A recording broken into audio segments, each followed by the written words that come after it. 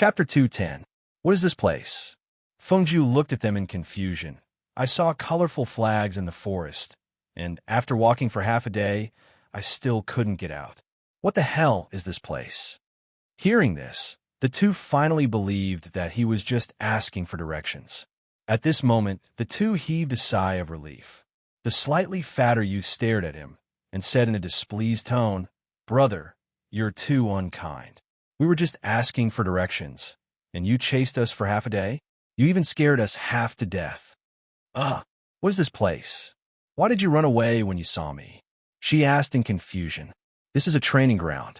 In this forest, there are some villains and evil cultivators captured by the three sects and the School of Stars and Clouds over the years. We're cultivators from the Gue-E sect, and we came here to train together with the other sects and the School of Stars and Clouds. Then why are you running? Fengjiu raised his eyebrows. This was a training ground? No wonder she had passed through so many formations and that protective barrier. If she didn't have the space treasure, she probably wouldn't have been able to pass through that barrier. It's all because of those damned cultivators from the Qianghua sect. They actually wanted to rob and kill. The fatter youth said angrily, his face full of anger. We were originally traveling with them, and we killed many demonic beasts and evil cultivators along the way. We got a lot of things, but they were greedy and violated the agreement between the sects and the school. They even said that if we killed them, no one would know. Those damn bastards. When I get out, I'll definitely report this to Master and get justice. Oh, Fengjiu nodded, showing that he understood, and asked, "Then you haven't told me. How do we get out?" "It's not that easy to get out." The two said dispiritedly, "There's a barrier here. Outsiders can't get in, and people can't get out that as soon as they finish speaking." The two seemed to realize something, and looked at Fengjiu in astonishment. "How did you get in? You're not from any sect or school, nor are you an evil cultivator or an evil cultivator. How did you get in?" Fengjiu rubbed his chin and thought for a while. He glanced at the two of them and said, "Actually, let me tell you, I'm a student of the Academy of Stars and Clouds, but I accidentally offended someone and was knocked unconscious and thrown here. That's why I don't even know where this place is." "You are a student of the School of Stars and Clouds?" The skinnier youth looked at him suspiciously. "Then why aren't you wearing the School of Stars and Clouds uniform?" She rolled her eyes and said speechlessly, "I already said that he was knocked out and thrown in here. How could he still be wearing his uniform?" The two of them did not know much about the happenings within the School of Stars and Nebula.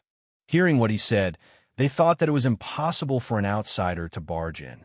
It should be as the young man said, that he had offended someone and was thrown in here. Hence, the two of them looked at each other and did not ask any more questions. Fatty looked at Fengjiu and said, "If you want to get out, you need to accumulate 1,000 experience points. Looking at you, I don't think you even have an experience jade plate." Fengjiu could be said to be blind. He really did not know much about the academy and sects. Hence, when he heard this, he could not help but ask curiously, "How do I accumulate experience points? What does it have to do with the experience jade plate?" Chapter 211. Fengjiu smiled embarrassedly and said, "Please tell me more about it." The experience jade tablet was personally imbued with divine sense by the principal of the School of Stars and Clouds, Senior Immortal Redwood. As long as a drop of divine sense is dripped into the jade tablet, as long as we kill magical beasts or evil cultivators in the training forest, the experience jade tablet will automatically record the experience points. Once the 1,000 experience points are filled, the training will end. Otherwise, we will have to stay here forever. At this point, the fat youth paused and said, "But killing a level 1 to 2 magical beasts only gives 10 experience points. Level 3 to level 4 magical beasts give 30 experience points. However, these level 3 to level 4 magical beasts have the strength of a level 6 or 7 martial master. Just like this, how many do you think we need to kill to accumulate 1,000 experience points?" Fengjiu was stunned when he heard this and asked, "Then there are no magical beasts that give a lot of experience points?" "Hey, look, this is a newbie, right?" The fat youth nudged his companion beside him, and the two of them grinned. "Newbie?" Fengjiu raised his eyebrows. He thought to himself, She really is a newbie.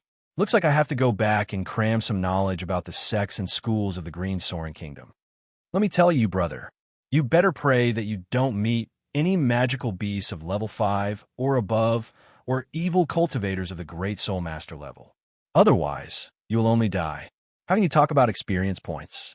Also, you can't steal experience points. You can only steal the valuable items from the magical beasts that you kill. Hearing this, Fengjiu asked again, then how much experience do magical beasts of level 5 and above and evil cultivators of the Great Soul Master level give? 100 experience points. But let me tell you, if you meet them, run away immediately. Don't fight them head on. Look at us, 2 peak soul masters, being forced to such a miserable state. You know that this place is not fun. As the fat youth spoke, he took out a white jade tablet from his sleeve and handed it to Fengjiu. This is for you.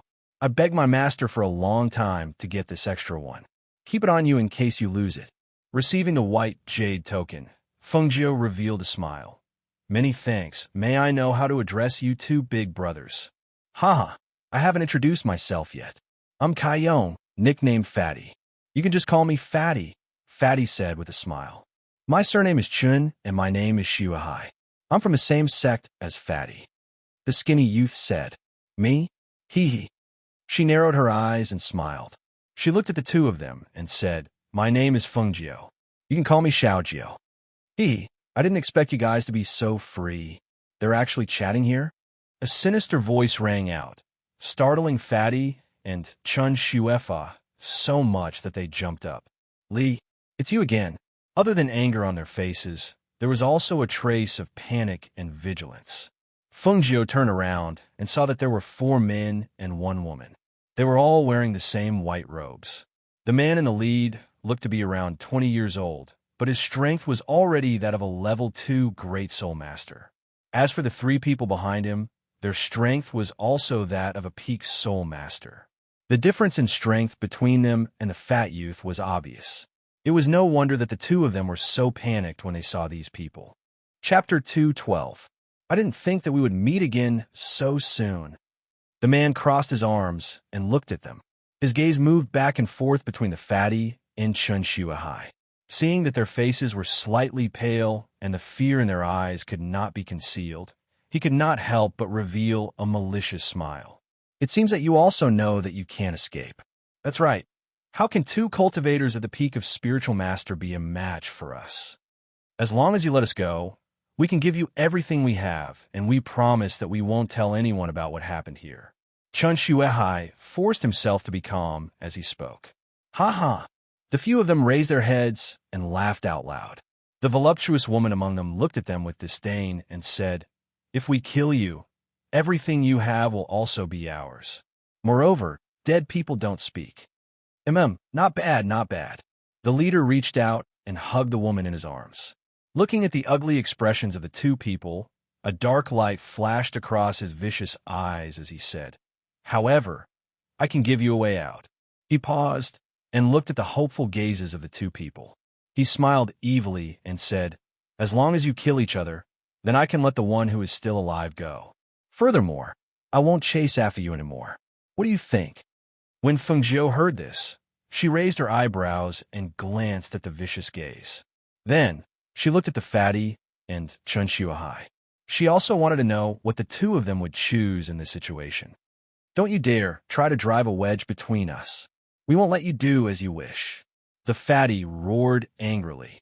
He clenched his fists and circulated the spiritual energy in his body. Even if he knew that he could not win, he had to fight. However, when he thought of the young man he had just met, he turned his head slightly and said in a low voice, Xiaojiu, quickly run for your life. However, the sinister man's words caused ripples in Chun Shuahai's heart. Perhaps he knew that he was going to die, so he placed his hand on his waist and struggled internally. He looked at the man, surnamed Li, and happened to meet his encouraging gaze. Chun Shuahai clenched his teeth and shouted loudly, Fatty, I'm sorry. At the same time, he pulled out a dagger from his waist and stabbed it into the back of the fat man who had turned around to talk to Fengjiu. Fatty let out a cry of surprise as Fengjiu pulled him forward. He lost his balance and fell to the ground. Not only was the fatty stunned by this scene, even Chen Shuahai, who had stabbed with his dagger, was stunned. He looked at the red-clothed Fengjiu in front of him in astonishment. His lips moved, then he clenched his teeth and charged forward again with his dagger, stabbing at the fatty who had fallen to the ground. Seeing this, Fengjiu raised his eyebrows. The corners of his lips curled slightly as he lazily said, "Even if you kill Fatty, they won't let you off." At this time, the fatty also came back to his senses. Seeing his brother holding a dagger and stabbing at him, his face was filled with grief and disappointment. "Ahai, how could you do this?" Although he had fallen to the ground in anger, he lifted his leg and kicked. That kick contained spiritual energy and forced the fatty to retreat a few steps. After failing to kill the fatty twice in a row, Chen Shuehai glared at Fengjiu in anger. As if he had lost his mind, he roared and charged at Fengjiu, who had his arms crossed in front of his chest, as if it had nothing to do with him. Chapter 2:13. The people on the other side looked as if they were watching a good show. When the fatty saw this, he was shocked and quickly stood up. He angrily shouted, "Ahai! Quickly stop." Fengjiu was just a rookie who had just debuted. How could he be a match for Ahai, who was at the peak of the Spirit Master level? Thinking of this, he wanted to go forward and stop him, but the next scene shocked him so much that his jaw almost dropped. Fengjiu raised his eyebrows and glanced at the angry Chen Shuehai with a smile that was not a smile. When she saw him holding a dagger that was filled with spirit chi and stabbing towards her, she did not dodge and just stood there.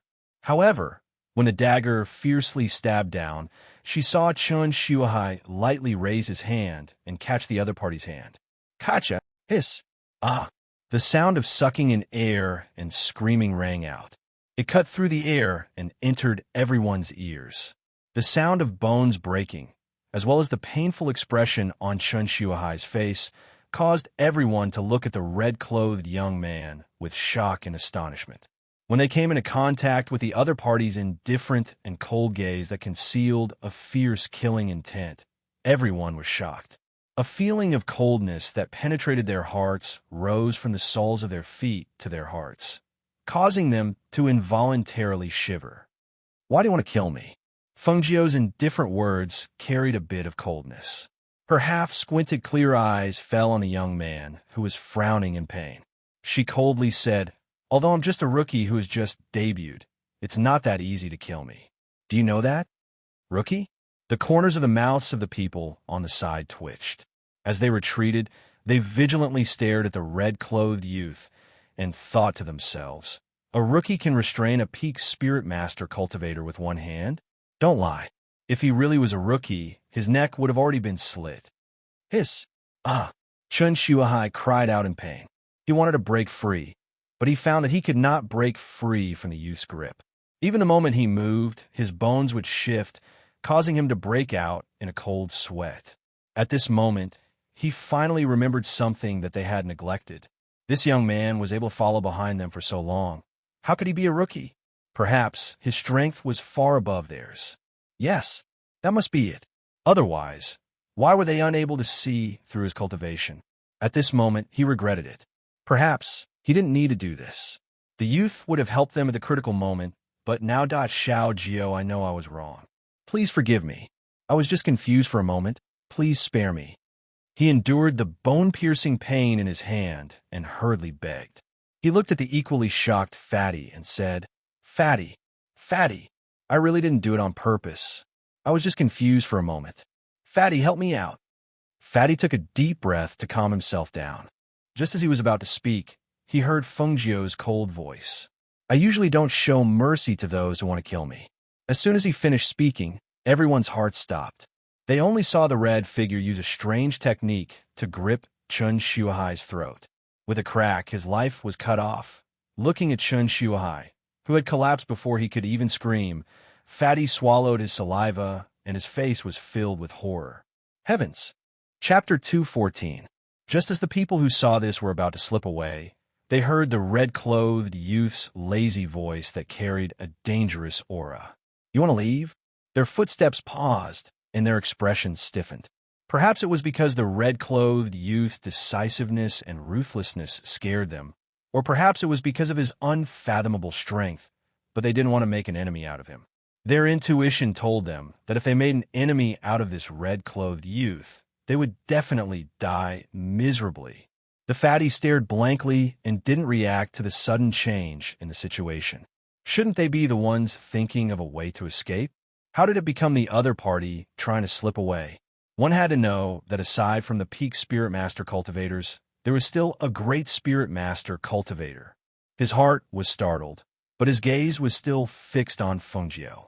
He wanted to see through his cultivation, but he discovered that he couldn't see through the other party's true cultivation. All they could see was the cultivation that he revealed and was willing to let them see. At this moment, seeing the evil and dangerous aura on Fengjiu's body, they realized that this youth was the most terrifying. What do you want? The lead cultivator didn't have a trace of viciousness, only vigilance. Hearing this, Fengjiu narrowed his eyes and smiled maliciously. Of course I want to rob you. Hurry up and hand over your valuables. Otherwise, I don't mind killing you first and then robbing you. After all, if you die, your belongings will become ownerless. Hearing this, the corners of the people's mouths twitched. These words were originally said by them, but now it came from this youth's mouth. The wheel of fortune had turned too quickly. Senior Lee, even if we attack together, we still don't have a chance of winning. A cultivator unwillingly lowered his voice and asked. His gaze was fixed on a youth in front of him who was asking for a beating. The opponent's strength is unfathomable. Just the speed at which he grabbed Chen Shuahai's throat is not something you or I can compare to. If we meet him head-on, I'm afraid we'll lose our lives. The Li cultivator frowned and stared at Fengjiu. He said in a low voice, Brother, I'm willing to give you all the valuables we've obtained on our way here. However, I hope you'll keep your word and not attack us after taking our things. That will depend on how much sincerity you have in your offer. Hearing this, the man with the surname Li gritted his teeth and said to the people beside him, Take out everything. As he spoke, he took out the magic beast furs and some useful beast horns that he had hunted along the way and placed them on the ground. When the people behind him saw this, although they were unwilling, they had no choice but to take out the items and place them on the ground one by one. The fatty at the side stared at the things on the ground for a while before shouting. The one surnamed Li still hasn't taken out the beast crystals. That's the precious one. When the man with the surname Li heard this, his face darkened and a vicious look flashed across his eyes as he stared at the fatty. Finally, under Fengjiu's half-smiling gaze, he painfully took out the 2 beast crystals and placed them on the ground. Everything is here. Seeing this, Fengjiu nodded. All right, you may leave. The few of them glanced at the pile of things on the ground before forcefully averting their gaze and quickly leaving. After they left, the fatty looked at the valuables on the ground, and his face overflowed with excitement as he looked at Fengjiu, Xiao Jiuyuv. Just as he spoke, he was interrupted. Phew, you scared me to death. Chapter 215. Seeing this, Fatty's mouth twitched, and he asked, Kid, are you just trying to scare people? Perhaps from the bottom of his heart, he still didn't quite believe that this youth cultivation was stronger than that surnamed Lee's. After all, the other was a great Spirit Master cultivator. Even if he couldn't see through his cultivation, at most a peak Spirit Master would be a bit stronger than him. Moreover, if he was really strong, he wouldn't be so scared that his legs went soft and he sat on the ground, right? Sure. She made a shushing gesture and looked around. Then, she picked up the 2 beast crystals and looked at them. This is really good stuff. Not every magical beast has it. She played with the 2 beast crystals and kept them in her space. Looking at the pile of things on the ground, she waved her hand and kept them all in her space. Seeing this, Fatty looked at him strangely, feeling that this person didn't understand. He said he was weak, but he could kill the peak Spirit Master Chen Shuehai in seconds. You said he was strong. But why didn't he see the arrogance and self-satisfaction of a strong person? Instead, he was neurotic and strange. I'll give you the things on him. Fengjiu gestured and looked at Chen Shuahai's body on the ground. Thank you. Fatty cupped his fist in thanks and kept the bag at his waist. Looking at the dead person, he had a complicated feeling. He didn't expect that after being brothers, it would end like this. Let's go, let's go. Feng Jiu patted his shoulder and said. Fatty responded. Finally, he gathered a cluster of flames in his palm and burned the body to ashes to prevent it from being torn apart by the magical beasts. Feng Jiu, who was in front, turned back to take a look. His lips curled and his eyes flashed. This fatty was indeed loyal. The two of them walked forward. Under Feng Jiu's lead, Fatty was surprised to find that they didn't encounter a single array. He couldn't help but become more curious about Feng Jiu's identity. Xiao Jiu, are you really an outer sect student of Star Cloud? Don't I look like one? She glanced at him and asked with a smile. The fatty shook his head. It doesn't seem like it. Your strength should be above mine. Moreover, you're not inferior to a great spirit master. He paused and said, although I haven't been to the nebula, I know that with such strength, he's definitely a top student in the nebula. She grinned, but didn't say anything else. Fatty knew that he didn't want to talk about it, so he didn't ask anymore. It was only when a powerful aura suddenly hit them in the face that the two of them quickly retreated and stopped. Hiss! What a strong fluctuation of spiritual energy. Seeing the fluctuations of spiritual energy and sword energy in the air, the fatty exclaimed. He pondered and said, the disciples and students who came here to train can't have this kind of strength. I think they're villains or evil cultivators. Feng Jiu looked at the aura in the air, narrowed his eyes, and said, wait for me here. I'll go ahead and take a look. With that, the red figure dashed forward, so fast that even the fatty couldn't stop him. Ha ha ha. Those sects and the people from the nebula are all blind. They actually sent the famous left protector of Tianyuan Palace, Xianghua, in here as a spirit master level villain. 7 or 8 evil cultivators surrounded a bearded middle-aged man and laughed sinisterly. But that's true. Today Xianghua is almost like a cripple. Otherwise, we wouldn't be able to meet you here. Ha ha ha. Feng Jiu, who was in the dark, heard the evil cultivator's words, and his eyes moved slightly. Chapter 2:16. Her gaze fell on the middle-aged man called Xianghua. His clothes were tattered, his hair was messy, and his beard was unkempt. He looked like a homeless man. She sized him up and found that his cultivation was indeed only at the spirit master level. However, listening to the evil cultivators, it seemed that his original strength was not only that. Tianyuan Palace? She really did not expect to meet people from the Tianyuan Palace in such a place. There were 7 or 8 evil cultivators, and 3 of them were at the second stage of the Great Spirit Master level. She was curious whether Xianghua could survive. At this moment, the leader of the evil cultivators shouted, and the other evil cultivators instantly attacked Xianghua. The sharp sword in their hands emitted a strong aura of spiritual energy, which spread out in the surroundings. Sword chi whistled through the air, leaving sword marks on the ground. Feng Jiu leaned behind a tree and watched. She found that Xianghua's strength was very solid. Although he was only at the spirit master level, he was not careless in dealing with the evil cultivators. His attacks were ruthless and accurate. Almost every evil cultivator of the same level would be killed within 3 moves.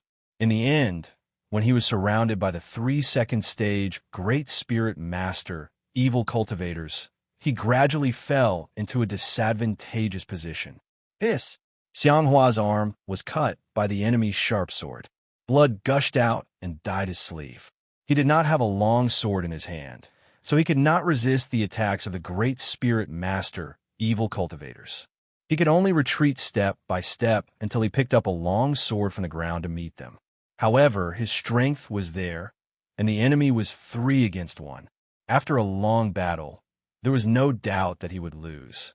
Looking at Xianghua, who was hit by a sword on the left and a blade on the right, Feng Jiu's eyes flashed, and she pondered.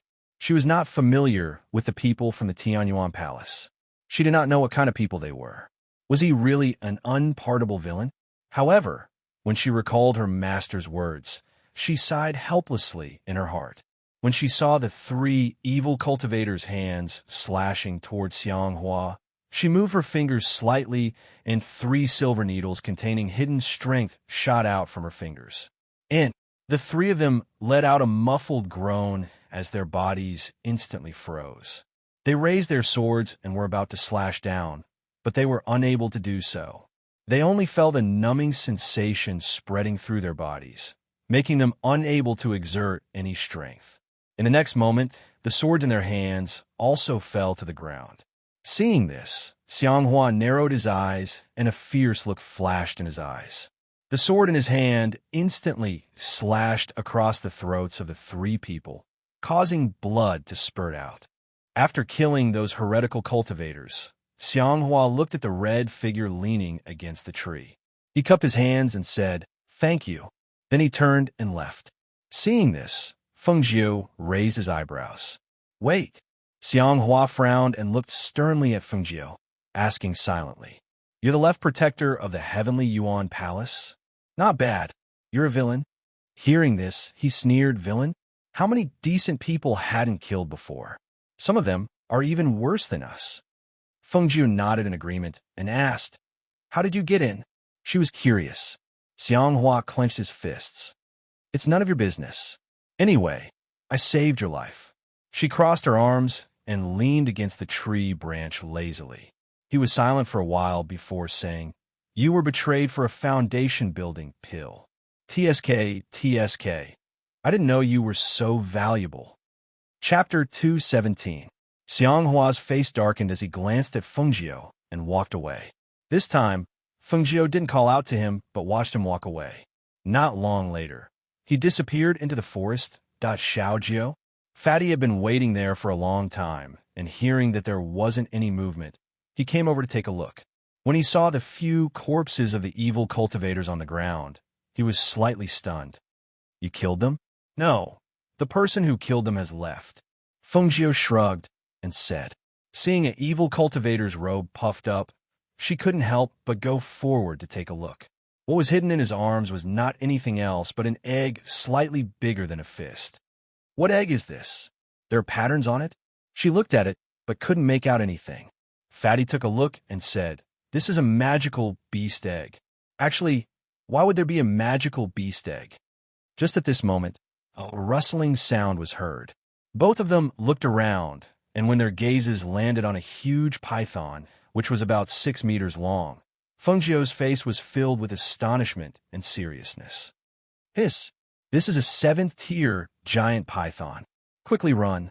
Once his voice fell, he broke into a run. But after running for 20 meters, he saw that Fatty was still standing there hugging the egg. He couldn't help but shouted, "Fatty, quickly run.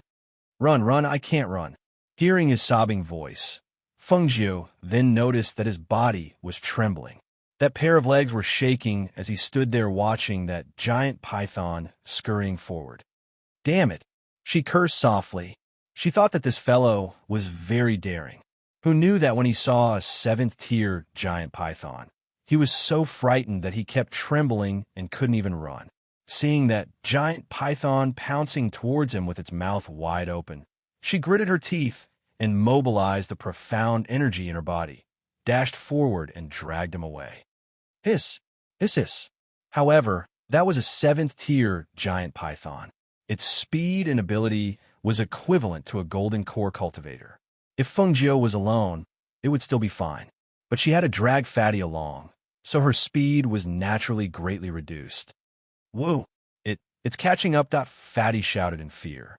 Every time the python slithered forward, it would open its mouth and bite him. Every time, it would almost bite him. He was so frightened that his body went limp and cold sweat broke out. If it wasn't for Feng Jiu pulling his collar and dragging him along, he would have probably become the giant python snack. Bang! Bang, bang! Hiss! Hiss! The serpent's body slammed into the ground, creating loud, banging sounds. The ground shook from the impact. The moment the oppressive aura of a Class 7 demonic beast was released, some of the lower-ranked demonic beasts in the vicinity fled. Even the faces of some of the sect disciples and Star Cloud Academy members who heard the commotion changed drastically. With such a commotion, could it be that Class 7 Sacred Emperor Python? Damn it! Who was it that provoked that 7th Order Sage Emperor Python? That was a 7th-tier demonic beast with strength comparable to a Jindan cultivator. Isn't that courting death? Those who heard the commotion all ran away, afraid that they would bump into that Class 7 Sacred Emperor Python. On the other side, Fengjiu and Fatty, who were being chased by the Sacred Emperor Python, were not in a good situation. Rip. The sound of clothes being torn was heard. A large piece of cloth was torn from her buttocks, revealing a white patch. He was so shocked that his heart tightened. He swallowed his saliva and shouted in a trembling voice, "Xiaojiu, ninth brother, ninth master, quick, quick, run!" Chapter 218. Fengjiu was also exhausted from dragging him along. As he ran, he shouted, "Fatty, quickly throw the egg back to the python. Hurry!" The python kept chasing after them, so it was obvious that the problem was with the egg in Fatty's hand. "Oh, okay." Fatty hurriedly responded and threw the egg in his hand at the python that was chasing after them. "Here you go." But in the next moment, he was dumbfounded. Fengjiu heard a cracking sound and turned around in shock. He saw the egg fall to the ground and shatter into pieces. The unformed snake egg had turned into a yellow and white omelet. "Fatty, you bastard." They saw the giant python's body stiffen at that moment. It lowered its head and sniffed. Then it suddenly raised its head. Its vicious and ferocious snake eyes were suddenly dyed with blood red. With a hiss, it chased after them. Its speed was several times faster than before. I didn't do it on purpose." Fatty was in a terrible state. When the python opened its mouth to bite, he had to tense his body to prevent himself from being swallowed. Knowing that running like this was not a solution, Fengjiu gritted his teeth and used the momentum to throw Fatty out. "Hurry up and run." Fatty only felt a gust of wind blow him away, and in an instant, he flew more than 10 meters away. He didn't stop once he landed on the ground and started running. He didn't even look back as he shouted, "Little Nine, quick, run!" Fengjiu's gaze fell on the big tree in front of them. Without Fatty, her speed was much faster. Thus, as she ran forward, she stepped on the tree trunk and flipped backward, pouncing on the giant python that was chasing after Fatty.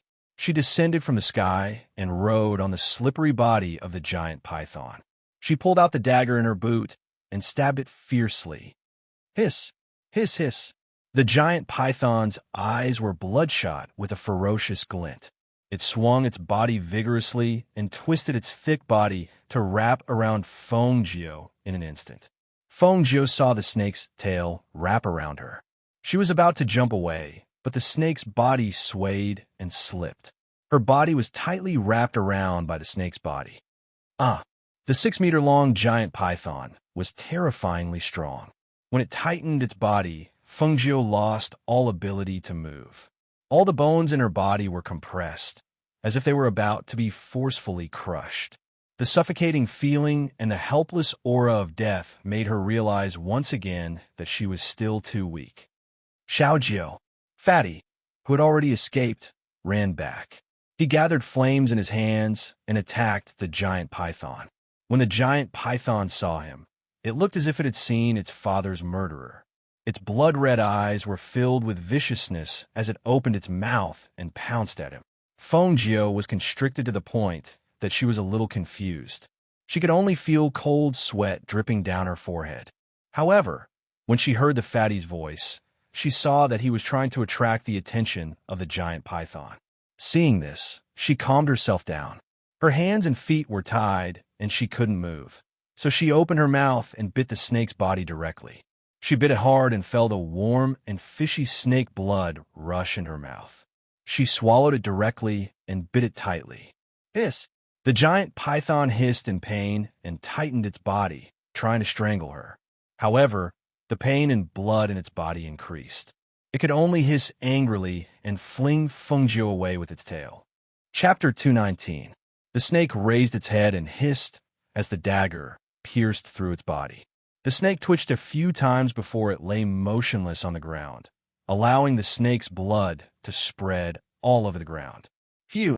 Fengjiu exhaled lightly and felt as if all the strength in her body had disappeared as she fell onto the snake's body. This giant python was a 7th-level magical beast, and its skin was thick and tough.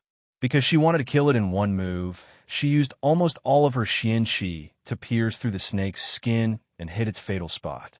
After this battle, she clearly understood how terrifying a golden core adept strength was. She could only kill this 7th-level giant python by luck. If she were to fight with a golden core adept, then even surviving would be a problem. Dead. Fatty fell onto the ground after being sprayed by the giant python's blood. Looking at the dead giant python, he couldn't help but pat his chest and said with lingering fear, "Oh my God, I never thought that I could be so brave. A 7th-level magical beast." I actually ran back. At this moment, Fengjiu, who had rested for a while, had already dug out a beast crystal from the giant python's stomach. She took the beast crystal and looked at it. Seeing that it was a wind attribute beast crystal, she kept it first. Different magical beasts had different attributes, and their beast crystals could be used for cultivators of different attributes to cultivate and increase their strength. Hence, they were very precious. Xiaojiu, do you know how much experience a 7th-level magical beast is worth? Fatty swallowed his saliva and looked at the 6-meter-long giant python on the ground. How much? Fengjiu asked. 1,000. A whole 1,000. That is a 7th-level magical beast equivalent to a golden core adept. It is said that there is only one giant python here. My master even specially instructed us to run away if we meet one. I didn't think that you would be able to kill it. Saying this, his eyes were filled with worship as he looked at her. Fengjiu shook her head. I was just lucky. I was almost strangled to death by it. Let's bring this giant python out. This meat is from a 7th-level magical beast and is very nourishing for cultivators. Also, this python skin can be sold at a high price. It is said that it can be used to refine weapons. She nodded. Just now, this giant python had caused such a huge commotion. The cultivators nearby should have known. At this moment, it was best to keep the giant python and quickly leave. Otherwise, if they attracted the attention of those people, they would be greedy and a fierce battle would be inevitable. Thus, after Fengjiu kept the giant python in her space, she looked at her blood-stained red clothes and frowned. I know of water nearby. Near here, I'll bring you there. Fatty reached out and put his hand on Fengjiu's shoulder as if they were good brothers. However, when he saw Fengjiu staring at his hand, he couldn't help but retract his hand in embarrassment. That he said. But when Fengjiu saw that his pants were torn by the giant python and revealed his white flesh, the corner of his mouth twitched. He looked away and thought to himself, there is no beauty to speak of. In her mind, she inexplicably thought of the Yama Lord's tight and perky buttocks, as well as his hot and sexy figure. Just thinking about it made her ears tingle. She cursed inwardly. Why am I thinking of him? Chapter 220. In the training forest, Fatty brought Fengjiu to the water source. In fact, it was just a small stream in the shrubbery. Xiaojiu, this is the place. We can just take a bath here and change our clothes. Fatty said and began to take off his clothes. Seeing this, Fengjiu looked away and said, Then you can take a bath here. I'll go upstream. With that, he walked upstream. Fatty was stunned for a moment. You're going upstream? Isn't that the bathwater that I have to wash you? I'm not washing. I'm just going to wash my face and change my clothes.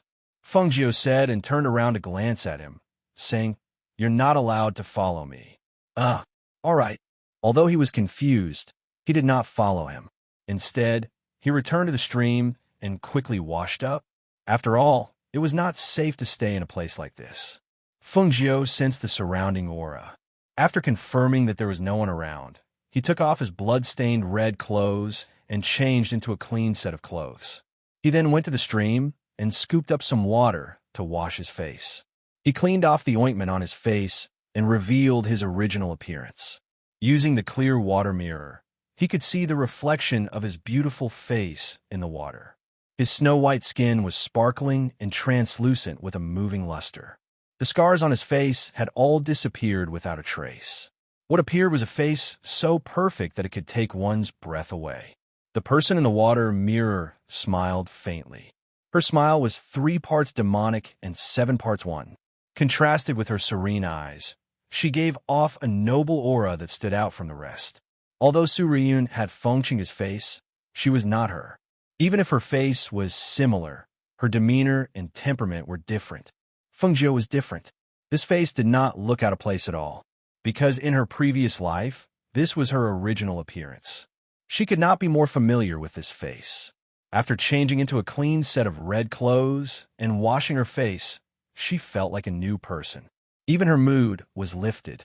She took out a water bag from her space and filled it with water. Just then, she heard Fatty's voice behind her. "Xiao Jiu, are you done?" "All right," she responded and put the water bag into the space. She stood up and turned to look at the fatty. "Let's go."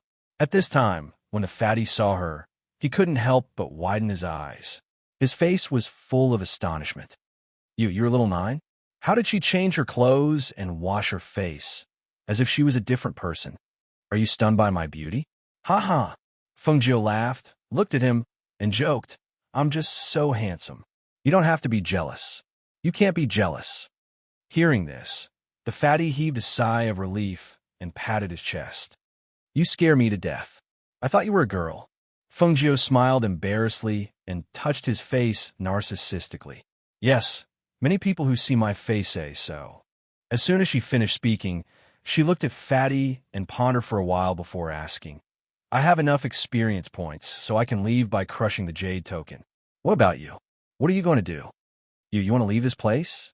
"Yes, I still have things to do. I can't stay here for too long." She nodded. Chapter 221. Seeing this, Feng Jiu patted him on the shoulder and said, "Take care, we'll meet again." You too." Fatty grinned and said, "Xiao Jiu, nice to meet you. Take this, you might need it." She smiled at him and threw a bottle of medicine to him. "What's this?" Fatty asked curiously and opened it to take a look. At the same time, Feng Jiu had already crushed the white jade tablet. An array of light shot out from the jade tablet and sent her out. Fatty was left holding the bottle of medicine in his hands excitedly and opened his eyes wide in disbelief. Hiss! It's actually a level 3 medicine. At this moment, after a flash of light, Feng Jiu's figure also appeared in an open space. When she stood still, several elders surrounded her and stared at her, sizing her up. "Which sect's disciple are you from?" The 4 elders came from 3 different sects in the School of Stars and Clouds. When they saw that the disciple holding the jade tablet gained 1,000 experience points, they knew that he must have encountered the level 7 giant python inside. However, the disciples of the various sects who went in to train were not strong enough to deal with the level 7 giant python. Then, who killed the giant python? With doubts in their hearts, they waited here.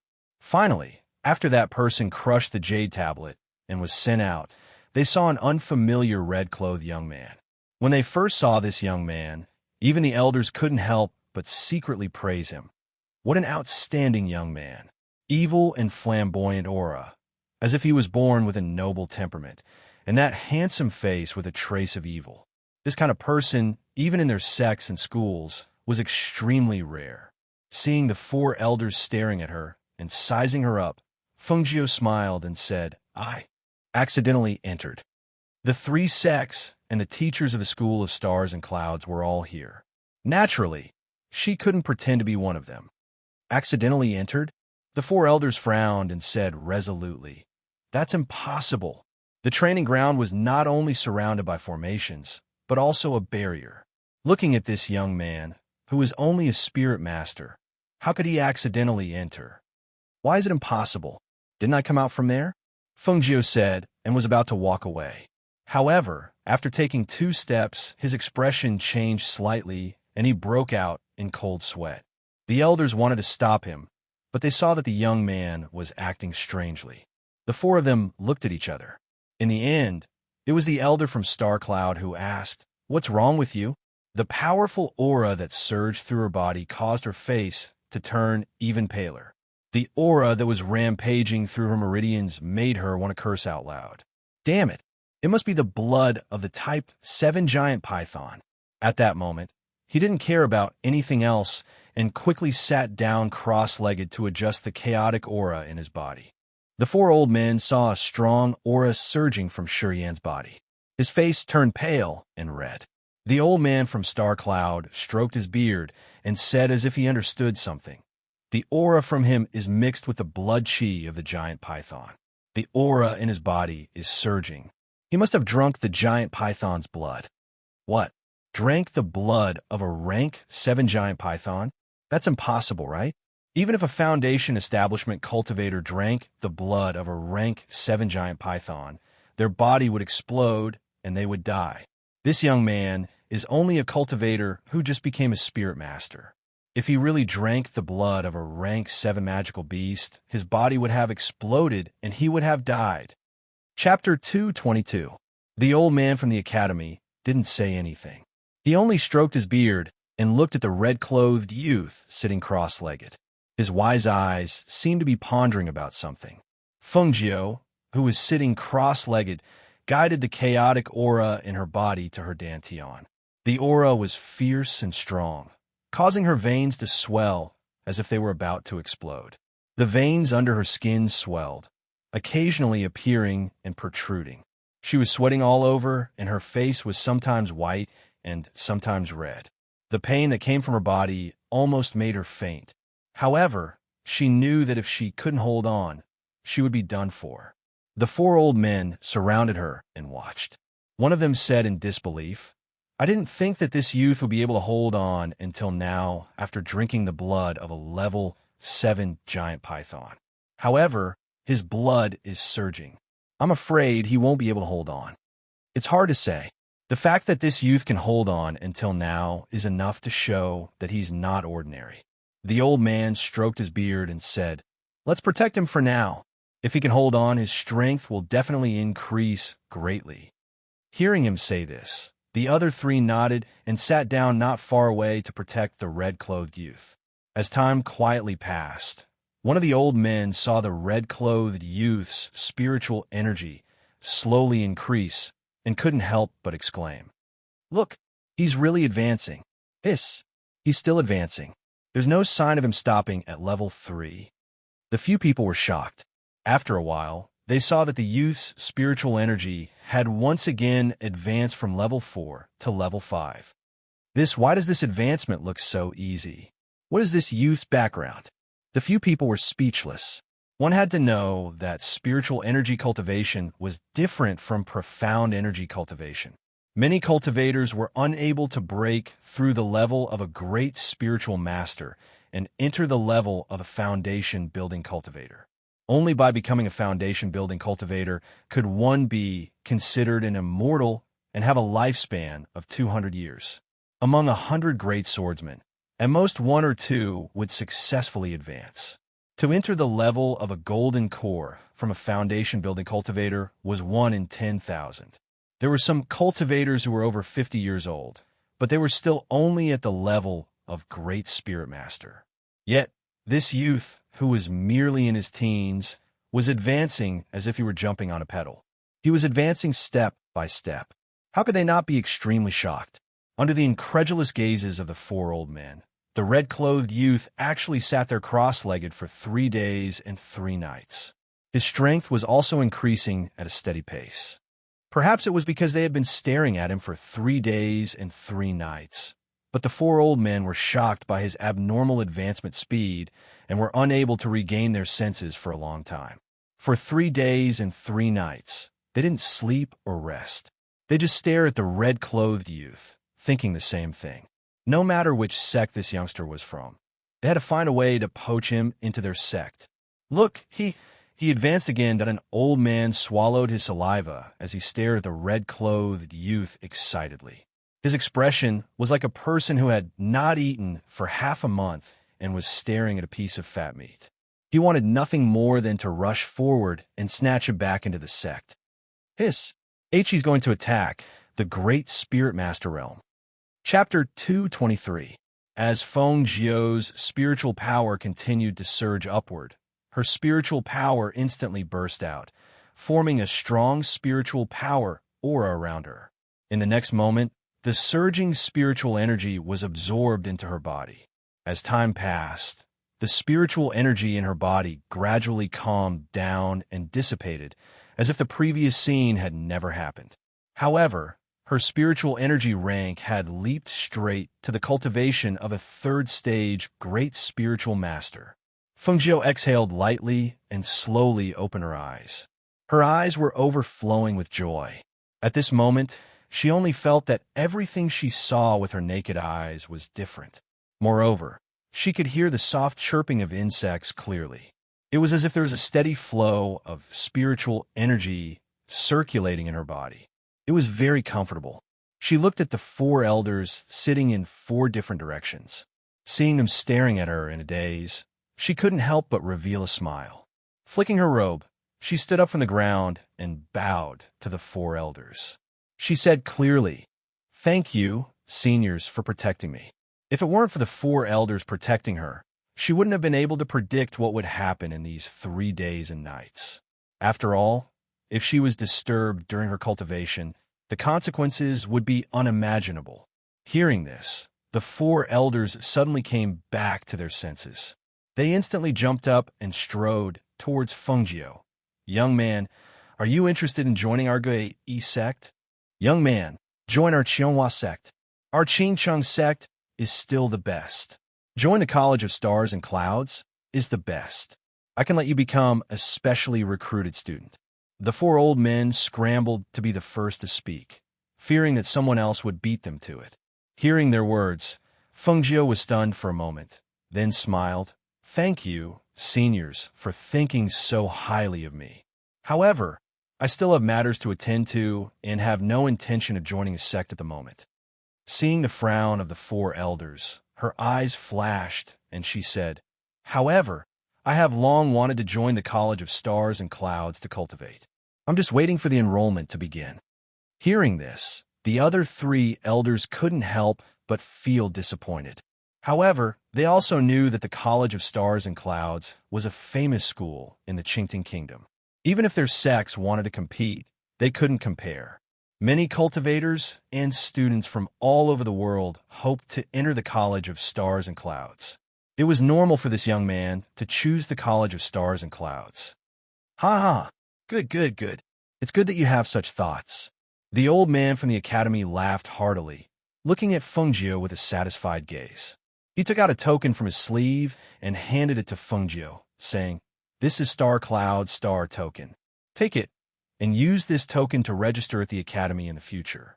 With this token in hand, you can enter the academy directly and become a student of Star Cloud without having to go through the examination." Fengjiu took the token and looked at it. He put it away with a smile and said, "Thank you, senior. This junior is Fengjiu. May I know senior's name?" "Ha ha ha. Fengjiu? All right, this old man will remember this name. When I return to the academy, I will definitely report and register it. My surname is Guan, and people call me Elder Guan. I am an associate academician of Star Cloud Academy." Hearing this, Fengjiu was a little surprised.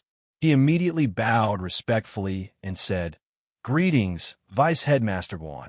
This junior will remember it." He didn't expect that the Vice Headmaster of Star Cloud Academy would be the Vice Headmaster. The 3 elders at the side were disappointed.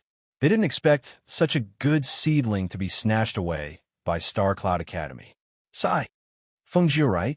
If you change your mind, you can come to Gui sect. If you join our sect, we will definitely promote you to an elite disciple." Chapter 224. Of course, the other 2 elders didn't stand on ceremony with Elder Guan and made their promises as well. Seeing this, Fengjiu smiled and cupped his hands. "Thanks for senior's kindness. Junior will remember senior's words.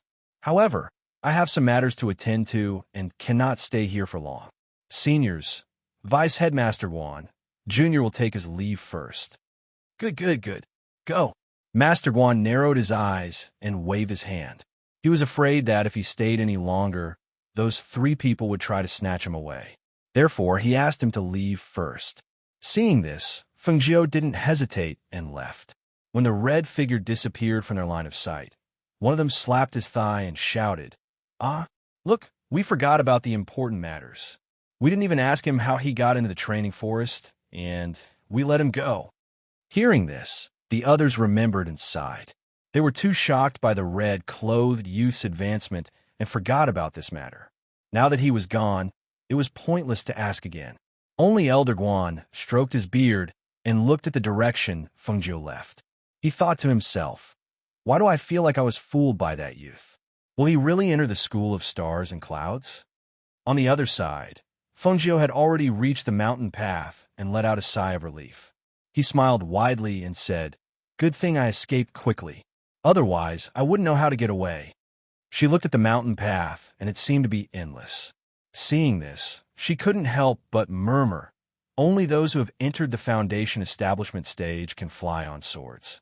Only those who have the Xian energy can fly on swords. Even though I have the Xian energy, I can't even fly on swords.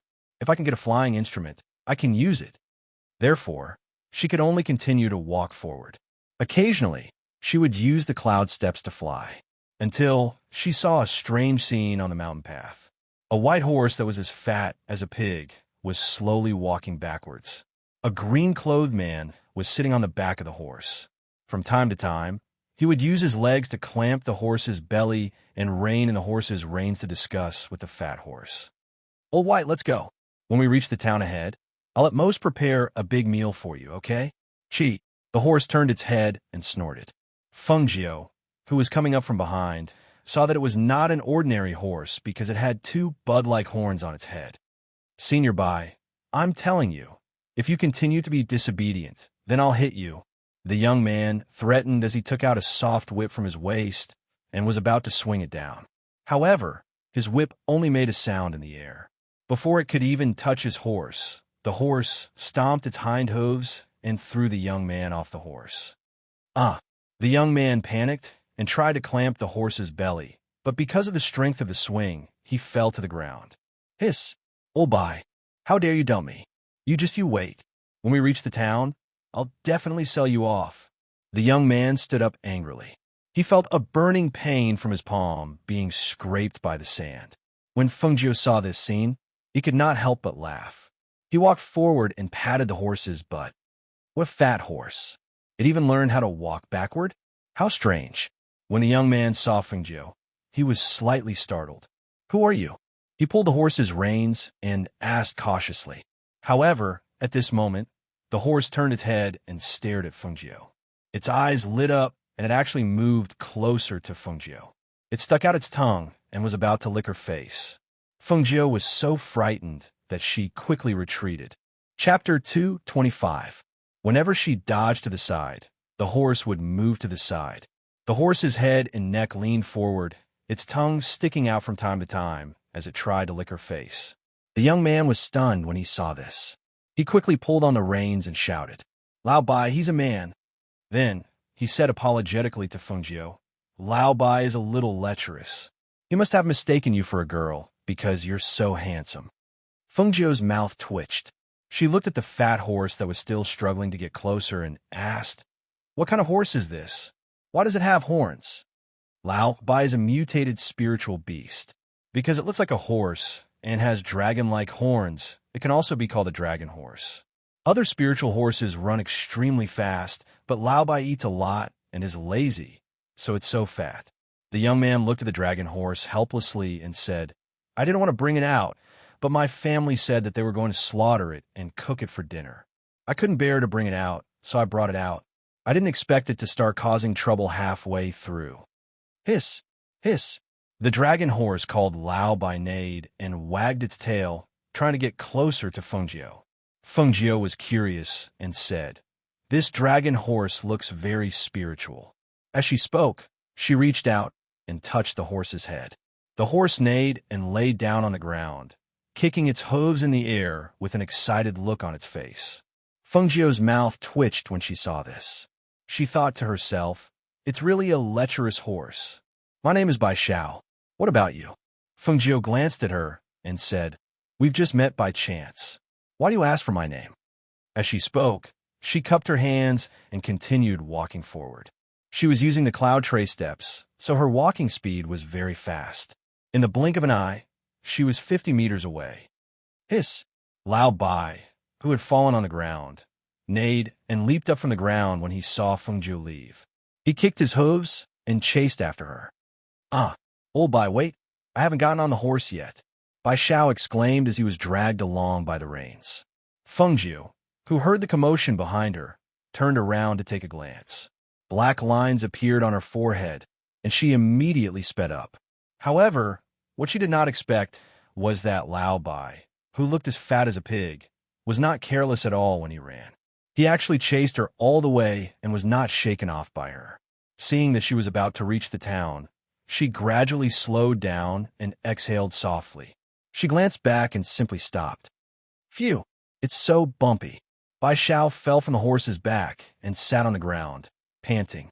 She could only glare at Lao Bai, who was lying on the red-clothed youth fawningly. Feng Jiu was also staring at this lecherous horse that was drooling at her. How should she put it? This dragon horse was not strong.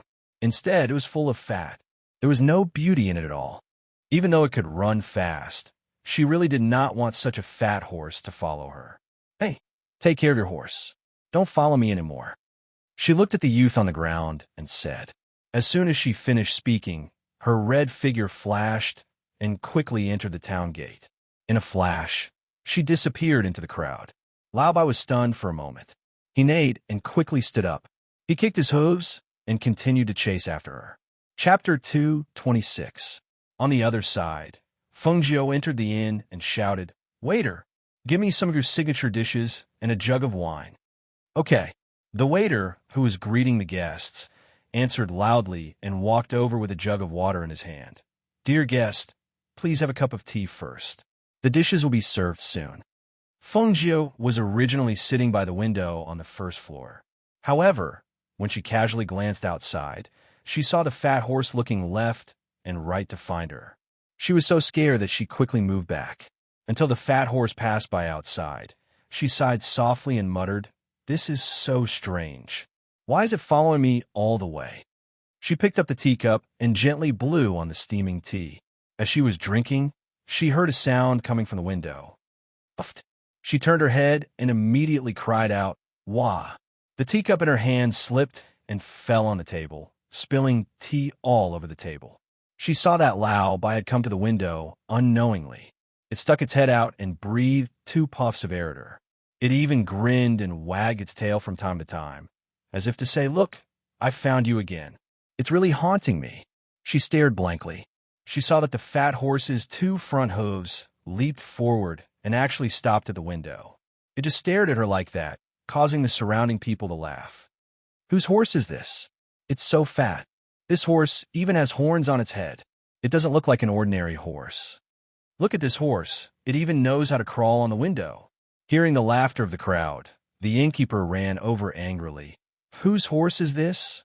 How can we do business here? Take it away. Take it away. Then, he said apologetically to Feng Jiu, "Dear guest, I'm so sorry.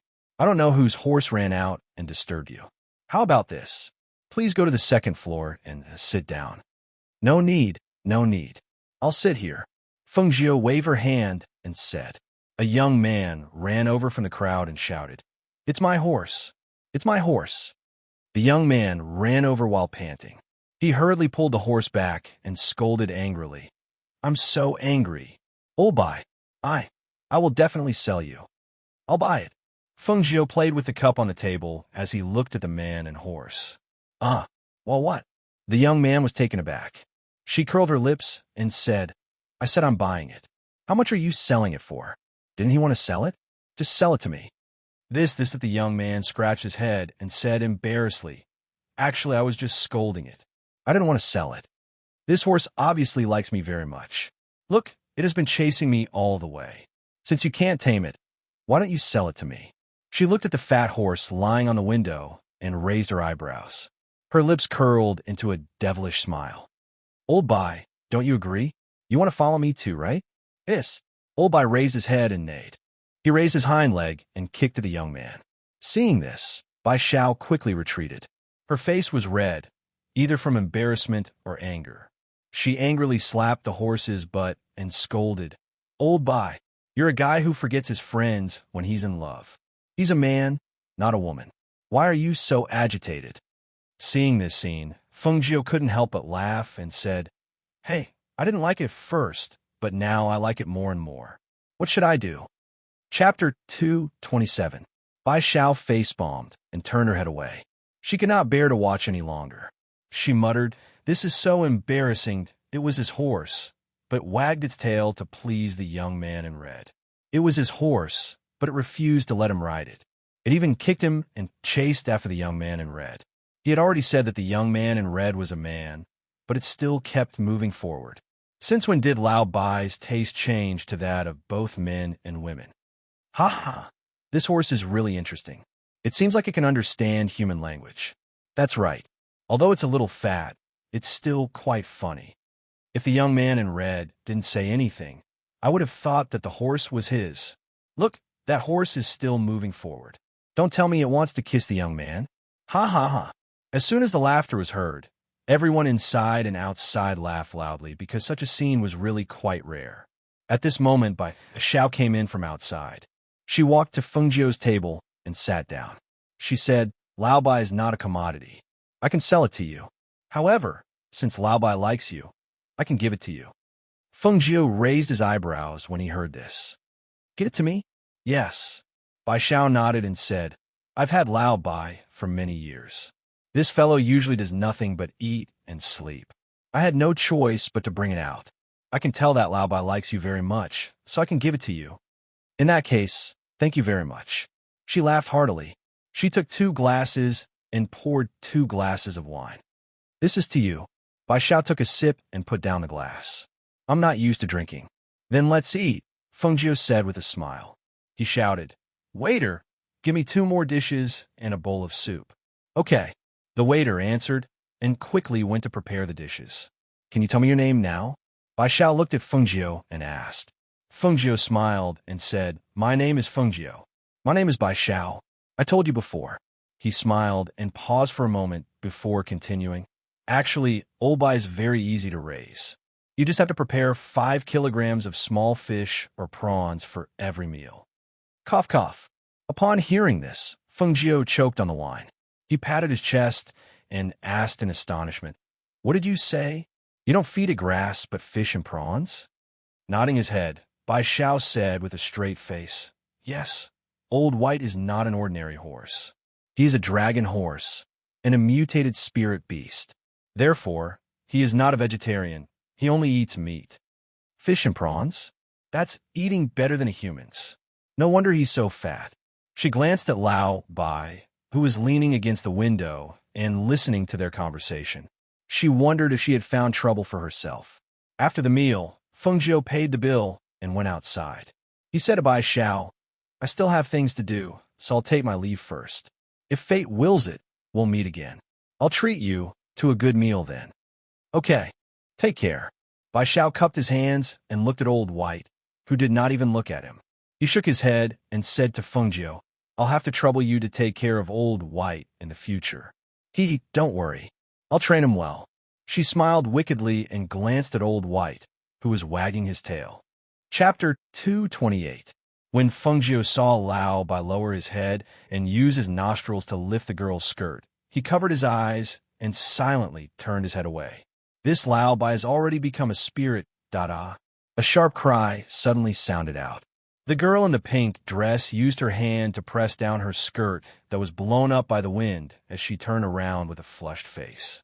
On the other hand, right when Feng Jiu was about to get off her horse and apologize, Senior White's large tongue swept out and actually licked the young woman's face, causing her face to be covered in saliva, and it terrified the young woman to the point her beautiful face turned pale and was stunned.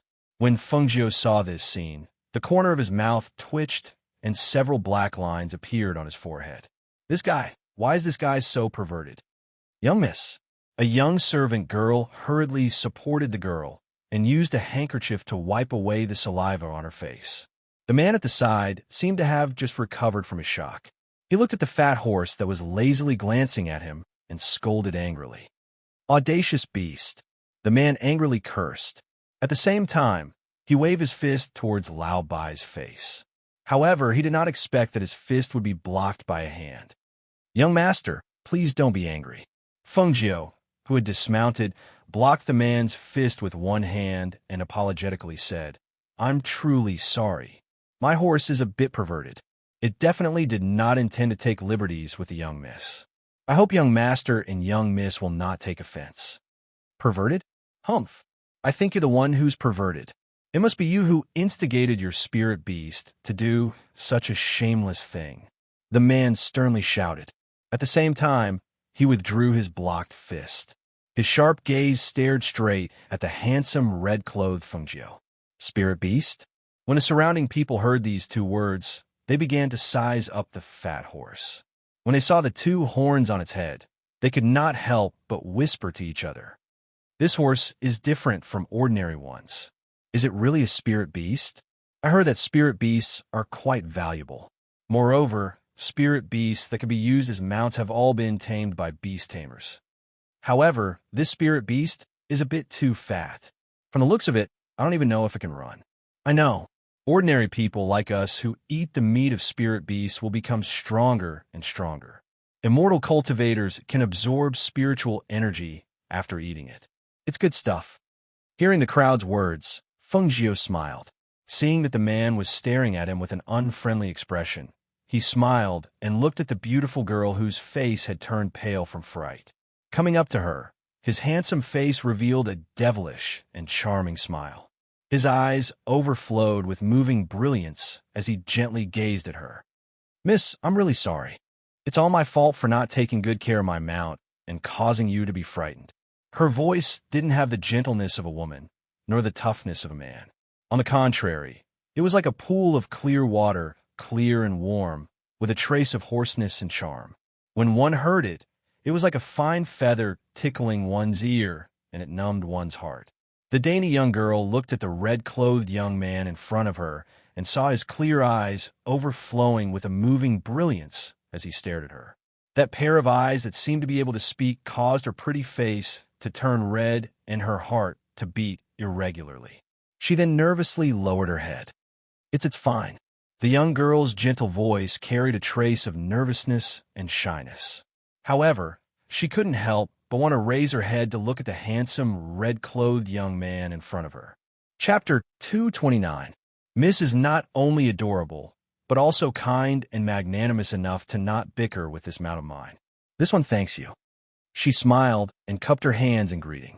Seeing the young girl's beautiful face as red as an apple, the smile in her eyes deepened. She held Lao Bai's hand and said, If that's the case, this one will take her leave first. Oh, okay. Take care, young master. The young girl was captivated by Fengjiu's words and electrifying eyes. She was practically responding to Fengjiu's words.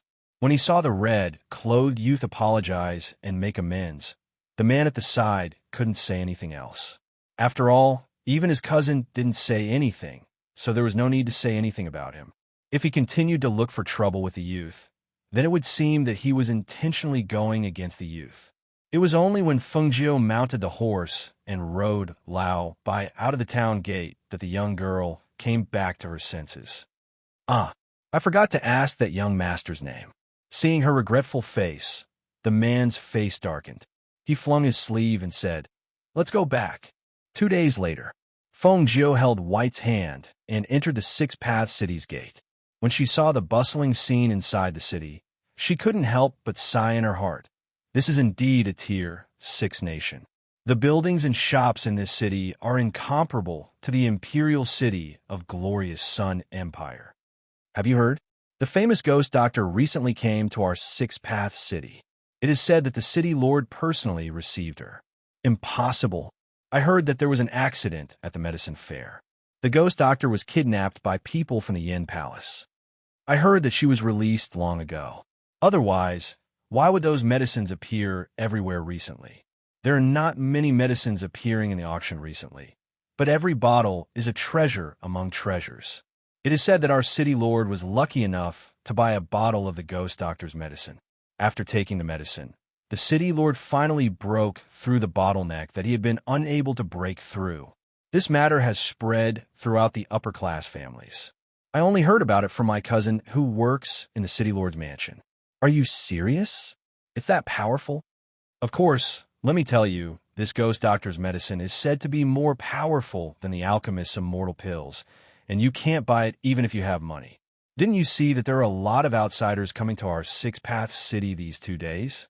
They must have come for the ghost doctor after receiving the news. Feng Jiu raised his eyebrows slightly when he heard the conversation between the people at the tea stall. A faint light flashed in his eyes as he led Lao Bai forward. After walking for a while, she stopped in front of an inn called Yinshang.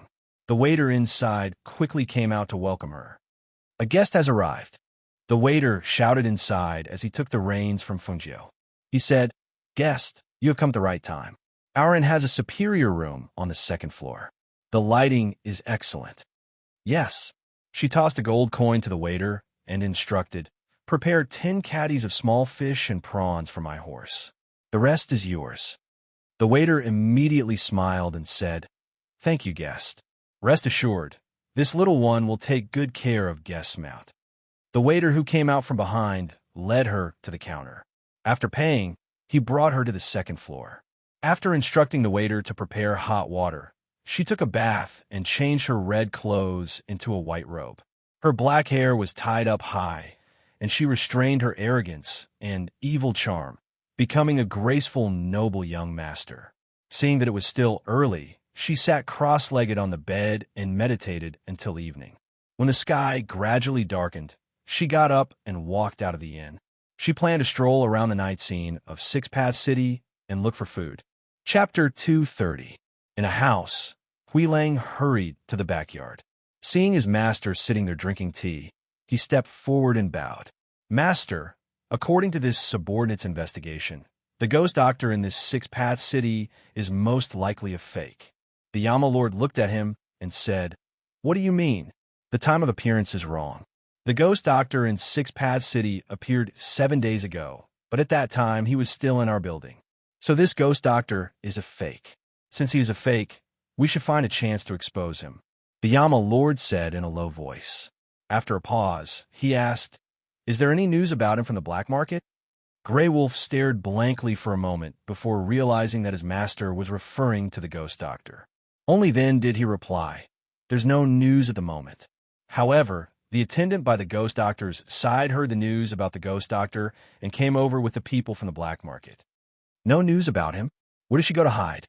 the Yama Lord thought in his heart. His fingers tapped on the stone table. His lips were pursed, and his eyebrows were slightly furrowed. Yi and Huilang looked at each other and lowered their heads at the same time. Their master did not care about the matters in the Hall of Hell. As soon as he heard about the ghost doctor, he came over. If the other party was a woman, they would be very happy. However, the ghost doctor was a man, and a disfigured one at that. How could they be happy? Huilang thought for a moment and looked up at the Yama Lord. He carefully suggested, "Master, the night view of Six Paths City is amazing. Why don't we go out for a walk?" The Yama Lord responded. He brushed his robe and walked out. Yi and Huilang saw this and quickly followed behind. As night fell, the shops and inns on both sides of the street lit up one after another. The lights lit up the entire dark night like stars in the night sky, dazzling and enchanting. On the bustling streets, there were groups of close friends, pairs of men and women, and children running and playing on the streets. All of them had joyful smiles on their faces. The hawkers' cries and the waiters' greetings mixed with the numerous voices, forming a lively and bustling scene. At an inconspicuous stall on the side of this lively street, Feng Jiu, who was dressed in a white robe, was eating a bowl of spicy noodles. It was so spicy that sweat oozed out of her forehead. Her red lips were also scalded red by the spicy oil. It was very moving. The men who were also eating noodles and the 2 women at the other table couldn't help but stare at her in a daze. "Boss, another bowl," she shouted and ate the noodles. She pushed the remaining spicy soup to the side, poured a cup of water, and drank it. Originally, she only wanted to try a bowl of the famous noodles. Who knew that after one bowl, she would be tempted by the spicy oil and ordered another bowl. "Come, hot noodles with oil, young master, be careful," the middle-aged man shouted and brought another bowl. Feng Jiu moved her chopsticks and ate again. The people next to her saw that she was not afraid of spicy food and could not help but swallow and shout, "Boss, I want another bowl too. I want another bowl too." Seeing this, the boss laughed so hard that his eyes couldn't be seen. He hurriedly served the dishes to everyone. Finally, He sent a plate of side dishes to Feng Nine. This is a side dish made by us. Please have a taste. Okay, thank you. Chapter 231. She secretly covered half of her face with her hands and leaned on the table to look at the man in the black robe who stood out like a crane in a flock of chickens. That aura, that pressure, who else could it be but the Yama Lord? Behind him were Ying, Yi, and Hui Lang. But why did they come to Six Paths City? Could it be that they heard that the ghost doctor was here, so they came to catch her? TSK. That's too unkind. At this time, she didn't even think about who was the unkind one. She wanted to run away and even stole the 1,000-year-old ginseng. That's not it.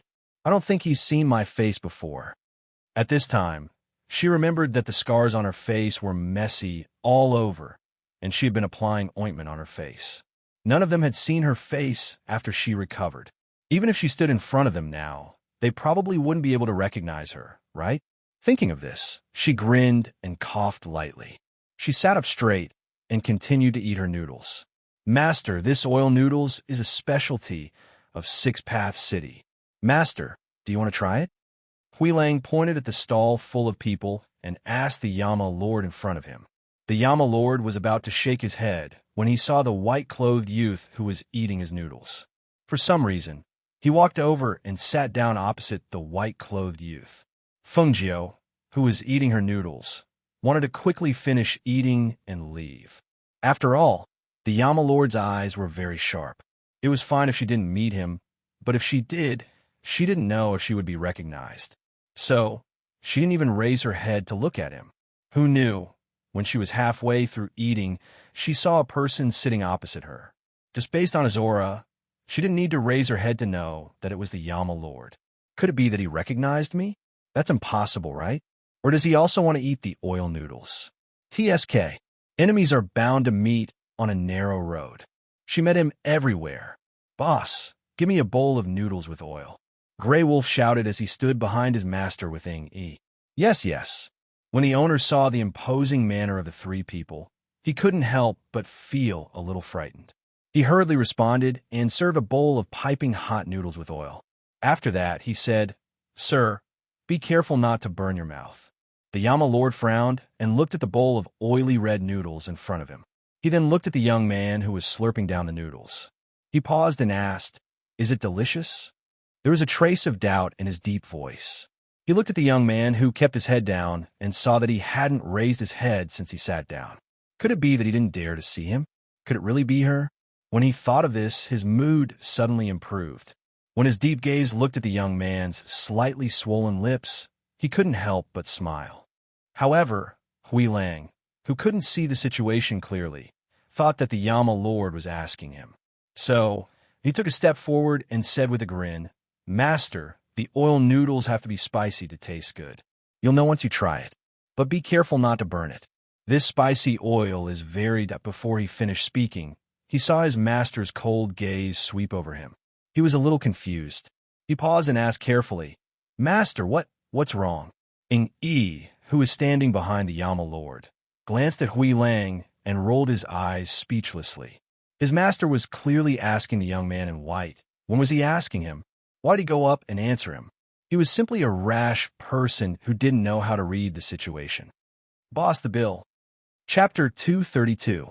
When the king of hell saw the young man raise his head, he thought that he would see the disfigured face of the young man.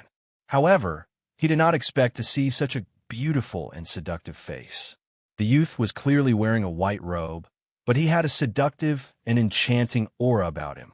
His slightly raised eyebrows, his half-squinted eyes, his smooth and creamy cheeks, and his slightly swollen but red lips, all of them exuded a seductive and enchanting aura. This was a charming youth. He was already so enchanting even before he grew up. In a few more years, his charm would be irresistible to both men and women. Looking at the youth, there was a faint admiration in his eyes, but his heart was heavy with disappointment. It wasn't her. Fengjiu looked straight at the Yama Lord's eyes, because she knew that if she flinched or avoided his gaze, he would definitely notice. Therefore, she generously met his gaze and let him look at her. Unsurprisingly, when she saw the light in his deep black eyes, The disappointment that flashed through his eyes was reflected in her eyes.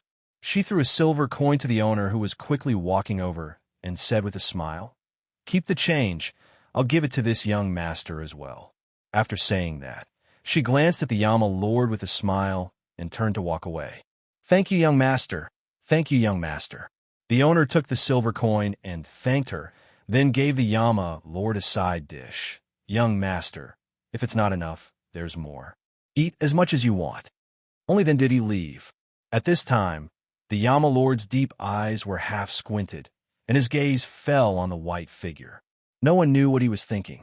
Watching the white figure gradually walk away, his eyes suddenly shot out a ray of light, and he suddenly stood up. Damn it! This woman, she actually dared to trick him. Seeing the master get up and chase after the youth, Hui Lang was stunned for a moment and asked, "Master, what are you doing? Why are you chasing after the youth? Hurry up, don't ask so many questions." He shouted and hurriedly followed. As soon as Feng Jiu blended into the crowd, he quickened his pace and disappeared from the Yama Lord's sight. The Yama Lord chased after him, only to find that the figure had disappeared without a trace. Immediately, he went forward to search. Hui Lang and Yi were chasing after him. Seeing that their master was actually chasing after that strange young man, leaving them behind, Hui Lang couldn't help but complain as he chased after him. "Master, why have your preferences become so strange recently?" Although that young man looked quite devilish, he was still a man after all. Could it be that Master was really bent by that brat, the ghost doctor? Now that you see a handsome young man, you can't help but want to kidnap him? Hearing this, Yi glared at him. "Don't talk nonsense. If Master hears this, you'll suffer. I'm also telling the truth." Master, Da Hui Lang's face was slightly pale, and he looked embarrassedly at his master, who had suddenly appeared. For a moment, the smile on his face was somewhat stiff. The Yama Lord glanced at him, and his low voice was cold as he said, "Bent? Master, please forgive me."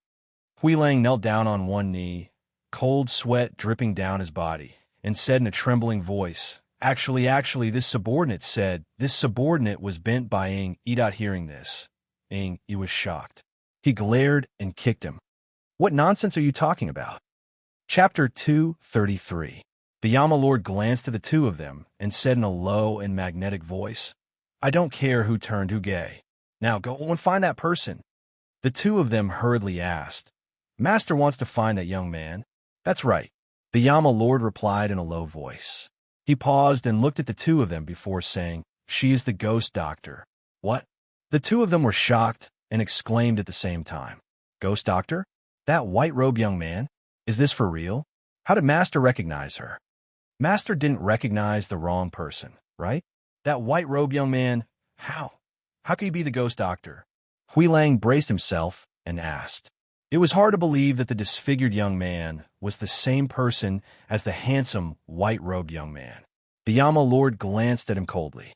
Yi saw this and immediately said, "This subordinate will go and find her immediately."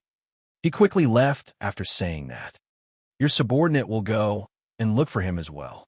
I will definitely find him," Grey Wolf hurriedly said. He didn't dare to ask any more questions and quickly left.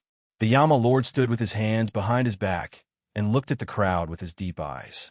He paused for a moment and then walked into the street and blended into the crowd. At this time, the Yama Lord and the others didn't know that the person they were looking for was sitting under a table a few meters away from them and had heard their words. Strange. How did he recognize her? Feng Jiu touched her face and couldn't understand. He hadn't seen her face in perfect condition, so how could he recognize her after she recovered her looks? After sitting under the stall for a while, she came out. After looking around, she quickly went to the inn. After searching for an entire night, Hui Lang and Yi still couldn't find any trace of Feng Jiu. After all, there were millions of people in Six Paths City, and the city was divided into many districts. Each district had at least hundreds of thousands of people. It was easier said than done to find the whereabouts of one person among hundreds of thousands of people. When dawn broke, the two of them returned to the courtyard and reported to their master in the main house. "Master, your subordinates have searched the entire night, but there was no news of the ghost doctor. There's no need to look. The voice of Yama Lord came from the house. I have a way to make her appear on her own. Hearing this, Hui Lang and Ying Yi looked at each other. Let the ghost doctor appear herself?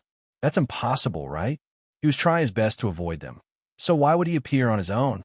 However, their master had never done anything that he wasn't confident in. Could it be that there was really a way to make the ghost doctor appear herself? At this time, Feng Jiu had entered the space to cultivate for a night. When he came out, his whole body felt refreshed. Her spiritual power cultivation was already at the level of a great spirit master, so she had to make preparations to break through to the foundation establishment stage. Although there were medicines that could help her advance, in order to enter the foundation establishment stage, she still needed a foundation establishment pill. However, she hadn't come into contact with this world's medicinal pills. If she wanted to refine a foundation establishment pill, she would need a lot of things. Originally, she thought that since Six Path City was an extremely prosperous town, she could buy all the things she needed to refine pills here. However, now that she was being targeted by the Yama Lord, just thinking about it gave her a headache. Why was this Yama Lord so persistent? After changing into a red robe, she went out and walked into a high-end shop called Treasure Pavilion. Young master, please come in. If you see anything you like, the price is negotiable. The shopkeeper said with a smile as he led Feng Jiu inside. Chapter 234. Yes, I'll show it to young master. The shopkeeper smiled and went to the counter to take out a triangular cauldron and placed it in front of Feng Jiu. Young master, please take a look. This is a pill cauldron, a 9th-tier spirit tool. It's most suitable for beginners. Feng Jiu picked up the triangular cauldron that looked like an incense cauldron and asked, "This thing can be used to refine pills?" Hearing this, the shopkeeper was stunned and the smile on his face froze. He looked at Feng Jiu and said, "Young master, this is a grade 9 spirit weapon. You can use it as long as you insert spirit energy into it. Once you insert spirit energy into it, the small cauldron will become bigger and can be used to refine pills." 9th tier? 9th tier seems to be the lowest tier, right? Are there any better ones? Young master, take a look at this. This is a 7th tier pill cauldron. This is the work of a master refiner. Whether it's appearance or quality, it's above average. This is a twin dragon cauldron, a 6th tier pill cauldron. It's also a master refiner's work. Young master can take a look at which one you like. The shopkeeper placed the small pill cauldrons on the counter for Feng Jiu to choose from. She picked up the pill cauldron and looked at it, asking, "What's the price of this 6th tier cauldron?" This is a 6th tier spirit tool. The price is 88,888 gold coins. If young master really wants it, I can reduce the price to 88,888 gold coins. So expensive? Feng Jiu looked at the shopkeeper in shock. Just this little cauldron costs 88,880 gold coins? This is daylight robbery. The shopkeeper's mouth twitched. Young master, this is an incense cauldron. This is a pill cauldron, a spirit tool. 88,800 gold coins for a 6th tier cauldron is a very fair price. Feng Jiu shook his head. It's too expensive. I can't afford it. 100 silver coins is equivalent to 1 gold coin. 80,000 gold coins. How many silver coins would that be? This thing is too expensive. Hearing this, the shopkeeper was speechless for a moment because he had never met such a customer. After all, he saw that this red-clothed young master's clothes and bearing were extraordinary. He had the appearance of an elegant young master. He originally thought that this young master was a noble who did not lack money. Who would have thought? Feng Jiu's eyes flickered as he smiled and asked, "Shopkeeper, do you sell that kind of refining book?" This thing was so expensive. If he could refine it himself, not only would he be able to save a lot of money, he could also make money by refining equipment. Thinking about it, it was not bad. The shopkeeper was stunned for a moment. After glancing at Feng Jiu, he said, "Someone has put a book here for sale. It only costs 100 gold coins. Take a look." He took out a shabby book from the cabinet and handed it over. Feng Jiu took the book and flipped through it. Seeing that everything was recorded inside, he looked at the shopkeeper. "This old book costs 100 gold coins? 50 gold coins, I'll buy it." The corners of the shopkeeper's mouth twitched, and he said, I say, young master, you bargained too ruthlessly, right?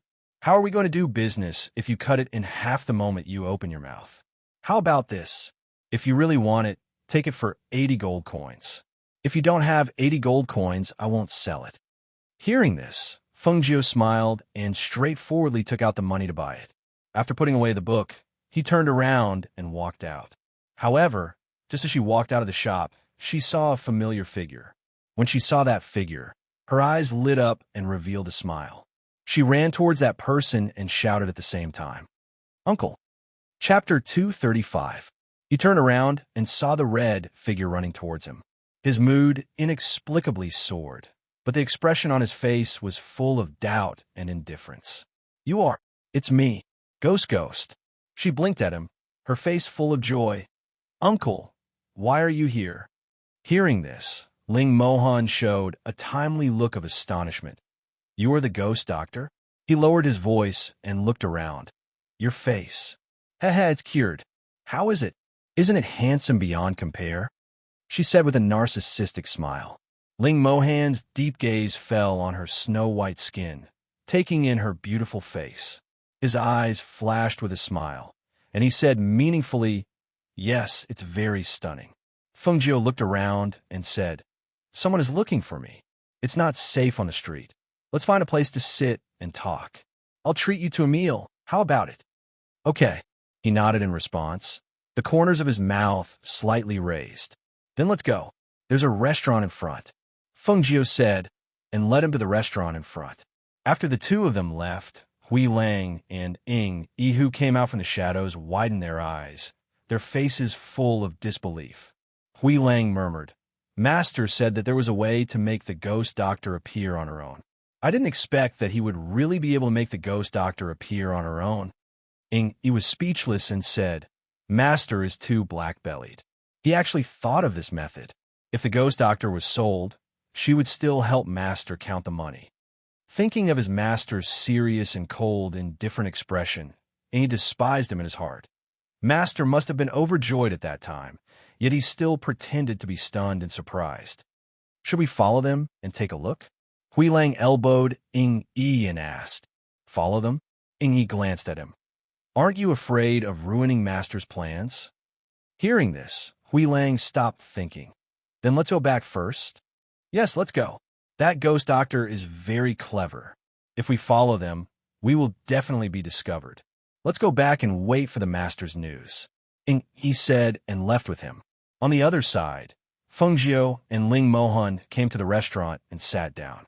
After ordering a few dishes, she asked, "Uncle, don't you need to go back to the College of Stars and Clouds? Why is he in Six Paths City?" Ling Mohan poured the wine and said, "Although I'm a mentor of Xingyun, I have special privileges. I don't have to stay in the academy all the time." He poured her a cup of wine and asked, "You said that someone is looking for you. Could it be someone from Yandian?" "It's them. That Yama Lord is like a lingering spirit. I've already escaped, but he still chased me all the way here. I can't believe I met him here again. Fortunately, I escaped again," she said proudly.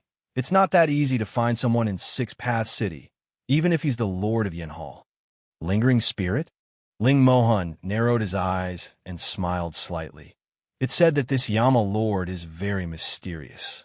Many people have not seen his true face. You've been captured for so long. Did you have a chance to see him?" "I did see him." "You don't say. He's really drool-worthy. However, it's too dangerous. We can only look at him from afar." She sighed and shook her head, her face full of regret. Chapter 236. He narrowed his eyes and took a sip of wine. His low and deep voice rang out unhurriedly. "Seeing that you were able to make it out alive from the Yama Palace, the Yama Lord must have not mistreated you." Upon hearing this, Feng Jiu glanced at him and saw that his beard covered most of his face. She couldn't see his face clearly. She couldn't help but look at his face, sizing him up. Looking at his somewhat familiar face, her heart suddenly skipped a beat. The smile on her lips slightly froze, but her tone was still as lazy as before. With a bit of curiosity, she asked, "Uncle, how old are you? Don't you feel hot with such a big beard?" Ling Mohan looked up and glanced at her. "I'm used to it." Oh, you're used to it. She smiled and poured wine for him. Come, come, come. Let's drink. It's rare to see you here. By the way, Uncle, what are you doing in Six Path City? I'm here to do something. Seeing that she picked up the wine glass and drank, he frowned and said, Don't drink on an empty stomach. Eat some food. As he spoke, he put some food in her bowl. Looking at him being overly enthusiastic, Fengjiu nodded awkwardly. Okay. The two of them ate quietly and exchanged a few words from time to time. Ling Mohan didn't seem to treat himself as an outsider and kept putting food in her bowl from time to time. Eat more. Looking at the small mountain of food in her bowl and seeing that he was putting more food in her bowl, she hurriedly stopped him. Uncle, don't help me anymore. Look, there's so much food. I can't finish it. Hearing this, Ling Mohan noticed that the food in her bowl had indeed piled up like a small mountain. He couldn't help but cough lightly and looked away uncomfortably. Then he started eating. Seeing this scene, Fengjiu smiled and narrowed her eyes. She turned her eyes and said, Uncle, are you familiar with Six Paths City? I want to buy some materials for refining weapons later. Can you take me to have a look? Sure. He nodded and said. Her eyes lit up, and she immediately said, Okay, we'll go after we finish eating. Seeing the light in her eyes, Ling Mohan couldn't help but ask, Aren't you afraid of meeting those people from Yanjian who are looking for you? Isn't there an uncle here? She looked at him with a smile and said, Uncle, you won't just watch me get taken away, right? Ling Mohan did not respond, but after wiping the corners of his mouth, he said, Let's go. As soon as his voice fell, he walked out. Fengjiu stood up and looked at the figure walking in front of him. His eyes moved slightly, and then he quickly followed. After paying the bill downstairs, they were led by Ling Mohan to a high-end commercial building with two shops.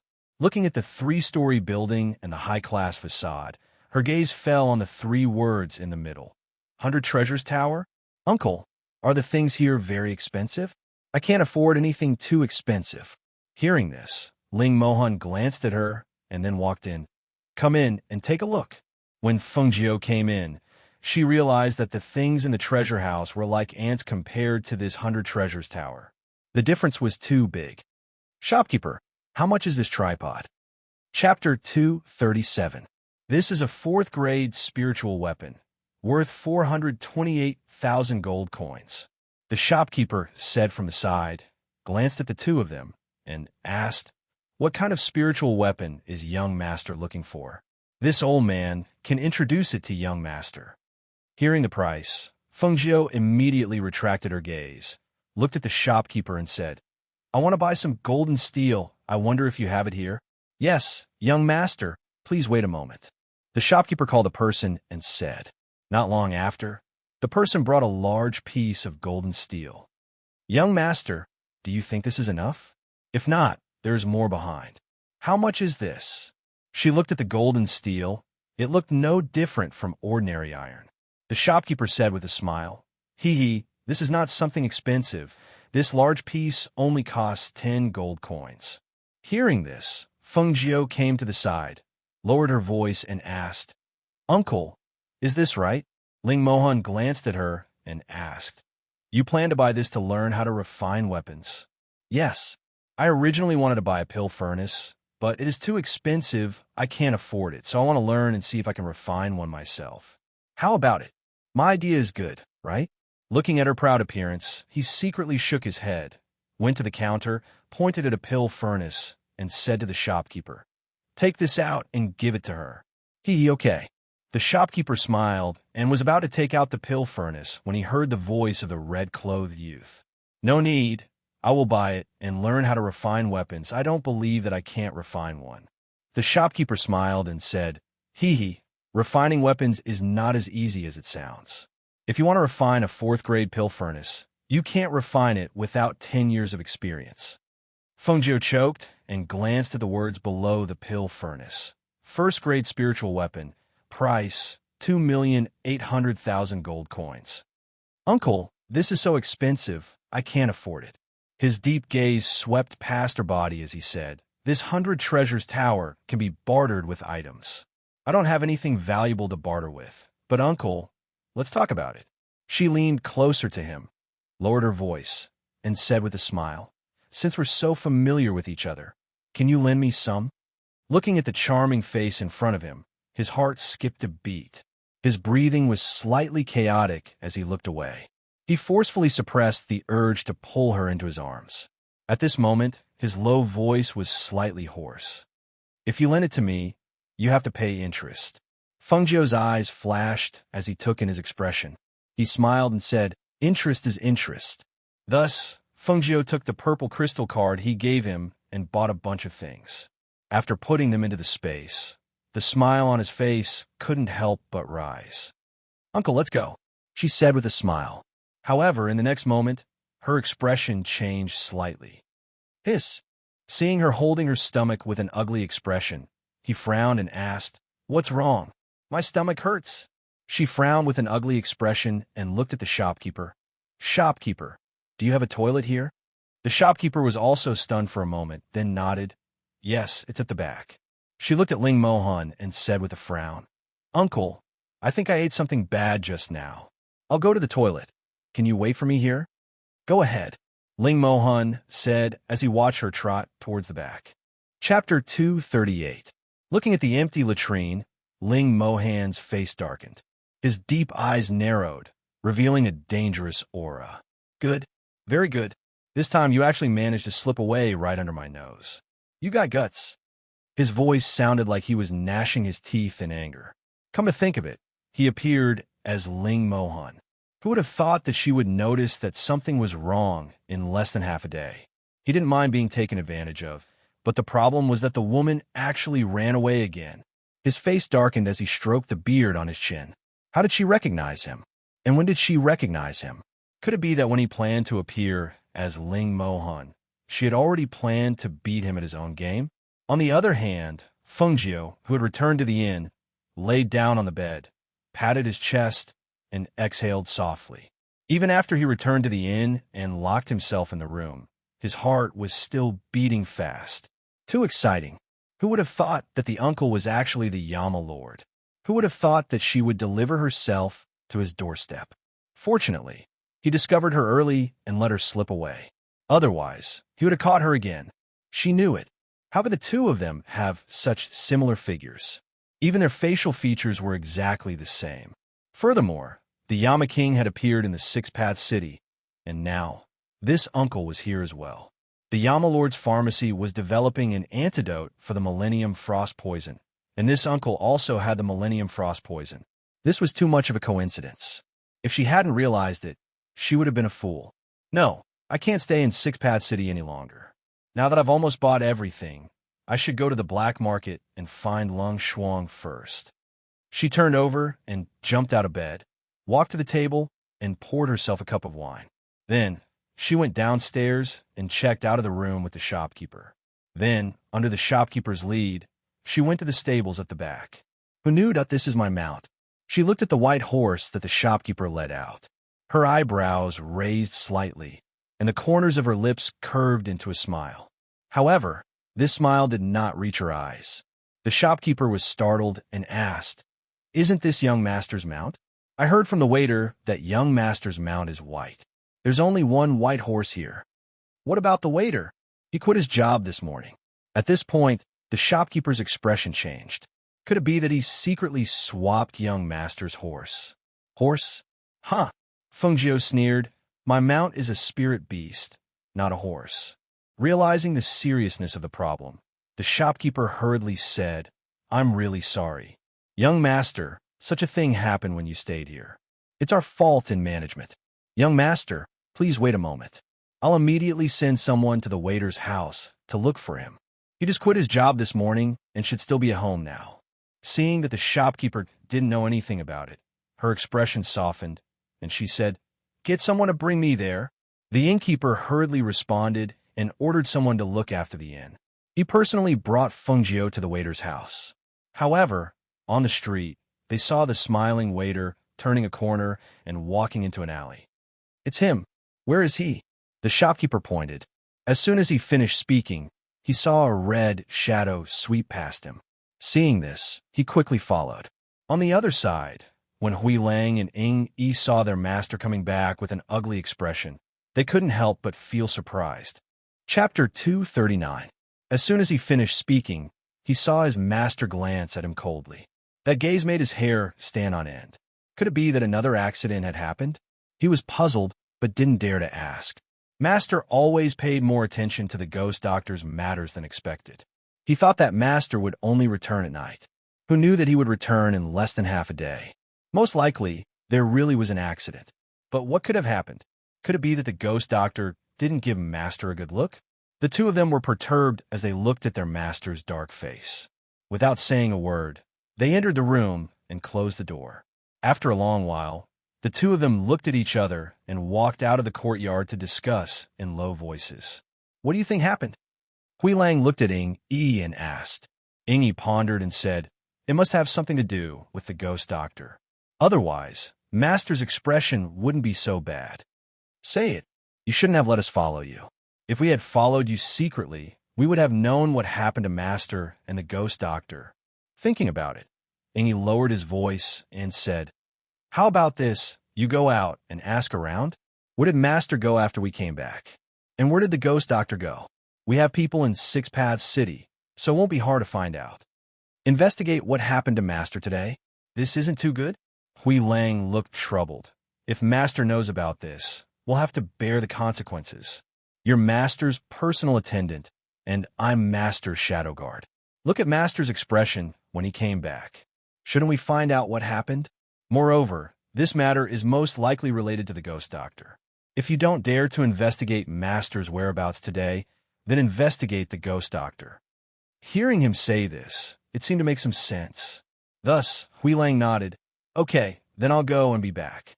After taking a few steps, he paused and looked at Yi, asking, why don't you go? You can take part in this too. Yi looked at him and said, I have to stay here and guard Master. I can also stay here and guard Master.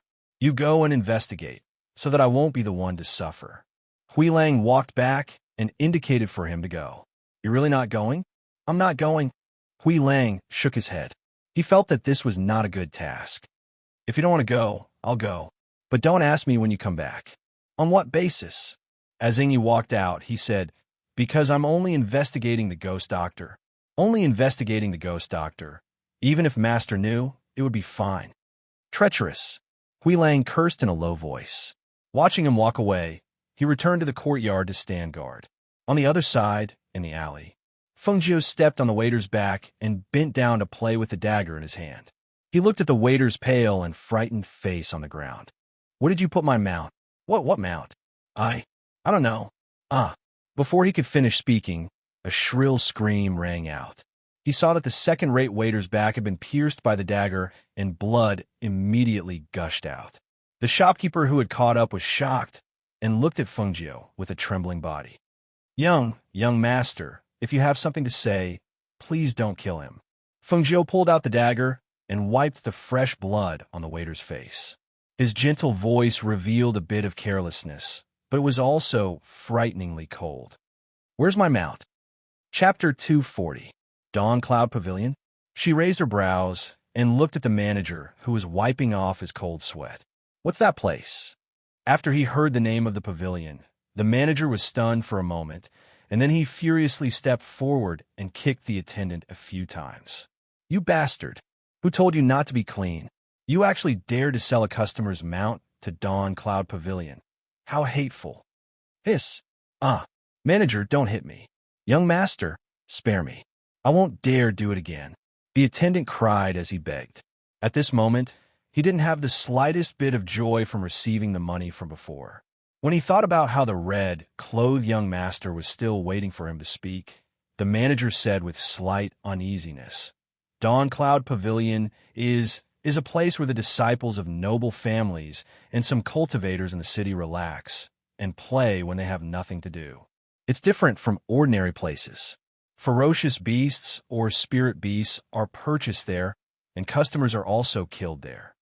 When he heard this, Fengjiu's eyes narrowed, and then he stepped on the back of the attendant's injured and bleeding hand, and his cold voice sounded out like ice. How did you steal my mount? With Senior White's lazy disposition, even Bai Xiao might not be able to order it to leave, So how did this attendant get it to be sold at Dawn Cloud Pavilion? I put some medicine in the fish and prawns it ate, and then I used a cart to transport it away. At this moment, the attendant even had the heart to die. He originally thought that the customer wouldn't notice that his mount was missing so quickly, but who knew that he hadn't even had the time to run when the customer came looking for him. Fengjiu stretched out his hand and clasped it, and then one of the attendant's arms was removed. A miserable and shrill cry suddenly sounded out, and then the attendant fainted from the pain. The manager was shocked and hurriedly asked, He wouldn't die, right? Fengjiu glanced at the attendant on the ground and said, I only crippled one of his arms. He won't die. As soon as he finished speaking, he said, Where's Dawn Cloud Pavilion? Take me there. The manager swallowed his saliva and said, Young master, things that enter Dawn Cloud Pavilion can't be retrieved. Moreover, they aren't people to be trifled with. They are not to be trifled with, but I am. She glanced at the innkeeper and said, I lost my mount in your inn. I'll deal with you later. Hurry up and lead the way. Don't dilly-dally. In the end, the manager had no choice but to bring Chun-Shi before Cloud Dawn Pavilion. It's here. Young master, I won't be going in. Fengjiu waved his hand, indicating for him to go back first. He then walked in and followed the attendant to the open-air beast fighting arena at the back. It was a coliseum surrounded by 3-meter-tall iron cages containing ferocious beasts. There were a total of 100 iron cages, each containing 100 ferocious beasts or spirit beasts. At this moment, there were cheers all around. The whole place looked very lively. Even the sound of betting and talking could be heard. Do you think that young Master Lu can tame this spirit horse? If I didn't see it with my own eyes, I really wouldn't be able to see that this fat horse has such great ability. That's right. It's said that he bought it in the wee hours of the morning. Originally, no one paid attention to it because that fat horse had been lying lazily until those ferocious beasts were provoked by the people who shot it. They charged straight at that fat horse. At that time, everyone in the field thought that the fat horse was dead for sure. They didn't expect that it was actually knocked over. You guys came late and didn't see it. That scene made everyone stand up in an uproar. Those aristocratic families' young masters are competing with that fat horse. Dawn Cloud Pavilion is also secretly happy. How much money did they earn? Chapter 241. At this moment, the young master in embroidered clothes suddenly pounced on his senior white and hugged its neck before turning around with the intention of mounting it. However, senior white flung him away, causing him to fly up into the sky, and then he somersaulted in midair before taking a few steps back and landing on the ground. At this moment, Senior White seemed to be slightly restless and uneasy. It kicked the ground with its hooves and hissed a few times in a low voice before suddenly charging towards the young master in embroidered clothes, and then it pounced onto the young master who just steadied himself and pressed him down onto its stomach. When they saw the young master in embroidered clothes being pressed down to the point his face flushed red and was unable to struggle free, everyone outside the arena roared with laughter, and their mixed laughter reverberated through the arena and was exceptionally loud. The young master in embroidered clothes was slightly embarrassed and annoyed by everyone's laughter. Coupled with the fact that he was unable to push the fat horse off his body, he was furious to the extreme and withdrew a dagger from the air before stabbing it fiercely at Senior White. Fengjiu's gaze went cold when he saw this scene, and then his finger moved slightly before a silver needle shot out with a swish. Hiss! The young master in embroidered clothes cried out in pain and gasped while the dagger fell from his hand. When he saw the trembling silver needle on his wrist, he shouted furiously, Who plotted against me? Everyone couldn't help but whisper when they saw the young master's movement of stabbing the needle had stopped because of his cry of pain, and the dagger in his hand had fallen to the ground. Meanwhile, Fengjiu tapped the tip of his foot on the ground and leaped up into the arena. Everyone saw a dazzling red-colored figure flash before their eyes, and then they saw the red-clothed figure flutter in midair before landing lightly on the ground in the next moment. The monstrous young man, with a handsome appearance and noble aura, stood in the arena with his hands behind his back. His chin was slightly raised while his clear eyes looked down with a peerlessly noble and breathtaking aura. Who's that? Why did he suddenly go in? This young man is really outstanding. Could it be that he's a disciple of a noble family? He doesn't seem to be a member of our Six Paths city, and I've never seen him before. Right when everyone was discussing this, the members of Dawn Pavilion walked out because of Fengjiu's sudden intrusion, and they were just about to ask about it when the red-clothed young man's voice sounded out from the arena. "Old Bai, come here," Fengjiu called out.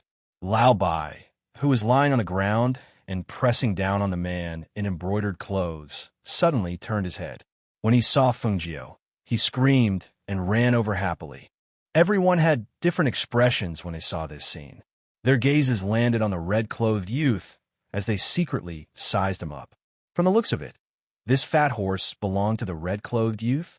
But if it was his, why would it be sold to Dawn Cloud Restaurant? Everyone's gazes looked towards the people from Dawn Cloud Restaurant, wanting to see how they would deal with this matter. Fengjiu patted Lao Bai's head and said, "You don't have to rub against me. I'll take you back.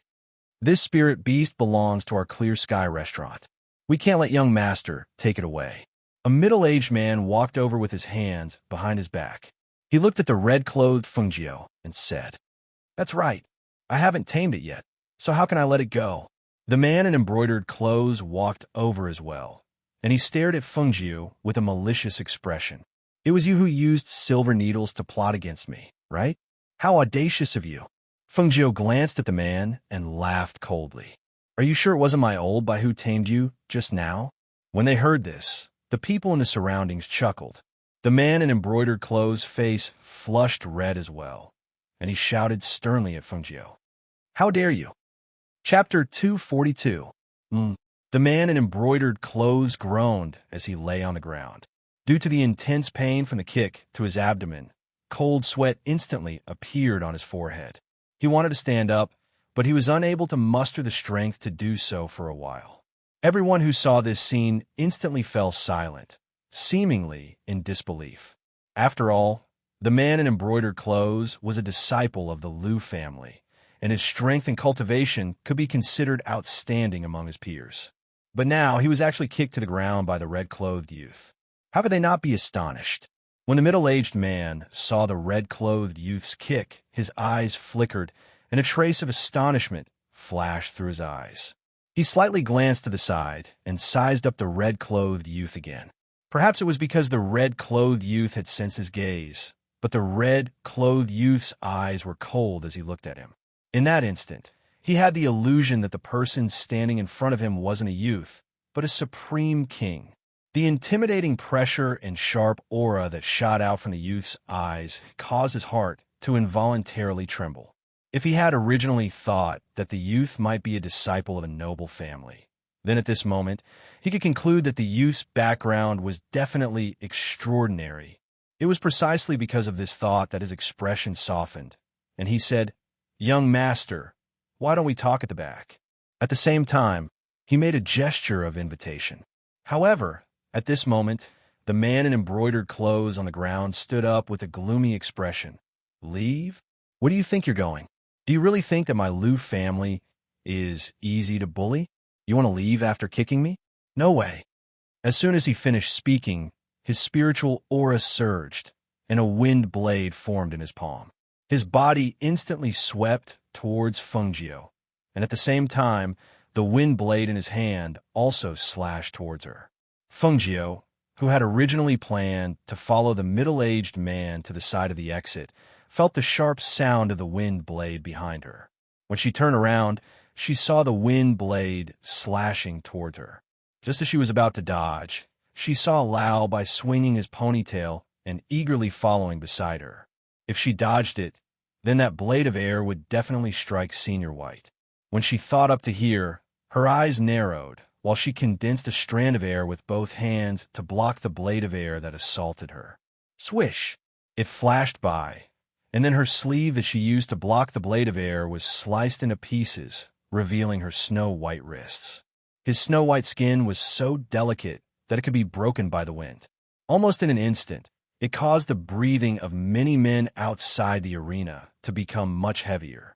All of them stared at the red-clothed youth's devilishly handsome face and thought to themselves, this youth's appearance was so outstanding. If he were a woman, how beautiful would he be? Fengjiu only felt a slight pain on her face. She raised her finger and wiped it gently. Droplets of blood spread between her fingers. Seeing this, the corners of her lips slowly bloomed into an enchanting smile. That smile was like a poppy blooming in the spring breeze. It was too beautiful to behold, but it also revealed a bloodthirsty and dangerous aura. She narrowed her eyes, and a cold, murderous aura spread out from her body in an instant. However, at this moment, the man in embroidered clothes did not seem to notice it. This was because he was also bewitched by the enchanting smile that bloomed on the lips of the person in front of him. Because of this, a hint of infatuation appeared in his eyes, and the anger from before completely disappeared. Chapter 243. Ah! The man in embroidered robes exclaimed. His entire body froze because his throat was tightly gripped by the young man in red. The young man's grip was so strong that it seemed as if his neck could be broken with just a little more force. This caused him to be extremely frightened. "Young master, you can't," the middle-aged man exclaimed. If the young master of the Liu clan died here, not only would their Dawn Cloud Pavilion be in trouble, even the young man in red would not be able to bear the wrath of the Liu clan. What is he trying to do? Don't tell me he wants to kill the young master of the Liu clan. Impossible. He doesn't have the guts. Kill him? He won't be able to survive. The crowd outside the pavilion discussed. They were shocked by the young man's actions. However, they all felt that he wouldn't dare to kill the young master of the Liu clan. After all, killing a young master of an aristocratic clan in the 6th Dao city was an open challenge to the aristocratic clan. As a mere outsider, he didn't have the guts to do so. Not only did the crowd think so, but even the young master of the Liu clan, whose throat was gripped by Fengjiu, also thought so. After the initial shock, he calmed down and looked at Fengjiu with a provocative gaze. "You want to kill me? Do you dare? Go out and ask around. Who in the 6th Dao city doesn't know about our Liu clan?" Only the middle-aged man from the Dawn Cloud Pavilion knew that the young man in red really wanted to kill. He didn't think that the young man in red wouldn't dare to kill the young master of the Liu clan.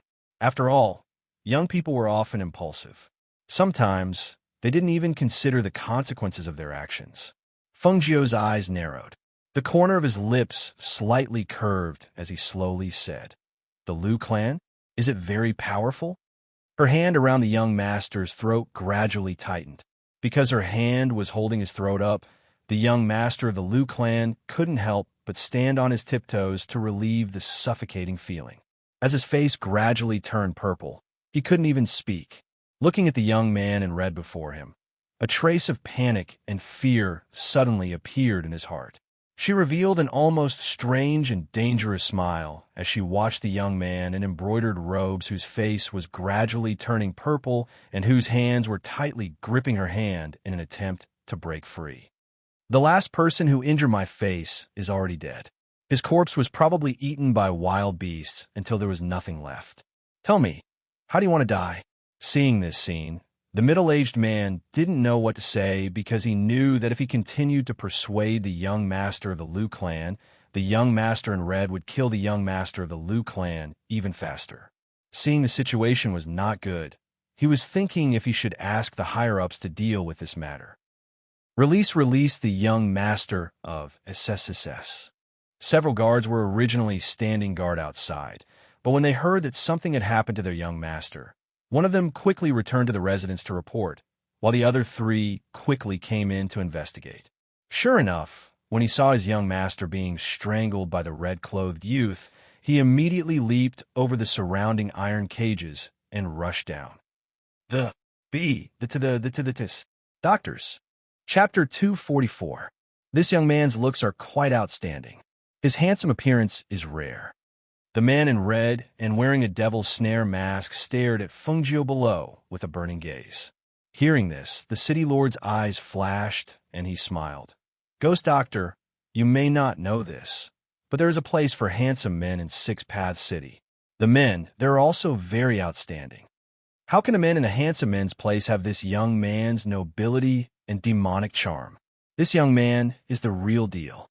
The ghost doctor's burning gaze fell on Fengjiu's snow-white wrist. His gaze moved up and swept across his beautiful neck. Then he took in that exquisite yet demonic face. The more he looked, the more restless his heart became. Hearing this, the city lord of Six Paths City was secretly speechless.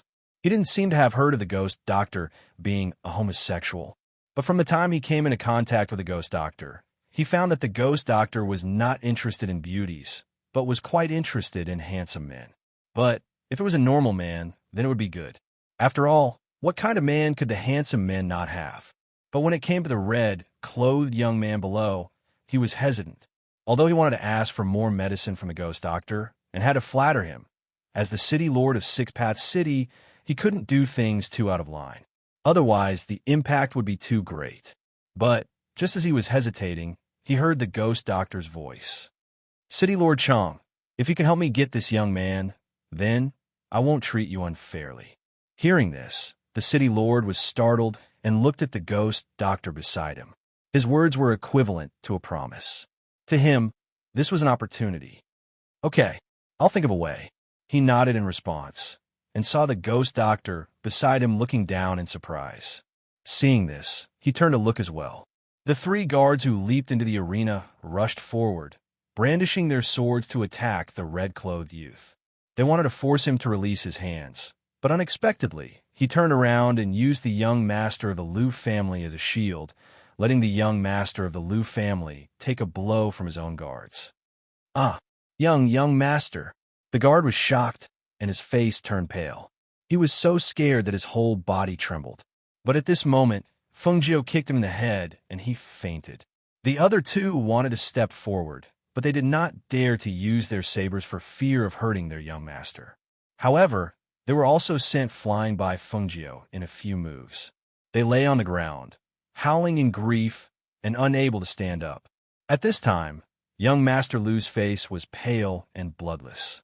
He had been stabbed in the back. Blood gushed out and dyed his robe red. He was in so much pain that he broke out in a cold sweat. However, his throat was still gripped, and he couldn't break free. At this time, Feng Nine stared at the young master of the Liu family, who was trembling in fear. She said in a lazy and bloodthirsty voice, "It's too easy for you to be strangled to death like this. How about we change the method? What are you trying to do? You should know that if I die, you won't be able to live either," young Master Lu said with a trembling voice. "How about I let you have a taste of living a life worse than death?" Fengjiu's light laughter was cold. As soon as his voice fell, he suddenly turned his hand and locked onto the young master's hands. He turned his whole body around and twisted his hands behind his back. Wherever her hands touched, there was the sound of bones cracking, accompanied by shrill screams that sounded louder and louder. Chapter 245. Young Master Lu was twisted into a ball on the ground. Nobody knew how he was folded. His arms and legs were twisted backward, and even his neck was twisted to one side. All the bones in his body seemed to have been crushed. Not only that, but the veins in his body seemed to be twitching. His chin was dislocated, and he could not speak. He could only shout and drool. Seeing the previously high-spirited young master of the Liu family become like this, everyone was shocked. Was this red-robed young man going against the Liu family? He dared to crush all the bones in young Master Lu's body and make him look like he was better off dead. If the people of the Liu family saw this, how angry would they be? When the middle-aged man saw this, he could not help but gulp. He was horrified. This red-robed young man's attack was too terrifying. Killing someone was as simple as nodding his head to the ground, but he had crushed all the bones in young Master Lu's body. He had also used some unknown method to twist young Master Lu's body into this state. Although young Master Lu was still alive, his current situation was simply worse than death. All the bones in his body were broken. He probably could not recover. If he could not recover, he would be like a cripple. How cruel was it for a cultivator to become a cripple? "Lao Bai, let's go." Fengjiu patted the dragon horse beside him and was about to leave. However, how could it be so easy for her to leave now? "Sir, I'm afraid you can't leave like this, the middle-aged man said. He glanced at the twitching young Master Lu on the ground and said, "The people of the Lu family are not here yet. If you leave, I'm afraid we can't explain it to them." Hearing this, Fengjiu stopped and glanced at him. He raised his eyebrows. "So, you want to stop me?" Before the middle-aged man could speak, he heard an angry roar coming from outside. That voice contained a powerful pressure that caused the entire area to tremble a few times. "Who dares to hurt a disciple of the Lu family?" A gray-robed old man rushed over as soon as he finished speaking. In the blink of an eye, he appeared in the middle of the field. When he saw young Master Lu lying on the ground with his body twisted, he flew into a rage. Pressure and a chilling aura instantly burst out from his body. "Who is it? Who dares to cripple my Lu family?" As he shouted with a grim voice, his sharp and gloomy gaze swept through the surroundings before descending onto the red-clothed young man. Because he recognized the middle-aged man. The middle-aged man was the manager of Dawn Pavilion, so it was naturally impossible for the middle-aged man to injure a member of his Lu clan. Then, only the red-clothed young man remained. Once he locked onto his target, he bent his palm, forming a claw that grabbed a gust of air and suddenly attacked Fengjiu. The claw was filled with killing intent, causing people to tremble in fear. Fengjiu, whose back was facing the gray-robed elder, had a cold glint in her eyes. With a slight movement of her hand, a sharp dagger appeared in her palm. A red figure flashed, and the sharp dagger instantly struck out, slashing towards the gray-robed elder. "This!" With a gasp, the gray-robed old man quickly withdrew his hand and covered the deep cut on his wrist. His gaze on Fengjiu became increasingly gloomy. "Ignorant brat, you dare to make an enemy of my Lu family? I think you're tired of living." Fengjiu curled her lips into a smile, but the smile did not reach her eyes. "Old thing, I think you're the one who's tired of living." As soon as she finished speaking, the red figure rushed forward without warning. Her speed was so fast that the people inside and outside the field widened their eyes in shock. Whoosh! Chapter 246. Bang! The body fell to the ground with a heavy thud. The people outside the arena stood up in shock and looked at the scene in disbelief. Heavens! He killed the Lu clan's third elder. Hiss! It was an instant kill. That Lu clan's third elder was a 4th-level Foundation establishment cultivator. He was killed by a young man in one move? What is the background of this young man? Could it be that his cultivation is stronger than the Lu clan's third elder? This is going to be a big problem. This young man is in big trouble. The commotion caused the entire place to fall into chaos. Everyone was discussing in low voices, and their shocked gazes fell upon the red-clothed young man.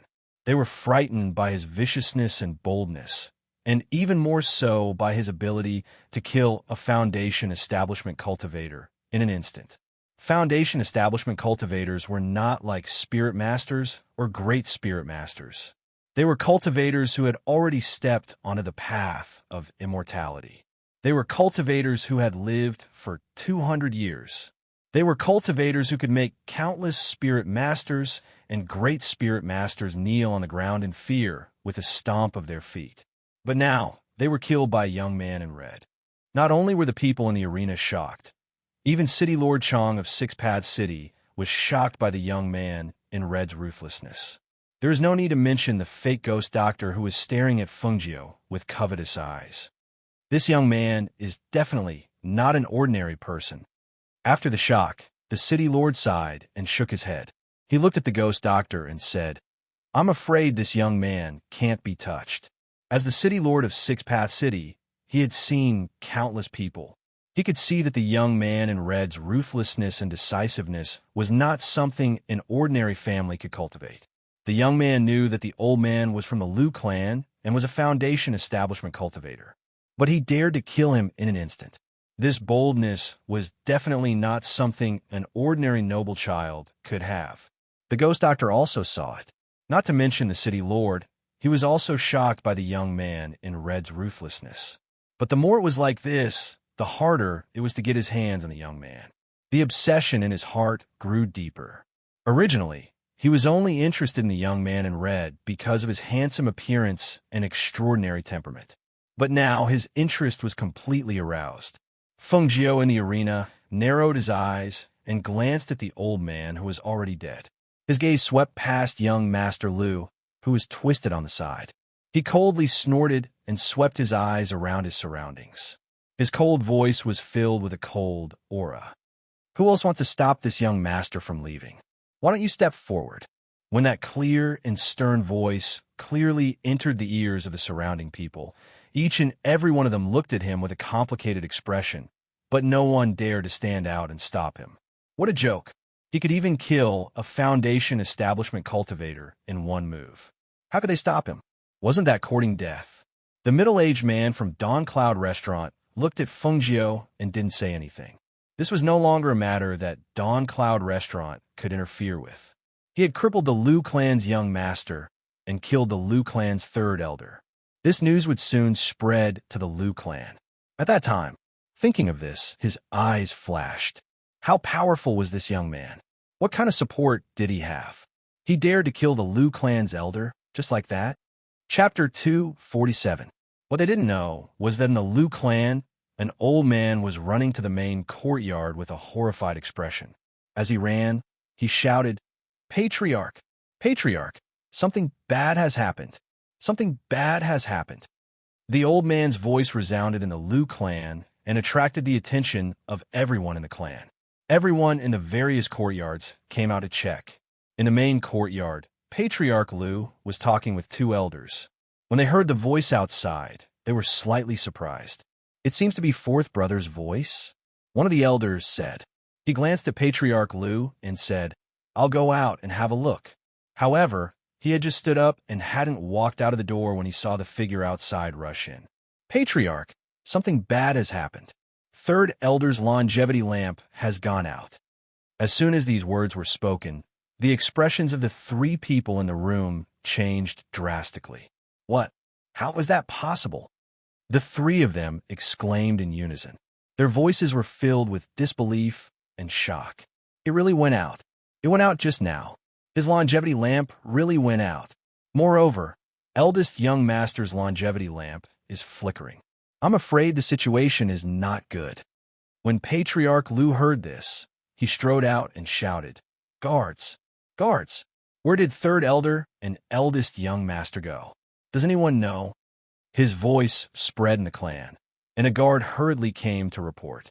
Patriarch, a guard who went out with eldest young master, came back and said something happened to eldest young master in Yin Restaurant. Third elder happened to be in the front courtyard and heard it, so he rushed over. Patriarch Lu's expression changed when he heard this, and he immediately said to the three elders behind him, "I'll go to Yu Yin Restaurant first. Immediately take people to surround Yu Yin Restaurant. Don't let the person who killed third elder escape." "Yes." The three elders hurriedly responded. When they saw Patriarch Lu rush out, they quickly gathered people and rushed to Yu Yin Restaurant. Yu Yin Restaurant, under everyone's gazes, Feng Jiao, who wore dazzling red clothes, came to Senior White's side and patted his head. "Senior White, let's go." This time, everyone could only watch as the red-clothed youth led the reins out of the hall. No one dared to stop him. Even the manager of Dawn Cloud Restaurant could only watch as he left, because he knew that even if he didn't stop this young man, he wouldn't be able to leave. Everyone watched as he led the fat horse out of the field, went outside, and walked out of Dawn Sky Restaurant's door. Everyone followed behind him and watched. He had killed the third elder of the Lu clan and crippled the young master of the Lu clan. Could this young man really leave this place alive? Just as Feng Jiao was about to leave with Senior White, a furious roar came from afar, accompanied by a powerful pressure. "Who dares to kill an elder of the Lu family? Get out here!" A monstrous fury accompanied by a fierce and powerful pressure burst out. In an instant, even the air seemed to have solidified. The low and oppressive aura, as well as the deafening roar, caused the people outside Dawn Cloud Restaurant to retreat one after another, fearing that they would be affected if they were not careful. At the same time, when Family Head Lu arrived, the three elders and nearly 100 guards who followed behind him hurriedly came over. The aggressive team made the peddlers and common people on the street frightened and made way for them. Chapter 248. Almost in an instant, everyone's eyes fell on the red-clothed youth leading the fat horse in front of Yu Yin Restaurant. At this moment, even though they didn't know him and didn't know who he was, they couldn't help but break out in a cold sweat for him. There were even some people who secretly admired the red-clothed youth's calmness and courage. If it was someone else, they would have been paralyzed with fear upon seeing the Liu family's lineup. Who killed my Liu family's elder? Get out here! Family head Liu's malicious and fierce voice rang out again, his sharp and malicious eyes staring at Yu Yin Restaurant. At this moment, he simply didn't expect that the red-clothed youth leading the fat horse in front of Yu Yin Restaurant was the person who killed his Liu family's third elder. Therefore, even when he noticed that everyone's eyes were on the red-clothed youth, he didn't think in that direction. After all, the third elder was a foundation establishment cultivator. How could he be killed by a youth who was still wet behind the ears? At this moment, a middle-aged man wearing a brocade robe walked out of Yu Yin Restaurant. He was the owner of Yu Yin Restaurant, Chao Mu. Although Yu Yin Restaurant was only a restaurant, its power was about the same as the power of a medium-sized family in Six Paths City. It was precisely because of this that no one dared to cause trouble here. After all, the power of a medium-sized family was extremely terrifying. Chao Mu walked out and glanced at the red-clothed youth, then cupped his hands towards Family Head Liu. Family Head Liu, I trust you've been well since we last met. How's that, Chao? I don't have time to chat with you today. Tell me, who killed my third elder? How's my son? Family Head Liu asked with a gloomy face. His sharp eyes fell on Chao Mu, not allowing him to dodge even half a bit. Young master, please give Family Head Liu an explanation. Chao Mu looked at Feng Jiu and said. Family Head Liu's eyes widened in shock. He angrily pointed at the red-clothed youth leading the fat horse. He killed him? Feng Jiu glanced at Chao Mu, then looked at the head of the Liu family in front of him. His clear voice was filled with coldness. So what if I killed him? So what if I killed him? So what if I killed him? Everyone felt as if their heads were about to explode. They only felt that this was inconceivable. Was this young man crazy? He dared to say such words in front of Family Head Liu. Was he really not afraid of death? Not only was clan leader Liu in disbelief, but the three elders were also in disbelief. This young man was not even a foundational cultivator. How could he have killed the third elder, who was at the fourth level of the foundational level? However, the expressions of the surrounding people and Chao Mu's words clearly indicated that it was this red-clothed young man who had killed their Liu clan's third elder. Moreover, this young man himself had said that he was the one who killed him. So what? He had already admitted it, but they still found it hard to believe. How did he do it? How could a youth whose spiritual power was only at the level of a great spirit master kill a foundation establishment cultivator? At this moment, young Master Liu, who was twitching and twisting into a ball, was carried out. When Family Head Liu saw his son in such a state, he was unable to restrain his anger. Like an enraged lion, he was furious. At this moment, the powerful pressure and fierce airflow all over his body swept towards the red-clothed young man. Chapter 249. Bang! The surrounding atmosphere became oppressive due to the surging spiritual power in their bodies.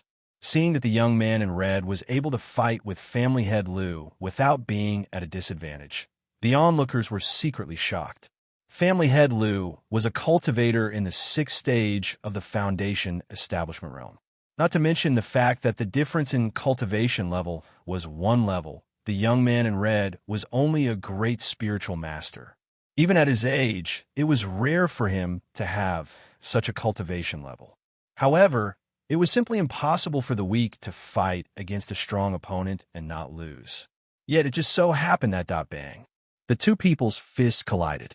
Two streams of air burst out from their fists, forming a visible flow of spiritual power in front of their fists. Because of the collision of the two streams of air, the two people were instantly knocked back several steps. Family Head Liu took a few steps back before stabilizing himself. He was secretly shocked. This young man could actually block his attack. Well, If he didn't have some skills, how could he kill the Liu family's third elder? Fengjiu, who took a few steps back, loosened her fist. She rotated her hand that was hurt from the collision and squinted her clear eyes. After this fight, she had a general understanding of family head Liu's strength. Although her spiritual power cultivation was not as good as the opponent's, she had the advantage in her body movements and strange moves. It would not be easy for the opponent to kill her, but it was not impossible for her to kill the opponent. Didn't the Foundation Establishment realm old man from before die in her hands? What she needed to consider now was how to escape unscathed after killing family head Liu. After all, the power of one person was limited. With her current strength, she could not deal with the whole family taking turns to fight. It seems that I have underestimated you, family head Liu said in a gloomy voice. He hadn't taken out his weapon before, but now he took it out. He stretched out his hand, and with a flash of light, a long sword with the shape of a curved willow appeared in his hand. Almost at the same time he showed this long sword, there were gasps of surprise around him. Hiss! That's the Liu clan's heirloom, the willow leaf sword. This is a high-grade spiritual weapon. Using it in battle will increase one's strength by a lot. This Liu family head is too much. After all, the opponent is only a youth. Not only is he older than the youth, his cultivation is also stronger than the youth. Now, he even took out the willow leaf sword. This is clearly bullying. What do you know? That young man killed the Liu clan's third elder and slapped the Liu clan's face. If a clan head like him is defeated by that young man, how can the Liu clan establish itself in the Six Path City in the future? The surrounding people continued to talk, each with their own opinions. They were all watching the show. After seeing this scene, many people secretly shook their heads. This young man is probably going to die here today. Fengjiu's gaze fell on the willow leaf sword in the hall. The spiritual aura on the sword proved that this sword was not ordinary. However, she knew that if this sword was compared to the Qingfeng sword, it was still far from being comparable. However, the Qingfeng sword was not suitable to be used in this kind of situation. Therefore, she took out a dagger. Ha ha, ignorant child, you want to fight me with a dagger? Chapter 250. As soon as these words came out, everyone gasped and thought to themselves, this young man is so arrogant. When family head Liu heard this, his face darkened as if he was enraged.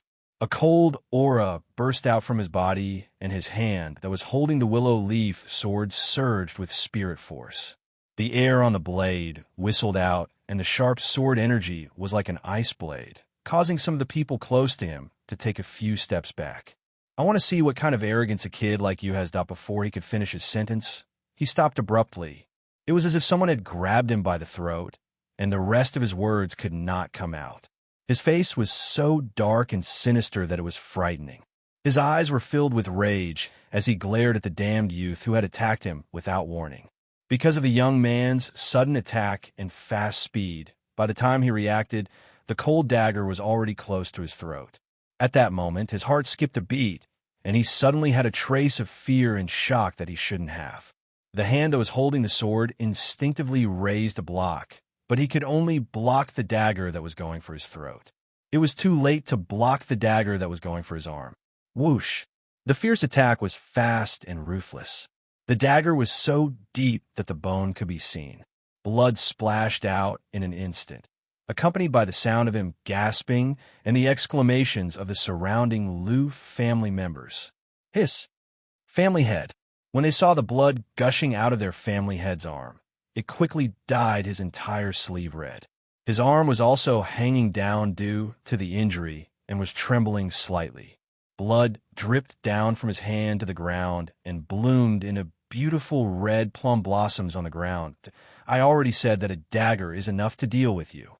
Fengjiu, who had already retreated, narrowed his eyes and slightly curved his lips.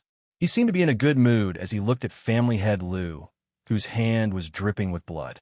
Just as everyone was shocked by his unconventional actions and ruthlessness, they heard him say something that made people's mouths twitch and the Liu family's teeth clench in anger with a tone of admiration.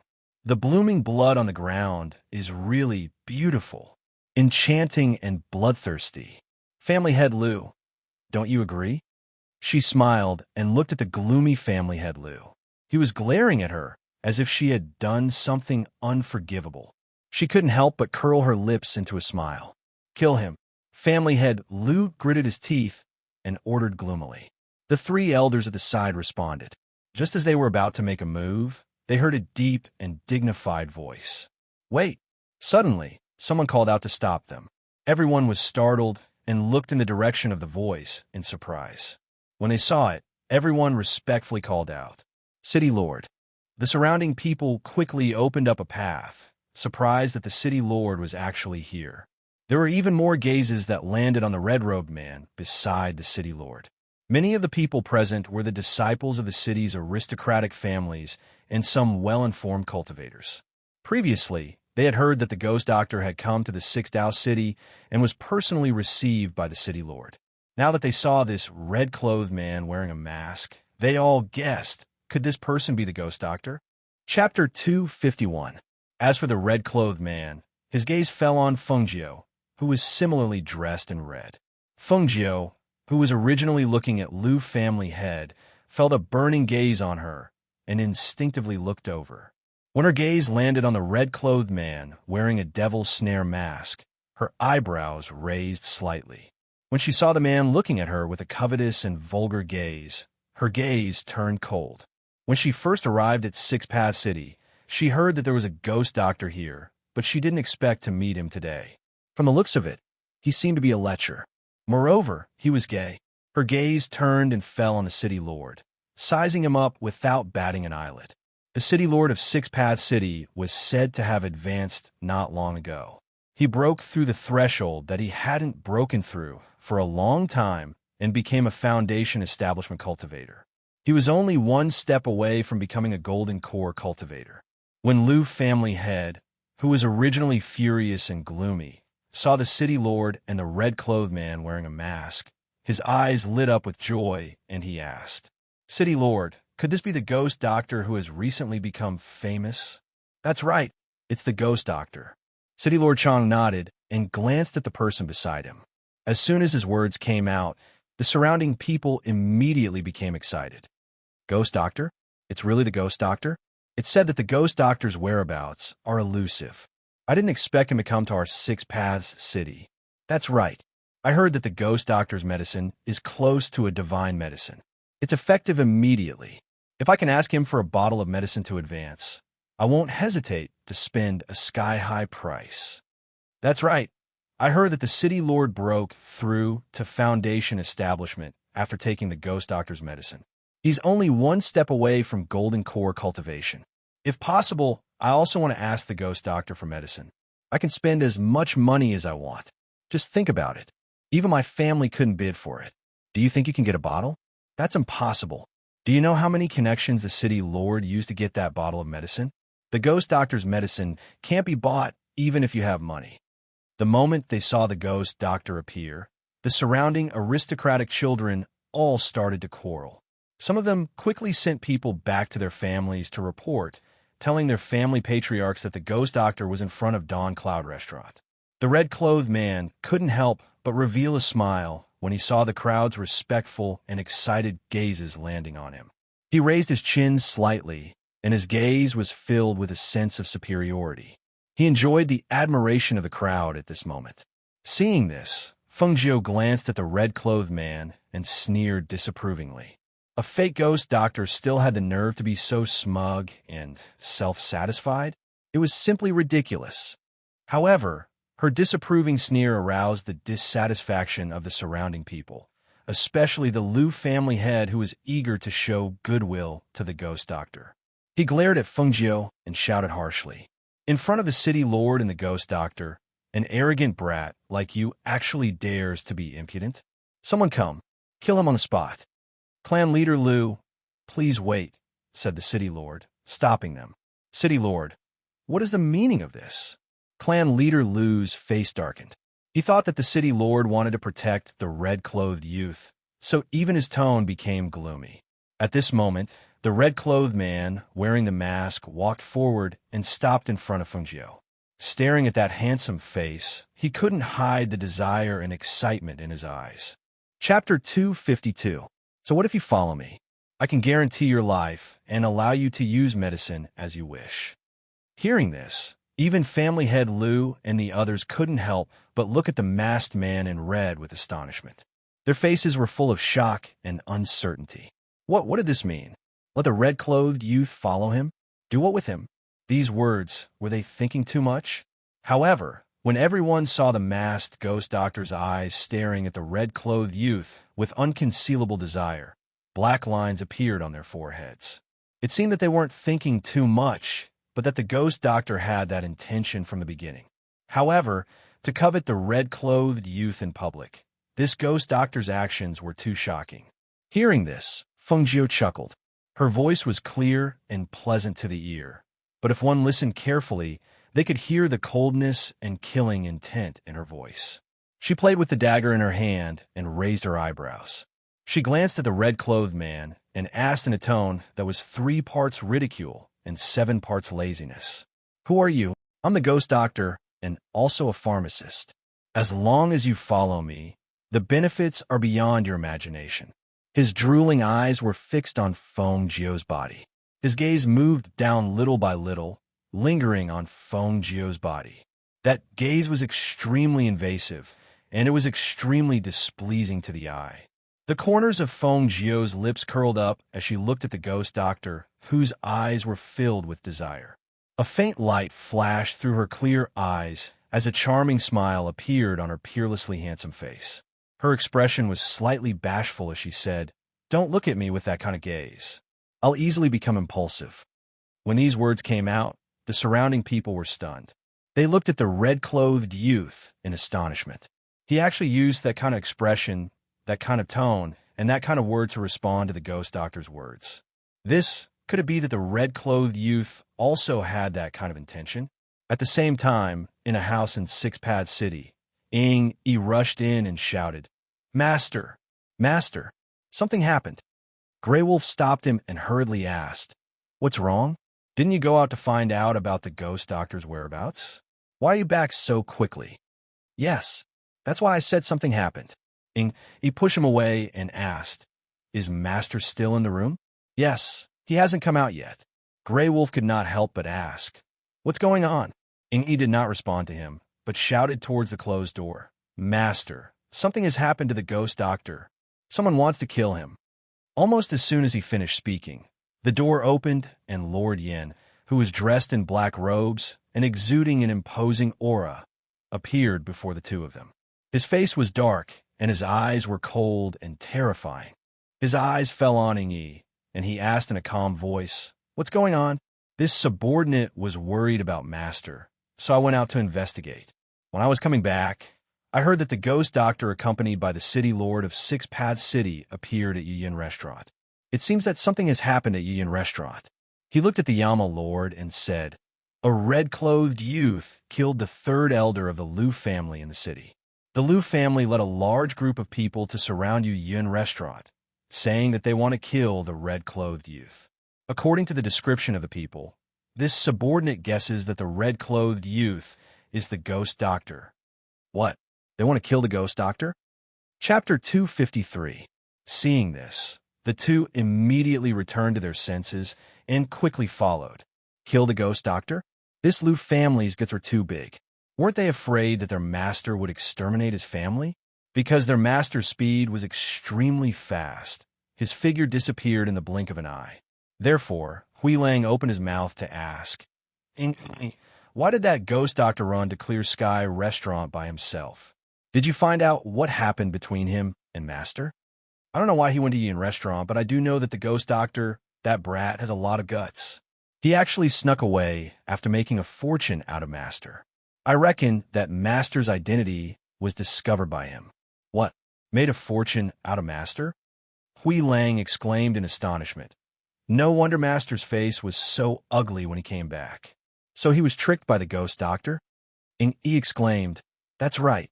Even if I don't want to admit defeat to this kid, only he can make Master suffer so many losses and still be alive and kicking. I really don't know where this weirdo popped out from. His vitality is too strong." Just as Yama Lord and Yi, Hui Lang were rushing to Clear Sky Restaurant. The atmosphere in front of Clear Sky Restaurant's entrance was frozen. Each and every one of them had ugly expressions because of the red-clothed youth's bashful expression and those words that made one's imagination run wild. Of course, there was one exception. The masked ghost doctor was excited because of Feng Jiu's words. Looking at the enchanting smile on the youth's lips, as well as the shyness on that handsome face, he couldn't help but walk in front of the youth. His gaze carried an undisguised evil excitement as he looked at him. The youth's enchanting expression made his heart beat wildly, and a warm current surged in his heart. He couldn't help but reach out his hand to embrace the youth's waist. "Since you're willing." "Ah." Before he could finish speaking, a mournful scream rang out.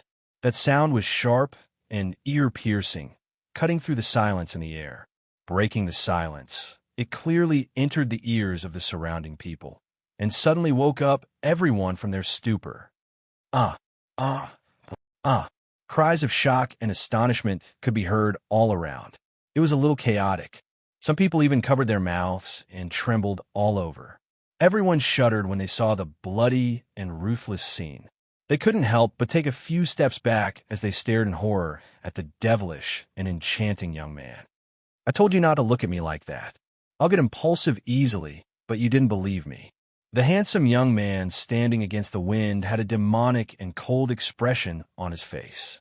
A bloodthirsty, murderous aura emanated from his body, but the words that came out of his mouth sounded helpless and innocent. However, what frightened everyone was not the murderous aura on his body, but the blood dripping from his finger. Everyone's gaze had been fixed on the red-clothed youth and the ghost doctor, so they saw the red-clothed youth knock off the ghost doctor's mask, gouge out the ghost doctor's eyes, and throw them on the ground. He actually dug out the ghost doctor's eyeballs. That ruthless method, that strange skill that no one could stop in time, made them tremble in fear as they watched the bloody and cruel scene unfold before their eyes. My eyes, my eyes. I'll kill you. I'll kill you. Chapter 254. Only to see that the two bloody holes on his bloody face were extremely horrifying. Without the concealment of a mask, the crazed expression on his face fell into everyone's eyes. Coupled with the two bloody holes, everyone's heart couldn't help but tremble. Luckily, it was still daytime. If it was nighttime, it would definitely scare people to death. He pounced around crazily, not knowing where he pulled out a dagger and waved it around. The sharp sound was ear-piercing to everyone's ears. No one around moved, and no one stepped forward, because they were all shocked by the bloody scene and by the young man's methods. That was the ghost doctor. The ghost doctor who had recently become famous. He actually dared to dig out the ghost doctor's eyes just like that. This kind of situation was totally unexpected. And the ghost doctor who had lost a pair of eyes, no matter how powerful the medicine she concocted was, if she became blind, then everything would be in vain. "I'll kill you. Kill you. Kill you." He pounced around and waved his dagger, but was kicked to the ground by Feng Jiu. Bam! Crashing to the ground, he cried out in pain and screamed, but no one went forward to help him, because everyone knew that even if he was the ghost doctor at this moment, he already had no value. Just as he was shouting crazily and trying to get up, a foot stepped on his back, pressing him back to the ground. "Aren't you the ghost doctor? What? Just this bit of ability?" A gentle voice with a hint of coldness came out from her mouth. Just using one foot, she made the person on the ground unable to get up. He struggled and screamed, but the darkness in front of him and the helplessness caused him to sink into madness. He actually urged the spiritual energy in his body, intending to explode with Feng Jiu. However, when the spiritual energy in his body surged, Feng Jiu, who sensed that something was wrong, had already used her profound energy aura to lift the person on the ground up and threw him into the air.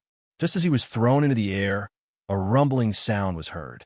Following the sound of an explosion, a piece of mangled flesh and blood fell down.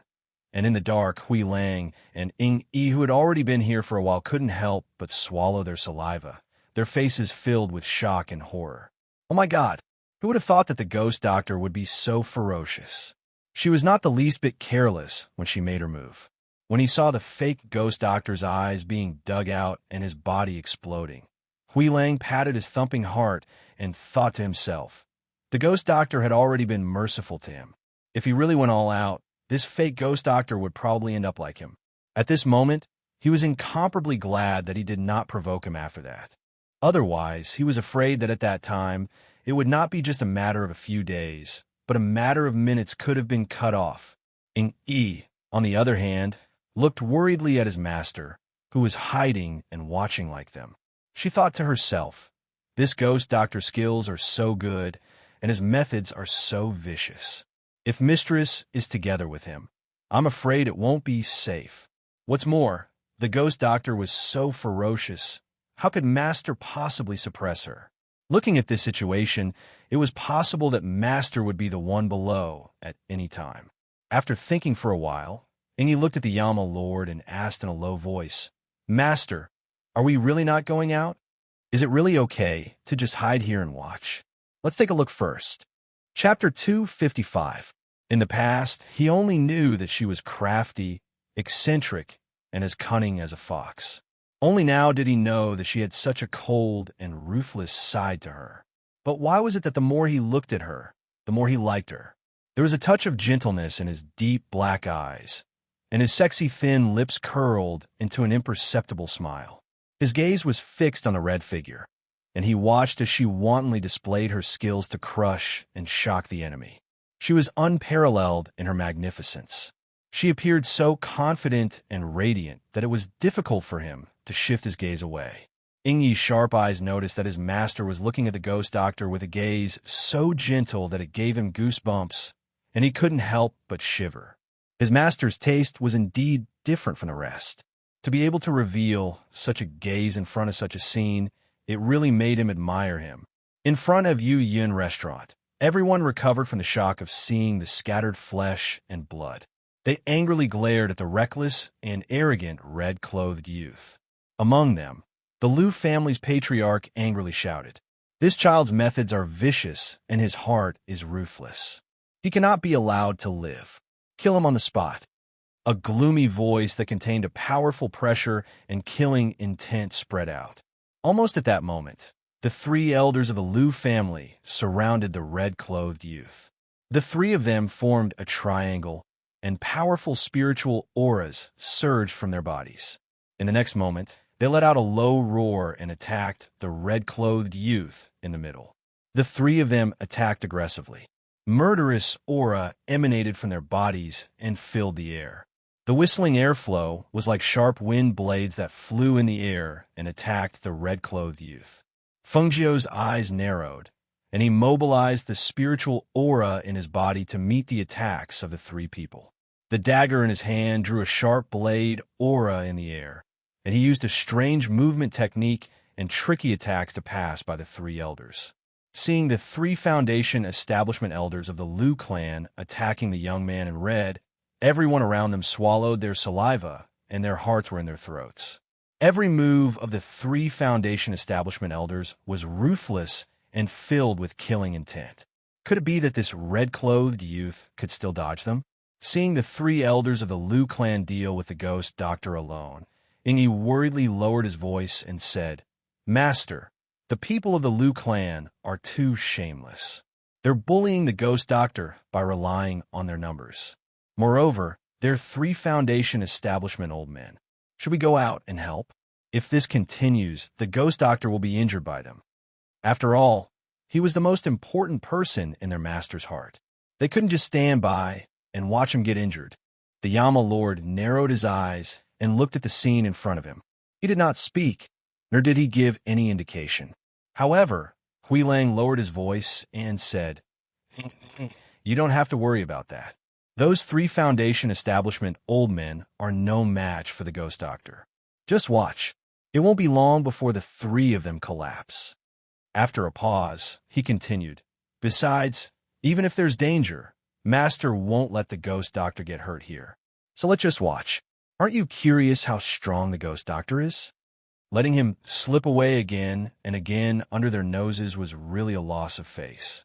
He wanted to use this opportunity to see where the ghost doctor's limits were. That way, he wouldn't suffer at his hands in the future. Chapter 256. Hearing this, Ingy glanced at his master. Seeing that his master didn't say anything, it was clear that he agreed with Hui Lang's words. Thus, he didn't speak again, but paid attention to the battle in front. Originally, they were worried that the ghost doctor would be defeated by the 3 Foundation establishment old men.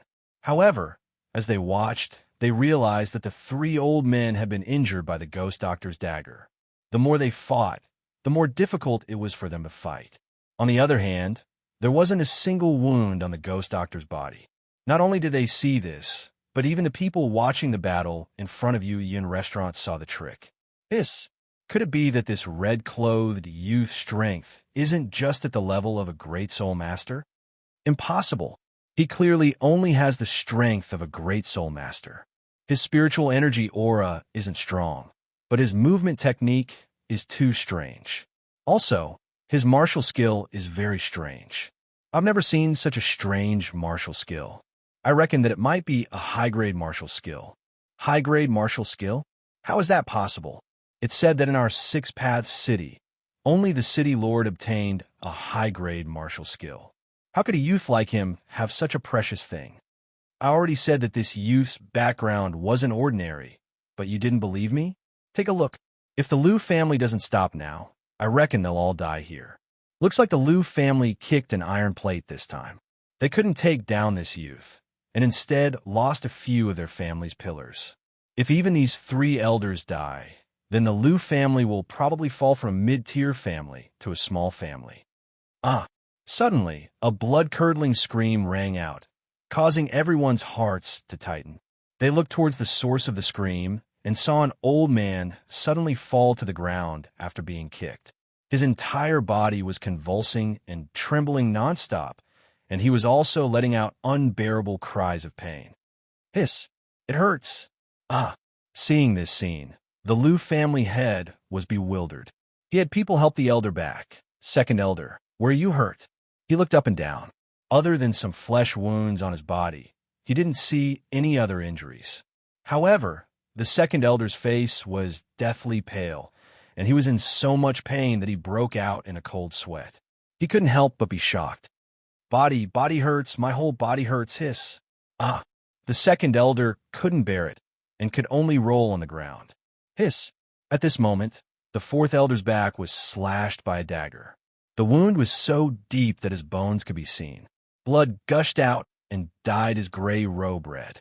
Seeing the 4th elder stumbling back, family head Lu's face finally changed. Not only was the 4th elder's back injured, but even the 1st elder was covered in wounds. He couldn't help but come to the city lord. City lord, this brat's methods are vicious. Not only did he kill members of my Liu family, he also killed the ghost doctor. Could it be that the city lord is planning to just stand by and do nothing? Hearing this, the city lord, who originally didn't intend to interfere, frowned. After glancing at family head Liu, he looked at the red-clothed young man with extraordinary combat strength and said, "You are already 3 against 1. Since you still can't take him down, let him go." The ghost doctor was already dead, and this young man definitely had an extraordinary background. Why would he want to offend a young man with such astonishing battle prowess for someone who is already dead? What's more, such a person couldn't have no backing. If he really died in the 6 Path City, it would be a big problem. Seeing that the city lord didn't intend to interfere, family head Liu clenched his teeth. He was unwilling to give up. Seeing that the red-clothed young man had his back to him and was fighting with the 1st elder, a cold light flashed in his eyes. The next moment, he held the willow leaf sword in his hand and stabbed at the young man's back. Chapter 257. Seeing this, many people in the surroundings widened their eyes in shock. They did not expect that the master of the Liu clan would launch a sneak attack. To the people present, they were all people of status. They would not stoop so low as to launch a sneak attack. Even if they won, it would only be shameful. If they wanted to win, they would rather defeat the opponent fair and square and take the opponent's life. Therefore, when they saw the Liu family head use such a despicable method in front of everyone, they all shook their heads and sighed. They were very disappointed in him. Some people didn't think there was anything wrong with what he did. In a situation where he couldn't win, as long as he could kill the opponent, any method was good. They didn't think there was anything wrong with what he did. When the Yama Lord saw this, his deep eyes darkened. He stared at the Liu family head with murderous eyes. He pursed his thin lips and didn't say anything. However, the murderous look on his body and the darkened expression on his face told Ing, Yi, and Hui Lang that even if the Liu family head didn't die here, he would probably die in a few days. They didn't help because they saw the ghost doctor's quick reaction. She didn't even look back when she sensed the murderous intent behind her and launched a counterattack. Clang! The sound of sword and saber colliding made a crisp sound. Sparks burst out from the friction between the sword and saber. The sharp saber aura and sword aura fought against each other, making whistling sounds. The two of them fought in the light of the saber and the sword. They were so fast that the onlookers could only see the air blades around them, cutting the ground and leaving sword marks. At the moment when the two of them fought, the great elder, who had been pushed back, turned his hands. The wind blades, surging with spiritual power, formed two invisible blades and fiercely slashed at Fengjiu's back. After witnessing the shamelessness of family head Liu and seeing that the first elder was imitating him, no one dared to say anything more. However, at this moment, Fengjiu kicked the wrist of the Liu family swordmaster. The sound of bones breaking could be heard clearly. The willow leaf sword also flew out of her hand because of this kick. It turned in the air and then fell to the ground with a clang. This family head Liu gasped and staggered backward. Both of his hands were injured. This time, it was impossible for him to fight again. At this moment, Fengjiu, who had broken family head Liu's wrist bone, leaped into the air. His elegant figure carried an intimidating aura, and his dazzling red robe fluttered in the wind. His handsome and enchanting face carried a bloodthirsty and charming smile. At that moment, he emitted a dazzling aura that made people's eyes light up and their hearts tremble. What a peerlessly beautiful young man! Just as everyone couldn't help but praise in their hearts. The situation changed in the next moment. The red figure that made everyone's eyes light up instantly shot out the dagger in her hand in midair. With a whoosh, the dagger pierced through the air and pierced into the great elder's throat.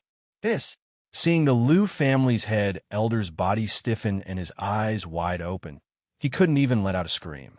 Everyone couldn't help but take a deep breath. A storm suddenly rose in their hearts, and they couldn't calm down for a long time. Great Elder. Chapter 258. Ha ha ha ha. His laughter contained a powerful pressure, causing everyone's eardrums to hurt slightly. They only heard the laughter suddenly stop, and his malicious gaze was like a poisonous snake staring at the red-robed youth.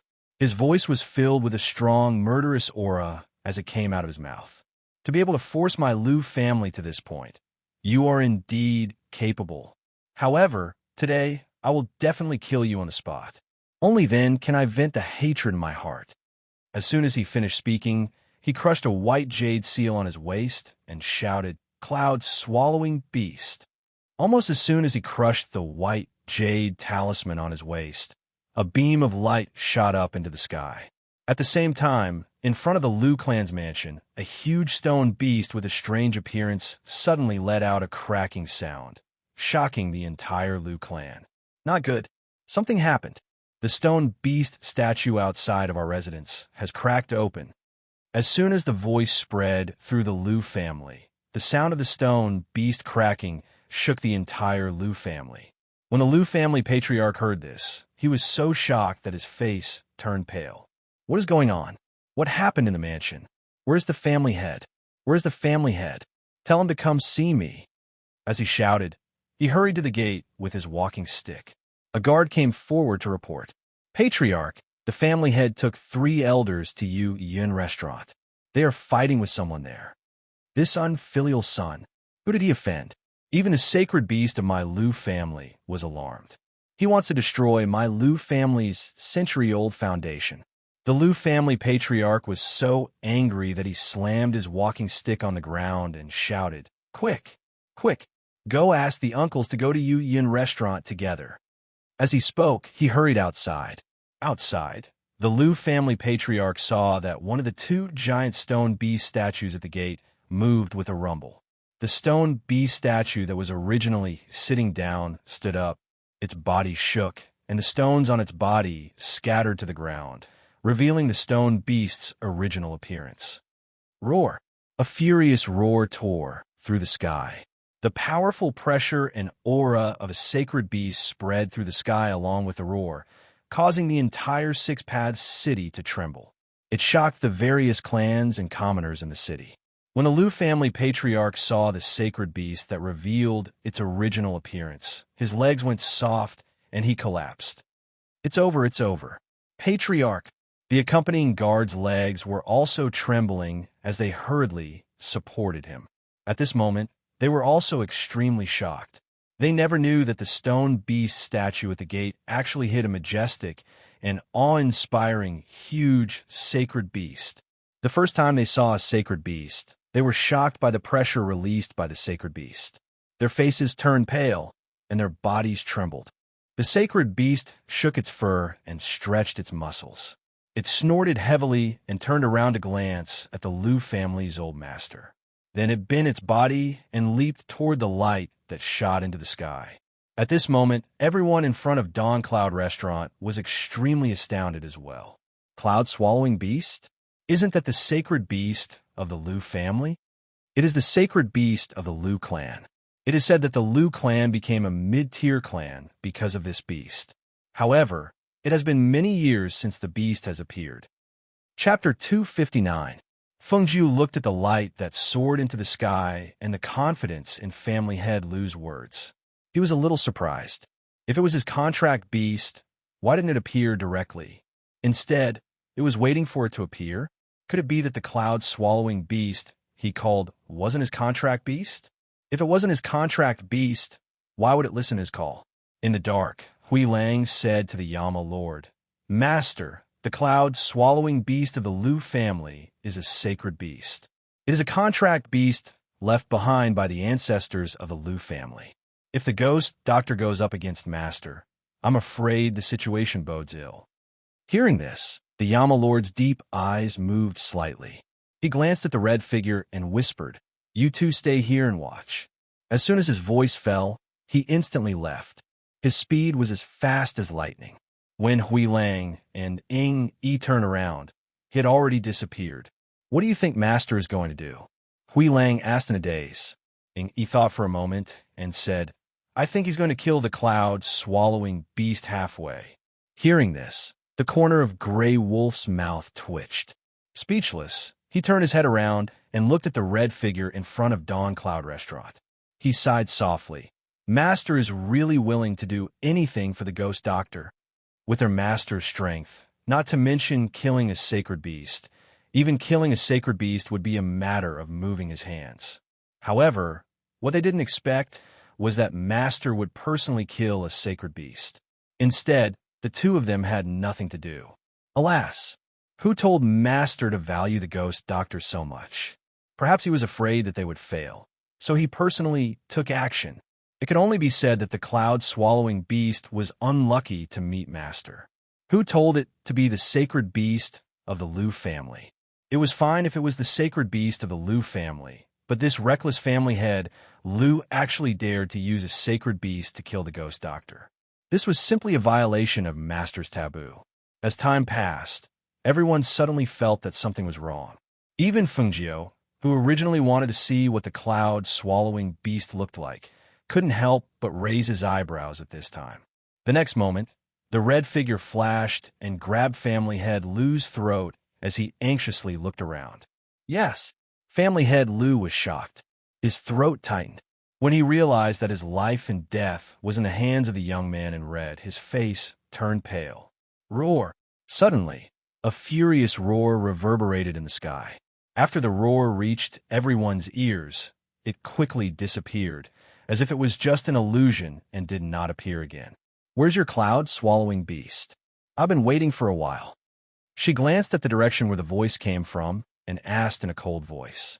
She narrowed her clear eyes and looked at family head Lu with a murderous look. As long as the city lord and the others didn't make a move, she was more than enough to deal with the Lu family. As for the cloud-devouring Saint Beast, she was someone who possessed an ancient divine beast. So why would she be afraid of a mere Saint Beast? Unfilial son, you unfilial son, are you trying to harm the entire Lu family? Are you trying to destroy the entire Lu family? An angry voice came from not far away. Everyone looked in the direction of the voice and saw the Lu family's patriarch and a few elders rushing over. The Lu family's patriarch, who was in the lead, looked furious. If it weren't for the two guards supporting him, he probably wouldn't have been able to make it here. F.A. Father. Chapter 260. He stared blankly at their furious faces. He didn't know why the cloud-swallowing beast didn't come. Instead, it was his father and several clan elders who came. What on earth happened to the cloud-swallowing beast? The people around saw that the cloud-swallowing beast summoned by clan head Lu didn't come. Instead, it was old Great Master Lu and several clan elders who came. They couldn't help but be startled and pondered. The previous beast, Roar, was undoubtedly from a holy beast. But after so long, the cloud-swallowing beast didn't appear. What was going on? Young Master. This old man apologizes to Young Master. I hope that Young Master can be magnanimous and spare my son's life. Old Great Master Lu waved away the two guards who were supporting him and knelt down before Fengjiu with a plop. As soon as he made this move, some of the young nobles around him were shocked. The family leaders and the older ones sank in a deep thought because they knew that he was trying to protect the Lu family. At this moment, only clan head Lu hadn't come to his senses. He didn't know that he had kicked an iron plate. Not only was this red-clothed young man powerful, but the force behind him was even more terrifying. The Lu family had made him their enemy. If the Lu family underestimated him, the Lu family's patriarch and a few elders would lose their lives. In the worst-case scenario, the entire Lu family would be buried with the Lu family's patriarch. Sir, please be merciful. The clan elders also knelt down without another word. They didn't defend themselves. They didn't argue who was right and who was wrong. They didn't want to use their power to oppress others. They didn't want to seek justice for the dead. They only wanted to save the Lu clan and their clan. Along the way, someone had already told them everything that had happened. With their experience, they naturally knew that the Lu clan was in big trouble today. If they didn't deal with it properly, the entire Lu clan would have to be buried with their clan leader for what he had done today. At this moment, they threw away their pride as elders, threw away their dignity as elders, and lowered their posture. Not for those who had died, but for those who were still alive. The surroundings quieted down. Everyone's eyes fell on Fengjiu. How would the red-robed young man deal with this? Faced with such a scene, what would he do? In the dark, the Yama Lord, who had quietly returned, also saw this scene. His deep eyes fell on Fengjiu. As long as she didn't want the Lu clan to exist, he would make sure that the Lu clan disappeared before tomorrow. Fengjiu narrowed his eyes and looked at them, deep in thought. She was a person who clearly distinguished between kindness and hatred. If others treated her with respect, she would not use her power to oppress them. However, she would not be merciful to those who wanted to kill her. The elders kneeling in front of her all had sincere expressions as they looked at her with pleading eyes. She couldn't make up her mind for a moment. The one who wanted to kill her was their family head. As long as their family did not use their power to kill her, there was no need for her to exterminate their family. Seeing this scene, family head Lu finally realized what he had done. For a moment, he stared blankly at his father and elders kneeling on the ground. Chapter 261. Just kill me. Please be magnanimous and let my Lu family off the hook. Family head Lu murmured. His whole body relaxed, and he no longer thought of resisting. The murderous intent and unwillingness in his eyes finally dissipated. At this moment, it was no longer up to him to decide. He didn't have the ability to kill the red-clothed youth, so the one who died was him. If he didn't die and bring disaster to his family, then even if he died, he wouldn't have the face to see his ancestors. President Ku of the black market has arrived. Suddenly, A voice containing spiritual energy broke the silence and heavy atmosphere in front of Yu Yun restaurant. Almost as soon as they heard the news of President Ku of the black market's arrival, everyone's eyes instinctively looked towards the red-clothed youth. President Ku of the black market. The black market's influence spread across all the major countries. That was the backer of the ghost doctor. Now that they have found their way here, they must have rushed over because they knew that the ghost doctor was here. But now the ghost doctor was already dead and had died so tragically. If the people from the black market knew, what would happen? The city lord and the others thought of this. The Liu family head, whose eyes had already dimmed, also thought of this. A glimmer of hope appeared on his originally despairing face. He was thinking that if the people of the black market could avenge the ghost doctor and kill this red-robed young man, then his Liu family would be saved. Everyone's expression was uncertain. Only Fengjiu was as calm as before.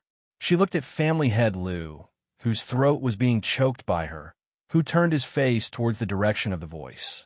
Her lips curled up slightly. "What are you thinking? Do you think they can save you? Or can they kill me?" Family head Liu's pursed lips trembled slightly. He looked at his father and the elders who were still kneeling on the ground, sighed softly, and closed his eyes. "Kill me. Use my life to end all of this. Indeed, I can let the Liu family go, but I will never let go of someone who wants to kill me." As soon as Fengjiu's soft voice fell, a murderous intent flashed through her eyes. She tightened her grip on family head Liu's throat. With a crack, she broke family head Liu's throat, who didn't resist at all. Until he died, he only let out a muffled groan and died. Bang! She loosened her grip, and family head Liu fell to the ground, right in front of the Liu family's people. Looking at family head Liu, who was already dead, Elder Liu's eyes were dazed. There was unconcealable pain and helplessness. As for the elders, their mouths moved, but they didn't say a word. They just looked at the corpse in front of them and sighed. Who should he blame? Who did he hate? Who should he look for? They could only blame themselves for all of this. They hated themselves because they had brought this upon themselves. This was a world where the strong were respected, the city lord, and the others also sighed in their hearts. Who would have thought? Who would have thought? Clan leader Liu had died, just like that. They had thought of the beginning, but not the ending. They had thought that the young man in red would be the one to die in the end. However, at this moment, no one dared to underestimate him.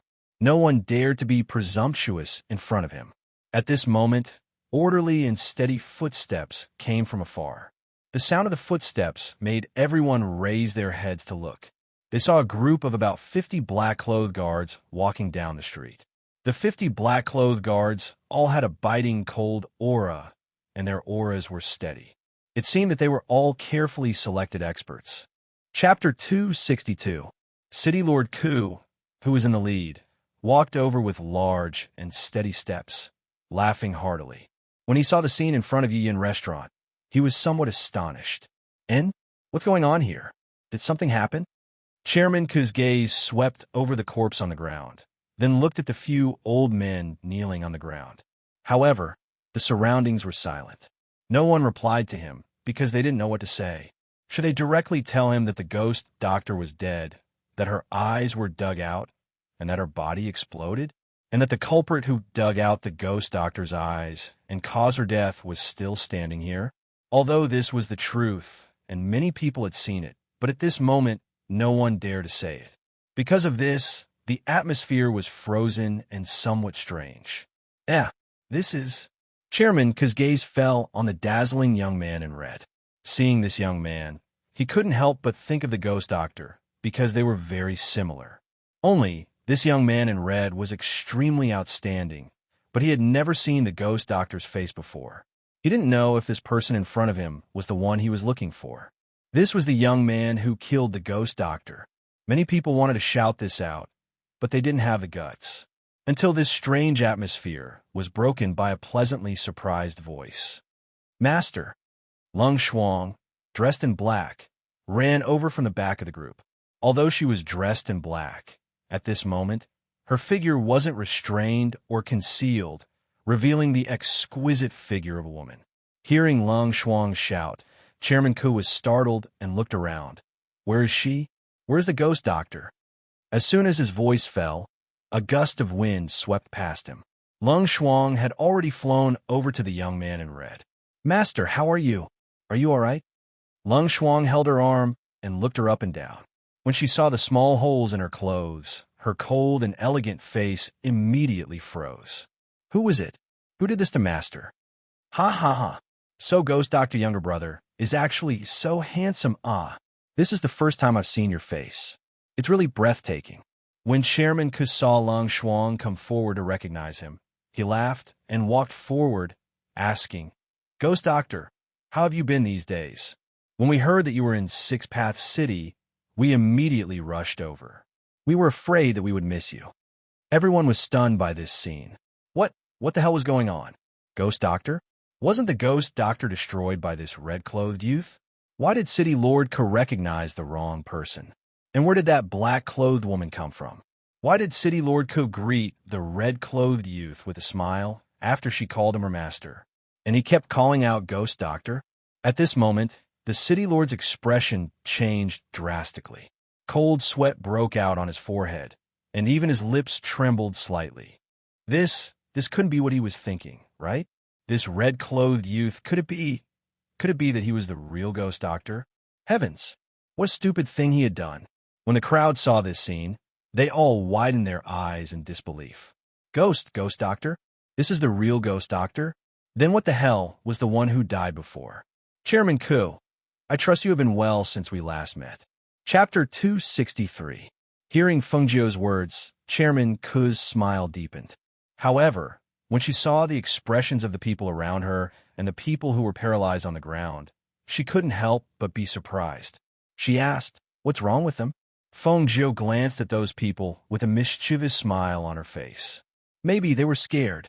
At this moment, the city lord, who had regained his senses, hurried forward to bow and apologize. Ghost Doctor, I was blind and mistook you for the Ghost Doctor. It's really Sai. Mistook you for the Ghost Doctor? What's going on? Chairman Ke looked at Feng Jiu and City Lord Chong in surprise. Could it be that something big happened here before this? It's over. There's no need to mention it again. As she spoke, she looked at the trembling elders kneeling on the ground. Her gaze darkened as she walked up to them. This ends here. You can go back. Hearing this, the people kneeling on the ground were so moved that they almost cried. When they heard that the red-clothed youth was the Ghost Doctor, they thought that it was over. Their Liu family was done for. They didn't expect that she would let them go and not pursue the matter. Thank you, Ghost Doctor. Thank you. They kowtowed gratefully and thanked her from the bottom of their hearts. Because of her magnanimity, the Liu family was saved from a catastrophe. Immediately, they quickly left with their people. They didn't dare to stay here any longer, as if they were afraid that she would change her mind. Ghost Doctor, please come to the City Lord's residence to rest. Give me a chance to apologize. The City Lord spoke again, trying to make up for what he had done wrong. Chairman Ku's scrutinizing gaze fell on City Lord Chong. A glint flashed across her eyes. Apologize? No need, Feng Jiu said lightly, then said to Lung Shuang, Take Old White. Lung Shuang followed her gaze and saw the fat horse sleeping on the ground. Although he was curious why his master got such a horse, he still went forward to take the reins. Lao Bai also woke up because he had pulled the reins. When he saw Lung Shuang, who was dressed in black and exuded a cold and elegant aura, he drooled and stood up to approach her. I've already instructed the branch city to prepare a place for us to rest. Let's go over first. We can talk about the rest later. Mayor Ke said as he gestured towards Feng Jiu. Yes. Feng Jiu responded and walked forward. However, as soon as he took a step, he paused and looked at a certain direction thoughtfully. Seeing Zhang Xian stop in his tracks, Guild Leader Ko asked, What's wrong? No. She shook her head and continued walking forward. Lung Shuang held Lao Bai's hand and followed behind her. The group of people headed towards the black market branch. Not long after, they disappeared in front of Yu Yun restaurant in the shadows. Hui Lang and Ying Yi looked at each other, then looked at their master and asked, Master, are we not going to capture the Ghost Doctor? Who told you that I'm going to capture her? Yama Lord glanced at the two of them. With a flick of his sleeve, he turned and left. Seeing him leave, the two of them were stunned. Huilang lowered his voice and asked, Master, didn't you come here specifically for the ghost doctor? Didn't you want to capture her? Then what are you doing here? Don't tell me it's just to see her. And he glanced at him and said with an expressionless face, I think you should ask Master about this question. As soon as his voice fell, he also left. Chapter 264. Following their departure, the entire Yu Yun restaurant fell into silence. No one spoke for a long time. After glancing at each other, they all hurriedly dispersed on the other side. Fengjiu, who had come to the courtyard prepared by the black market branch to rest, changed out of her blood-stained red clothes. After bathing, she walked out and came to the courtyard. Mistress, I had people prepare some food. You should eat first. Lung Shuang looked at her recovered appearance and was very happy. He said, if the old master and the others know that Mistress' face has recovered, they will be very happy. Although I was captured by the people of Yindian, I really gained a lot from this trip. She smiled as she brushed her red clothes and sat down at the table.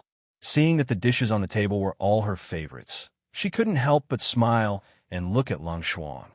Lung Shuang, it's good to have you by my side. Look, I don't even need to tell you what I want to eat. She picked up her chopsticks and started eating.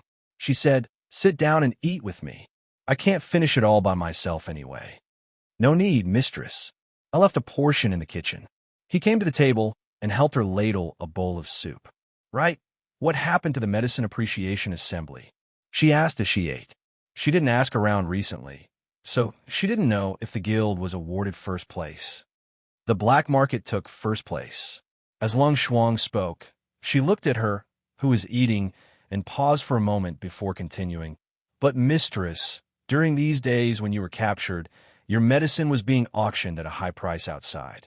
Because of this, it can be said that the name of the ghost doctor has been heard in almost every major city during this period. This should be the work of that Yama Lord. Although I don't understand his intentions, it's not bad for me. Thinking of the Yama Lord, she remembered that Lu family head summoned the cloud-swallowing beast, but it didn't come. Lung Shuang, did you see a sacred beast when you came? Lung Shuang thought for a moment and shook his head. I didn't see it, but I heard a roar. At that time, we were already in the city. Oh, I see. She nodded. She felt that the holy beast would not have appeared for no reason. There was also that Yama Lord. He had eyes and ears in the Six Paths City. It was impossible that he did not know about the commotion in front of Dawn Cloud Restaurant.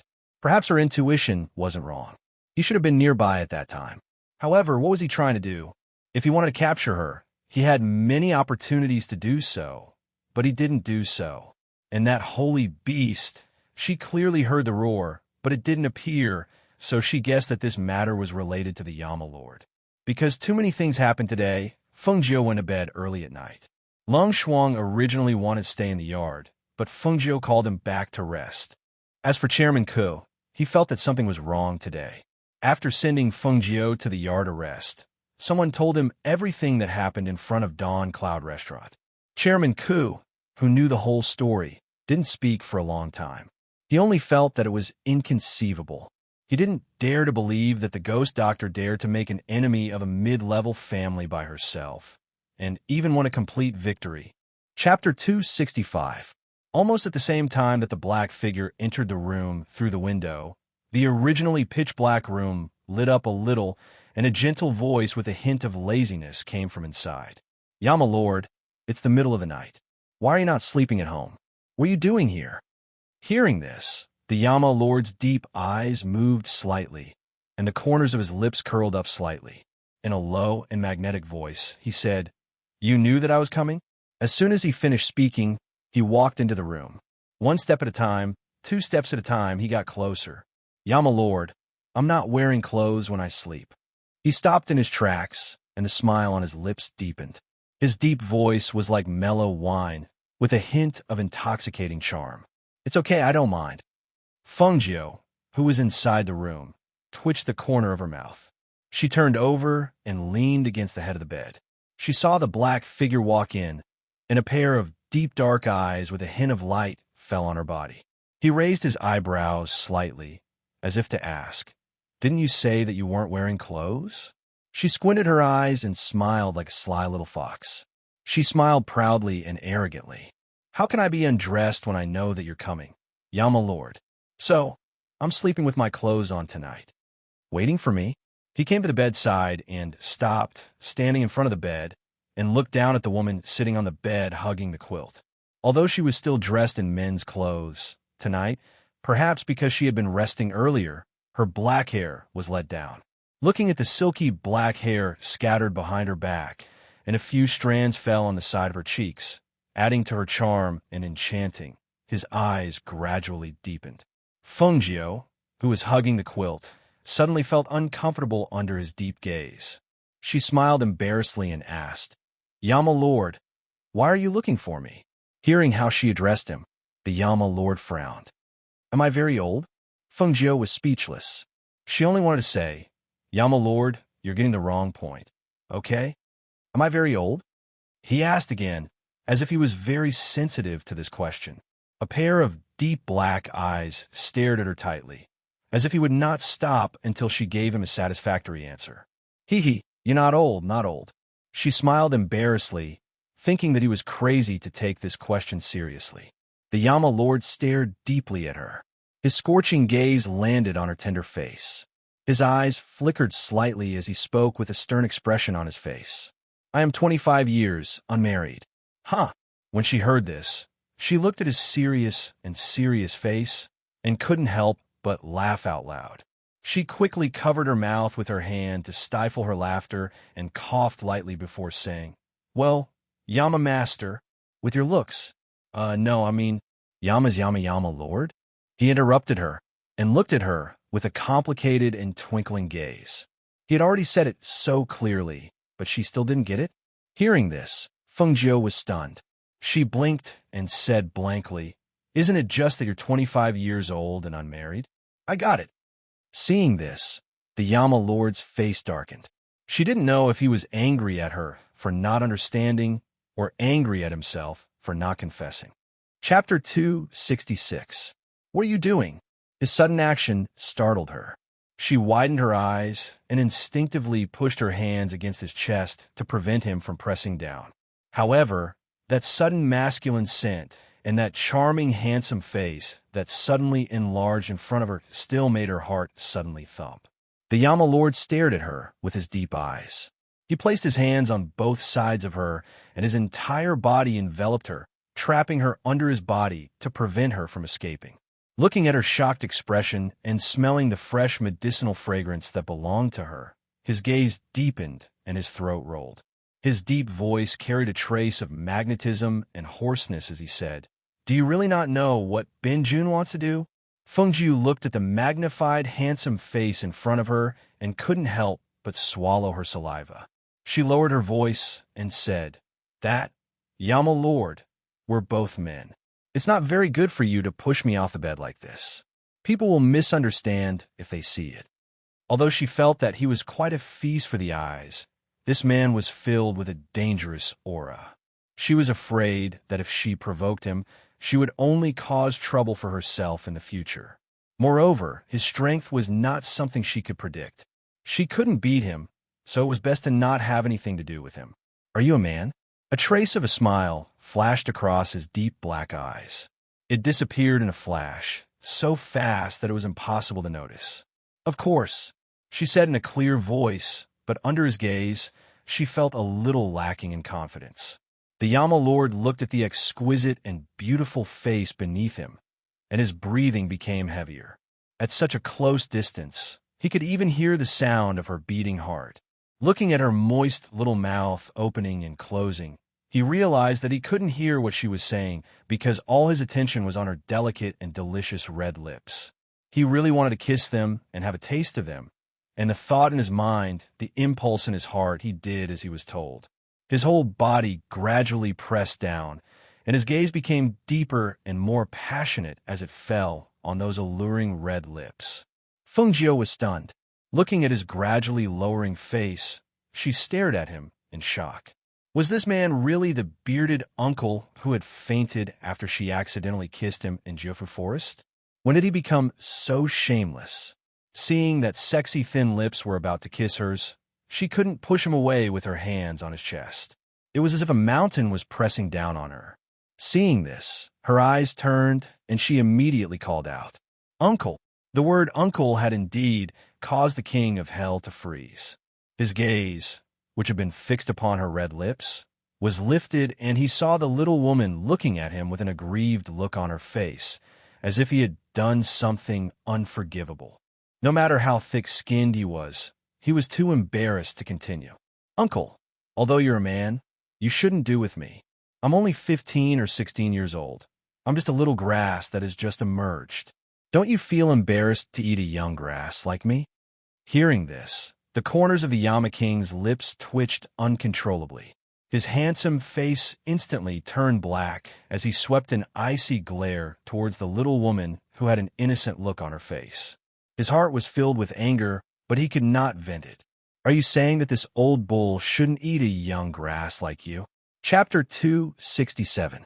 I didn't say that." She smiled embarrassedly. Seeing his dark face and angry eyes, she quickly said, "Get up, it's not nice for two men to be like this." Hearing this, the Yama Lord was so angry that he laughed. He took a step back and took out something from his space. He stuffed it into her arms and turned to leave with a dark face. Fengjiu was stunned. Before she could react, she touched his soft fur. Looking down, her eyes lit up. "Wow, where did you get this puppy? It's so beautiful." The white furry little thing in her arms was chubby and looked like a meatball. Its snow-white fur was a little fluffy.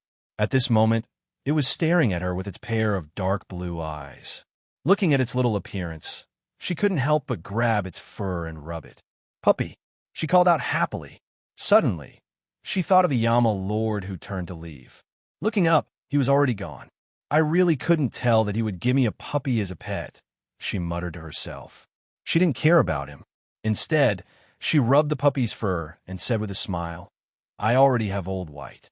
How about you call me Little White?" As her voice fell, she seemed to think of something and said, "Little White doesn't seem right. Old White's previous owner was Little White. I'll just call you Little Ball." She patted its little head and decided on its name. Fengjiu, who was holding Little Ball, didn't see that the little thing lying in her arms had a pair of blue eyes full of anger. However, it didn't dare to do anything to her and could only obediently be a puppy. The next day, when Lung Shuang saw her master holding a meatball in her arms, he was slightly stunned. However, he didn't ask and only said, "Master, breakfast is ready." Fengjiu sat down to eat and fed Little Ball some food. However, Little Ball arrogantly turned its head away, obviously disdainful. Seeing this, she didn't care. After breakfast, she handed Little Ball to Lung Shuang and went to the front yard to talk to Chairman Ku about what to do next. In the main hall, Brother Ghost Doctor, you're finally here.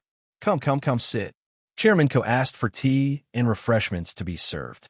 After Fengjiu sat down, he said, "Our black market really has to thank you this time. If it wasn't for you, we wouldn't have been able to get first place this year. It's just that I feel very sorry for letting Ghost Doctor get kidnapped by the people of Yandian and get frightened." As soon as he finished speaking, he smiled at Fengjiu and said, "I have specially prepared a generous gift to thank you, Ghost Doctor." He clapped his hands, and 2 guards walked in with a tray. Fengjiu looked over and saw that the tray was covered with a red cloth. He couldn't tell what it was, so he didn't say anything. He just watched quietly with a smile on his face. Chairman Ku stepped forward and lifted the red cloth. He smiled at Fengjiu and said, "This is a deep-sea red jade coral. It's one of the best corals. It can be used for ornamental purposes and has a calming effect on the mind. Moreover, this red jade coral is full of spiritual power. If placed in a bedroom or a place for cultivation, it can help improve your cultivation. It's pleasing to the eye. It's indeed a good thing." Fengjiu nodded, his gaze lingering on the dazzling and beautiful red coral. He looked at the second item. Chapter 268. President Ko looked at the sky silkworm snow robe and said, "To be exact, this is a magic treasure with defensive abilities. It can withstand 3 attacks from a Jindan cultivator and 1 attack from a Yuanian cultivator. As long as you wear it, It will automatically expand or shrink to the size of your body. With this snow robe, little brother, if you encounter danger in the future, you will have more protection. Seeing these two gifts, Fengjiu's expression softened. He looked at Chairman Ku and cupped his hands. These two gifts obviously cost Brother Ku a lot of effort. I thank you in advance. Hearing him call him Brother Ku, Chairman Ku was overjoyed and laughed out loud. As long as Brother likes it. As long as you like it. Saying so, he took out another item from his sleeve and smiled at Fengjiu. Those two are my thanks. This is the reward for helping the black market win first place this time. Brother, look. He opened his palm and revealed an exquisite and luxurious boat. This is... Fengjiu looked at him in surprise. This is a high-grade flying magic treasure. It can be big or small and can accommodate hundreds of people. It is fully equipped and has everything you need. It can be called a luxurious flying boat. Chairman Ku saw the surprise in his eyes and smiled. With this flying boat, Brother can go back to the country of glorious sun whenever you want. Not only that, you can enter any country below the 5th class with this flying boat, as long as you register. Fengjiu took a look and smiled. In that case, I will accept it. This thing was like a modern plane. It was convenient to go anywhere. It was too good. Judging from the price of magic treasures here, this flying boat could be considered a priceless item. After all, even the royal family of the country of glorious sun did not have such a luxurious thing. Receiving such a valuable gift made her a little embarrassed. So, she took out a small bottle from her space. Brother Ku, this is the spirit condensation liquid I concocted. Brother Ku, find a time to drink it. It should help you break through your current level. Spirit condensation liquid? Hearing this, Chairman Ku was a little excited. He knew from the black market that there was a spirit liquid called spirit condensation liquid in the medicine that he had concocted recently. City Lord Chang had broken through the threshold that he had not broken through for a long time after drinking a bottle of it. Even though he was the president of the black market, he had only heard of the spirit condensation liquid and had never seen it before. He did not expect to know that a bottle of spirit condensation liquid was given to him. Fengjiu smiled. Yes, it's the spirit condensation liquid. Actually, I still need to trouble Brother Ku with something. President Ku, who was holding the spirit condensation liquid, was so excited that he was in a trance. Hearing his words, he immediately asked, "What's the matter? Brother, please tell me. As long as I can do it, I will definitely not refuse." He knew that it was better to have a good relationship with him than anything else. Spirit condensation liquid. This was an advancement panacea, and even a single bottle would cause a mad scramble in the outside world. Now, not to mention the one thing that he needed help with. Even if there were 10 things that he needed help with, he would help out. I need some books on alchemy. I hope Brother Ku can help me find them. Ha. That's not a problem. I'll send it to you later. Chapter 269. Fengjiu smiled and said, "Medicine and alchemy are all from the same family. I don't think it will be difficult to learn." Ha. With your talent and abilities, I believe that you will become an outstanding alchemist. Don't worry, leave the book to me. He patted his chest and said. He asked the 2 guards to put the things aside and let Fengjiu keep it first. He continued, "Yesterday evening after I came back, there were many people who wanted to visit you, but I turned them all away. I believe that the news of you challenging the Liu family alone will soon spread. It will definitely add to your reputation as a ghost doctor." He looked at Fengjiu, who was dressed in red, and his eyes were full of admiration. "I didn't expect that not only are you outstanding in the field of medicine, but your cultivation is also so outstanding. Even your appearance is so good that few people can compare to you. You are really blessed by the heavens." Hearing his series of praises, Fengjiu's face was full of smiles. She said, "Brother Ku, if anyone comes to visit, please help me to reply. I don't want to see anyone recently. Sorry for the trouble." She bowed, kept the things, and left first. Back in the courtyard, she happily took out the luxurious flying ship and showed it to Lung Xuan. "Look, this is a flying magic tool. In the future, we can go back by ourselves. This small ship can actually carry hundreds of people. I just saw it. It has everything. It is really a must-have for a long trip. Master, Are you planning to go back? Long Shuang also came to the table and looked at the small flying ship. There is no hurry. I still have things to do here. All right, help me get a map of the Enchanting Kingdom. As she spoke, she glanced at the courtyard and saw the little thing sitting in front of the door looking at her. She couldn't help but smile. Little ball, come here. She hooked her finger and called out.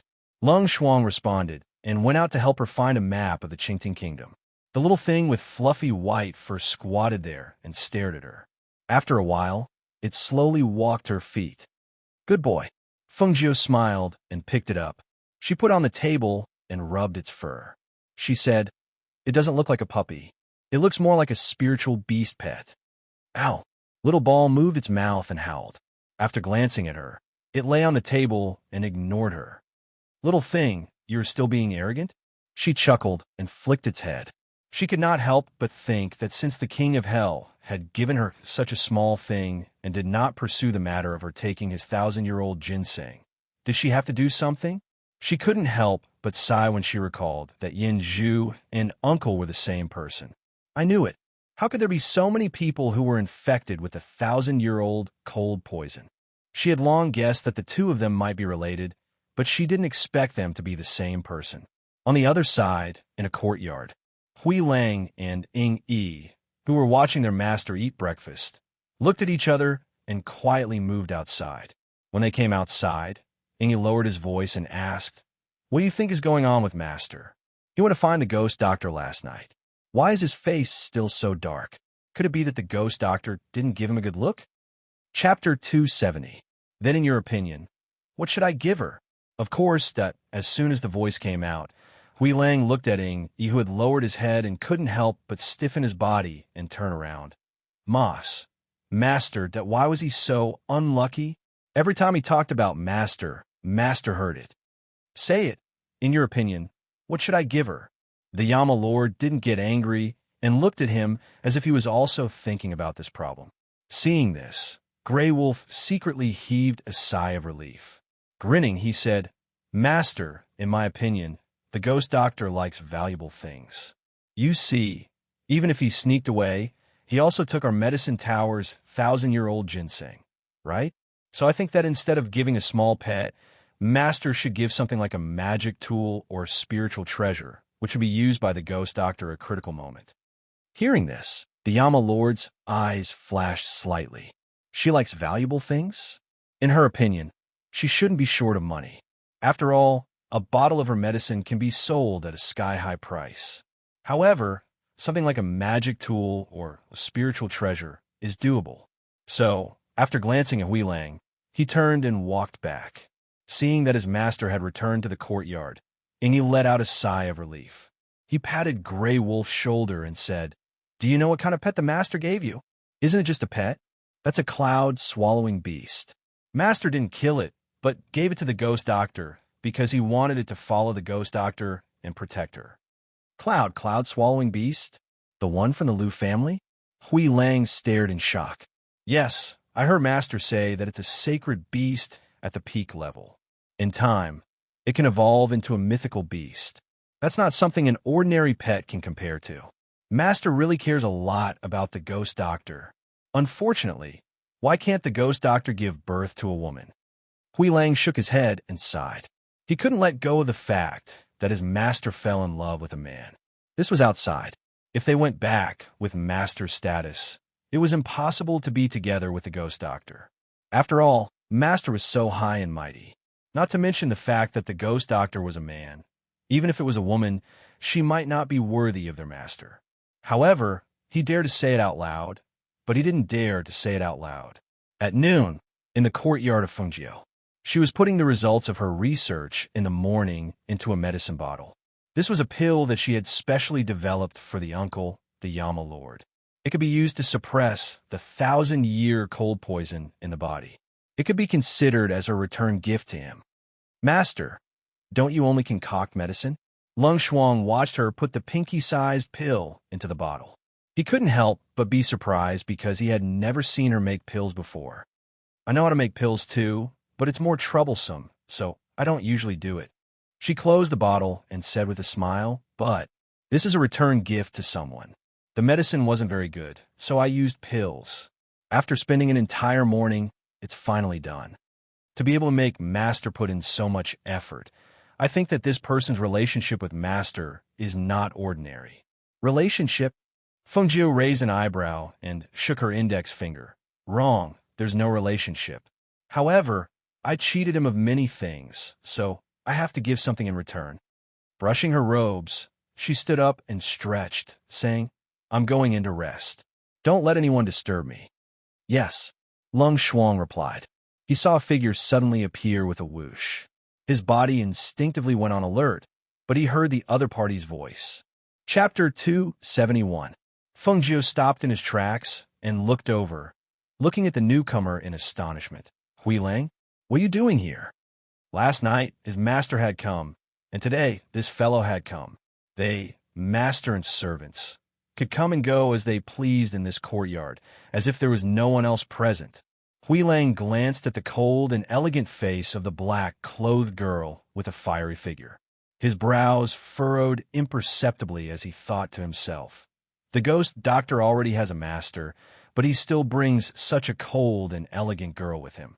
What is he doing to Master? Why does a master scold him? Is he just going to let him do as he pleases? Isn't he afraid that at his age, he won't be able to resist the temptation of a beauty by his side? Dispelling his thoughts, he looked at the red-clothed Fengjiu and said, Ghost Doctor, I'm here to deliver something on behalf of my master. As he spoke, he stepped forward and took out a small 8 trigrams plate and placed it on the stone table, saying, This is the 8 trigrams heaven and earth plate, a high-grade magic tool. It can be used to suppress and can also be used as a flying device. And this is the Phoenix dagger. Master said that the ghost doctor likes to use daggers, so he specially sent the Phoenix dagger over. This dagger can cut through iron like mud and is also a magic tool. If you encounter any battle, it will definitely be of help to the ghost doctor. Fengjiu looked at the 2 items on the table, and his eyes flashed. He looked at Huilang and asked, These things are worth a lot of money, right? Huilang's mouth twitched as he glanced at him and said stiffly, These things are priceless. Master said that you should keep them and not sell them. Hearing this, Fengjiu raised his brows. Why does he keep sending me things for no reason? And such expensive things? What is your master plotting? Hearing this, Huilang's eyes widened. You don't know? It can't be. He still doesn't know that Master likes him? Then what has Master been doing all this time? Unrequited love? One-sided torment? His master was so outstanding. Could it be that the ghost doctor didn't see his master's boundless charm? Thinking about how his master had been so distracted because of him, yet he still didn't know his master's feelings, he felt bad for his master. From the looks of it, his master hadn't even touched his little hand. If he could, he really wanted to knock the ghost doctor unconscious and carry her back. However, even though he had the heart, he didn't have the guts. After all, the ghost doctor wasn't someone to be trifled with. If he wasn't careful, he could lose his life at any time. Therefore, after he glanced at him, his face darkened, and he said, Master only ordered me to deliver the item. Now that the item has been delivered, I have to go back. Goodbye. As soon as he finished speaking, he turned to leave, but was stopped by Fengjiu. Wait. He turned around and asked with an unfriendly expression, Is there anything else? Give this to your master. Tell him that although it can't cure the 1,000-year cold poison, he can take 1 pill every month when it flares up. It can suppress the cold and prevent it from spreading throughout his body. She took out the bottle of pills and handed it to Huilang, asking him to pass it on. This can really suppress the 1,000-year cold poison? Huilang was a little excited and also a little incredulous. It had to be known that the people in their medicine building had been researching for a long time, but they hadn't been able to refine a suppressive medicine. But he had actually done it? Fengjiu slanted his eyes at him. What? Are you doubting my ability? No, that's not what I meant. Ghost Doctor, don't worry. I will definitely pass this on to Master. Many thanks, goodbye. He happily put away the bottle of pills, cupped his hands in greeting, and with a tap of his foot, he left. Chapter 272. Fengjiu put away the 2 things, yawned, and went back to her room to rest, while Lung Shuang sat cross-legged in the courtyard to cultivate, and the furry Chiu Chiu was lazily lying on the stone table in the courtyard. After an unknown amount of time, Feng Jiu, who was sleeping soundly, suddenly opened her eyes. When she saw the black-robed man sitting by the bed, she patted her chest and sighed softly. "You scared me to death. Why are you here again?" Her tone was not good, because he appeared without warning, making her feel very insecure. And because his strength was too unfathomable, she did not even notice his arrival. Perhaps it was because he received the bottle of pills that she specially developed for him, but the Yama Lord was in a good mood. Looking at the woman who was patting her chest and glaring at him, he raised his eyebrows slightly, the corners of his mouth raised slightly, and there was a trace of imperceptible smile in his low voice. "Is that all you've got?" Feng Jiu turned over and got out of bed, gathered her clothes, and walked out of the room, asking, "Why are you here again?" She came to the table and poured a glass of water to drink. As if thinking of something, she opened the door and looked outside. Seeing Lung Shuang standing in the courtyard, it was obvious that his acupoints were sealed, and he could not even speak. She could not help but sigh, walked out, and unsealed his acupoints. "Mistress, Okay, you don't have to block him when you see him in the future. You can't stop him. You don't need to wait here. You can go first." She waved her hand, indicating that he should leave first. "Yes." Lung Shuang looked at the Yama Lord, then turned and left. Seeing her sit down in the courtyard, the Yama Lord also stepped out, sat opposite her, and looked at her with an arrogant attitude, and said in a deep voice, "This lord came to ask, are there any dietary restriction for the pills you developed for this lord?" Hearing this, before Feng Jiu could say anything, Hui Lang and Ying Yi, who were hiding in the tree, couldn't help but burst out laughing. Realizing that it was inappropriate, they hurriedly closed their mouths. However, their laughter had already been heard by the two people at the stone table in the courtyard. Feng Jiu glanced at the Yama Lord and then looked at the tree. "You brought two tails?" The Yama Lord's face darkened. He glanced at the two of them coldly and said, "Why aren't you going back?" Seeing this, Hui Lang and Ying Yi immediately responded and then quickly left, not daring to stay and peek. Cough, cough. The Yama Lord coughed lightly, glanced at her, and said, "Also, I'm here to thank you." Hearing this, she waved her hand and said with a smile, "You're welcome. I took the reward and helped you refine the pills, so we're even. I don't owe you anything." However, hearing this, the Yama Lord's face turned ugly. His originally calm face became tense and dark. He looked at her smiling face, frowned, and asked, "Do you really not want to have anything to do with this lord?" Feng Jiu looked at him in confusion. "Why should I have anything to do with you?" Hearing her words, the Yama King pursed his lips and stared deeply at her. He had prepared a bellyful of things to say, but when he saw her like this, he was unable to say a single word. He pursed his lips and sat there silently for a while. Then, under her puzzled gaze, he stood up and left without saying a word. Chapter 273. Hui Lang and Ying Yi, who were waiting in the courtyard, were discussing in a low voice, guessing what would happen to their master this time. Unexpectedly, after a few rounds of conversation, they saw their master stride in. The two of them immediately stood up and greeted him respectfully. "Master!" Yanzhu glanced at them indifferently. Just as he was about to enter the room, he paused and turned back to look at the two of them. He said in a deep voice, "There is grass growing in the backyard. Go and pull it out. Remember, pull it out yourself." As soon as he finished speaking, he ignored the two people behind him and walked straight into the room.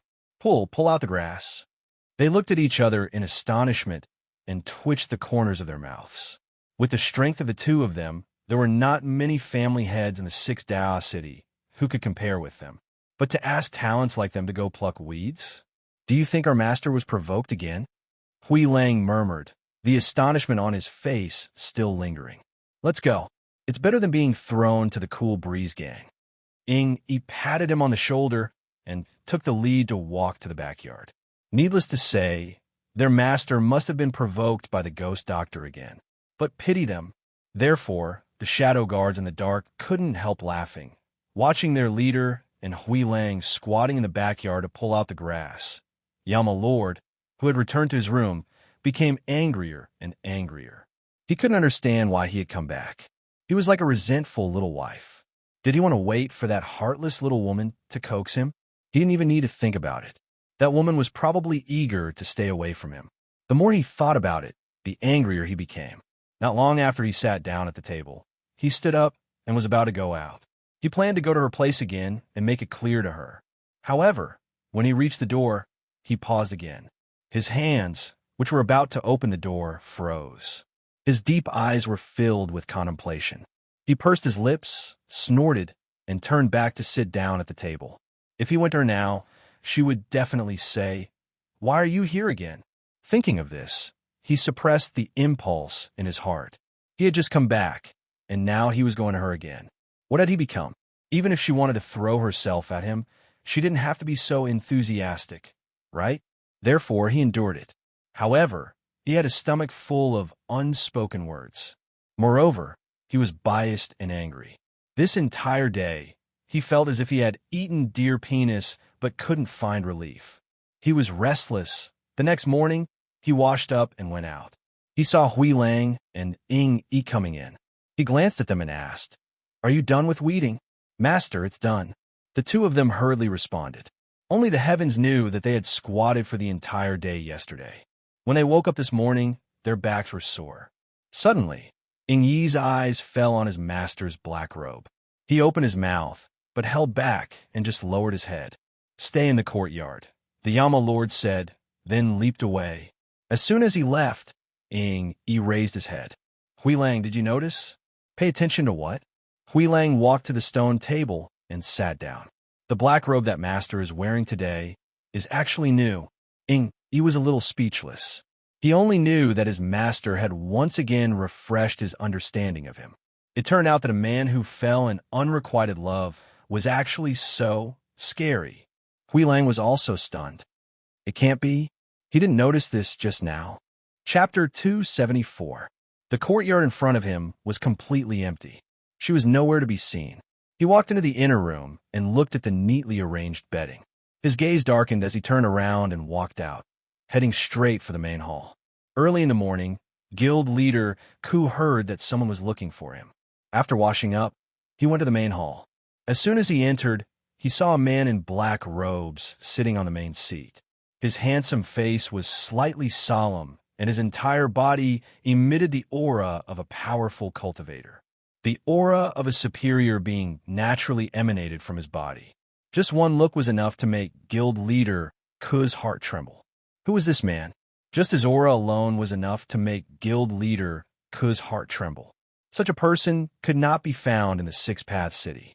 Perhaps because the other party's aura was too powerful, guild leader Ku couldn't help but step forward and bow. He asked, "May I know who you are? Where's the ghost doctor?" Guild leader Ku paused for a moment, then said, "He left yesterday." He didn't say where he went. For what I heard, he seemed to want to take a look around. As soon as he said this, the black-robed man's expression darkened even more. It was as if he was filled with a powerful rage.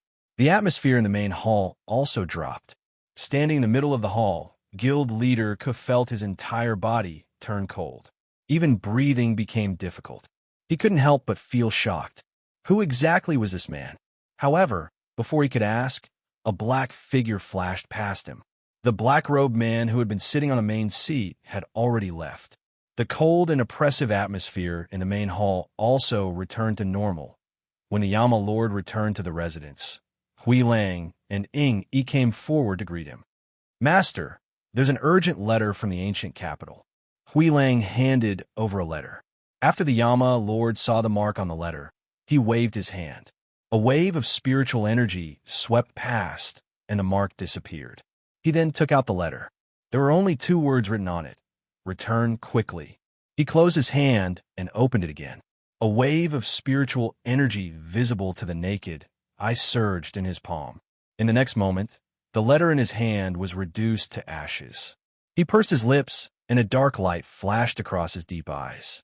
In a deep voice, he ordered, "Take care of everything here. We're heading back to the ancient capital." "Yes." The 2 of them replied, and quickly left. On the other side, the sun was gradually setting in the west, and the sky was getting dark. Feng Jiu and the others, who had left yesterday evening, were now leisurely walking on the mountain path. Feng Jiu was riding on Lao Bai, Lung Shuang was riding on a horse, and Qiu, who looked like a puppy, was riding on Lung Shuang's horse, because Lao Bai refused to carry it. Master, there seem to be 2 households not far ahead. Why don't we stay there tonight?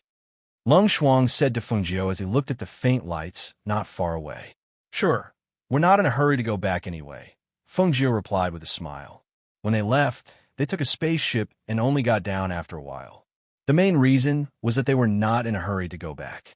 Moreover, it was only a day and a half's journey from here to the country of glorious sun by spaceship.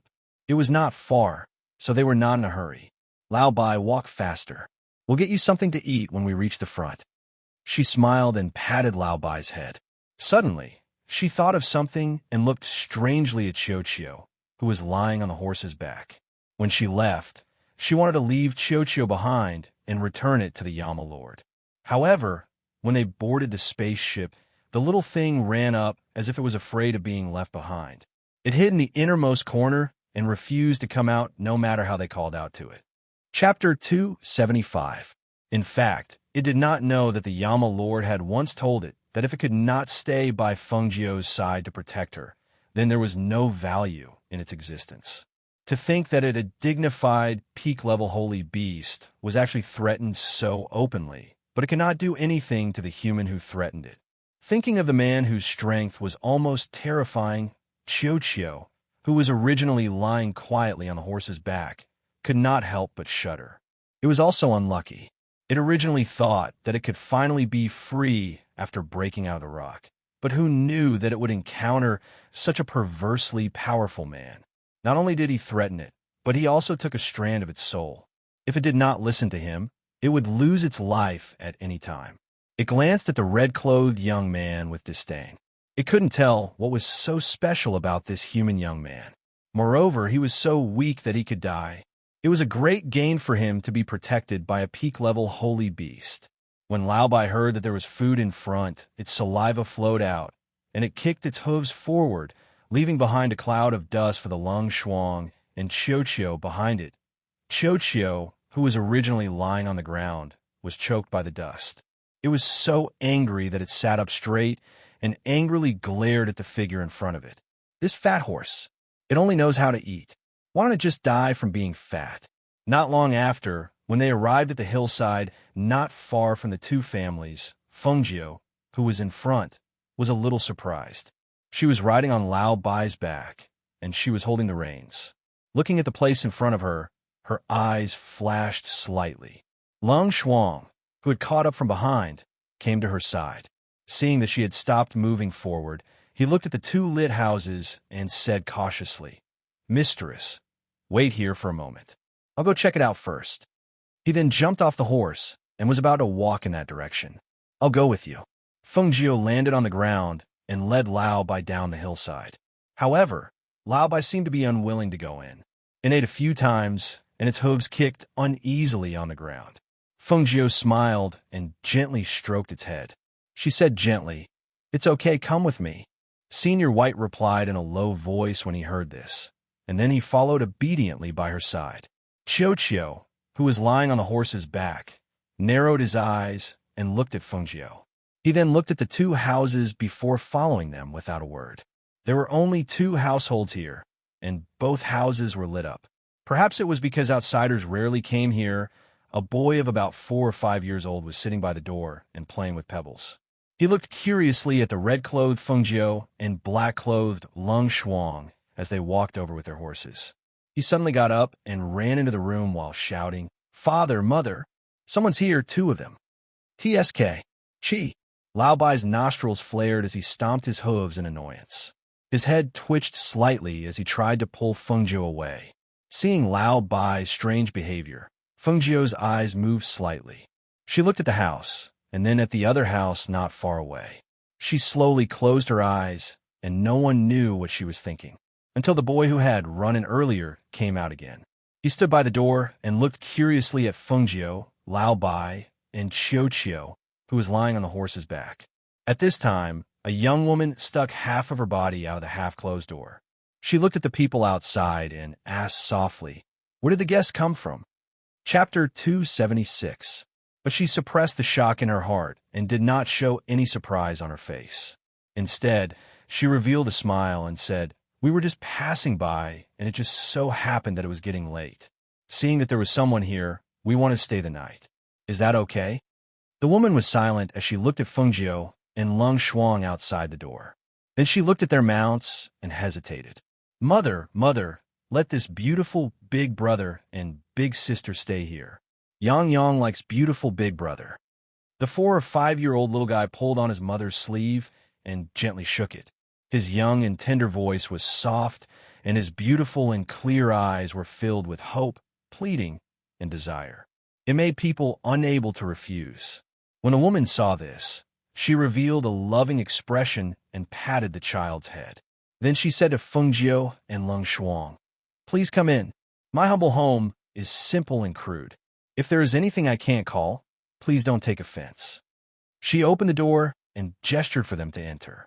Because the door was opened, Fengjiu and Lung Shuang could see that there was only one oil lamp on the table in the room. Then, "Sorry to disturb you." Fengjiu cupped his hands and bowed. He had Lung Shuang tie up Old White and the horse outside before he stepped into the room. Although the room was simple and crude, it was very tidy. Perhaps it was because there was little sunlight in the room, but the room was a bit cold, especially at night. "Big brother, do you want to drink water?" The little boy climbed onto a chair and looked at Fengjiu. He pointed at the water bottle on the table and said, "There is water in here. Yang can drink it if he is thirsty." Fengjiu's gaze fell on the woman. He watched as she lightly walked toward the back. Her posture was gentle and her steps were light. Her actions revealed her good upbringing. It was obvious that she was not an ordinary woman from the countryside. But in a place like this, how could there be such a family? She withdrew her gaze and calmed herself down. She looked at the little boy in front of her. Although he was an elf, his eyes were dark green. She sighed in her heart and asked, "Are you called Yang? How old are you this year?" Yes, my name is Yang. Big brother, today is Yang's 4th birthday. Mother is cooking red eggs in the back for Yang. The little boy leaned on the table and smiled as he looked at the handsome Fengjiu in red. He said crisply, "Big brother is so handsome. Yang has never seen anyone more handsome than Big brother." "Oh, so today is your birthday?" She looked at the excited little boy with sparkling eyes in surprise. After thinking for a while, she took out a night pearl the size of a grape and handed it to him. She smiled and said, "Here, this is for you as a birthday present." "Wow, this bead is so beautiful. It's glowing." The little guy looked at the bead in surprise. He reached out to take it and happily slipped off the chair and ran to the back. He shouted excitedly, "Daddy, Mommy, Big brother gave me a glowing bead." At this time, Lung Shuang came to Fengjiu's side and looked behind. He lowered his voice and said, "Master, this place doesn't feel right. Are we really going to stay here?" There were only 2 families here. The other side of the house had their doors closed and the lights were lit, but there was not a single person in sight. In this family, only the child was slightly normal. There was also something wrong with the woman. There was also the man of the house. They had not seen him since they entered. Logically speaking, this should not be happening. Chapter 277. She glanced at Lung Shuang and asked, "Where's Chiu?" "It's on the horse's back outside, refusing to get down." "Let it be. It should be fine. You, on the other hand, don't run around at night." As she instructed, the curtain moved slightly and the little boy ran out. "Big brother, Mother said this is very precious. Yang can't accept it." He handed the luminous pearl back to Fengjiu. Although he said that, the child had never seen such a thing before, and his eyes were filled with reluctance. Fengjiu smiled and said, "It's fine, just take it." As soon as he said that, the woman walked out with several red eggs. "There's nothing much to serve at home. Both of you have a red egg first." The woman's voice was soft and gentle as she looked at Yang with motherly love. "Big brother, can Yang really accept this pearl?" He blinked and looked at Fengjiu, then looked at his mother.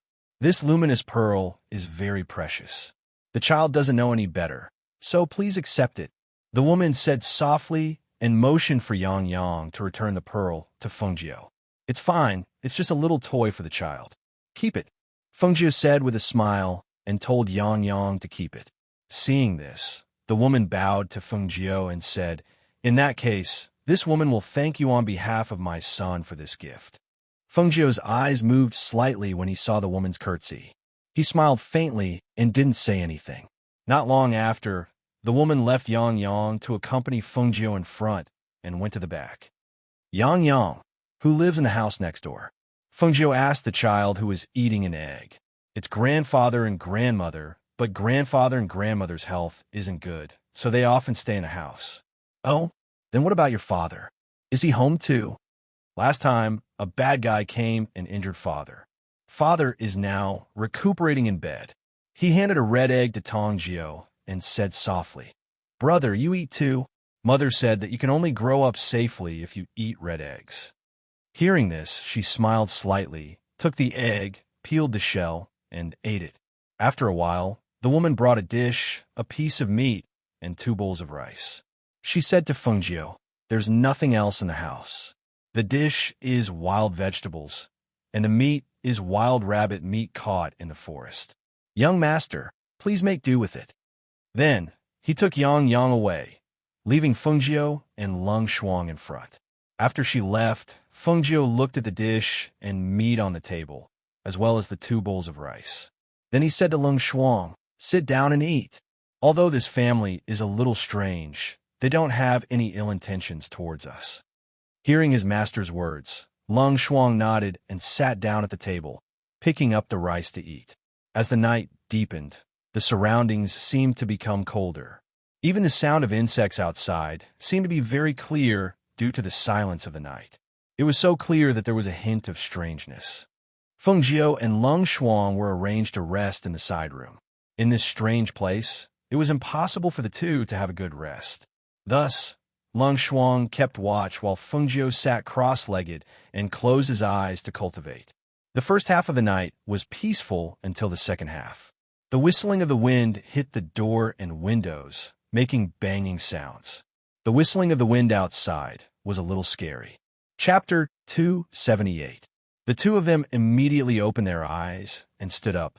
However, before they could do anything, they heard a gust of wind howling with grief and indignation. "Why? Why won't you let us go? Why?" It was an old and hoarse voice with a hint of sharpness.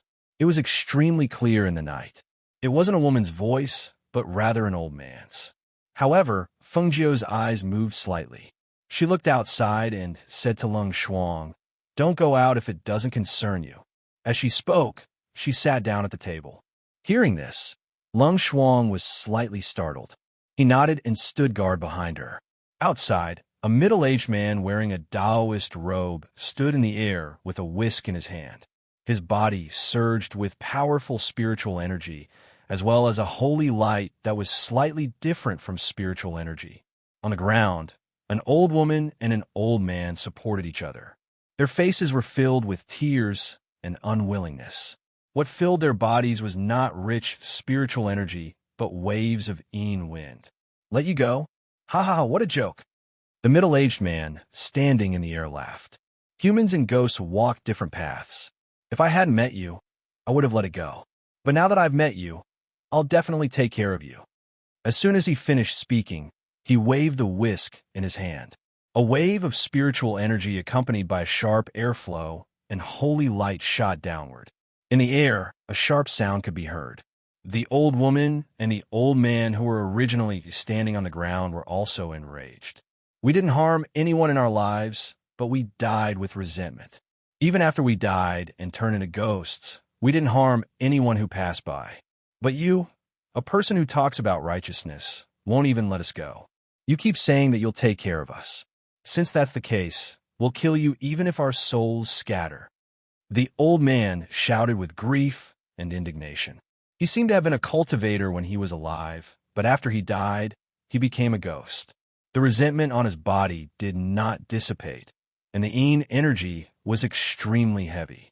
As he shouted, his whole body floated up. The claws on his hands grew longer and grabbed at the Taoist priest. In the room, Lung Shuang couldn't help but widen his eyes when he heard this. He looked at Feng Jiu and asked in a low voice, "Master, are these people ghosts?" Feng Jiu tapped on the table and said softly, "Not entirely. Not all." Lung Shuang was stunned. He suddenly remembered that his master said that only the child was normal. He couldn't help but ask, "Master, you mean that only the child is human?" "Yes," she responded and said, "Before I entered the door, I only sensed the aura of one person. It was that little boy. His parents and grandparents should all be dead, because I didn't sense any signs of life here other than us and the child. But how is that possible? If it's a ghost, why would it have a child with it?" Lung Shuang felt incredulous. In this world, there were people, immortals, and naturally there were ghosts. It was because of the existence of these three things that the three realms were formed. I didn't see the other three ghosts, so I don't know what they are. But Yang Yang's mother shouldn't be an evil ghost. She doesn't have any ill intentions towards us. Even the food we ate tonight was something that we can eat and not the sand created by the ghost eyes.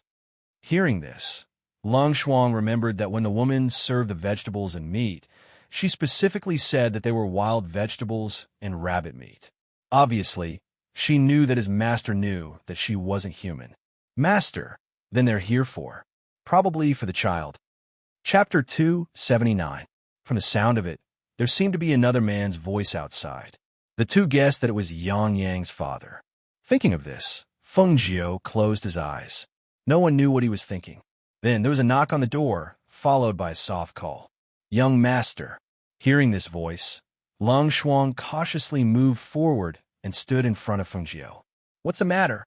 Feng Jiu motioned for Lung Shuang to step back. "Young master, please open the door and let this woman in talk." Hearing this, she motioned for Lung Shuang to open the door. Lung Shuang paused for a moment before opening the door. When she saw the woman outside, her palms turned cold. This woman was not a human, but a ghost.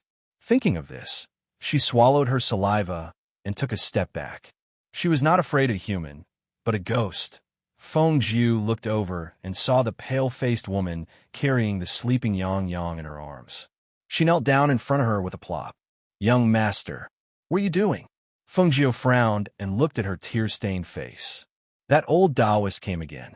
He said he wanted to take us in, but in fact, he came for my Yang Yang. Yang Yang was born with a spiritual pearl in his stomach, but the pearl could not be removed. This old Taoist said he wanted to refine him into a human pill to cultivate. We have no other choice but to come and beg young master. She sobbed softly and said, "I know that young master is not an ordinary person. You must have noticed that we are ghosts and not humans. However, although we are ghosts, we have never harmed anyone. We only stayed here for the sake of our child. Our family of 99 people is only left with Yang Yang. Young master, please help us." She sobbed softly. Her words were filled with helplessness and despair, which made Feng Jiu's heart sink slightly. She wanted to stand by and watch, but she couldn't resist her pleading. If she didn't help, not to mention these ghosts, even the child's fate would be full of misfortune. Although she was cold-blooded by nature, the child was innocent. How could she bear to watch with folded arms? Her gaze fell on the child who was sleeping soundly. It turned out that he had a spiritual pearl in his belly. No wonder when she came in, she saw that the child was full of spiritual energy. Although his face was pale and thin, he was able to stay alive while interacting with these ghosts. It turned out that it was because of the spiritual pearl. After a slight pause, she looked at the woman and asked, "How do you want me to help you?" Hearing this, the woman was delighted and hurriedly said, "I only ask that young master take my son away and let him grow up safely." "Lung Shuang, take the child," she ordered softly, implying that she had agreed. "Thank you, young master. Thank you, young master." She hurriedly thanked and handed the child in her arms to Lung Shuang with a smile. Looking at her sleeping son, her heart was filled with reluctance. She looked deeply at the child and said to Feng Jiu, "Young master, quickly leave from the back." With that, she ran out. Lung Shuang, who was holding the child, was startled and asked, "Master, are we really taking him back?" She did not think that her master would really help that ghost. "Our family doesn't lack food. If we take him back, we'll take him back. What's the big deal?" Fengjiu said disapprovingly. "He has lost his parents and family at such a young age. He is quite pitiful." Leng Shuang looked at the sleeping Yang Yang with pity in her eyes. She and her younger brother depended on each other for survival. Her younger brother was taken care of by her, but this child had lost his family at such a young age. She could not help but feel pity for him. Chapter 4:21. Ji Yongchuan saw her blank eyes and immediately said, "Throw the talisman out." Wei Wei Bai didn't think much and threw the talisman out. The red talisman suddenly stopped in midair and exploded with an unimaginable light. The strong exorcism power dispersed the green light of the moon. The group of ghosts that were holding Ji Yongchuan suddenly screamed. Ji Yongchuan didn't have it easy either, but he had a strong resistance and immediately broke free from the shackles of the ghost hands. He then stood up without hesitation and pulled Wei Wei Bai to run outside. In the dark sky, only the red talisman shone like the sun. Finally, the two of them rushed out of the white line and were hit by the light of day. Wei Wei Bai looked back and saw the graveyard in the dark was disintegrating. At the same time, the red talisman gradually lost its power. The scary ghosts looked up and stared at them under the light of day. Wei Wei Bai said, "Slagstem, that's scary." The system said, "Don't be afraid, they will only come to you at night. You are safe now." Wei Wei Bai, "What should I do if I'm even more scared?"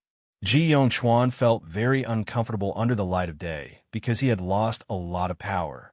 But he couldn't enter the darkness now, because the ghosts in the darkness were waiting to devour him. He felt a burning sensation on his skin as it came into contact with the sun. Suddenly, a hand gently landed on his forehead. Ji Yongchuan looked up and saw Wei Wei Bai's worried face. "Little brother, are you okay? You're hot." Of course he was hot after being steamed by the sun. He didn't know if it was an illusion, but her hand was cold. As a result, the burning sensation on his body faded quite a bit. He couldn't help but relax his body. As soon as he relaxed, his body collapsed. Ji Yongchuan's body went soft and fell into Wei Wei Bai's arms. Wei Wei Bai reached out to catch him and found that his body was warm. "Isn't the ghost cold? Why does it feel like he has a high fever?" Bai Weiwei held a scalding hot ghost, her whole body stiff. The system said, "He fainted." Weiwei Bai, "Yeah, so ghosts can faint too, huh?" The system said, "The red talisman has lost its power." When Weiwei Bai heard this, she turned around and saw the eerie graveyard. The eerie night had returned. Then, it slowly eroded towards them. Weiwei Bai widened her eyes and erupted with an unimaginable strength, carrying Ji Yongchuan on her back. Then, she ran forward with all her might. There was a ghost. It was so scary. With great difficulty, Ji Yongchuan finally broke free from the trance of the scattered ghost aura, only to find that he was actually lying on Weiwei Bai's back. She struggled to walk forward step by step. Her small body dragged him along as she sweated profusely. He heard her panting. "Come on, we're going to be saved. There are so many ghosts, and it's so scary."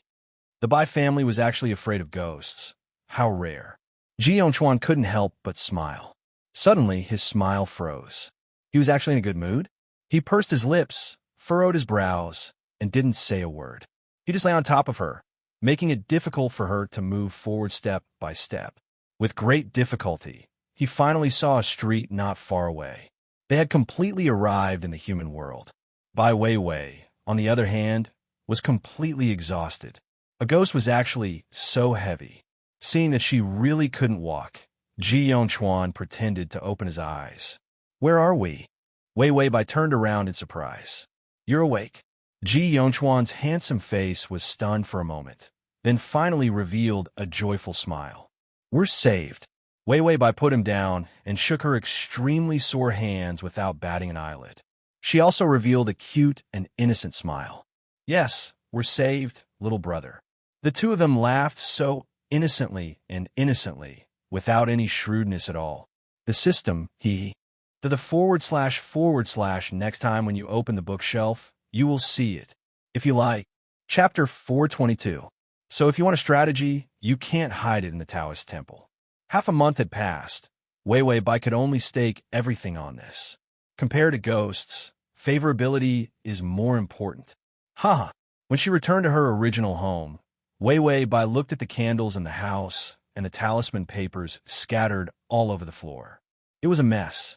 The remnants of the fight with Bai One were still there. Wei Wei Bai rolled up her sleeves and started to clean up the house. After cleaning for half a day, she finally wiped the sofa and chairs clean and pushed them back to their original positions. The sky was dark. Wei Wei Bai made herself some instant noodles to fill her stomach. As she ate, she looked at the half-finished house and suddenly felt lonely. Sigh, it's so good to have a nanny. Housework is not easy. After eating the instant noodles, she went to the kitchen to throw them away, then turned on the tap and started to wash her hands. A gust of cold wind blew past his neck. It was as if an ice-cold kiss had landed on her skin. Bai Weiwei was so agitated that she trembled. She looked back. There was nothing strange in the empty kitchen. Weiwei Bai walked out of the kitchen and went to take a shower. She filled the bathtub and started to take off her clothes. Halfway through taking off her clothes, she felt that something was wrong. She looked at the mirror for a long time. Even the system felt that something was wrong. What did you feel? Weiwei Bai was in a daze. I was so beautiful. System, Weiwei Bai said, so you can block yourself. I want to take a shower. The system was silent for a while, then said, who wants to look at you? After that, the system blocked her and decided to go to sleep. Weiwei Bai was just used to scolding the system, but after that, she realized that the system was really scared away. She sighed hypocritically. Your heart is so weak, it's lucky that you met a good host like me, or else you would be despised. She took off her clothes and stepped into the bathtub. In the mirror, a pale hand suddenly appeared and slowly touched her body in the mirror. In the mirror, a black, ghostly figure slowly revealed a strange and eerie smile. Weiwei Bai was soaking in the bathtub. Her mind was still calculating what expression she should put on when she saw Ji Yongchuan. It was best to put on an expression of shock, happiness, guilt, pain, and sorrow. The lines had to be more tragic and emotional. Weiwei Bai reached out and rubbed her face, worried that her face couldn't hold so many different expressions. She suddenly felt that the water was cold. Did you forget to adjust the temperature? As Weiwei Bai soaked in the water, she did not know why her head was getting heavier and heavier. She was so sleepy that she could not open her eyes, but her mind was clear. Something was slowly approaching her. The water in the bathtub swayed. Who entered the bathtub? Weiwei Bai had a splitting headache. She wanted to open her eyes, but she couldn't. She called Slagstem a few times. Slagstem didn't respond either. Could it be that she was dreaming? An ice-cold hand slowly moved up her leg. Weiwei Bai shivered. She used all her strength, but she couldn't move. There was a huge force in the air that was pressing down on her. She opened her mouth to call for help, but a cold kiss sealed her voice. The cold water and the cold body pressed down on her. Weiwei Bai was so cold that her face turned pale. Her teeth were trembling. Suddenly, something cold and soft pried opened her mouth and chewed on her. Rough, violent, and crazy. Weiwei Bai finally couldn't take it anymore. She used all her strength to push away the unknown object on her body. Chapter 423. But this action obviously put her in a worse situation. Eerie laughter sounded in her ears, and then Weiwei Bai was pressed into the water. Come accompany me, Weiwei Bai. That voice was shrill and mournful, and Weiwei Bai's head hurt even more. She couldn't breathe, and her neck was being strangled, and her chest was about to explode. Trash system, Slagstem 004, trash system. System Daddy, save me. Unfortunately, the system was sleeping and ignored its host's pitiful cry for help. So Bai Weiwei was tossed around until she hovered between life and death. She thought she was going to drown, and a cold hand would pull her out of the water again, kiss her, touch her, and do all kinds of indescribable things to her. Except for the last step. Everything was done. Then she was pressed into the water again, and after a while, she was fished up again and tormented. That night, she felt like she died a few times. Finally, she was able to open her eyes and gasp for breath with her mouth open. Dizzily, she wanted to see what was molesting her. At first, she couldn't focus her eyes and only saw a hazy white light, which was the light in the bathroom. Then, she saw a blurry face, and she guessed that it should be Ji Yongchuan. Otherwise, there wouldn't be a ghost that was in such a hurry, as if it hadn't seen a woman in 800 years. She tried her best and planned to do it. "Listen to me. You misunderstood me, my love." But before she could say anything, she saw Ji Yongchuan's withered face, which was filled with a greenish-gray aura of death, and his pupils were gone. Only the whites of his eyes were visible, and he slowly revealed a creepy smile. "Wei Wei Bai, I won't let you go." "Fine." There was no need to say anything. Wei Wei Bai was so scared that she fainted. The next day, the rooster crowed, and the system finally woke up. It removed the shield and saw its host sitting on the bed with a haggard face. She was in a daze, and there were dark circles under her eyes, as if she was about to die. The system was shocked. "I only left for one night, and you couldn't sleep because you missed me?" Wei Wei Bai's lips twitched tiredly, but she couldn't say a word. The system was horrified. What was wrong with the host? Why wasn't the host rebuking it? This was too abnormal. "Last night, I had an exceptionally ecstatic night," Wei Wei Bai suddenly said sinisterly. "System, the male lead is here." "Wei Wei Bai, I want to apply for a new male lead." The system said, "Don't do dream of the red chamber." "Wei Wei Bai, I want to apply for a new male lead." The system said, "Hang in there, host. I know it's tough for you in this plane, but who doesn't? We're all just little screws trying to make a living. We'll get through it soon." Wei Wei Bai was in despair. "Ji Yongchuan is too ugly now. I can't take it anymore." Wei Wei Bai hugged her head and shouted, "It's so ugly. I feel so hopeless." Wei Wei Bai threw a tantrum. "I don't care. Change the male lead. Change the male lead." She repeated this over and over again. The system silently plugged in its earplugs, refusing to see the host who only had the IQ of a fertilized egg. After Bai Weiwei finished venting her grievances, she finally returned to normal. She knew that Ji Yongchuan was definitely spying on her in the room, so she immediately got into character. She silently got up and wore her clothes. When she saw the ambiguous marks on her body, she started crying. She cried weakly and helplessly. Then she reached out and wiped her face.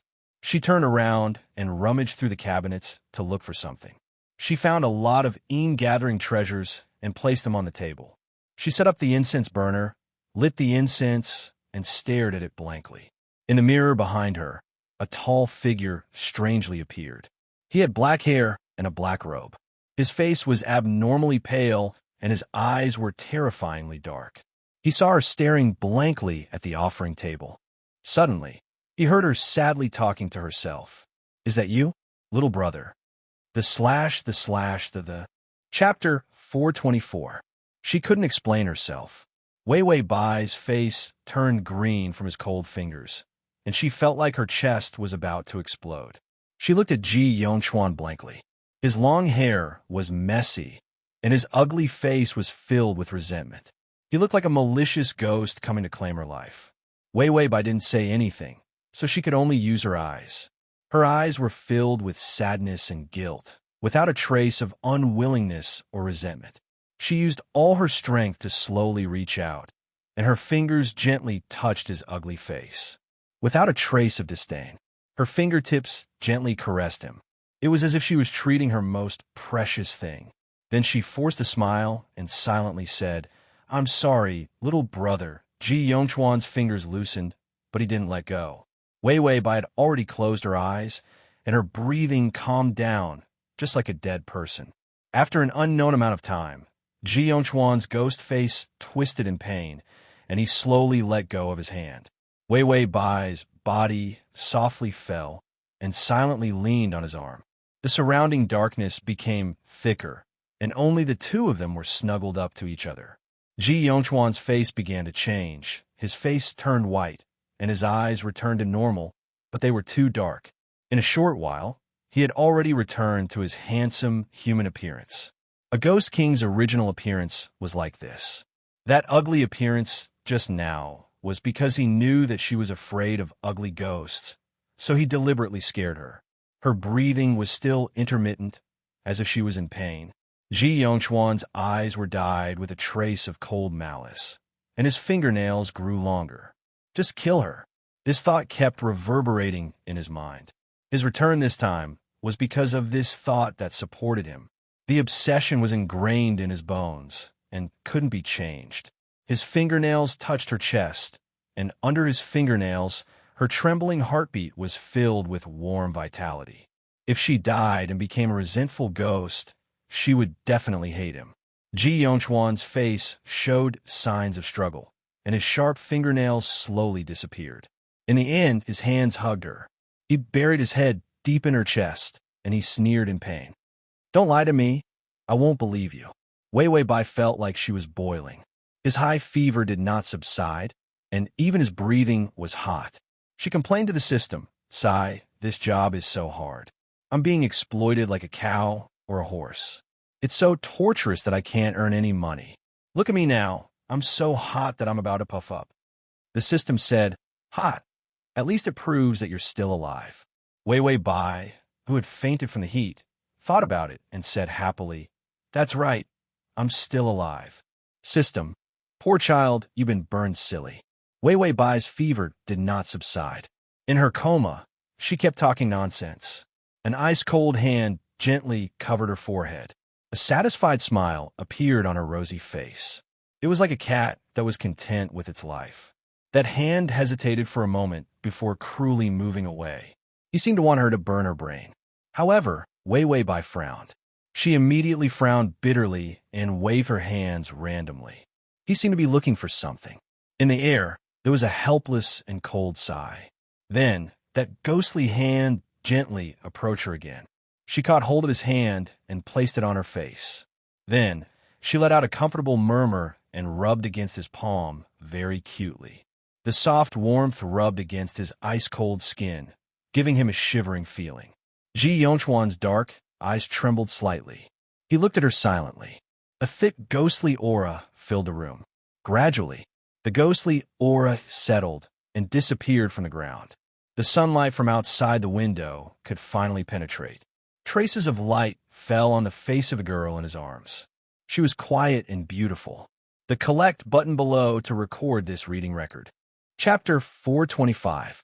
Ji Yongchuan let go of her and stood up. His black figure seemed lonely. He looked at her with a pale face. "It doesn't matter if you lie to me. You can't escape me anyway." After saying that, he staggered away. Halfway through, he remembered. The room was filled with ghostly air. It was very cold and harmful to the human body. She was not wearing any clothes. It would be very uncomfortable to curl up there. She might get sick. Ji Yongchuan could not move his feet. He reached out to wipe away the tears on his face. Just as he was about to turn around and help her put on her clothes, stumbling footsteps came from behind. He turned around just in time to catch a warm body. Then she hugged him tightly. She buried her head in his chest. A cry of despair sounded. "I like you. I can't lie to myself. I just like you. I can even be a sacrifice if you don't want me. Just kill me. How can I not like you?" His heart was about to explode from her words. His mind was blank. Ji Yongchuan felt suffocated for the first time. He did not need to breathe to live, but he felt the pain of suffocation. After the great sorrow, the great joy tore him to pieces.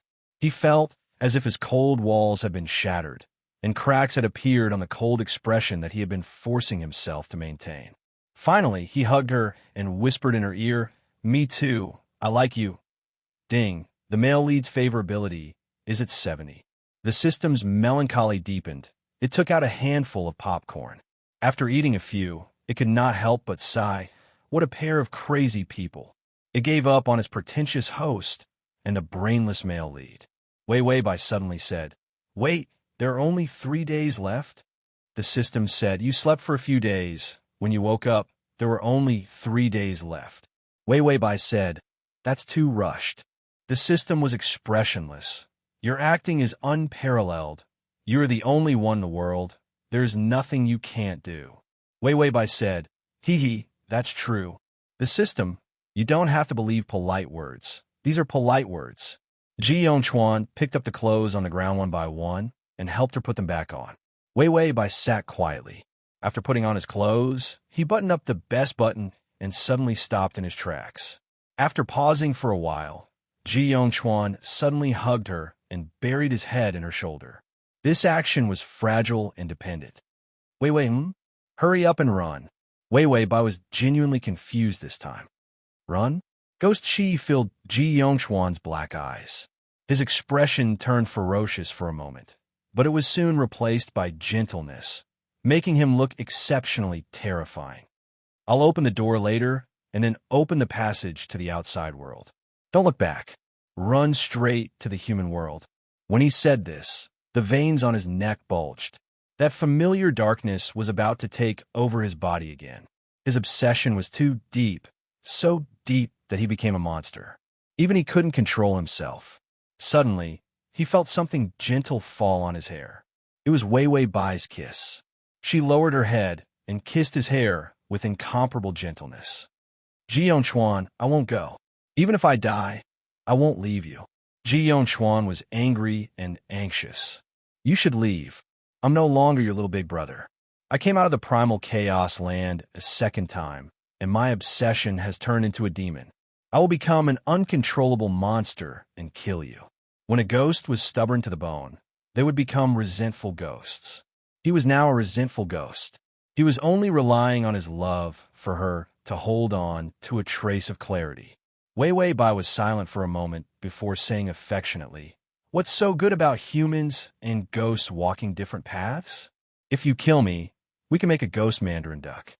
Ji Yongchuan's body trembled. He buried his face in her shoulder, and it didn't make sound.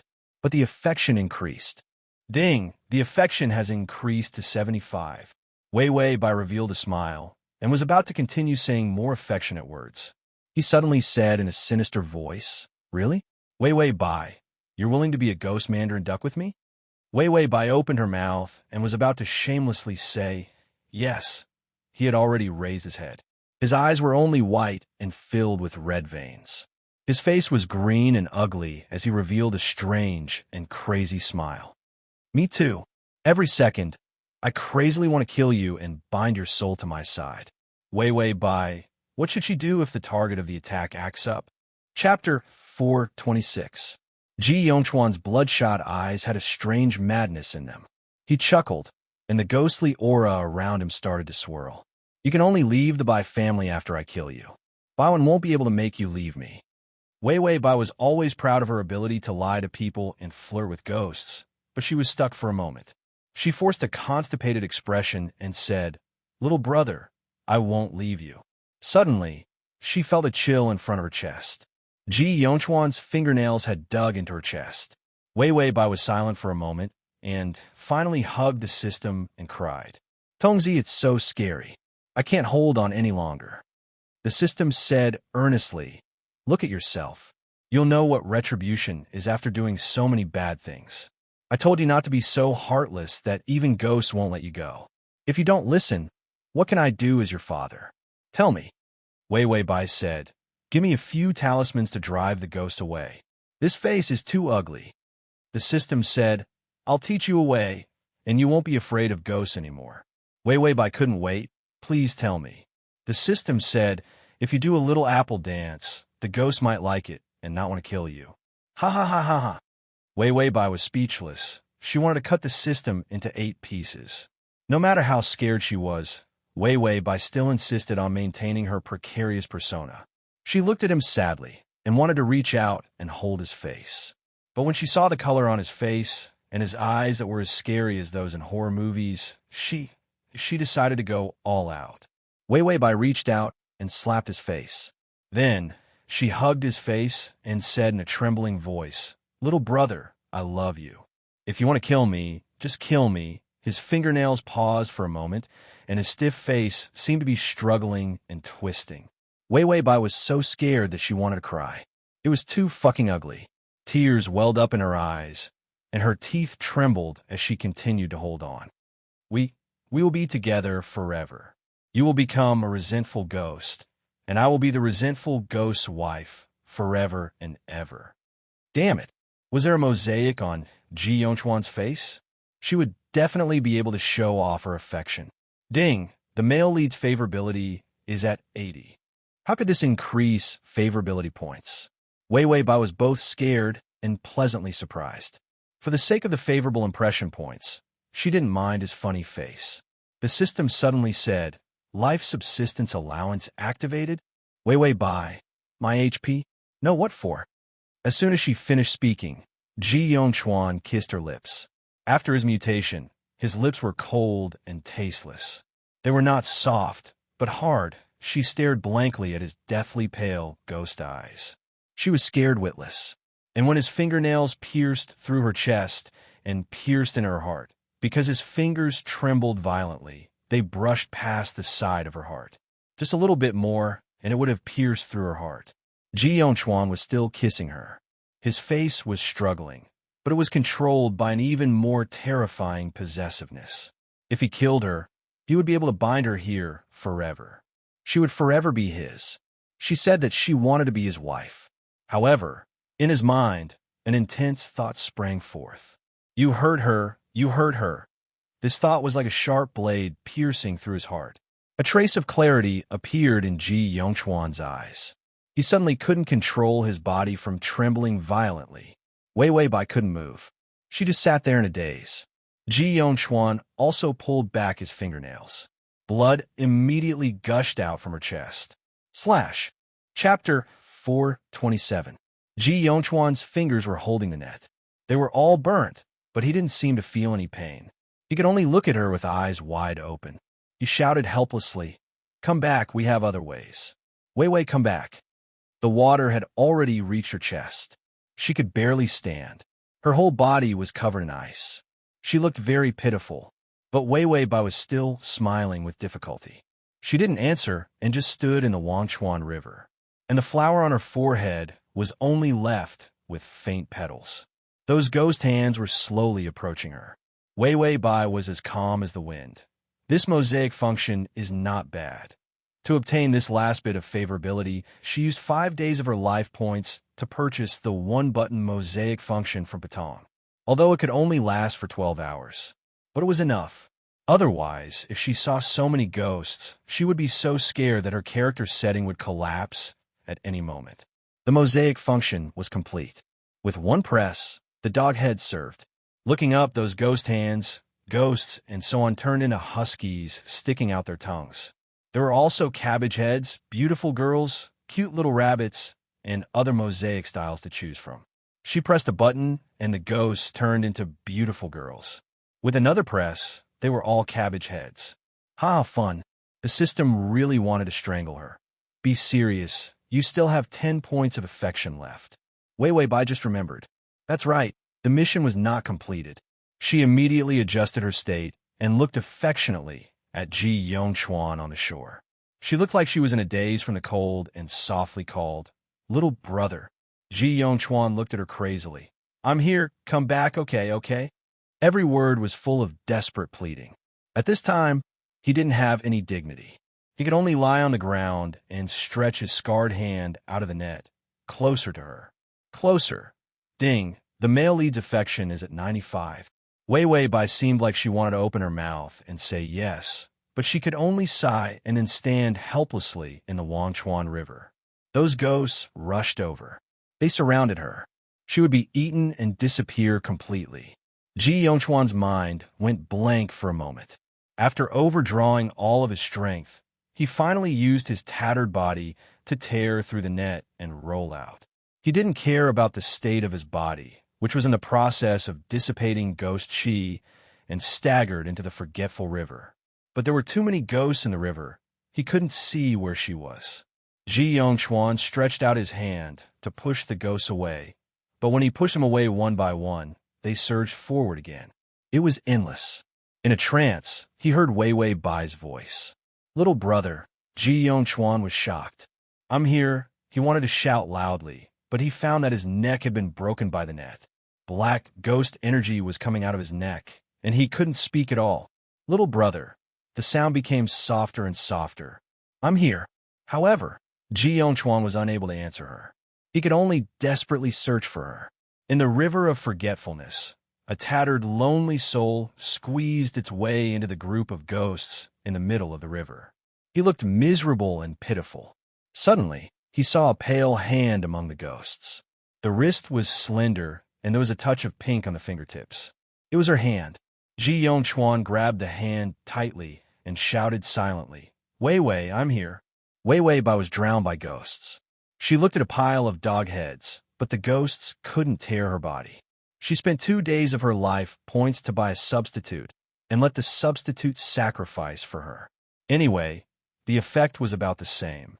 Otherwise, the horrible experience of being eaten by ghosts, even if these ghosts were pixelated into dog heads, it was still scary to be eaten by dogs. Chapter 428. Qin Xiu. Yi Yuxuan's expression was cramping. Why did she have such an expression? She had been expressionless for too long. Did she finally get a facial spasm? Qin Xiu said cautiously, "Have you become a believer recently?" Her soul jumped out. The next sentence wouldn't be God creating the world, right?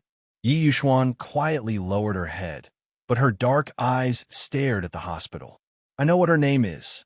Qin Xiu couldn't react for a moment. "Ooh," Yi Yuxuan whispered, "Wei Wei, Wei Wei Bai." These words were lightly bitten on her lips, carrying a trace of tenderness and deep affection. "I saw it. Her name is clearly written on the 3-Live Stone." On the 3-Live Stone, Ji Yongchuan's and Wei Wei Bai's names covered the entire stone, densely packed. It was the man in the dream who used his finger to write stroke by stroke. Every word was bloody, crazy, and sorrowful. A blood-red fog pervaded the air, and cold ghost energy wrapped around the entire bridge of helplessness. When the ghosts crossed the bridge, they trembled. On the 3-Live Stone, bloody strokes covered the entire greenish-gray stone. After years, the stone had almost turned blood-brown. Meng Po weighed the amount of Meng Po's soup with a spoon. "It's not enough again. You guys line up." These words made all the ghosts in the line angry and dissatisfied. But Meng Po's words made all the ghosts silent. Meng Po's soup was taken away by the Ghost King. "I can't do anything but boil it day and night." A new ghost was puzzled. Why does the Ghost King need so much Meng Po's soup? Meng Po raised her old eyes and looked at the river of forgetfulness. It said that if you don't reincarnate and don't reincarnate, you can exchange a lifetime of love for an infatuated ghost. In the blood-red river, a tall figure stood in the middle. A blood-red robe fluttered with the river. Meng Po turned back. But who can endure 1,000 years of torment in the river of forgetfulness? So they could only drink Meng Po's soup over and over again. He just wanted to forget about that woman for a second, to have a moment of peace. Little brother. In the river, her smile was bright and lovely as she reached out to hold his hand. Ji Yongchuan stupidly reached out his hand, but all he touched was the ice-cold river water. Her face was shattered, and only her fragmented body was left. He stared blankly. The intense pain came from his limbs and bones. Every bone in his body was being tormented by the water of the Forgetfulness River. The river was like a mirror projector. She kept showing him her best side. Once again, he used the cruelest method to shatter it before his eyes. Ji Yongchuan did not know how many years he had spent on the river of forgetfulness. Back then, he had killed all the ghosts that had feasted on her. To this day, the rivers of hell are red. Then, he used the bones of hell, the accumulated resentment of all the ghosts, and the most terrifying method of summoning. But he still couldn't summon the soul he wanted. Later on, he tried all kinds of methods. They couldn't find her. He shouldn't have been unable to find it.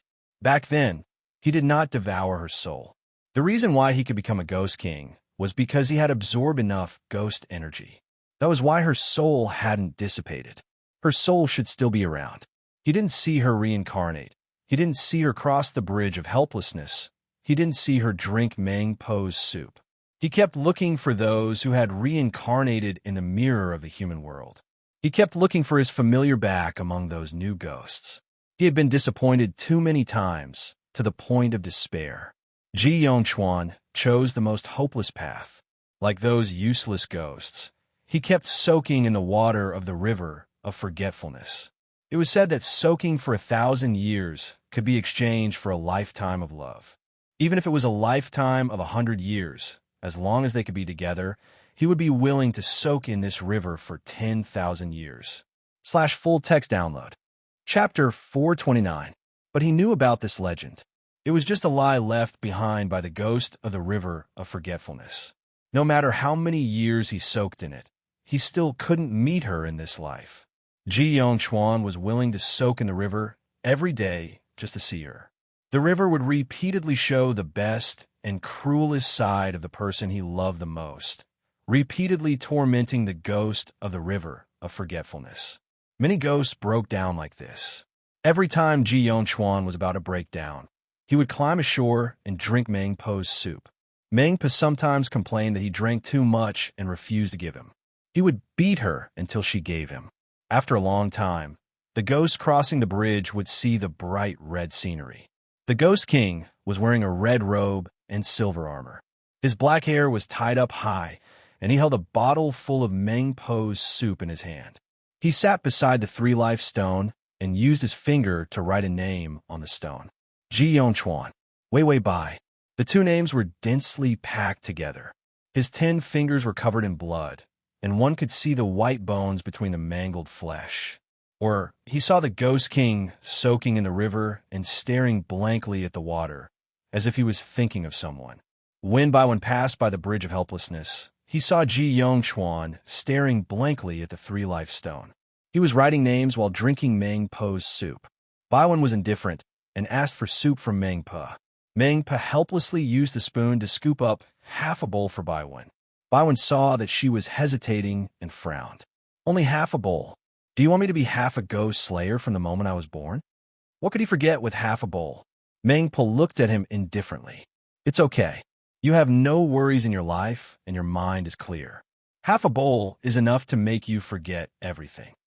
Baiwen felt like she was calling him an idiot. Baiwen took the soup and walked to Ji Yongchuan's side. He said coldly, Ji Yongchuan. Ji Yongchuan ignored him and continued drinking Meng Po's soup. Baiwen was calm. Give me some soup. Ji Yongchuan didn't even turn his head. After he finished a bottle of Meng Po's soup, he finally remembered who was next to him. Then Baiwen saw him, reached out his hand, and snatched the pitiful half-bowl and drank it. Baiwen, after Ji Yongchuan finished drinking, he continued to use the bone in his hand to write his name on the three-live stone. Baiwen could only wait for Meng Po to cook the soup again. He calmly watched Ji Yongchuan's self-harming actions. My niece became a sacrifice because of you. I should have taken revenge on you.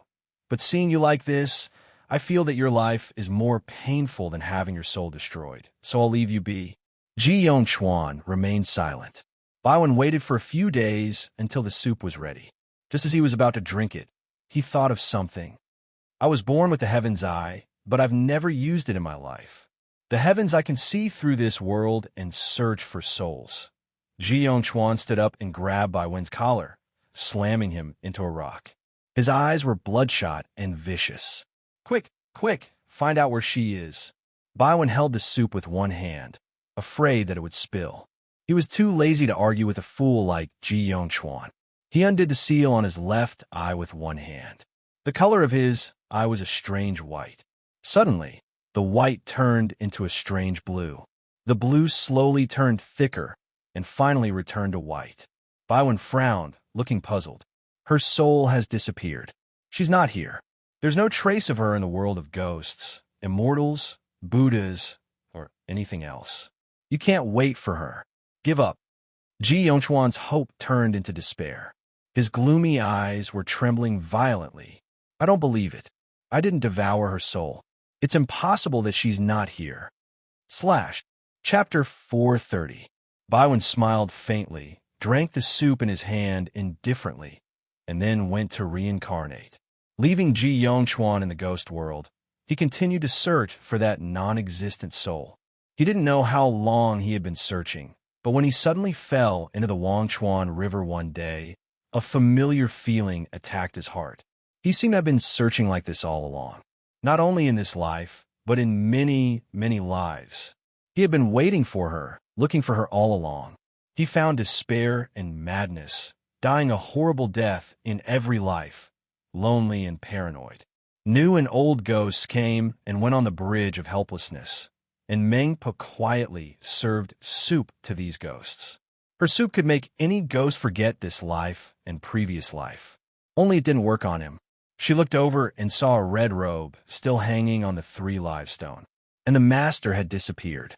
After he fell into the Wangshuan River, no ghost saw him again. Mengpa belatedly remembered that the Ghost King had been soaking in the Wangshuan River for thousands of years. His soul had scattered. It was unknown who sighed faintly. On the 3 life stone, their names, with bloody affection, still existed. After Qin Xiu heard this, his brain crashed for a while, and then he said, "This is what it means to dream of what you think of in the day. You like Wei Wei Bai, so you dream of her name. Isn't this a very normal thing?" Yi Yuxuan's eyes were tired. That dream almost exhausted all his strength. After waking up, it was as if he had completely experienced the process of his soul scattering. That thick sadness and madness still remained in his body, and he found that even though it was so painful, he still couldn't understand 1% of the true feelings of the man in the dream. Yi Yuxuan had a strange feeling, as if he broke some barrier. He might be crushed by the madness and misery of every dream. I have a vague guess. What if those dreams were 3 lives and 3 lives of me with her? Yi Yuxuan lowered his thick eyelashes, and under his half-closed eyelids, only a faint, breathtaking light could be seen. Qin Xiu's face was dull. 3 lives and 3 lives? What a weirdo. But as a normal person, he must resist the urge to complain. Maybe Qin Xiu felt that such an awkward, such a childish conversation. Was there really no problem? His conversation style with Yi Yuxuan. "Uncle Qin, I have a headache recently. It's probably caused by the lack of blood supply to the brain after staying up late for 3 days and 3 nights. Give me some vitamins. Blah, blah, blah, blah." Yi Yuxuan's expression was incomparably paralyzed. "You wasted 5 minutes of my time. If you waste another minute, I won't fund your hospital." This was their normal conversational style. The style of his conversation with Yi Yuxuan changed. Qin Xiu said, Good. Yi, I have a child with her. I have 3 lives and 3 lives with her. How can you say such shameful lines?" What kind of tragic things had happened to their conversation that caused it to become so crooked? Yi Yuxuan was still in the middle of his awkward lines. "I even suspect that she will leave me in this life, and I don't know where she went. Life after life, she left him. There was never an exception. //. Chapter 431. Qin Xiu said weakly, No. Wei Wei is still in the hospital." Suddenly, he thought of something and said happily, "When I came back from the hospital, I heard Wei Wei Bai say that she has feelings for you." Yi Yuxuan didn't react. Just when Qin Xiu thought that he would be paralyzed, suddenly, Yi Yuxuan's thin lips opened slightly. "What did you say?" Qin Xiu was stunned. "Wei Wei Bai said that she has feelings for you." Yi Yuxuan asked very calmly, "How special?" Qin Xiu said, "Usually, when a woman says that she has feelings for a man, it means that she likes him." Yi Yuxuan's eyelashes trembled slightly, and the light in his eyes intensified. His expression was very calm, but his fingers couldn't help but clench. This was excitement. This feeling was excitement. Yi Yuxuan suddenly stood up and walked towards the hospital with his long legs. Meanwhile, Matchmaker Chiu was baffled. Why did she leave just like that? How rude. Bai Weiwei tried every possible way to appease her old man. Don't cancel the engagement first. After observing Yi Yuxuan for a while, she would make plans. She drank some soup and warmed her hands and feet. Finally, she felt that she could move freely. Bai Changyan saw that his precious daughter had woken up. Even though her body was still weak, her spirit was especially good. He said happily, "When you're better, we still need you to make decisions about the company." He had already told her about Bai Yaoyao's situation with a sad expression. After Bai Yaoyao was seriously injured, she was taken away by someone. Wei Wei Bai thought that Enlu took her away. However, she was exhausted now. She had to deal with her trash sister when she had more time in the future. Wei Wei Bai nodded naturally. "Yes, I will reorganize the company. Without her, those old fogies might come back to control the company again. Suddenly, the system reminded her, Yi Yuxuan is here. Bai Weiwei was frightened, and her whole body entered a super alert state. She said to Bai Changyan, Dad, I'm going out for a while. Bai Changyan's face was full of love. All right, go and rest. Weiwei Bai immediately walked out, and the system notified, 30 meters away from you, 20 meters, 10 meters, just around the corner, the energy feedback is starting. Weiwei Bai suddenly stopped in her tracks. In front, Yi Yuxuan's footsteps were slightly hurried as he walked over. His slender legs moved gracefully and calmly. Under his black hair, his handsome face was simply eye-catching. His face was calm, and he had a natural noble charm. Even Weiwei Bai was dazzled for a moment. Of course, it was only for a moment. She was already prepared to run because she couldn't think of a big move to provoke Yi Yuxuan. He had kissed her, taken off her clothes, and was just short of sleeping with her. Even if he wanted to sleep now, this place was too difficult. So Weiwei Bai gave up on this shameless decision. But when Yi Yuxuan was less than a meter away from her, the system was surprisingly silent. Not deducting her precious life points? Or was it that their similar auras were no longer similar? The system then spoke. Yi Yuxuan is very excited now. And it's because of you, so both of your auras are equal. If you don't deduct your life points, you won't get any benefits. Weiwei Bai was a loss. What did she do to make Yi Yuxuan so excited? Under the soft light, in the white corridor, Yi Yuxuan looked up and saw that she was not far away. She was wearing a hospital gown, and her thin body was a little weak. It was as if she sensed his arrival. Her gentle face turned slightly, and there was a trace of confusion in her clear eyes. Yi Yuxuan stopped in his tracks. His indifferent expression finally had a ripple. Then Weiwei Bai heard his calm and hoarse voice. I heard that you like me. / crossover system. Adonis, come over here. Chapter 432. I heard that you like me. Weiwei Bai was stunned. Who said that? The system said, excitement is rising. Increase the stimulation. I'm ready to fish for as long as I can. Weiwei Bai rolled up her sleeves and wanted to go all out. Who cared who said it? He was a good person and should be rewarded. She took a deep breath and looked up. She smiled affectionately and was about to say, yes. Yi Yuxuan rushed up to her, grabbed her arm, and pushed her against the wall. Cabinet. Weiwei Bai's smile froze. Her eyes flashed with surprise.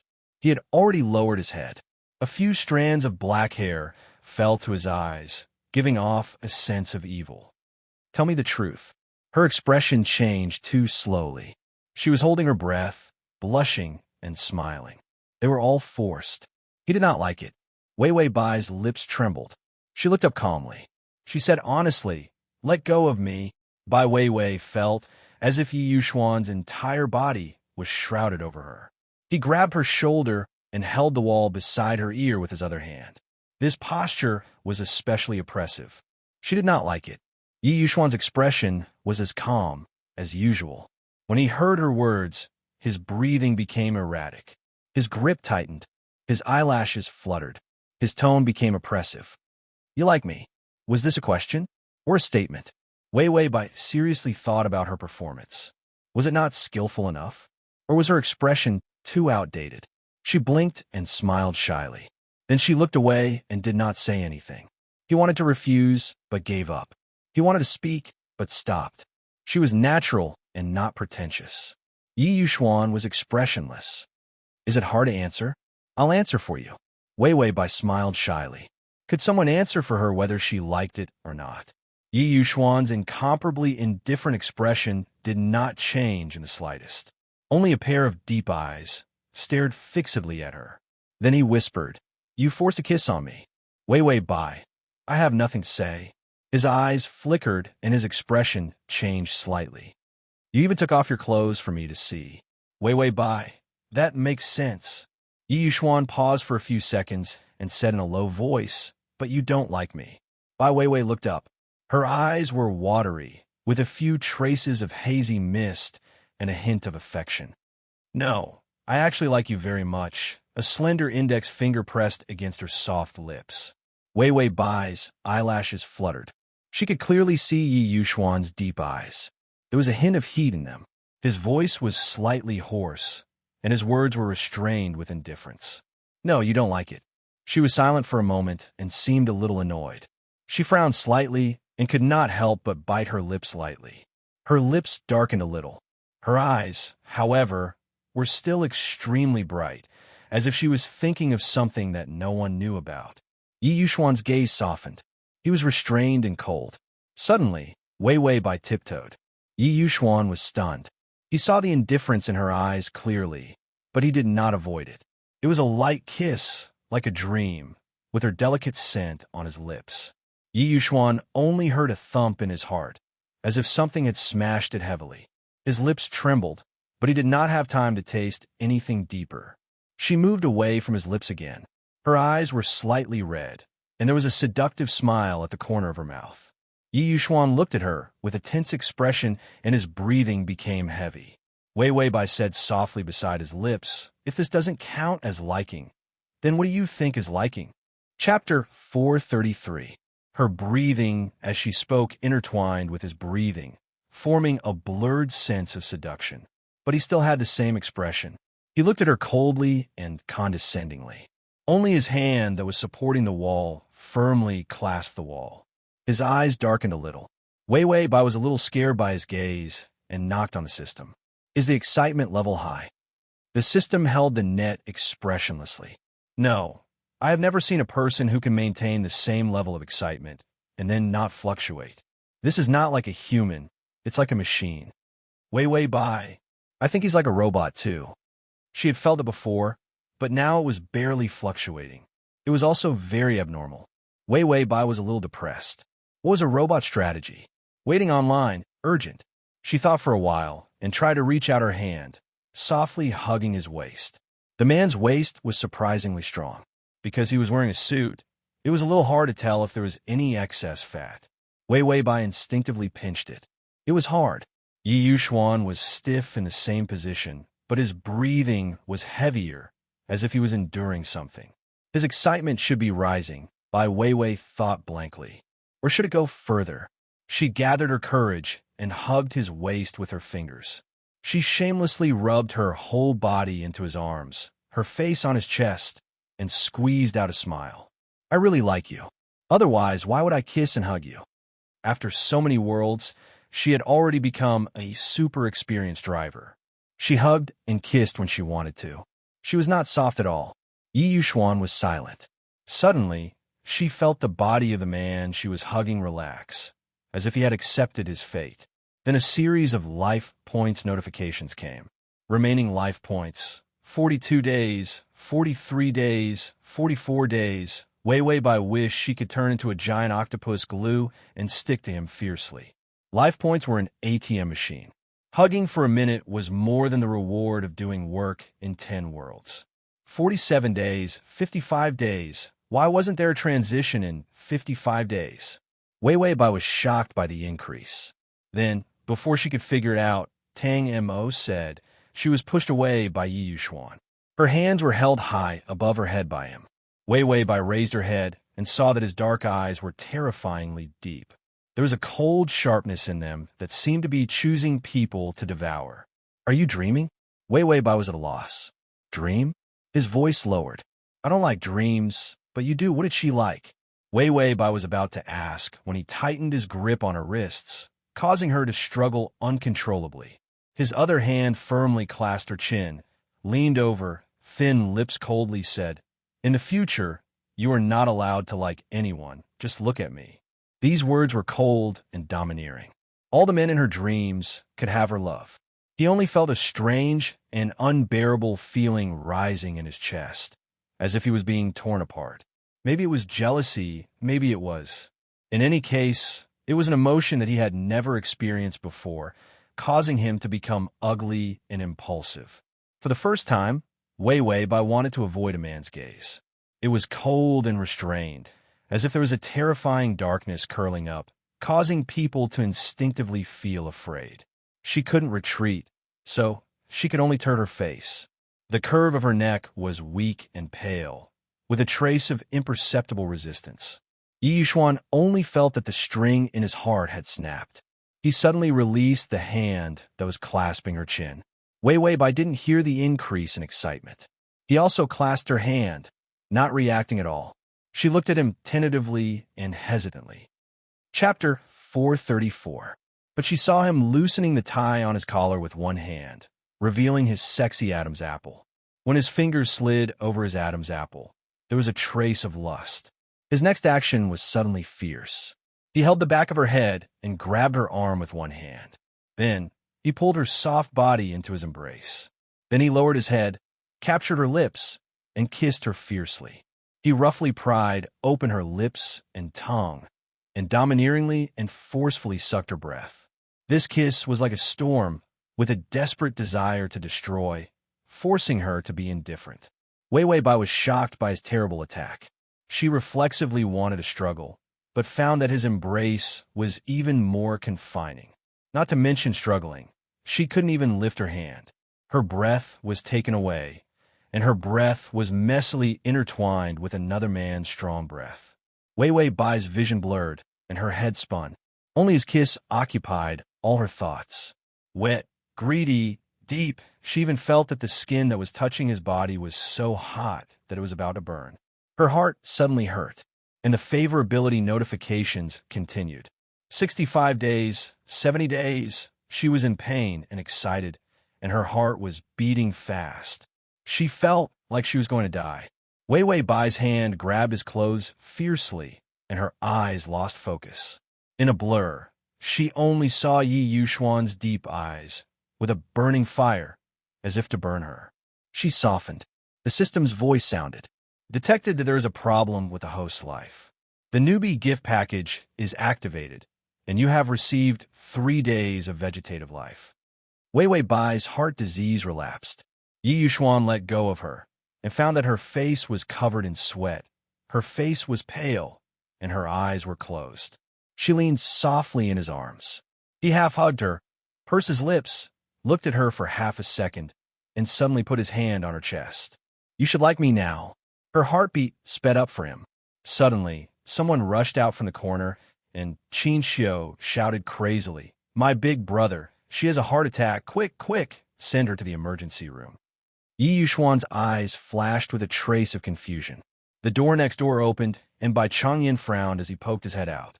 Who's having a heart attack? His daughter had a heart attack, so he was very sensitive when he heard about it. Qin Xiu's footsteps paused, and his face changed greatly. Bai Changyin also felt that something was wrong and turned his head to look. He saw that Yi Yuxuan's breathing was chaotic. His collar was open, and his tie was hanging loosely. He looked like a beast in human clothing. In his arms, Wei Wei Bai was leaning on him softly with her head tilted to one side. Bai Changyin looked at the beast hand that was still on his daughter's chest. The scene was silent for a while. Matchmaker Qin and Mr. Bai were silent for 2 seconds. Yi Yuxuan had already reacted quickly.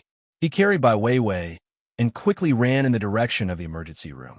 Qin Xiu reached out his hand. "Don't leave me behind." The next moment, Old Man Bai grabbed Qin Xiu's neck. "Quick, my daughter was taken away by a beast. I want to call the police to arrest him." The police were useless. Qin Xiu almost fainted.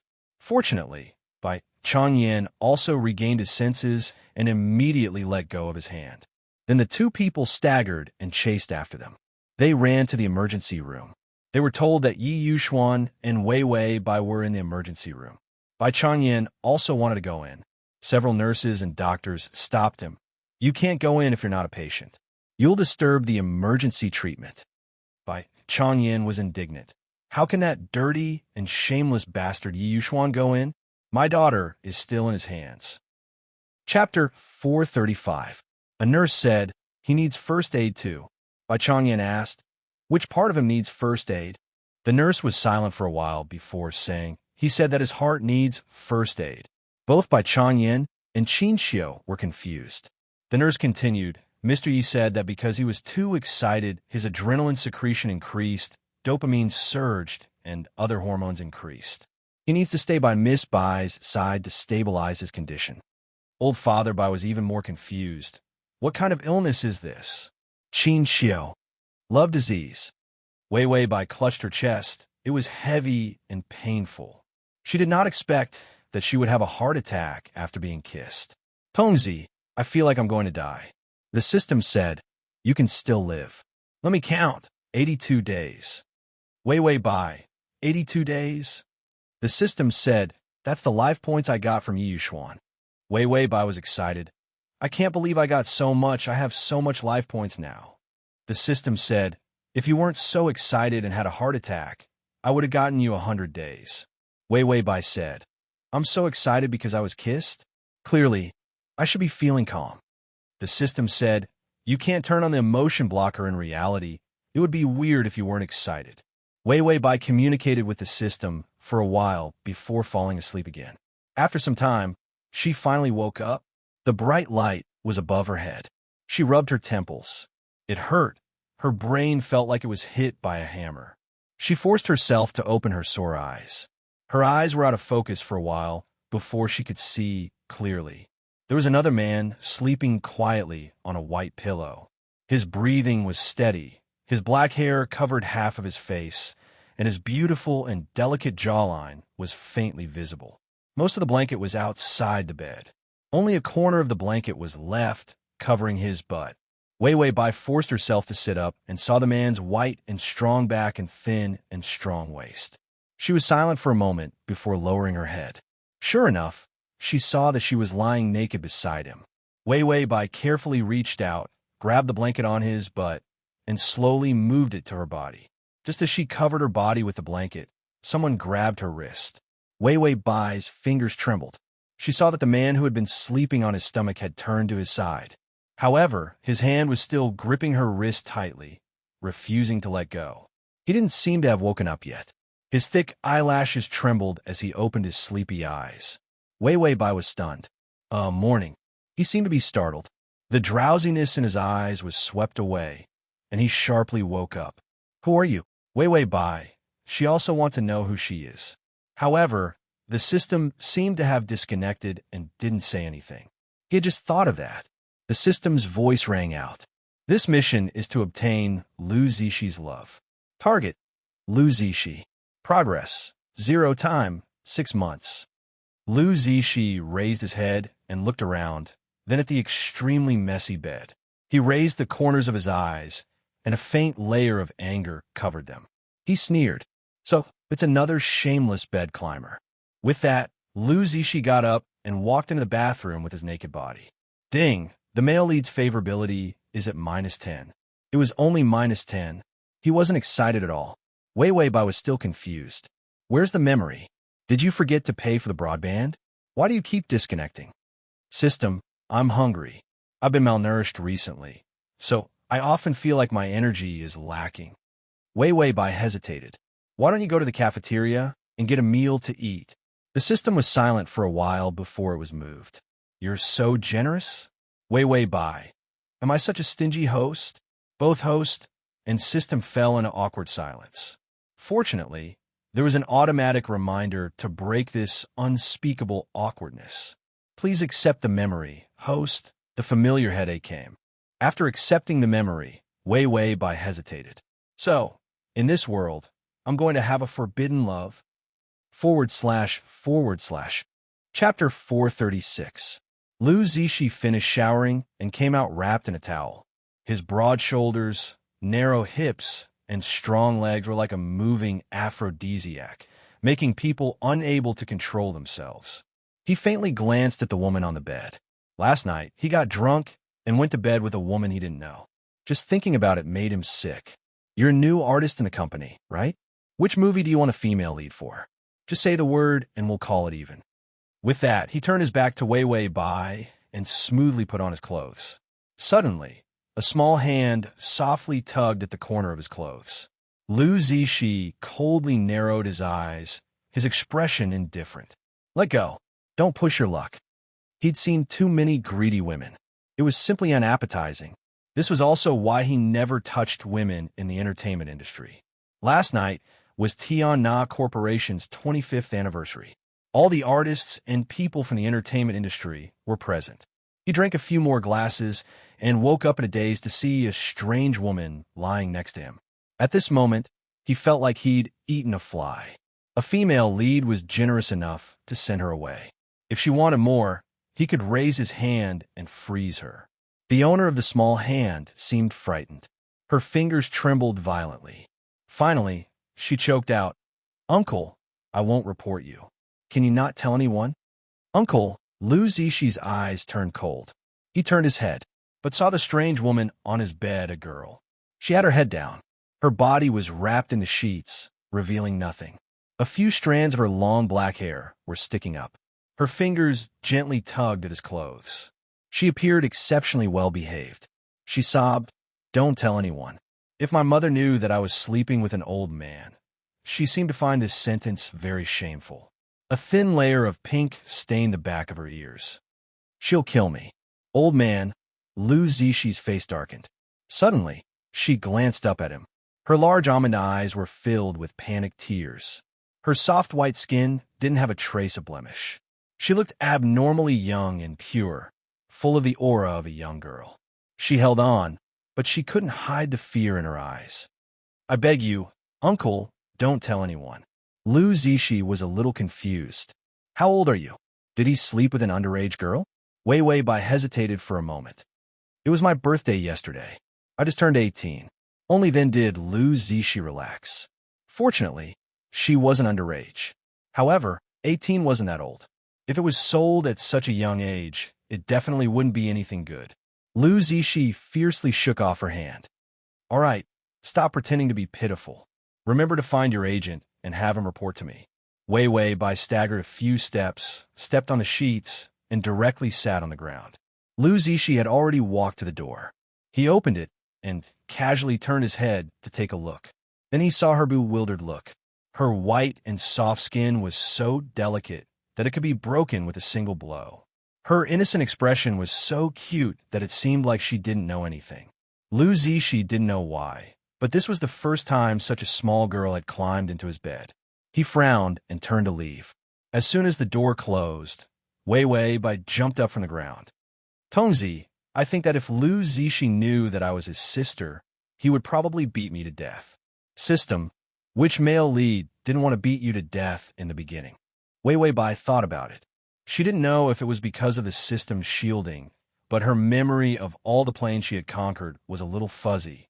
To facilitate your next reading, you can click on the button at the bottom to record this reading. Chapter 437. But in these vague memories. Yes, almost all the male leads did want to beat her to death. Hee. After digesting the memories this time, Wei Wei Bai felt that the scale was a bit too big. Saying that she was Lu Zixi's sister didn't really count. This involved the previous generation's dog-blood grudges. Wei Wei Bai's mother was called Bai Ziwen. When she was young, she was a small-time actress in the entertainment circle. She was beautiful and ambitious. After a while, she hooked up with Lu Zixi's father, Lu Renjia. Then she got pregnant and gave birth to a daughter.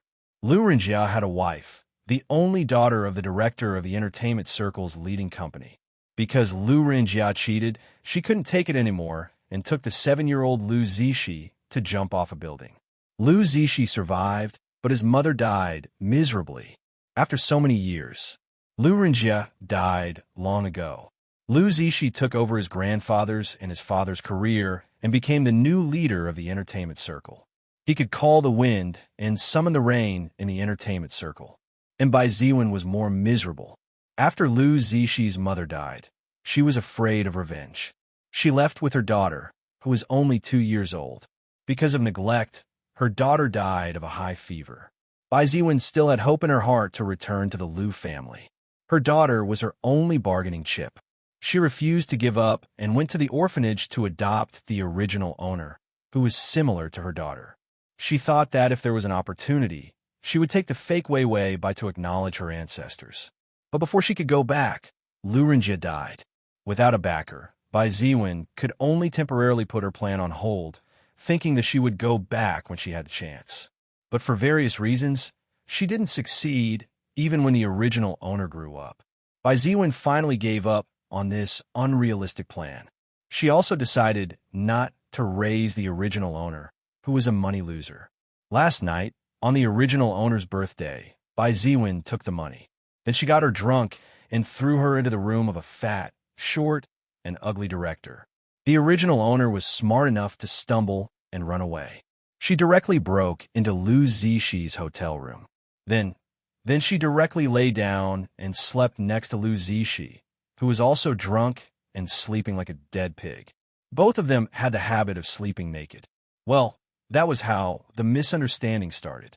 Wei Wei Bai wrapped herself in a blanket and went to take a shower. She decided to sort out this complicated relationship and then think about how she should approach him. After taking a shower, she asked the hotel service staff to buy her a new set of clothes. When she was packing up the original owner's things, she saw the phone. Many of the calls were from his mother. Wei Wei Bai thought for a while before calling her back. As soon as the call connected, Bai Ziwen's cold voice sounded. "Where did you go last night? Do you know how angry Director Lin is? How are you going to debut like this, blah blah blah?" The woman's voice was as sharp as a noise. Wei Wei Bai had already put her phone aside and let her vent. Then, she leisurely picked up a nail clipper and began to trim her nails. When she was almost done, Wei Wei Bai picked up the phone again. "He's already dead. Why aren't you saying anything? Forget it. I won't force you anymore." Bai Ziwen's voice suddenly softened. Bai Weiwei reviewed her memories. This woman wasn't someone who was easy to talk to. Sure enough, Bai Ziwen said, "You know Lu Zixi, right?" Weiwei Bai cleared her throat and quickly got into character. Her voice was soft and timid. "Yes, mother, I know." Bai Ziwen shouted excitedly. "This is your brother. He is the CEO of Tianna. We're going to be rich." Weiwei Bai. Transmigration system. Adonis, come here. /crossover system. Adonis, come here and read the full article at https://www.sashu.com. Download transmigration system. Adonis, come here. Transmigration system. Adonis, come here. Chapter 438. Didn't Bai Ziwen give up on the idea of returning to the family? Bai Ziwen thought she was shocked, so she held back her excitement and said coldly, "Okay, pack up. We'll go and return to the family tomorrow." She hung up the phone. Wei Wei Bai was silent for a long time before asking the system, "What happened?" The system flipped through the information and sent her a short memory of Bai Ziwen. Wei Wei Bai glanced at it and found that Bai Ziwen had entrusted it to an old lover of hers. It was a manager of the Liu family who had started to fake a DNA paternity test. She planned to blackmail Lu Zixi. She wanted to split the Liu family's assets. After all, she had been jealous of such a big entertainment company like Tianna for a long time. She waited until now to blackmail him. It was only now that Bai Ziwen found someone who was willing to take the risk for her and fake a paternity test. Wei Wei Bai's face was paralyzed. "Tongzi, I've never seen such a sick mother." The system said, "It's not that the mother is a scum. It's that the scum became the mother. Just put up with it." Wei Wei Bai thought for a while. "No, if I really become Lu Zixi's sister, even if Lu Zixi doesn't strangle me, he won't be able to conquer me. Most people don't like incest." So she had to think of a way to destroy this paternity test. Make an anonymous call and tell the Liu family that the paternity test was fake? That should be a good idea. Wei Wei Bai was just thinking about it when the system's voice rang out. "Have you ever dreamed of him silently turning on a lamp for you, keeping watch for you alone? Have you ever seen him bending down to carry you on his back when the road was soft in a heavy rain? Have you ever?" Wei Wei Bai said, "Ever your sister, just spit it out. Are you trying to cheat me of my money?" The system immediately said, "The good brother and good sister side mission has been activated. Please don't let the male lead find out that you are not biological siblings before you complete the mission. If the side mission fails, the host will run around the Earth's equator naked." Does the host accept the side mission? Yes, the host accepts. Wei Wei Bai was speechless. She had already given up on this bandit side quest. Running around the equator naked? Was she a fragrant milk tea? Wei Wei Bai sighed deeply and looked haggard. Compared to running around the world naked, she suddenly realized that she was going to do something like German orthopedics with her brother. It wasn't that difficult. The next day, Bai Ziwen appeared in a flirtatious red dress and sunglasses. She was in her late 40s and maintained herself well. She was curvaceous in front and behind, incomparably alluring. "Let's go." Bai Ziwen dragged Wei Wei Bai into the car. "Your brother is now talking to someone in the bamboo pavilion in the south of the city. If you go there now, you can still see him." Bai Ziwen was extremely anxious. The paternity test had been sent over. Her old lover also said that the Liu family admitted that Wei Wei Bai was Liu Renjia's daughter. But Liu Zixi didn't intend to recognize them. Bai Ziwen had done so many things. How could she give up? Furthermore, she still owed a huge debt at the casino. If she couldn't enter the Liu family, she would be hacked to death by the people of the casino. She didn't have any way out. The Bamboo Pavilion was the best private restaurant in the city. It was impossible to enter unless one was powerful. Bai Ziwen could even bribe the waiter of the restaurant and sneak in with Wei Wei Bai. When you see your brother later, pounce on him, hug him, and call him brother. Bai Ziwen pinched her hand hard. Wei Wei Bai was silent for a moment. She lowered her eyes and looked coldly at her hand. Chapter 439. Do you remember? We can't fail. Wei Wei Bai finally nodded. Yes, Mom. Bai Ziwen immediately smiled. Wei Wei is the best. Wei Wei Bai, with this kind of mother, she really wanted her to fly. Liu Zixi was currently discussing a new movie to invest in with a great director, Xiao Yi. When the discussion was almost over, Xiao Yi smiled and said, "Why don't you be the male lead this time? You haven't appeared on the screen since you left the industry after winning the Best Actor award at the age of 20. Liu Zixi's eyebrows were deep. The mottled shadow of the bamboo at the door fell on his handsome face. For a moment, it was so breathtaking that it made people stop breathing. He was incomparably indifferent. The company's matters are busy enough. I don't need to go out and show my face. He entered the entertainment industry at the age of 15 and muddled along until he won the Best Actor award at the age of 20. It was only to understand the operations of the entertainment industry better when he took over the company. Xiao Yi was somewhat regretful. It's really hard to find a male lead with the same qualifications as you. Liu Zixi casually lit a cigarette. Take your time. You'll find that it's not really hard to find someone with the same qualifications as me, but impossible. After he finished speaking, he suddenly saw a white figure from the corner of his eye. It was like déjà vu. It seemed to be the girl who woke up in his bed the night before yesterday. Until today, she hadn't asked her agent to come and ask for a reward. Liu Zixi thought of her white and soft skin. Under the light, it was sparkling and translucent, and the look in her eyes when she looked at him was innocent and soft. In hindsight, she reeked of alcohol. Perhaps she was forced into his bed. Ding! The male lead's favorability has increased to -5. Wei Wei Bai heard the notification, although she didn't know how the favorability rose. But when she called him brother later, Liu Zixi's favorability would probably plummet. -20 or -30 wouldn't be a problem. But when she thought of running around the world naked, even if it was -100, she had to brace herself. Suddenly, two figures walked in front of her. She didn't recognize one of them. The other was Liu Zixi. Wei Wei Bai hesitated for half a second. Sooner or later, he was going to be her brother. Procrastination was not her style.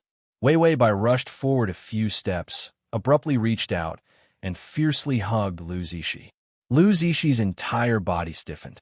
Before he could react, he heard the girl in his arms call out to him clearly and sweetly, "Brother."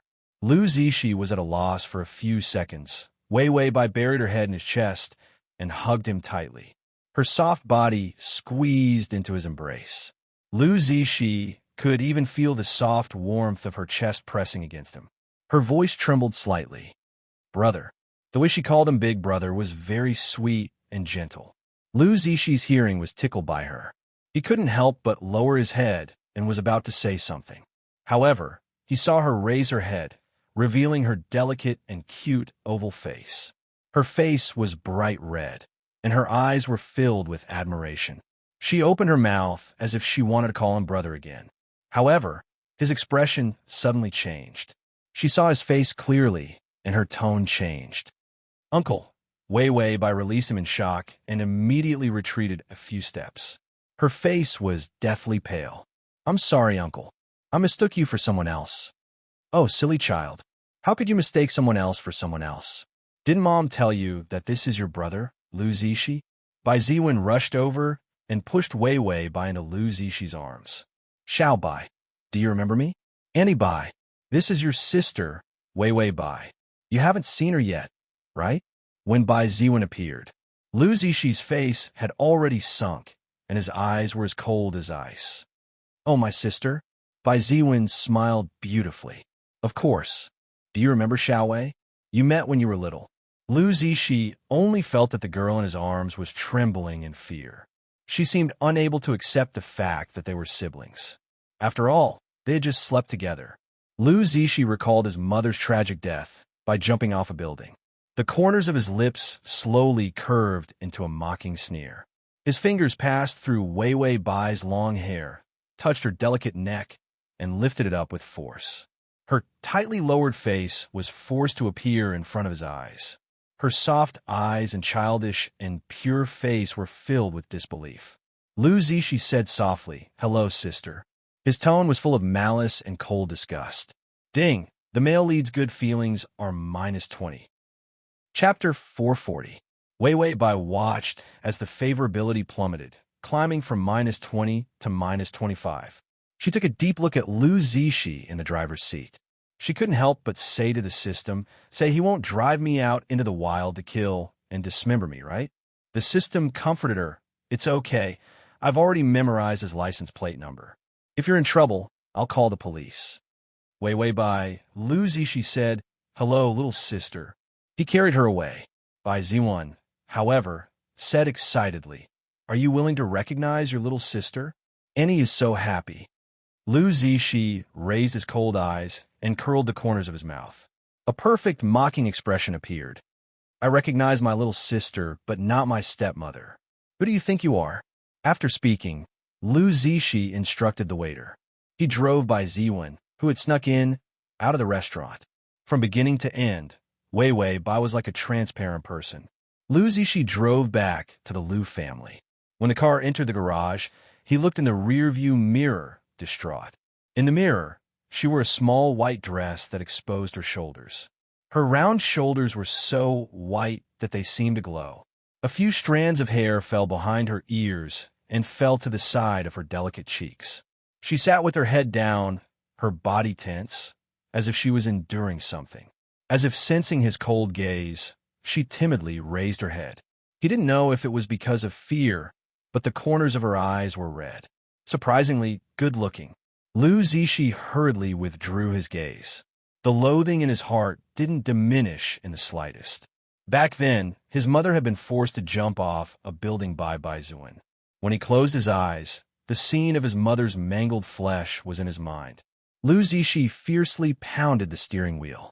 She seemed frightened when he saw her in the rearview mirror.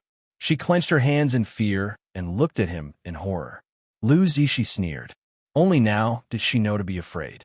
How could she not be afraid when she rushed up and called him Big Brother? He stopped the car, opened the door, and turned to leave. He hadn't taken a few steps when he heard hurried footsteps behind him. Then, the corner of his clothes was grabbed again. "Let go." Lu Zishi's face was somewhat gloomy. Her fingers trembled, but she tightened her grip. "Uncle, how old was he?" Lu Zishi's eyes burned with anger, and he ignored the girl behind him. He took out a cigarette from his pocket, lit it, and slowly took a puff. The photo of him smoking back then was so handsome that it flooded the entire entertainment industry. He slanted his eyes slightly and was about to give her a warning, but before he could say anything, Gunyinji interrupted him.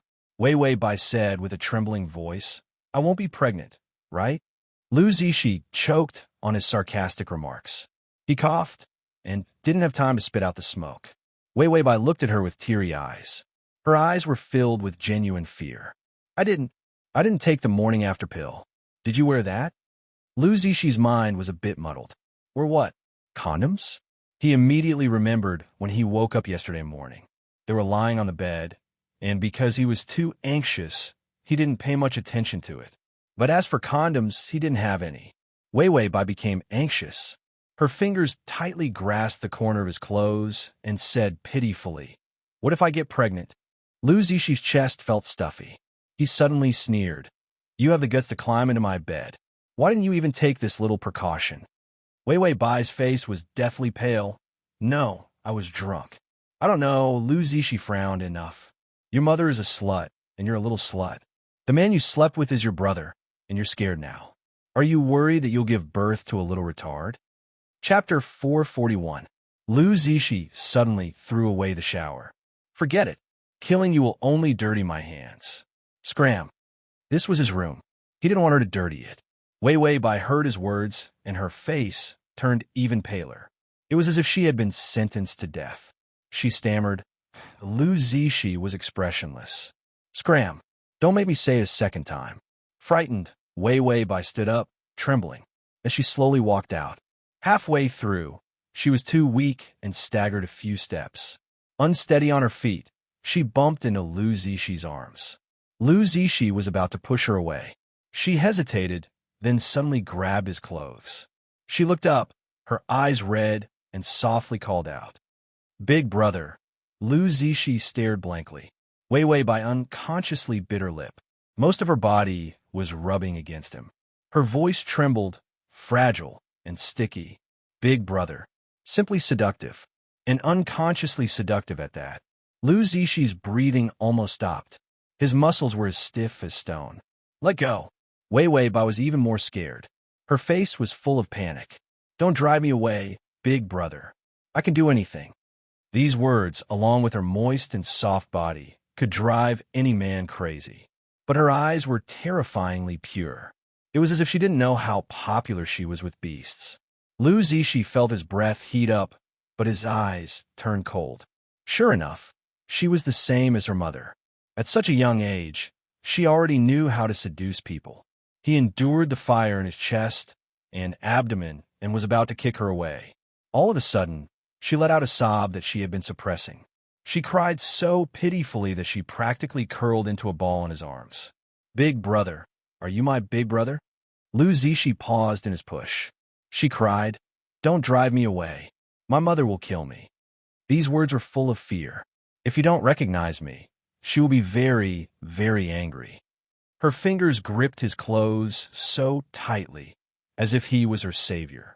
A lot of Lu Zishi's anger was watered down by an inexplicable emotion. Ding, the male lead's favorability is -20. He seemed to have realized that something was wrong with him. So he finally hardened his heart and pushed her away. That's enough. You look so ugly when you cry. After saying that, he lifted his feet and walked out, not daring to look back. It was as if he was afraid that his heart would soften. Wei Wei Bai's face turned pale as she watched him leave. After a while, only then did the system reply faintly. It's already far away. It won't suddenly return. The misery and cowardice on Wei Wei Bai's face stopped crying. She said indifferently, Lu Zishi's heart is harder than I thought. I thought it would rise to at least 10 points. Although the system was used to seeing the drama queen change her expression, it still couldn't help but say bitterly, can you be a little more feminine? My eyes can't stand you acting like a little white flower. Wei Wei Bai sighed. It's not that I don't want to slap Bai Ziwen so hard that she'll circle the earth and then force myself on Lu Zishi, robbing him of favorable impression points. However, system. However, what? Wei Wei Bai.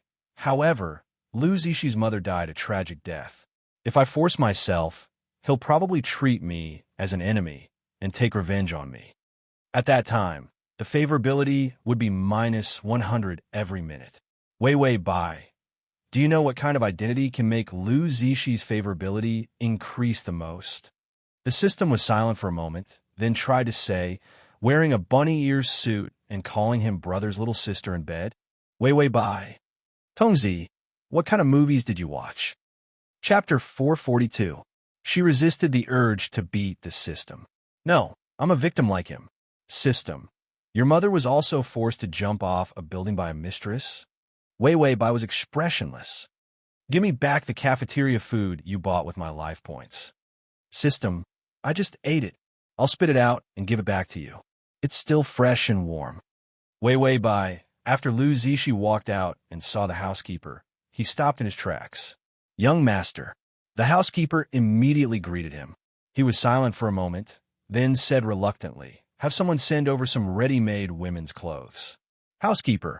Okay, what size do you want?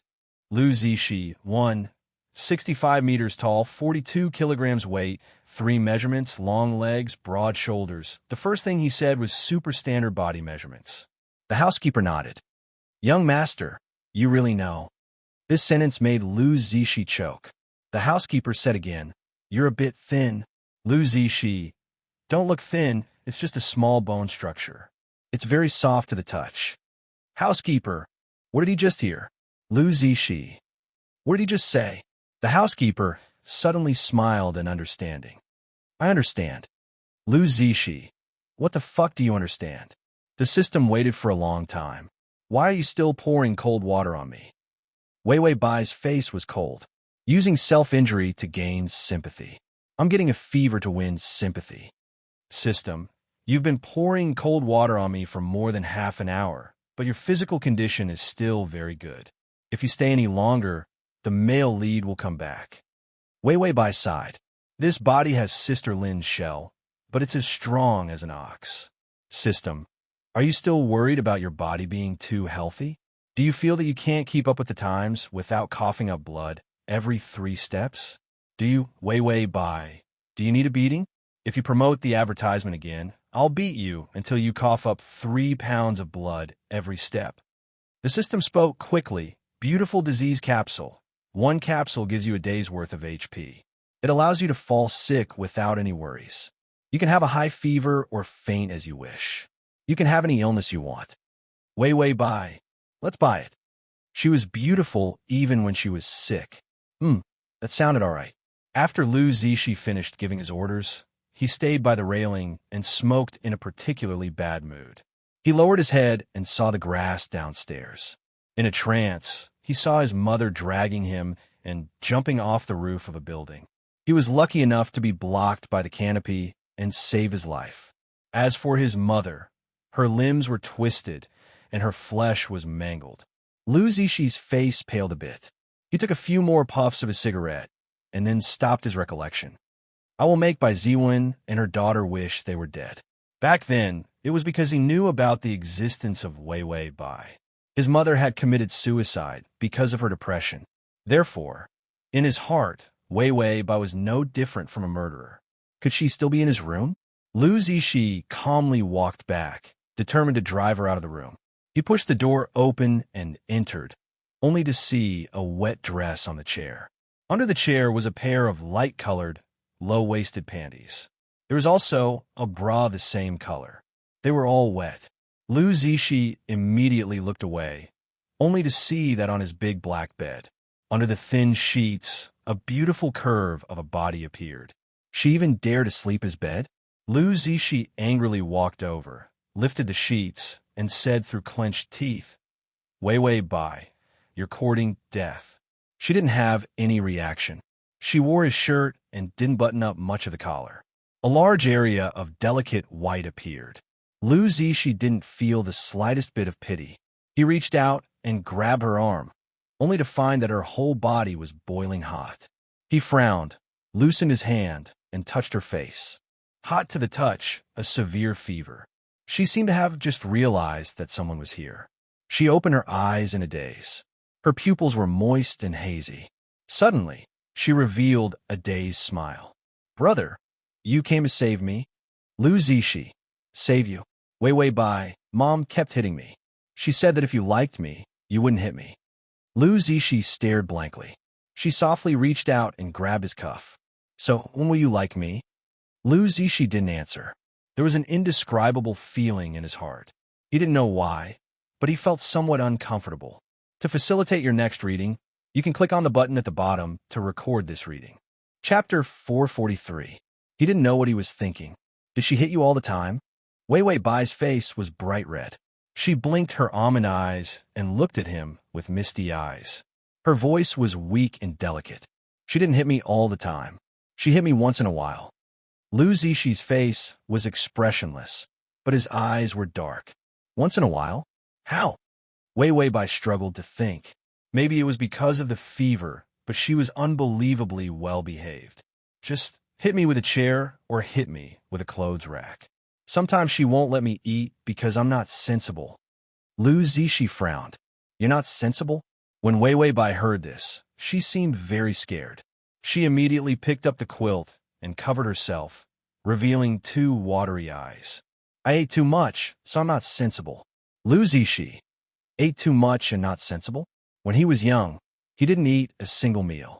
His entire family, including dozens of people, surrounded him, begging him to eat more. What kind of insensible behavior was this? Also, I talked too much and made Mom angry. Lu Zishi was deeply suspicious. What was the boundary of not being sensible? Talking too much was also not sensible. Was it holding a loudspeaker in the middle of the night and yelling in front of someone's bed? And me, I was sick and not sensible. Mom also hit me. Wei Wei Bai looked at him cautiously. Lu Zishi finally asked hesitantly, "Are you sick? What did being sick and not sensible have to do with it?" Wei Wei Bai seemed to have been poked.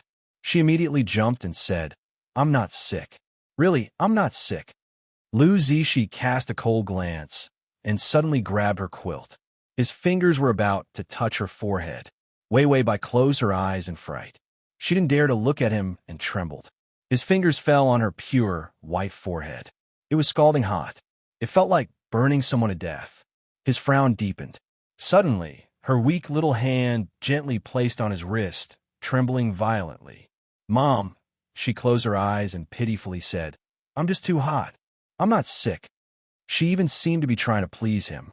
Her fingers gently touched his wrist, and her eyes were slightly raised. She looked very innocent. However, the corners of her eyes were dyed red. This shy glance was pure and charming, moving one's heartstrings. Lu Zishi only felt the force of her fingertips lightly brushing against his wrist, causing a burst of numbness. He hurriedly withdrew his hand with an ugly expression on his face. If he didn't know that a person with such a high fever wouldn't be conscious, he even suspected that she was trying to seduce him. "Mom!" She was a little slow as she tilted her head and looked at him with her big, watery eyes. Lu Zishi coldly said, "Who's your mother?" "Shut up." Wei Wei Bai immediately pouted and looked at him pitifully. There was no sense of accomplishment in bullying such a woman. Irritated, Lu Zishi loudly called for someone to come and had the housekeeper invite a doctor. He didn't want to torture her yet. She hung up first. Who was like him, so sullen even when taking revenge on someone? As a result, as soon as the doctor came in with a medical kit, Wei Wei Bai immediately reached out and grabbed his hand in fear. Lu Zishi only felt that her fingers were as soft as clouds as they tickled his palm. She was afraid to hide behind him. "Don't come over. I'm not sick." Lu Zishi impatiently turned back. "What are you doing? Do you want to die?" Wei Wei Bai's body stiffened, and she gently let go of his hand. Then she lay back on the bed. Her face was red, her lips were dry and pale, and her eyes were so vacant that it made one's heart ache. To facilitate your next reading, you can click on the button at the bottom to record this reading. Chapter 444. Lu Zishi's heart tightened. He didn't know what to feel. Suddenly, she stealthily raised her hand and grabbed the corner of his shirt. Seeing that he hadn't noticed, Wei Wei Bai breathed a sigh of relief. Lu Zishi sensed her movements. For some reason, he was silent, but didn't shake off her hand. When a doctor arrived, he immediately took her temperature. It was close to 40 degrees, a temperature that could burn a person silly. Infusion, physiological cooling, medication, a series of combinations. Her fever began to subside. Her hand softly held onto his sleeve. From beginning to end, she didn't dare to let go. From beginning to end, Lu Zishi sat by the bed with a cold face. Were her hands tweezers? Why didn't she let go? Wasn't she tired? His face was dark. He took out a cigarette and was about to smoke when his fingers suddenly paused. Could a patient inhale secondhand smoke? Lu Zishi finally turned his head to look at her. He found that her cheeks were crimson, and her eyes were moist as she foolishly looked at him.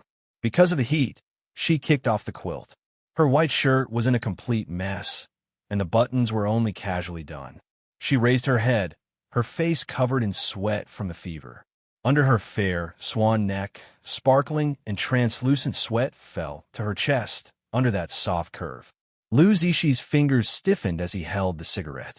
His breathing became heavy. She suddenly moaned softly as if in pain.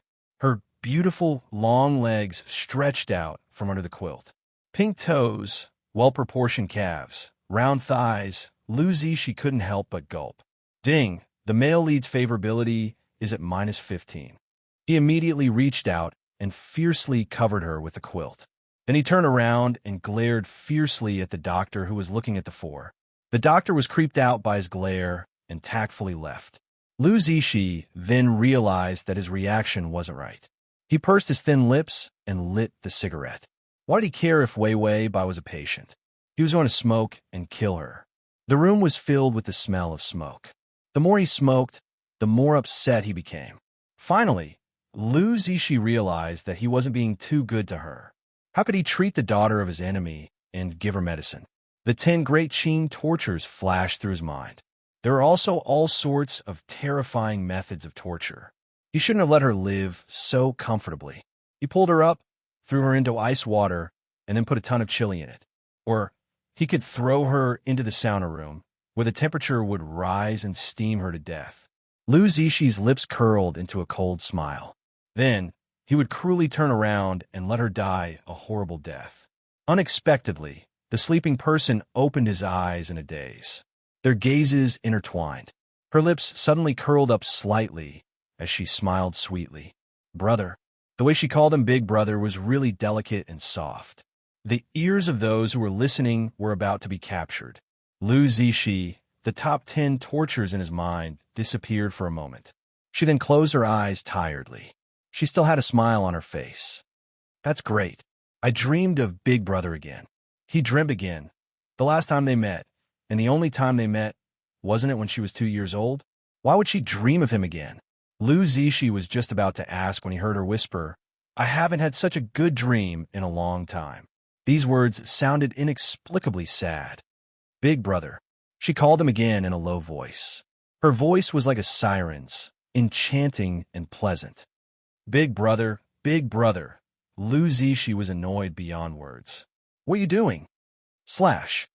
Chapter 445. Wei Wei Bai fell silent. Just when Lu Zishi thought she was asleep. Finally, he heard the sound of her broken sobs. That's great. Big Brother finally responded to me. I was so afraid of waking up. Then I wouldn't be able to dream of such a good thing. She was so sick that she wanted to die. He just responded to her, and she was so moved. Lu Zishi couldn't understand Wei Wei Bai's train of thought at all. His thoughts of revenge were once again extinguished by her. Wei Wei Bai unconsciously called out Big Brother a few more times and then fell into a deep sleep. Lu Zishi breathed a sigh of relief. Suddenly, the housekeeper walked over with light steps. Young master, the information is here. Lu Zishi took the information and began to flip through it. The more he flipped, the gloomier his expression became. When he reached the end, he was about to throw the information out. But then he thought of something. He glanced at the person sleeping on the bed and swallowed his anger. Then he got up and walked out to a relatively distant place. He suddenly threw the information out and then kicked a decorative vase in the hallway. The information that flew to the ground was spread out. It was shockingly full of medical records and shocking pictures of scars. The things in the information. Lu Zishi thought he could only see it on the news. The beatings, torture, and imprisonment actually started when she was 2 or 3 years old. If he hadn't met Wei Wei Bai, he wouldn't have thought of investigating it. How'd he find out about this? Bai Ziwen, that crazy woman, after leaving his father for a year, she couldn't bear the loneliness. She took the child and hooked up with other men. And she even left the 3-year-old Wei Wei Bai alone in a rented house. There was no drink when she was thirsty. There was no food when she was hungry. She almost starved to death several times in the rented house. Later, a community volunteer found her and saved her. That was why she was able to leave some paper information for him to search. Later, Lu Renjia died. Bai Ziwen probably thought she couldn't return to the Lu family. So she began to abuse Wei Wei Bai, who was only a few years old. The most serious incident was when he hit her with a chair until her ribs were broken. Only after being admitted to the hospital could the information be kept. The information in the hospital was only recorded when she was seriously injured. But those countless small wounds after being abused day and night did not leave behind any scars. Bai Ziwen regarded Bai Weiwei as a trash can for her to vent her anger in a frenzy. In other words, Weiwei Bai grew up in an abusive environment. No wonder he was so submissive and his eyes were filled with fear. This information had only been transferred in a hurry. She wondered what other heartless things Bai Ziwen had done that had not been found out yet. Lu Zishi lowered his head and took out a cigarette. His stern face was frighteningly taut. He saw the information. He could almost see the tiny Weiwei Bai, covered in scars, cowering in a corner in fear. Suddenly, he saw that he was stepping on a piece of paper. Just now, he was too anxious to look at it, so he neglected this one. He bent down and picked it up. There was a paragraph on it. It said that there was a time when Weiwei Bai was abused and had hallucinations. She drew an elder brother on the paper to accompany her.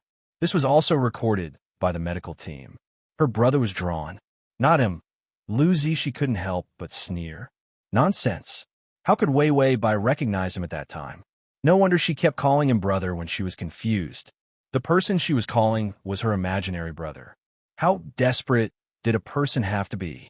She could only rely on her hallucinations to survive.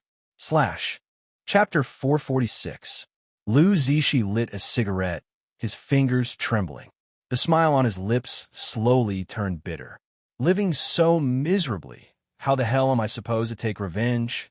The people he hated the most were the mother and daughter pair. Cheating wasn't enough to make his mother jump off a building. Weiwei Bai, that vile spawn, was the last straw that broke his mother's rationality. So the people he hated weren't just Bai Ziwen. Weiwei Bai was one of the main culprits. But when he saw the scars all over the floor, he couldn't help but feel hatred. Ding! The male lead's favorability is -5. The butler walked over and bent down to tidy up the information. When he saw the medical records on the paper, he couldn't help but sigh. This mother is also a beast. How did such a small child survive? When Lu Zishi heard this, the cigarette between his fingers fell to the ground. He immediately turned and left, afraid that if he heard a few more words, his heart would completely soften. No matter how hard a person's heart was seeing a child being abused, it was impossible to remain indifferent. What's more, no matter how much he didn't admit it, Weiwei Bai was also his sister. Ding! The male lead's favorability is 0. Weiwei Bai was sleeping soundly when she heard the system's roar. The favorability went to 0 all of a sudden. What's going on? Is my system poisoned? Weiwei Bai's head hurt. The aftereffects of the forced high fever made her limbs weak. She forced herself to think before saying, "Didn't I spend 3 days of my life points to make you fabricate information?" It was true that the original owner didn't live very well. Bai Ziwen didn't pay much attention to her daughter. So other than the necessary living expenses, she didn't take care of her. When she was young, she was also thrown to the nanny. After all, Bai Ziwen's face was still useful. She had done a lot of things like fooling around, so there was no problem for her to support herself. If she didn't get addicted to gambling later on, she wouldn't have turned her attention to the original owner. What child abuse, not giving her food, and so on.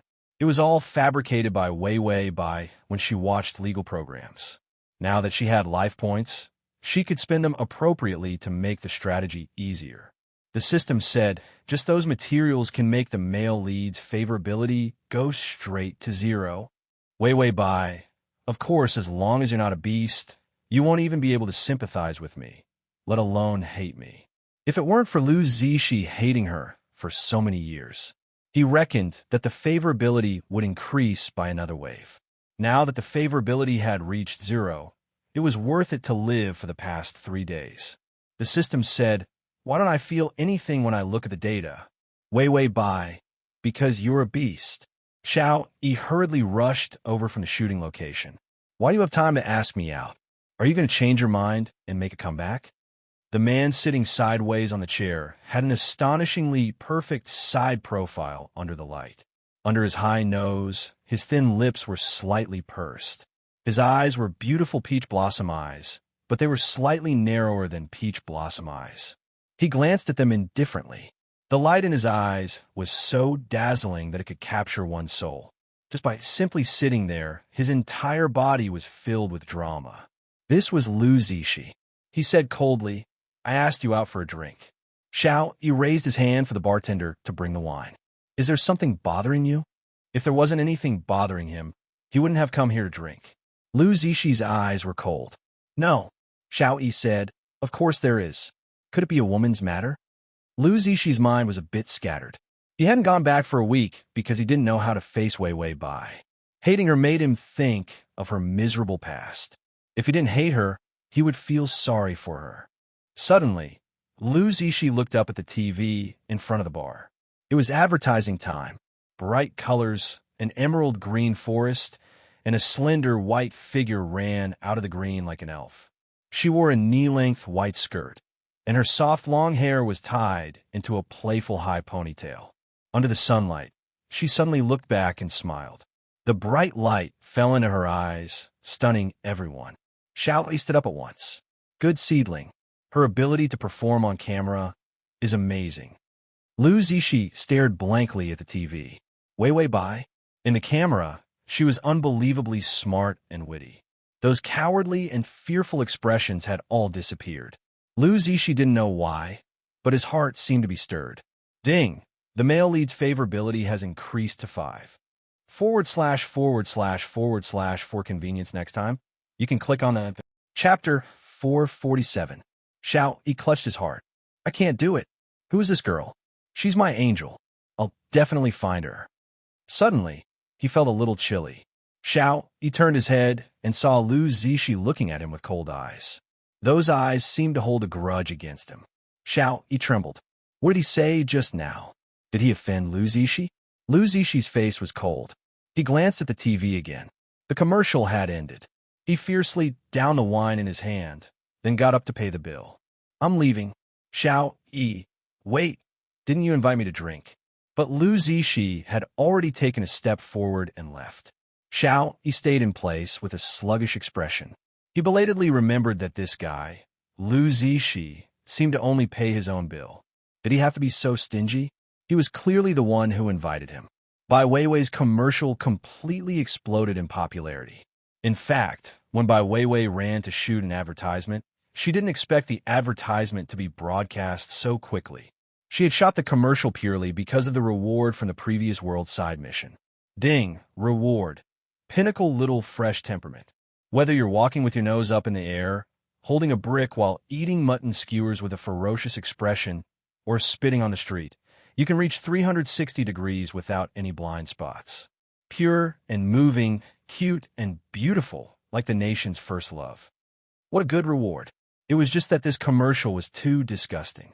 To verify the effect of the reward, she shot an ordinary green tea commercial. She casually smiled at the camera.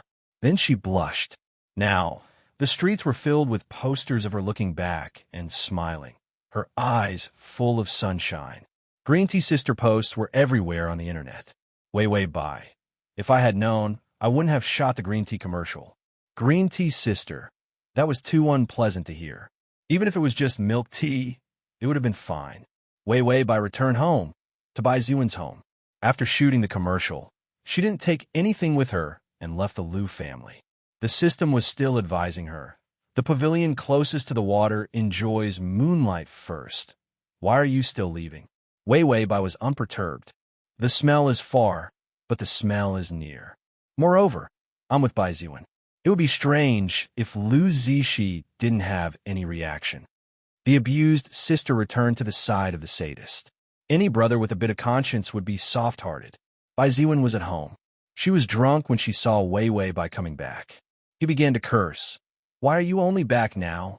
Do you know how many times Director Lin has looked for me? She desperately wanted Bai Weiwei to recognize her ancestors and return her family. But seeing Lu Zixi's attitude, Bai Ziwen also knew that there was almost no hope for her to acknowledge her ancestors. Lu Renjiao was also dead, so there was even less hope. Therefore, she gave up on the idea of returning to her family. She wanted to sell Wei Wei Bai for some money. Wei Wei Bai leisurely sat on the sofa and then opened the dessert that she had just bought.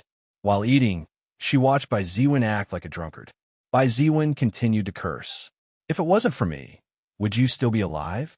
You should be grateful. Wei Wei Bai sucked on a mouthful of cream. Delicious. Look at how ugly you are now. If you want to act and be a star, do you think you can do it without sleeping with the director? Wei Wei Bai had a calm expression and continued to eat dessert. I'm talking to you. You actually dare to eat. Bai Ziwen was drunk. She belatedly realized that Wei Wei Bai had been facing her with the back of her head from beginning to end, and she was eating very calmly. She was angry.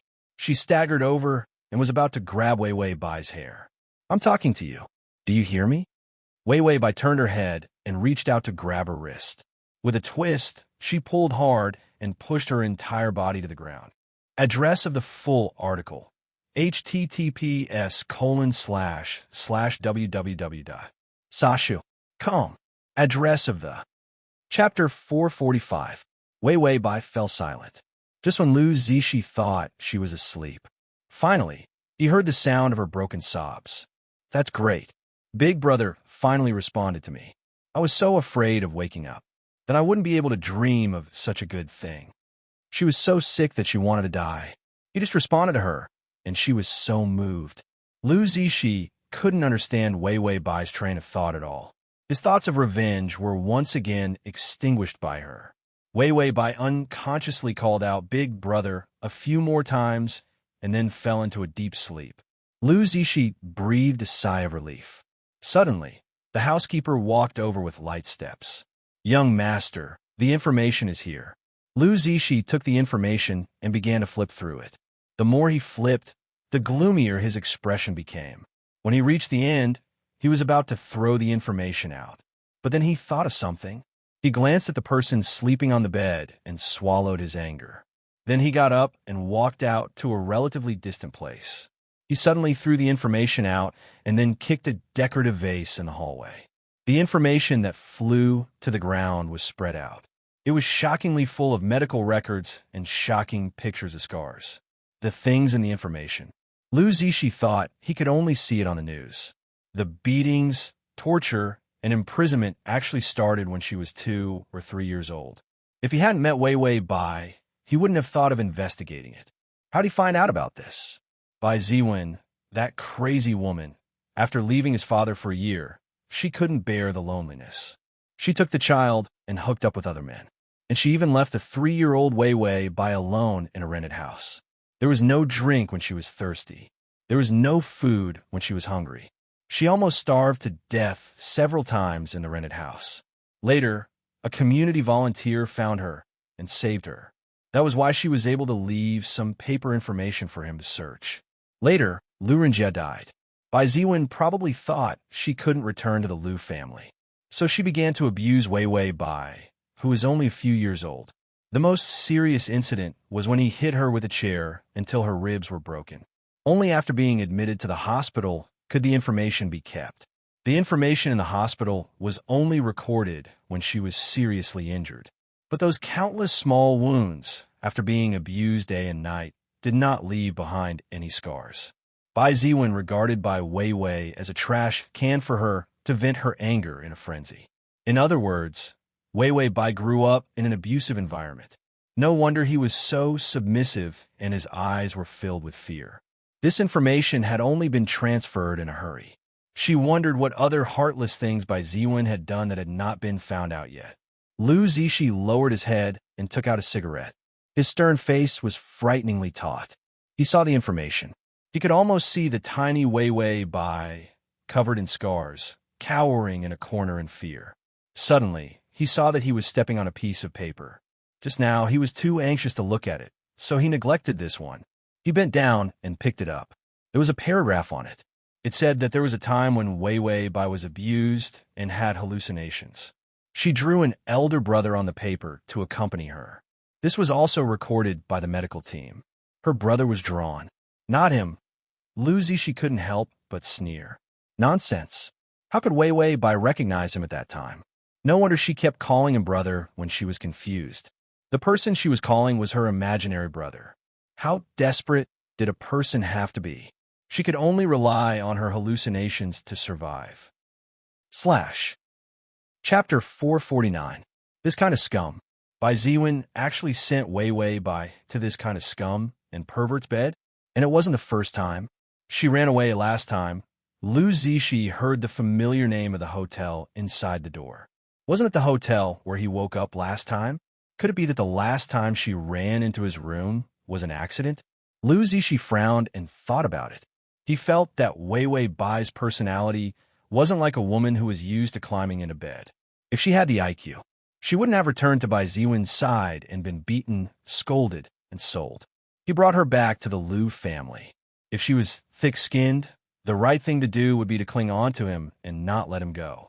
But when he got home, he found out that she was long gone. Suddenly, the door quieted down. Lu Zishi's fingers trembled, and some terrible speculations flashed through his mind. Wei Wei Bai had been beaten to death. She deserved to be beaten to death. What did it have to do with him? Lu Zishi smiled coldly. His delicate features were gloomy, but his gaze was particularly ruthless. He wasn't a good person. Bai Ziwen's mother was worse than death. That was what he wanted to see the most. His daughter would be the first to suffer. Then he would deal with Bai Ziwen, killing two birds with one stone. Suddenly, Wei Wei Bai's weak voice came intermittently from the door. Big brother. This call was so faint that it was almost inaudible. But Lu Zishi didn't know how he heard it. Wei Wei Bai was calling him. He couldn't help but walk to the door and hear Wei Wei Bai say, "When are you going to protect me?" Suddenly, Lu Zishi reacted. Wei Wei Bai wasn't calling him at all. Instead, she was calling the one who never appeared, the brother she imagined. The brother she made up would protect her.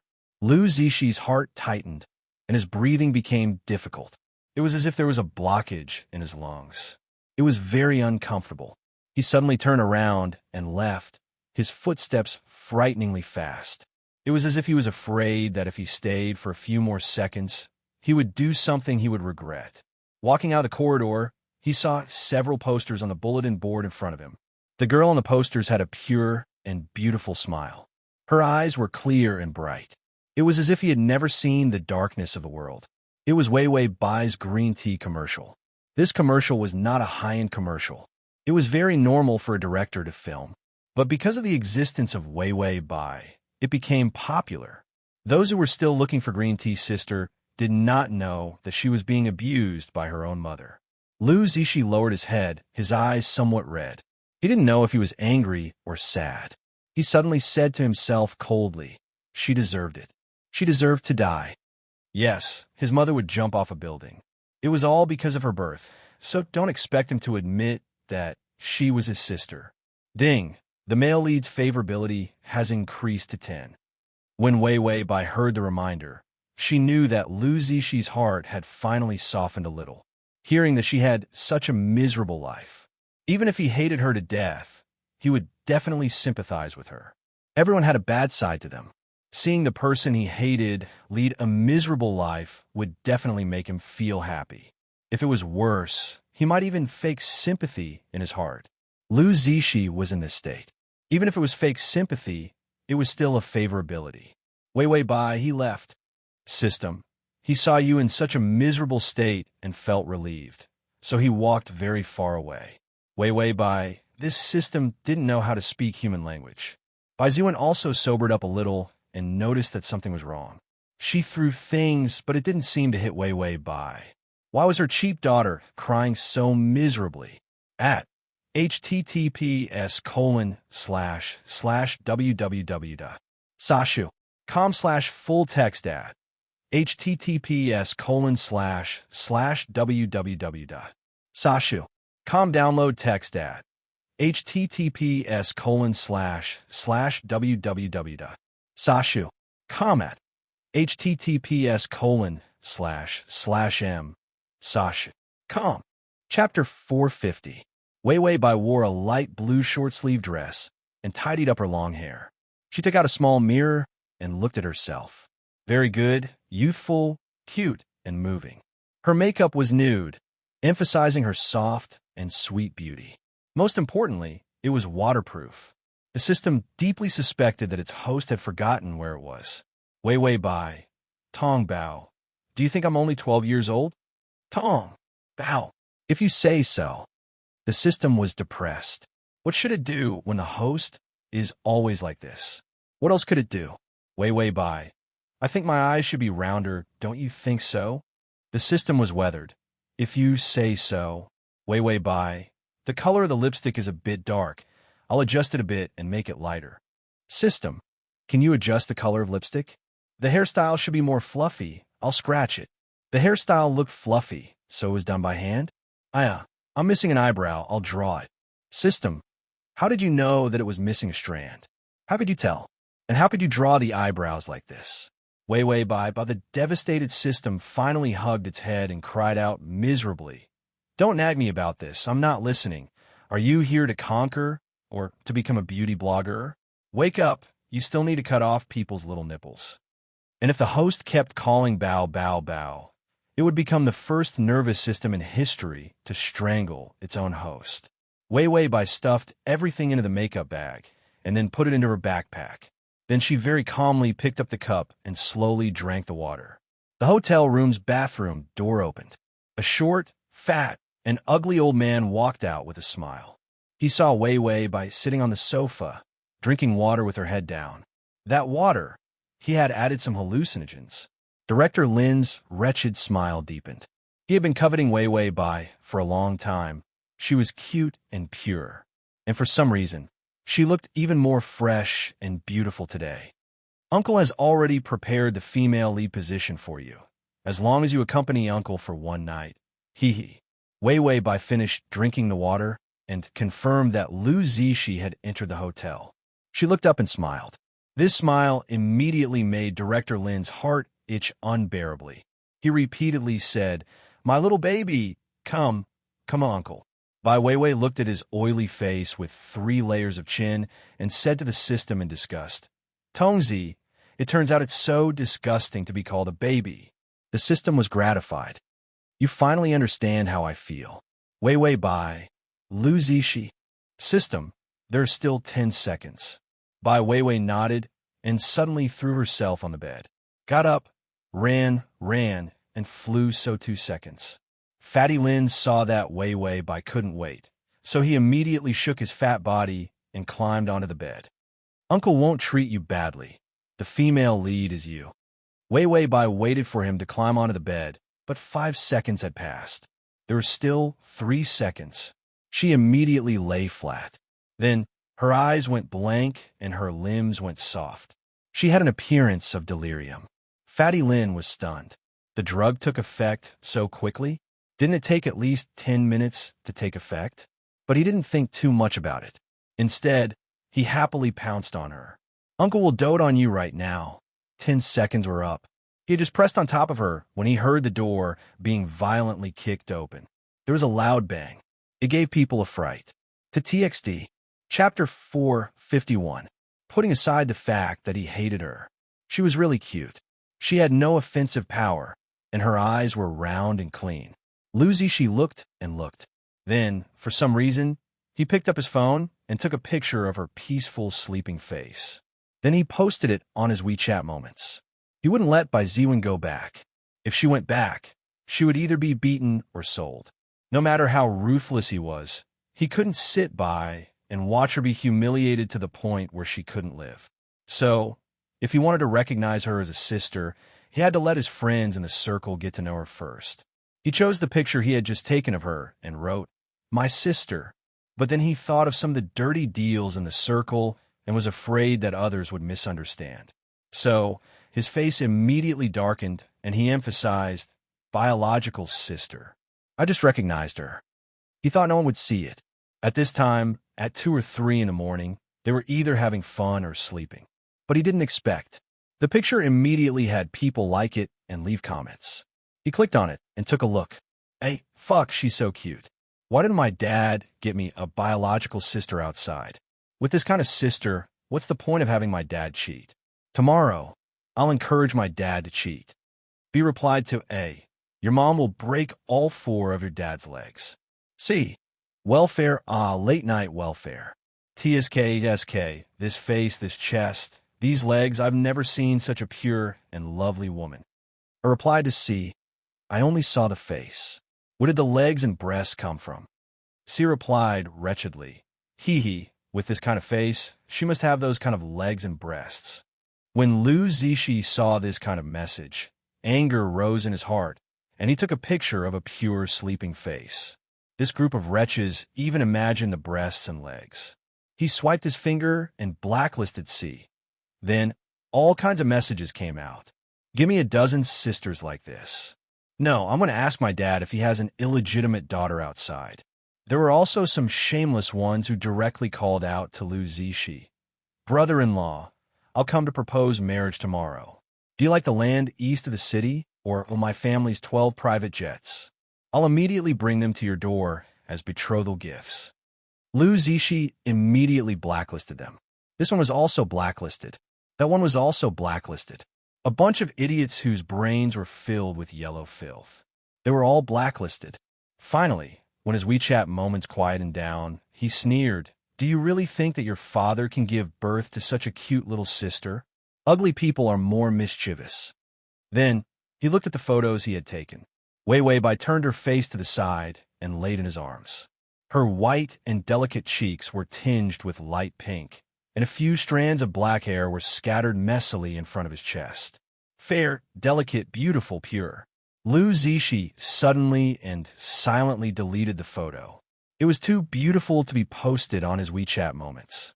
Among the people he added, there was no lack of rich second-generation hedonistic sons and such. Who would know that when they looked at the photos? What would that group of wretched people think? After deleting the photos, Lu Zishi belatedly realized what he had done. Not only did he admit that Wei Weibai was his younger sister, but he also admitted that she was his younger sister. He even deleted the photos and forbade others from seeing them. He was bewitched. Lu Zishi's mood was a bit chaotic. Then, he lowered his head and saw that she was quietly and softly sleeping. Even the sound of breathing could barely be heard. He didn't know why, but his heart also quieted down. Lu Zishi silently stared at her sleeping face. As he stared, his eyelids grew heavy, and he actually fell asleep. Only then did the system yawn and give a reminder. Ding! The male lead's favorability has increased to 35. Chapter 452. Lu Zishi vaguely woke up. Half asleep, he realized that there was something soft in his arms. He immediately woke up with a start and saw Wei Weibai with her head tilted, curled up in his arms. His arm rested horizontally above her head. Her breath gently brushed against his bare chest, bringing a burst of itchiness. Lu Zishi's body stiffened for a while before he carefully moved. He pushed her out of his arms. Wei Weibai very meekly turned over and continued to sleep.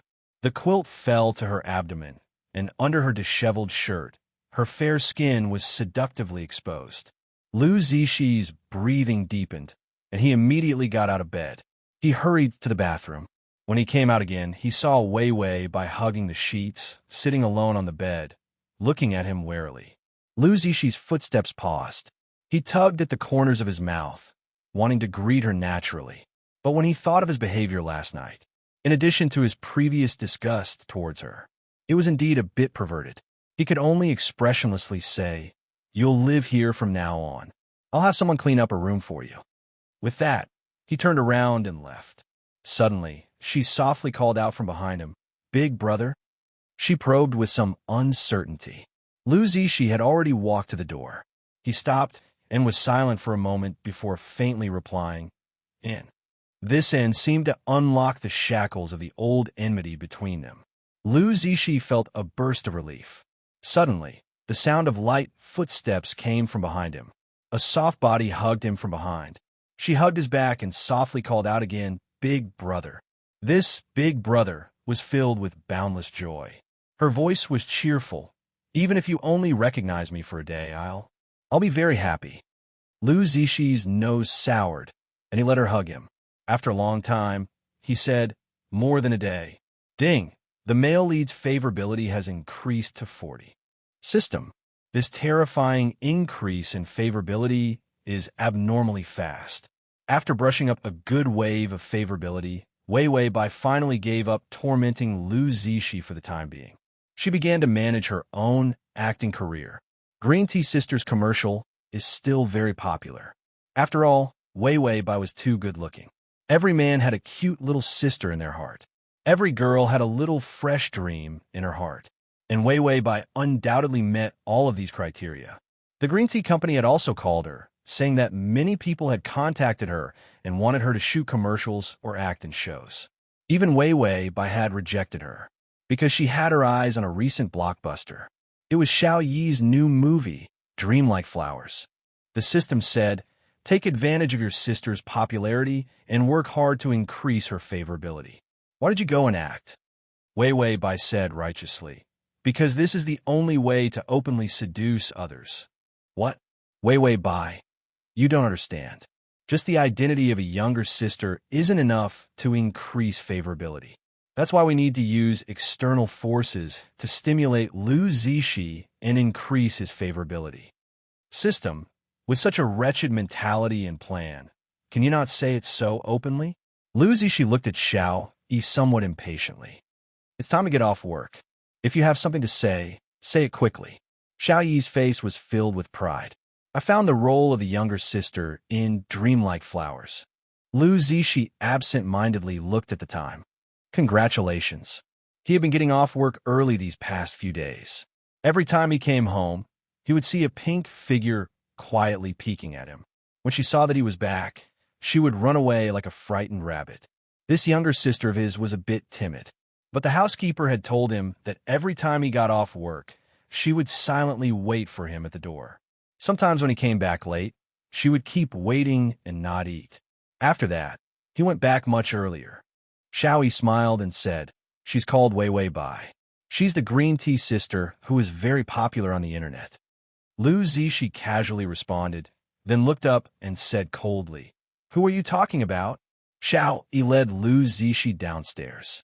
She's in the practice room downstairs, practicing with the actor who's playing her brother. Lu Zishi hurried to the practice room. He saw Wei Wei Bai smiling innocently and sweetly. She reached out and hugged a man. She looked up and softly said, brother. Lu Zishi only felt a surge of fire rising up in him.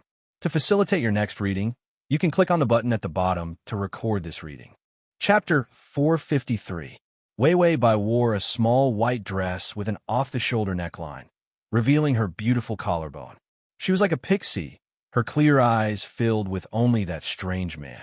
Her face was full of joy and excitement. Big brother, you just came to see me.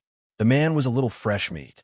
His handsome and fair face revealed a spring breeze-like smile. He reached out with both hands and lifted Wei Wei Bai into a princess carry. Didn't I just win the war and rush over to see you? Wei Wei Bai naturally reached out and hugged his neck. Her head nestled in his embrace, a trace of sadness overflowing from her eyes. I don't want you to go to war. I only want Big Brother to be by my side, to love me, to protect me.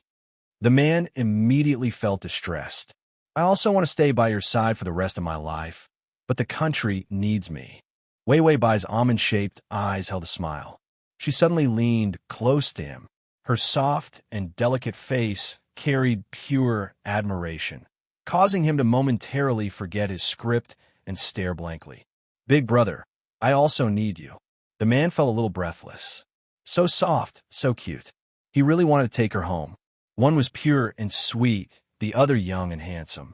From a distance, their posture was intimate and well-matched. It was simply blinding to the eyes. Xiao Yi was still talking nonstop. Look how well-matched. In this movie of mine, the brother and sister's relationship is a big highlight. They secretly love each other, but they can't be together because of the secular world.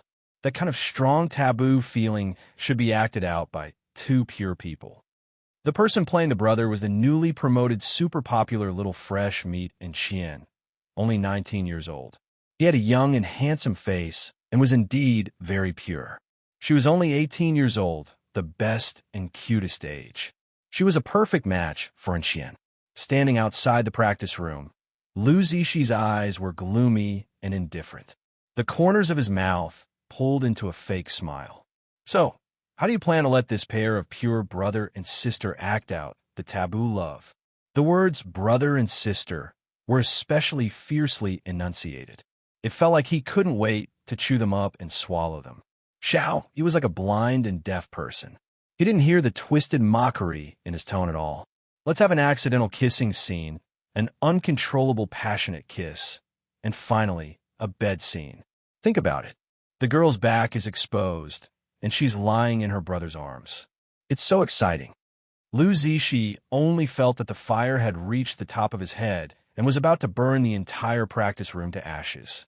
In the practice room, the brother and sister were still hugging each other and looking at each other sweetly. Damn it, did he need to hug her for so long? The rehearsal should be over, right? Why are you still hugging me? And that Qian, what's with that look in his eyes? He was just short of pouncing on his sister. In the future, if there were to be a kissing scene or a bed scene, it wouldn't become a reality, right? Lu Zishi was also someone who had acted before. There were plenty of instances in the entertainment industry where fake things became real. He finally couldn't stand it anymore. He immediately walked in and pulled Wei Wei Bai out of Qian's arms.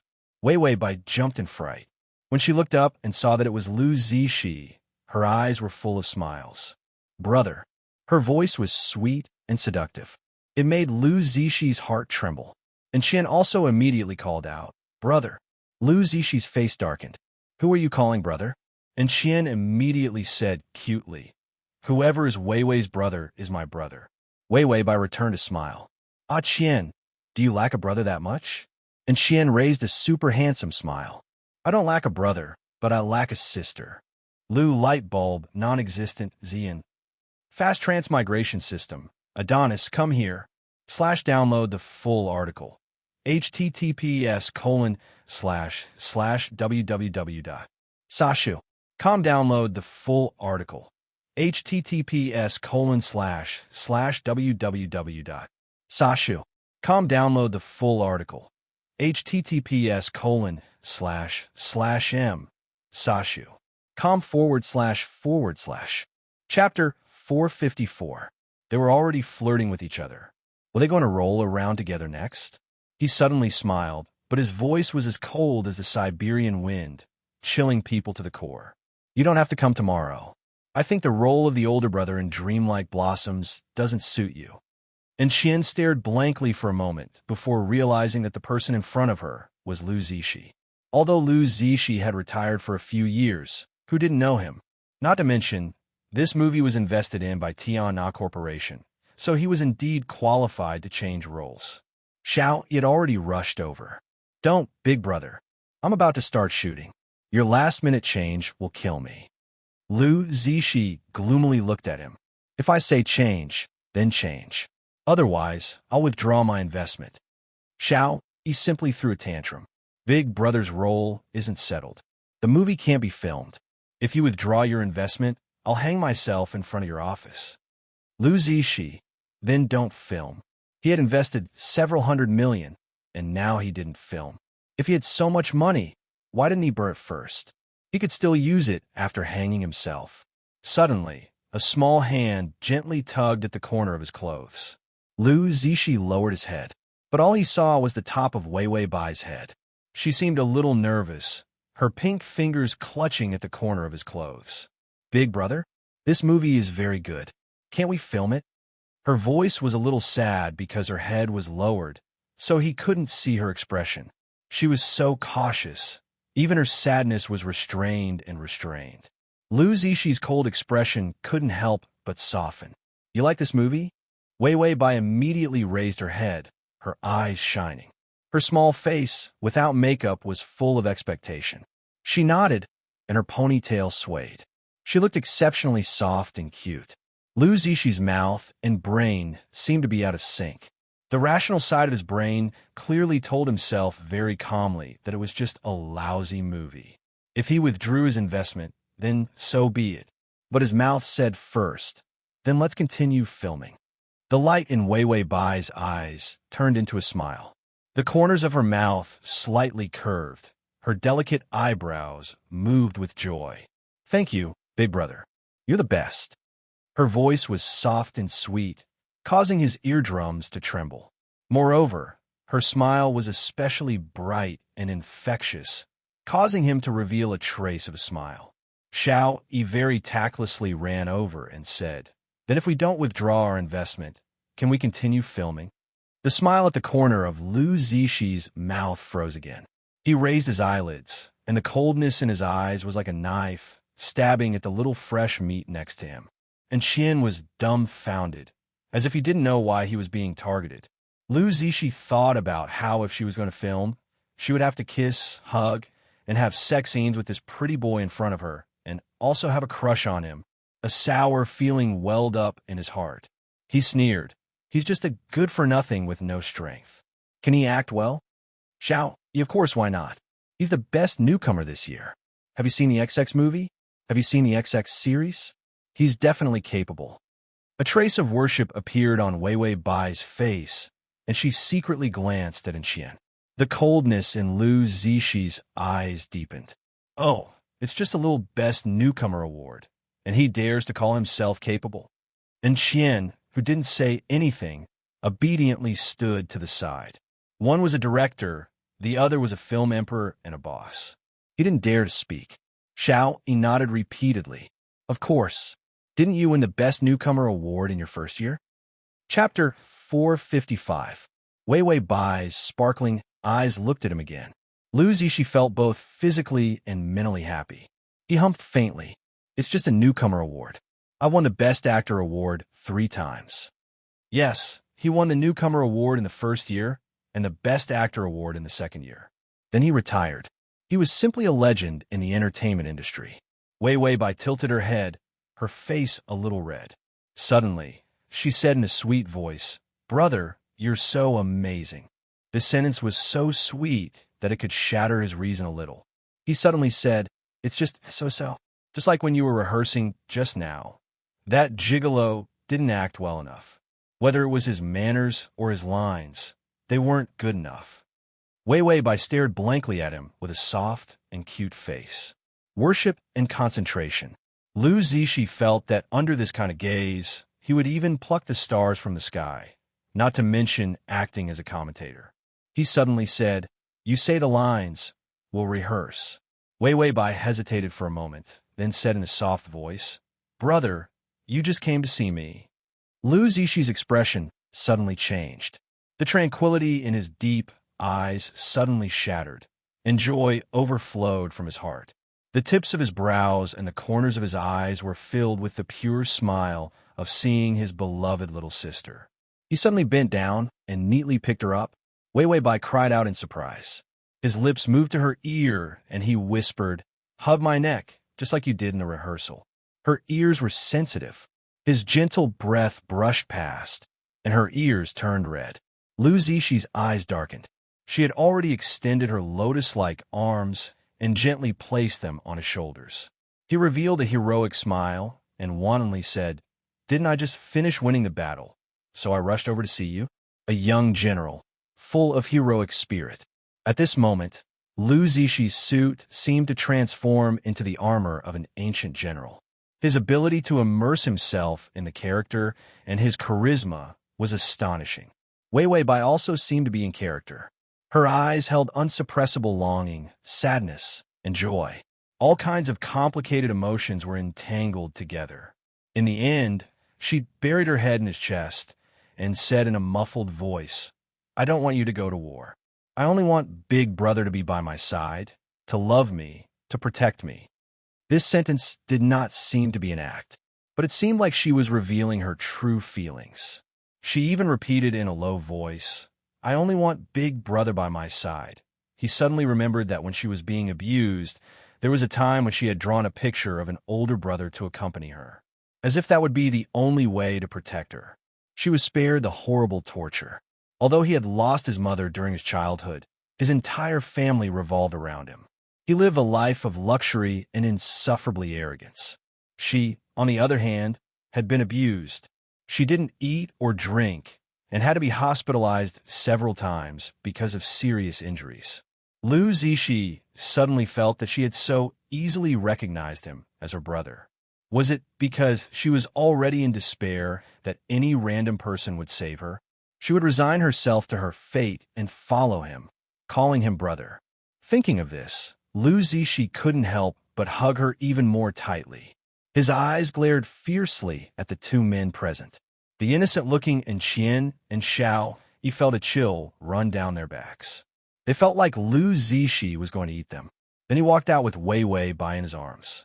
Xiao, he anxiously said, Then the role of Big Brother. Lu Zixi footsteps paused. He turned around with a smile that wasn't a smile. I'll play it. How could he not see through Xiao Yi's provocation? Chapter 456. And Xian's appearance wasn't suitable for the role of a brother. Because he had to invest, he had read the script. And Xian's gigolo was more like the last emperor in the drama. If he guessed correctly, Xiao Yi had deliberately led him to watch this play. It was to make him have no choice but to go into battle himself, so that his sister wouldn't be kissed and have a bed scene by a strange, wretched man. He knew it was a trap. He looked down and saw her leaning on his chest, her lips curved sweetly, as if she was very happy. The depression in his heart from being schemed against dissipated. Forget it. A trap is a trap. Ding, the male lead's favorability is at 45. The cast of Dreamlike Blossoms announced that Xian would play the last emperor, Chu Xianping. Fans, looking forward to it, the best newcomer. He has looks, strength, and his own popularity. Wei Wei Bai played the great general's sister, Yan Qiqi. Fans, green tea sister? Although she looks good, is she good at acting? She can't be an idiot, right? Lu Zixi played the young general, Yan Yi. The fans were collectively silent for 3 seconds, then exploded. God, my husband is coming back. Someone stab me and let me know that this isn't a dream. Brother Lu, I love you, I love you. I've been a fan since you debuted. You're this era's superstar. You're our star. Because of the news of Lu Zixi's comeback. On the contrary, Bai Weiwei was suppressed, and no one discussed it. Occasionally, a few small fans would weakly say a few words in the vast number of Lu Zixi fans' comments. I think the green tea sister is very cute. Wei Wei Bai saw this comment on her phone and silently liked it. Yes, she also felt that she was very cute. Wei Wei, put on your makeup. We're going to shoot the official photo. The makeup artist ran over. Wei Wei Bai smiled and nodded, then went to put on her makeup. Lu Zixi had something to do today and would be late. So Wei Wei Bai shot first, and Xian had already put on the emperor's clothes. It was a thick black, and he had a crown on his head. His face was a little pale, and his eyes were a little gloomy. It was in line with his status as the last emperor. Lu Zixi got out of the car and hurried over. Because he had taken over Yin Ye's role at the last minute, he could only deal with all the company's matters at once. Only then would he be able to join the crew. As soon as he stepped into the studio, he saw everyone huddled together. A trace of displeasure flashed through Lu Zixi's eyes. Why didn't this crew have any sense of professionalism? He pushed a few people aside and heard a song. Her voice was faintly discernible and sweet. It was so mysterious that it seeped into one's heart. Lu Zixi looked up and saw a petite figure. She was wearing a red tulle dress, a simple and unadorned cyan jade pendant, and thick black hair draped over her shoulders. She stretched out her bare feet, her toes sparkling like jade, and stepped on the big red drum. Her figure was as graceful as the clouds, and her face was as beautiful as a flower. Her soft and beautiful fingers held a bright red peach blossom as she softly sang an ancient tune. In accordance with the photographer's request, she gently revealed a smile that seemed to be joyful, but also had a hurt look in her eyes. It was so breathtaking that people couldn't breathe. The photographer in charge of the shoot smoothly and satisfactorily finished taking the official photo. He said to Wei Wei Bai, "You can end it now." Very good. His words awakened the people at the scene. Just now, when Wei Wei Bai was dancing in that dress, that magic was simply impossible to break free from. Now, they could finally breathe. Chapter 457. The grief in Wei Wei Bai's eyes disappeared at once. She put away the grief in her body and saw Lu Zixi from afar. She immediately showed a happy smile and jumped down from the drum. Then, barefoot, she dashed over. Lu Zixi only saw that her dress was like a cloud. In the blink of an eye, she threw herself into his arms. "Brother, you're here." Lu Zixi was silent for a moment, then said in a low voice, "Amen, I'm here." His hand couldn't help but grip her arm even harder. Just now, when she was singing and dancing on the drum, it seemed like she would disappear at any moment. This made Lu Zixi feel faintly uneasy. He didn't know where this feeling came from, but it was sudden as if she would leave at any moment. Wei Wei Bai smiled sweetly and happily. "Brother, it's your turn to take the picture." It was as if she couldn't see the deep emotions in his eyes at all. A few strands of hair fell in front of his eyes. He blinked, suppressing the strange uneasiness in his heart. Then, with an indifferent expression, he nodded and went to change clothes. Lu Zixi's official photo shoot also went smoothly. When it was time to take a group photo, he wore a black robe and silver armor and held a bow and arrow. In the intersection of shadow and shadow, his handsome features were simply three-dimensional and perfect. The photographer felt that he was an actor in a movie. It really was a perfect picture. He really wanted to lick the camera lens.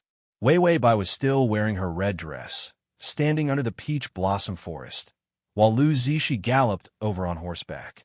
She raised her head and looked at him with a smile. Lu Zixi expression should have been more resolute, but when he saw her smile, he couldn't help but smile as well. This scene was directly captured by the photographer. This group photo was even better than the original idea. So the official photo shoot was decided to use this one. After taking the photo, today's work was considered complete.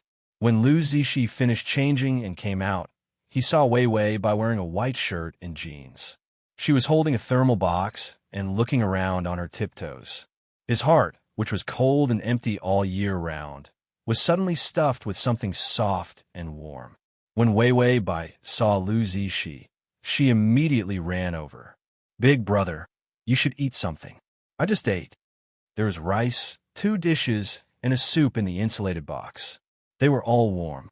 Lu Zixi wasn't picky about the simplicity of the meal. He directly picked up the disposable chopsticks and finished the food. He was surrounded by people all year round, but in the end, they were all separated by a layer. He had never experienced such intimate contact from his family. When he was almost done eating, he looked up and saw Wei Wei Bai sitting on a chair. The light shone on her face, and her fair and flawless face had a sweet and innocent look to it. She seemed to have noticed that he was looking at her. She couldn't help but reveal a sweet smile. Lu Zixi didn't know why, but his throat was a little tight. He pretended as if nothing had happened and drank the soup, but it didn't quench his thirst. After observing for a long time, the system finally couldn't help but say, "Host, stop flirting. This is your brother." Wei Wei Bai cupped her face. "Yes, brother. What's with this scary ending sound? And what's with this scary tone of voice?" The system advised earnestly, "I think it's okay to farm 100 affection points." Wei Wei Bai, "I'm farming affection. He. What's with this scary old witch's laughter?" Wei Wei Bai, "Can't you see that I'm pure and innocent and don't understand anything?" System. Chapter 458. No, it felt that its host was so black-hearted and rotten that no medicine could save her. The male lead should pray for his own good fortune. After Lu Zixi finished eating, he said to her, "Let's go back." Wei Wei Bai smiled and nodded. And big brother. The word big brother was sweet to the heart. Lu Zixi couldn't help but smile. He put aside his disgust for her and looked at her clearly. He realized that having a little sister wasn't bad. When they left the studio, the road was full of potholes and puddles. It had rained heavily in the afternoon, and they hadn't expected to accumulate so much sewage. Lu Zixi looked at Wei Wei Bai's little white shoes. She seemed to be in a dilemma as she stopped in her tracks. She hesitated for a few seconds before deciding to take a step forward. He suddenly walked in front of her and bent his knees. He turned back and said to her, "Come up, I'll carry you." Wei Wei Bai hesitated, somewhat at a loss. Lu Zixi said indifferently and forcefully, "Come up." Wei Wei Bai smiled somewhat bashfully. Then she put her hand on his shoulder and pressed her body against his back. The road was very quiet. They had to walk through a long street before they could find a parking space. As she lay on his back, her slender fingers accidentally rubbed against his neck. His muscles tightened, but he didn't say anything and continued to walk. Wei Wei Bai indifferently leaned closer, her breath gently brushing against his ear. This was a sensitive spot. Lu Zixi's footsteps paused. An unbearable numbness appeared in waves from her careless breath. Lu Zixi's ears began to turn red. His jaw tightened, and his lips were tightly pursed. Wei Wei Bai seemed to be careless again. Her head softly rested on his shoulder, and her lips gently kissed the skin of his neck. A faint red color began to appear on his skin. There was a type of person whose body temperature could be seen. That was a man like Lu Zishi, whose skin would turn red when he was excited. Wei Wei Bai silently revealed a mischievous smile. She suddenly whispered, "Big brother, I'm sleepy." Her voice was soft, clingy, and hoarse with a trace of exhaustion. She was pure and innocent, with a seductive charm that seduced people. Lu Zishi's breathing began to grow heavy. His face was red, and his black pupils were frighteningly bright. His breath undulated as he said, "Go to sleep. I'll wake you up when we arrive." Wei Wei Bai nodded sleepily and then closed her eyes quietly, her lips touching his neck. His long hair also fell on his shoulders and touched his cheeks. All of his senses were enveloped by her soft body and sweet fragrance. She did not resist at all. She seemed to completely believe that he was a good brother and would not do anything to her. Lu Zishi didn't even know how he walked through this long street. He felt as if his body was boiling. When he put her in the passenger seat, she was already fast asleep. Lu Zishi fastened her seatbelt. Just as he was about to start the car, he suddenly gasped for breath. His eyes were terrifyingly dark. In the depths of his eyes, there was a kind of dark and unknown heat that was rolling around. Finally, as if he had accepted his fate, he raised his head. He looked back at her and saw that she was leaning against the seat with her head tilted. Her face was fair and delicate, suffused with red. She looked exceptionally delicious. He stared unwaveringly at her pink lips. His fingers gently fell on her lips. His fingertips felt the softness of her lips. She seemed to be somewhat aware, and her lips trembled. He immediately didn't dare to move. Suddenly, her tongue stuck out and licked her lower lip. It also wet and hot licked his fingertips. Chapter 459. Lu Zishi retracted his hand, as if he had been electrocuted. He held his breath and didn't dare to move. But she didn't wake up and continued to sleep obediently. Lu Zishi was like a thief, wanting to steal but afraid of being discovered. His mind was a little blank. By the time he realized what he had done, it was already too late to stop himself. His lips gently fell on hers. Her light, soft, and adorable breath intertwined with his heavy, disorderly breathing. Lu Zishi's skin turned even redder. Ding! The male lead's favorability has increased to 50. He kissed her for a few seconds, then immediately released her. Then, he drove home, not daring to look at her again. When he got home, he bent down and carried her out of the car. The housekeeper and the servant came up, intending to take Wei Wei Bai. Lu Zishi acted as if he couldn't see them. His face was as calm as water as he carried her to his room. Like a gust of wind, his footsteps were particularly hurried. After placing Wei Wei Bai on the bed and covering her with a quilt, Lu Zishi stared at his restless lower body with an ugly expression. The heat in his body couldn't be controlled at all. It was running wild. Wei Wei Bai suddenly groaned. She kicked the quilt away and rolled up her white short-sleeved shirt. Her pure white stomach was exposed. If he looked up, he could see her breasts. Lu Zishi's face darkened. He immediately turned and rushed to the bathroom. Hearing the bathroom door close, Wei Wei Bai lazily opened her eyes and yawned. "Tongzi, I'm sleepy." "System, if you're sleepy, then sleep." Wei Wei Bai planned to have a heart-to-heart talk before bed. Bored, she asked, "Tongzi, do you know what Lu Zishi is doing?" "System, I don't know, I don't want to see. It's a pure system, different from those flirtatious cheap goods outside." Wei Wei Bai, "Tongzi, sibling romance is actually quite hardcore." "System, you just realized?" Wei Wei Bai, "But I like it." The system was silent for a long time, then suddenly said, "A month has already passed. You only have 5 months left." Wei Wei Bai, question mark. The system replied, "That's why you're dying." Wei Wei Bai, huh? The system said, "That's why you guys are destined to end up in tragedy. This ending will tell all the kids that according to my law, those who love each other will not end up well. Siblings will give birth to little retards, get struck by lightning, get hit by a car, drown in saliva." Wei Wei Bai, suddenly, he didn't like sibling relationships at all. MD's easy system. Lu Zishi turned on the cold water and splashed his body. His scattered black hair stuck to his sinister face. He looked at himself in the mirror and frowned. His eyes were sharp and had a trace of dark madness. He spent more than an hour soaking in cold water in the bathroom. Finally, he cooled down the redness on his skin. He heaved a sigh of relief, reached for the towel, and wiped his body clean. While Lu Zishi was wiping himself with a towel, he suddenly couldn't take it anymore and fiercely combed his hair back. He said to himself coldly, "You're crazy. What are you thinking? She's your sister." Even if he had just acknowledged her, even if their meeting was a mistake, how could he let this mistake spread? Did he think that she didn't live a miserable life? She was abused as a child and had a hard time as a teenager. Now that she was finally an adult, she couldn't possibly be remembered by her perverted brother. Let her life be dark and miserable? Yes, pervert. Lu Zishi looked at himself in the mirror and smiled sinisterly. To desire his sister, what was he if not a pervert? Download the mobile article at https://m. Sashu. To facilitate your next reading, you can click on the button at the bottom to record this reading. Chapter 460. Lu Zishi walked out of the bathroom and saw her sleeping on her side.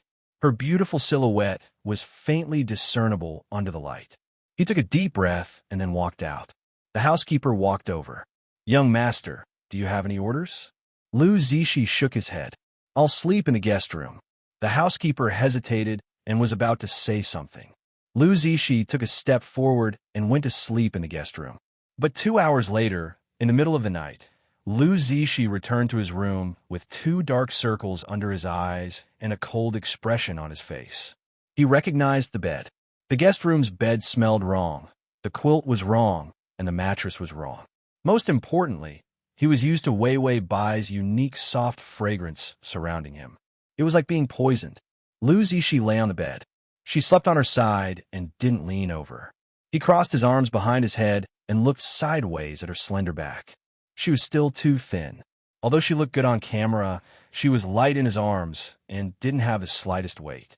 It was healthy to eat more. He looked, and his body began to heat up again. But he couldn't bear to move his body and go to the guest room. It was boiling here, and so was the guest room.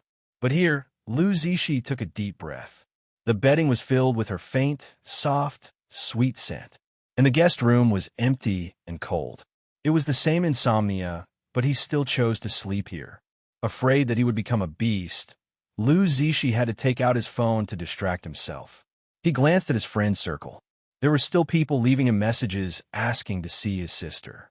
He snorted and blacklisted them. In such a short time, he had blacklisted almost half of his friend circle.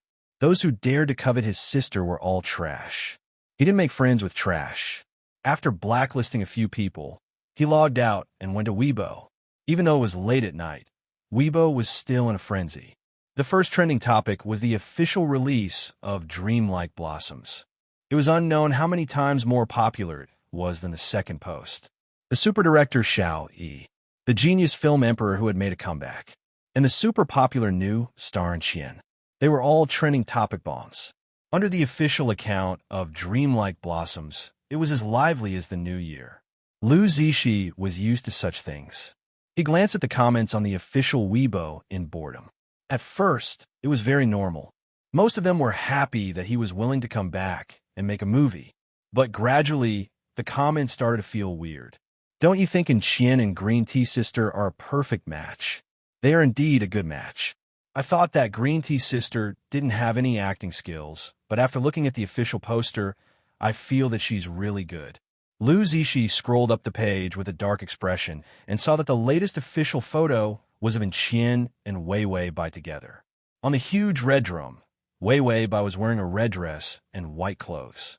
She was holding a peach blossom in her long and slender fingers. She looked at the emperor below the drum with a sweet smile.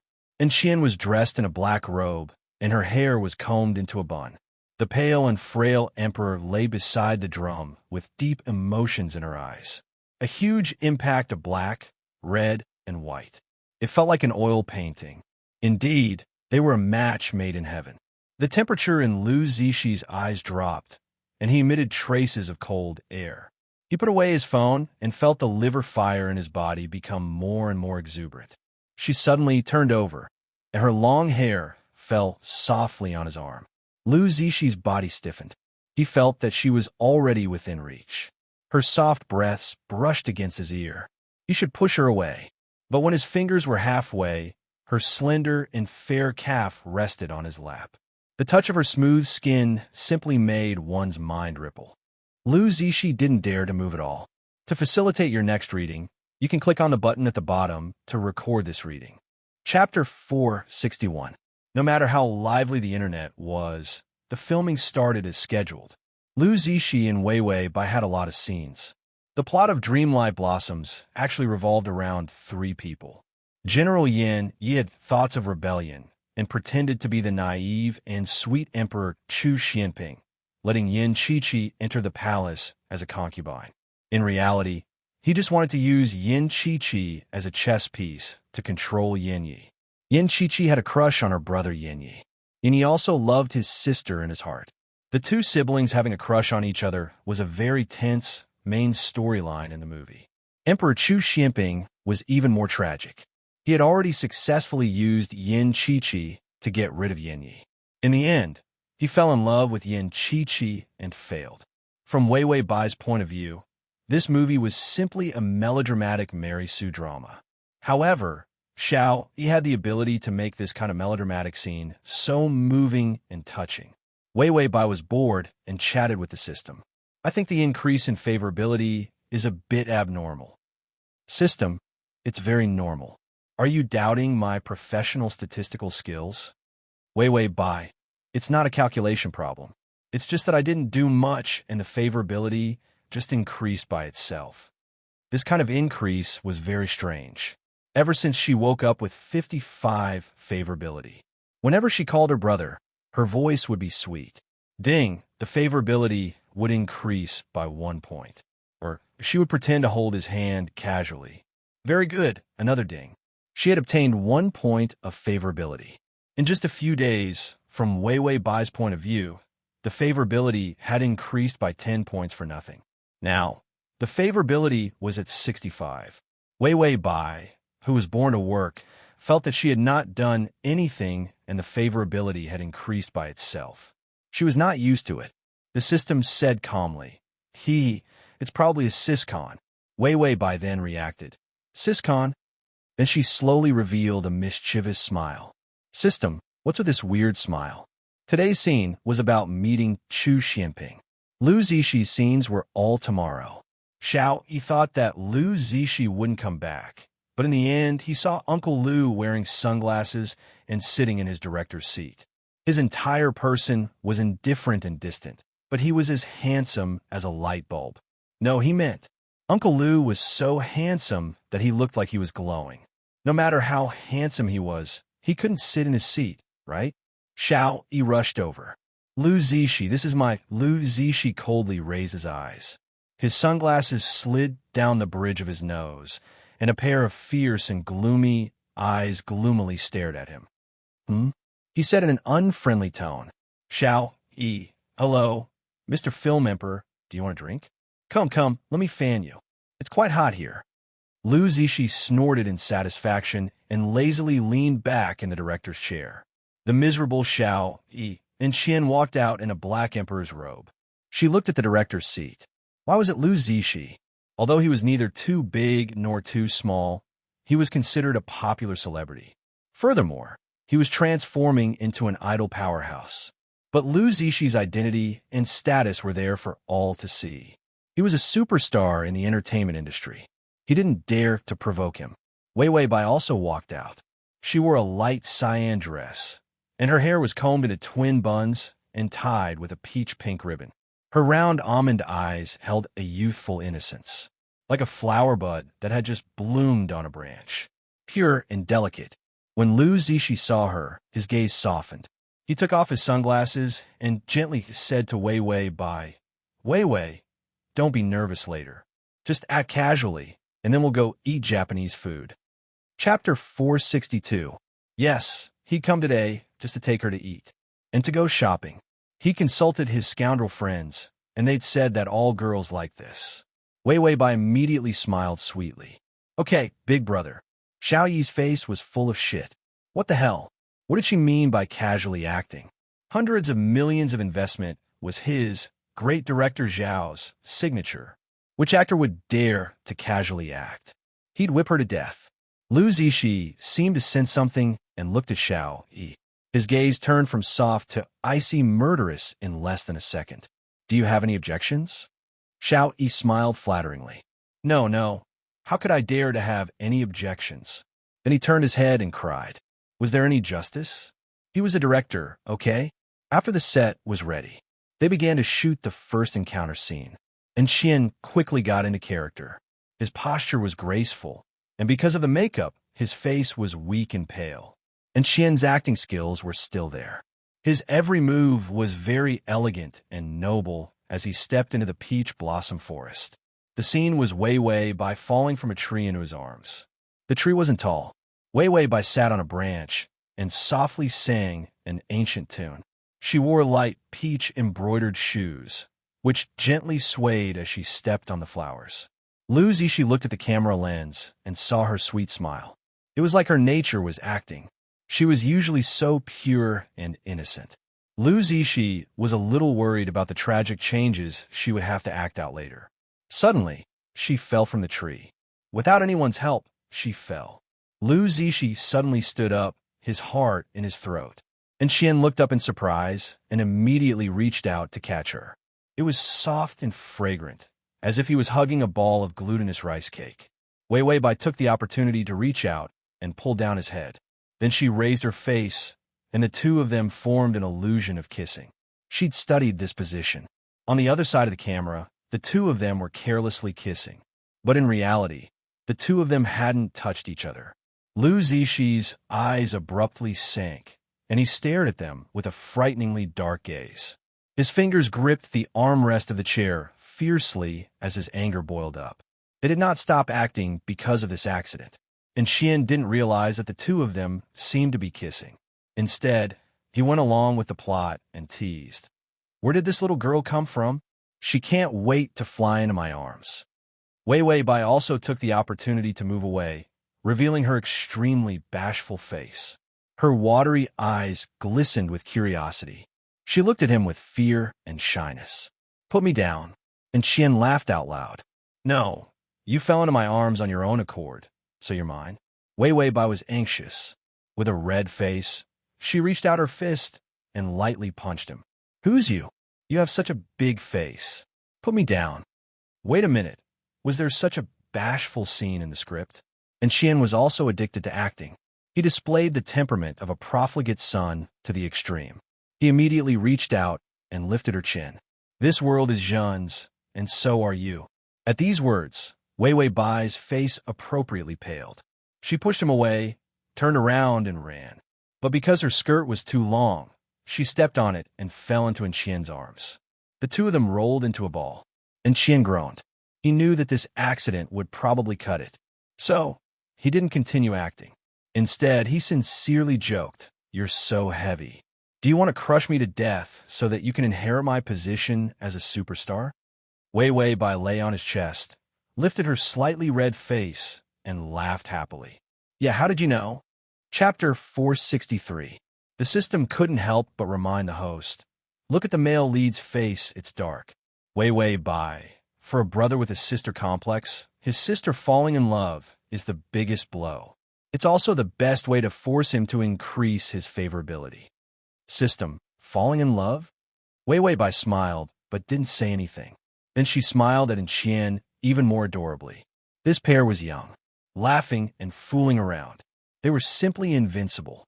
Xiao Yi couldn't help but say, This pair really looks like a match made in heaven. It's good to be young. It's really pleasing to the eye. Suddenly, he felt that something was wrong. He looked up and saw Lu Zishi with drooping eyes and a dark face, coldly looking at the pair of young people flirting in front of him. Xiao Yi was the only one in the crew who knew that Wei Wei Bai was his sister. He thought that Lu Zishi was worried that his sister would be taken advantage of. He immediately said earnestly, I think Qian has a bright future ahead of him. It's not a bad idea to give your sister to him. Just as he finished speaking, Lu Zishi abruptly stood up. With a kick of his foot, he flipped the chair over. His eyes carried traces of viciousness, and everyone present felt a chill run down their backs. Lu Zixi's eyes were gloomy as he said coldly, "What are you making a fuss about? There's so many people in the crew waiting for you to mess around, right?" And Qian immediately stood up and reached out to hold Wei Wei Bai's hand. Lu Zixi's gaze was like a knife as he stared at his sister's hand. And Qian didn't know why, but his hand automatically retracted. It felt like Lu Zixi's gaze was about to eat him. Lu Zixi suddenly laughed coldly. This plot needs to be changed. The meeting between Chu Xianping and Yin Qiqi is too undignified. It doesn't fit the style of the movie. Xiao, you what? Lu Zixi, the person playing Chu Xianping, stand 3 meters away. And Qian didn't dare to resist. After all, Lu Zixi was the movie emperor and his boss. He couldn't afford to provoke him. He could only obediently stand 3 meters away. Wei Wei Bai was a little nervous and looked at Lu Zixi with some fear. Lu Zixi saw the fear in her eyes and clenched his fists. She was laughing and joking with Qian, that pretty boy. She was scared whenever she saw her brother. His voice turned cold. "You're standing under the peach blossoms." Wei Wei Bai took a few steps back, glanced at him timidly, and then turned to look at Qian. And Qian immediately gave her a reassuring smile. Who hadn't been reprimanded by the director before?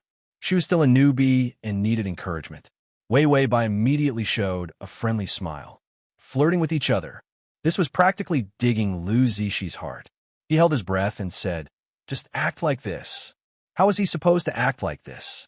Flirting through air? Lu Zixi's voice was cold. "What? You can't act. I really don't know how you got into the cast." He lashed out at Qian. And Qian didn't say anything, but Wei Wei Bai couldn't help but purse her lips as her eyes reddened. Lu Zixi's bellyful of words died in his stomach, stifling his face even darker. He wanted to comfort her, but when he thought of how she had smiled so gently and adorably at Qian just now, he couldn't help but feel a little jealous. His heart was sour and bitter, and he couldn't even squeeze out a smile. Continue acting. It was a good plot of an emperor teasing a little white rabbit. It turned into an emperor looking deeply at the little white rabbit. Then the two people stared at each other without even a line. But Lu Zixi still found it dazzling. They were of the same age, and they were both handsome and beautiful. He watched from afar and also felt that they were a good match.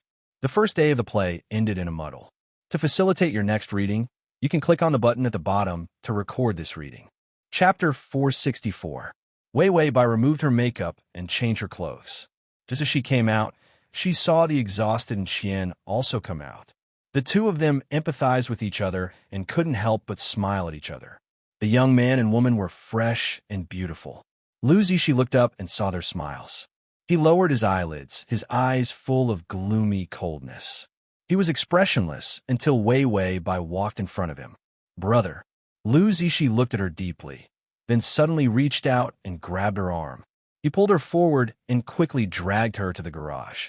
Wei Wei Bai stumbled after him. To keep up with his pace, she could only start running. She gasped and said, "Brother, slow down. I can't keep up." While her breath was unstable, her sweet and soft voice carried a husky charm. It was simply seductive. Lu Zixi's pace suddenly slowed, and his back was terrifyingly tense. After getting in the car, he calmly fastened her seat belt for her. The car sped out. The air was stagnant, and it felt like it was impossible to breathe. The system didn't dare to breathe loudly. "I feel like the male lead has been played to the point of breaking by you." The host kept rubbing against other men.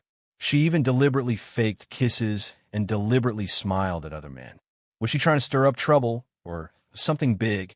Wei Wei Bai stroked the system's well-behaved cat head. "Tongzi, you don't understand. It's impossible to get an affection value of 100. But to get an affection value of 100, you have to make Lu Zixi admit that even if I'm his sister, he'll still be moved like a beast and give up everything to only want me." System. Actually, you can pounce on him and take the initiative to climb into his bed or something. You could get 100 too. Wei Wei Bai, "Tongzi, you've fallen." The system slowly took out a piece of black chocolate and began to gnaw on it. "Yeah, I've been eating too many black things lately. My heart has turned black too." Wei Wei Bai, if you pounce on him now, you'll still be dissatisfied. You can only force him to admit his feelings. Wei Wei Bai was already an old hand after scrolling through so many worlds. She was very familiar with the rules of emotional value. After returning home, Lu Zishi finally managed to suppress the anger in his heart. He didn't dare to look at Wei Wei Bai, worried that he would do something that he would regret. You go rest first. I'll leave for a while. With that, he hurriedly walked away. Wei Wei Bai calmly went to take a bath. After she was done, she laid on the bed, smelling good. She put the script aside and started scrolling through her phone calmly. Lu Zishi smoked a few cigarettes outside. He had to calm down. Today, he had completely lost control. If he hadn't held it in, he would have died. When Wei Wei Bai kissed Qian, he had probably picked up a chair and smashed Qian to death. Violent madness surged within his body. Lu Zishi's hand trembled as he held the cigarette. He coldly said to himself, "She's your little sister. Don't let your delusions continue." It was a mistake at first. He couldn't be wrong all his life. He carried a lot of burdens on his shoulders. If he let his feelings go, he would definitely not be able to deal with them in the end. Most importantly, he would destroy her. When Lu Zishi returned to the room, he saw Wei Wei Bai lying on the bed. Under the light, she wore conservative pajamas. Only her white and tender neck was exposed. Her long black hair was scattered on the bed. She absent-mindedly rested her face in her hands and stared at the book with a smile. He didn't know what she was looking at. Lu Zishi couldn't move his feet. "This is your little sister, your little sister." It was like chanting the Great Compassion mantra. After repeating it hundreds of times, he finally calmed down. Chapter 465. Lu Zishi sneered. "What? You want to push me to another woman?" Wei Wei Bai has really grown up and knows how to find a woman for her brother. She didn't like him, so she pushed him to someone else. Wei Wei Bai panicked. Can I leave? Are you afraid that I'll steal your property? I shouldn't have come back. I shouldn't have come to take a share of your money." She was so pitiful, so helpless. It was as if she couldn't bear her brother's filthy desires for her. So she desperately tried to find a reason to deny that he had done such beastly things to her. Lu Zishi looked at her expressionlessly with a trace of pity in his eyes. It seemed that all her struggles were in vain. "I'll have someone make a fake paternity test and say that you're not my sister," Wei Wei Bai said in disbelief. "What?"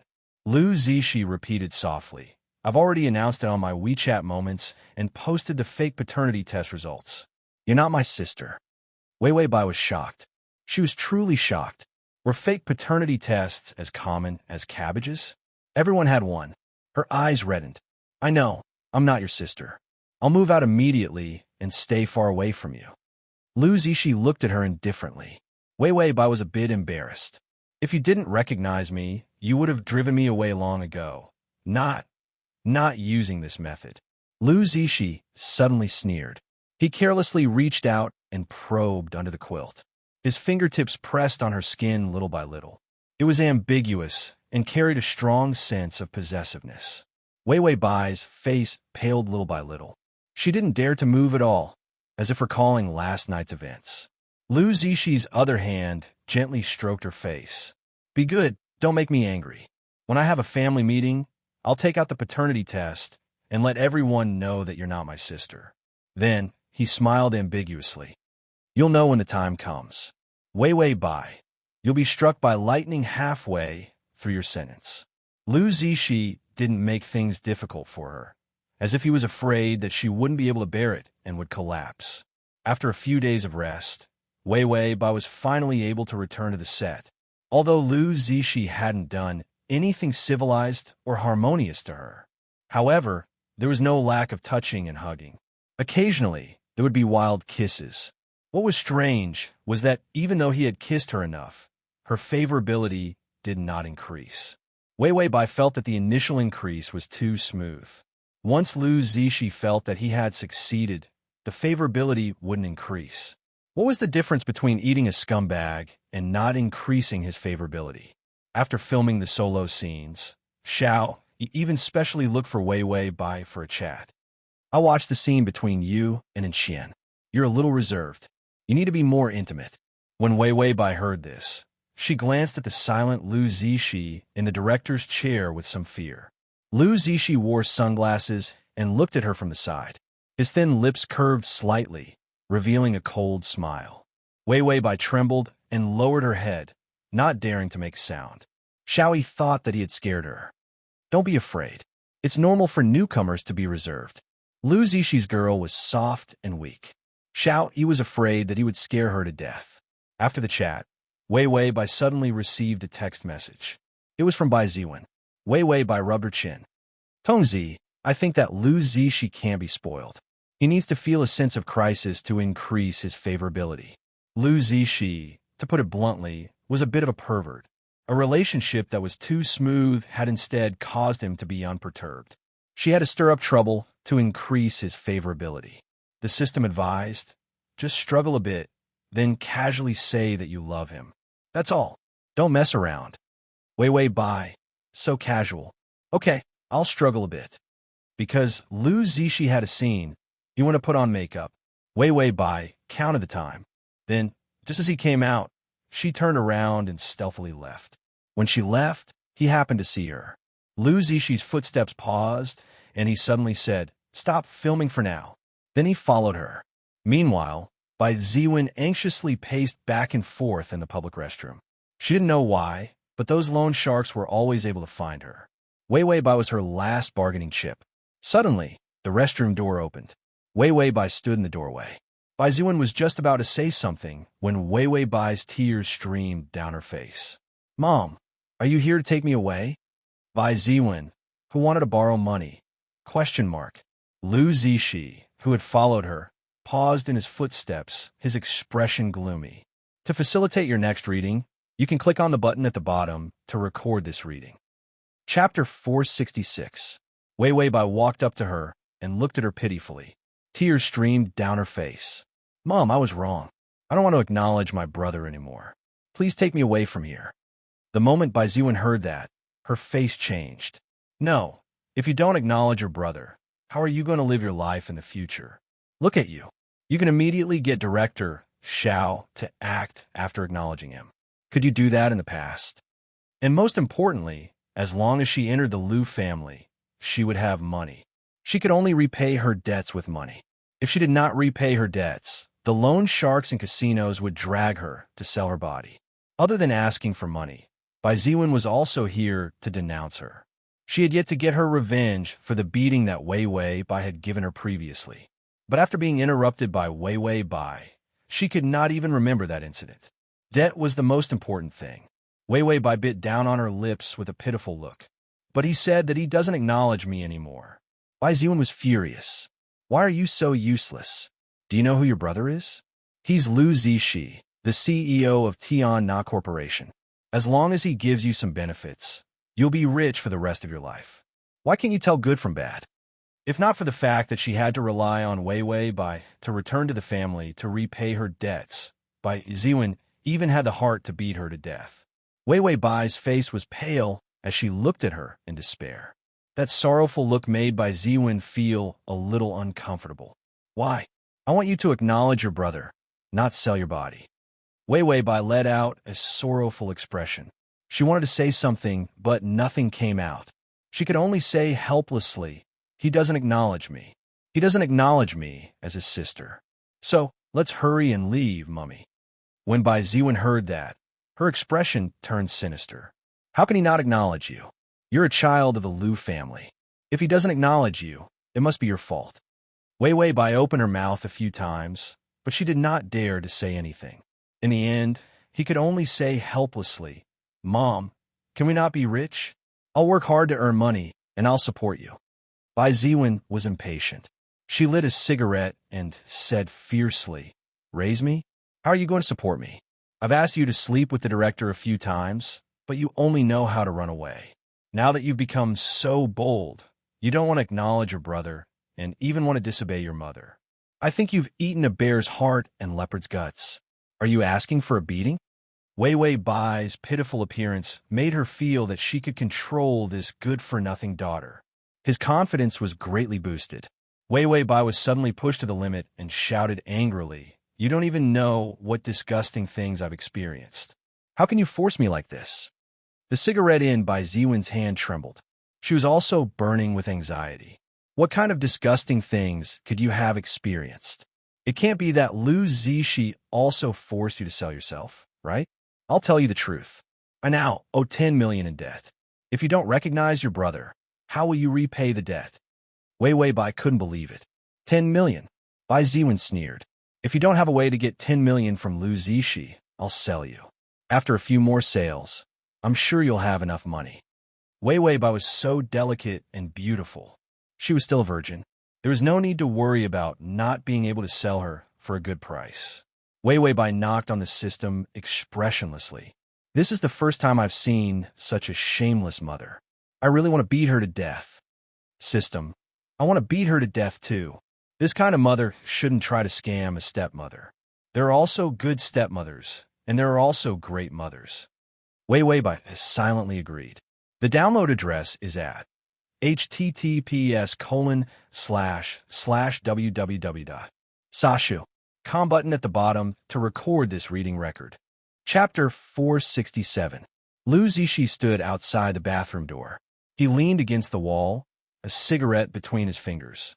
When he heard that she was leaving, she clearly knew that Bai Ziwen would beat her and sell her, but she would rather go with Bai Ziwen. Her heart turned cold. Did she hate him that much? So much so that she would rather be with Bai Ziwen, the woman who abused her. She still wanted to run away from him? Lu Zishi's brows were grave and stern. The chill in his eyes could materialize. Bai Ziwen was still forcing her. If you don't have 10 million, you won't recognize your brother. Go sell yourself. When Lu Zishi heard these words, he felt distressed, but malice couldn't help but surge up. Wei Wei, look, this is your mother. Are you desperate for this world? He had wanted to take her away from the start, so that she couldn't escape. But now, Bai Ziwen was forcing her even more unbearably. Then she would know that she couldn't go anywhere. Her brother was a bad person. Her mother was an even bigger bad person. This was the only way to shatter her hopes of escape. What a pitiful child. Bai Ziwen was still forcing her step by step, coldly saying a bunch of words about selling herself. Wei Wei Bai was daydreaming. Tongzi, Lu Zishi is next to you, right? The system turned to look. Ah, he is. Wei Wei Bai, what is he doing? Seeing me so miserable. Is he very sympathetic? Once she sympathized with him, her favorability would increase. The system was silent for a long time before shattering her delusion. No, he's smiling quite happily. For the first time, Wei Wei Bai suspected ginseng. Her mother was a bad person, and her brother was a pervert. She was so miserable.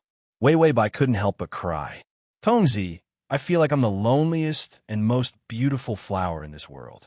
Why do they all have to force me to sob, sob, sob?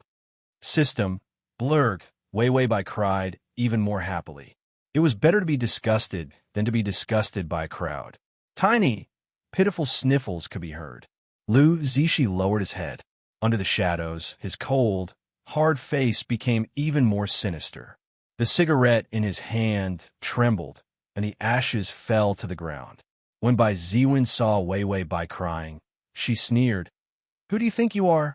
If it wasn't for me, you would have starved to death. To tell you the truth, I came here today for money.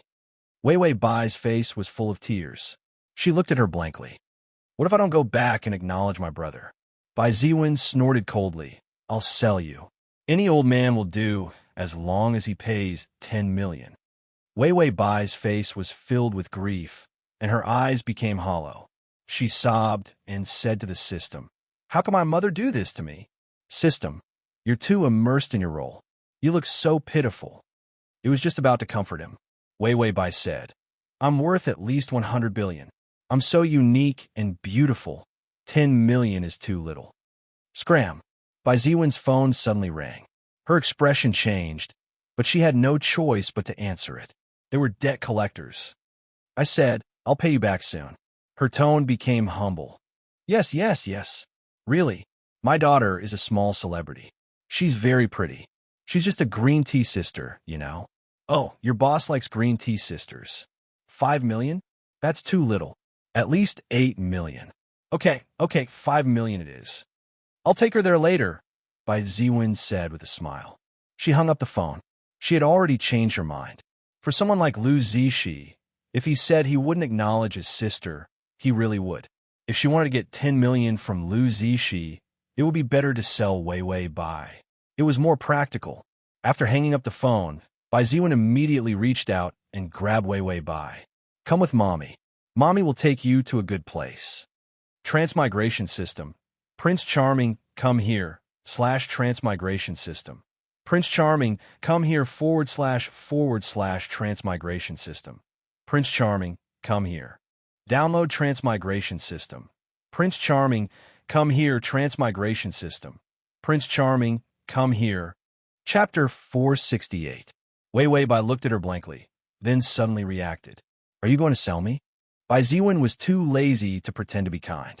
5 million can help pay off half of Mom's debt. Otherwise, Mom will die. Do you want me to die? Wei Wei Bai, very willing. I'm overjoyed. I'm in high spirits. I clap my hands in joy. Bai Ziwen said, I know that you still love your mother dearly. Listen to your mother and save her. Wei Wei Bai, no, I can't continue acting.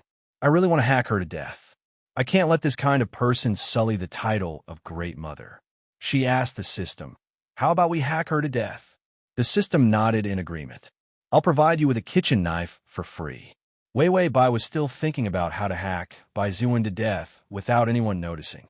Outside the door, Lu Zishi couldn't take it anymore. How could this slut ruin his sister like this? With a fierce flick of his hand, he threw out the cigarette and strode into the bathroom. Her back was thin and lonely. Her long hair hung down as she stood there foolishly. She didn't know how to run away, even after being hurt. It was really distressing. Ding! The male lead's favorability has increased to 76. It increased by 1. Sympathy points. Wei Wei Bai, what's wrong with the favorability? It was clearly very easy to increase, so why isn't it increasing? She didn't have time to think about the reason. Suddenly, a hand appeared on her shoulder. It was a familiar aura, unique to Lu Zishi. His fingers carelessly smoothed out her long, disheveled hair. His other hand, however, was hugging her waist. His entire body pressed against her from behind, trapping her tightly in his embrace. Anyone who saw this posture would find it ambiguous. Wei Wei Bai didn't dare to move. She seemed to be scared stiff. Lu Zishi could even feel her body trembling. She seemed to want to escape, but she didn't have the strength to struggle. Cute and soft, but she didn't have the slightest strength to resist. When Bai Ziwen saw Lu Zishi appear, her crying face stiffened. She suddenly didn't dare to say anything. Lu Zishi's eyes were gloomy, but his voice contained traces of indifference. You only need to pay 10 million to buy her. Bai Ziwen laughed awkwardly. No, I was just joking. Lu Zishi's dark eyes made Bai Ziwen's hair stand on end. However, he suddenly laughed. It was so cold that it made people tremble.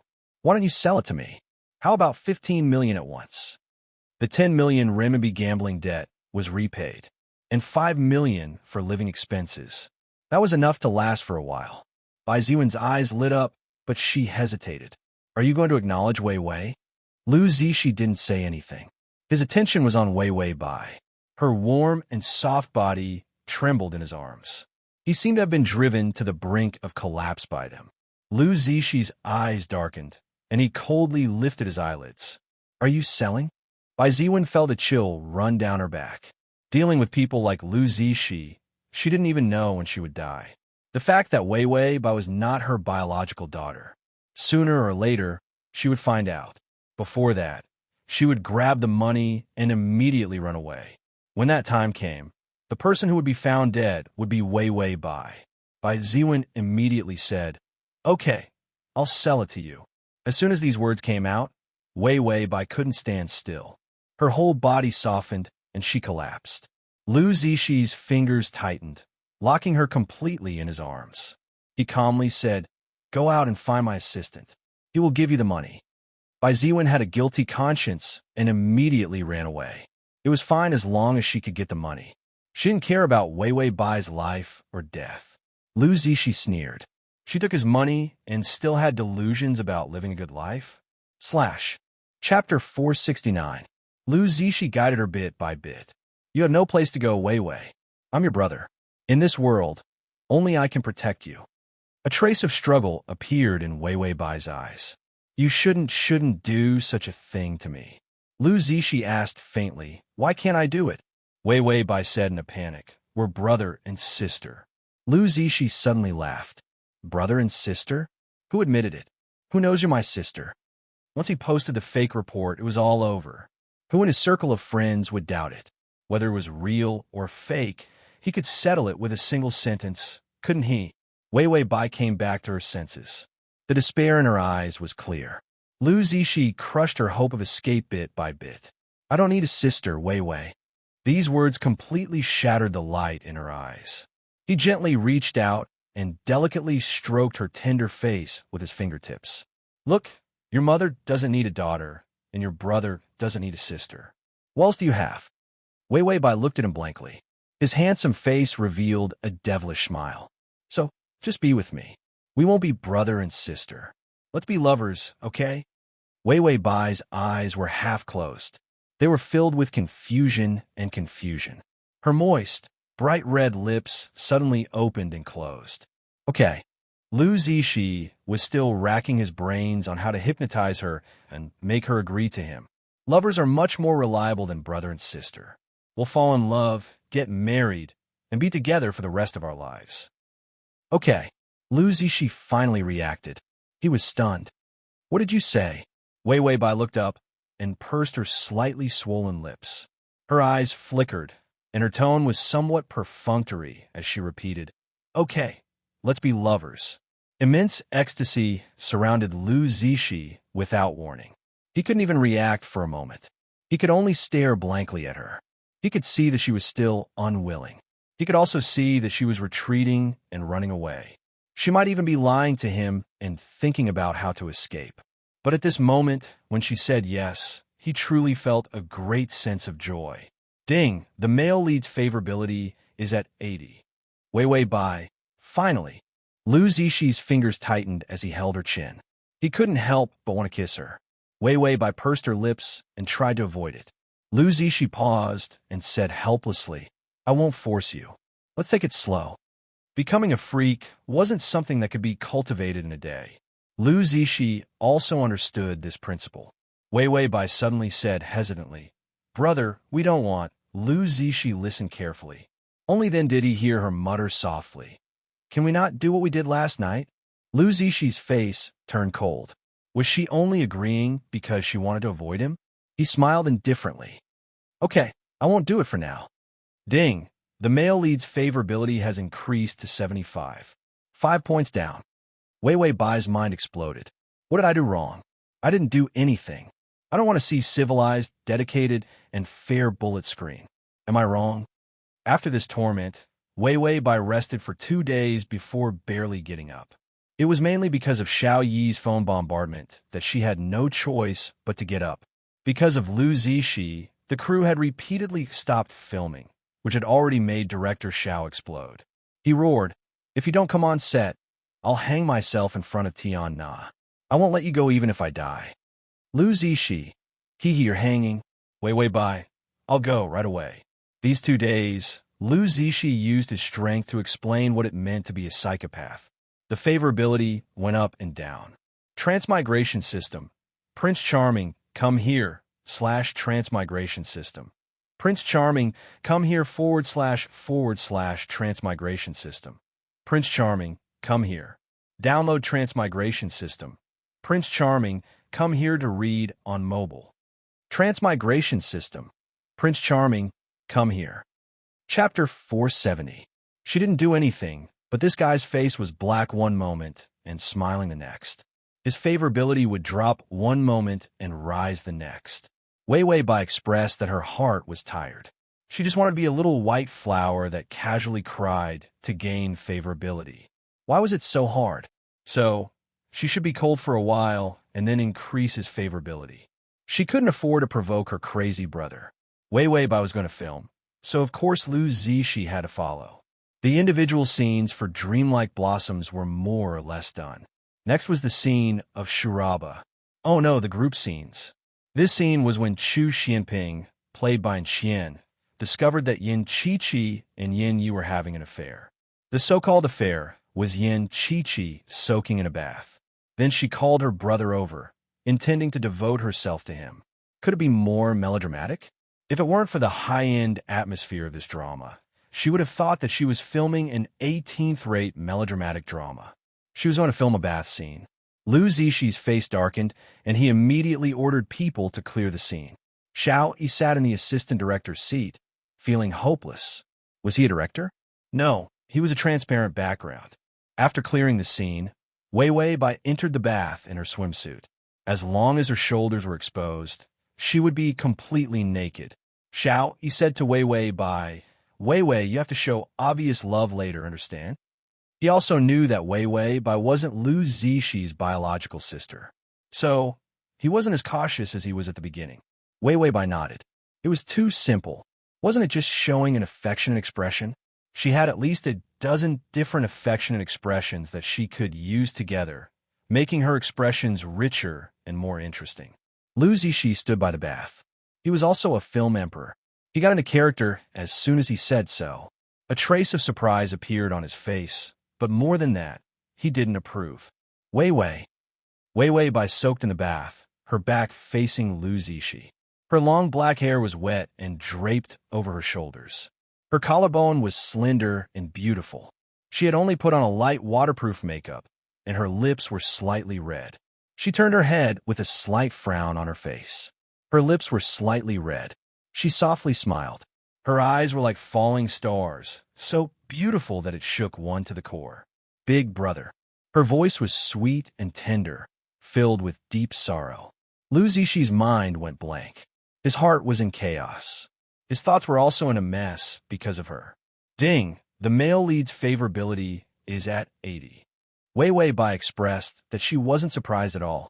She even wanted to throw a system at Lu Zixi to crush him to death. Anyway, if the favorability increased, it would also decrease. Because it was an act, she went all out. She reached out and held onto the side of the bathtub. She reached out her soft and fair wrist and hugged his leg. Her pure and exquisite face carried a charm that could cause the downfall of a country. Am I beautiful? Lu Zixi's breathing stopped. She had always been afraid of him. This was the first time he saw this side of her. It was simply, he should hold her tightly in his hands and not let anyone look at her. Wei Bai was addicted to acting. Her eyes reddened. Why won't you look at me? I like you. Lu Zixi then remembered his lines. He closed his eyes. Don't talk nonsense. He would take it seriously. Wei Bai smiled. The tears in her eyes slid down her cheeks. She looked at him sorrowfully. I like you. I like you very much. I'm not a child. I know that my feelings for you aren't that of an older brother, but of a man. These words were filled with sincerity. There wasn't a trace of acting. It was more like an expression of her true feelings. Lu Zixi opened his eyes. A trace of confusion flashed through his dark pupils. He stared blankly into her eyes. Was her acting that good? Chapter 471. She didn't seem to expect him to open his eyes. There was no time to hide the complex feelings in her eyes. She suddenly released him and awkwardly bowed her head, her body trembling violently. Lu Zixi suddenly realized something and jumped into the bath. He reached out and grabbed her, pinching her chin. You like me? She shouldn't hate him. Should she avoid him like a snake or scorpion? Lu Zixi knew his own morbid thoughts, and he never expected her to accept it. But were the feelings she just revealed real? Wei Bai's face was crooked from his pinch. She was just acting. She hadn't even used 30% of her strength. What was wrong with this big brother snake? She didn't protest. Xiao Yi was already roaring. Fuck you, Mr. Movie Emperor. What are you doing? You're blowing up the scene. Are you sleepwalking? If you don't want to act, then scram. Lu Zixi saw the fear in her eyes again. His heart sank, and his eyes turned cold. He looked at the bristling Xiao Yi. What did you say? Xiao Yi's angry face stiffened. Roll, roll, roll, roll. Mr. Movie Emperor, you're awesome. Lu Zixi felt his heart, full of hope, turn to nothing. He stared at her, but there wasn't a trace of affection in her eyes. It was still the fear of cowering. Wei Bai pursed her lips and hesitated. Brother, are we still filming? Lu Zixi suddenly became angry. Don't call me brother again. Wei Wei Bai's face paled, and she didn't dare to say another word. Lu Zixi heart ached. He knew he had lost control. He released her and said in a gentle voice, "Continue filming." They entered the zone and quickly finished filming the scene. The miserable one was Enchien. In this scene, Enchien was standing behind the beaded curtain, watching the siblings' affectionate confession in shock. In the end, the sibling passed without any NGs. He got dressed and faced the empty bath. The director let him act like this. Enchien was immediately dumbfounded. This was too much of a training for acting. Why didn't they wait for him to act? This was against the rules. After Wei Wei Bai was taken home by Lu Zixi, he disappeared again. Because there was still more than 3 months left, Wei Wei Bai was not in a hurry. When dealing with lunatics, one had to take their time. Otherwise, if one were to brush up on their favorability, who knew if it would return to zero when they woke up?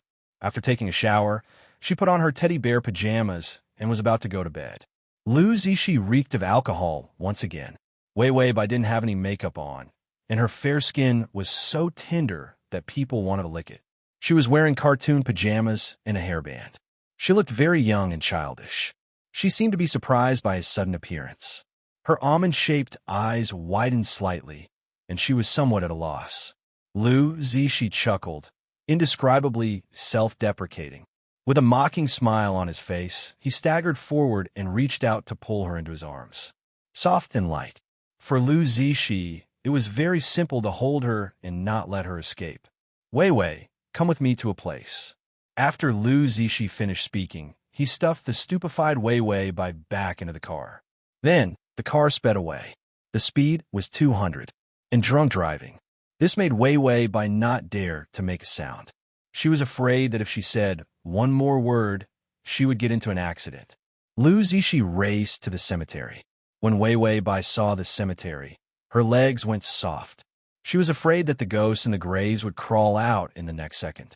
Lu Zixi said, "Today is the anniversary of my mother's death." Wei Wei Bai, she suddenly remembered. Wasn't it because of Bai Ziwen that Lu Zixi's mother committed suicide by jumping off a building? To facilitate your next reading, you can click on the button at the bottom to record this reading. Chapter 472. Lu Zixi dragged Wei Wei Bai to his mother's grave. On the tombstone, there was a picture of a beautiful woman in the middle. No matter how beautiful it was also very gloomy. Lu Zixi's voice was somewhat dazed. At that time, my mother's depression was already very serious. Bai Ziwen knew that she was in the final stages of depression, so she deliberately brought you here to provoke her. That was the first time he saw Wei Wei Bai. Too much time had passed, and only hatred kept him alive. The first time they met, he couldn't remember clearly. Wei Wei Bai Ziwen really wasn't kind. She was deliberately forcing Lu Zixi's mother to her death. Lu Zixi suddenly sneered at himself. "How much I hate you, Wei Wei Bai." At that time, he had just woken up in the hospital. Except for hating Bai Ziwen, it was Wei Wei Bai. If it weren't for her existence, his mother would have held on no matter how desperate she was. But she had an illegitimate child, a stain that could no longer be erased. It completely crushed that woman who pursued perfection in all things. Lu Zixi felt her hand gripping his fingers tightly, as if she was afraid. His heart immediately softened. Why was he scaring her? In the end, she was innocent, and because of his negligence, she had been abused as a child. She didn't have a single good day. Sometimes, he wondered if he was crazy. How could he do such a thing to her? Her mother abused her, but he molested her. In this way, he was no different from Bai Ziwen. They were both scum. Wei Wei Bai finally couldn't help but knock on the system. Can I collapse my character's setting? Forget about being a little white flower. I'll just throw myself at him and say I love you, brother. Otherwise, the favorability will keep going up and down. It's a waste of time. System, where's your rich character setting? Wei Wei Bai, didn't you see Lu Zixi take me to the cemetery to reminisce about the past? If I continue to be rich, what if he gets hot-headed and wants to kill me for revenge? Psychopaths couldn't be guessed. And in the cemetery in the middle of the night, she had a psychological shadow. The system quietly nibbled on its chocolate. Yes. Good luck. Bai Weiwei got the system's encouragement. Fog, and her confidence increased greatly. Just as she was about to pounce on him and say that she loved him too, Lu Zishi faintly sighed. "Forget it. Let's go." Then, he carried the confused Wei Wei Bai back into the car. Wei Wei Bai helplessly rubbed her face. This Lu Zishi's mobility was too strong. He came and went without a transition. Lu Zishi started the car and drove out. Suddenly, he noticed that she had turned sideways and was looking out the window. The shadow of the lonely headlights was cast on the side of her face. Her long black hair was draped over her back, soft and smooth. Deep sadness appeared on her face, and her voice was somewhat suppressed. "I'm sorry, I didn't know that my mother had done such a thing." Lu Zishi fell silent. He could not bring himself to say that it was not his fault. She repeated softly, "I'm sorry. It's only right that you hate me." Lu Zishi's heart was both bitter and sweet. He did not hate her, but when he saw that she blamed herself for this matter and began to soften towards him, he couldn't help but secretly rejoice. Wei Wei Bai consciously laid the groundwork for a while. Now, she should be able to try to fabricate, try to confess. After all, mutual liking was the easiest strategy. She relaxed her throat, and her face reddened for a moment. Then, her voice was soft and slightly hoarse. "Actually, I have someone I like." Chapter 473. Lu Zishi's fingers gripped the steering wheel tightly. "Do you have someone you like?" He looked at her and found that her face was tender and beautiful. Her eyes were clear and bright, and the corners of her mouth were curved in a smile. "Yes, the first time I saw him, I knew I liked him." Lu Zishi felt as if he had fallen into an abyss. He forced a smile. "Is that so? How much do you like him?" Bai Weiwei's expression softened and became affectionate. "It should be love at first sight. At that time, I thought if I could marry him, live an ordinary life with him, and live a quiet and happy life, that would be good." Lu Zishi's vision darkened. "Is that so? Then why aren't you with him?" Wei Wei Bai was silent, her eyes filled with loneliness. "I also want to be with him, but I'm afraid that I'll ruin him." At first, she didn't know it was her brother. Then it was her brother, so she could only desperately suppress her love. Her tone was light, but it hid a helpless sadness. Lu Zishi suddenly remembered that he had detained her, and the person she liked should be an ordinary person. Was she afraid that he would find out and take revenge? His chest felt like it was about to burst. He tried to suppress his crazy jealousy. But suddenly, he heard her soft and gentle voice. "But today, I finally understood that instead of letting us both struggle in pain, it's better to do everything we can to be together." Lu Zishi suddenly said coldly, "Enough, I don't want to hear it." Wei Wei Bai said sadly, "Brother, the person I like is actually bang." Before she could finish her sentence, the car lost control and hit the guardrail on the side of the road. Wei Wei Bai was almost sent flying. Lu Zishi also hit his head, and blood gushed out from his forehead. Wei Wei Bai's pupils shrank. "Hurry and hit the brakes." But it was too late. The car broke through the guardrail and rolled down. Below the guardrail was a slope. Fortunately, the slope wasn't long, and the car rolled a few times before landing. Wei Wei Bai heard the system's voice. Minimum life guarantee activated. This function was only activated when life was in danger. She was dizzy, but she didn't feel any pain. Instead, she was filled with grief and indignation. "Every time I'm brought to the cemetery to visit my mother, I get into a car accident. Do I have something against the cemetery? System. Maybe she has a grudge with someone else's mother." Wei Wei Bai didn't care about anything else. She turned around and saw Lu Zishi collapsed in the driver's seat, his head covered in blood. She opened the broken car door and struggled to drag him out. Lu Zishi opened his eyes in confusion and stared blankly at Wei Wei Bai. She was so slender and weak, but she used all her strength to drag him out of the car. Lu Zishi's lips moved. Wei. He had taken her in such a perverted manner and had even done such a thing to her. She couldn't be with the person she liked. She should hate him. How could she risk her life to save him? Wei Wei Bai couldn't speak. Lu Zishi was too heavy. She couldn't even catch her breath. So how could she have the time to confess? With great difficulty, he managed to drag him to an open space. She was so tired that she was paralyzed. She sat next to him. Wei Wei Bai gasped for breath. She suddenly remembered that she was still confessing. What a good opportunity this was. The beauty saved the bear. Confessing now would definitely have the best effect. Wei Wei Bai pursed her lips. Tears fell as she called out pitifully to Lu Zishi. Brother. Lu Zishi struggled to look at her, but saw that her bright and clear eyes were filled with worried tears. For the first time, he finally understood. She was different from them. She had never been polluted. She was pure and kind beyond compare. Even in the face of a pervert like him, she was still worried about him. Lu Zishi smiled bitterly. Wei Wei, I'll let you go. Ding, the male lead's favorability has increased to 85. Wei Wei Bai opened her mouth to say, the person I like is. Lu Zishi's head tilted.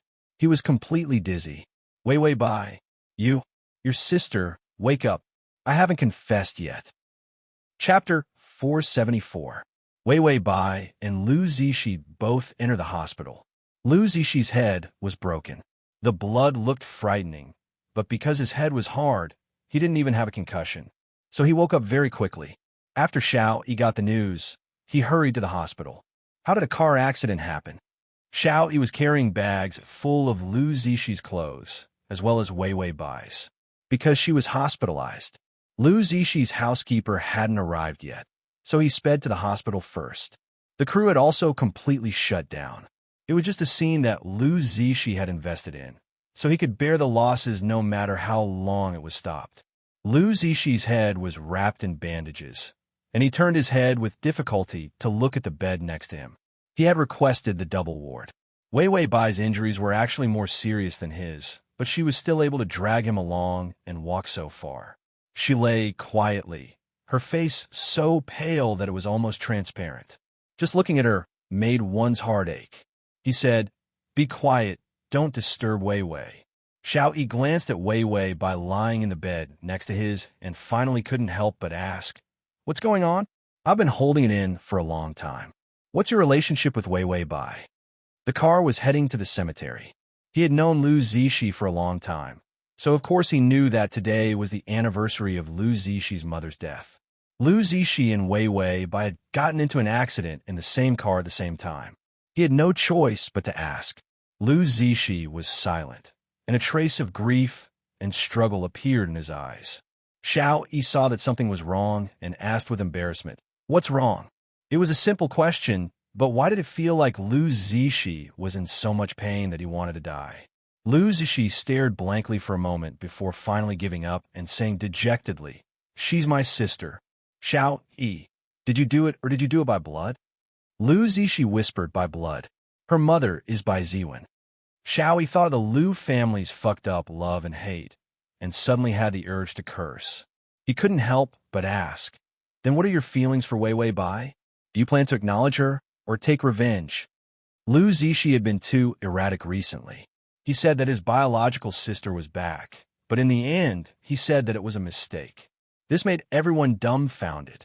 Lu Zishi pursed his lips and couldn't help but laugh at himself. How could I bear to retaliate against her? Xiao Yi finally realized that something was wrong. He looked at Uncle Lu, who looked like he was about to die, and then at Wei Wei Bai, who was lying on the hospital bed. His mind suddenly opened up as if it was struck by lightning. Wait, you, Lu Zishi sighed. Yes, I'm in love with her. Xiao Yi's mind went blank. Close relatives will give birth to mental retardation, and it's also illegal. Lu Zishi's expression darkened, and he gloomily looked at Xiao Yi. Xiao Yi really wanted to slap himself a few times. Of all things, why did he have to mention this? Lu Zishi smiled bitterly. That's what she said too. But I know she doesn't like me, so she deliberately made me angry. Xiao Yi blurted out. Who would like their own brother? It's not like they're perverts, don't you think? Lu Zishi. It feels like I've been stabbed by a knife. Uncle Lu's face darkened again.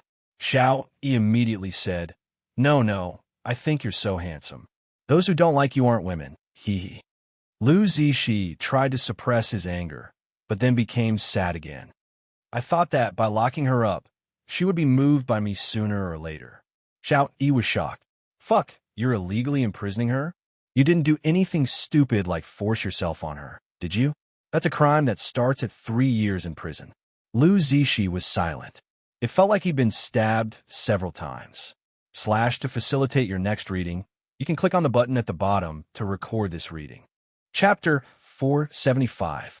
Xiao Yi felt that he should seal his mouth, but Lu Zishi had done something worse than a beast. It was painful for him to hold it in. Xiao Yi looked sympathetically at Wei Wei Bai, who was lying on the hospital bed. He couldn't help it. You couldn't have hated her, because you couldn't get her, so you pulled her into a car and died together, right? Lu Zishi was silent. In fact, it was because he heard that she had someone she liked that he was momentarily distracted by the pain and got into the car accident. But in that instant, did he really not have the thought of pulling her down with him? Xiao Yi couldn't help but move his chair a little farther away from him. He liked his own sister, imprisoned her, and forced her into a car accident.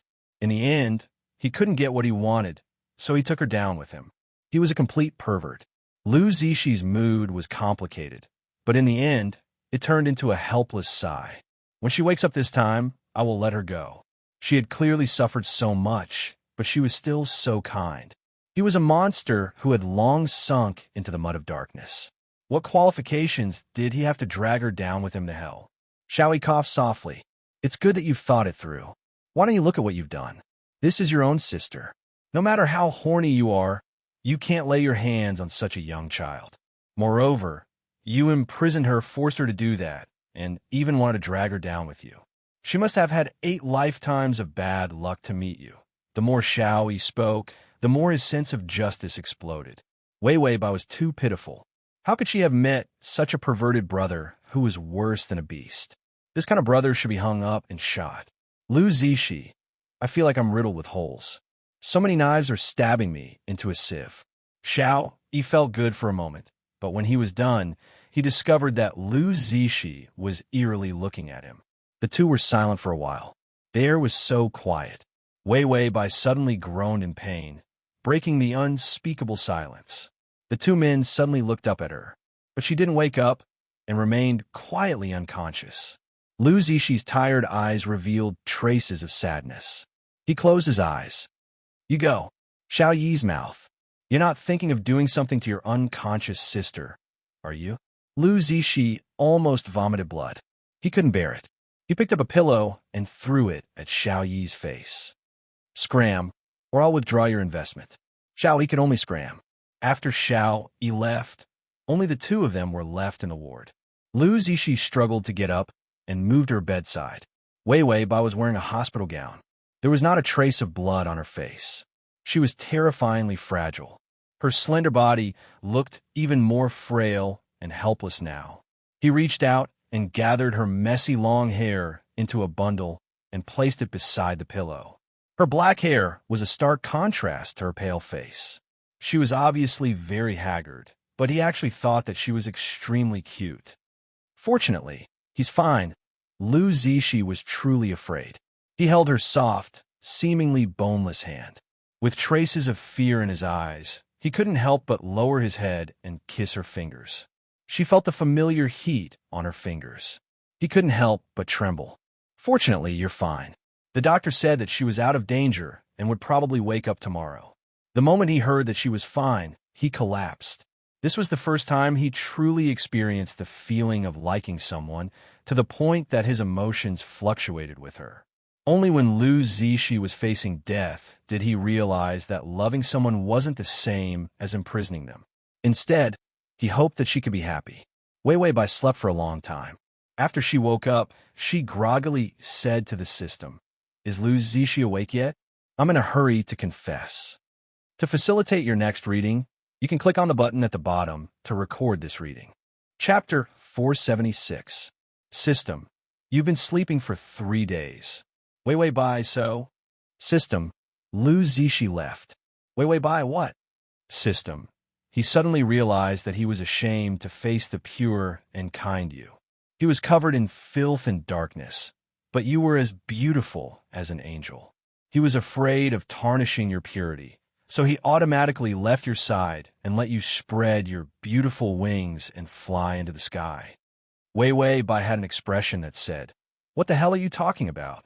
Why don't I understand?" The system showed her Lu Zishi's movements for the past few days. After Lu Zishi left the hospital, He left the caregiver and the housekeeper to take care of her.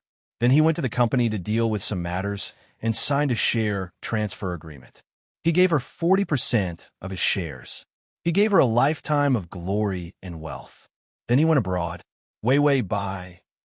She said that she had only slept for 3 days and thought that 3 years had passed. Lu Zixi actions were faster than a tornado. Wei Bai struggled to get up. No, if he's gone for a few years, I'll die a horrible death. System. Your calf is broken and will probably take a month to recover. You can't go find him now. Wei Bai. My leg is broken and I still tried my best to save him. He didn't even think that I love him. System. Wei Bai struggled a few times before lying back down. System. Aren't you going to find him? Wei Bai. My leg hurts. System. Don't you love him to the point that it hurts? Wei Bai. I don't love him anymore. System. Wei Bai had no choice. Her leg really hurt too much. Without the life support, she was in so much pain that she couldn't walk. Fortunately, there were still a few months. There was no rush. By the time Wei Bai's calf was almost healed, almost a month had passed. Whether it was calling or inquiring, it was as if Lu Zixi had disappeared. Xiao, he had come over a few times, and every time, he had a loving look on his face. There are only a few scenes left. You could just fill them up in the future. Rest well. If she asked about Lu Zixi's whereabouts, Xiao Yi's expression was one of pity, benevolence, and anger. Finally, he said earnestly, let the past be the past. You will be happy. It wasn't your fault. You have to work hard to get rid of the past and welcome a better tomorrow. Wei Bai, no. She was just looking for an older brother. Why was the whole world against her? Wei Bai, Tongzi, where is Lu Zixi? The system replied, he's out of the country. It's too far, I can't see him. Wei Bai sighed. What's the use of raising you? Wei Bai, this can't go on. By the time Lu Zixi comes back, the grass on my grave will probably be as tall as his. As she spoke, she dragged a laptop over. After turning it on, she immediately started typing. The system looked over. It saw a conspicuous title appear in its host's hand. Green Tea Sister, it's more like Green Tea Bitch Sister. Bai Weiwei wrote a long article about the Green Tea Mimi's black material. I know some old news about that Green Tea Sister who's been especially popular recently. This woman looks pure on the surface, but who knows how many beds she's slept with in private. System. Host, what's wrong with you? Are you blackmailing yourself? Wei Bai continued to write familiarly. That's right. I want to blackmail until the whole internet knows. Didn't Lu Zixi leave the country? I want to blackmail at least internationally for him to see. Chapter 477. System. Why are you defaming yourself? Wei Bai. Lu Zixi knows that I'm pure, cute, kind, and beautiful, right? System. Why aren't you blushing when you say that? Wei Bai. So Lu Zixi can tell at a glance that these revelations are fake, and I've been defamed to the point of no return. Everyone spurns me, so I don't believe that he won't come back. After all, 85 favorability was already very high. Wei Bai fabricated a lot of false information. What Green Tea Sister bought herself a hot search to hype her debut. Then she used all kinds of unspoken rules to get the role in Dreamlike Blossoms. Otherwise, how could a newcomer with no works get a role in a big production movie? She must have slept it out. Wei Bai knew that the more malicious and extreme the comments were, the farther they could spread, and it would cause an internet crusade. There must be a group of strong attackers. Was there anything more offensive than Lu Zixi's fans? Wei Bai scrolled through her phone. There were some photos of herself and Lu Zixi. Some of them were in the crew. After choosing for a long time, she deliberately cut the photos with Photoshop. Finally, she came up with a photo that she was satisfied with. It was a photo of her in a dance costume, a little revealing, with her hand on Lu Zixi's shoulder. This photo was taken by someone else. Lu Zixi's back was to the camera, so his face couldn't be seen. So this photo, with some exaggerated words, was evidence of Wei Bai seducing Lu Zixi.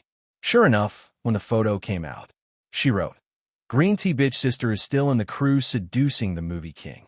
Although the movie king doesn't want her, it doesn't stop her from desperately sticking to him. Weibo completely exploded.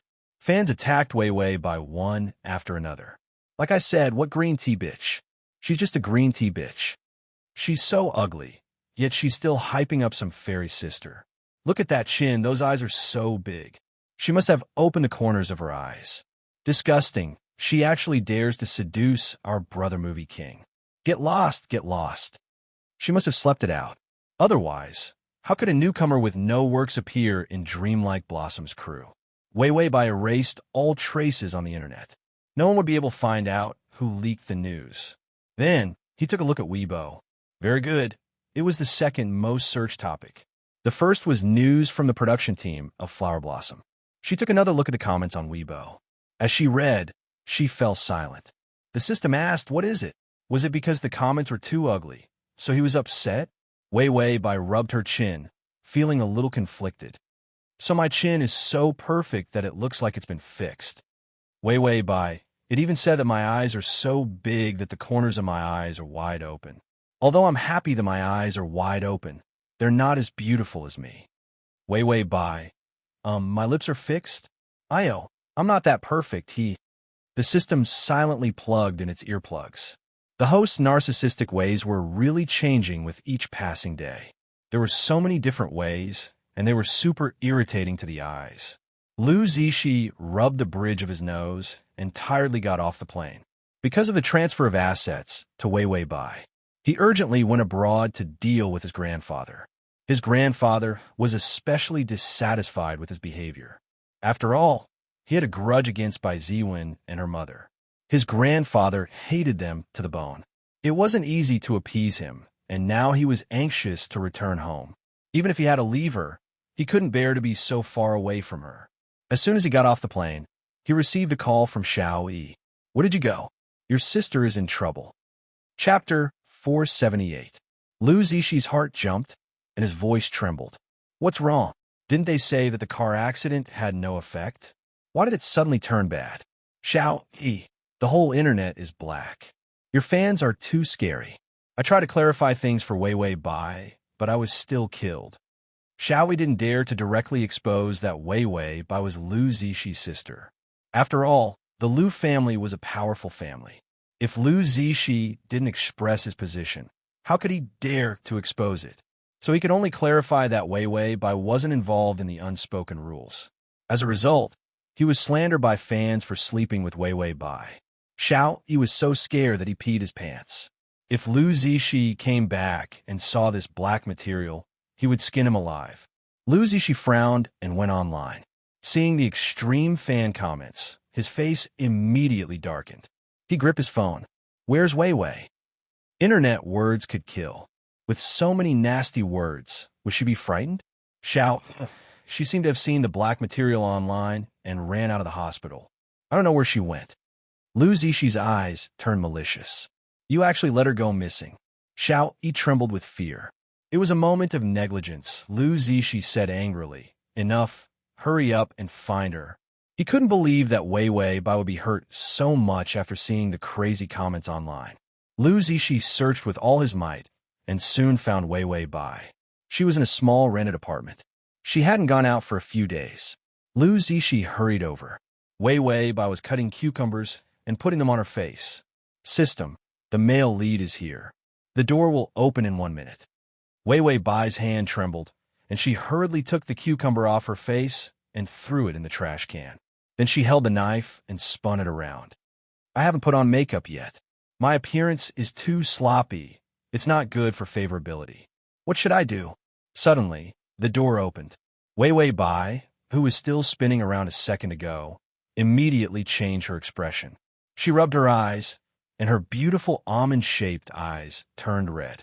Her petal-like lips pursed, and a sorrowful expression appeared on her face. His hair was messy because he didn't take care of it. He was wearing pajamas and a shoe on one foot. He looked unkempt. Lu Zishi opened the door with the key the landlord had given him and saw his sister. She was holding a fruit knife and standing there with a sad expression on her face. He immediately thought that she was going to commit suicide. Wei Wei, don't do anything stupid. He was so nervous that his muscles ached as he stared at the knife in her hand.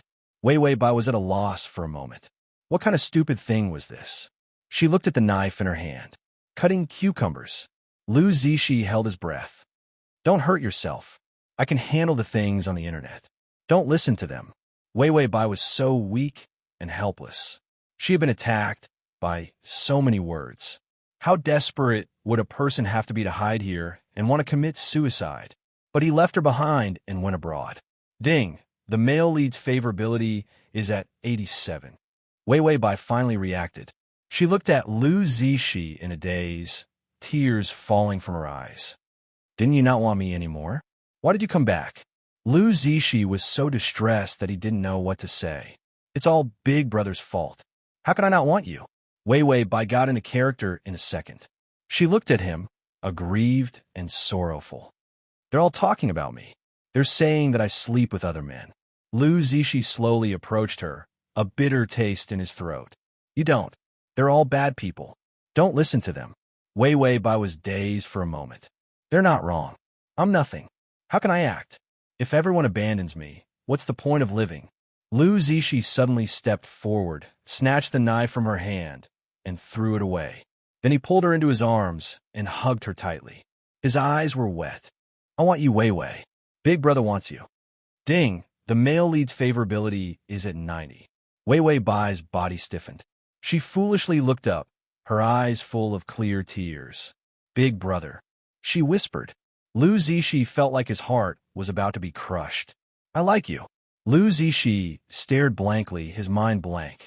To facilitate your next reading, you can click on the button at the bottom to record this reading. Next time you open the bookshelf, you'll see it. If you like, Chapter 479. She was willing to like him, even if it was only a slight liking. It was enough to make him shed tears of gratitude. Ding! The male lead's favorability has increased to 95. Wei Wei Bai buried her face in his warm chest. She finally couldn't hold on any longer, and her body began to tremble. Soft, broken sobs rang out softly. Lu Zishi knew that she had endured too much. Whether it was the pain of her childhood, the hurt he had caused her, or even the crazy condemnation of the netizens. It had all become a huge pressure, oppressing her to the point where she had nowhere to run. Lu Zishi gently and lovingly placed kisses on her hair. He constantly comforted her. Finally, Wei Wei Bai fell asleep in his arms, exhausted. His eyes were full of tenderness as he carried her to bed, wiped her tears, and covered her with a quilt. Then he sat by the bed in a daze and watched her all night. She had thick black hair, snow-white skin, cherry lips, and a delicate and cute nose. She was simply perfect. Lu Zishi smiled foolishly. It was great that she liked him. The system nibbled on its chocolate, thinking expressionlessly. A drama queen with exaggerated acting skills and a stupid male lead with a hole in his head. What a good match. Hee hee.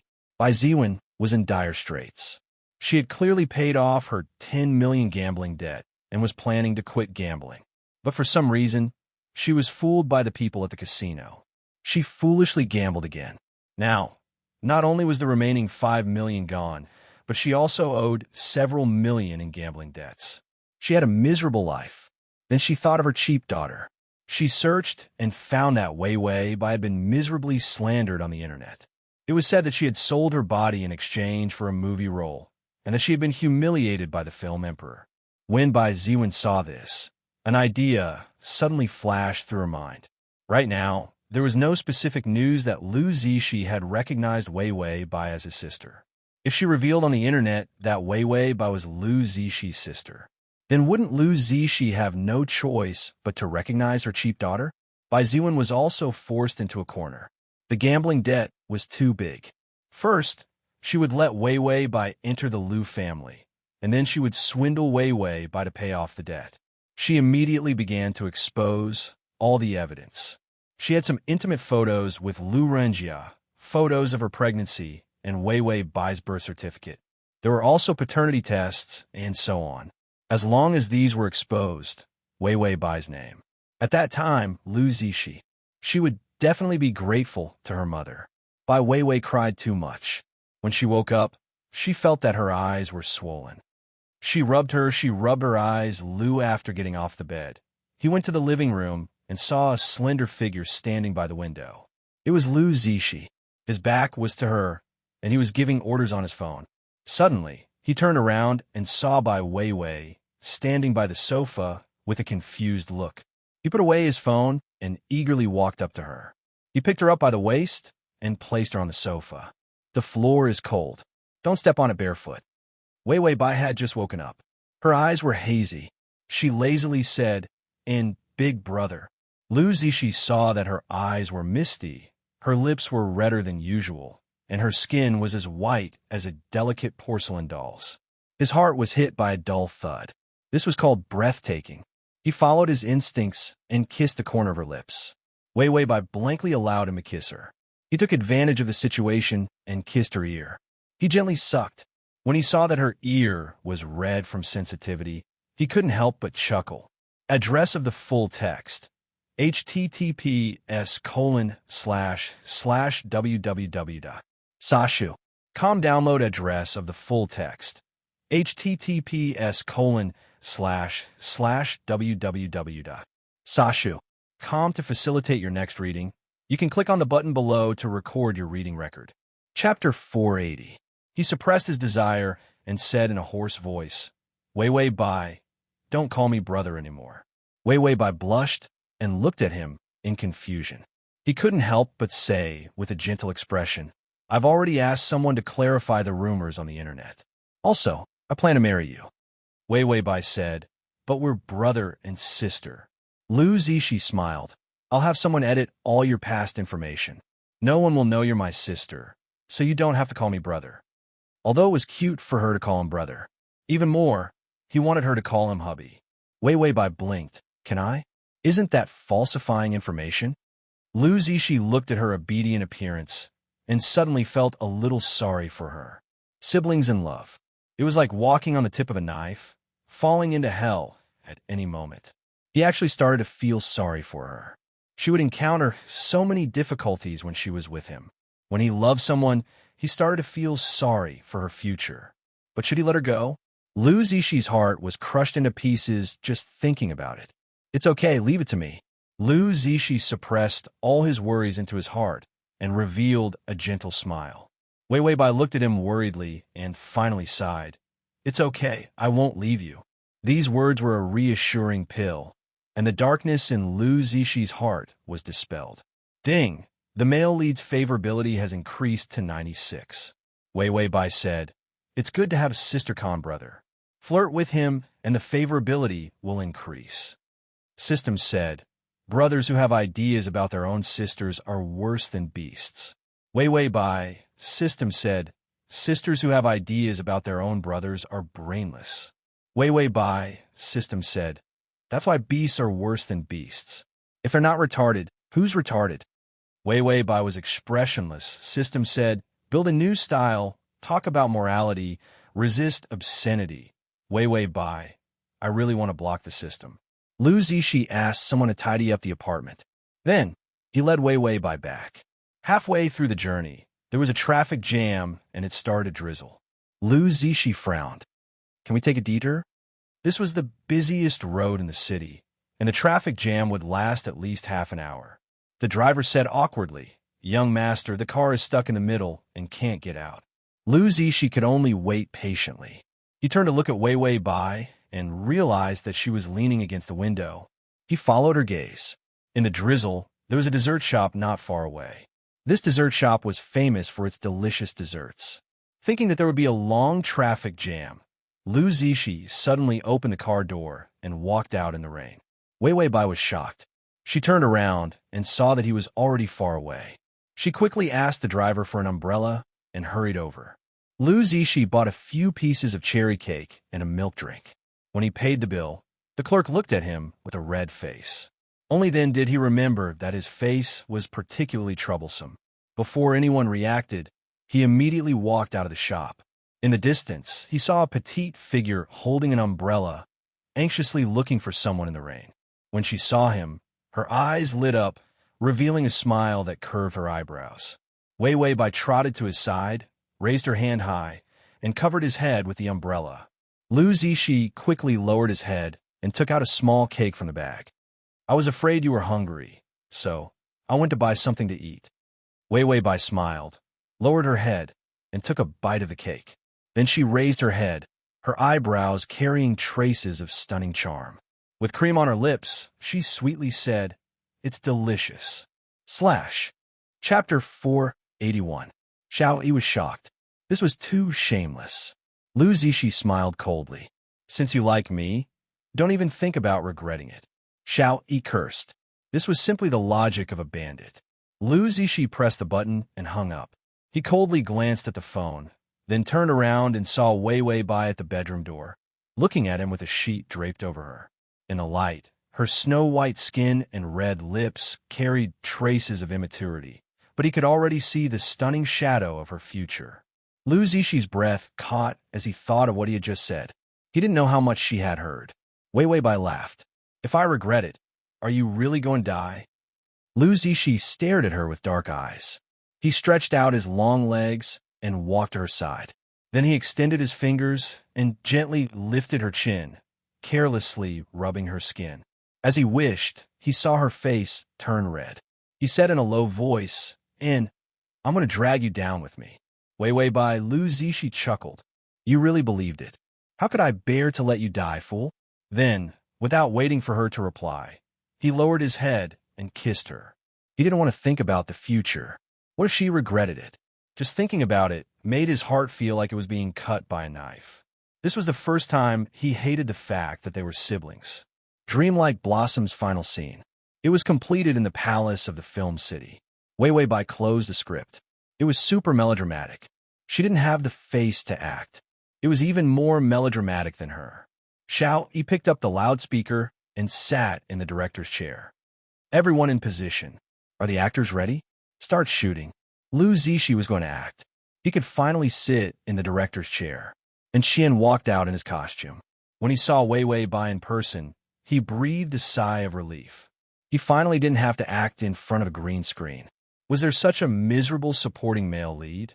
From beginning to end, he couldn't see the male and female leads. The scenes were all done by him talking to himself and then editing. Wei Wei Bai walked out wearing a white shirt and a red dress. Her lively and beautiful appearance stunned everyone present. She turned her head and saw Lu Zishi in his full suit of general's armor. He was handsome, as if he had walked out of a painting. His eyes were incomparably cold, but when he saw Wei Wei Bai, his expression softened. Xiao Yi looked at this pair of golden boy and girl, brother and sister. He couldn't help but rub his face helplessly. The sour smell of love was too obvious. Couldn't he restrain himself a little? Xiao Yi raised the loudspeaker and roared, "Begin." Wei Wei Bai was the first to enter the zone. The smile in her eyes vanished.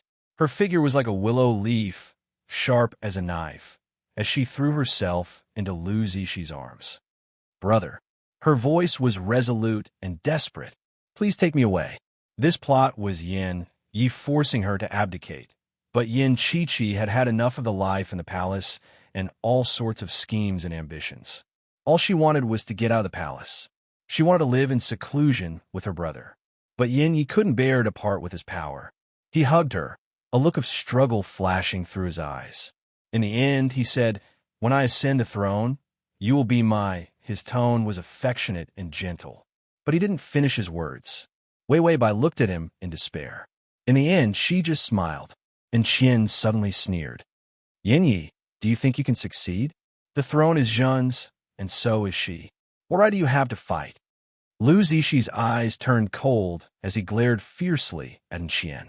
At this moment, the murderous look in the film emperor's eyes made Qian's pitiful self shrink back a little. Lu Zishi gritted his teeth and said word by word, "She is mine." To facilitate your next reading, you can click on the button at the bottom to record this reading. Chapter 482. And Qian, is there such a line? I can't remember at the moment. Forget it, I'll continue acting. He sneered. "You've already fallen into my trap. Kill him for me." As soon as this line came out, a prepared arrow flew out. Wei Wei Bai's expression changed, and she pushed Lu Zishi away without hesitation.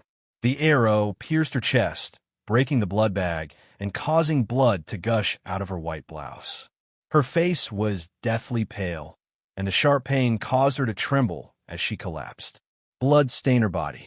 Lu Zishi rushed over and hugged her. He hardly needed to act. He just saw her like this, even if it was a pretense. He was also afraid and grieved. Wei Wei Bai's eyes overflowed with deep affection and sorrow. "Brother." Lu Zishi looked at her in fear and gripped her hand tightly. His eyes were full of helplessness. "You'll be fine." Bai Weiwei sighed softly, with pity. It seemed real, but also seemed fake. "Forget about me. I'm leaving." Lu Zishi's heart seemed to be twisted. He stared blankly at Wei Wei Bai. She softly recited her lines. "I'm willing to die for you, brother." Lu Zishi was almost shaken by the true emotion in her eyes. It was clearly a play, but there was no trace of acting. It was as if she was really willing to die for him. Ding! The male lead's favorability has increased to 98. The final scene smoothly ended. Before the celebration party started, Lu Zishi received a call from his team. After he finished listening, his expression changed. Wei Wei Bai took off her costume and makeup. When she walked out, she saw Lu Zishi talking on the phone. His tone was somewhat angry. When she walked over, Lu Zishi turned his head warily and immediately hung up. "What's wrong, brother?" Lu Zishi revealed a reassuring smile. "It's nothing. It's a company matter. Let's go." Wei Wei Bai took his hand and smiled. "Okay." After returning home, they ate and took a shower. Then, they played Wei Wei Bai's favorite games together. At around 10 o'clock, Wei Wei Bai went to bed. Only then did Lu Zishi dare to turn on the computer. Sure enough, the internet had already exploded. Even the crew of Flower Blossom had been brushed aside. The top trending searches were all about him and by Wei Wei's sibling relationship. Originally, after a few days of rapid deletion, whitewashing, and changing the target, they were about to completely clear Wei Wei Bai's name. In the end, it turned out that he and Wei Wei Bai were biological siblings. Everything was exposed. The paternity test, the birth certificate, and the matter between his father and Bai Ziwen. All of them appeared on Weibo, Tieba, and forums. This could no longer be suppressed. Moreover, there was a complete set of dried goods, so there was no way to wash them.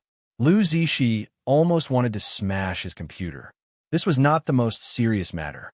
He didn't dare to let Wei Wei Bai see this. It was their love affair that was exposed. One of them was the Weibo of a cute girl from a dessert shop. He posted several photos. It was a rainy day.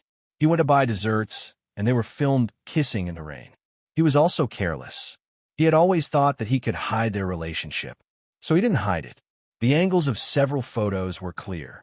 The romantic rain, the light-colored umbrella. He smiled and gently lowered his head to kiss her. This photo was so beautiful that it exploded on Weibo. There was also a creepy title. The most disgusting thing of the year. Genius movie Emperor Lu Zishi actually committed incest with his biological sister. Usually, even a small matter in the entertainment industry could cause an uproar. Not to mention such an iconic incident. It was simply setting off earth-shattering waves. Chapter 483. Even his fans reacted strongly, with a lot of condemnation. Incest. This was the original sin. No one could wash away their innocence. Lu Zishi stretched out his hands and crossed his fingers. He tiredly rested his chin on the back of his hand. He definitely couldn't let her see this. Lu Zishi stared fiercely at the information that had been exposed. Who was it that exposed the fact that they were siblings? He called people to investigate, and the company was in chaos. Because the public relations department's phone had been blown up with calls. They were all denouncing Lu Zishi and Wei Wei Bai's love affair. The entertainment industry was like a double-edged sword. When he was famous, he was glamorous and surrounded by tens of thousands of people. When something happened, there was nowhere to run. It was like a carnival, and people couldn't wait to trample him into the ground. Lu Zishi wasn't afraid of being spurned. But what about Wei Wei Bai? She was only 18 years old, an age when she should be pampered. Moreover, her talent. Lu Zishi felt that she was the same as him, a talented actress. The kind of actress who would shine in the entertainment industry in the future. After this incident, her dreams were ruined. The fear in Lu Zishi's heart finally came true. Would she regret it? When their love was spurned by tens of thousands of people, would she still be able to insist on liking him?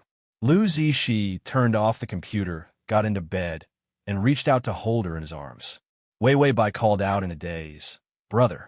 Lu Zishi's voice trembled slightly. I'm here. Go to sleep. Wei Wei Bai nodded blankly, then obediently nestled in his arms and fell asleep. Lu Zishi didn't sleep all night. He held her, not daring to let go. He was worried that when he woke up, she would leave him. Lu Zishi disconnected all the internet cables in the house. He lied to Wei Wei Bai, saying that there was a problem with the broadband in this area and that there was no way to go online. Then, the servants at home warned her. She wasn't allowed to go out, nor was she allowed to tell her what was going on outside. He could hide it for as long as he could. Lu Zishi received a call with the results of the investigation. His expression was calm, but his eyes were cold. He saw Wei Wei Bai lying on the sofa, reading a book. Wei Wei, I'm going out for a while. I'll be back soon. Wei Wei Bai was reading a novel happily. Her slender white legs stretched out from under her long shirt, and her feet swayed in the air.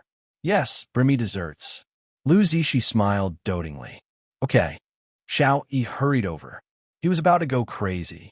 After this incident, Fang Huaxian could only be temporarily suspended. Right now, Lu Zishi and Wei Wei Bai were all over the internet. Everyone condemned him. It was extremely crazy. Xiao Yi was worried that Lu Zishi would be beaten to death on the streets. Who asked him to be so famous? This time, he had committed incest with his own sister. It was like setting off a bomb. In particular, it was even scarier when some fans turned against them. They arrived at the agreed coffee shop. This place had long been booked and cleared out, so it was completely empty. Only Lu Zishi was sitting by the window, drinking coffee. His movements were elegant, and his delicate features were ice-cold. Handsome and cold, it made people's hearts tremble. Xiao Yi sighed. There's no way to clean up this mess. You should pack up and take your sister abroad to avoid the limelight. Lu Zishi was expressionless, without a trace of panic. Let's settle our personal grudges first. Xiao Yi, what grudges? Just as he said this, the door to the coffee shop opened. Several bodyguards dragged Bai Ziwen in. Bai Ziwen's face was frightened. Her hair was disheveled, and she looked like a stray dog. When Lu Zishi saw her, his eyes flashed with disgust. Was it you who exposed that Wei Wei and I are biological siblings? After Bai Ziwen exposed it, she went to hide from gambling debts. For a moment, she didn't know that she had poked a hornet's nest. She thought that Lu Zishi was angry because she forced him to acknowledge Wei Wei Bai. She immediately pretended to be calm. Wei Wei is your biological sister. Even if you hate Andy, you can't deny this matter. Lu Zishi looked indifferently at the coffee in his hand. Bai Ziwen became agitated. Wei Wei is your sister. Now everyone knows. If you don't acknowledge it, you're heartless and unjust. Lu Zishi suddenly sneered, and his smile twisted. He gritted his teeth and said, So what if we're biological siblings? You're all rushing to force me. Bai Ziwen, you're biological to begin with. Lu Zishi suddenly got up and smashed the coffee cup in his hand on her head. Chapter 484. Bai Ziwen screamed as her head bled. Lu Zishi's eyes were filled with ruthlessness as he kicked her away. Bai Ziwen's face was covered in blood as she knocked over a table and chair. She looked at Lu Zishi in horror. Lu Zishi's face was filled with rage. He grabbed her hair and slammed her to the ground. Xiao Yi was scared silly. He immediately stood up and stretched out his hand to grab his arm. Brother Lu, calm down. You're going to kill her. Lu Zishi was expressionless as he lifted his foot and stomped on Bai Ziwen's hand. Bai Ziwen screamed and rolled on the ground. Xiao Yi felt his legs go soft. He always knew that Lu Zishi had a bad temper. The movie Emperor's elegant persona was for his fans to see, but he didn't expect him to be so savage. Lu Zishi's face was gloomy. He ignored Xiao Yi and leisurely used a shoe to crush Bai Ziwen's fingers. People said that the 10 fingers were connected to the heart. Stepping on them one by one was painful enough to make one's scalp numb. Xiao Yi was so scared that his voice trembled. You're still in the limelight. Don't cause any more trouble, Zishi. Lu Zishi said sinisterly, Let go. Xiao Yi's hand trembled. Under his cold and gloomy gaze, he obediently let go and then obediently shrank to the side. It wasn't that he didn't want to save her. It was that Uncle Lou's eyes were so frightening, so frightening. He was so scared that his little heart was about to split open. Lou Zishi absent-mindedly straightened his cuffs. Then, he faced Bai Ziwen, who had been beaten to a pulp. He said maliciously, "Who are you calling my sister?" Bai Ziwen's head spun as she looked at the terror-like Lou Zishi in horror. She said fearfully, "Wei Wei is..." Lou Zishi kicked her in the stomach. "Keep talking. Who are you calling my sister?" The ruthlessness in his heart was completely aroused. He wasn't afraid of being spurned. He wasn't afraid of losing his movie emperor status, nor was he afraid of losing fans. What he was afraid of was that Wei Wei Bai would leave him. This was something that was loathed and crazily condemned by the entire society. He couldn't imagine if she would regret being with this beast of a brother. She would regret it. If he didn't regret it for a day or a month, then what about a year or a decade? At that time, she would definitely leave him. This was the most fatal blow to Lou Zishi. Therefore, when he found out that Bai Ziwen was the one who exposed their relationship, both new and old grudges arose. Lou Zishi wished he could cut this woman into 1,000 pieces. Bai Ziwen was truly terrified. She hugged her head and cried, "Don't kill me. I only wanted Wei Wei to return to the Liu family." She felt that Lou Zishi should know that Wei Wei Bai wasn't his biological sister. That was why he had tortured and beaten her. Lou Zishi picked up a chair and was just about to smash it down. Bai Ziwen finally screamed out, "She's not your sister. I was wrong. I shouldn't have let her go. I shouldn't have lied to you." The chair stopped in midair. Bai Ziwen was so scared that she was in tears. "I had no choice. At that time, Wei Wei was dead. I was very afraid that your family would beat me to death, so I went to the orphanage to adopt one." Lou Zishi stared at her blankly. He couldn't seem to understand her words. Bai Ziwen lay on the ground in a sorry state. She didn't dare to raise her head as she begged for mercy. "I was wrong. I shouldn't have adopted a child and said that she was your biological sister. I shouldn't have forged a fake report.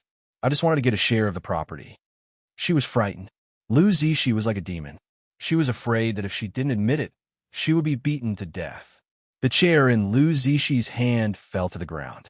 The ferocious violence on his face disappeared and was replaced by disbelief. To facilitate your next reading, you can click on the button at the bottom to record this reading.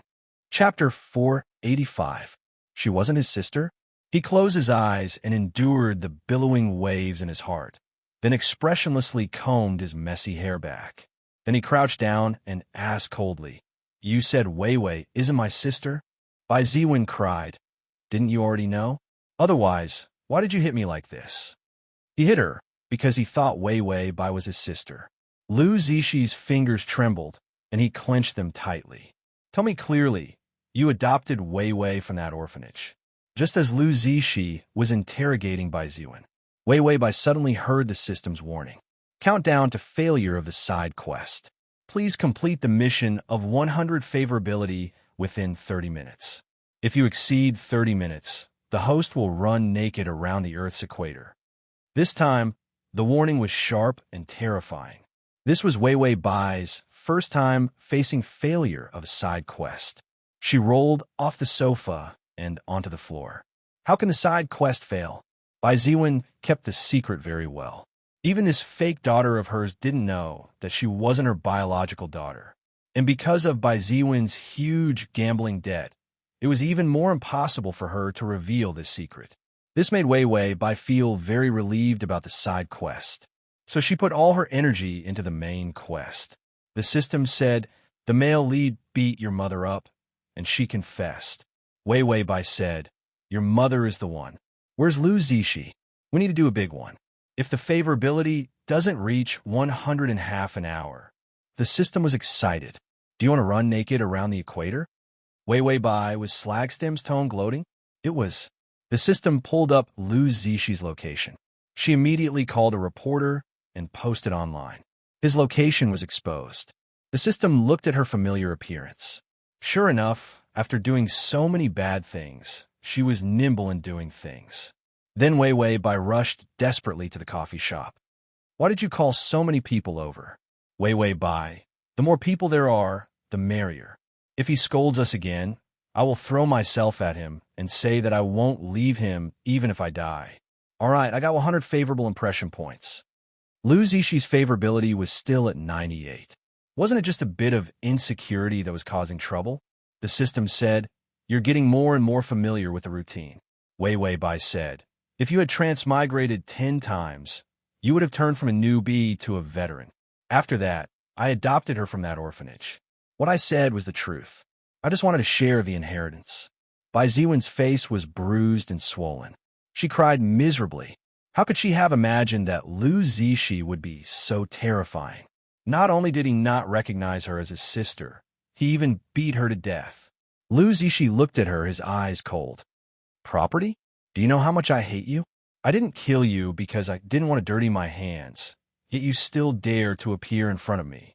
Bai Ziwen trembled all over, not daring to make a sound. Liu Zixi, does Wei Wei know about this? Bai Ziwen's mind was in a mess. She was afraid of being beaten to death by him, so she said whatever was on her mind. "I don't know. If she knew that she wasn't my biological child, she wouldn't be filial to me." Liu Zixi looked at her coldly, then suddenly sneered. "Adopting her was perhaps the most correct thing you've ever done. If it wasn't for Bai Ziwen's adoption, you probably would never have met Wei Wei Bai." All kinds of violent emotions were fluctuating in Liu Zixi's chest. But in the end, these emotions only had one impulse. He wanted to go back. He wanted to tell Wei Wei that they weren't biological siblings and that they could be together. Chapter 486. Xiao Yi, who was watching from the sidelines, was completely stunned. Even watching a melodramatic TV series couldn't compare to reality. Liu Zixi reached out, picked up the jacket on the back of the chair, and put it on. Then he said to the bodyguard, "Take her away. Throw her into the company's warehouse and lock her up. Wait until he thoroughly investigated the matter of Wei Wei in the orphanage. Only then could he release Bai Ziwen." In the end, she was someone who had raised Wei Wei, so Liu Zixi didn't have the heart to kill her. The bodyguard immediately dragged her away. Liu Zixi looked back at Xiao Yi. "You're in charge of guiding public opinion on the internet.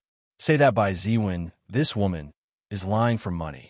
The fact that Wei Wei and I aren't blood-related siblings has to be spread as soon as possible." At this point, Bai Ziwen couldn't possibly lie to him. After all, this lie wouldn't do her any good. Xiao, he immediately nodded and was about to say something. Suddenly, the glass window was shattered by a stone. The stone hit Liu Zixi's feet, shattering the glass all over the floor. Xiao Yi cursed and raised his head to look. Outside the coffee shop, a large number of fans and reporters had run over. Some were heckling, some were cursing. It was bustling. Liu Zixi frowned. The bodyguard had already left. He took out his cell phone and made a call, asking the company to send a few more bodyguards. As a result, just as he finished the call, he saw a familiar petite figure in the crowd, struggling to approach the coffee shop. She wore a mask and had her hair tied up in a bun. Standing in the crowd, her face couldn't be seen, but she was conspicuous and cute. Liu Zixi's pupils constricted, and his heart jumped. He immediately recognized that this was Wei Wei Bai. The fans who came, as well as the reporters, were all potential violent elements. If they found out that she was Wei Wei Bai, then the situation would get out of hand, and she might be hurt. "Liu Zixi, are you really having incest with your sister?" The reporters shouted desperately. The door to the coffee shop was locked, so they could only push and shove desperately outside. This was the biggest news of the year. If anyone could interview Liu Zixi, even if it was just a photo, it was a good opportunity for the reporters to get a bonus. The fans weren't so rational. They screamed, "Liu Zixi, how can you be with your own sister? It's too disgusting. Get out of the entertainment industry. People like you should go to jail, and your sister isn't a good person either." Wei Wei Bai was about to go deaf. She glanced at the time. There were less than 5 minutes left. Was she really going to run around the world naked? That scene was so beautiful that she didn't dare to imagine it. Wei Wei Bai looked at the coffee shop's broken window. Liu Zixi stood by the window, his posture tall and straight like a pine tree. His delicate features were full of worry. He saw her. Wei Wei Bai was just about to say hello when her mask was pushed off by someone. Her pretty little face was exposed under the sunlight. Her watery eyes were sparkling, and her skin was soft and delicate. She carried a hint of ignorance. She was ridiculously beautiful. Such a person would be easily distinguished in a crowd of demons and devils. Lu Zixi breathing stopped. His eyes were red, and fear made him unable to think. He was just about to say something. But Lu Zixi had already rushed to the door. Without hesitation, he pulled it open and rushed out. On the other side, some fans had already recognized Wei Wei Bai. Isn't that Wei Wei Bai? Is it the sister who committed incest with her own brother? How can she still have the face to come out? I thought she was just using the unspoken rules to climb up. I didn't expect her to be so disgusting. She hooked up with her own brother. Wei Wei Bai looked at them blankly. To facilitate your next reading, you can click on the button at the bottom to record this reading. Chapter 487. Several hands fiercely shoved her away. Someone madly said to her, "Why don't you go die? How can you seduce your brother? He's my idol." One person made a move. The remaining emotional fans began to panic. Wei Wei Bai's lips moved. She looked at them, petite and helpless. In a frenzied crowd, she was pitifully alone. An agitated fan picked up a shoe and viciously smashed it at Wei Wei Bai. A hand suddenly reached out from the crowd and hugged Wei Wei Bai, completely protecting her in its embrace. The shoe was also opened. Wei Wei Bai was hidden in a warm and broad embrace. She raised her head, only to see the panting Lu Zixi. His handsome face was filled with cold anger. Lu Zixi's arms tightly held Wei Wei Bai. The veins on the back of his hands were protruding, and his eyes held a desperate madness. Wei Wei Bai grabbed the clothes on his chest, her eyes somewhat flustered. She whispered, "I saw it. Our relationship was exposed on the internet." Lu Zixi's whole body stiffened. The joy in his heart from knowing that they weren't biological siblings had yet to fade. But another kind of longing emerged. Would she regret it? Everyone was cursing them. These malicious comments and the pressure of the entire society. Would she want to separate from him? The words, "not biological siblings," were in his mouth, but he couldn't say them out loud. Wei Wei Bai took a deep breath and was about to say something. Suddenly, she heard the system's warning. The male lead is in danger. There's a crazy fan on the left, stabbing with a knife. Stabbing from this direction. Stabbing the kidneys. Was this to prevent Lu Zixi from being impotent and incest? What a loyal fan who put in so much effort. Wei Wei Bai blinked and fiercely pushed Lu Zixi away with her fingers. Lu Zixi thought she didn't want him. He looked at her somewhat blankly and sadly. Did she really regret liking him? After Wei Wei Bai pushed him away, the knife happened to pierce her body. Because of the angle and because there were too many people. For a moment, Lu Zixi didn't see the knife. He only saw Wei Wei Bai's body suddenly fall. He didn't have time to be sad. He knocked aside a few people and reached out to grab her. Wei Wei Bai took the opportunity to hug him. She buried her head in his chest and suddenly said in a voice as tender as water, "Lu Zixi, I like you." Lu Zixi paused, his eyes somewhat moist. He had experienced so many malicious attacks. She was still willing to like him. He was so moved that he couldn't speak. Ding, the male lead's favorability is at 99. There was only 1 minute left. Wei Wei Bai smiled and blushed shyly. "Can you kiss me?" In front of a crowd. In the crowd of people who were fiercely condemning them for being shameless and disgusting. Wei Wei Bai's voice was like clear spring water, flowing into his heart. Lu Zixi also smiled. He lowered his head and gently kissed her. At this moment, under the sun, they were so perfect that people couldn't help but hold their breath. No matter how difficult the road ahead was, they seemed to be fearless. "I love you." Lu Zixi left her lips. There wasn't a trace of gloom in his eyes, only warm affection. Ding, the male lead's favorability is at 100. The side quest has been resolved within 30 minutes. Punishment has been canceled. The host is facing a major life threat and will leave the plane ahead of time. Countdown of 5 seconds. Wei Wei Bai's eyes were smiling, and her voice was weak. "I love you too." Then she slowly closed her eyes and listened to the last second of the countdown. The familiar darkness enveloped her, and Lu Zixi finally realized that something was wrong. His hand was wet. He raised it, and it was covered in blood. Lu Zixi stared blankly at the blood in his hand. He lowered his head and saw Wei Wei Bai nestled in his arms. She was soft and calm, as if she was asleep. Address of the full text: https://www. Sashu.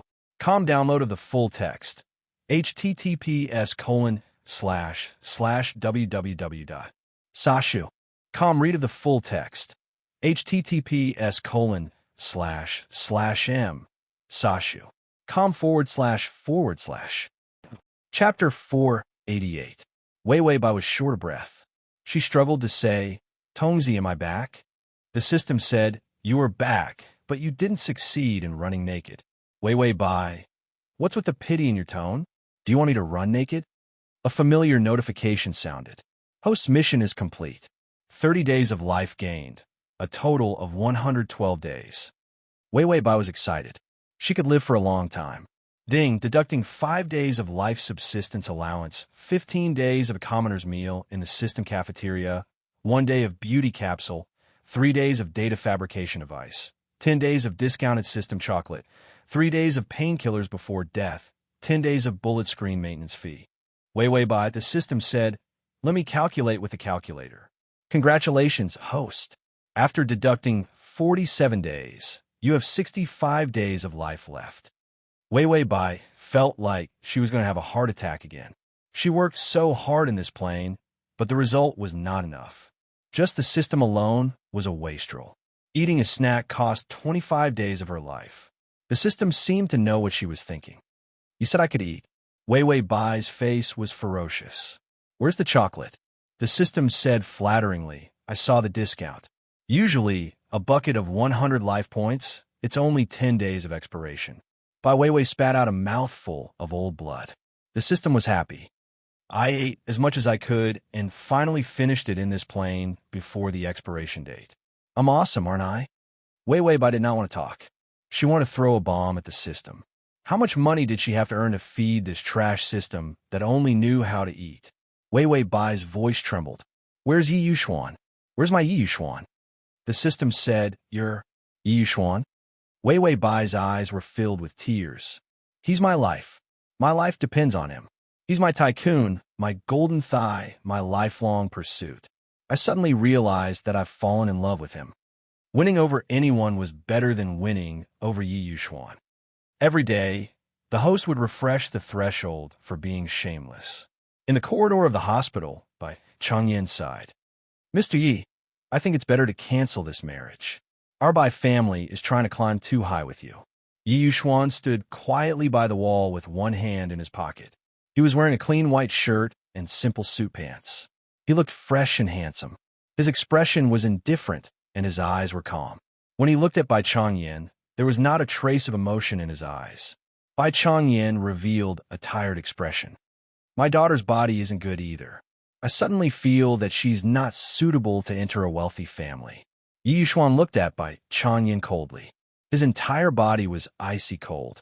Bai Changyan tried his best to say, "How about I introduce a few girls who are better than my Wei Wei?" Yi Yuxuan glanced at him coldly and finally opened his mouth. "No one is better than her." Bai Changyan asked, "How do you know there isn't?" Yi Yuxuan lowered his head and his eyes flashed scarlet. "If I say there isn't, then there isn't. No one can compare to a single strand of her hair." The cold air was filled with ruthlessness. It was a little strange. Bai Changyan was stunned for a moment. Why did he feel that Yi Yuxuan's mood was not right? Qin Xiu, who had been observing from the side, also noticed that Yi Yuxuan's mood was a little out of control. He immediately came over and grabbed Yi Yuxuan's arm. He smiled and said, "In-law, let's talk about marriage later. Wei Wei hasn't woken up yet. It's most important to treat her first." As soon as this sentence came out, Bai Changyan felt sad. Yes, his daughter's life was still unknown. Chapter 489. What was he saying to Yi Yuxuan, this shameless beast? The most important thing was that his daughter woke up. Qin Xiu laughed as he pulled Yi Yuxuan away. When they finally reached his office, he frowned and said, "After sleeping, you're not in a good mood." Yi Yuxuan didn't say anything.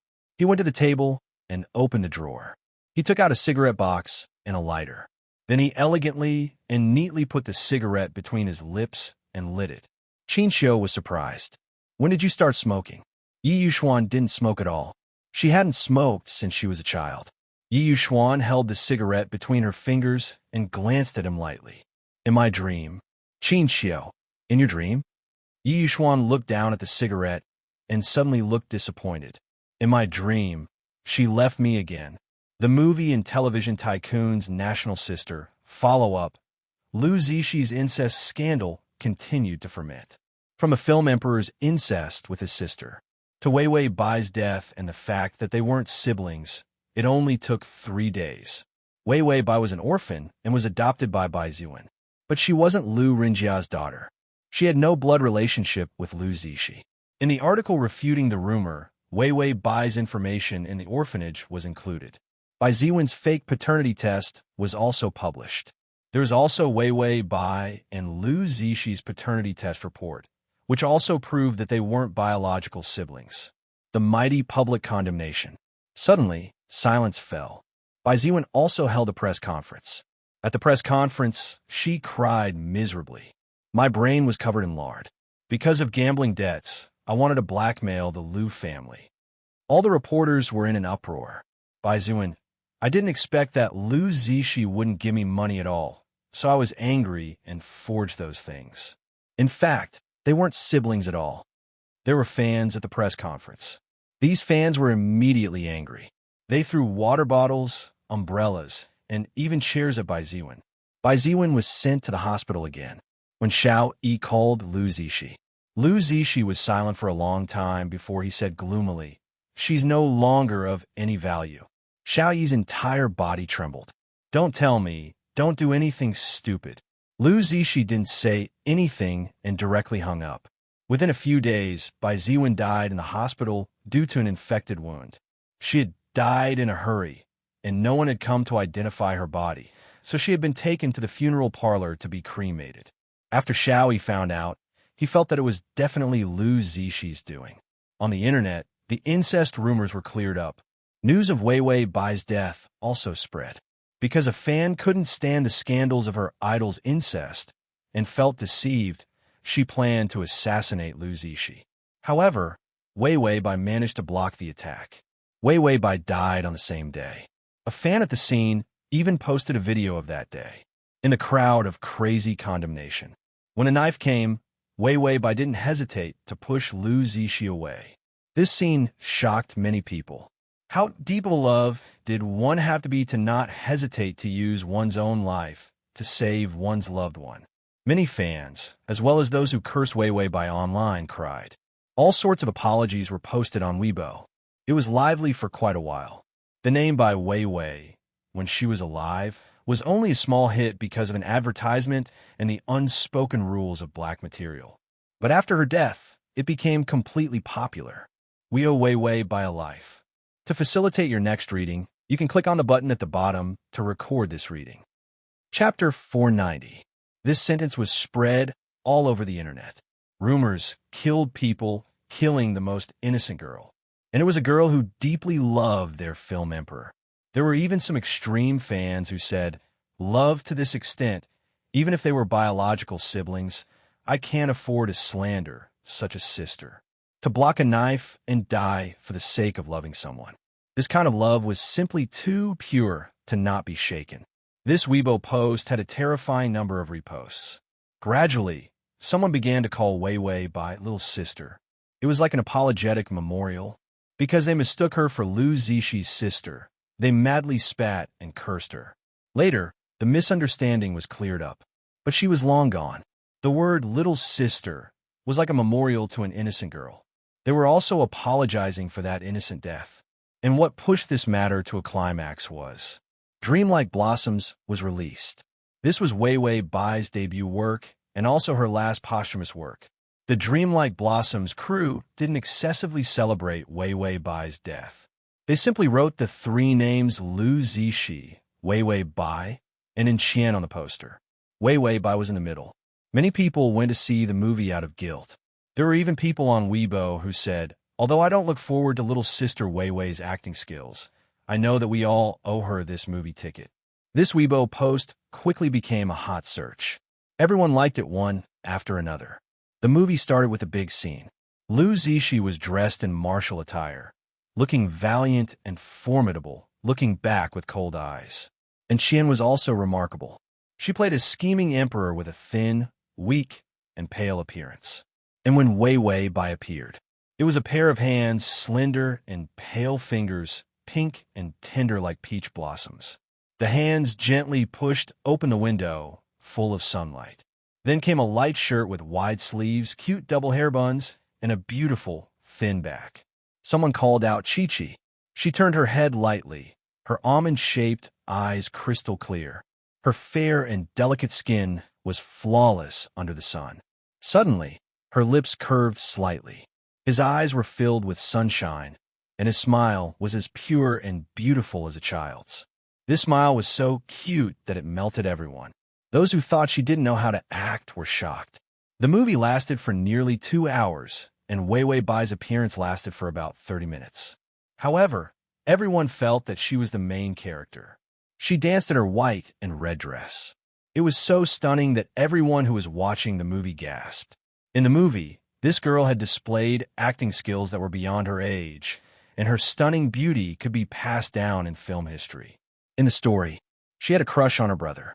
Her struggle, pain, and unwavering determination pushed the film to its climax. Especially when she died, it coincided with her real life. This scene made many people cry on the spot. When it was over, everyone couldn't calm down for a long time. The next day, a piece of news was pushed to the #1 trending topic. We didn't just kill an innocent sister. We killed a genius actress. Wei Wei Bai was completely and truly famous.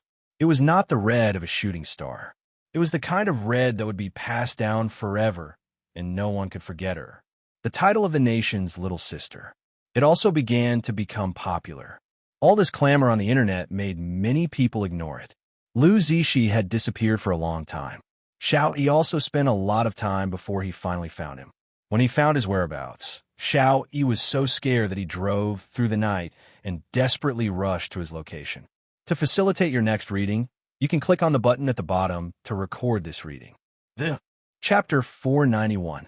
The location was an old abandoned warehouse in the suburbs. He got out of the car and ran over, but the door to the warehouse suddenly opened.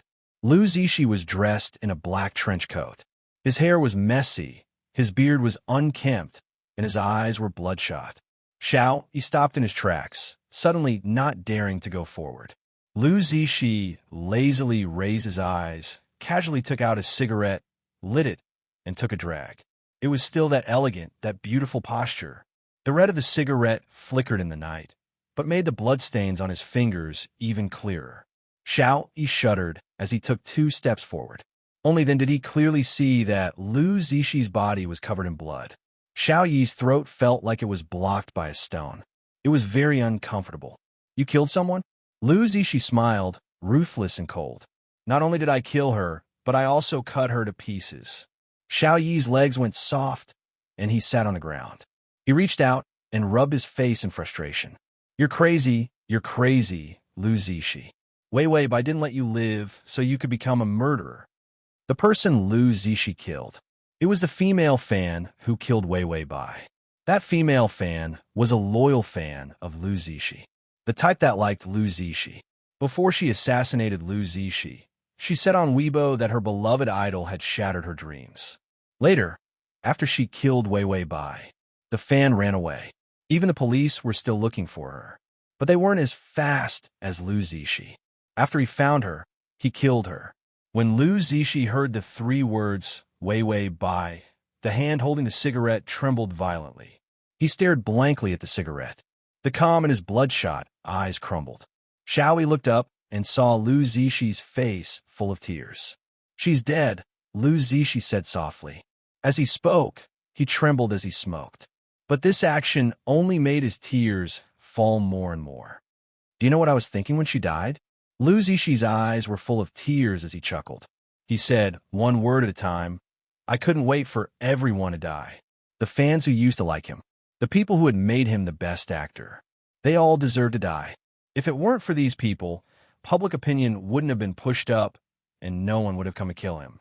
Wei Wei Bai would not have died. Xiao, he was also very uncomfortable. Calm down. Lu Zishi turned his back and didn't speak. The cigarette burned his fingers, but he didn't feel anything. Xiao Yi comforted him. Wei Wei wouldn't want you to be like this. Even if she dies, she'll still be a good child going to heaven. If you're like this, you won't be able to reunite with her even after you die. After saying that, Xiao Yi really wanted to slap himself. What kind of consolation was that? But these words finally shattered Lu Zishi's calm. His back started to tremble, and he finally started to sob.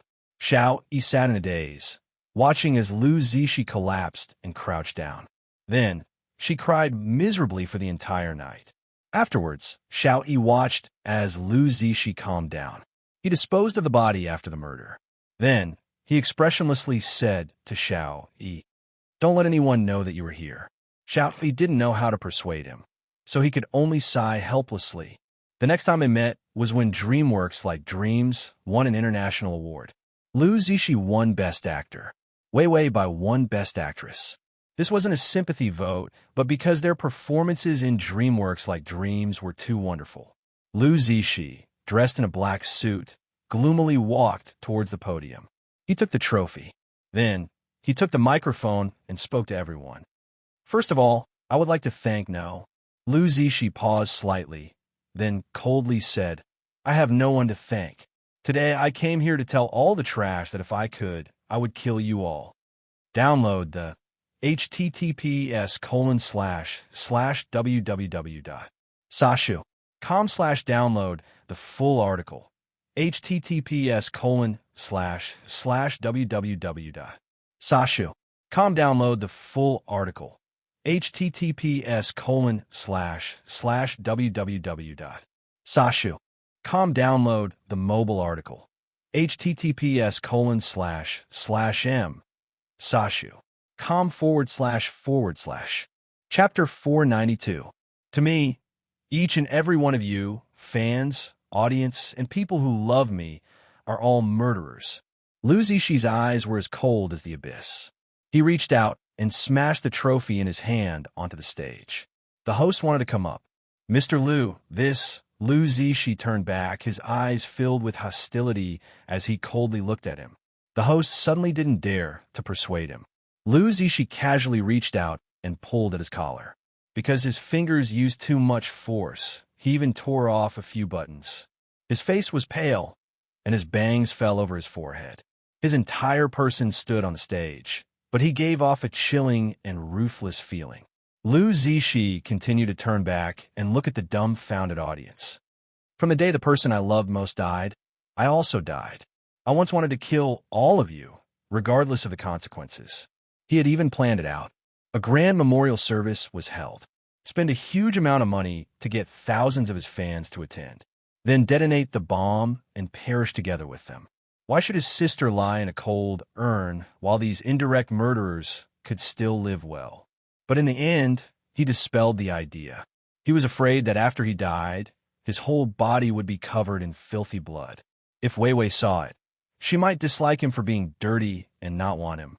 Lu Zishi coldly looked at everyone. Finally, he turned his gaze to the camera. Then he slowly revealed a cold smile. "To those who like me, I'll say this.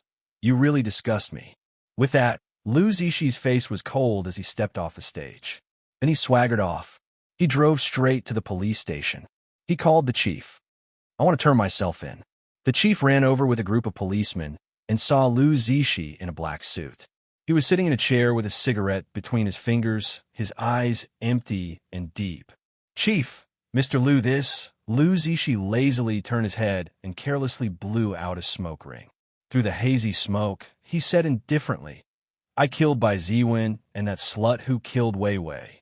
I kept the tools, the corpses, and the video evidence of my murders." These words stunned everyone. Someone would keep a video of their own murderer? Lu Zishi seemed to be talking about someone else. He was frighteningly calm. Intentional homicide and vile behavior. A death sentence should be enough. On the day of the execution, Xiao Yi came to visit with a tired expression. No matter how rich and powerful the Lu family was, they simply couldn't let Lu Zishi off the hook. Not to mention that Lu Zishi had made ample preparations just to get a death sentence. The lawyer had no other choice. Lu Zishi didn't leave himself any way out. Xiao Yi ran until his legs broke, all for the sake of a reprieve. In the end, Lu Zishi threatened them with a phone call, and none of the lawyers dared to take on the case. He was determined to die. No one could stop him. When the death sentence was handed down, Xiao Yi stared blankly at the verdict for the entire night, his mind completely blank. To him, the fact that Flower Blossom's box office had reached the top was more like a huge irony. Lu Zishi sat expressionlessly in his chair. He looked much more haggard, and his hair had lost its luster.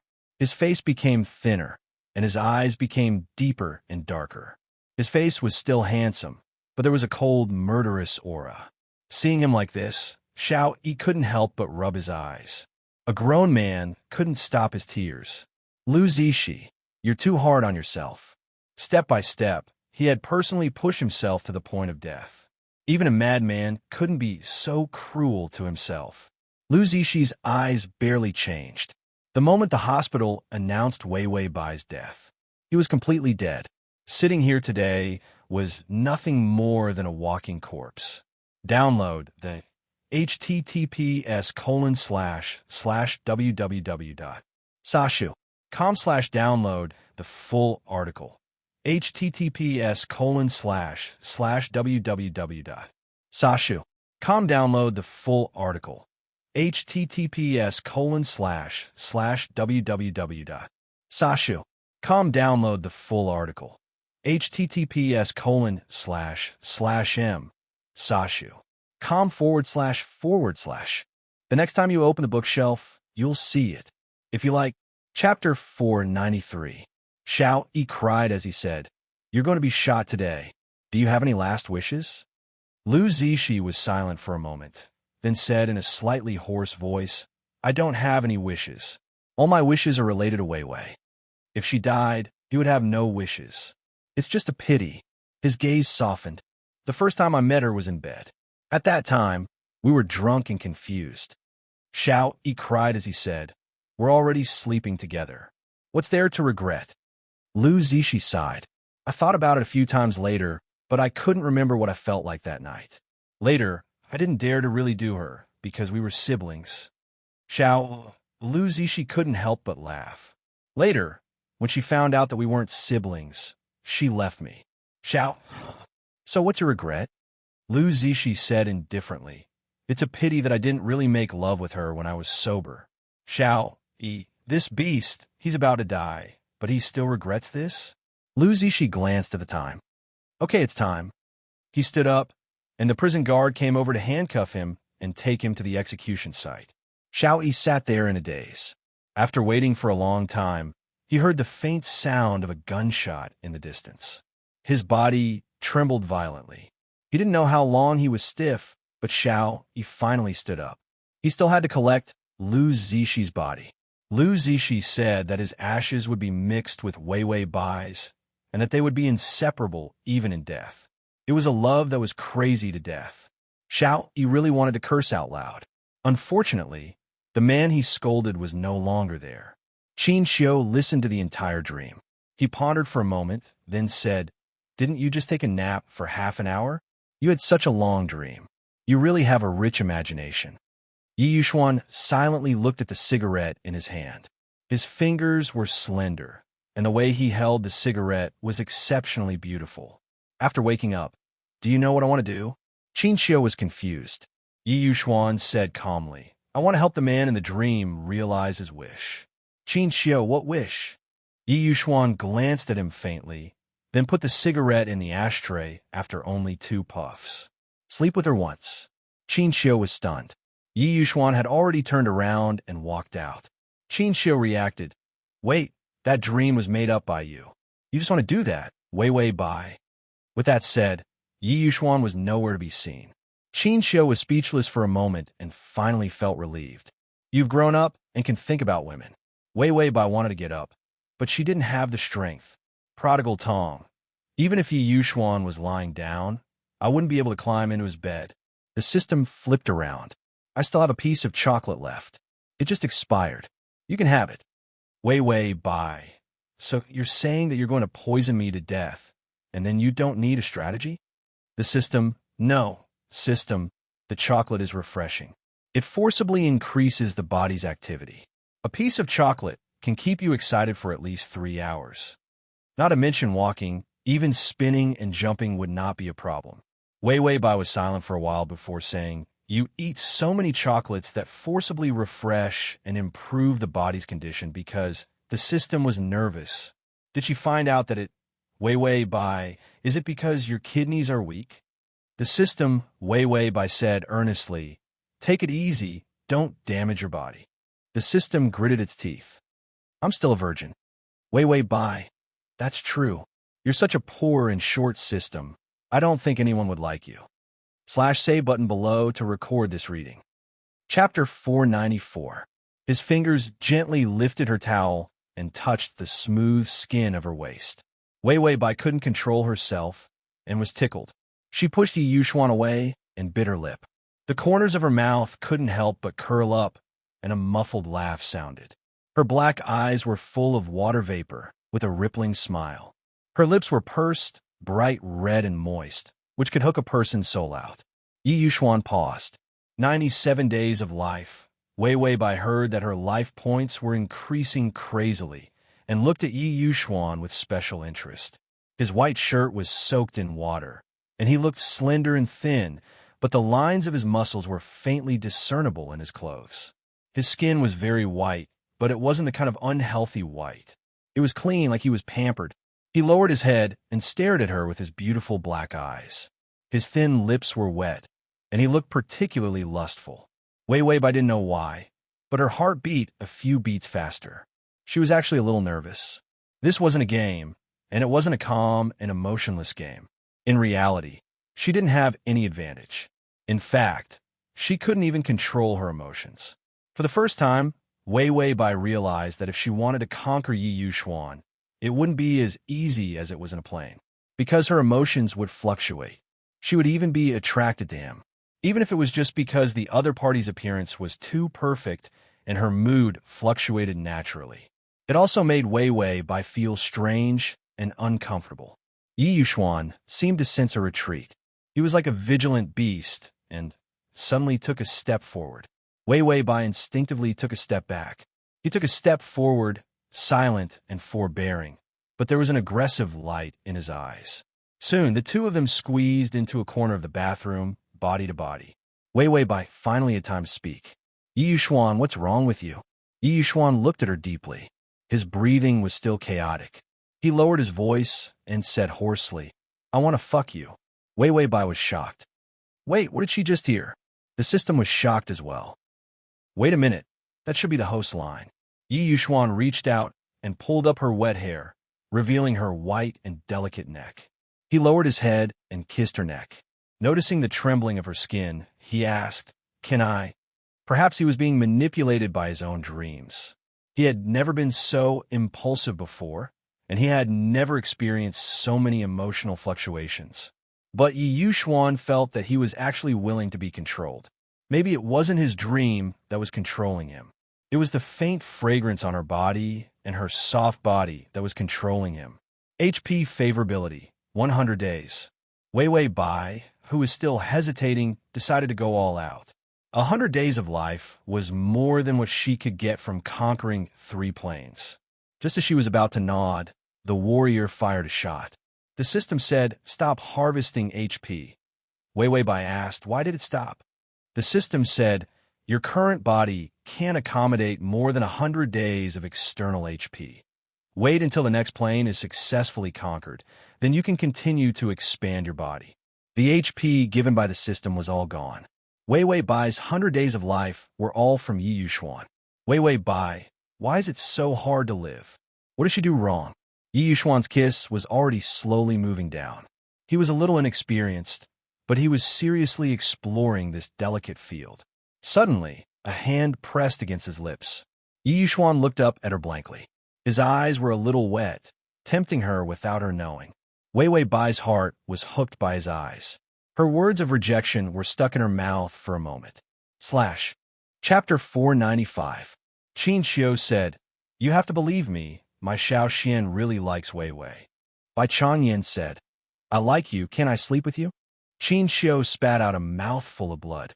These words were too lethal, directly killing Qin Xiu. Bai Changyan was determined. He opened the door of the ward and found that the caregivers were not there. Yi Yuxuan's back was facing him. Under the light, his slender white fingers were holding a small bra. He seemed to be hesitating on how to put it on her. Yi Yuxuan sensed someone coming in. His first reaction was to pull the blanket and wrap Wei Wei by like a dumpling. Then he turned around, holding the bra in his hand, his posture elegant and natural, his handsome face cold and noble. Bai Changyan, Qin Xiu, Bai Changyan finally reacted. He staggered a few steps. Qin Xiu immediately supported him. Bai Changyan was angry. "What did you do to her?" Yi Yuxuan looked at him coldly. He calmly replied, "What I do to my wife, I don't need to report to you." Old Father Bai was so angry that he passed away. Wei Wei Bai was dizzy. "Tongzi, your chocolate is poisonous." She was blocked by Yi Yuxuan in the bathroom. She started to feel dizzy. Her brain could not work at all. She was even seduced by Yi Yuxuan. How embarrassing. The system said, "Maybe it's expired. That's why you're drunk on chocolate. Don't eat these next time." Its body was strong, so it could withstand eating expired things. The host's body was weak. If she ate 2 more pieces of chocolate, she would probably die. It could not let her eat it next time. Wei Wei Bai rubbed the bridge of her nose. A respectful voice suddenly came from the side. "Your Majesty, what do you plan to do with this assassin?" "Your Majesty? Isn't this the title of the Emperor? Is she cross-dressing again?" Wei Wei Bai looked up and saw a woman wearing a round collar and wide sleeves bowing to her politely. Wei Wei Bai's mind went blank for a moment because of this masculine outfit. The system notification sounded. This mission is to obtain the love of Feng Yunyan. Target, Feng Yunyan. Progress, 0 time for months. When Wei Wei Bai heard the mission notification, she was distracted for a moment. There were already people around him talking about it. "This is a heinous crime. How dare you assassinate the sovereign king? You deserve to have your entire family wiped out. You have to tie them up and display them on the streets. Then, you have to dismember them to intimidate others." Every time there was a discussion, she heard it. Ding, the male lead's favorability is at -25. Ding, the male lead's favorability is at -30. -35. Wei Wei Bai couldn't help but scold them in a low voice. "All of you, shut up." No one dared to make a sound. Bai Wei Wei's line of sight finally focused. First, she saw the antique furniture. There was a huge screen in front of her. It was nighttime, so there were lanterns everywhere. It was as bright as day. She looked down and saw a sorry figure lying in front of her. He was wearing a white robe, and his black hair fell to the ground. Just his back was stunning. It was as if he felt her gaze. The man lying on the ground finally looked up. White jade-like skin, black as ink eyes, and impeccably handsome features. His thin lips were tightly pursed, and his eyes were cold as he looked at Wei Wei Bai with hatred. Wei Wei Bai. It looks like he has a grudge against her. As expected, the system's voice sounded again. Ding, the male lead's favorability is at -40. Wei Wei Bai, host, please receive the original owner's memory. Wei Wei Bai frowned because of her headache. Feng Yunyan saw her uncomfortable appearance and thought it was because of the wound. He couldn't help but reveal a mocking smile. Transmigration system, male god, come here. Transmigration system, male god, come here. Transmigration system, male god, come here. Transmigration system, male god, come here. Transmigration system, male god, come here. Chapter 496. He thought that Wei Wei Bai would immediately order someone to drag him down and behead him. However, Wei Wei Bai's brows suddenly relaxed as she glanced at him indifferently. Her lips suddenly curled up, and her cold and elegant facial features were dazzling under the light. Then he only heard her indifferent voice with a hint of sweetness as she said, "Put him in the heavenly prison and discuss it later." The female official stepped forward and immediately said, "Your Majesty, such a traitor must be beheaded on the spot to deter the thieves." Wei Wei Bai's cold eyes darkened as she released her aura. "Since when do I need you to question my words? Scram for me to receive your punishment." The female official immediately knelt down with a pale face. Because of the emperor's anger, everyone followed suit and knelt on the ground. Feng Yunyan lowered his head as a gloomy calculation flashed through his eyes. His thoughts were gloomy, and he was just about to say something. Suddenly, a jade finger, soft and with unquestionable strength, lifted his chin. His long eyelashes trembled as his fingers dug into the ground. His face was incomparably cold. However, he suddenly heard a voice with a hint of laughter. It's just a small assassin. So what if he's a remnant of the Feng family? He's still an ant under my feet. Feng Yunyan's expression turned cold as he glared fiercely at the woman sitting above him. However, he saw that her eyebrows were languid, her snow-white skin was lustrous, and her smile was cold and elegant. It made him dazed for a moment. Her indifferent voice sounded, "You're not bad-looking. Serve me." When Feng Yunyan heard this, his eyes were about to pop out of their sockets. His fingers dug into the ground until they bled. However, her fingertips slid across the skin of his jaw. It caused him to tremble. Without waiting for him to react, several attendants rushed over, tied up Feng Yunyan, and took him away. Wei Wei Bai saw that the person in question had left. She quickly waved her hand and had everyone retreat. When there was no one around, Wei Wei Bai helplessly reached out to support her forehead. "Do you think I'm not rich enough to die? This time, it's about revenge for the country and family. Feng Yunyan probably has the heart to eat me alive." This time, the world she transmigrated to was a bit strange. It was the female supremacy's world. The supremacy, as the name suggested, was inferior to men and women. The officials were all women, and the emperor was also a woman. Men had to stay at home and do housework. And Feng Yunyan was the prince of the previous dynasty.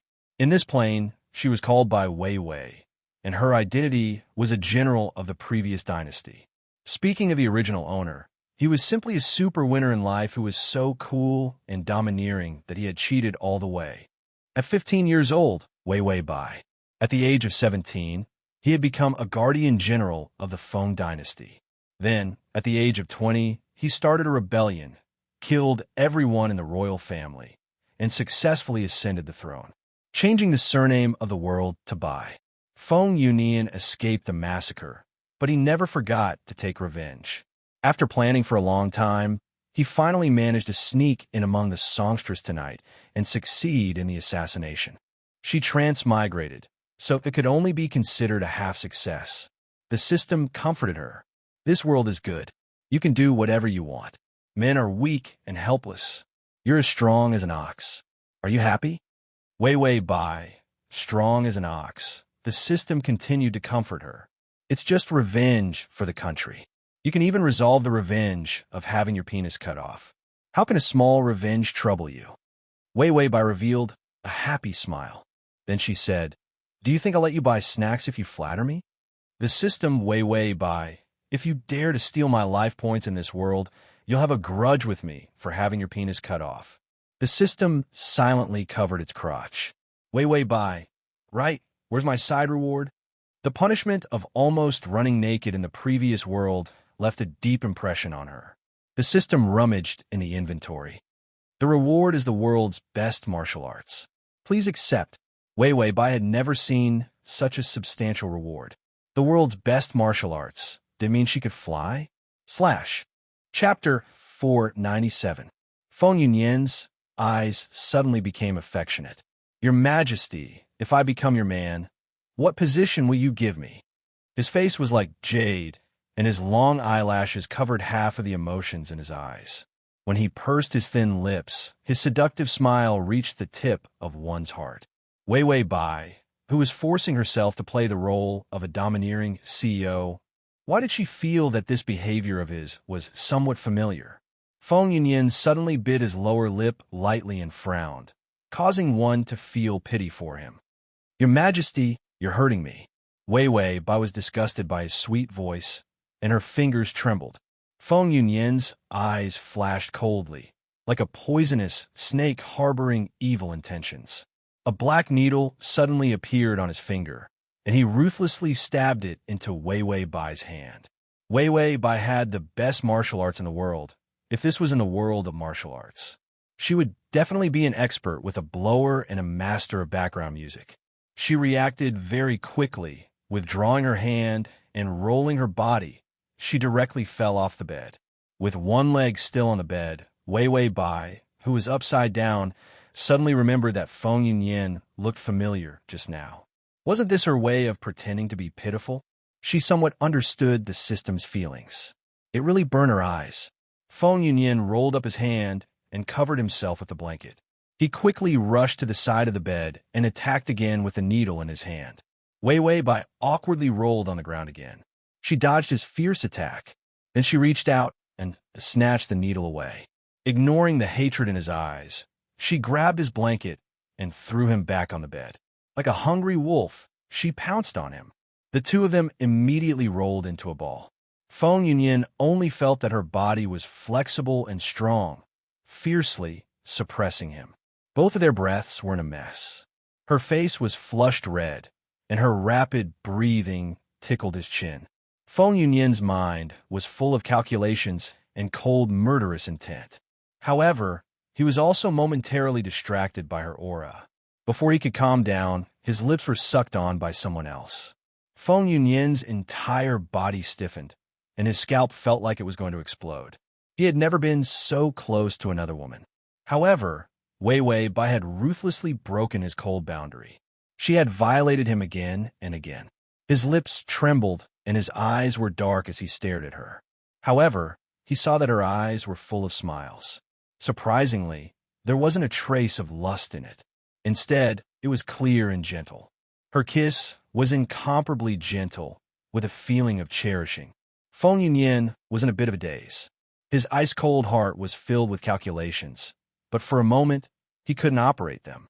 Ding! The male lead's favorability is at -40. The smile in Wei Wei Bai's eyes deepened.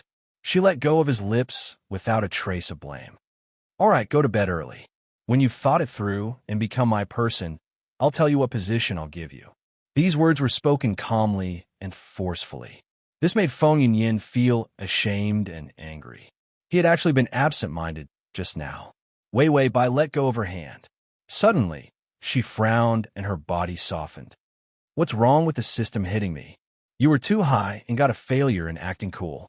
Your whole body is paralyzed, your eyes are slanted, your mouth is crooked, and your limbs are cramping.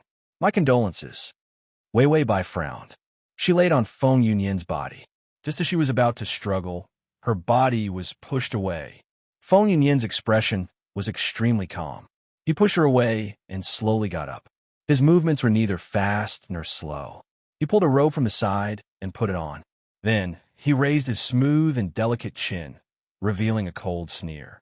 I told you I'm poisonous, but you didn't believe me. Wei Wei Bai's body was paralyzed. She couldn't even speak. The system had already explained to her, Feng Yunyan's body is poisonous because of drug testing when he was young. If anyone touches it, they'll be paralyzed in mild cases and die in severe cases. Wei Wei Bai said, Why didn't you say so earlier? The system said, when you're hungry, your brain doesn't work very well. You know, Wei Wei Bai, is there a more shameless system? Is there? The Chapter 498. Feng Yunyan got off the bed. The room was empty. He pulled out the sword from the wall, his eyes dark. This room was built by the Feng family. But now, it had become Wei Wei Bai's. The ridicule in Feng Yunyan's good-looking eyes grew stronger. He was like a cold reptile in the dark, finally showing its sharp teeth. He walked to the bed and looked at it with a murderous look.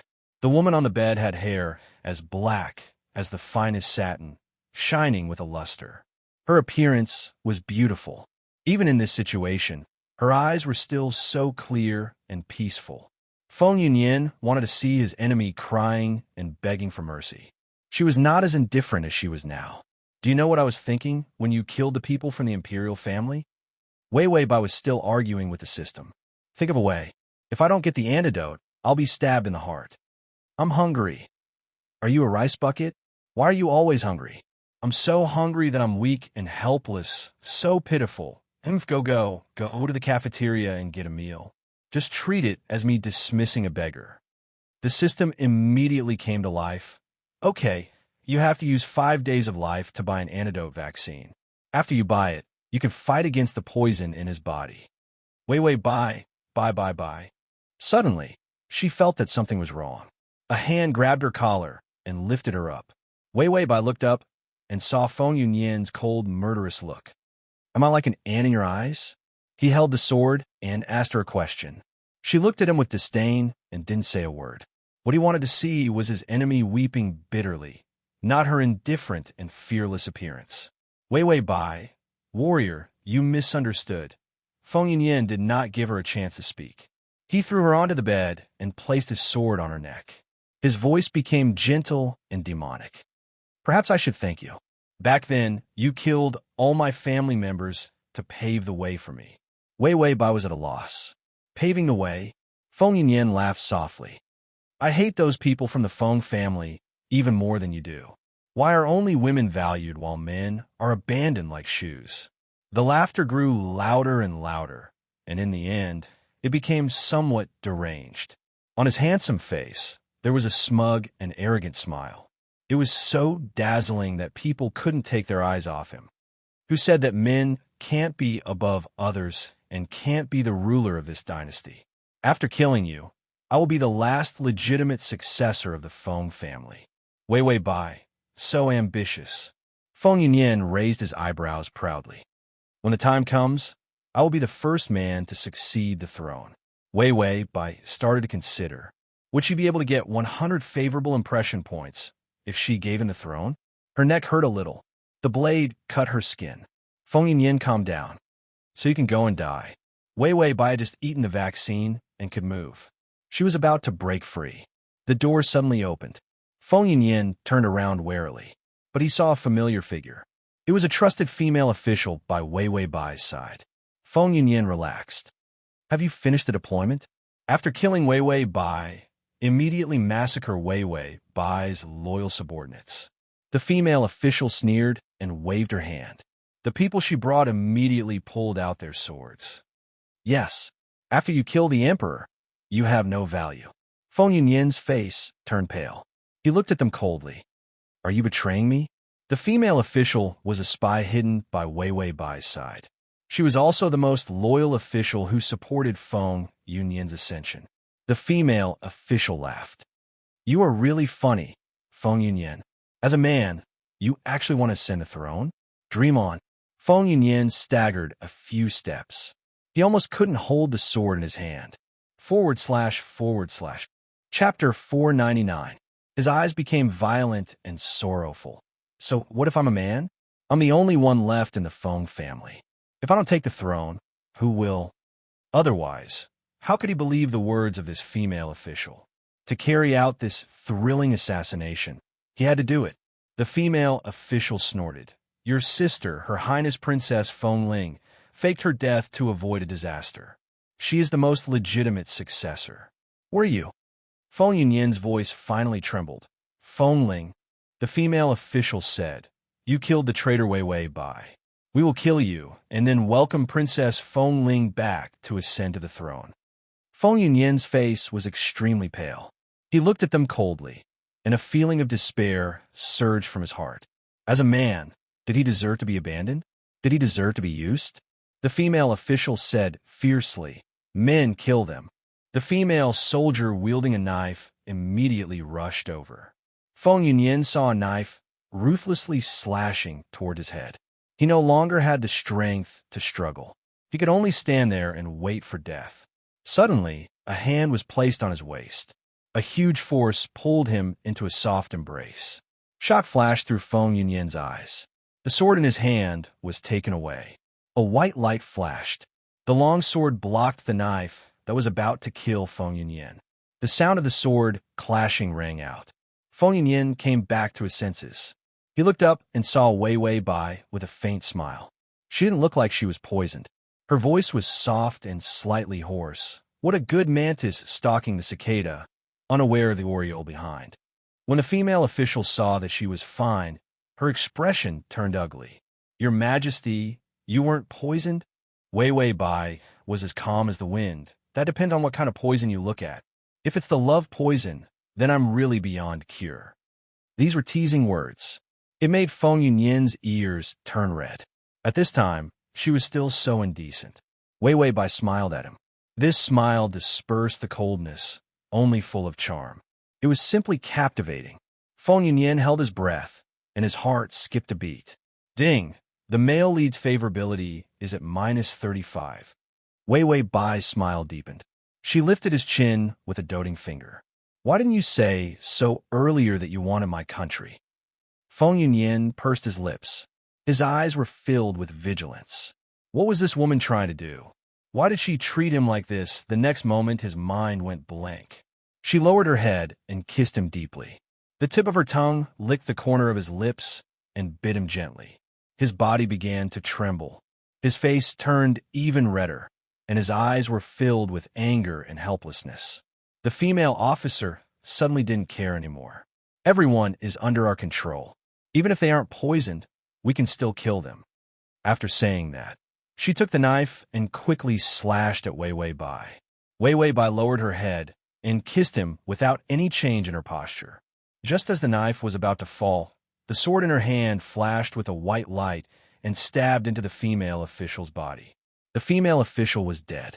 This sword was called 100% stabbing to death. Even if it was stabbed with a hilt, it was a unique skill that could kill people. The number one in the world was really lonely and seeking defeat. Shimin Chue Shue. Feng Yunyan didn't expect that Wei Wei Bai's martial arts would be so high. He looked at her in confusion. Wei Wei Bai left his lips and curled her lips. Don't be afraid, man. Zhen will protect you. After saying that, she let go of him and jumped off the bed. Then with a swish, swish, swish, swish, swish, she chopped those traitors to death. This move, it was called cutting melons and vegetables. As the name suggested, when this move was put into effect, it was as if it was being executed. In Wei Wei Bai's eyes, everyone automatically turned into cabbages and melons. She cut cleanly without any psychological burden. Corpses were everywhere and blood flowed like a river. For the first time, Feng Yunyan was so shocked. She was actually this powerful. Wei Wei Bai threw the sword away as if nothing had happened. She was barefoot with her hair down. The sun had just risen. She suddenly turned around and said with a smile, Feng Yunyan, Zhen really likes you. Why don't you try to love Zhen? Feng Yunyan wasn't prepared at all and was hit by this sentence. His anger surged. Wei Wei Bai, is it fun to play with me? If I love you, what will you give me in exchange? How could a person change so quickly? She said she liked him. She just wanted to treat him like a clown. Wei Wei Bai turned to look out of the window. The morning light shone on her gorgeous face. It was so beautiful that it was illusory. Then, Feng Yunyan heard her say, what will you give me in exchange? I'll take you as my husband. How about it? Chapter 500. You can search Time Transmigration System. Male God, come to search book www.sashu.com to find the using the country as a betrothal gift. Feng Yunyan's deep and unshakable heart was cracked by these words. Ding! The male lead's affection is at -30. His fingers were tightly clenched into his palm as the pain made him come back to his senses. It was just a joke. Wei Wei Bai slowly walked in front of him. Her back was to the light, and her smile was incomparably gentle.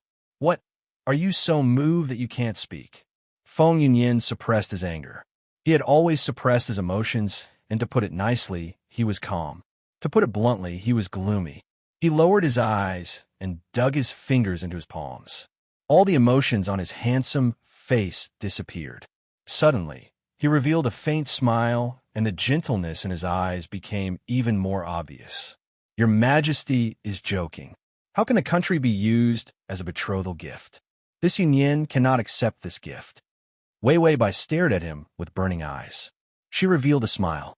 Her facial features were already gorgeous to begin with. When she smiled, she was like a peony, beautiful as a cluster of flowers. When Feng Yunyan was in the palace, he had seen many women, but there was not a single one that could compare to Wei Wei Bai's elegance. His heart flashed with a trace of amazement, but he suppressed it. Wei Wei Bai suddenly said, How about we make a bet? Feng Yunyan had already completely calmed down. His voice was gentle. What kind of bet does your Majesty want to make with an assassin like me? Wei Wei Bai's voice was gentle and serious.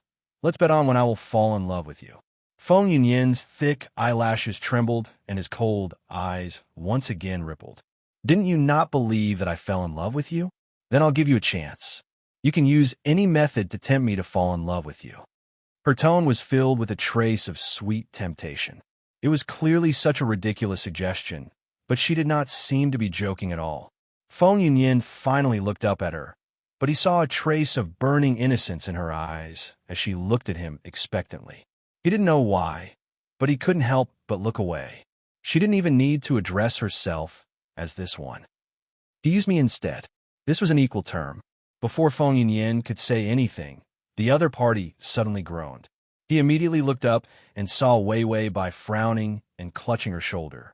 His sleeves were stained with blood. This was the wound he had inflicted. Wei Wei Bai secretly grimaced. She had been too pretentious just now, and her wound had actually reopened. She pulled on the system and cried, "Trash, it hurts."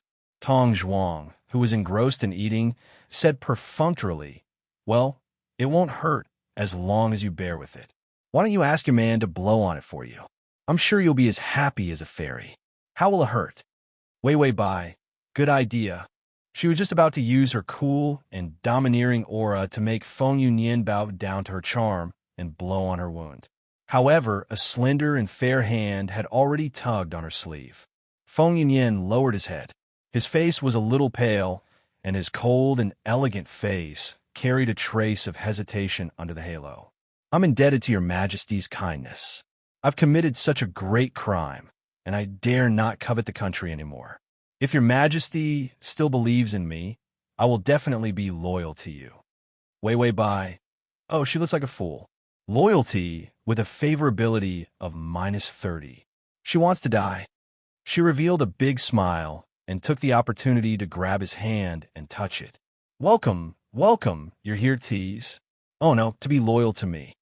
This flattering smile made Feng Yunyan purse his lips, and a trace of calculation flashed across his eyes. Wei Wei Bai, this tyrannical and cruel woman, what exactly was her motive? Feng Yunyan laughed in his heart, and those cold schemes appeared again. Transmigration system. Prince Charming, come here. Transmigration system. Prince Charming, come here. Transmigration system. Prince Charming, come here. Transmigration system. Prince Charming, come here. Next time you open the bookshelf, you will see it. Chapter 501. No matter what her motive was, it was fine as long as he was alive. As long as he was alive, he could continue to climb up. Even if he had to pay the price of his body, he could endure using his beauty. One day, he would stand at the top, and then he would kill all those who humiliated him, including Wei Wei Bai. Feng Yunyan thought of this, and the darkness in his eyes disappeared. He smiled faintly, as elegant as the moonlight. "Your Majesty, you are injured. Let me take a look at you." Wei Wei Bai was about to nod. The door to the bedroom opened, and a group of female soldiers and female officials appeared. They rushed in. "Your Majesty, are you okay? This humble subject came late to save you and deserves to die." The female official suddenly saw Feng Yunyan and pulled out her sword. "You assassin, you are still alive. What do you want to do to my Majesty?" Feng Yunyan tugged on Wei Wei Bai's sleeve. When he heard the female official's words, he couldn't help but smile mockingly. He was indeed a dog that everyone wanted to beat. Just as he thought of this, his fingers were tightly gripped by someone. The mocking smile on his face disappeared. Then he heard by Wei Wei's indifferent, but incomparably cold voice, "You deserve to die. Where did the assassin come from?" The female official was puzzled. "Your Majesty, this..." Wei Wei Bai turned around with a cold expression. The Emperor's aura made the people present not dare to breathe. "You bunch of idiots." The imperial guards in the palace were replaced, but no one found it strange. Her eyes were cold as she looked at the officials lying on the ground. "I have been too benevolent recently. That's why I allowed you bunch of officials to neglect your duties." The female officials didn't dare to breathe loudly and trembled. "Your Majesty, please spare us. We are guilty." Wei Wei Bai sneered. "Of course you're guilty. You dare to pull out your sword in front of me and even threaten to kill my people. Are you trying to rebel?" The female officials immediately reacted. It turned out that the emperor wasn't angry about the assassination. Instead, they had offended Feng Yunyan. All of the officials at the scene who had reached this position were shrewd people. Immediately, an official reacted. Without caring about face, he immediately kowtowed to Feng Yunyan. This official has offended your highness. Please forgive this official, your highness. Feng Yunyan's expression froze when she heard the way her highness addressed her. However, the high and mighty official who had just shouted at him to kill him was now begging for his forgiveness in fear and embarrassment. He pursed his thin lips slightly, and the feeling of humiliation in his heart dissipated a little. His expression was complicated as he looked in front of him at Bai Weiwei, who was blocking the sword-drawing official. Her figure was exceptionally beautiful. Her white robe embroidered with dark patterns stuck to her slender waist and swayed down. Her enchanting and beautiful figure, just her back view alone could cause people to daydream. Ding! The male lead's favorability is at -25. Feng Yunyan's face suddenly turned red. He immediately looked away and clenched his teeth. What was he thinking? Weiwei Bai heard that her favorability had increased, although it was only 5 points. It also proved that she had fallen in love with me. That's right. That's right. She had to stick to merry, brainless Sue in this plane. Her basic strategy of dissing the heavens, dissing the earth, and only loving you would not change. Mary, Sue was Feng Yunyan, and she was the loyal dog who loved Mary, Sue to death. Was she still worried about the favorability not increasing? Her expression became even colder as she said coldly, "Did you not eat? Your pleas for mercy are too soft." The female officials immediately kowtowed desperately and shouted, "Spare us! Your Highness, we beg you to ask His Majesty for mercy and spare us this time." Feng Yunyan bit his lip. His thoughts were gloomy. He wanted to kill these people who looked down on him. But if his methods were too ruthless, would it be? Feng Yunyan's thoughts paused. He actually cared about Weiwei Bai's thoughts just now. Transmigration system. Male god, come here. /transmigration system. Male god, come here. / transmigration system. Male god, come here. The download address is at https://www.sashu.com. Transmigration system. Male god, come here. Transmigration system. Male god, come here. Chapter 502. Weiwei Bai suddenly turned around, and her cold expression melted. She smiled gently, and the corners of her eyes were filled with tenderness.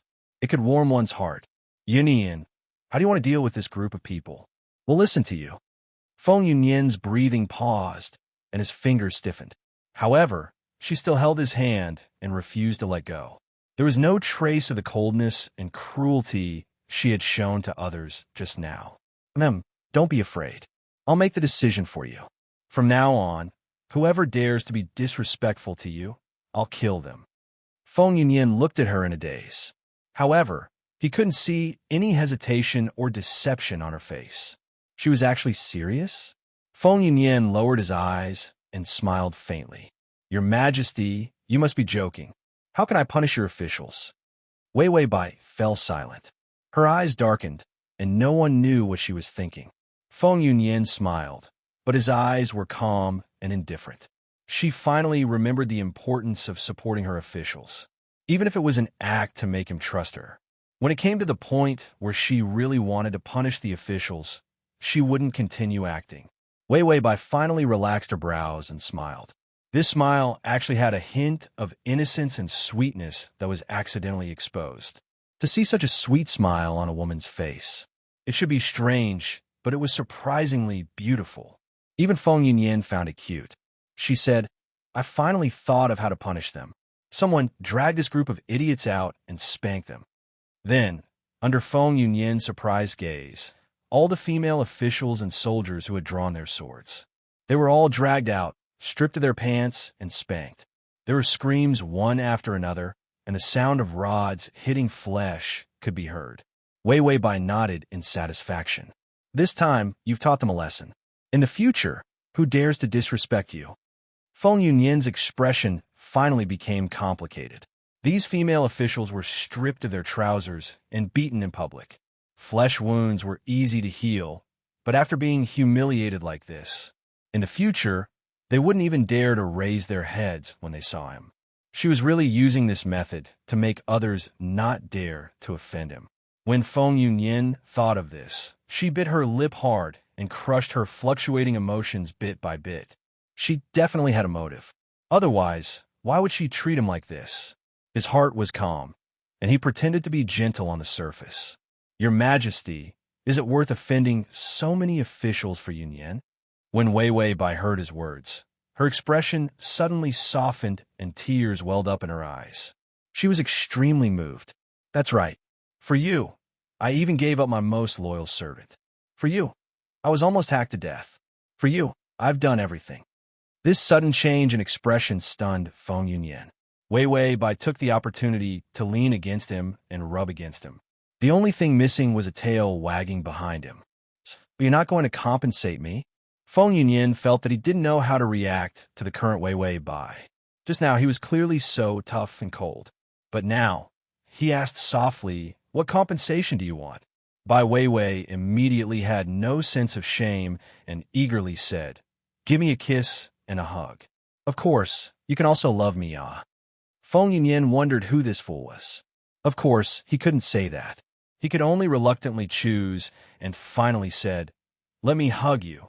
Wei Wei Bai opened her arms and hugged him tightly. Then, she buried her head in his chest.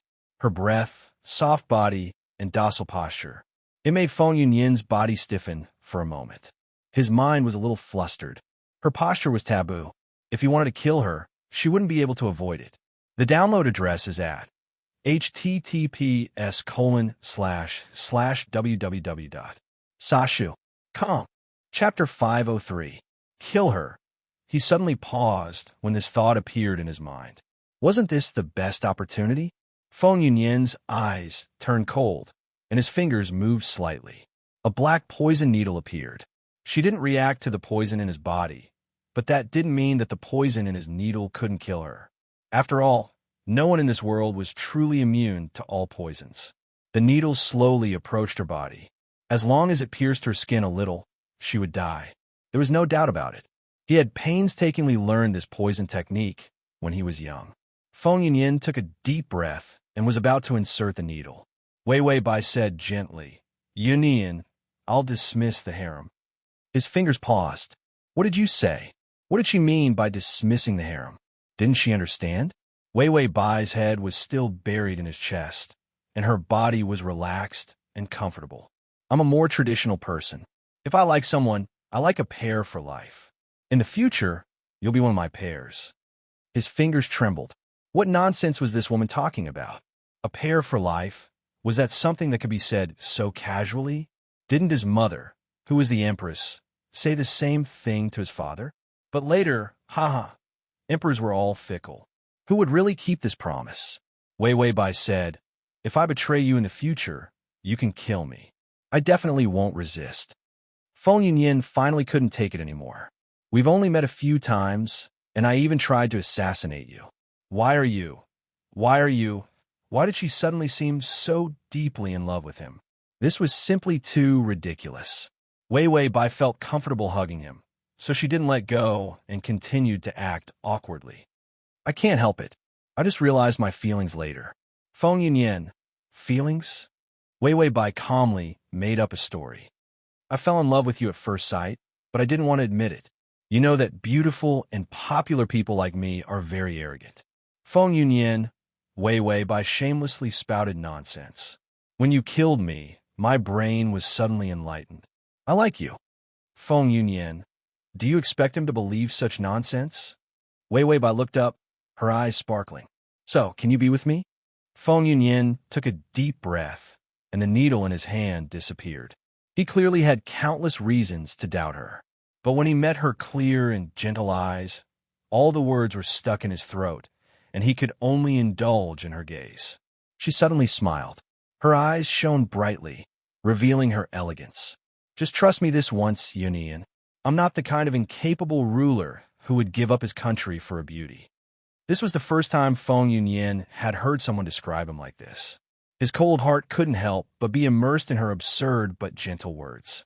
With you by my side, I'll be able to do whatever it takes to skip the morning court session, to indulge in wine and meat, and to play with the nobles at the beacon. This was all done by the ruler of a fallen country. Feng Yunyin didn't know what to say. He felt that a person had to lie. Why didn't she say something that could lie? She was actually full of absurd words. Did she think that he would believe her nonsense? Wei Bai didn't seem to know how ridiculous her words were. As she spoke, she revealed her true nature. Her voice actually became sweet and soft, with a hint of seduction. Not only can I do that, if you follow me, I can give you whatever you want. Feng Yunyin only felt that her voice was like a feather brushing against his heart. It made his throat tighten. Was he crazy? He actually felt that she was more seductive than the most beautiful man. And it didn't seem out of place at all. It was as if she was supposed to be like this. It was as if she wanted to draw out the darkness in his heart.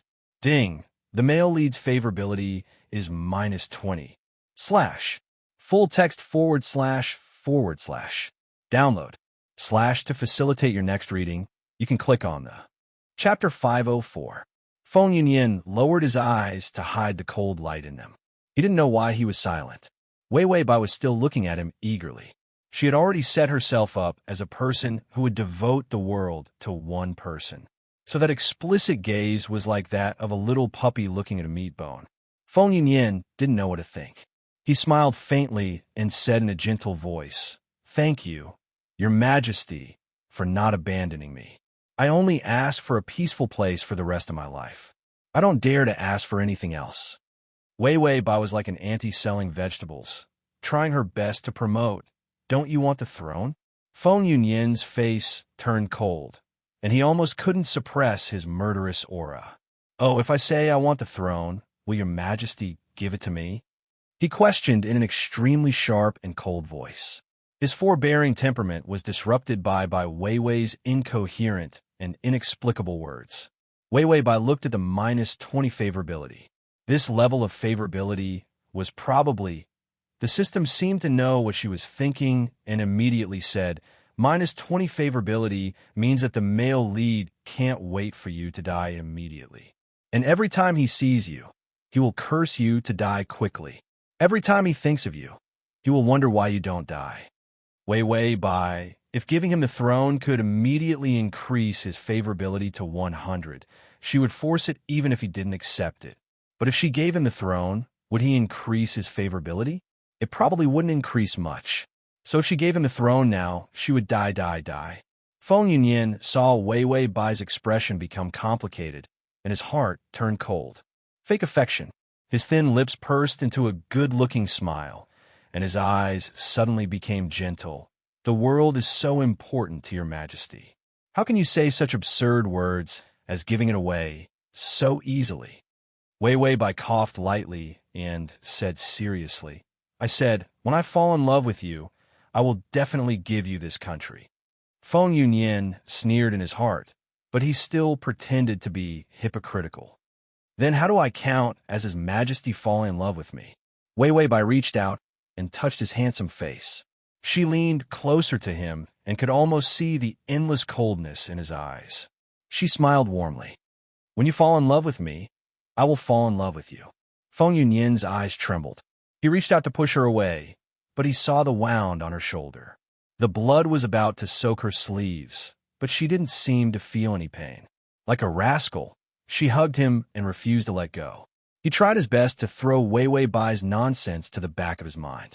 In his heart, he had already calculated the best method for himself, no matter what Wei Bai's purpose was. It didn't matter if he was a fool or if he was just toying with him. Now that Feng Ling outside the palace was eyeing him covetously, he wanted to become a man above all others. He could only use Wei Bai. What he thought of this, he suppressed the anger and unwillingness in his heart and revealed a smile. He was handsome and elegant, with well-defined features. When he smiled, it was extremely moving. "Your Majesty, if you're really willing to bet with me, then I'll accept it." Wei Bai's eyes lit up. "You're willing to seduce me, curry favor with me, and chase after me, just to get my love?" Seduce, curry favor, Chase, Feng Yunyan's heart wavered when he heard her words. Could it be that she was planning to make him wag his tail and beg for pity, becoming a lowly prostitute to curry favor with her? No matter how down and out he was, it was absolutely impossible for him to be so cheap. The murderous intent in Feng Yunyan's eyes grew stronger. Wei Wei Bai flatteringly tugged at his sleeve and shook it. And I will also seduce you, curry favor with you, and chase after you, just to get your love. The download address is at https://www.sashu.com. The is at https://m/sashu.com/. Chapter 505. She looked like a pug dog. Feng Yunyan felt a murderous aura in his heart. He almost suffocated to death. Wei Wei Bai giggled. Love is mutual. You love me, and I love you. After loving each other, we'll end up together. Feng Yunyan was so angry at her shameless words that his fingers trembled. He couldn't pretend anymore. This lunatic, what was she saying? Feng Yunyan pushed by Wei Wei away. His eyebrows raised, and he became fierce. Your Majesty, you should go treat your wounds. Don't tease me anymore. Wei Wei Bai stared at him blankly and pursed her lips. She finally asked, Are you angry? Seeing her act like this, Feng Yunyan, who was seriously suspicious, felt that she was simply acting. He said coldly, No, I wouldn't dare. Wei Wei Bai knew that going too far was as bad as not going far enough. She could only turn around and ask someone to call for the imperial physician. She didn't get any favorability points. She was a little listless, even her thin shoulders were slumped. Her back perfectly explained what it meant to be lonely and pitiful. Wei Wei Bai said, I've been trying so hard to climb up the ladder. I don't even care about my face, but he still doesn't like me. I'm so sad. The system, who was stunned, finally responded, No. Have you gone crazy in this world? Let's not talk about your character setting, but the way you chase after people reveals your true nature. Wei Wei Bai said, True nature? Are you saying that I'm very affectionate and noble? The system said, I was wondering why you're the same as a tram maniac, a stalker, a pervert, and a twisted domestic violence maniac. Even if that's your true nature, you can't show it and scare people. Wei Wei Bai, the system said, and you look like a pug dog. You're just short of kneeling and hugging the male lead's leg and shouting, whip me to death. Wei Wei Bai, the system said, Sigh, you've traveled through too many planes. Are you running out of brains? Wei Wei Bai, this isn't the first time I've met someone with a higher position than the male lead, so I'm just happy. In the past, she had always been the one trembling in fear of being killed by the male lead. In this plane, her martial arts were high, so she was not afraid of being killed. With a high status, they were not afraid of being killed. Feng Yunyan suspected her and hated her to death, but he could only swallow his anger and not do anything. Wei Wei Bai felt that this plane was simply heaven. If she wanted to violate her character setting, she could do whatever she wanted. So for a moment, he had a bit of freedom. Feng Yunyan turned his head and glanced at her indifferently. His expression didn't change much, but his brows furrowed slightly. Was she that upset? This thought floated in his mind. He couldn't help but laugh at himself. He was simply crazy. Why did he care so much about her? He looked away and realized that the killing intent in his heart had disappeared. He was so infuriated by her that he couldn't care less about killing her. Although his heart was still heavy, it was slightly better than before. Ding! The male lead's favorability has increased to -15. When Wei Wei Bai heard that the favorability had increased, her originally wavering thoughts immediately became firm. Hey, Feng Yunyan likes me, perverted like a lapdog. Look, the favorability has increased. The system expressed that it didn't want to talk to this adulterous couple. It really wanted to use mosaic to smear Wei Wei Bai's face. When the imperial physician arrived, he immediately bandaged her wound. Wei Wei Bai suddenly stopped the imperial physician's actions and handed the white bandage to Feng Yunyan. Here, Feng Yunyan's thoughts were gloomy, but his brain was extremely intelligent. Of course, he knew what she meant, but he pretended not to know. Your Majesty, quickly let your imperial physician bandage your wound to prevent it from festering. The rejection was very obvious. Wei Wei Bai was still shameless. Come, you're beautiful and cute. Bandage my wound, and I'll recover quickly. Transmigration system. Male god, come here. Transmigration system. Male god, come here. Transmigration system. Male god, come here. Transmigration system. Male god, come here. /transmigration system. Male god, come here. Chapter 506. Feng Yunyan clenched his fists. Why did he want to beat her so much? He thought of his purpose and could only be patient. He said softly, "If your majesty doesn't mind, then let me do it." Wei Wei Bai immediately stood in front of him. Then, she took off her clothes, revealing half of her shoulder. Feng Yunyan shook the bandage in his hand. He was a man after all, seeing a woman so openly reveal her body. In the end, he still couldn't be bold enough to look carefully. The wound was deep, and the flesh was white. He felt pain just by looking at it. But Wei Wei Bai acted as if nothing had happened. She turned her back to him and didn't say a word. He had read ancient books before. In history, there were strange people who scraped bones to heal wounds. But in reality, he had never seen any of them. This wound was caused by him. Didn't she hate him at all? Feng Yunyan couldn't help but slow down his movements. He cleaned her wound and applied medicine. When his fingers touched her wound, her body tensed up, but she didn't say anything.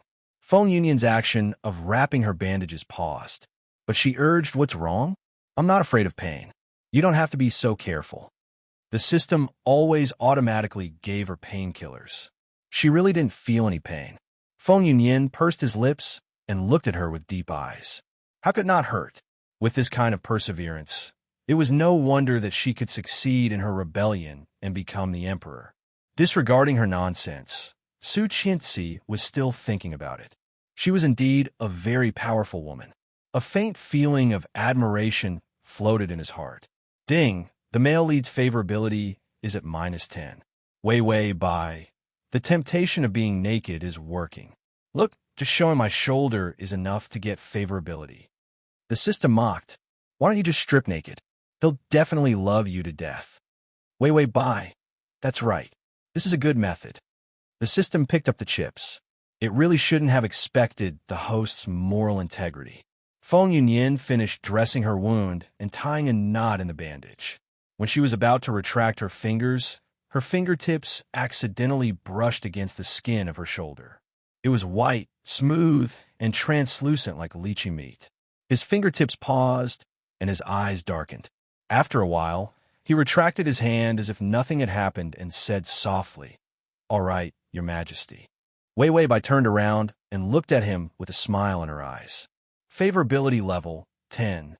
Feng Yunyan looked at her in confusion. Wei Wei Bai, I fell in love with you when the favorability level reached 100. Feng Yunyan pursed his lips. Even at this time, he still didn't forget to talk nonsense. Wei Wei Bai's lips curled up, and even her eyes sparkled. She smiled and said, "That's why you have to quickly fill up my favorability with you. Then, I'll give you everything you want." Feng Yunyan stared at her blankly. All he could see was her smiling face. Such a strong person who was not afraid of pain was smiling so cutely. For the first time, he felt that this woman was cute. She was not weak, nor was it a derogatory term. She was just purely good-looking. A burning sensation spread to his ears. He lowered his head, and his long hair covered the blush behind his ears. Ding! The male lead's favorability has increased to -5. The system looked at the rapidly increasing favorability and then looked at the host's infatuated face. Could it be that the male lead really liked infatuated and perverted lapdogs? It felt that it really didn't understand the hobbies of young people. Wei Wei Bai still had matters to attend to in the morning court. So she went to court. She had a proud look on her face, and the considerate servant beside her immediately said, "Your Majesty, will the Imperial Phoenix Monarch stay in your palace?" Wei Wei Bai nodded in satisfaction. Of course, he will stay here with me in the future. The servant's heart immediately returned to her senses. After Wei Wei Bai left, she immediately brought several male servants and respectfully walked in front of Feng Yunyan. Feng Yunyan looked at them indifferently. His eyes were cold and arrogant, without a trace of the desolation of a fallen prince. The servant didn't dare to look up at him and only said, "Imperial Phoenix Monarch, if you want to serve me in bed, you must first take a bath." Feng Yunyan heard the two words, "serve me in bed." A sharp coldness appeared on his gentle and handsome face. Fast crossing system. Prince Charming, come over here. Fast crossing system. Prince Charming, come over here. / fast crossing system. Prince Charming, come over here. Fast crossing system. Prince Charming, come over here. To facilitate your next reading, you can click on the Say button below to record this reading record. Fast crossing system. Prince Charming, come over here. Chapter 507. As expected, how could she let him go? Was he really going to lower himself and curry favor with a woman he didn't like for the sake of power? Lord Feng, the servant urged. Feng Yunyan coldly looked at her. Are you going to serve me tonight? The servant said, Yes, this is something to be happy about. Feng Yunyan slowly stood up. He hid the cold ridicule in his eyes and revealed a smile that wasn't a smile. It is indeed something to be happy about. Then I'll respectfully accept. These words were cold and didn't contain any joy at all. Wei Bai sneezed. She rubbed her nose, this, that, and that. Release all 135 men in the palace, including those in the cold palace. The female officials kneeling below were shocked. Your Majesty, this is against the rules. Wei Bai was expressionless. This is the rules. I'll give you all 3 days to scram. The original owner was a workaholic. Because the new dynasty had just been established, there was war in the east today and rebellion in the west tomorrow. So she was so busy that she didn't even go to the harem. Those men anxiously waited, but they didn't expect that the emperor would send them out of the palace. This simply caused an uproar. Because most of those men had good family backgrounds, many of them were the beloved sons of important officials in the court, waiting to become the emperor. How could they be willing to leave? One of the officials kowtowed and said, Your Majesty, is it because they didn't serve you well? Please forgive them. Wei Bai looked at the time. It was already dark. Her time was precious, and she didn't want to waste it on these insignificant people. She stood up and prepared to leave. Her voice was incomparably cold. This one hasn't even seen them, so what service is there to speak of? These words must not be spread. Those who don't know will think that this one is a playboy. The officials knelt on the ground. This one asks your Majesty to take back this order. Wei Bai walked away. If you want to kneel, then kneel. This one doesn't care about supper. They watched as Wei Bai walked out. Suddenly, she stopped in her tracks. The female officers looked at her pitifully. However, all he heard was Wei Bai's warm voice. I don't need a harem. In this life, I only want one person. He is more important than everyone in the world. With that, she left. Leaving behind a pile of officials who had no supper to eat, they continued to kneel. Bai Wei perfectly pretended to be pretentious and returned to the palace. She walked into the bedroom and found that the attendants were not there. She softly called out, Yunyan? A cold wind blew in from the window, and the candlelight flickered. A slender figure was faintly discernible on the bed. Wei Bai walked over and lifted the veil. However, she saw that his back was facing her. He was wearing a thin robe, and his slender and strong legs were exposed from under the robe. Her body stiffened, but he saw him suddenly turn around. His robe was not fastened, so it was wide open. The man's fair chest was exposed. His skin was like jade, full of temptation. He looked at her indifferently, pursed his lips, and suddenly revealed an unnatural but seductive smile. Your Majesty, are you satisfied with what you see? Yunyan will serve your Majesty tonight. Wei Bai and the system. Feng Yunyan frowned and revealed a perfect expression that made people pity him. Your Majesty, am I not beautiful? Wei Bai looked at the thick layer of rouge on his face and the blush on his cheeks. Then she looked at the peony hairpin by his ear. If this was on anyone else, it would be so ugly that even ghosts would cry. But he could still suppress this style and not be so shocking. Wei Bai saw his cold expression and was worried that his favorability would decrease. She could only knead her conscience and aesthetics into pieces. Then, she said bitterly, Beautiful, you're the most beautiful. Feng Yunyan smiled and reached out to grab her, pulling her whole body into the bed. Then, Your Majesty, please treat Yunyan well. Wei Wei Bai reached out to the system in despair. Tongzi, I can't eat the big blush. The system silently turned around. It was too blinding. It didn't dare to look. Chapter 508. He clearly only wanted a little pity from her, but he didn't expect her reaction to be so big. He didn't know how to continue. Wei Wei Bai was afraid that he wouldn't believe her, so she suddenly turned over and got off the bed. Feng Yunyan got up, but saw that she had hurried back. She stepped on the gauze curtain and fell onto the bed. He immediately reached out to help her, but halfway through, he immediately frowned and retracted his hand. He only had disgust for her. How could she affect his emotions? Wei Wei Bai didn't see his actions. She looked up and stuffed the token into his hand. Take it. Whoever bullies you will die. Feng Yunyan was stunned for a moment before he saw the token in his hand clearly. It was a golden token with the word heaven. His fingers trembled. Even someone as gloomy as him almost revealed his true emotions. This was the Emperor's token. Act first and report later. Command the Imperial Army and freely enter and leave the palace. It was as if the Emperor himself was here. This token had the same effect as the Imperial Jade Seal. Feng Yunyan held the token tightly. This was the power he had always wanted. He had thought about it day and night. He released the token and said gently, Your Majesty, this is a very important thing. How can you get to me? Take it back. Wei Wei Bai crossed her hands behind her head and raised her eyebrows. Her eyes were full of wanton brilliance. I said I'll give it to you. We haven't even held the wedding ceremony yet. Why are you nagging like my husband? Feng Yunyan pursed his lips, but still tried to probe. Your Majesty, this is too precious. Wei Wei Bai turned her head impatiently. All right, I won't give it to you if it's not precious. If you feel uneasy taking it, give me something to compensate. Feng Yunyan's eyes looked warm, but incomparably indifferent. Your Majesty, what do you need me to do? Wei Wei Bai tilted her head and looked at him. Give me a smile. Feng Yunyan didn't understand. Huh? Wei Wei Bai revealed a big smile. Just like that, give me a smile. Feng Yunyan was confused. Just like that? You try to show a faint smile, elegant and warm. It was indescribably affectionate. Wei Wei Bai shook her head. No, be happier. Feng Yunyan hesitated, then tried to smile brighter. Wei Wei Bai sighed. Really, you don't even know how to smile. After saying that, she pounced on him and reached out to scratch his armpits. Feng Yunyan wasn't paying attention for a moment and let her succeed. He couldn't help but laugh. His brows relaxed, and his smile brightened. The gloominess in his eyes dispersed.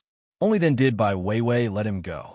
She reached out to support his face and said with relief, That's right, my man needs to be so happy. Feng Yunyan had never laughed so wantonly before. He pursed his lips, and his breathing became disorderly. His heart began to beat faster. Yunyan was silent for a moment before revealing a smile. This smile was not as bright as before, but it slowly bloomed. His originally gentle and delicate face suddenly became elegant and noble. It was clearly the same face, but it was incomparably vivid and bright. Wei Wei Bai was confused as she stared at him in a daze. Feng Yunyan calmly lowered his head. His breath blew on her face. Then I'll thank your Majesty. I'll accept this gift. Wei Wei Bai's face turned red. She turned her head in a panic, but she felt a bit scared, so she pretended not to care. What are you thanking me for? My man doesn't need to say thanks. All right, go to sleep. She buys after she finished speaking. She pulled the blanket over and turned her back to him. I know you're not ready, so I won't touch you. We'll talk about it after we get married. Feng Yunyan looked at her beautiful back and couldn't help smiling. Who would have thought that this decisive woman would be so pure? Ding! The male lead's affection has increased to 0. Suddenly, he realized in hindsight that he had been smiling too much. Feng Yunyan's eyes gradually turned cold, and the smile on his face became a bit strange. He looked down at the token in his hand. Wasn't this better? He could use her to get what he wanted. There would be a day when he could stand at the highest point. Go to sleep. Wei Wei Bai's words suddenly interrupted his gloomy thoughts. Feng Yunyan saw her turn around and reached out to pull most of the blanket over to his side. His heart didn't know why, but it warmed up. Ding! The male lead's affection has increased to 5. How about if he succeeds in the future, he won't kill her? Transmigration system. Male god, come here. / transmigration system. Male god, come here. / transmigration system. Male god, come here. The download address is at https://www.sashu.com. Transmigration system. Male god, come here. To make it easier for you to read next time, you can click the button at the bottom to record this reading. You can see it when you open the bookshelf next time. If you like Transmigration System, Male God, come here. Chapter 509. Wei Wei Bai was relieved when she heard that the favorability was no longer negative. She could get favorability by just giving the token. It was so relaxing to not have to die.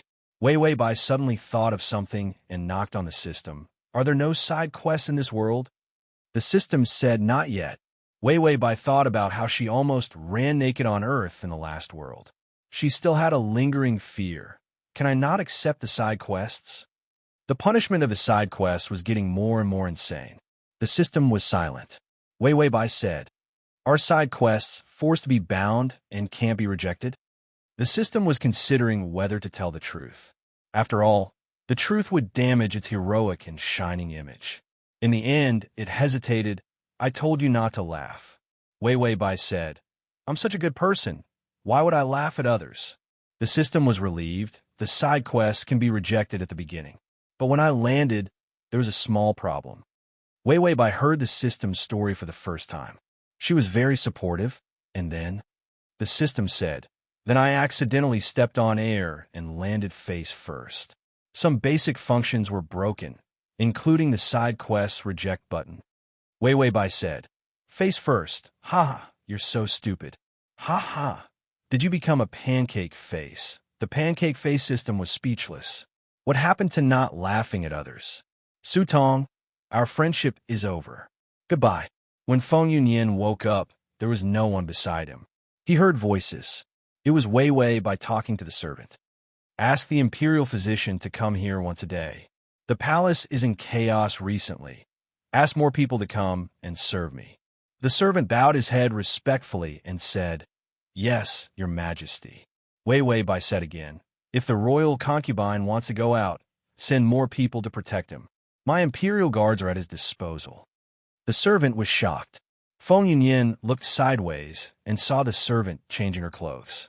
Her exquisite back view was so beautiful under the morning light that it made people hold their breath. Two attendants slowly helped her put on the wide black robe that represented the emperor. She said indifferently, "Also, if the high priest wants to enter the palace in the future, chase her out. I want everyone to know that it's time for the high priest to give up her position." The attendant was terrified. But this, Wei Wei Bai's voice became cold and indifferent. "Whoever dares to enter the palace, Zhen will chop that person." The waiter immediately knelt down, not daring to say another word. Feng Yunyan stared at her with a deep gaze. He turned her around and immediately closed his eyes, pretending to be asleep. Before long, he heard the sound of footsteps approaching the bed. Did she notice that he was awake? Feng Yunyan did not dare to move. In the next moment, a soft kiss gently fell on his lips. The kiss was quiet and restrained. There was not the slightest hint of blasphemy. Soon, the kiss faded away. Feng Yunyan felt a flash of disappointment and frustration in his heart. Then he heard Wei Wei Bai's voice. "Good morning, kiss." With that, she walked away. Feng Yunyan heard her instructing others as she went out. "Let the imperial concubine have a good rest. No one is to disturb him." Feng Yunyan opened his eyes. He finally frowned. His expression became complicated. Did she really like him? Feng Yunyan had never dared to truly believe her feelings. The environment he lived in destined him to have a suspicious personality. Feng Yunyan could not help but reach out and gently touch his lips, as if there was still some warmth left. But soon, the coldness in his heart took over again. He did not need this. He took out the token that represented the emperor from his bosom. Finally, he smiled happily. This was what he wanted. The download address is at https://www.sashu.com. Chapter 510.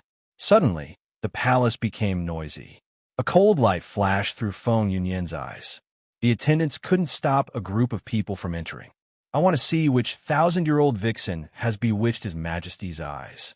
A group of men with makeup and flowers on their heads rushed in. They were either as beautiful as peonies or as delicate as lilies. Suddenly, the entire palace was bustling with activity. Feng Yunyan stood up, indifferent and cold. He looked coldly at this group of men with different looks and couldn't help but snort coldly in his heart.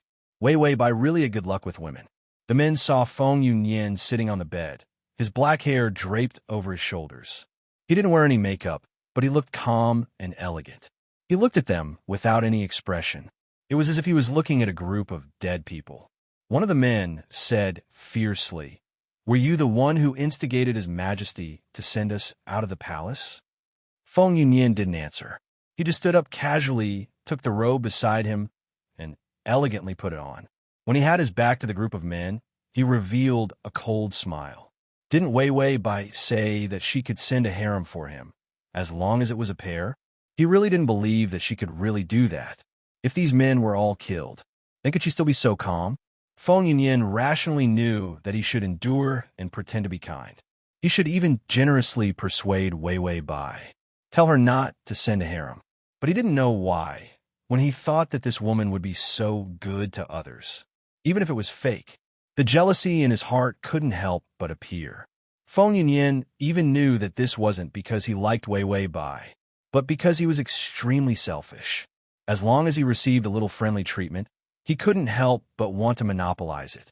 Even if he didn't like Wei Wei Bai, he wouldn't allow her to be good to others after being good to him. A man couldn't stand Feng Yunyan's contempt. He hurried over to Feng Yunyan and reached out to give him a slap. "Bitch, did you think that you would be favored by Her Majesty just because you climbed into her bed?" Feng Yunyan easily grabbed the man's hand and twisted it. The man screamed and fell to the ground. He smiled at the group of men and suddenly asked, "Does His Majesty visit you often?" The men's sore spots were poked, and a few of them burst into tears. His Majesty didn't come to the harem at all. How could he visit us? Feng Yunyan was surprised. He did not expect that Wei Wei Bai had never visited anyone before. A faint joy rose in his heart. Ding! The male lead's favorability has increased to 10. Feng Yunyan laughed. Suddenly, his eyes turned sharp and sinister as he looked at all the men. Then, he took out the token and said to the attendant beside him, "Bring me 50 Imperial Guards." The attendant knelt down in fear and trepidation. The 50 soldiers quickly arrived outside the palace.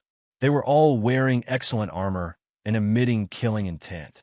They had all fought with Wei Wei Bai in the flames of war and were absolutely loyal to Wei Wei Bai. Feng Yunyan held the token with a calm and gentle expression, but his eyes were as sharp as knives. He didn't look like a man at all. His voice sounded so ruthless and merciless in the bedroom. "Seeing the token is like seeing Her Majesty. I order you to flog these men to death."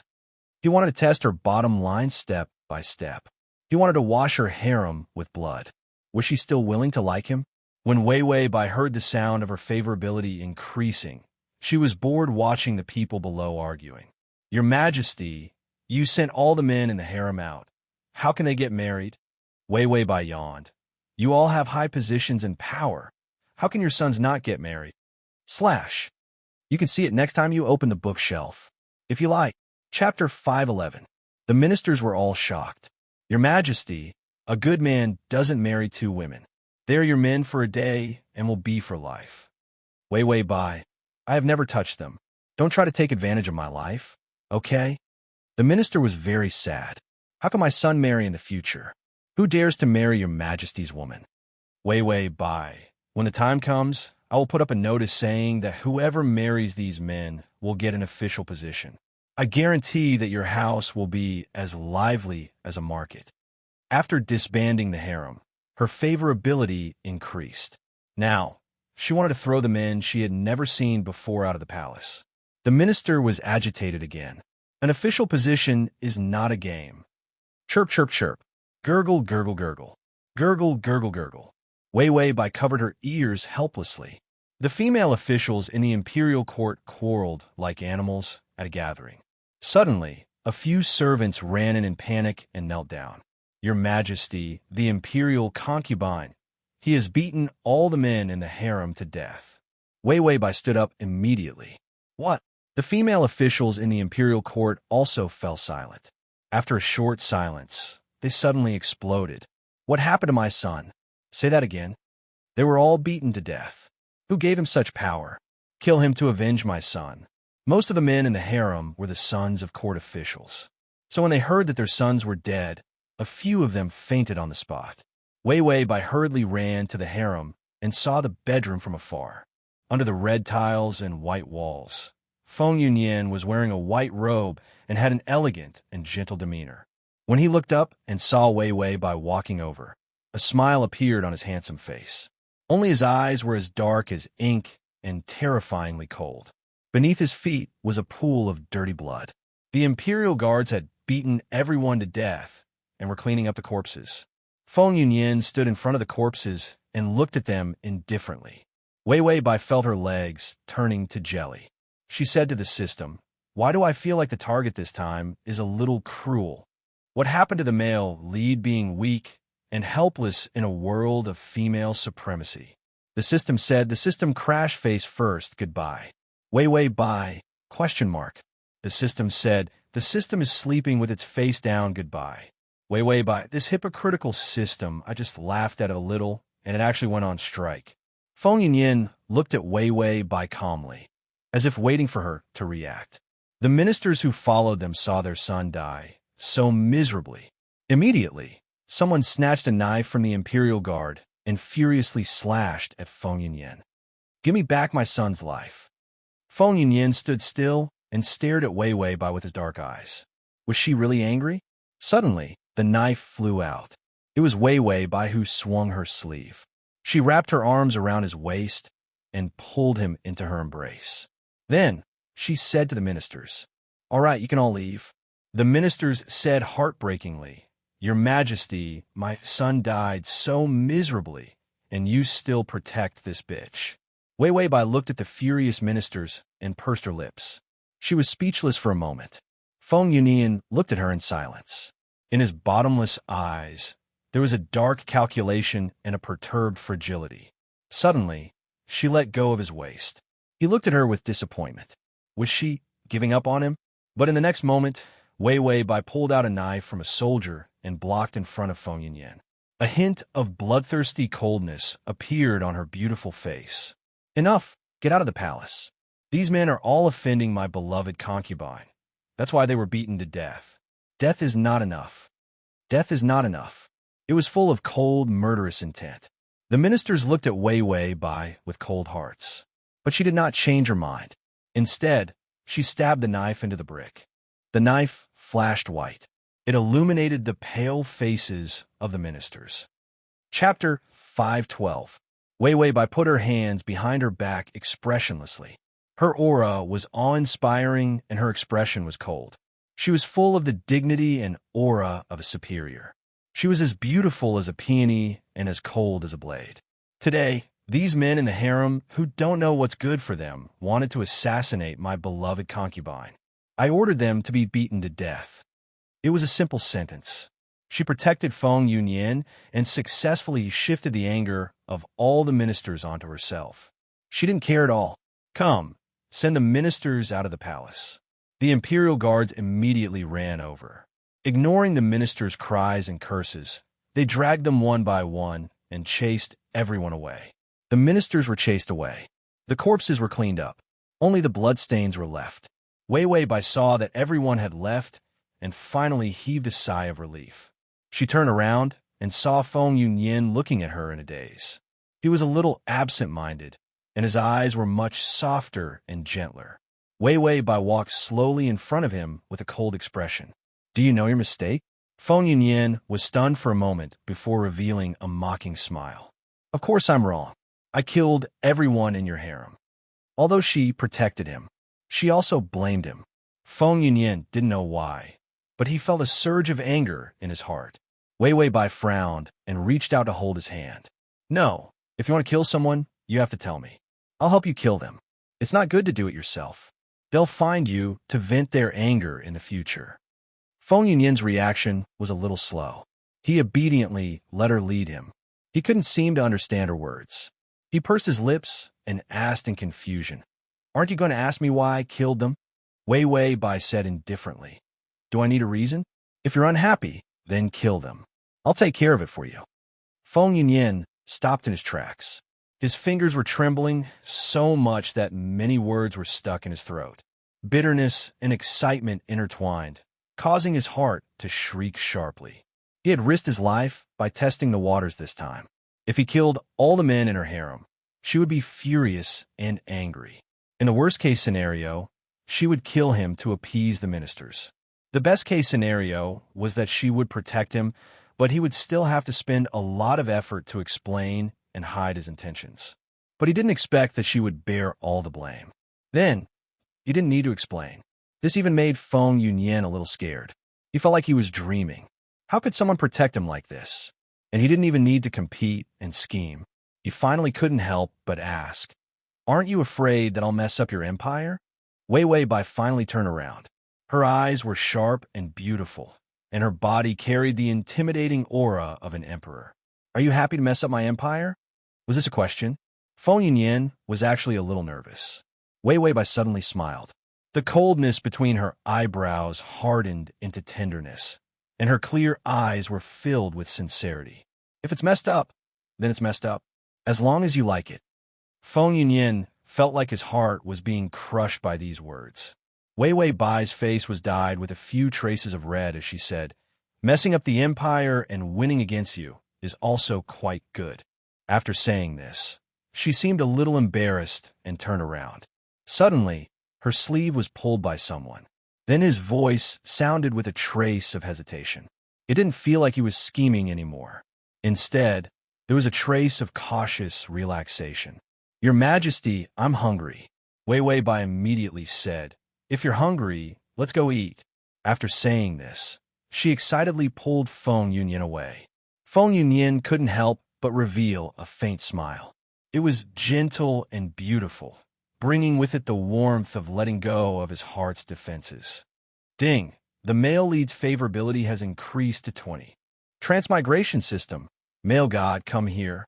/transmigration system. Male god, come here. Transmigration system. Male god, come here. Transmigration system. Male god, come here. Transmigration system. Male god, come here. Chapter 513. Because of the incident of a man being flogged to death in the palace, all the court officials were kneeling outside the palace to ask for an explanation. Wei Wei Bai was indifferent. "If you want to kneel, then kneel to death." She was holding a crab claw and was peeling crab meat for Feng Yunyan. When she came to this plain, it happened to be in the dead of winter. As a result, her subordinates brought a basket of hairy crabs from Lotus Lake. It was said that crabs in other places were best in August and September, but in Lotus Lake, they were best in winter. When she heard that Feng Yunyan liked to eat crabs, she excitedly peeled them for him. It was snowing outside the house. The woman in the house was peeling the crab meat with her slender fingers. The snowy light reflected on her, making her beautiful facial features soft and beautiful. Feng Yunyan looked at her. His eyes were deep, but under the dark eyes, there was confusion and uneasiness. Suddenly, a piece of crab meat was stuffed into his mouth. He was stunned, but saw her smile gently and say, "Is it good?" The crab meat had no taste in his mouth. Because of the poison test, he had lost his sense of taste. He would not find anything good to eat. But under her loving and gentle smile, he felt that the crab meat was sweet and soft. There was no taste in his tongue, but there was in his heart. Wei Wei Bai continued peeling the crab meat with her head down and chatted with the hypocrite system. "It's not that I want to criticize you, but if you're face down, then so be it. I don't mind if you're ugly." The system held back Cold War. But if you're not face down, you're probably just as ugly, so there's no need to be sad. The system felt that it could not hold back anymore. It picked up Italian cannon and blew this scumbag up. "You're ugly, but don't I have a beautiful face to compliment you? We're a match made in heaven. You're ugly with style, and I'm beautiful with class." The system held down the hand that threw the bomb. The bomb was too expensive, so it could not bear to buy it. Even if it bought it, it could not afford to eat. Wei Wei Bai, This plane is so easy. I only need to pamper Pet to get favorability points. I don't even need to risk my life." The system laughed strangely. Hee hee. Wei Bai. Why do I have a bad feeling about this? She was stunned for a moment. Suddenly, she heard Feng Yunyan's voice. "Your Majesty, the snow is cold and the wind is strong. Is it really okay that the ministers outside the palace are still kneeling?" His voice was calm, but there was a trace of hypocrisy in it. Wei Bai placed all the peeled crab meat on the plate in front of him. "It doesn't matter if a few kneel to death. My throne was won with blood. If these people die, I'll just replace them." She was the emperor who had successfully rebelled and established a country. He was not afraid of the civil officials rebelling. She looked up, calm and confident. It was as if even an army of thousands would not be able to shake her. This kind of charm was simply breathtaking. Feng Yunyan felt his heart begin to feel uneasy again. He lowered his head. Little by little, he suppressed the restlessness in his heart. Asking too much for love would not end well. Bai Weiwei really did seem to like him now. How could he not know? But how long could the emperor's love last? Only power was eternal. His eyes returned to their cold indifference, but his expression became gentler. "I'm just worried about your Majesty." Wei Bai's eyes lit up. Her confident calmness was swept away. Instead, she was jumping with joy. "You're worried about me. I feel so happy that I can kill a tiger." Feng Yunyan felt that he was full of schemes. Under her burning and sincere emotions, he was disgusted. He clenched his fingers and then curled his lips. His eyes were filled with a fake smile. "Your Majesty, the Emperor's token is in my hands. It's not legitimate. Please take it back." "Bai Weiwei, it's not legitimate? I'll immediately have someone draft an edict and let you go through the process. You'll be the head of the 4 concubines for 2 months. After that, I'll take you as my empress." The download address is at https://www.sashu.com. Chapter 514. She didn't hesitate at all. Going through the process was also to protect him. Feng Yunyan only wanted a little thing every time, but she always gave him a mountain of benefits. This let her be the emperor for a few more months. She could probably empty the world for him. Feng Yunyan got the status he wanted and stepped into the center of power step by step. He thought he would be very happy, but looking at the woman in front of him who was completely unguarded against him, the feeling of loss in his heart became heavier. Was she really not afraid that after he took everything from her, he would betray her? Wei Bai suddenly frowned. "This crab is getting cold. Eat quickly and warm some wine. Don't let your stomach get cold." After that, she began to feed him with the crab meat in her chopsticks. Feng Yunyan was stunned for a moment, looking at her beautiful eyes full of expectation. He still opened his mouth and ate the food she gave him. In fact, he hated being fed by others, because it would make him feel ashamed that he was a pet. However, the way she fed him made him feel like he was being cherished and spoiled. The crab meat was a little cold, but his heart was warm. Ding! The male lead's favorability is at 25. Wei Bai smiled even more happily. It was good to be a loyal dog. This favorability rose just like that. There had never been a world where it was so easy. After eating and drinking a few cups of wine to warm his stomach, it was getting dark outside. The snow was getting heavier. Wei Bai took advantage of the good atmosphere and knocked on the wine cup with her chopsticks, singing a few tuneless songs. "I can't stop loving you. I still want to love you even after death. I love you like a mouse loves rice." Feng Yunyan was still listening at first, but the more he listened, the more he felt that it was bold and unreliable. Where did this licentious song come from? It was simply unbearable. He should have despised it, but he couldn't help but feel better when he saw her smile happily. Outside the bedroom, a servant suddenly came in cautiously and reported, "Your Majesty, the High Priest is here." Wei Bai drank some wine and was not drunk yet. Her face was flushed red, making her look even more gorgeous. She sneered, "Oh, there's a distinguished guest. Invite her in." When Feng Yunyan heard this name, his eyes flashed with cold, killing intent.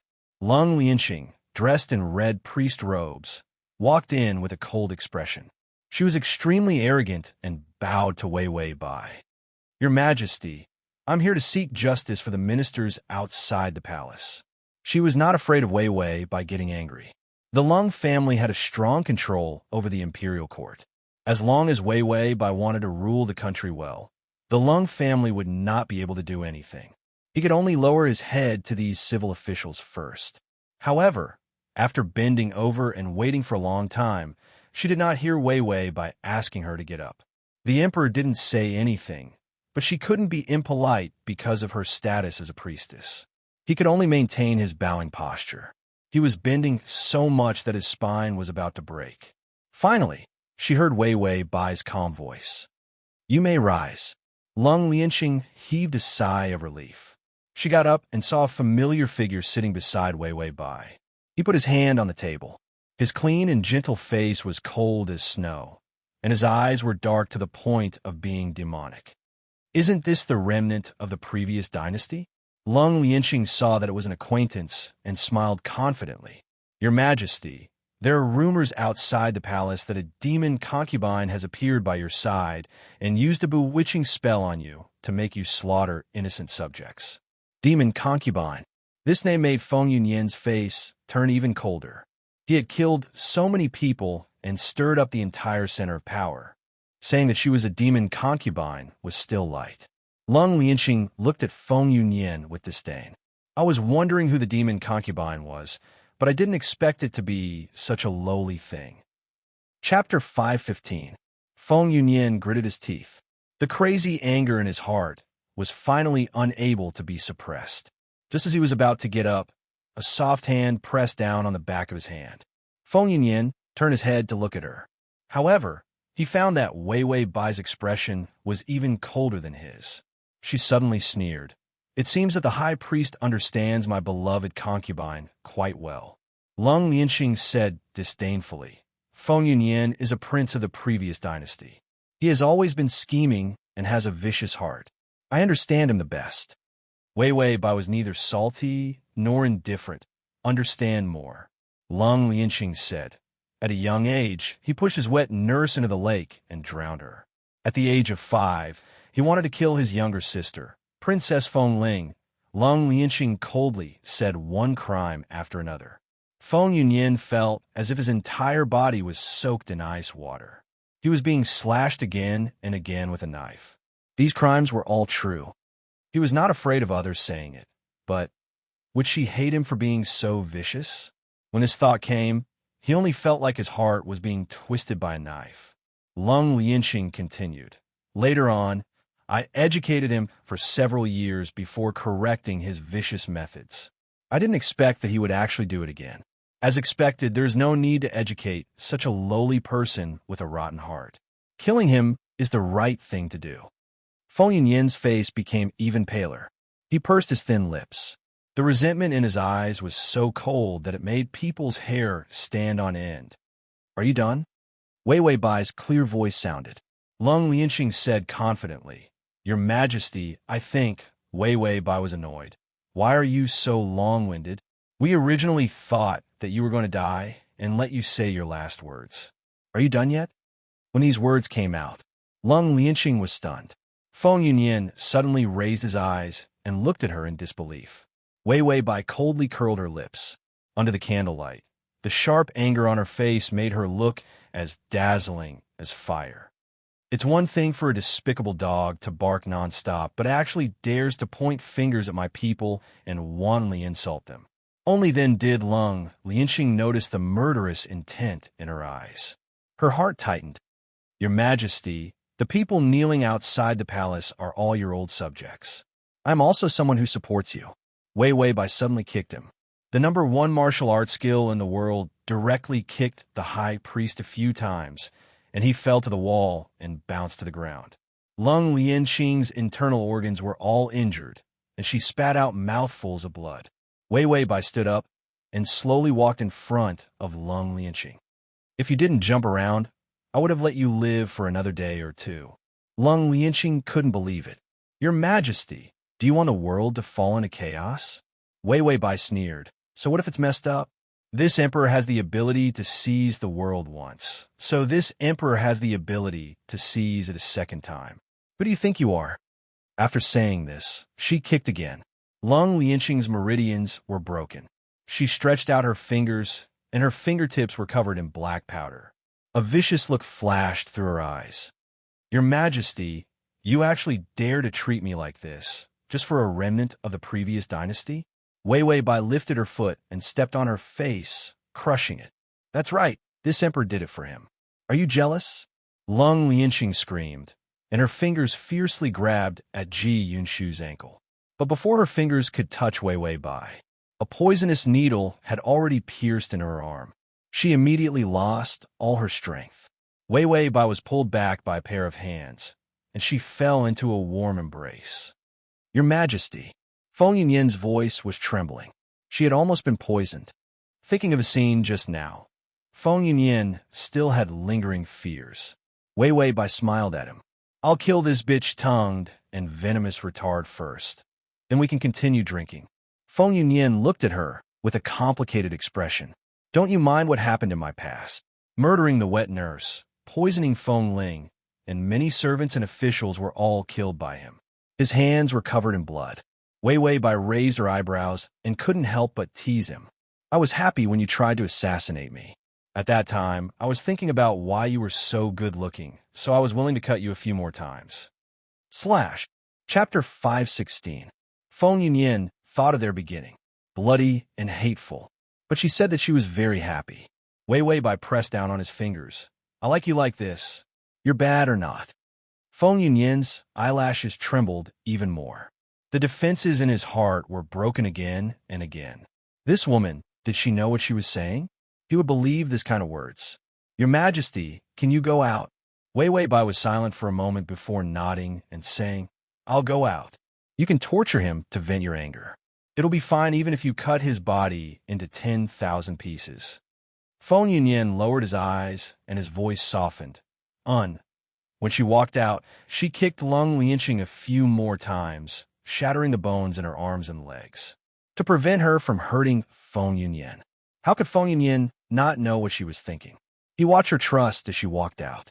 His eyes couldn't help but soften. No one had ever spoiled him to this extent. Ding! The male lead's favorability has increased to 30. Lung Lianqing's mouth was full of blood. She looked at Feng Yunyan in horror and disgust. What kind of poison did you use on Her Majesty? She actually listens to you. Feng Yunyan didn't say anything. He just walked to the candle and flicked the wick, making the candle light a bit brighter.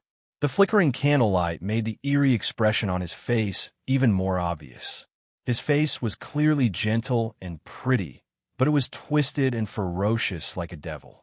Lung Lianqing saw him like this and was terrified to the extreme. She laughed loudly.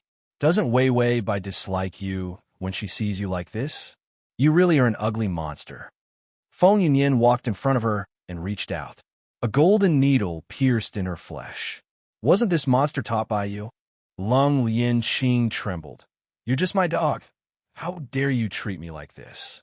Feng Yunyan smiled, and the resentment on his face melted. Unexpectedly, it became clear and gentle. Power is really a good thing. In the past, you made me live like a dog, but now I can torture you to death. After Feng Yunyan finished speaking, his expression became gentle. Furthermore, even if I'm as ugly as a monster, His Majesty still loves me. This is something that you can't be jealous of. All of Wei Wei Bai's actions, his heavy vigilance was crushed bit by bit. He was ugly. He was bad. He was evil. She still defended him. The sense of security of being loved so recklessly was like poison.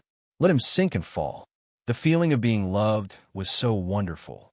Feng Yunyan smiled calmly and elegantly. Although I'm happy to torture you, I want to get out of here as soon as possible and drink with her. After saying that, he watched as Lung Lianqing began to melt. This golden poison could completely melt a person. A heart-wrenching scream came from the palace, but it soon returned to silence. Feng Yunyan walked out. Outside the palace, white snow fell. The woman standing at the door had her back to him. Her long hair was draped over her shoulders, and her slender back was straight and elegant. She seemed to have sensed something and turned around. "Do you feel better?" Wei Wei Bai asked. Feng Yunyan thought that she would ask about Lung Lianqing's condition, but her eyes were filled with a shadow, as if his mood was much more important than a human life. Feng Yunyan's eyes became a little moist. When I was young, my nanny reported that my blood could cure Feng Ling to claim credit. He walked forward step by step. She betrayed me, so I killed her. Feng Ling humiliated me and used me like a dog. I hated her, so I wanted to kill her. Lung Lianxing tortured me and made me beg for death. She is the person I hate the most. These words were clearly hidden in his heart and could not be said. But today, seeing her gentle and loving eyes, he finally collapsed. He finally collapsed, and all of his grievances and pain poured out wantonly. Finally, he walked in front of her. Will you abandon me and betray me in the future? Wei Wei Bai sighed. Fool. Then she reached out and hugged him tightly. She raised her head and kissed him. This kiss was long and cherished. Then her voice was softer than snow. Even if I betray this world, I will not let you down. Feng Yunyan was stunned for a long time. His heart was like a drum, shattering his last line of defense. He finally gave up, struggling. He hugged her back and buried his face in her shoulder. Your Majesty, I believe you. Ding. The male lead's favorability is at 35. 40, 45. Chapter 517. After a few of the ministers kneeled to death outside the palace, Feng Yunyan couldn't bear to watch anymore. Of course, he didn't sympathize with them, nor did he feel guilty at all. His nature was dark and selfish, and he never expected others to live well. However, the civil officials ruled the country, and the new dynasty needed to recuperate. These ministers were still useful. The newly promoted newcomers were only motivated, but they still lacked experience. At the very least, they needed to train for a period of time before they could let this group of pedantic and overbearing old ministers die. From the beginning, Feng Yunyan wanted to seize power and usurp the throne, but now he was sincerely thinking for her. This journey in his heart was strange and magical to him. He looked at Wei Wei Bai, who was half lying on the bed, holding a miscellaneous book and eating melon seeds, and his eyes softened. Your Majesty, the ministers outside the palace. Wei Wei Bai was engrossed in reading the novel. She didn't even think about it. If they want to kneel, then let them kneel. The group of chattering female officials outside were all filled with righteous indignation and wanted her to kill Feng Yunyan. It was no exaggeration to say that Feng Yunyan was her life. Even if she made the group of people outside kneel to death, they couldn't touch a single hair on Feng Yunyan's head. Feng Yunyan sighed, turned around, and walked in front of her. He called out softly, Your Majesty, this country still needs to be governed by civil officials. The foundation of the new dynasty is not stable, so it needs to be pacified. Wei Wei Bai looked up and saw the gentle face of the man in front of her. He had lost that trace of gloominess, but there was more gentleness and sincerity. She held the melon seeds in her hand and looked at him blankly. Then she looked away and said somewhat woodenly, Who asked them to kill you? What's the point of this country if you die? Feng Yunyan saw that she was hiding something and lowered her head. She said this with incomparable shyness, but it didn't make him feel that this woman wasn't heroic enough. On the contrary, it made him even more at a loss. What did he do to make her think so highly of him? Feng Yunyan sat beside the bed and leaned over to rest his head on her shoulder. He had never felt so happy before. Ding, the male lead's favorability is at 50. Wei Wei Bai. This skyrocketing favorability is so easy to shed tears of joy. Feng Yunyan suddenly said, Since your Majesty cares for me, then I will let those ministers go home. After all, kneeling for too long is not good for your Majesty's reputation. Wei Wei Bai smiled and said, Does Yunyan have any good ideas? Feng Yunyan also smiled, and his eyes turned vicious. They're kneeling outside the palace to force his Majesty. They're not good people. Isn't this ruining his Majesty's reputation? He looked coldly at the door. It's just the death of a few people, and you dare to threaten the Emperor like this? A bunch of untrained dogs. If it weren't for the fact that they were still useful, I would have plenty of schemes to destroy their families. After Feng Yunyan finished speaking, he suddenly stopped talking. He glanced at Wei Wei Bai with some hesitation. These words were not gentle enough for a man, and were too vicious. Would she be disgusted? However, the woman in front of him did not feel disgusted at all, and the smile on her face remained. She said with a smile, "I am very happy to see that you are worried about me." Feng Yunyan's heart relaxed, and the corners of his mouth curled up, and a happy smile appeared. Bai Weiwei lazily propped up her head with her hand. "Okay, then you deal with the group of ministers outside the palace. Take my token, seal, blank imperial edict, and so on. I support you." She did not hesitate to give this trust. Feng Yunyan's body trembled, and his heart was filled with gratitude. He could take these and usurp the throne, but she casually gave them to him. Is this how it feels to be loved by someone? Chapter 518. Feng Yunyan turned to look at her. Her side profile was fair and delicate, and her black hair fell to her ears. Her entire person was less aggressive and gorgeous, but there was a trace of gentleness and beauty. He suddenly couldn't help but whisper, "Your Majesty?" Wei Wei Bai was still thinking about the miscellaneous books in her hands. The stories inside were incomparably interesting. Suddenly, the books in her hands were taken away. Then, a hand pressed down on her shoulder, followed by Feng Yunyan's handsome face approaching. His eyebrows were moving and gentle, and his eyes were incomparably clear. A lingering kiss fell on her lips. Her breath was fresh and beautiful, making him fall for it. Feng Yunyan half closed his eyes and stared intently at her. Her slightly trembling eyelashes and the joy that flashed in her eyes were all captured by him. It was so good that there was actually someone in this world who was willing to love him. Feng Yunyan discovered that happiness was actually so simple. Even the power that he yearned for could no longer move him. Outside the palace, a few more ministers fainted. Although when they were kneeling, there were cushions, people holding umbrellas, serving them, and handing them water and food. They could even rest when they were tired. But the civil officials were used to living like princes, so how could they stand kneeling in the snow for so long? So, more people couldn't stand it and fell ill. Suddenly, the palace doors opened. The eyes of those ministers who were still insisting on kneeling lit up. Finally, the emperor couldn't stand the pressure and came to give in to them. Once the emperor gave in, they would be able to gain more power. Inside the palace, someone came in the emperor's sedan. A large number of attendants followed behind. The sedan stopped in front of the ministers. On the sedan, the man placed one hand on the chair, and his dark eyes carried a trace of gloominess. Clearly, his face was handsome like flowing water and white clouds. But it made people feel a chill down their backs, and they were stunned by the murderous aura in his eyes. "Ministers, you all really have a lot of free time. His Majesty is busy with some heavy matters. It's fine if you don't help, but come here to force him to abdicate." Feng Yunyan's gentleness was all for Wei Wei Bai. He looked at the people in front of him who would only cause trouble for Wei Wei Bai.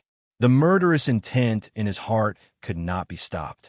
One of the leading ministers said, "You evil concubine, you killed my son. I will make sure you die a horrible death. Where is His Majesty? How can you sit in His Majesty's sedan chair?" Feng Yunyan raised his eyebrows, and his eyes were filled with coldness. She must have become muddle-headed from kneeling. Men, beat her to death. Only by killing the leader would he be able to set an example for the rest. To put it bluntly, even if all the civil officials were to be beaten to death, Wei Wei Bai's iron-blooded army was enough to protect the country. He hoped that the imperial court would stabilize and allow a new batch of young civil officials to take over. That was why he allowed these old women to live for a few more days. However, if these women were not obedient, he would have to kill them. Because they refused to lower their heads while they were alive, they would only bring harm to Wei Wei Bai. Of course, they had to be eliminated. Feng Yunyan smiled coldly. In the snow, the leader's blood soon stained the ground. The people in the imperial court were all dirty. The remaining civil officials began to tremble. There was no one who was not afraid of death. If they were not afraid of death, how could they surrender to Wei Wei Bai? Let her rebel successfully. Feng Yunyan raised his chin and revealed a mocking sneer. "All right, kneel and listen to the imperial edict." The imperial edict was written by him, and he used the jade seal to seal it.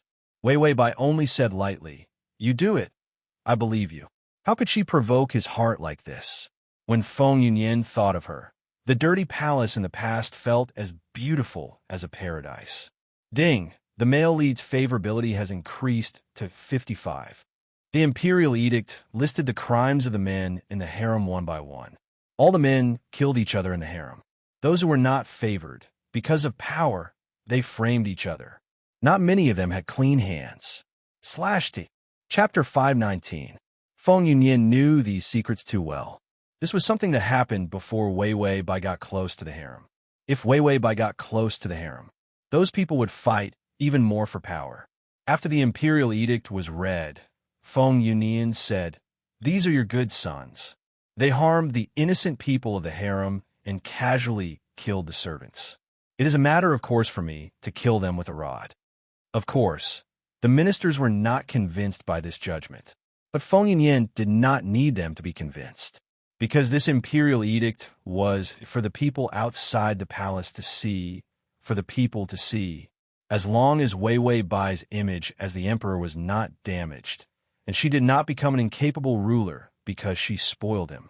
Then let this group of old women jump around. They cannot hurt her. Since he was born, he did not know how many schemes and tricks he had done and how many people he had killed. So he saw these things even more clearly than Wei Wei Bai. After doing all this, Feng Yunyan said coldly, "If you continue to kneel and refuse to leave, then I will send you on your way." The ministers looked at their colleagues who had died in the snow. Their hearts were cold. Finally, some of them could not take it anymore. After kneeling and saluting, they were helped away by the servants. One person left, 2 people left. In the end, the remaining few could not walk anymore. They were all thrown onto the main road by Feng Yunyan.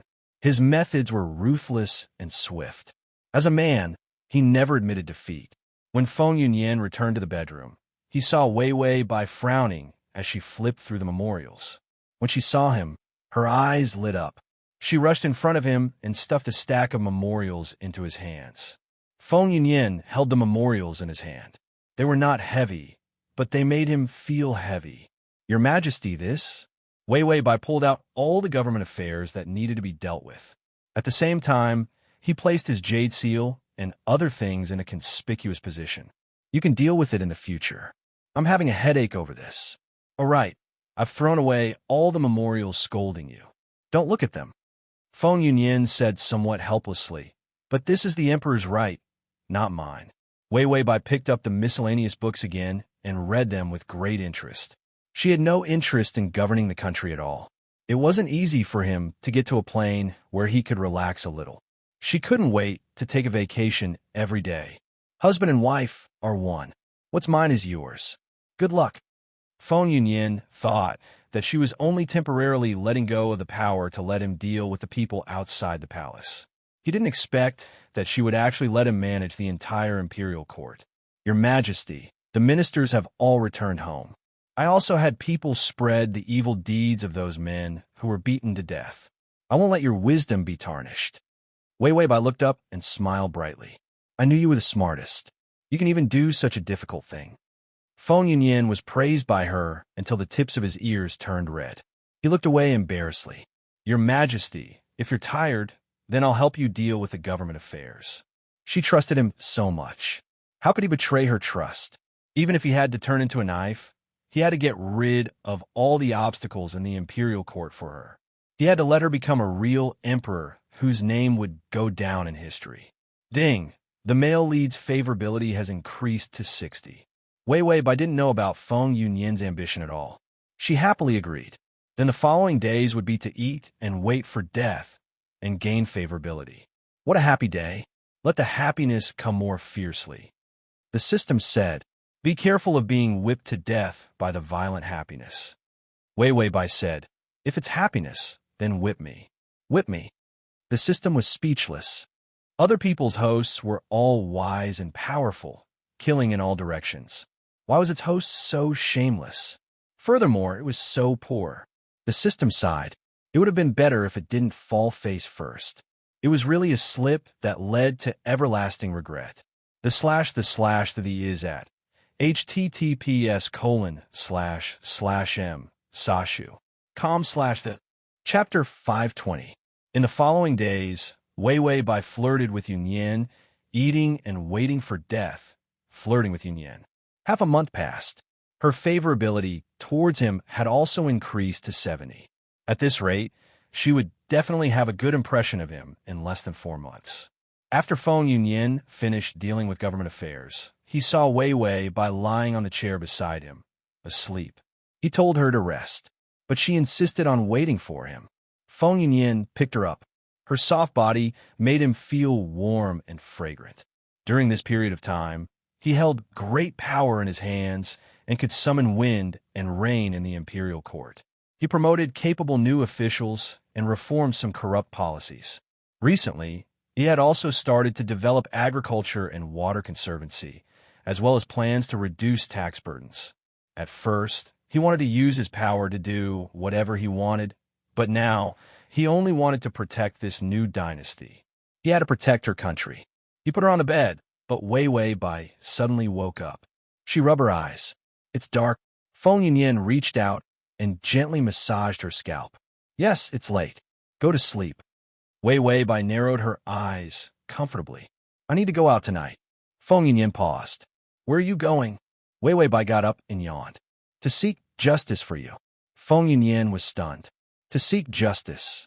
Soon, he found out what she meant by seeking justice.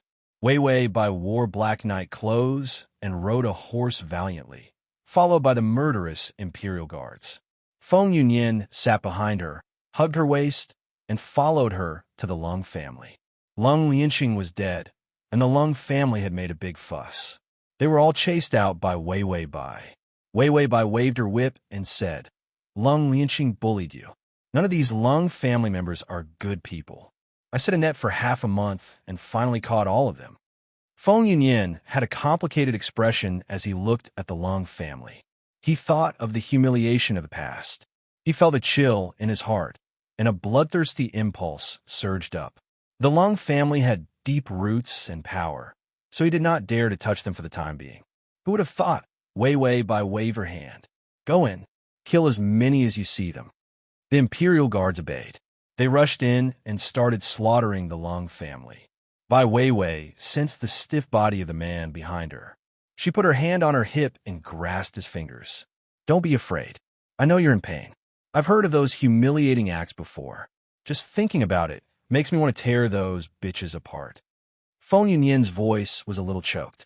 If the Lung family falls, it will cause a lot of problems.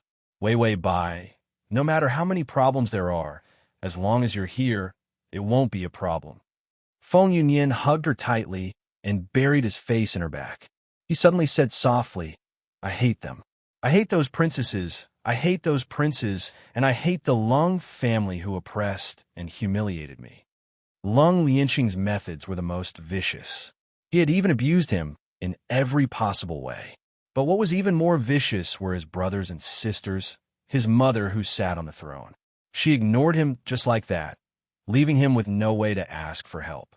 And Feng Ling was the person he hated to the core, because the better she was, the more miserable he would be. Her health was maintained by taking his blood. He wouldn't let any of these people go. He thought that he would have to spend many years taking revenge. However, there was a person who came into his life like a savior.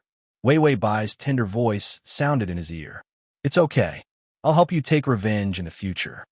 The Lung clan was set ablaze. Wei Wei Bai sat on the horse and didn't have time to care about anything else.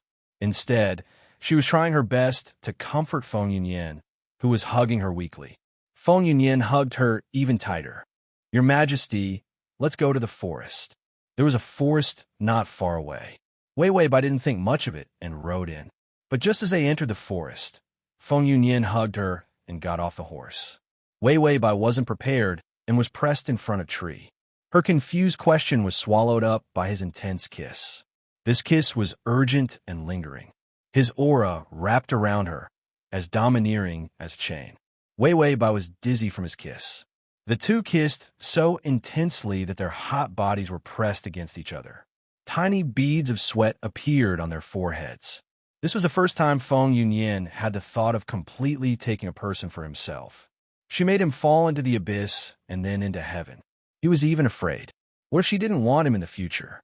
He didn't even dare to think about it. He would go crazy. Ding, the male lead's favorability has increased to 75. The download address is at https://www.sashu.com. Chapter 521. Your Majesty? Suddenly, someone shouted from outside the forest. It was the commander of the Imperial Guards. Feng Yunyin's intense movements suddenly stopped. He gasped for breath and stopped his bold movements. He did not expect her to take the initiative to this extent. Wei Wei Bai's breathing was also unstable. Her face was red and her eyes were misty. Feng Yunyin saw him like this, and his throat tightened. The two of them were speechless. Feng Yunyin was even a little nervous. Would she think that he was too bold? Wei Wei Bai pursed her lips and put her hand on his shoulder.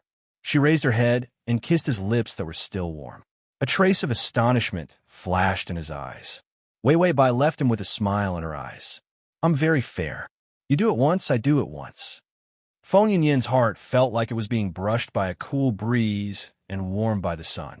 The gloomy and evil aura around him melted. Wei Wei Bai held his hand and walked out. She asked someone for a lantern and held it in her hand. She said, "Let's walk back." Feng Yunyin stared at her deeply and said with a smile, "Yes, Your Majesty." It was late at night, and snow fell again. Feng Yunyin held an umbrella, and she walked under the umbrella with the lantern. The dim yellow light illuminated the woman's face, making it hazy and beautiful. He only felt that his heartbeat was out of his control. It was always a few beats faster.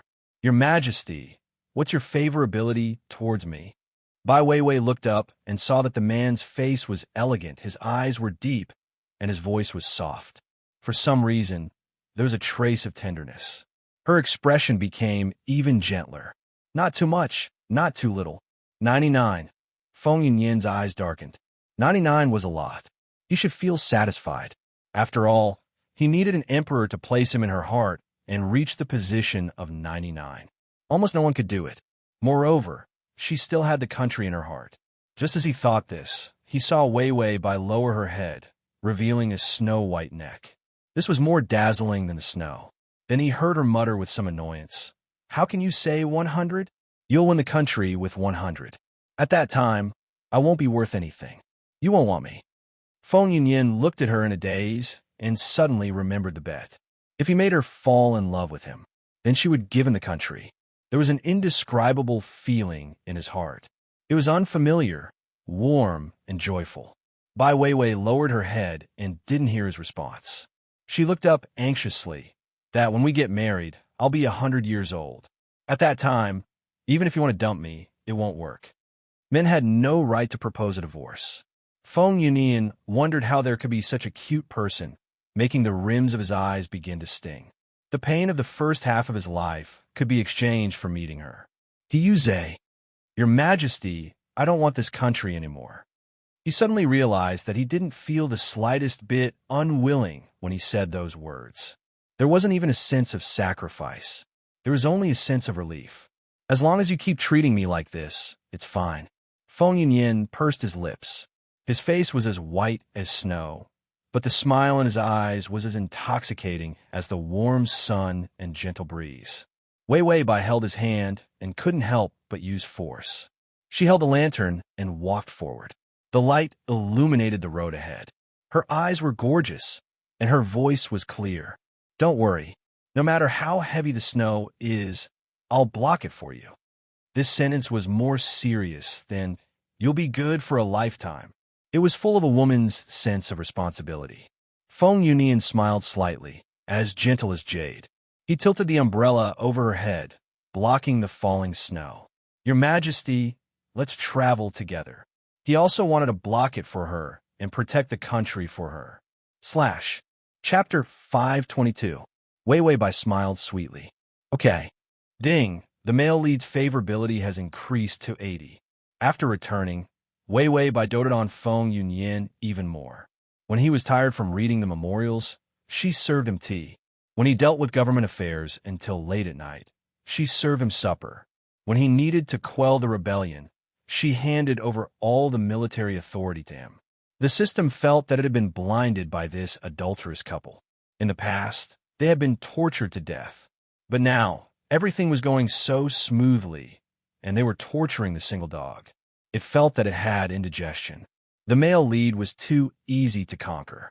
He could easily increase his favorability to 80 points. What a casual man. It couldn't help but knock Wei Wei by. You handed over all the authority to the male lead. Aren't you afraid that he will suddenly have a change of heart? Wei Wei Bai was feeding Feng Yunyan pastries. Yunyan, open your mouth and eat. Feng Yunyan lowered his head and was reviewing the memorials.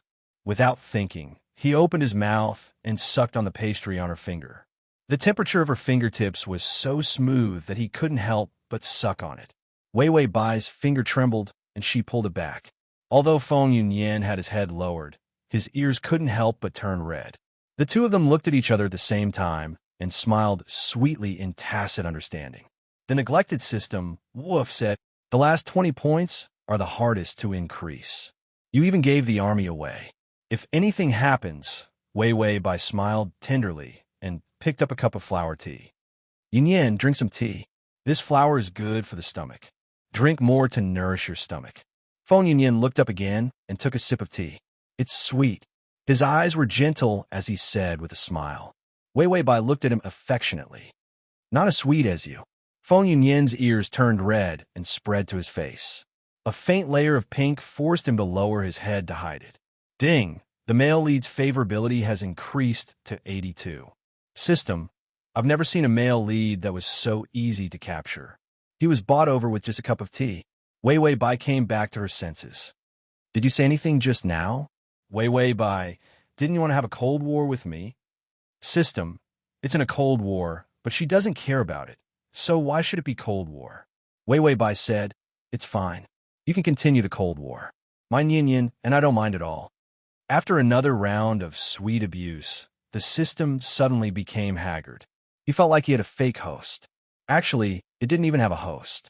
When other hosts saw that the system didn't say anything, they would be worried. Or maybe they should show some concern. His host couldn't wait for it to disappear. The system felt something warm flowing down from its eyes. It was the loneliest system in history. How sad. Outside the palace, a carriage appeared. The curtain of the carriage was pulled aside by a fair and slender hand. The person behind the curtain was partially visible. Her voice was colder than snow. Let Wei Wei Bai come to see me. She said before that if she conquered the country, she would let me marry her. The voice was cold and arrogant. I am willing to accept my loss. She took my country, so I will marry her. Wei Wei Bai, who was grinding ink, suddenly heard the system's voice. Is the love of the past a red rose or mosquito blood? You once promised her the country, a promise that you would never change. But now that things have changed, has your heart ever changed? Side mission. Love returns to love. Love will never stop. Wei Wei Bai was stunned. Please immediately welcome Princess Feng Ling into the palace and marry her as the Empress. Also, capture her favorability to be above 80. If the mission fails, the host and the system will fall to the ground face first from 10,000 meters in the air. I hope that you will share both blessings and misfortunes, love each other, and be a sweet family. The system and the host. Fall your grandpas love each other. You're as deep as the sea. I'll send you to heaven. Why don't you go and be sweet yourself? The ad. https://www.sashu.com/ the full text ad. https://www.sashu.com/download text ad. https://www.sashu.com the ad. https://m sashu.com. Chapter 523. Host, do you accept the side mission? We are the kind-hearted main system. We are the democratic main system. You have 10 seconds to choose yes or no. Two bright and big buttons appeared, but Wei Wei Bai could only look at them. These are the system's buttons. She couldn't touch them. Father Tong quickly rejected. System, Wei Wei Bai also reacted, The reject button was broken, haha. 1 second countdown, 0, default host accepts. The host and the system were silent. Wei Wei Bai was stunned. Can't you fix the button? The system smiled bitterly. I fixed it at that time, but there was a small mistake. Originally, it could be used after connecting a line, but in the end, my hand shook and the line was cut, completely scrapping it. Wei Wei Bai, why don't you spend some life points to fix it, or change it? This side mission was simply asking for their lives. The system was silent for a long time. It's a bit expensive. Wei Wei Bai thought of the 100 life points in her hand and suddenly felt very confident. If it's necessary, I can't save. Spend it boldly. How much is it? The system sighed. It's only 1,000,000 life points. Wei Wei Bai, the system and the host looked at the meager 100 life points. Suddenly, they felt that poverty had limited their imagination. Your Majesty, are you tired? The sluggish Bai Wei Wei only reacted when she heard his voice. She hurriedly said, I'm not tired. I'm not tired. I'll go to the kitchen to see if the chicken soup is ready. Feng Yunyan smiled and said, just let the servants go. You don't have to specially watch. Wei Wei Bai hurriedly got up. How can I? Of course I have to watch the food you eat. I'll go first. After she finished speaking, she hurriedly walked out. The side mission above her head was, make Princess Feng Ling enter the palace within 30 minutes. If you fail, you will fall face first from a height of 10,000 meters. Wei Wei Bai looked at the side mission above her head and cursed the system in her heart. English, French, Japanese, and Korean greetings to the relatives of the main system. The sight of Wei Wei Bai leaving in a hurry made Feng Yunyan's pen pause. Does your Majesty have something to do? Feng Yunyan was extremely sensitive. He thought for a moment and suddenly laughed. Really, it's time for me to change my suspicious personality. He could suspect anyone, but how could he suspect her? Outside the palace, the guards drew their swords one after another. Isn't Phoenix Spirit Princess a remnant of the previous dynasty? Kill him on the spot. Princess Feng Ling was the heir to the throne of the previous dynasty. Moreover, this princess's talent and beauty were so perfect that no one could find fault with her. If not for Wei Wei Bai's rebellion, she was the well-deserved empress. The woman in the carriage had a hibiscus flower between her eyebrows. Her lips were red without any makeup, and her eyes were as cold as ice. Looks like Wei Wei Bai has already forgotten her promise. The world is right. There are too many heartless people, and we can't kill all of them. Outside the carriage, the sound of the guards drawing their swords made her face even colder. She had just dropped the curtain and was about to rush out when a familiar voice sounded. All of you leave. Feng Ling was stunned. A hand reached out from outside and grabbed the curtain to open it. Behind the curtain, an incomparably beautiful face appeared in front of her. Her eyes were calm and clear. When she saw Feng Ling, she frowned.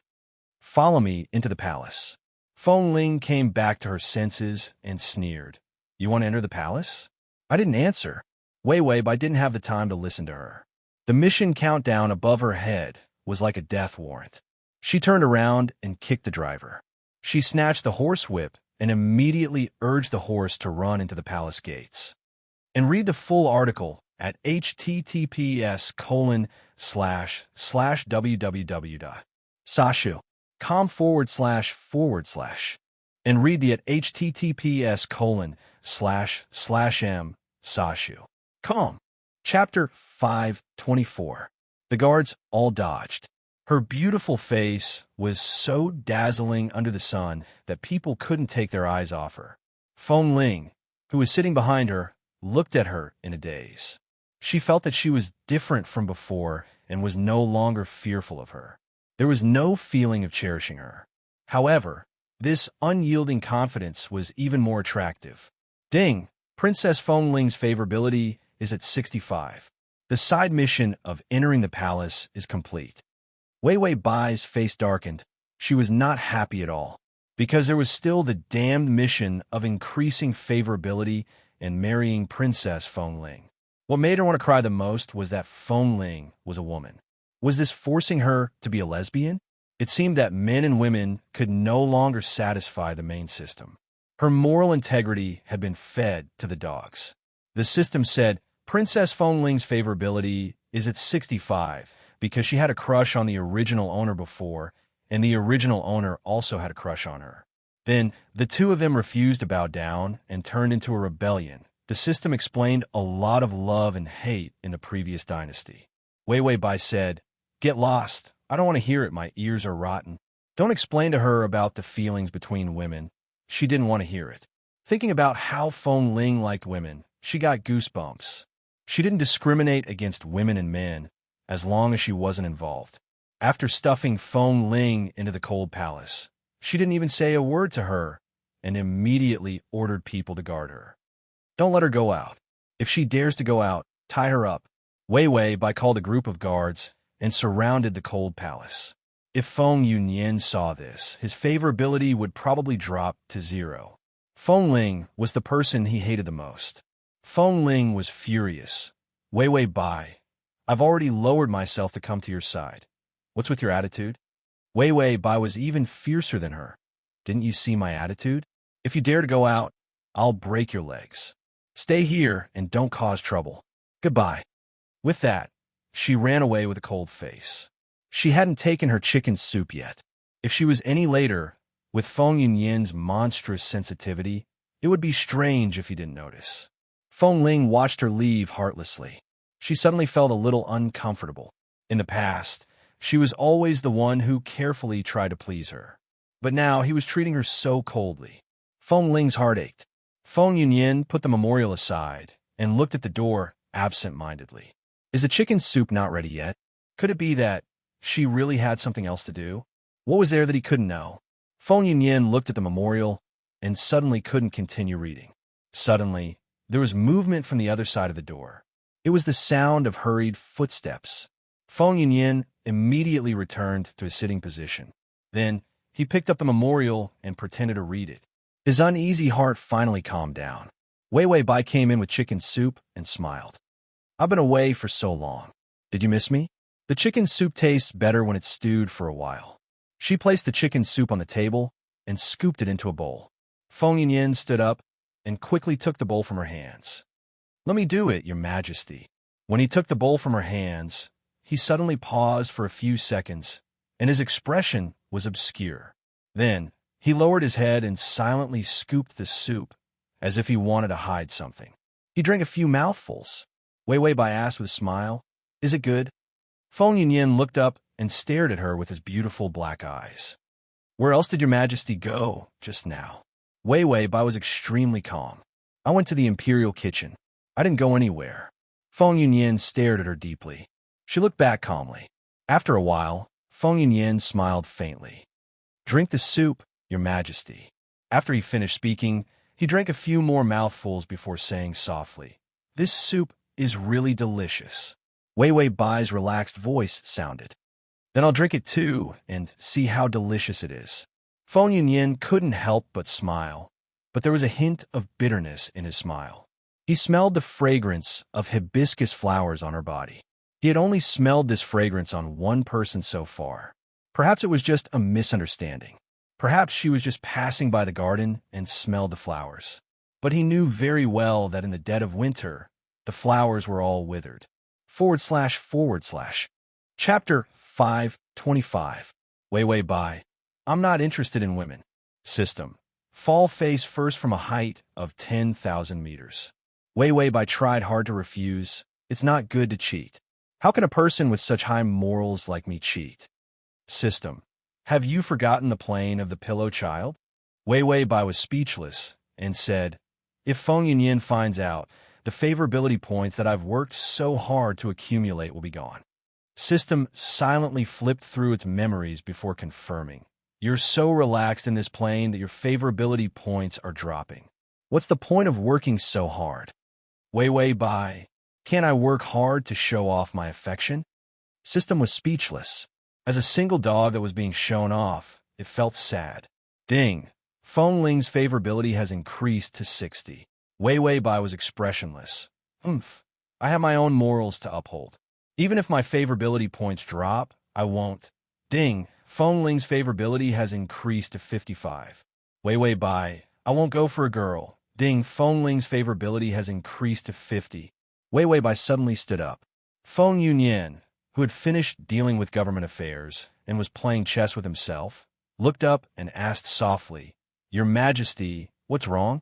Wei Wei Bai showed a bright smile. "Nothing, I'm going to the kitchen to see if the pineapple cake I want is ready."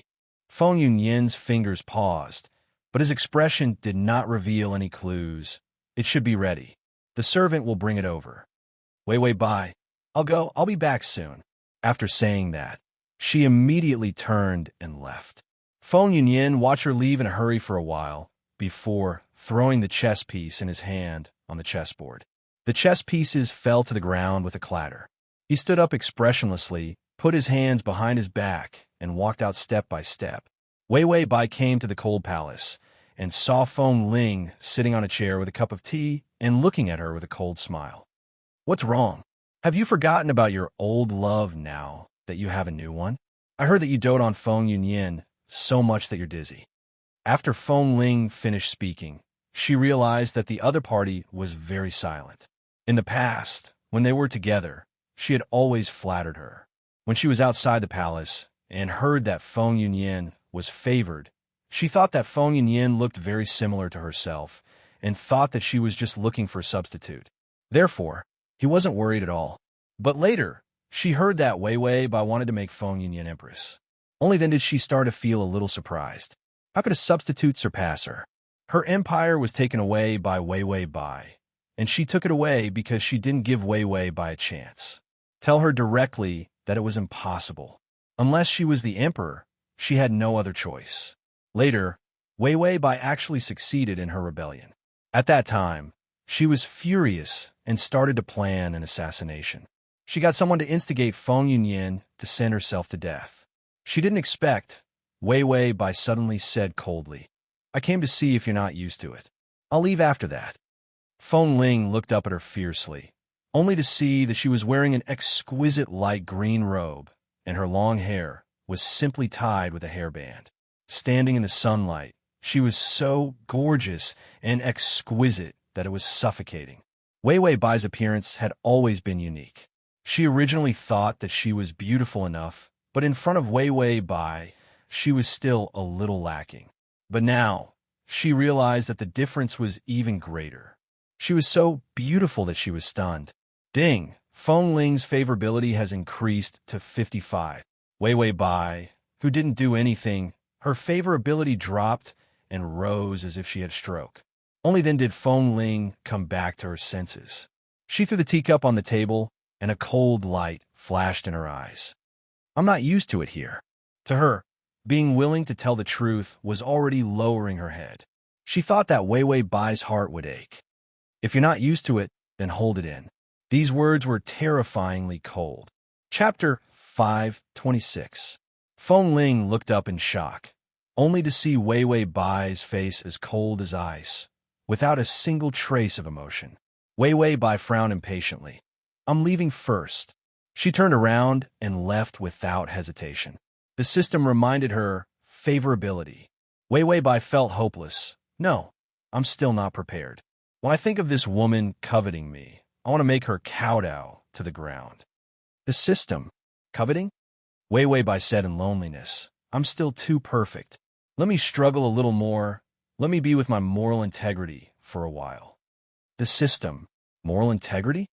Wei Wei Bai had only taken 2 steps when hurried footsteps came from behind her, and a pair of hands was about to hug her waist. Almost instinctively, she turned around and extended her leg to kick Feng Ling away. The system roared, "Face the ground." With this kick, 80 favorability would become a hell instance. Bai Weiwei abruptly stopped her movements and staggered 2 steps. A soft body had already thrown itself into her arms. Weiwei Bai's nose was filled with the woman's fragrance, and her body was in her arms. She was completely frozen, and her brain was a little blank. Feng Ling hugged her, and a painful struggle flashed through her eyes. "I'm already here. Don't you have anything to say? How long are you going to fight with me?" Weiwei Bai had goosebumps. She could not hear what she was saying, and she really could not accept women. If there was a sexual orientation test, she would be the legendary straight woman. Feng Ling's voice suddenly became bitter. Are you still blaming me for sending people to assassinate you? Wei Wei Bai gritted her teeth and really wanted to push her away. Feng Ling thought of her purpose. The country was taken by Wei Wei Bai, so even if she had to sacrifice herself, she had to return to the throne. Even if she had to give up her body, it did not matter. She suddenly smiled sadly. I really hate you, Wei Wei Bai. You stole my heart, but you don't care about me. Wei Wei Bai. Why do I feel that this line sounds familiar? Feng Ling let go of her. Her eyes were filled with tears, and her face was filled with sadness. She suddenly took off her clothes. Under the bright light, her body was as beautiful as jade. I was wrong. If I had accepted you back then, one of us would be the protector of the nation, and the other would be the emperor who loves the people. As Feng Ling spoke, she threw all the clothes at her feet. Her tears fell, and her voice was choked with sobs. Wei Wei, do you still want me? Do you want me, a person who rejected you, wanted to kill you, but regretted it so much that I want to return to your side? Wei Wei Bai was speechless for a moment. She said to the system, Damn, is this woman trying to woo me? Haven't I been using this pitiful trick all along? The system retorted, How can you tolerate that? Beat her to death. Wei Wei Bai's spirit of a drama queen burned fiercely. She closed her eyes in silence. Her fingers were clenched tightly, and her body seemed to collapse. Even her shoulders were trembling. Feng Ling looked at her with tears all over her face. A hint of gloomy joy flashed through her eyes. She really did care about her. As long as she was the empress, she would be able to take back this world one day. Wei Wei, you want me, right? You can kill me or chase me away, but please fulfill my wish. Wei Wei Bai finally opened her eyes. All kinds of complicated emotions flashed through her eyes. Conflict, love, guilt, and a cowardly escape that she wanted to hate but could not hate. A simple look was enough to silence Feng Ling's dirty thoughts. She even felt a little sad. It turned out that she still loved her. Wei Wei Bai walked slowly to her side and picked up the clothes on the ground one by one. Slash. Chapter 527. You can search Transmigration System. Prince Charming, come to the search web on Baidu to find a. Then, she put them on her one by one. Her movements were so delicate and gentle. Feng Ling looked at her with a pale face. Wei Wei Bai sighed, filled with nostalgia and tenderness. You're still so impulsive. Although we women don't need to pay so much attention to chastity, I don't want you to betray yourself for benefits. Feng Ling moved her lips. No, I couldn't help it. A finger gently pressed against her lips. Wei Wei Bai's beautiful face flushed red. Her voice was soft and gentle. Don't lie to me. I know that you've never liked me. But even if you're like this, I still. She didn't finish her sentence, but it was filled with endless emotions. Wei Wei Bai's eyes welled up with tears. A drop of tear streaked across her cheek. She looked just right. Then, she turned around and was about to leave. Feng Lingxin was anxious. She had already reached out and grabbed her sleeve. Wei Wei Bai's voice trembled. Don't say any more. Do you know how much effort I spent to suppress my feelings for you? Feng Ling felt upset. I understand. Ding, Feng Ling's favorability is at 65. Wei Wei Bai smiled sadly. You don't understand. You don't understand the pain of loving someone, but not being able to get what you want. Feng Ling's heart ached at her words. She had feelings for her, but power and the country had pushed them onto opposite paths. Feng Ling's eyes were red. How can I not understand? You're so good to Feng Yunyan. Have you never thought about my feelings? Wei Wei Bai fell silent. Suddenly, she flung her hand hard and forced Feng Ling back with her internal energy. Then, she waved her wide sleeves and turned around proudly.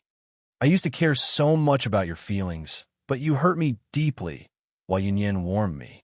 Feng Ling's eyes were filled with sorrow. She gritted her teeth and said, But that's not love. You look so similar to me. You're just looking for a substitute. Wei Wei Bai smiled helplessly. Yes, so what if I'm a substitute?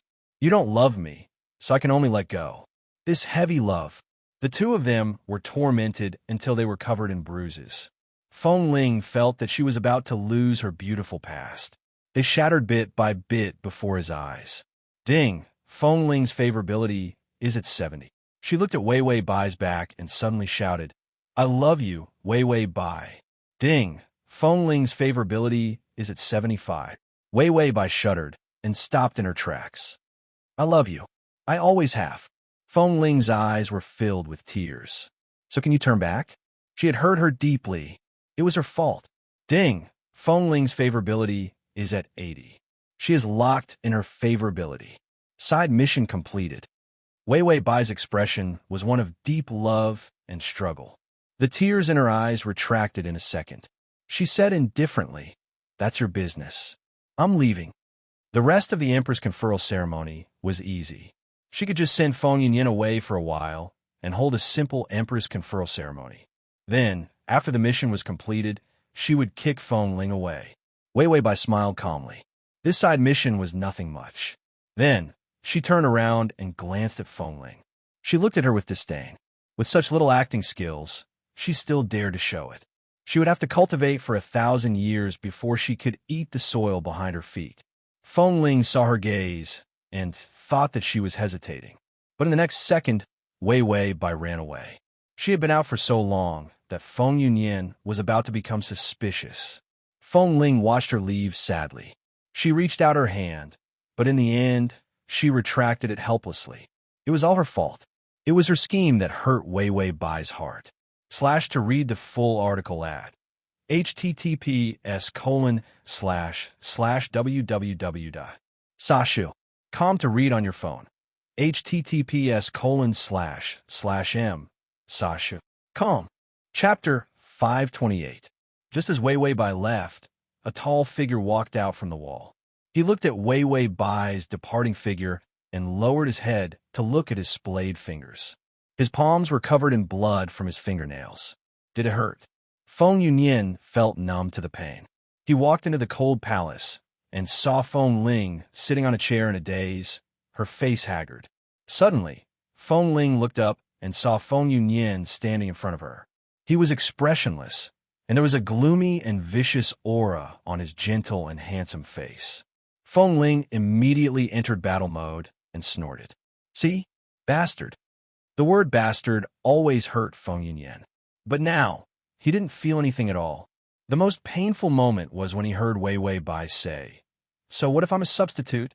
You don't love me, so I can only let go."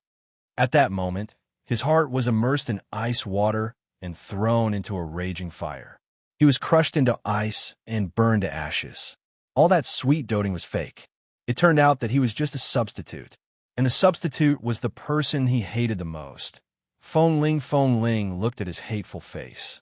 The two of them were so similar, but her appearance was more gorgeous, while his appearance was innocent and pure. It was an eyesore. Wei Wei is just using you as a substitute. To her, I am the person she loves the most. Feng Ling said sharply and wantonly. This smug and arrogant look made Feng Yunyan's eyes turn sinister. "Shut up," he ordered coldly. Feng Ling raised a mocking smile. "You have been my shadow since you were young. You are my slave and under my feet. Do you think you can soar to the sky just because you cling to Wei Wei?" Feng Yunyan staggered back, his face contorted. "I told you to shut up." Feng Ling continued maliciously. "You didn't expect it, did you? Your face, which is similar to mine, is the key to getting her favor." Feng Yunyan's eyes were bloodshot. He reached out and grabbed her neck. His voice was low and hoarse. "Feng Ling, my martial arts are now stronger than yours. I can easily kill you." Feng Ling's face flushed red, but she still tried her best to laugh out loud. "Feng Yunyan, I really feel sorry for you. Wei Wei is mine. She loves me." Feng Yunyan's heart was ruthlessly torn apart by these words. Endless darkness and coldness poured in. His voice trembled with anger. "Shut up. She's mine." She was so good to him. She gave him a new life and a future.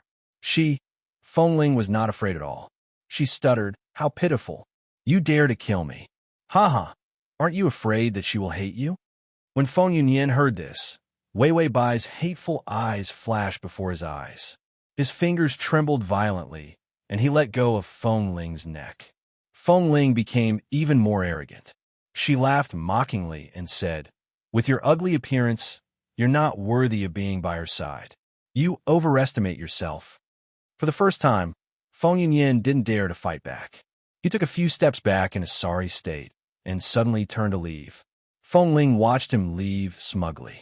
When Feng Yunyan returned to the bedroom, he found Wei Wei by sitting on a chair and eating pastries. When she saw Feng Yunyan, she quickly picked up a piece of pastry with a warm smile in her eyes. Yunyan, where did you go? Come and eat something. Feng Yunyan looked at her in a daze. He was caught off guard and was stuffed with a piece of cake. Is it delicious? She asked gently. Feng Yunyan felt bitterness in his mouth. He opened his mouth, but he couldn't say anything. In the end, there was only a faint response. It's delicious and sweet. Chapter 529. Yunyan, your nature is similar to mine.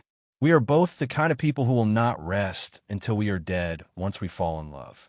We can't let go or escape. Who is speaking? Feng Yunyan looked ahead in a daze. A man wearing the emperor's outfit was standing by the lake. His voice was faint, distant, and close. I'm very worried about your personality. If you meet a good person, it will be the greatest blessing to be able to spend the rest of your life with her. Feng Yunyan suddenly remembered who this man was. His pupils constricted, and he immediately chased after him. No, but if you meet the wrong person, it will be a disaster. Feng Yunyan reached out and grabbed his robe, but it was too late. The man jumped into the lake and sank. His face was covered in cold sweat, and he immediately opened his eyes. His face was extremely pale, and his beautiful eyes were filled with confusion. Father, he remembered that his father met the person he loved and gave birth to him. But later, that woman took men into the palace one after another. His father couldn't get what he loved, so he personally poisoned the woman who betrayed him. After failing, he committed suicide by jumping into the lake. Feng Yunyan lowered his eyes and looked at the wound on his hand. There was a crazy viciousness in his deep and cold eyes.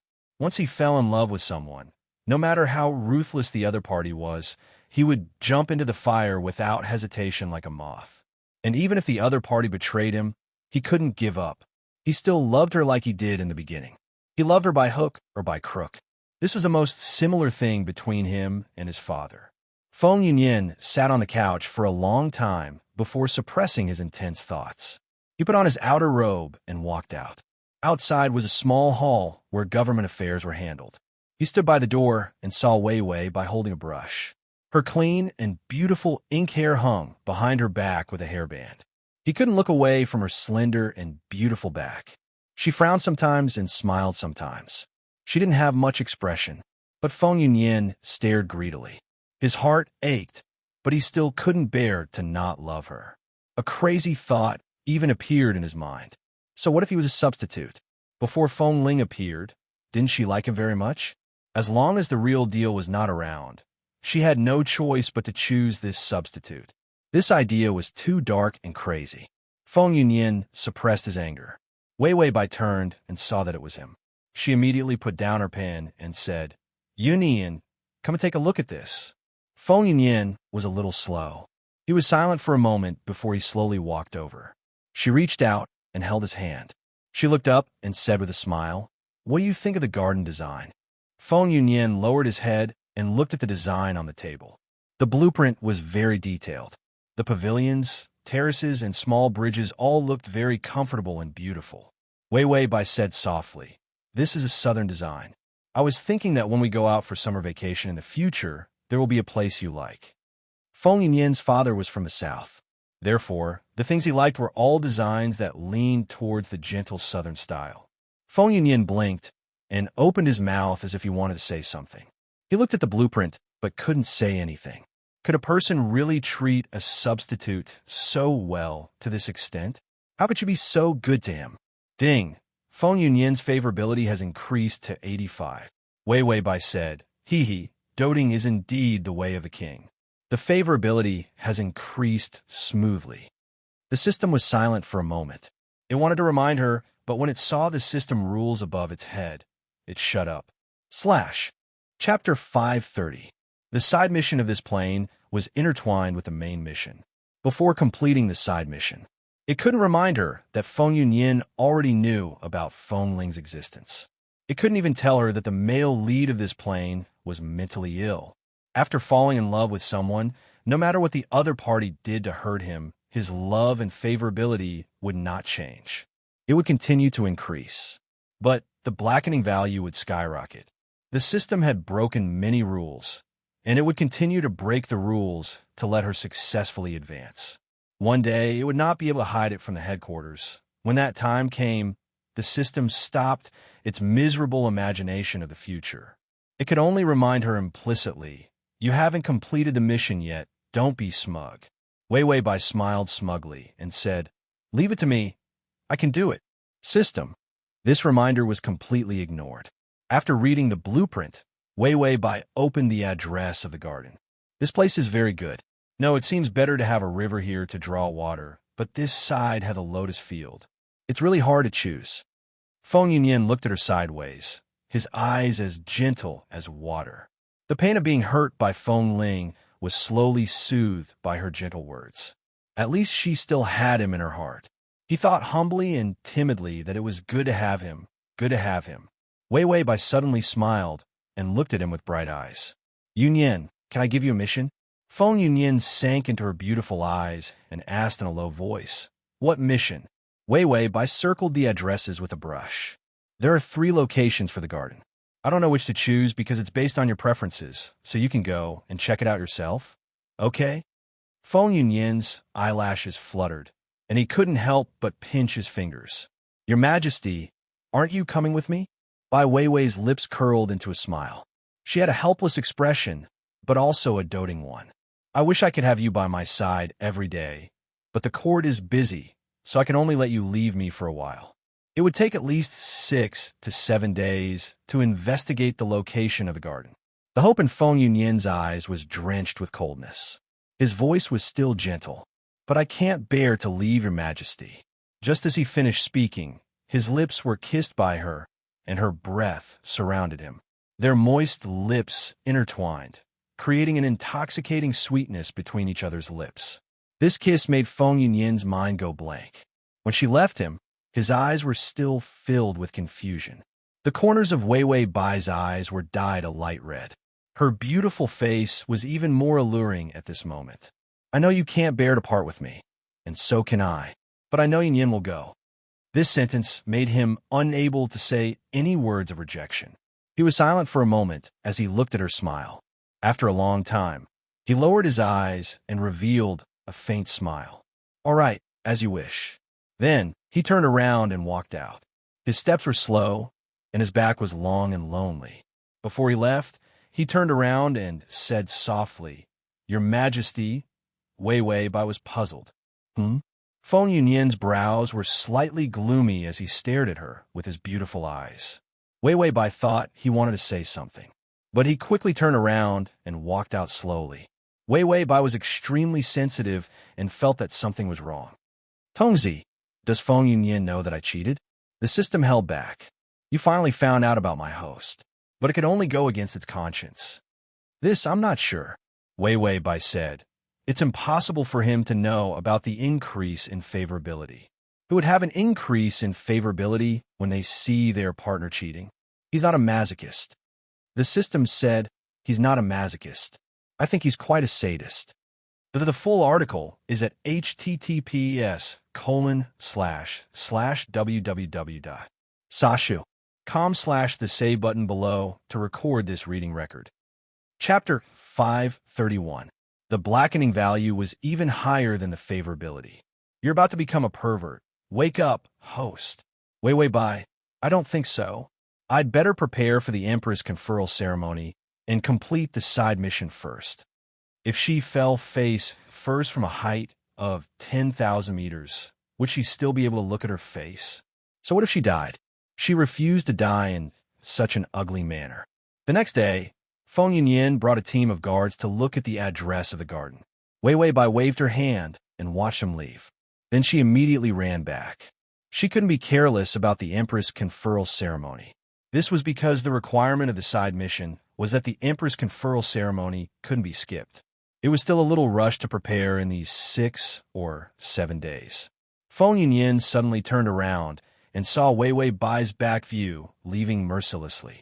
He suddenly felt a dull pain in his chest and spat out a mouthful of blood. He wiped it expressionlessly. This vomiting of blood was the aftereffect of the poison test. He originally thought that after meeting her, his mood would be stable and peaceful. Would it act up? In the end, it still acted up. Feng Yunyan's eyes were deep and his voice was hoarse. Wait a little longer. She won't betray me, right? Wei Wei Bai hurriedly prepared the things needed for the Emperor's conferral ceremony. Feng Yunyan received a letter. He sat on the chair, holding the letter with his fair and slender fingers. No one knew how long he had been in a daze. Only then did he laugh coldly, and the letter was torn apart by him bit by bit. His gentle and delicate face slowly twisted. Empress conferral ceremony? She sent him away because of this? Feng Yunyan's face was pale. His brows were furrowed, and his eyes were dark. Hatred and jealousy appeared at the same time. He shouldn't have been soft-hearted. He should have killed Feng Ling. He actually liked that woman to the point of making her the empress. It was all Feng Ling who seduced him. That be asterisk TCH seduced him. Feng Yunyan's originally gentle and elegant face was completely occupied by jealousy and hatred. He couldn't help but laugh softly. Wei Wei Bai, I'm not my father. He's useless. He can't keep the person he loves. He had taken all the rights she had given him. He had seen too many heartless emperors and beauties being abandoned in their twilight years. Therefore, even though he was doted on by Wei Wei Bai, he had to be careful. She had given him authority, and he was the one who had promoted all the new officials in the imperial court. She had given him the military authority, and he had already quietly transferred away the most loyal old generals. They were all people that he had promoted. She trusted him too much. He thought that this trust was proof that she loved him. However, the love of an emperor was too cheap. No emperor would favor only one person.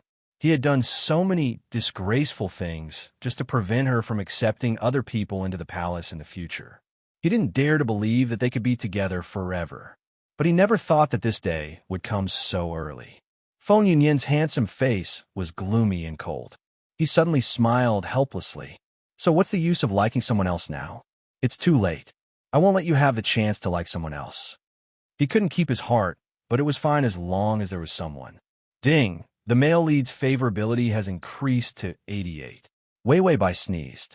She rubbed her nose and said, 88 is really an auspicious favorability. The invasion of this plane was really smooth. The system looked at the full blackening value. Whatever you say, it was already in despair. It couldn't break the rules. Damn it. On the 6th day, the Emperor's coronation ceremony was finally finished. Feng Ling hadn't seen Wei Wei Bai for many days.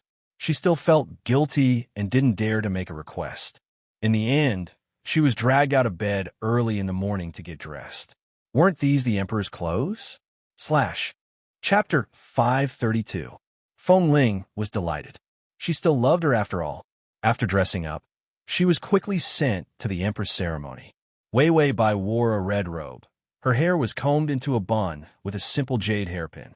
She did not put on any makeup, but she was still beautiful. Feng Ling looked at her in surprise. Wei Wei, you've finally forgiven me? Wei Wei Bai looked at the time. Feng Yunyan's return was probably tonight. She had to finish the side mission as soon as possible. She did not look at Feng Ling at all. She grabbed her wrist and dragged her to go through the process. The newly married MC was also in a hurry to be reincarnated. The Emperor had ordered that the faster the better. If they were faster, they would have an extra box of gold. He wished that he could create the wind fire wheels under his feet and go as fast as possible. It was the fastest Empress ceremony in history. It happened so strangely. The Emperor and his newly appointed Empress were running at full speed. What kind of solemn ceremony was it? They just casually bowed and completed it. Feng Ling gasped. Wei Wei, I didn't expect you to be so impatient. Wei Wei Bai was expressionless. I'm so impatient. I'm so impatient to get rid of you. Finally, the MC shouted, husband and wife, bow to each other. Wei Wei Bai immediately pressed Feng Ling's head. She also lowered her head and bowed to each other. The MC beamed. The ceremony is done. Send them to the bridal chamber. Wei Wei Bai trembled. There's a bridal chamber? The system said, let me check. Wei Wei Bai said, check what? Why are two women in the bridal chamber? Do I need to go to the kitchen and get some cucumbers? The system was speechless. Ding, side mission completed. Responding to the anti-pornography policy, the bridal chamber has been removed. Wei Wei Bai touched her face. Finally, I've kept my beauty. It's not easy. System, so am I. It managed to keep its handsome face. Feng Ling said shyly, Wei Wei, we are husband and wife now. She knew that Wei Wei had a sharp tongue but a soft heart. Although he looked annoyed, he loved her very much in his heart. Wei Wei Bai was about to fling her sleeve away. From the ground came the rumbling sound of horse hooves shattering the tranquility. It was as if the armored cavalry had appeared from hell. They broke through the door and rushed in with murderous intent. Wei Wei Bai was stunned. Rebel? Among the black armored horses, there was a white horse that stood out the most. Feng Yunyan sat on the horse. His eyes were like black dots, bottomless. He lowered his head and saw Feng Ling standing behind him. They were holding hands. At this moment, he felt as if his heart was suddenly crushed. A sharp pain whizzed through his body, causing his brain to explode. All the beautiful memories of the past were shattered into dust. Her heart was filled with love and hatred. It was still biting him and refusing to let go. Wei Wei Bai looked like she had seen a ghost. This time, it was too sudden. She crashed for a moment. Feng Yunyan sat on the horse and looked at them silently. That look in his eyes was as if he had caught them in the act. Wei Wei Bai immediately reacted. Listen to me. It's not what you think. Feng Yunyan dismounted and hurried over. He suddenly smiled. I know, Your Majesty. I know everything. Wei Wei Bai felt that there was something wrong with his expression, but she still tried to explain. My feelings for her. He suddenly grabbed her hand fiercely. Then, Wei Wei Bai saw the man in front of her distort with anger in his calm eyes. His voice was faint, but it was filled with endless coldness. You are the one who truly loves her, and I am just a disgusting substitute. I know all this. Wei Wei Bai, when did you know? That was not the point. Wei Wei Bai immediately changed her expression and said affectionately, No, you were wrong. Wei Wei Bai's mouth was agape. Her vision went dark. Then, she fell into Feng Yunyan's arms. Feng Yunyan hugged her. His eyes were red as he looked at Feng Ling maliciously. Clear this place out. Kill everyone who participated in her Empress coronation ceremony. He would not let go, even if it meant destroying both jade and stone. Chapter 533. When Wei Wei Bai woke up, her limbs were sore and weak. Just trying to move would make her tremble as if she had Parkinson's disease. She gritted her teeth. Why didn't you say anything when Feng Yunyan came back? What's the use of raising a useless system like you? The system was helpless. The side mission and the main mission are intertwined. The main system gave me a mission to shut up and not tell you about the existence of the male lead. Wei Wei Bai was surprised. You have a mission too? The system, occasionally, there are rewards for completing them. Wei Wei Bai, how much is the reward? The system silently picked up a bag of spicy strips. I was rewarded with a bag of spicy strips and a chance to draw a prize. Wei Wei Bai used all her strength, but couldn't move. She could only lie back down and spit. Your main system is so stingy. The system drew a spicy strip as a reward. I got a prize. Wei Wei Bai immediately perked up. Did you get life points? The system, yes. I'll give you another bag of spicy strips. Wei Wei Bai, who had completely given up on the system and the main system, exploded with unimaginable strength. Her body flipped over and fell to the ground with her head down and feet up. Wei Wei Bai, who still had one foot on the bed, felt like she had nothing left to live for. The door was suddenly pushed open. Wei Wei Bai weakly turned to look. Feng Yunyan was wearing a light blue robe. His posture was elegant, but there was no trace of expression on his beautiful face. He saw Wei Wei Bai fall to the ground. He sighed and then revealed a gentle smile. Your Majesty, why are you on the ground? He walked over and bent down to carry her up carefully. Wei Wei Bai weakly said, What happened to me? She felt like her bones were soft. Even her voice was soft. Feng Yunyan lowered his eyes and suppressed the darkness in them. You're sick. He put her back on the bed. Just as he withdrew his hand, Wei Wei Bai used all her strength to grab his wrist.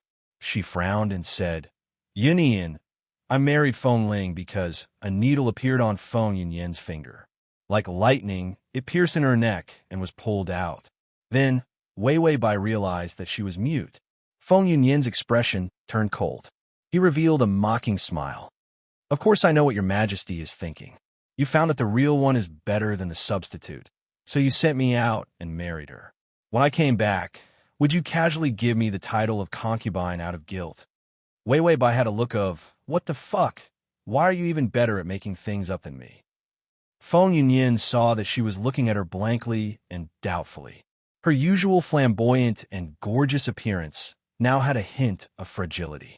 Her thin robe fell along the contours of her body. Her slender and weak hand rested weakly on his. It was as if he could break it with just a little bit of force.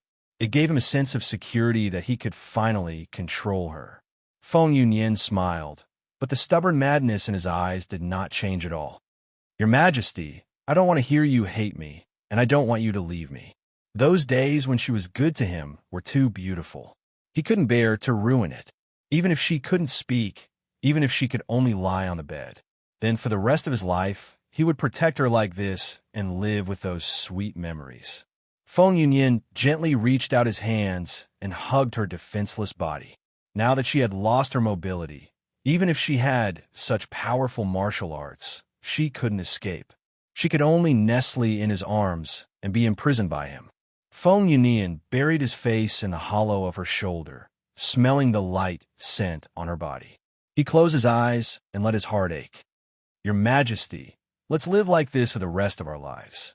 /quick to read at https://www.sashu.com//quick to txt download at https://www.sashu.com quick to read on. Quick. Chapter 534. By Mute Wei, hard to express love, hard to express. She could only communicate with the system using her brain waves. I think I can still be saved. The system, who was eating spicy strips, said, I think it's time for you to show your best acting skills. Wei Wei Bai. ? The system said, acting skills are at the peak. Even hair is part of the show. There's no need for words, no need for body language. Those are all superficial things. Silence is the key to the test of acting. Wei Wei Bai said expressionlessly, Come, show me an I love you expression. The system was silent for a while. Suddenly, a line of subtitles floated in front of Bai Weiwei. #AI and I hashtag. The system said gently, in silence, in the void, my love for you is so obvious.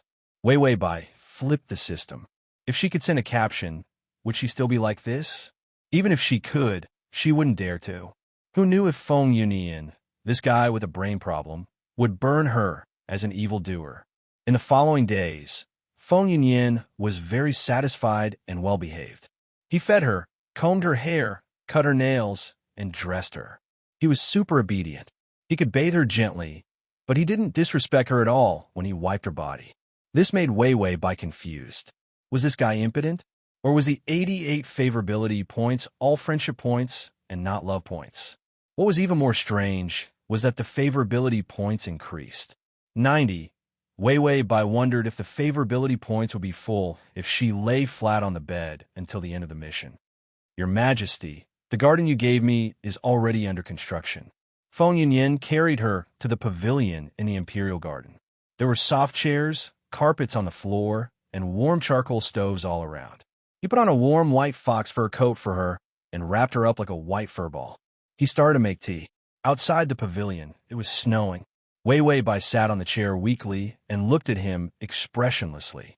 Her eyes were filled with worry and her face was pale. After being imprisoned for a long time, one's spirit would deteriorate. Feng Yunyan finished brewing the tea and brought it to her lips.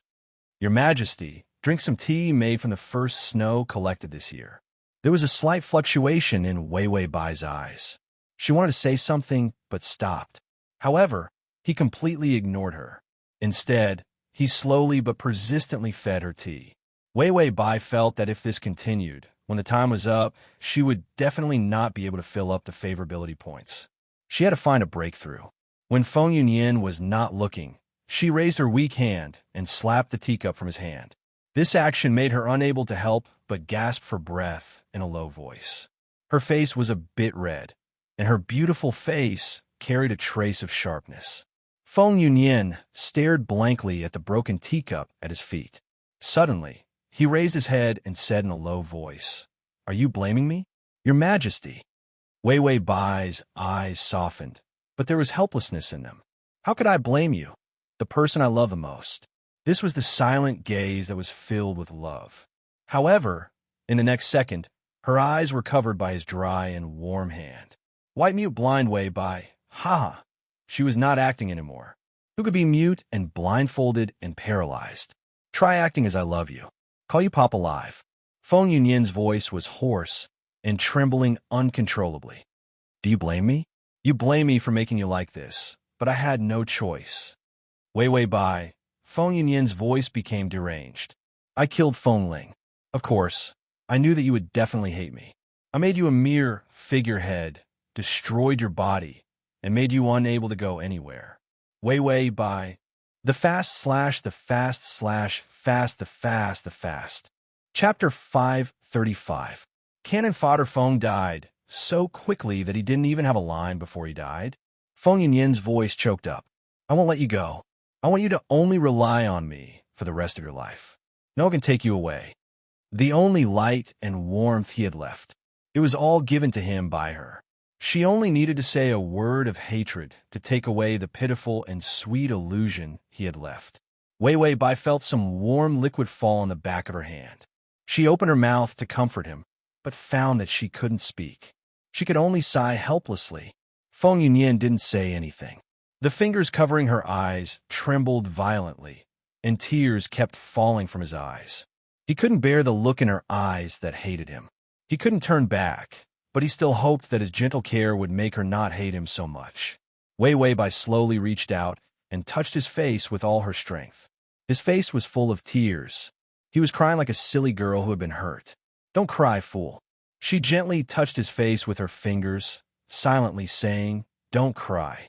Feng Yunyan stared at her blankly. Suddenly, he moved his fingers away, but saw her eyes full of gentleness. Her face was more beautiful than snow, with a helpless but beautiful smile. There was no trace of hatred in her beautiful eyes. She seemed to want to say something, but she only opened her mouth and pursed her lips in disappointment. Feng Yunyan's heart was in pain. Her hand that was gently placed on his face suddenly lost its strength and fell. Feng Yunyan was at a loss. He immediately grabbed her hand. He lowered his head awkwardly and wiped his tears with his other hand. The snow is heavy. Let's go, Your Majesty. He didn't dare to look at her, afraid that the gentleness just now was just his imagination. Wei Wei Bai looked at him with dead eyes. I try my best. This was truly a drama, but who knew that Feng Yunyan had a frightening heart of glass? He was afraid that he would be hurt. He didn't believe anything but his own self-torture. The system said, How about we buy an antidote? Wei Wei Bai, why didn't you say so earlier? The system said, The second time you buy the antidote will cost 10 times more. I don't think you're willing to do that. Wei Wei Bai was excited. Am I that stingy? 10 times? The system kindly reminded him, 50 life points. Wei Wei Bai, no, thank you. Wei Wei Bai tried her best to maintain her rich and powerful image. It's useless even if you buy it. Even if I speak, I can't explain why I want to marry Feng Baihe. Feng Yunyan was not a fool. Without a perfect reason, it would be strange if he believed it. The system said, That's true. This is a hurdle that can't be crossed. Wei Wei Bai sighed. Sigh. Only being a cuckold and a happy father is unforgivable. If he didn't have a good reason, he wouldn't be able to increase his favorability. After Feng Yunyan carried her back and touched the snow, he was a little nervous and immediately took off her clothes. She quietly laid in his arms. After he took off her clothes, her slender and soft body was exposed. Her inner clothes fell loosely on her shoulders. Her delicate and beautiful collarbones were exposed. Feng Yunyan stared blankly for a while, then looked away with great effort. He suppressed the dirty impulse in his head and continued to change her clothes. How could he not desire her? But she was such a proud person, but he had already broken her wings and locked her in a cage. If he forced her again, her dignity would be completely crushed. He was afraid that she would take things too hard. Feng Yunyan nervously helped her put on her clothes. Your Majesty, let's go to the morning court tomorrow. Although he was the one who promoted the new officials. Chapter 536. However, Wei Wei Bai was still the emperor. While the new official obeyed him, he was still thinking about Wei Wei Bai's existence. In this world, there were men who held power. However, there had never been a man who became the emperor. Therefore, even if Wei Wei Bai's power was taken away by him, he still needed to sit in the imperial court. He wanted to let people know that the world had not changed owners. He was not willing to change owners. She was the only emperor in his heart. No one was allowed to take away her position. Wei Wei Bai gently closed her eyes and nodded silently. The next day, in the imperial court, Wei Wei Bai lazily leaned against the back of the chair. She listened to the young people chattering and discussing problems. Feng Yunyan was very brazenly handling government affairs for her. From time to time, he would read some important government decisions to her. Every time she nodded, he would reveal a happy smile. Her favorability had also increased to 92. It was only 6 or 7 days until the end of the mission. Wei Wei Bai had never been so passive. If there was no progress tomorrow, she could only grit her teeth and spend 50 days of her life to buy the antidote. Suddenly, in the imperial court, amidst the harmonious chatter, a discordant shout rang out. Dog thief, you deserve to die 10,000 deaths for holding the emperor hostage. As this sentence rang out, a figure with an extremely fast speed, holding a short blade in his hand, fiercely pounced towards Feng Yunyan. A cold light flashed in Feng Yunyan's eyes. He sneered and did not hesitate to meet the attack. However, the assassin suddenly changed direction. The short blade stabbed towards Wei Wei Bai. At this moment, Feng Yunyan's brain stopped, but his body forcibly changed direction and rushed towards the assassin.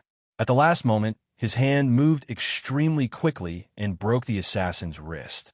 Then he broke the other party's ribs and kicked the assassin away. He used a secret technique to stimulate his potential to increase his speed to this extent. Cut him into 1,000 pieces. Feng Yunyan flashed to Wei Wei Bai's side, hugged her, and then said to the people in the imperial court. The assassin was quickly dragged away. The identity of the assassin was probably Feng Ling's revenge.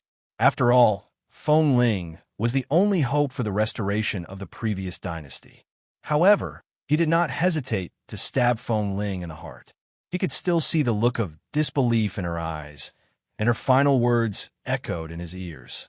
Even if you kill me, you'll just be a substitute. He didn't dare to think too deeply and hurriedly carried Wei Wei back to the bedroom. The imperial physician came very quickly. He immediately asked him to examine Wei Wei Bai in detail. Wei Wei Bai was fine. When Feng Yunyan heard this, he immediately sat down on the chair and spat out a mouthful of blood.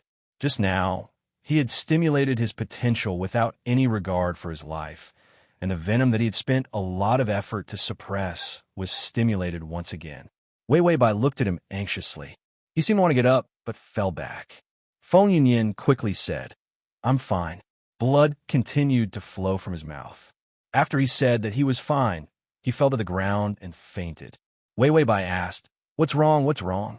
The system immediately opened its heaven's eye and scanned Feng Yunyan from head to toe. The male lead's life is shorter than yours. The venom in his body has acted up, and he'll probably die in less than 3 days. Wei Wei Bai thought, "What's going on?"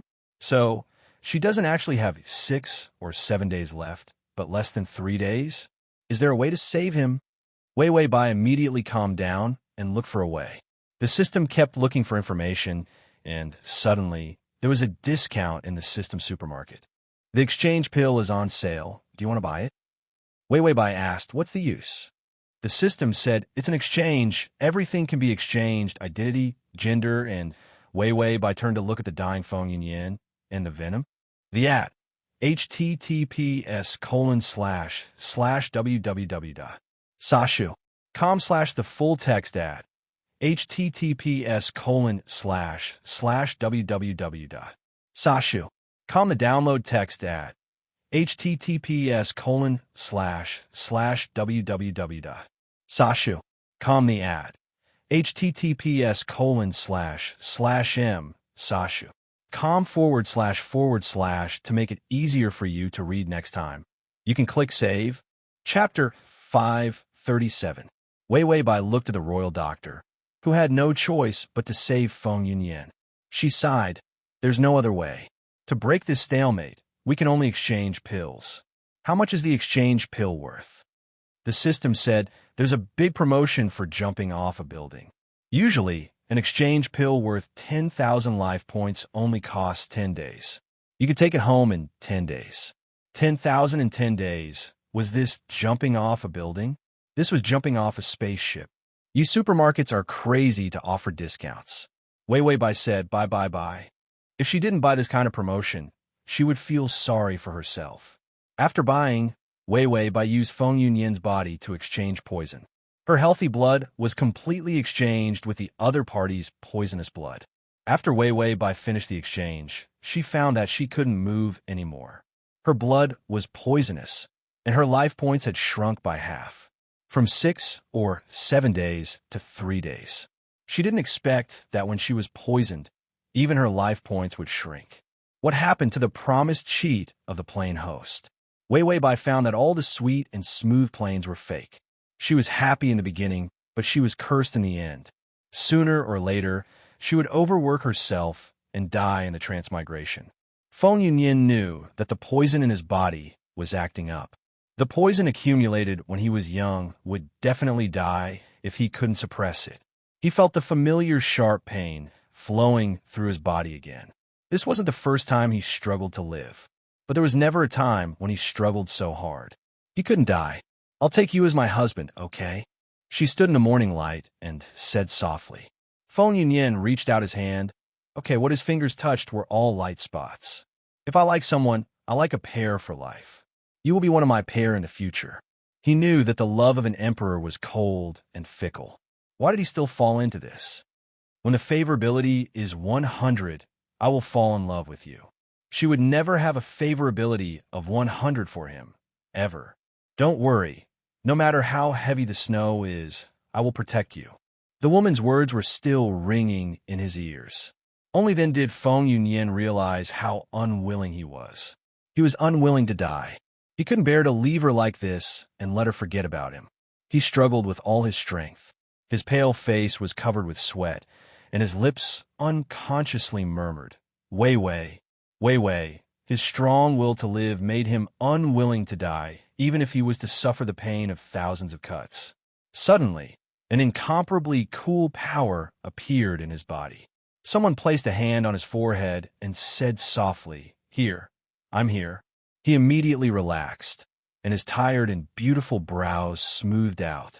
His lips curled into a gentle and serene smile. Ding! The male lead's favorability is at 95.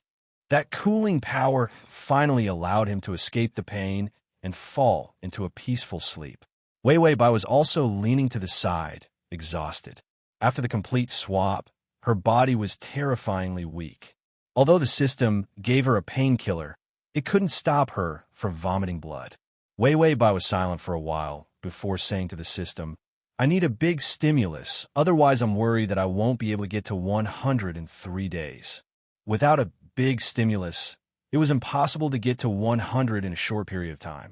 Even if someone told her that Feng Yunyan had a special personality, she wouldn't be able to get to 100 in 3 days.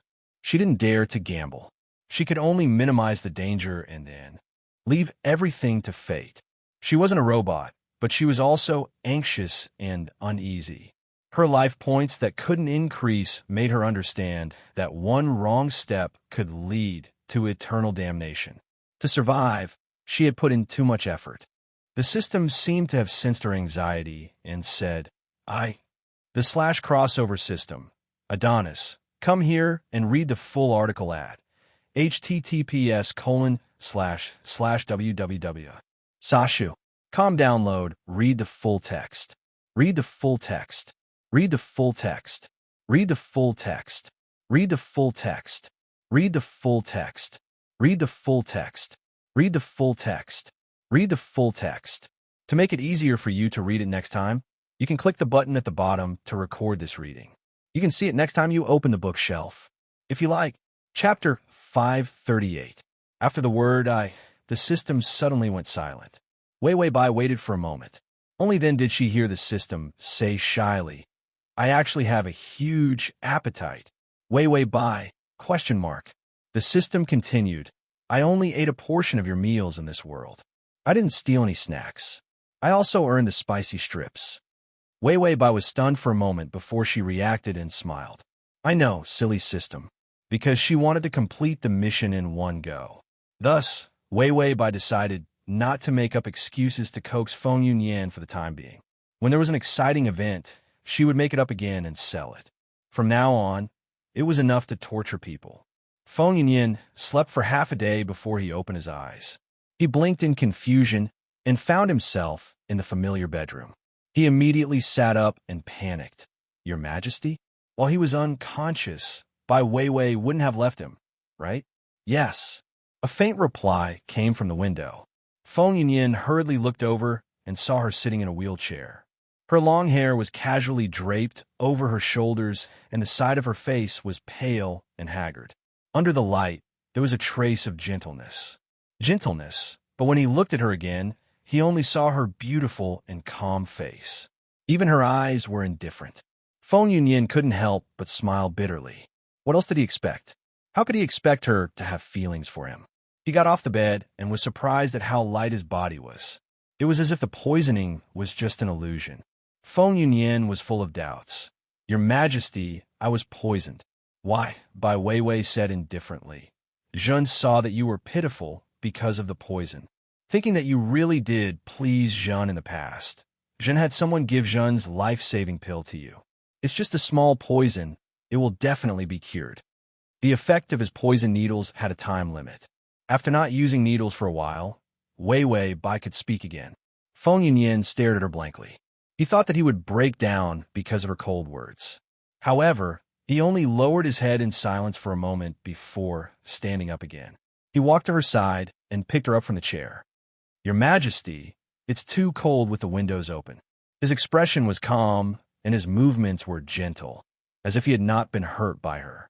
He placed her on the recliner and took a comb to comb her hair. Your Majesty's hair has grown again. It's so beautiful. Her black hair was soft and smooth as it slid past his fingertips. He didn't dare to raise his head and just carefully tidied her hair. Weiwei Bai lazily narrowed her eyes. What drug did you give me? I can't even move. Feng Yunyan stopped tying her hair.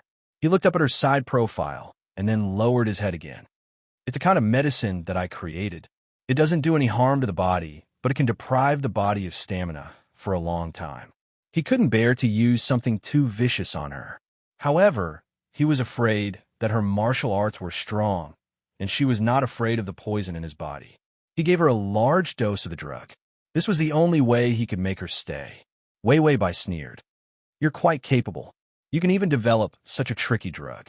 Feng Yunyan's fingers trembled, and the hairband fell out from his fingers. He showed a sad expression, and a needle appeared on his finger. Weiwei Bai seemed to have eyes on the back of her head. Why are you turning me into a mute again? Feng Yunyan's fingers trembled violently, and the sorrow in his eyes deepened. He moved his lips, and his heart was in more pain than when the poison acted up. At least the poison acted up, and it was just a physical pain. However, her malicious words of disdain were a fatal blow to him. Weiwei Bai's tone became indifferent. Forget it. The winner takes all. You've won. I'll accept my death. And read at https://www.sashu.com. Chapter 539. Feng Yunyan finally couldn't take it anymore. His gentle face twisted. His body also lost all strength, and he knelt down. He reached out his hands in fear and hugged her legs. Then he rested his head on her knees. Your Majesty, I was wrong. Please don't hate me. He couldn't stand her hating him. He thought that his heart was like a boulder, cold and hard enough to face any difficulties. But when facing her, He was as weak as snow under the warm sun, about to melt at any time. Wei Wei Bai's body stiffened. Let go. Feng Yinyan didn't let go and hugged her even tighter.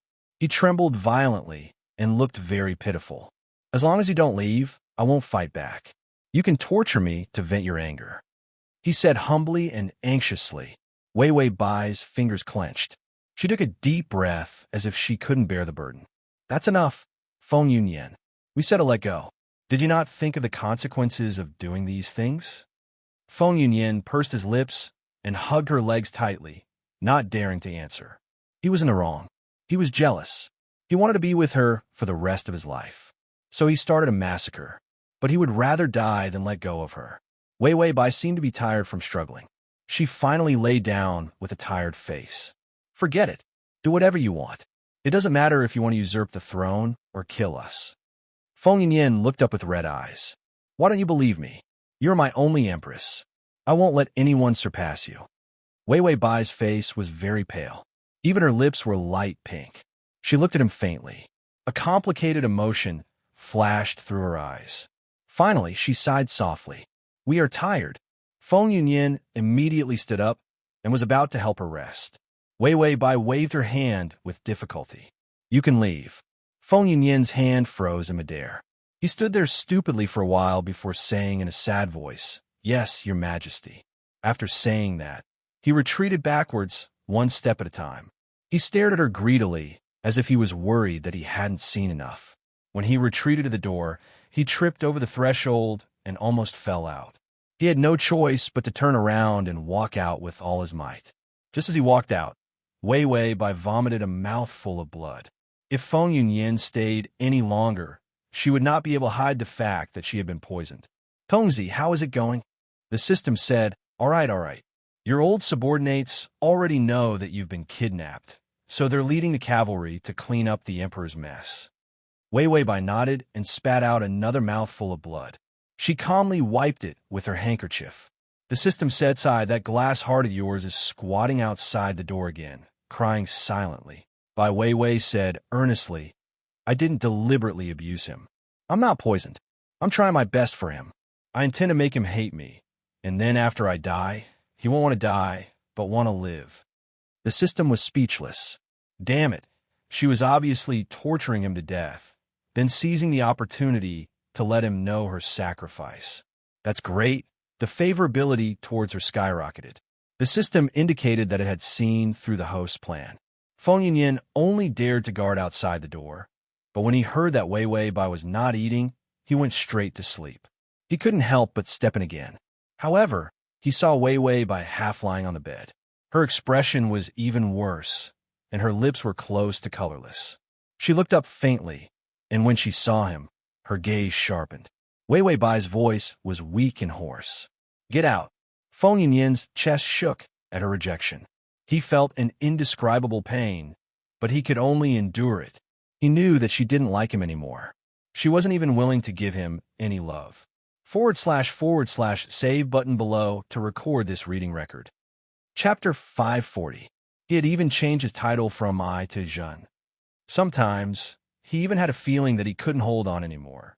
He had a vicious and selfish personality, and he didn't know how to repent after making a mistake.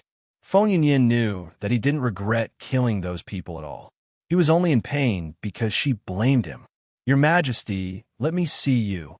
Wei Wei Bai felt that a mouthful of blood was about to surge up from her throat again. She waved her hand. Go away, get out. She was about to vomit blood again. Feng Yunyan's eyes turned red, and there was a kind of dry madness in them. He tried his best to suppress the violent beast in his heart. Your Majesty, don't chase me away anymore. No matter how much you blame me, no matter how much you hate me, don't chase me away. Wei Wei Bai's head was a little dizzy. She coughed and frowned. Feng Yunyan quickly walked forward and reached out to touch her. Your Majesty, what's wrong with you? Wei Wei Bai slapped his hand away reflexively. Get out of my way. This rejection made him completely crazy. His eyes became fierce and irritable. Do you hate me that much? You won't even touch me? Is Feng Ling that good? He was jealous like crazy. The fact that he wasn't the one and only in her heart made him so angry that he couldn't sleep day and night. How could she coax him with sweet words and make him unable to turn back and consign him to eternal damnation? Run to find her so-called true love again. Feng Yunyin grabbed her hands fiercely, his handsome face full of anger and cold smile. I won't go. If you don't let me touch you, I will. After saying that, he lowered his head fiercely and was about to kiss her lips. Wei Wei Bai wanted to vomit. She really couldn't go against her conscience and let him kiss her. Vomiting in someone else's mouth, wasn't that disgusting? She turned her head away and frowned, feeling uncomfortable. Feng Yunyin thought that she was going to struggle, so he tore her clothes and shouted with red eyes, Don't struggle. You're mine now. You can't escape no matter what I do to you. He was on the verge of crying when he said the lines of a domineering CEO. Wei Wei Bai was powerless to struggle.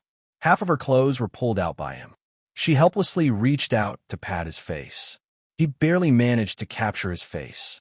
Then, she vomited a large mouthful of blood. She did not spit blood on his face. Feng Yunyin's movements froze, and he looked at her in disbelief. Wei Wei.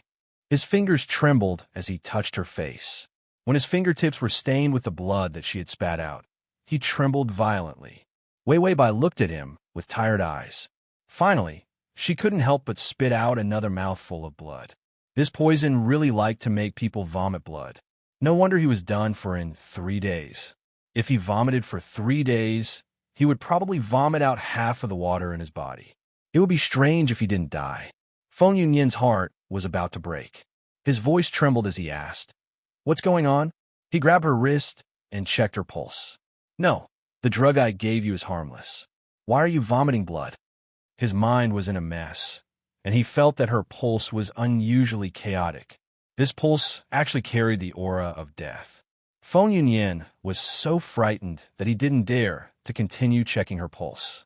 He could only take out a bottle of medicine for his pocket in panic. It was the antidote for her weak limbs. He quickly stuffed the medicine into her mouth. Eat some. You'll be fine after you eat some. After Wei Wei Bai ate it, her body could actually move. The system reminded, It seems that this body can't hold on any longer. This is the final radiance of the setting sun. You only have about 2 hours left before you can move. Wei Wei Bai, I'm dying faster than I thought. Then, she spat out another mouthful of blood. Feng Yunyin's pupils shrank. What's going on? You've already taken the medicine. No, you'll be fine. He immediately became flustered and began to rummage through the medicine bottles. Suddenly, he heard Wei Wei Bai's helpless but gentle voice. Idiot, I'm fine. After saying that, she slapped him away. Then he quickly pulled out a piece of tough cloth and tied him up. Feng Yunyin was at a loss. He watched as she calmly wiped the blood from the corner of her mouth and began to change her clothes. It was the formal attire of an emperor. The black robe, like the wings of a bird, draped over her thin but straight body. She turned around and gave him a beautiful smile. Are you stupid or not? Did you really believe that nonsense? I've always only had you in my heart. Chapter 541. You can search Transmigration System. Prince Charming, come over to search book www.sashu.com on Baidu to find the. A few attendants suddenly barged in from outside the door. They knelt down and shouted anxiously, Rebellion! The generals have rebelled. They have rushed through the city gate and will soon reach the palace gate. Wei Wei Bai looked at them coldly and calmly. I understand. You can leave. With that, she turned around and walked to Feng Yunyin. She bent down, picked him up, and placed him in the wheelchair. She slapped him so hard that his internal organs were tumbling. The aftereffects were not big, but he could not move now. She even very considerately tied a tight knot on the cloth that prevented him from moving and tied a big bow. Feng Yunyin looked up with difficulty, and a glimmer of hope and humble desire flashed in his eyes. He seemed to want to ask about what she had said just now, but he was afraid that he had heard wrongly. He did not dare to ask again. Sometimes, loving someone could really make one sad. Wei Wei Bai pushed the wheelchair out, and the wheels crunched on the snow. Yunyin, I know you blame me. Her voice was faint with a hint of sadness. I originally thought that if I ignored you and made you give up, you wouldn't be sad in the future. Feng Yunyin tried his best to turn his face to look at the woman behind him in confusion. However, he could only see her robes rustling against the wheelchair. But you are so stubborn that I can't bear to hurt you anymore. Feng Yunyin had a bad feeling. He was bewildered. Your Majesty, what are you talking about? Wei Weibai chuckled softly. I'm confessing to you. I've never loved Feng Ling. Even if I had some different feelings when I was young, they disappeared with time. Feng Yunyin's eyes shook, and an indescribable pain appeared. Then why did you marry her and make her your empress? Making a woman his empress was something that no emperor had ever done before. Bai Weiwei had taken a huge risk to marry Feng Ling regardless of everything else. What was this if not true love? Weiwei Bai pushed him to the entrance of the palace. The imperial army was on standby and surrounded the area. She walked from the back of the wheelchair to the front, slowly squatted down, and looked up at him. Feng Yunyin only saw the glimmer of tears in her eyes. She gently curved her lips, her face full of reluctance and tenderness. When I rebelled, there were mountains of corpses and countless vengeful souls. My heart was filled with brutality. Feng Yunyin couldn't help but struggle. He didn't understand why she was suddenly like this, but the uneasiness in his heart turned into fear. It was as if something was about to happen. He could only watch helplessly. Wei Weibai raised her hand and pressed down on his body, stopping him from moving. The Feng family was also massacred because of me. At that time, I only thought about the pleasure of ruling the world, but I didn't expect to meet you. Feng Yunyin stared at her blankly. A heavy shadow loomed over his heart. You're as gentle as jade, and your grace is outstanding. When I saw you at that time, I felt that you were good-looking, very good-looking. Wei Weibai's eyes became softer, like a pool of sweet spring water, slowly seeping into his heart. Feng Yunyin finally couldn't help but ask, Your Majesty, what's wrong? Why did she suddenly say this? His heart was filled with fear, and he didn't feel happy. Wei Weibai's smile didn't change. She stared deeply at him, as if this was the last time she would look at him. Did you know? There was once a medicine that could exchange the blood of two people. There was only a little of this secret medicine left, and it was hidden in the previous dynasty's treasury. Bright red blood suddenly flowed out of Wei Weibai's lips. In the background of the white snow, it was as red as coral. Transmigration system. Male god, come here. /transmigration system. Male god, come here. / transmigration system. Male god, come here. The download address is at https://www.sashu.com. Transmigration system. Male god, come here. Transmigration system. Male god, come here. Chapter 542. And your poison is in your blood. She sighed and smiled helplessly with blood-stained lips. Feng Yunyin stared blankly. The blood continued to enlarge his eyes. Impossible. There can't be such a medicine. He had never heard of it. He suddenly thought of how light and healthy he looked after he woke up from the poison. He looked at her haggard and pale face. Her body was so weak that it was like a wisp of smoke that could disappear at any time. Wei Weibai calmly wiped the blood from the corner of her mouth and continued. Feng Ling took away all the medicine. If I want the medicine in her hands, I have to agree to her request to be the empress. Feng Yunyin stared blankly at her, his body trembling. I don't believe it. I don't believe it. Wei Weibai smiled and said, I wanted to hide it from you, but you came back too quickly and the poison acted up. I had to use the medicine in advance. Her hand fondly stroked his face. Fortunately, I saved you. Even if it was my life, it was worth it. Wei Weibai's every word was gentle and satisfied. Feng Yunyin saw blood dripping from the corner of her mouth again and finally cried out, It's not worth it. I'm not worth it. Where's the medicine? Let's exchange again. My life is cheap and not worth you using yourself to exchange for it. I beg you, Your Majesty. Wei Weibai stood up. Outside the palace, iron hooves rumbled. In the cold wind, there was an extremely tense atmosphere. Someone shouted, Treacherous officials are difficult to control. Men rule the country.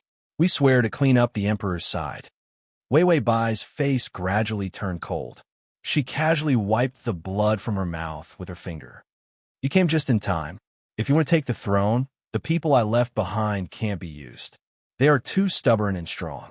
They're your biggest stumbling block. Feng Yunyan was such a smart person that he understood what she meant. He gritted his teeth and struggled desperately. His muscles were stretched to the limit, his body bent, and his back trembled. Wei Wei Bai turned around and walked forward step by step. Her slender and straight back had an indomitable aura in the howling cold wind. Feng Yunyan shouted at the top of his lungs, Wei Wei Bai, come back to me. I'd rather you not love me. Don't love me. If she loved him, she would trade her life for his. He would rather die by her sword in the first place. Wei Wei Bai did not turn around, but laughed wantonly. Why can't a man rule the country? My remaining years can. Tears gushed out of Feng Yunyan's eyes. I don't want to be emperor anymore. I've never wanted to be emperor. Please don't go. Ding. The male lead's favorability is at 97. Wei Wei Bai nimbly mounted the horse. She pulled out her sword, her ink-black hair fluttering in the wind. She looked back at him. The tenderness in her eyes was still there. Yunyan, this is my last gift to you. There was no cure for the poison in her body. Before she died, she cleaned up the group of loyal officials who followed her. He had given a country without any obstacles to him, to the person he loved the most. It was the last thing she could do for him. Feng Yunyan felt himself become muddle-headed. He struggled with all his might, but the attendants rushed over to hold him down. He watched as she rode her horse and led her soldiers out of the palace gates. The cold sounds of battle filled the air. The long sword in her hand shone like white satin in the snow. The head of the general who had come to clean the monarch's side was instantly split into two. Feng Yunyan fell to the ground. The servants tried their best to stop him. The cloth on his body had not been torn. He could only free one hand and hold on tightly to the snow on the ground. He opened his mouth and roared with his mind torn apart. By Wei Wei, come back. I don't want the country. I want you to read at https://www. Sashu.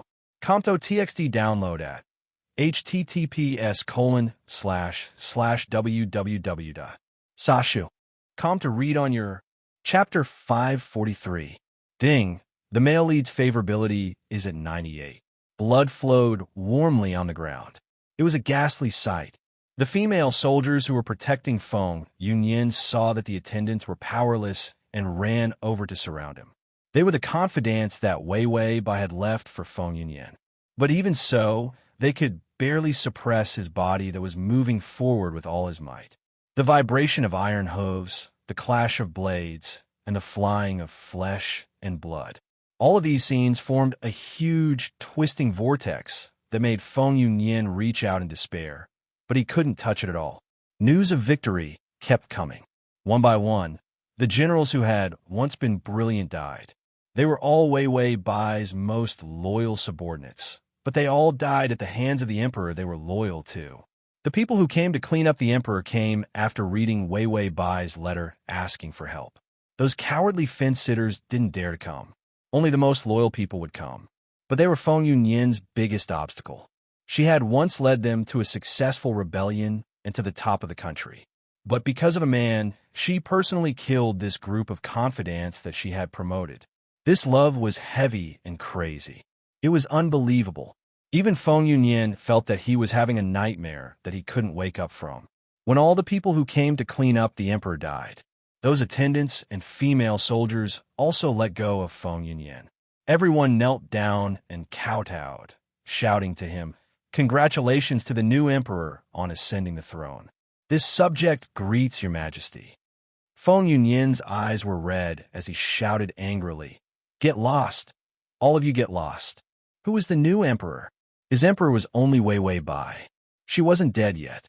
How dare this group of rebellious people call him that? The cloth on his body loosened a lot. He staggered to his feet and ran forward with his body bent like he was being crushed. The entrance of the palace was covered in blood, which was especially conspicuous in the snow. There were corpses everywhere. Your Majesty, Your Majesty. There was nothing else in Feng Yunyan's eyes. He looked around in panic, looking for that familiar figure. She was so strong, nothing would happen to her. She was the woman with the best martial arts skills he had ever seen. She would not fall so easily. Suddenly, a black horse slowly approached, and a familiar figure hobbled over while leading the horse. Feng Yunyan stopped in his tracks, his eyes bursting with an unimaginable brilliance. The horse stopped. Wei Wei Bai leaned against the horse and looked at him with a bright smile. Her face was covered in blood, her hair was messy, and her clothes were tattered and dirty. But it didn't do any damage to her beauty. Feng Yunyan's footsteps became hurried, but because he was too anxious, he tripped and rolled on the snowy ground. He didn't care at all and smiled foolishly. Your Majesty, Wei Wei, it's fine as long as you're fine. Ding, the male lead's favorability is at 100. Mission completed. The host's body has suffered great damage and is on the verge of death. Countdown to escape time and space. 3 seconds, 2, 1. He climbed up in a sorry state and ran forward without a care for anything else. Suddenly, the horse seemed to be startled. It neighed and ran away in grief. Wei Wei Bai's smile didn't change as she stood there stiffly for a while. Then she suddenly fell down. The cold blade that was stabbed into her back was revealed. That place was exactly where her heart was. Her back was like a lake of blood, flowing with dirty blood. Anyone with a discerning eye could see that she couldn't be alive. Feng Yunyan's footsteps slowed down as he stared at her in a daze. The wind and snow became stronger. It gradually blurred his eyes. I'll take you as my husband. How's that? Good. The TXD. Chapter 544. Host mission is complete. 30 days of life points gained. A total of 130 days of life points gained. Wei Wei Bai woke up weakly and heard the system's notification. Ding! Deducting 15 days of commoner meals from the system cafeteria, 5 days of antidote vaccines, 10 days of exchange pills, and 10 days of painkillers. Wei Wei Bai was expressionless. Especially when she heard the system's next words, she felt like Huang Shuren was squeezing Yang Bailao dry. It was more than just tragic. Congratulations, host.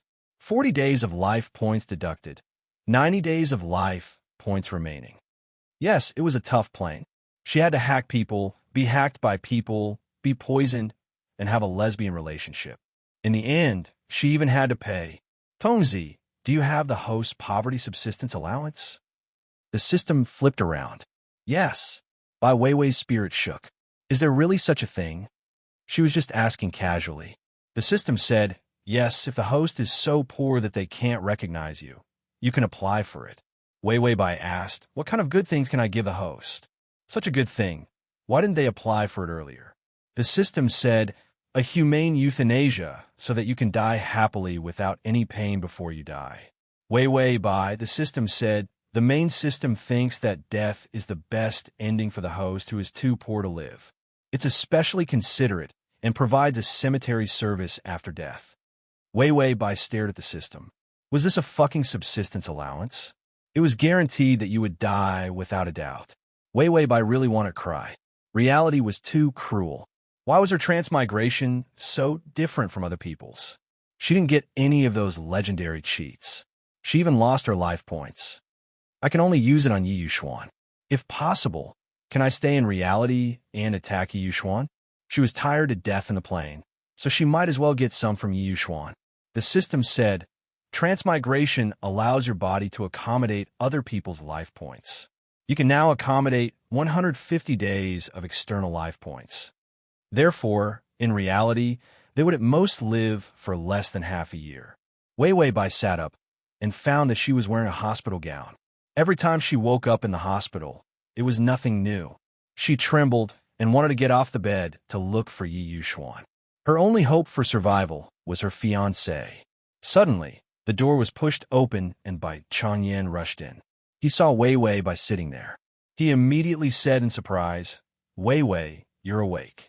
Wei Wei Bai's voice was a little hoarse. Daddy, how are you feeling? She still hadn't forgotten the last time when he wasn't in good health. Bai Changyan immediately pushed the wheelchair and ran to the side of the bed. You've recovered from your anger. Quick, sit up. Wei Wei Bai was puzzled as he helped her into the wheelchair. Then, she saw her father, who was not in good health, push her all the way out as if he had eaten a miracle medicine. What's wrong? Was it an earthquake or a fire? She looked like she was fleeing. Did something happen in the hospital? Bai Changyan said fiercely. It's a man-made disaster. Yi Yuxuan, that bastard is worse than a beast. He won't let you transfer to another hospital even if he dies. Wei Wei Bai said, the hospital here is the best place to treat heart disease, Daddy. Bai Changyan became agitated. Listen to Daddy. You can't stay here anymore. That bastard to you? He immediately shut up. He didn't dare to let his daughter know that she was molested when she fainted. She was fragile and needed protection. How could he let her face such a cruel thing? Bai Changyan cursed that inhumane bastard 10,000 times in his heart. Wei Wei Bai was confused. What's wrong? What's wrong? Why did she feel like the world had changed when she woke up? Bai Changyan vowed solemnly, I'll let you escape. Then, I'll immediately break off the engagement with that guy Yi Yuxuan. To facilitate your next reading, you can click on the button at the bottom to record this reading. Chapter 545. When Wei Wei Bai heard this, she quickly turned around and took his hand. Dad, why did you cancel the engagement? Once the engagement was canceled, she would not be pouncing on Yi Yuxuan in the future as an unmarried couple, but as a female rogue-molesting an innocent man. Bai Changyan's face was sad and conflicted. In the end, he could only bear it and say, anyway, it's right to cancel it. Listen to Dad. If she didn't have Yi Yuxuan, she would be finished after crossing a few more planes if she continued to throw herself at him. Wei Wei Bai was excited and didn't think much. She grabbed her silly father's hand and couldn't help but shout, No, Dad, Yi Yuxuan is my life. Bai Changyan stopped and looked at her in shock. A clatter came from the corner. Qin Xiu, who was passing by, dropped the iron plate in his hand. He was stunned. Beside Qin Xiu stood a man in casual clothes. His face was a little pale, and the dark circles under his eyes were obvious, but he was still very handsome. His pupils were dark and suppressed the brilliance in his eyes. He stared blankly at Wei Wei Bai. She said that he was her life. Ding, life fishing started. 91 days, 93 days, 99 days, stimulation stopped, excitement level remained stable. If the excitement level was stable, it would not feed back her life points. Wei Wei Bai's eyes couldn't help but soften. She looked at Qin Xiu's side. Yi Yuxuan. She could almost see the 3 shining golden characters on his left cheek. Life points. There were also 3 big words on his right face. Come and get it. His forehead was full of tycoon medals. She used to think that his face was cold and stiff, as if he was injected with hyaluronic acid. Now she thought that he was handsome enough to change her aesthetic. Wei Wei Bai couldn't help but reach out and sweetly shout to him, Yuxuan, come, give me a hug. Father Bai's dog face. What did he hear, see? Daughter, what's wrong with you? Matchmaker Qin immediately smiled like a blooming flower. Sister Wei Wei, you and Xiao Xian are really close. Then he turned and bumped into Yi Yuxuan, who was in a daze. However, Yi Yuxuan did not move. He continued to stare at her without moving his feet. Qin Xiu was anxious. Didn't he want to sleep with her? The girl had already taken the initiative, so why was this dumb roe deer cowering? Even if it was the first time he was in a relationship, he shouldn't be so passive and silent. Even a blind date wouldn't want such a person. Yi Yuxuan's eyes were deep and serene, carrying a glass-like cold fire. His voice was hoarse, carrying a few traces of imperceptible tremors. Wei Wei Bai seemed to have entered a battle. Her back was straight and elegant, and her face was slightly tilted up, revealing her delicate chin. Her eyes were misty, and her lips were slightly red. Then, she casually pretended to be very flirtatious. In fact, she was just using her fingers to slowly tuck her hair behind her back. Xian. Yi Yuxuan. Xian. She changed the way she addressed him too quickly. However, Yi Yuxuan turned a deaf ear to her. He stared at her blankly, as if in a trance. Qin Xiu was anxious to death. What was going on? Why did she crash? Go. However, Yi Yuxuan suddenly sighed. The light in his dark eyes finally bloomed. He seemed to have changed into a different person, revealing a gentle smile. Wei Wei Bai's heart flashed a trace of doubt. She felt that this smile was not like Yi Yuxuan. However, before this doubt could brew into a problem, Yi Yuxuan strode in front of her. His expression was complicated. He reached out to touch her, his fingertips trembling. Chapter 546. Just as he was about to touch her, a hand grabbed his wrist tightly. Yi Yuxuan looked up and saw that Father Bai was so angry that his hair was standing up. "You unscrupulous bastard who doesn't have any good thoughts. You don't have any coarse socialist values and have gone astray. What do you want to do to my ignorant daughter? Did you see that when he was around? This little bastard even dared to touch his daughter. When he wasn't around, this perverted wolf cub might have done something heartless to his daughter." When he thought of this, Chang Yin felt that he was in a bad mood. He shouldn't have been greedy and let his daughter marry into the Yi family. These people from the rich capitalist families were all inhumane. Father Bai felt that he was very regretful. He looked at Yi Yuxuan, and his eyes were filled with grief and indignation, just as a tear of regret was about to fall. But he saw that Yi Yuxuan, whose hand he had grabbed, had 2 lines of beautiful tears quietly falling from his deep eyes. Father Bai, who still had tears in his eyes, Yi Yuxuan silently reached out and touched his face with his fingers. His tears couldn't stop falling. He clearly didn't have a crying expression, but his expression was extremely sad. Then, he lowered his head and looked at Wei Bai. His tone was gentle with a hint of grievance. Wei Bai's heart clenched when she saw his pitiful and quiet gaze. She really wanted to give him a loving hug and tell him not to cry. When did Yi Yuxuan learn how to act cute? So scary. Wei Bai didn't want to lose. She immediately put on a loving gaze and gently pushed her father away. Then, she opened her arms. "Xian, what's wrong?" Yi Yuxuan took 2 steps forward and slowly squatted down under everyone's shocked gaze. Then, he rested his head on her legs and reached out to hug her slender waist.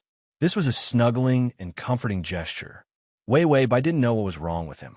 She felt his soft hair against her clothes and his face against her legs. His tears slowly seeped into her skin. A feeling of heartache suddenly appeared in her heart. The pain seemed to be from the first time this man had given her. Wei Bai lowered her head, and the hypocrisy in her eyes faded away, replaced by calmness and throbbing. She reached out, hesitated for a moment, and finally touched his hair.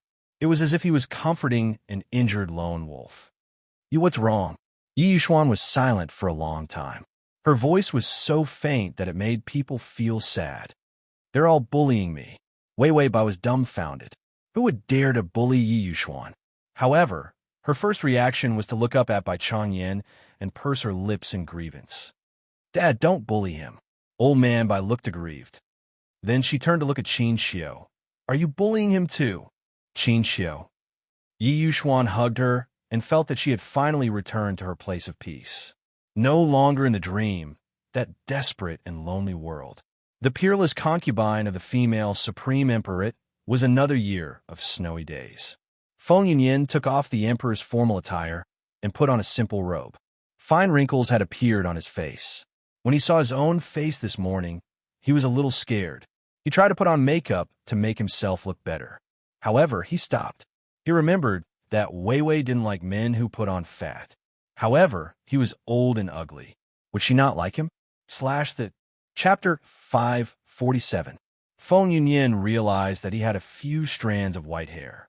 He could only carefully pull them out in an attempt to make himself look younger. Today was the anniversary of her death. He took the pastries that she liked when she was alive and some incense, candles, and joss paper to worship her. Her mausoleum was built very luxuriously, leaving a place for him. 100 years later, he would be able to enter this place after death. Just thinking about it made him happy. Feng Yunyin looked at the tombstone. The snow fell on his hair, making it look like he had white hair. He burned the joss paper. Wei, are you okay?" Only the cold wind whistled past. He was used to it. "You never told me that your favorability had reached 100. She only said 99. Feng Yunyin revealed a calm smile. "But when you personally killed the old officials who were loyal to you and sent me to the throne, I knew that it was your 100. He still remembered that she said embarrassedly that if the favorability reached 100, He didn't want her anymore after he obtained the country. The truth was that she gave him the country and didn't want him anymore. There was a drought at the beginning of this year. There were so many memorials on my desk that I could be buried. He smiled. They were all scolding me. They said that I was a man who inherited the orthodoxy and that the heavens couldn't tolerate it. Even if I lightly taxed them and focused on irrigation and agriculture, making their lives better, I was still a monster. Whenever there was a natural disaster, it was his fault. She also knew that she had taken away the most powerful people back then. When she died, those ministers who had killed their way out of a mountain of swords and a sea of blood only obeyed her. When she died, his man ascended the throne. These people all rebelled. Even though she had cleared so many obstacles for him, he still had a hard time all these years. It was very hard. Feng Yinyin said softly as he burned the joss paper. It was as if this could reduce the pain in his heart.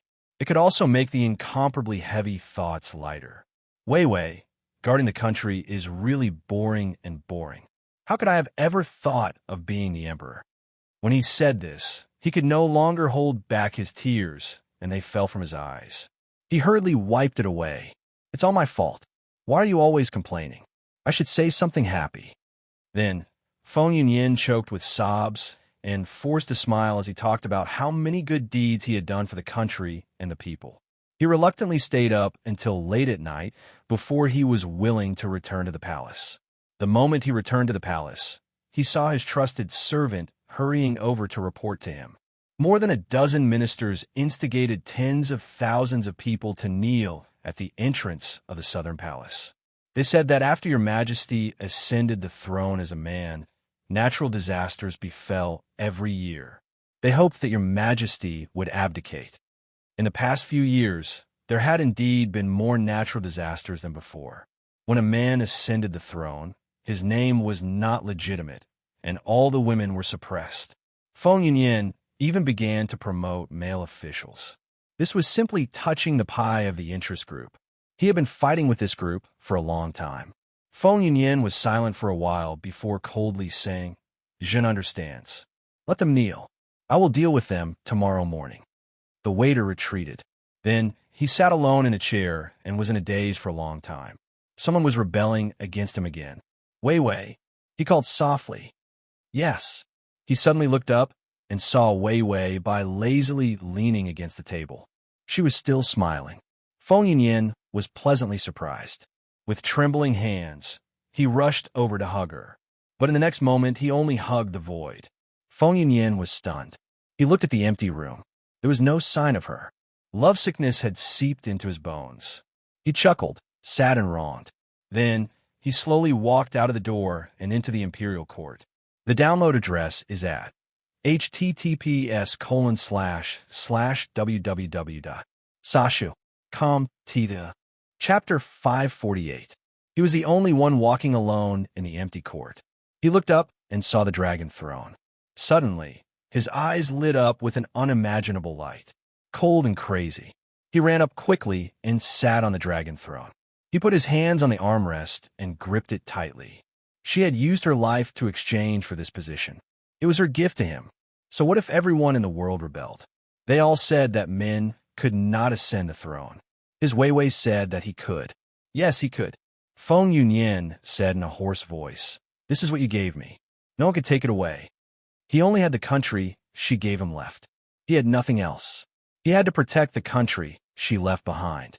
Feng Yunyin revealed a sad smile. They all bully me, Wei Wei. Those subjects all bullied him. Everyone wanted to pull him down from this position. He racked his brains and trembled with fear. Every single day was very difficult. But I can't die. If I die, the country you gave me will be taken away by others. Feng Yunyin sat alone and silently on the dragon throne, his tears falling silently, without her to pamper him and protect him. He was so cheap that he was nothing. The sunlight entered the court and shone on his pale and haggard face. He suddenly looked up. The weakness in his eyes disappeared, only leaving behind a black, killing intent. Feng Yunyin returned to his palace and put on the emperor's robes. Then, step by step, he walked into the court with an imposing manner. The ministers had already arrived. Some people felt that today's Feng Yunyan seemed a little different. Feng Yunyan slowly sat on the dragon throne. His posture was calm and elegant, and his face was expressionless. A minister said fiercely, "Your Majesty, there's a drought this year. The disaster is disastrous. Outside the South Gate, there are already thousands of people kneeling to ask Your Majesty to abdicate. They hope that Your Majesty will reconsider." Feng Yunyan looked up. A light appeared in his dark eyes, cold and sharp. He curled his lips into a faint smile and swept his gaze over those who opposed him. "Then let's kill them all." From today onwards, he would no longer care about anyone, nor would he take half a step back for anyone. He would let everyone know that those who schemed against him and disobeyed him would all die a horrible death, because the person who protected him was no longer there. All that was left was this vast expanse of lonely mountains and this empty palace to accompany him. He still had to live to protect her country. In the records of later generations, the first male emperor in history, the Feng clan, killed decisively during his reign. He used torture and tyrannical power. However, he was good at governing the country and was good at recruiting talents. During his rule, the people were safe and sound, and foreign enemies bowed their heads in submission, praising him both internally and externally. The Feng clan had spent their entire lives observing filial piety for the late emperor. They did not change the name of the country and adopted the women of the Bai clan, nurturing them with great care. In the 20th year of his reign, he died of illness on the way to the tomb of the previous emperor. After his death, he was buried with the previous emperor. The woman of the Bai family obeyed his wishes and ascended the throne. He had created a flourishing age. 20 years. He was like a lonely soul that had guarded the boundless land for 20 years. That kind of loneliness slowly seeped into his bones. It was enough to drive anyone crazy. When Yi Yuxuan woke up, it was the first time he was afraid of a dream. And grievance was a grievance? His heart was sour and astringent, and he couldn't describe what he was feeling. He just wanted to find her, then hug her, and tell her that he was very uncomfortable. Wei Wei Bai was a little puzzled. Her fingers gently touched his head. "What's wrong with you? Who bullied you? Tell me. I'll help you bully them back, okay?" This kind of Yi Yuxuan made her feel strange, but also a kind of soft helplessness. To read the full article at https://www.sashu.com to read on. Calm. Chapter 549. She couldn't even bear to speak harshly to him. Maybe it was because he really looked like he was wronged. Bai Changyan looked at Yi Yuxuan and then at his daughter. His lips trembled. "Wei Wei, don't be fooled by him. He's the one who bullied you." It was really a case of the guilty party complaining first. A grown man crying and begging for sympathy. Did he think that he would forget his beastly behavior? Bai Weiwei was confused. She wasn't in a vegetative state. She was fishing for life points. Since when did Yi Yuxuan have the time to bully her? Could it be that he drew a turtle on her face as revenge when she was sleeping? Bai Changyan looked at his daughter's pure and innocent face and finally couldn't take it anymore. He felt that he had the obligation to teach her what the beasts in this world looked like. Bai Changyan pointed at Yi Yuxuan and said indignantly, "This beast, he kissed you. I saw it with my own eyes." Wei Wei Bai immediately explained, "You misunderstood, Dad. I kissed him." Bai Changyan didn't hear it. "He even took off your clothes with the intention to do something to you." Wei Wei Bai, "He didn't take it off, I did. I couldn't wait to seduce him." Bai Changyan's face turned red, and he completely ignored her words. "He even hugged you and wanted to do something to you." Wei Wei Bai, "Then let's do it. We're already husband and wife. It's time to do it." Bai Changyan hugged his head in grief. "I actually gave my daughter to a man who's worse than a beast."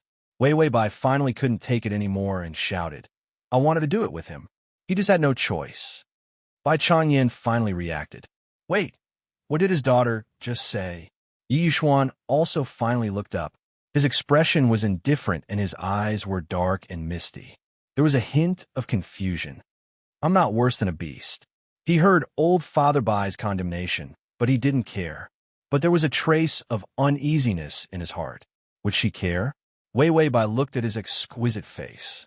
His eyelashes were stained with tears, and there was a faint look of confusion on his face. Soft and handsome, he could make any woman let down their guard in an instant. At this moment, Wei Wei Bai was bursting with protectiveness. She raised her head and said to her father, "Father, it has always been your daughter who molested others. There is no reason for others to molest me. Look," she said through gritted teeth. Then, she reached out to hold his face and kissed him fiercely. Their tongues intertwined, moist and sweet. Both of them were shocked at the same time. Yi Yuxuan was in a daze as he allowed her to kiss him. Wei Wei Bai hugged his body forcefully and reached out to press down on his hair. The tip of her tongue slid across his lips, causing him to tremble. Yi Yuxuan couldn't help but kiss her back. He wanted to grab more of her breath. More, dispelling the fear and loneliness in his heart. The two of them kissed until it was hard for them apart. They kissed as if they were glued to each other. Old Father Bai staggered, and Qin Xiu reached out to support him. "In-law, take care." Old Father Bai's tears flowed. "Daughter, what's wrong with you? Why did you suddenly grow up to molest men?"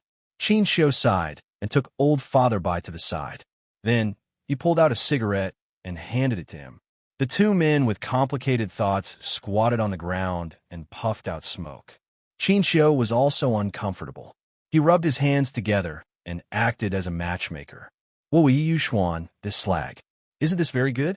He, a single dog, was abused so painfully and wrongly. Why didn't anyone comfort him? Suddenly, Bai Changyan reached out and patted him on the shoulder. The two of them looked at each other with a sad expression. "My daughter is also grown up." Old Father Bai sighed. Qin Xiu also sighed. "Yes, my family's little Xian has also been enlightened." But why were they not happy at all? Chapter 550. 150 life points, full bar, stop fishing. The system took out the leftover Dignity Luxury Super VIP system spicy strips and ate one silently. Then it looked back and saw that the adulterous couple was still kissing each other like glue. Damn, don't they know how many people are in the corridor? Don't they have any shame? The life points were still surging and roaring. The system saw Yi Yuxuan and was totally unprepared. If it wasn't for Wei Wei Bai being unable to accommodate more than 150 life points, it would have been able to make enough money. It could get enough in one go, so it didn't have to risk its life to cross plains to flirt with the big fool Yi Yuxuan. The system sighed. The warehouse is empty. If it continues like this, something will happen sooner or later. Even the side rewards were taken from the trash can in the corner of the warehouse to coax Wei Wei Bai. It couldn't be helped. It didn't dare to take any of the side rewards given by the main system. If it took it, something would definitely happen. The system stopped its wild thoughts and quietly turned back. There was no kiss. It was relieved. Just as it was about to turn around, it heard Yi Yuxuan say softly, "I had a dream." The system exploded and immediately drew a dialogue blocker with its fingers. It blocked Yi Yuxuan's words. Wei Wei Bai was held tightly by Yi Yuxuan. He said lightly, "That dream, what happened to that dream?" Then Bai Wei Wei heard Yi Yuxuan's lips move, but she couldn't hear anything, as if her ears couldn't accept it. She frowned. "What's going on?" She immediately knocked on the system. "Tongzi, I think there's something wrong with my ears. I can't hear what Yi Yuxuan is saying." The system said calmly, "You've transmigrated too much. Your hearing may be left in the plane space. It's okay. It will return to normal later." Wei Wei Bai didn't doubt the system. She said to herself in confusion, "Why can't I hear when Yi Yuxuan is talking?" The system was scared, worried that she would see something. Then, he switched the blocker to the modifier. Reality changed Yi Yuxuan's words. Wei Wei Bai's ears and eyes suddenly became clear. Yi Yuxuan's indifferent and magnetic voice also sounded. "In that dream, I transformed into Ultraman and fought small monsters. I fought a total of 33 small monsters. I even transformed into a flower fairy and kept spinning around. Wei Wei Bai, this dream is too magical." And Yi Yuxuan actually said it very seriously. What the system heard was, "In my dreams, you left me time and time again, never stopping. This time, you gave me your empire. It was melancholy. Sooner or later, it would not be able to hide it anymore. Unless Wei Wei Bai had enough HP and didn't stay in the real world for too long to avoid Yi Yuxuan. After Yi Yuxuan finished speaking, he stared at her blankly, trying to see a trace of throbbing in her eyes. After Wei Wei Bai finished listening to his dream of a flower fairy spinning around, she was speechless for a moment. He said softly, "Have you ever had this kind of dream?" She had been sleeping and waking up, and the time of her dream matched with his. That was why he personally guarded her and didn't let the hospital do anything excessive to her body. He was worried that she was actually having the same dream as him. Wei Wei Bai looked at his expectant eyes and couldn't help but cough lightly. "Your dream is very colorful. I have never had this kind of dream. Who would dream of Ultraman fighting small monsters and a flower fairy spinning around?" It's not like she didn't grow up. Yi Yuxuan fell silent and lowered his head. He was filled with the urge to tell her. It was all gone. She had never dreamed of him. If that was really their previous life, then he would be the only one to sink. Wei Wei Bai looked at him like a big dog that had been hit by a blow. He was so cute and cute. Chapter 551. She did not know why, but her heart was touched. There was a strange feeling of depression. She could not help but rub his hair and comforted him. "You might have this dream in the future, so don't be sad." She thought that Yi Yuxuan was a robot with facial paralysis. She did not expect him to be a young man with a childish heart who did not grow up. This contrast instantly narrowed the distance between the two of them. Yes, she also liked Ultraman Flower Fairy SpongeBob SquarePants. They had the same interests and hobbies, so it was not difficult for them to get along. Yi Yuxuan's neatly combed short hair was ruffled by her. He did not move, but his lips were pursed. There was a clear light in his deep black eyes. Suddenly, he sighed softly and reached out to press her head against his shoulder. His fingers were placed on her delicate neck, without a trace of desire, and there was a trace of sadness in his dark eyes. It's good not to dream. In her dreams, she never had a good ending. In every life, she died because of those men. It was better not to dream like this. Wei Wei Bai straightened her neck, and her smile was a little stiff. She felt that Yi Yuxuan's mood was not right. Was he this passionate before? The system could not help but interrupt.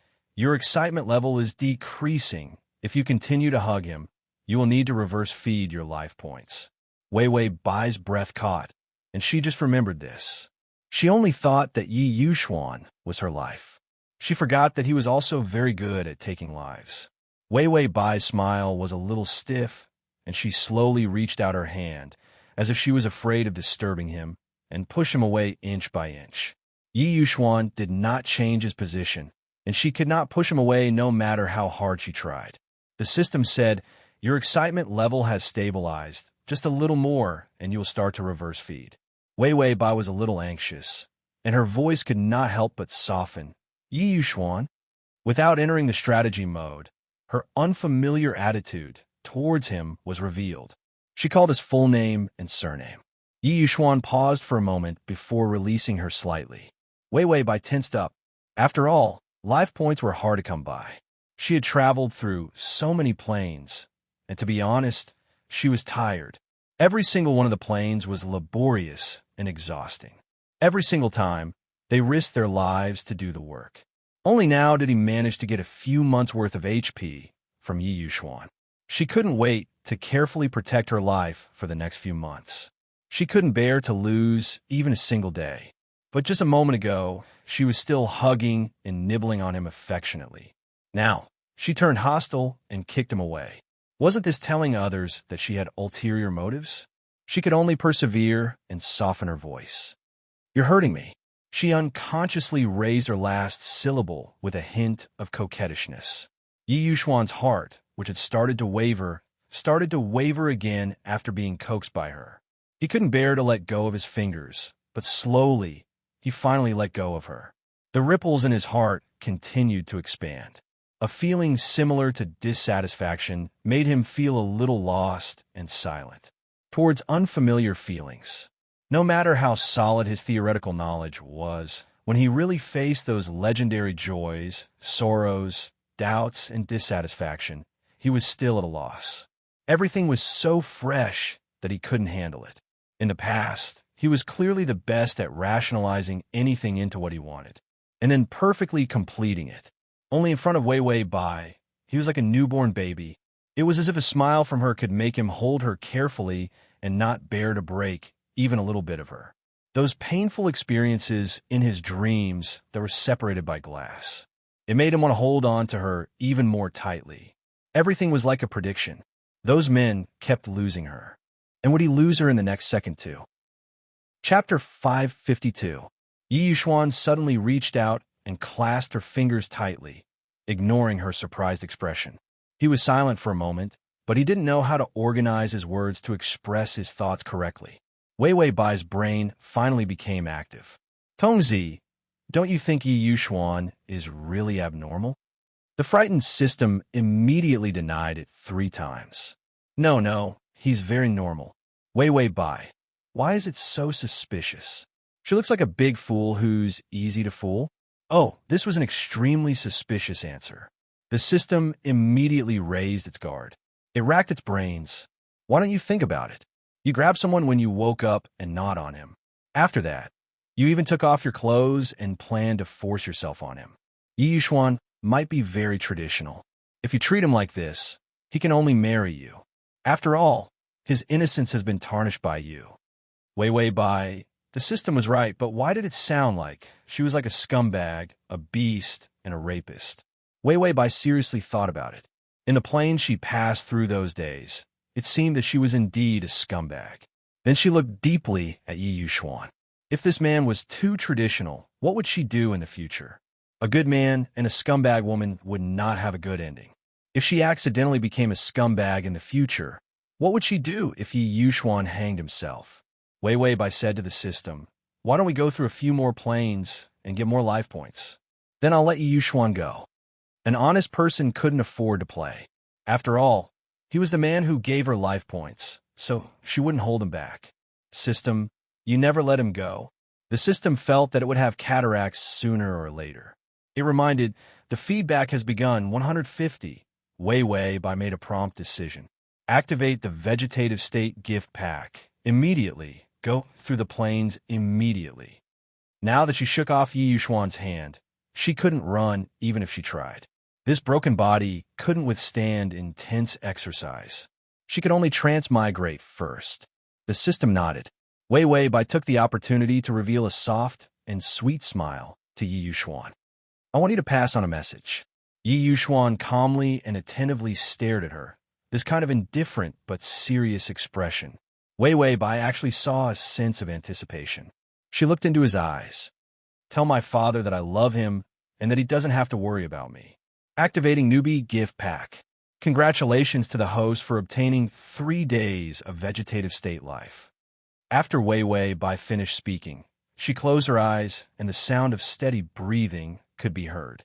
Yi Yuxuan held her hand in a daze. She was still here, but why did he feel like he had lost her? You love him. There was a hint of disappointment in his tone. Even the light in his eyes dimmed. It was as if he had lost his support all of a sudden. Yi Yuxuan was silent for a while before she got up and pushed her forward. When he came around the corner, Qin Xiu and Bai Changyan were like 2 migrant workers, squatting in the corner smoking, and there was a big no-smoking sign above their heads. Bai Changyan thought of his daughter, who had become a tomboy who would molest others, and he felt sad. This kind of psychological journey of his daughter, growing up to become a female hooligan, made him constantly reflect on his teaching methods. Qin Xiu also drooped his eyebrows and sighed. He was thinking about when Yi Yuxuan and Wei Wei Bai hooked up. There was no warning at all. Yi Yuxuan's face was cold, his eyes gloomy and dark as he glanced at Bai Changyan. His voice was flat. Father-in-law. The cigarette in Bai Changyan's hand shook. Who's your father-in-law? Can you not call him that? To TXT. Download T. Chapter 553. Yi Yuxuan raised his eyelids and looked at Bai Changyan from head to toe. That indifferent, and faintly mocking gaze swept past him just like that. Bai Changyan was only naive and sweet to his daughter, but he was usually very sensitive. Yi Yuxuan's expression, eyes, and attitude was this contempt, disdain, and looking down on him. His daughter hadn't married yet, but this son-in-law was already looking down on his father-in-law. Yi Yuxuan, this guy, simply looked like a bad guy who abused his wife and cheated on her. Bai Changyin was just about to say something. Yi Yuxuan lowered his head and glanced at the cigarette butts under their feet. His tone was very calm. Smoking is prohibited here. You're so old and still don't understand. Bai Changyin, Yi Yuxuan, Wei Wei asked me to say something to her father. Bai Changyin looked at his daughter who was asleep in a wheelchair and got excited. What do you want to say? Yi Yuxuan was silent for a moment, and that cold gaze appeared again. Are you Wei Wei's father? Bai Changyin looked sluggish. Isn't this nonsense? If he wasn't Wei Wei's father, then could he be her mother? Yi Yuxuan's voice was indifferent and sharp. I don't think you and Wei Wei have any similarities. She's such a lovely and beautiful girl. She shouldn't have such an ugly and old father like you.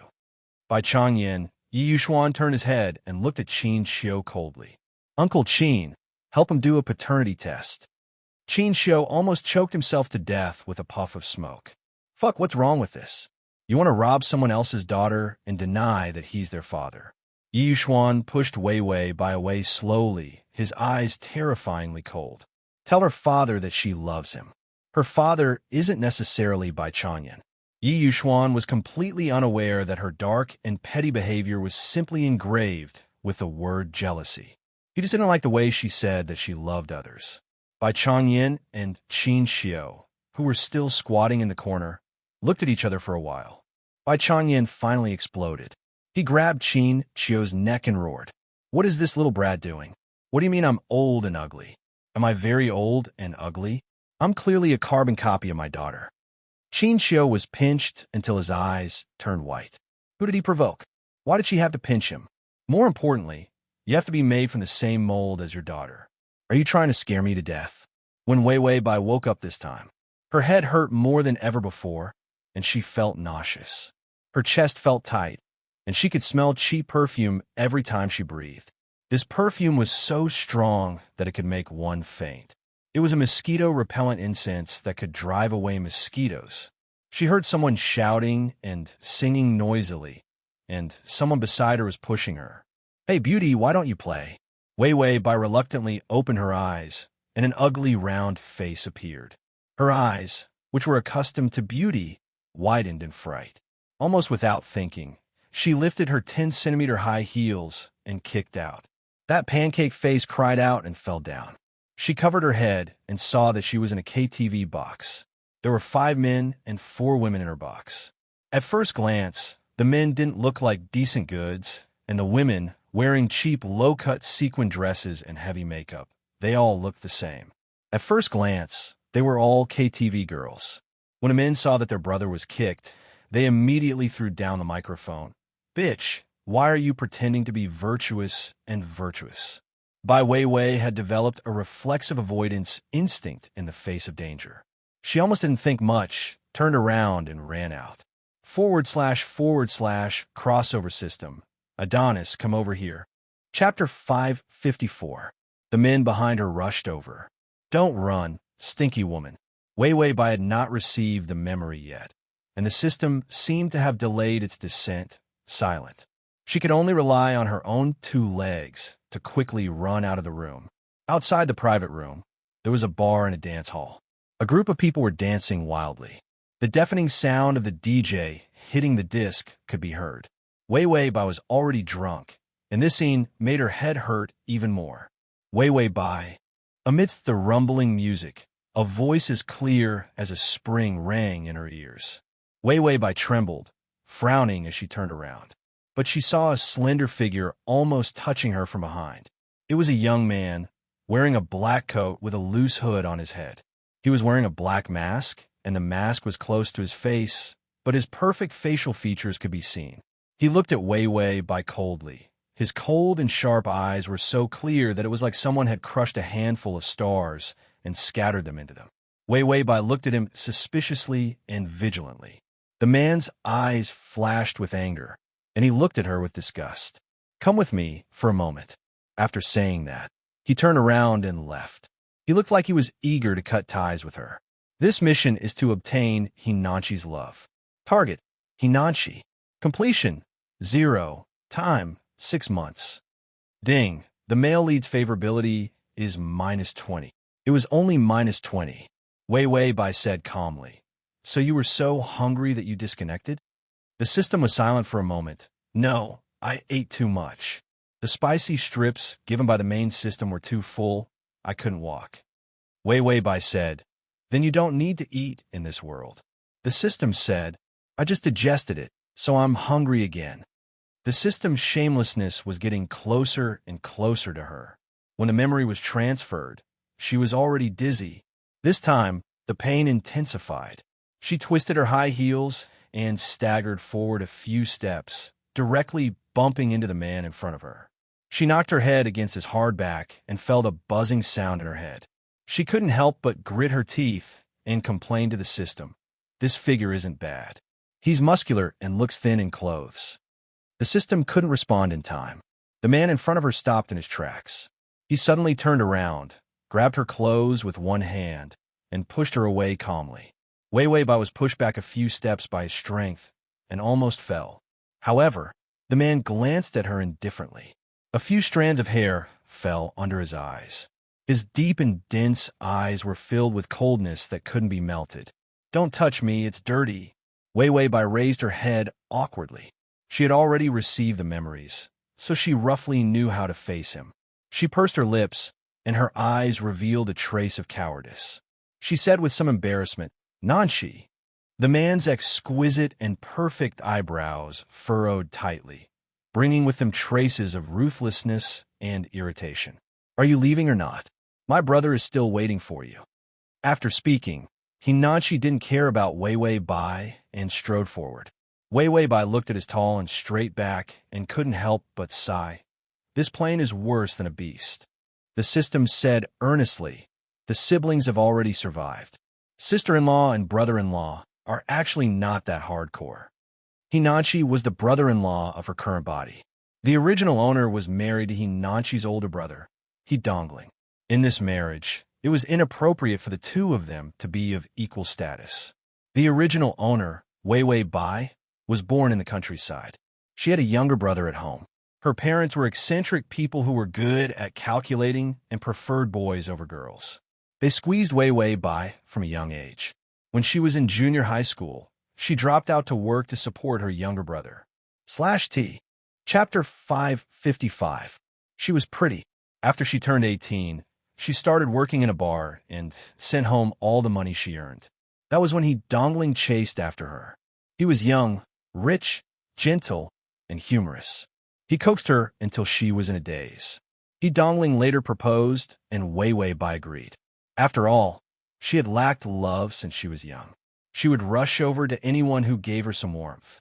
But what happened next was beyond Wei Wei Bai's expectations. The He family was a wealthy family. He married a bar girl who was not presentable. The two elders of the He family were furious.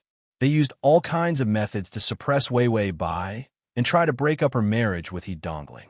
All kinds of humiliation and framing made her feel at a loss and seek Dongling's help. But what was even more ridiculous was that Dongling didn't like Wei Wei Bai at all. He married her just to cover up his abnormal love. He liked his father's mistress, the woman he had to call his stepmother, and he married Wei Wei Bai to be a target. They had been married for so long, but he didn't even touch her. So he couldn't wait for more people to bully Wei Wei Bai.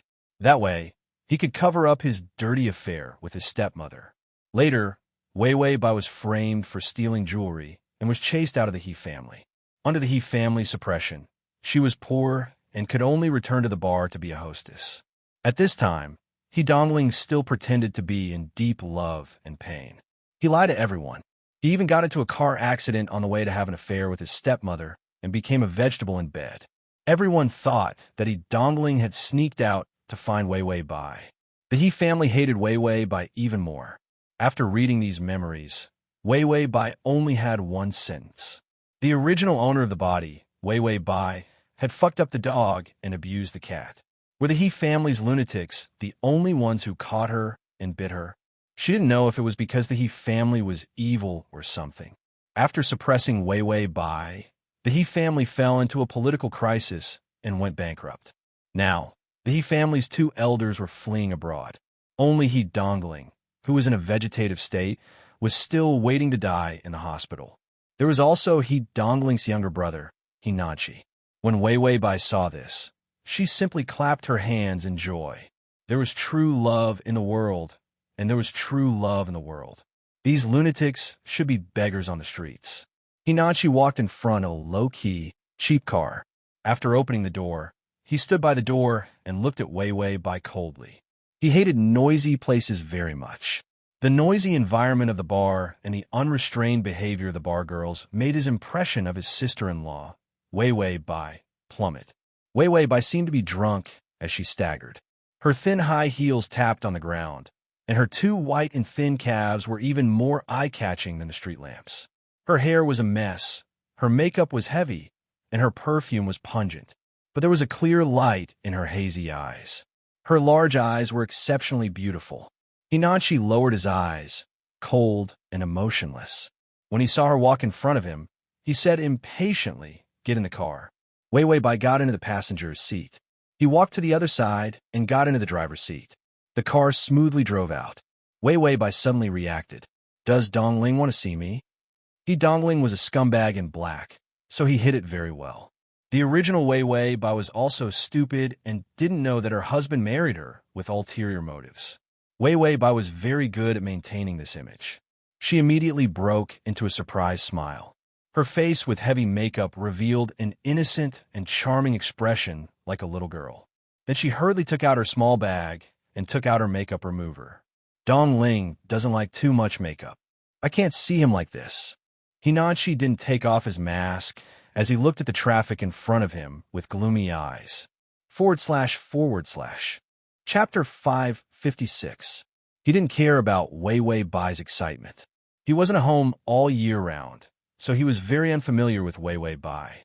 He hated her a lot. It was one thing for a bar girl from the countryside to hook up with his brother. After marrying into his family, she even turned his family upside down. At that time, he received calls from his parents every day when he was outside, and every call was to scold Wei Wei Bai. Moreover, his brother didn't explain. So Hinachi had a preconceived notion that this sister-in-law wasn't a good person. Not to mention, even if she left the He family, she could still do other jobs. She actually came to drink with him. His impression of her became even worse. "Nanchi, look at me. Have I removed all my makeup?" Wei Wei Bai couldn't seem to find a mirror. She held the makeup remover in her hand and was at a loss. Hinachi glanced sideways, his eyes cold, but he suddenly froze. After Wei Wei Bai's heavy makeup was removed, her clean and tender skin was revealed. Occasionally, the street lights shone in, revealing her delicate and innocent face. She was so beautiful that no one could nitpick. Even Hinachi, who had seen many beautiful women in the entertainment industry. He was stunned for a moment. Wei Wei Bai seemed a little confused. She bit her red lips and looked at him a little embarrassedly.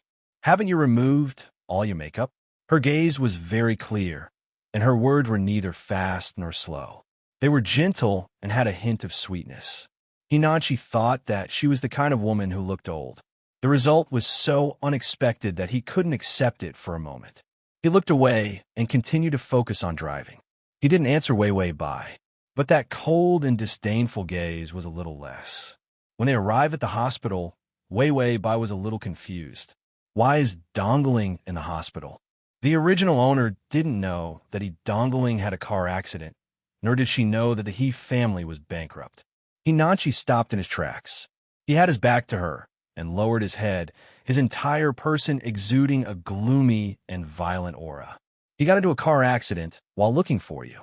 This was the reason why he could not forgive Wei Wei Bai. If it wasn't for her, her brother wouldn't have become a vegetable. Wei Wei Bai, that scumbag He Dong, got retribution for whoring his second mother. What does it have to do with her? If it weren't for this plane, the target of her strategy would be too sensitive. She had already rolled up her sleeves and legated He Dong's scum. Then, she hung up the He family's two elders and beat them to vent her anger. But if she did that, Hinachi would probably fight it out with her. Wei Wei Bai had no choice but to unwillingly reveal a sorrowful expression and exaggeratedly said, "What did you say? Dong Ling became a vegetable because of me?" Hinachi said, "He's in the ward in front. As soon as he finished speaking, Wei Wei Bai rushed over like a gust of wind and opened the door of the ward. Then, she saw the figure of a man lying on the bed. After confirming that it was he Dongling, she gathered her chi in her dantian and stomped on the ground. Her entire body rushed over and landed heavily on his body. Although he Dongling was in a vegetative state, he still reacted. He was pressed down by her until his expression twisted and his tongue stuck out. Wei Wei Bai immediately burst into tears. She pressed down on he Dongling. Dongling, what's wrong with you? Wake up. Vegetative, he Dongling. He felt like he was going to die. He Nanshi, who had just entered the ward, took off his mask and saw Wei Wei Bai's incomparably sorrowful appearance. His heart couldn't help but relax. Although this woman's character was rotten, at least she still had some sincerity towards his brother. At least she wasn't completely rotten. Ding, the male lead's favorability is at -15. Chapter 557. Wei Wei Bai couldn't crush he Cinder to death. She only hated herself for being light and having a perfect figure. She didn't have any extra fat to punish this blind and slanted world's #1 scumbag. Behind her, Hinachi's clear and particularly recognizable voice suddenly came from behind her. There was a hint of impatience and indifference. I've brought the divorce agreement. Hurry up and sign it. The purpose of looking for Wei Wei Bai today was to get the divorce agreement. This divorce agreement had been prepared long before Wei Wei Bai entered the He family. If Wei Wei Bai hadn't insisted on getting a divorce, this divorce agreement had taken effect long ago. Hinachi saw that Wei Wei Bai had stopped crying. Her back was facing him. Even if she was wearing a cheap dress, her slender and thin back didn't look ugly. He threw the agreement in his hand on the table. Sign it. The agreement will give you a property. Don't think it's too little. Now, all of the He family's assets have been frozen. This storm, the He family had become a rat crossing the street that everyone hated. He had always been in the entertainment industry. He didn't know that his family was already full of holes. In addition, this time, he recklessly interfered in the political circle. He basically couldn't make a comeback. Hinachi was also banned. He originally thought that he had so many fans, a manager, and a company to protect him. In the end, when a matter came out, the company immediately abandoned him. His fans spurned him. His manager turned hostile. Overnight, he saw clearly that people were sinister. Without the He family, he was trash. No, without money and power, he was trash. Wei Wei Bai's body stiffened. Her fingers nervously grabbed He Dongling. Her voice trembled with helplessness. I'm not getting a divorce. Hinachi looked at her coldly. His cold eyes were like a firm and calm ice field, without a trace of emotion. My family has no money. My brother is now in a vegetative state. Do you think you can still be Mrs. He and enjoy all the glory and wealth? During this period of indifference, he clearly saw how disgusting the human heart was. Wei Wei Bai, a bar girl, had fallen to the point of being an escort. How could such a woman dream of grabbing his brother and soaring into the sky? Hinachi's thin lips curled up coldly, as if he was mocking her. He wanted to shatter her dreams of riches and honor with every word. Do you know how much the hospital bill is for my brother to lie here every day? When the money in the account is gone, as his wife, you have to feed him even if you have to pick up garbage. There is still enough money for He Dongling's medical expenses. However, he was deliberately scaring Wei Wei Bai so that she would back off. Wei Wei Bai's voice was soft but firm. I won't leave your brother. Hinachi was already in a bad mood. When he didn't get the reaction he expected, his voice immediately turned cold. Are you still dreaming that my family can give you anything? Stop dreaming. The He family is bankrupt. If you buy any newspaper now, it will say that my family is bankrupt. Wei Wei Bai lowered her head, her back facing Hinachi. She reached out and gently tucked He Dongling in, her long hair falling over her shoulders. Hinachi only saw a thin slit at the waist of her dress when she bent over. This kind of dress with a slit at the back was very scheming. It was as if she was trying to seduce someone. He glanced over indifferently and saw that her waist was revealing a bit of fair skin. It was delicate and cute. Hinachi couldn't help but feel gloomy. His tone became heavier. Are you deaf? If you don't get a divorce, you'll have to help pay off the huge debt of the He family. How many years will it take you to pay back the dirty money from the escort? Transmigration system. Adonis, come here. Transmigration system. Adonis, come here. Chapter 558. Wei Wei Bai adjusted the blanket for he dongling before turning around slowly. She saw Hinanchi standing by the table. He took off his mask and threw it on the table. He looked unusually young. He looked like a teenager with a pair of dark eyes that had a cold light in them.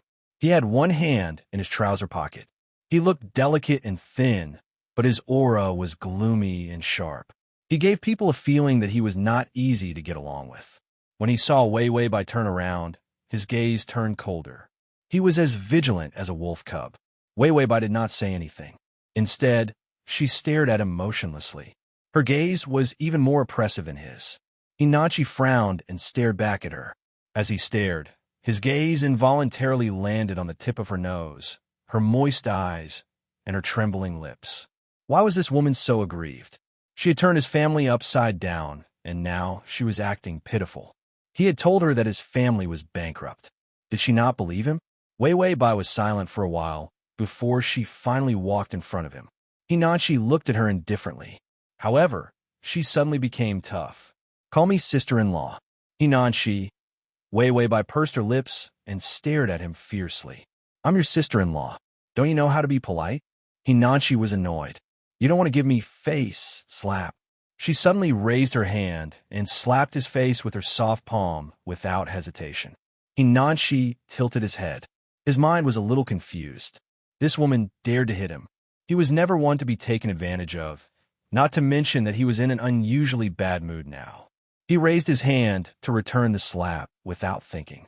However, just as he raised his hand in the air, Hinanchi froze. Wei Wei Bai bit her lip hard. Her almond-shaped eyes were full of tears. Under the light, her teary eyes were shockingly bright. They were like a burning fire that could almost burn people. She emphasized each and every word. Her tone was filled with grievance, but she was incomparably strong. I am your sister-in-law, and your brother my husband. I don't care if your family is rich or not, if your family is ruined or prosperous, whether your brother is healthy or disabled. I will not give up on him. Hinanchi's breathing stagnated. He could not look at her directly and could not help but look away. But at the same time, he felt like he had admitted defeat. Why was he suddenly being led by this woman? Hinanchi said stubbornly, Do you think I will believe a woman who works as an escort in a bar? After he finished speaking, he suddenly shut his mouth. Sure enough, she saw Wei Wei Bai's head drooping down like a withered flower. Hinanchi was upset and said coldly, Forget it. I'm too lazy to care about your trivial matters. You'll regret it if you don't divorce me. After saying that, he put on his mask and walked out. When he reached the door, he couldn't help but turn back. However, he saw Wei Wei Bai sitting by the bed. Her eyes were filled with sadness as she gently held her brother's hand. She turned her face to the side and lowered her eyes. Her fair neck was as beautiful as jade under the light. Hinanchi suddenly suspected that the woman who loved vanity in his parents' mouths. Was it really Wei Wei Bai? During this period of time, many people knew about his family situation, even his good friends. They all avoided him in fear. This made Hinanchi's heart turn cold. But why did Wei Wei Bai, who should have run faster than anyone else? But she insisted on staying. Hinanchi slowed down his footsteps and heard Wei Wei Bai whisper to He Dongling, Dongling, wake up. Didn't you say you wanted to go stargazing with me? He tilted his head in silence. His beautiful and gloomy eyes were half closed. No one knew what he was thinking. Then he lifted his feet and left. Ding! Hinanchi's favorability is at -10. // Chapter 559. Most of his dislike for Wei Wei Bai came from the evaluation of his family members. Once it was discovered that the evaluation did not match, the favorability would naturally increase. With her back facing the door, Wei Wei Bai continued to speak to the plant slag affectionately. That year when you were chasing me, you talked to me about the constellations. You told me that the stars in the sky were as beautiful as me. The system covered its ears. Stop. Stop being so awkward. Your cheesy words of love are making my soul fly out of my body. Way by, my son left. The system asked, your son? Way by. The eldest sister-in-law is like a mother. There are no elders in the family, and I'm the only one left. I'm the only one left. I'm the only one who's so beautiful that it's tempting to commit a crime. I'll treat Nan as my own son. System, she's like a mother, like a mother, like a mother. She's so beautiful that she's tempting to commit crimes. Why does it feel like she's even more hardcore than a sibling love story? Where did the host's head come from? It was such a solemn and proper system that it had never inculcated such thoughts in her. Wei Bai shook off Dongling's hand and calmly wiped her hands on his blanket. I really want to give Cinder some water and see if a vegetative person can photosynthesize and grow shoulder to shoulder with the stars in the sky. He had seen so many scumbags and so many planes. Only this scum in a vegetative state was different from the rest. She really wanted to kick his face a few times. The system said, isn't he still useful? He is the bridge between you and your son. Wei Bai nodded. That's true, but what about my plain reward? Why is it that every time I don't remind you, you always want to take it all for yourself? The system was shocked and quickly ran to the trash can in the corner. He turned it over and over again. From a pile of junk, he finally found a reward that was barely usable. He hated himself for being so frugal when he was rich in the past. He couldn't bear to throw away things that were too good. As a result, he couldn't find anything expensive even if he went through the trash. Fortunately, Wei Bai didn't know much. If she knew, the host of Another Time and Space would get a lot of rewards. Why didn't he stuff it into the trash can and kick it? Host, please accept the side reward. You will have a singing diva. You smile so sweetly. You are the best at singing. Wei Bai, what do I need this for? Do you get a few extra coins for busking? System, it's been rummaging through the trash can, but it's still being despised. Wei Bai, forget it. It's better than nothing. Hinanchi had a splitting headache. He didn't dare to surf the internet, check Weibo, or even use WeChat. It was full of negative comments about him. Things like him suppressing newcomers, acting like a big shot in the company, and bullying others because of his family's power and influence. Also, the songs that he composed were already popular overseas. Furthermore, he had been nominated for an international award and was about to reach another peak in his career. In the end, because the He family had been suppressed, everyone had unscrupulously taken advantage of his popularity and poured dirty water on him. As a result, his reputation was tarnished, and the foreign judges directly removed his song that was most likely to win an award. Now, scolding Hinanchi had become a political mission for the entertainment industry. Anyone who came to step on him could take advantage of his popularity. Whether it was true or not, no one cared. Suddenly, his phone rang. Hinanchi opened his eyes in a daze, his chest tight. He looked at the phone that kept ringing and hesitated for a moment before answering. It was his manager's voice. Don't blame me, Nanchi. Now, anyone who provokes your family will be suppressed. The people that the He family has provoked now are people that no one dares to provoke. Hinanchi's eyes turned cold. Did you call just to tell me this nonsense? Yes, no one dared to provoke him. So everyone came to step on him? His manager hesitated for a moment before finally saying, don't go out these days. Someone is spreading rumors about you taking drugs. You're finished. Chapter 560. Hinanchi stared at his phone in a daze until his manager hung up. Then, he connected to the internet and went to Weibo to take a look. Hinanchi has been taking drugs for at least a few years. Everyone in the company knows. He didn't take drugs. Who dares to say, if his family hadn't collapsed, he would have done whatever he wanted. Apart from his cold personality, he had never bullied others. He's so skinny because he took drugs. This rumor is true. The comments were accompanied by photos of him staying up too late and looking haggard. They were wantonly distorting and smearing his reputation. And it was all celebrities like him who were slandering him. Hinanchi knew that he couldn't clear his name. If the He family was at its peak, he wouldn't have been afraid at all. No dirty water could be thrown at him. But now, the He family had collapsed. Once the image of him taking drugs was established, no matter how talented he was, he couldn't climb up. Hinanchi got out of bed. With a pale face, he walked downstairs with a hostile aura. He poured himself a glass of water. His fingers kept trembling.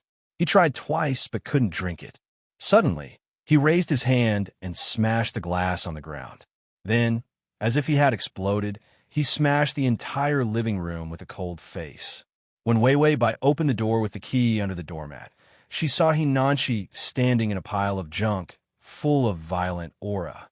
His thick eyelashes were slightly lowered, and his dark eyes were terrifyingly cold. "Get lost." Wei Wei Bai stood at the door and hesitated. Then, she ignored Hinanchi's furious look and walked in with big and small bags. She walked past him lightly. She put the things in the kitchen. Then, she put on gloves, took out cleaning tools, and started to clean the living room silently. Hinanchi's fingers turned white from clenching. He looked coldly at Wei Wei Bai, who was cleaning, and suddenly snorted mockingly. Pretentious. Then, he turned around and went to take a shower. When he came back from a shower, he found that the living room was almost cleaned. Sounds came from the kitchen. Hinanchi was about to take out his keys and leave the house, even if his impression of Wei Wei Bai had changed. But he still didn't like her.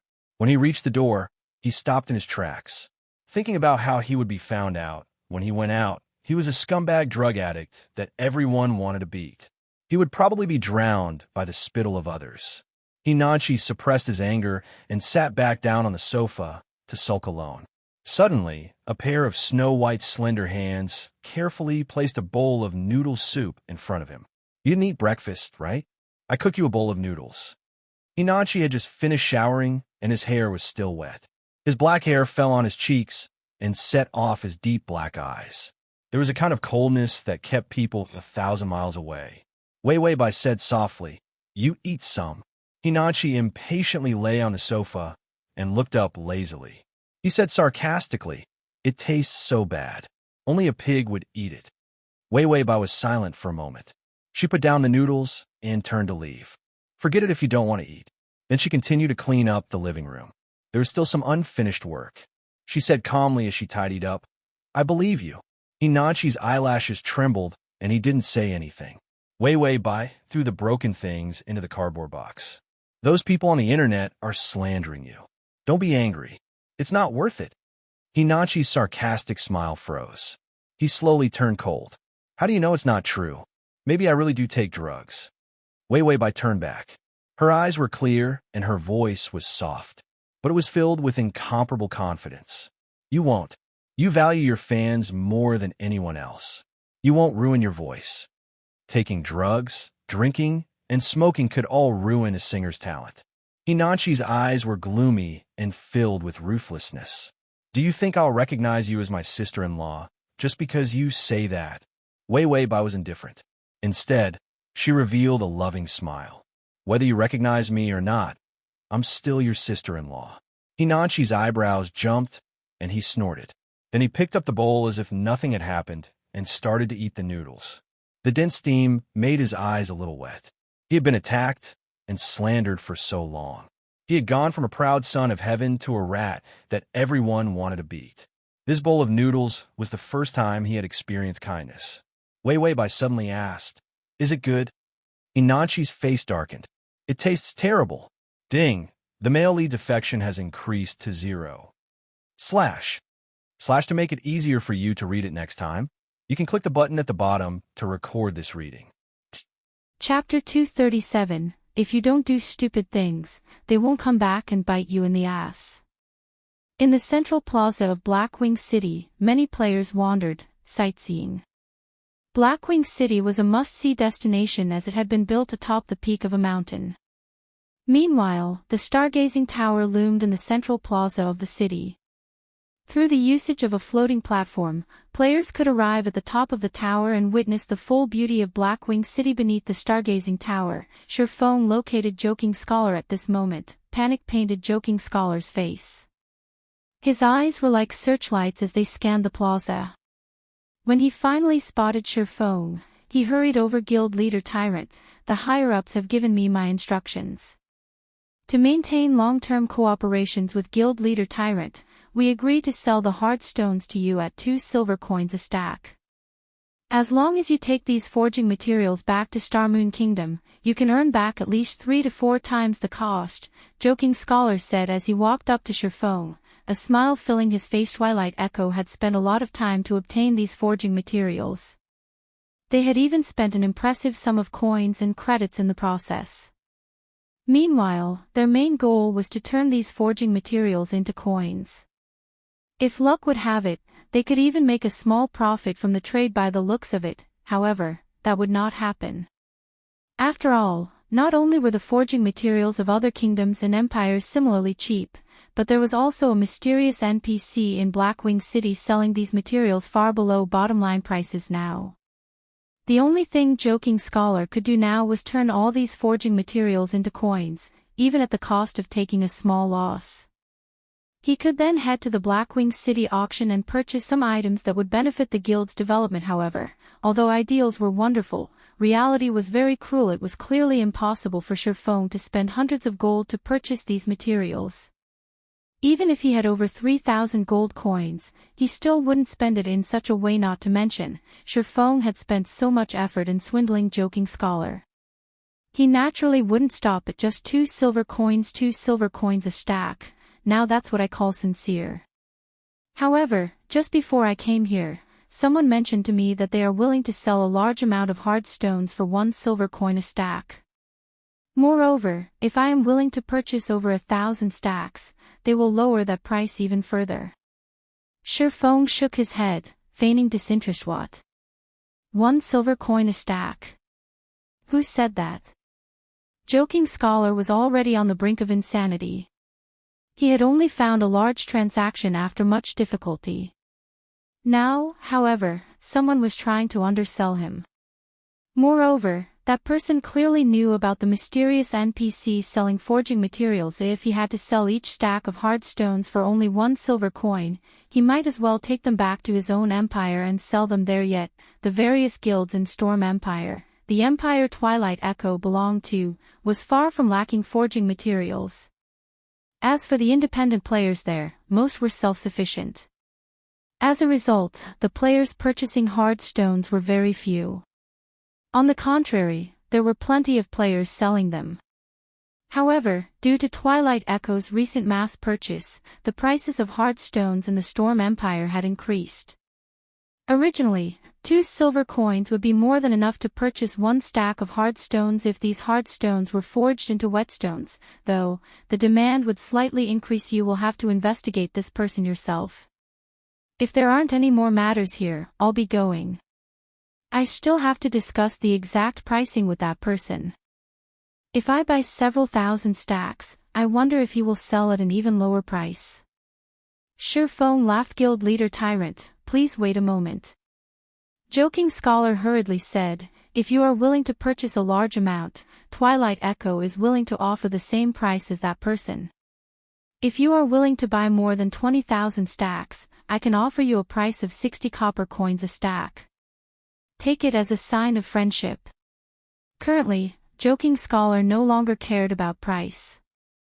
The only fortunate matter to him right now was the fact that Lone Tyrant had yet to discover the mysterious NPC.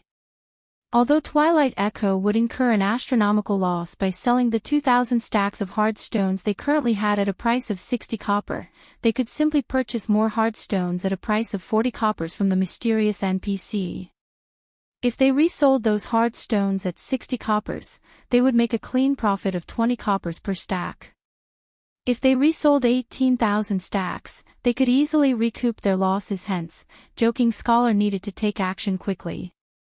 If Lone Tyrant found out about this matter, he might not even be able to sell the hard stones he had for 40 coppers a stack, 60 copper coins a stack. Moreover, you guys actually have over 20,000 stacks. Shifeng feigned astonishment as he spoke. Of course. This is our way of showing sincerity. However, you have to buy 20,000 stacks to get such a low price. Joking Scholar nodded his head, smiling. Hold on a minute. I'll ask that person what price he is willing to offer if I buy 20,000 stacks, Shifeng said. Hearing that Shifeng was about to contact the person who knew about the mysterious NPC, Joking Scholar's panic grew. Anyone aware of this information only needed to spend as much effort as flipping a hand over in this transaction. Even if they made a profit of 1 copper coin per stack, they could still earn 2 gold coins from selling 20,000 stacks. However, Joking Scholar's situation was different. Hence, he hurriedly shouted, "Guild leader Tyrant, please wait a minute. I don't wish to waste time competing with those people, so I'll offer you a cost price of 50 copper coins. Take it as me trying to befriend you. However, you have to purchase 50,000 stacks. I'll even gift you 300 stacks of iron ore, 400 stacks of silver ore, 200 stacks of mithril ore, 100 stacks of gold ore, and also a mysterious iron-ranked runic ore bag. Nobody can offer you a lower price than me. You're offering 50 copper coins a stack, and they come with a gift of rare ores as well. There are even 100 stacks of gold ore, a high-quality ore that I have never seen before. It seems that you are indeed sincere. I doubt that the other side can offer a price lower than this. All right, then. I'll buy 50,000 stacks of hard stones from you." Shi Feng smiled contently. He was already quite satisfied that he could purchase 2,000 stacks of hard stones for only 50 copper coins a stack at the expense of selling over 200 stacks of hard stones at a price of 40 copper coins a stack. He could purchase over 2,000 stacks at a price of 50 copper coins in return. He had made a huge profit out of this transaction. As for the remaining 48,000 stacks of hard stones, if Joking Scholar uncovered the truth, he would never sell him hard stones for such a low price again. Basically, there wouldn't be another business transaction between him and Twilight Echo. However, Shi Feng paid no mind to this with this batch of forging materials. He would not run out of hard stones anytime soon. Let's sign a contract then, Guild Leader Tyrant. Joking Scholar took out an electronic contract.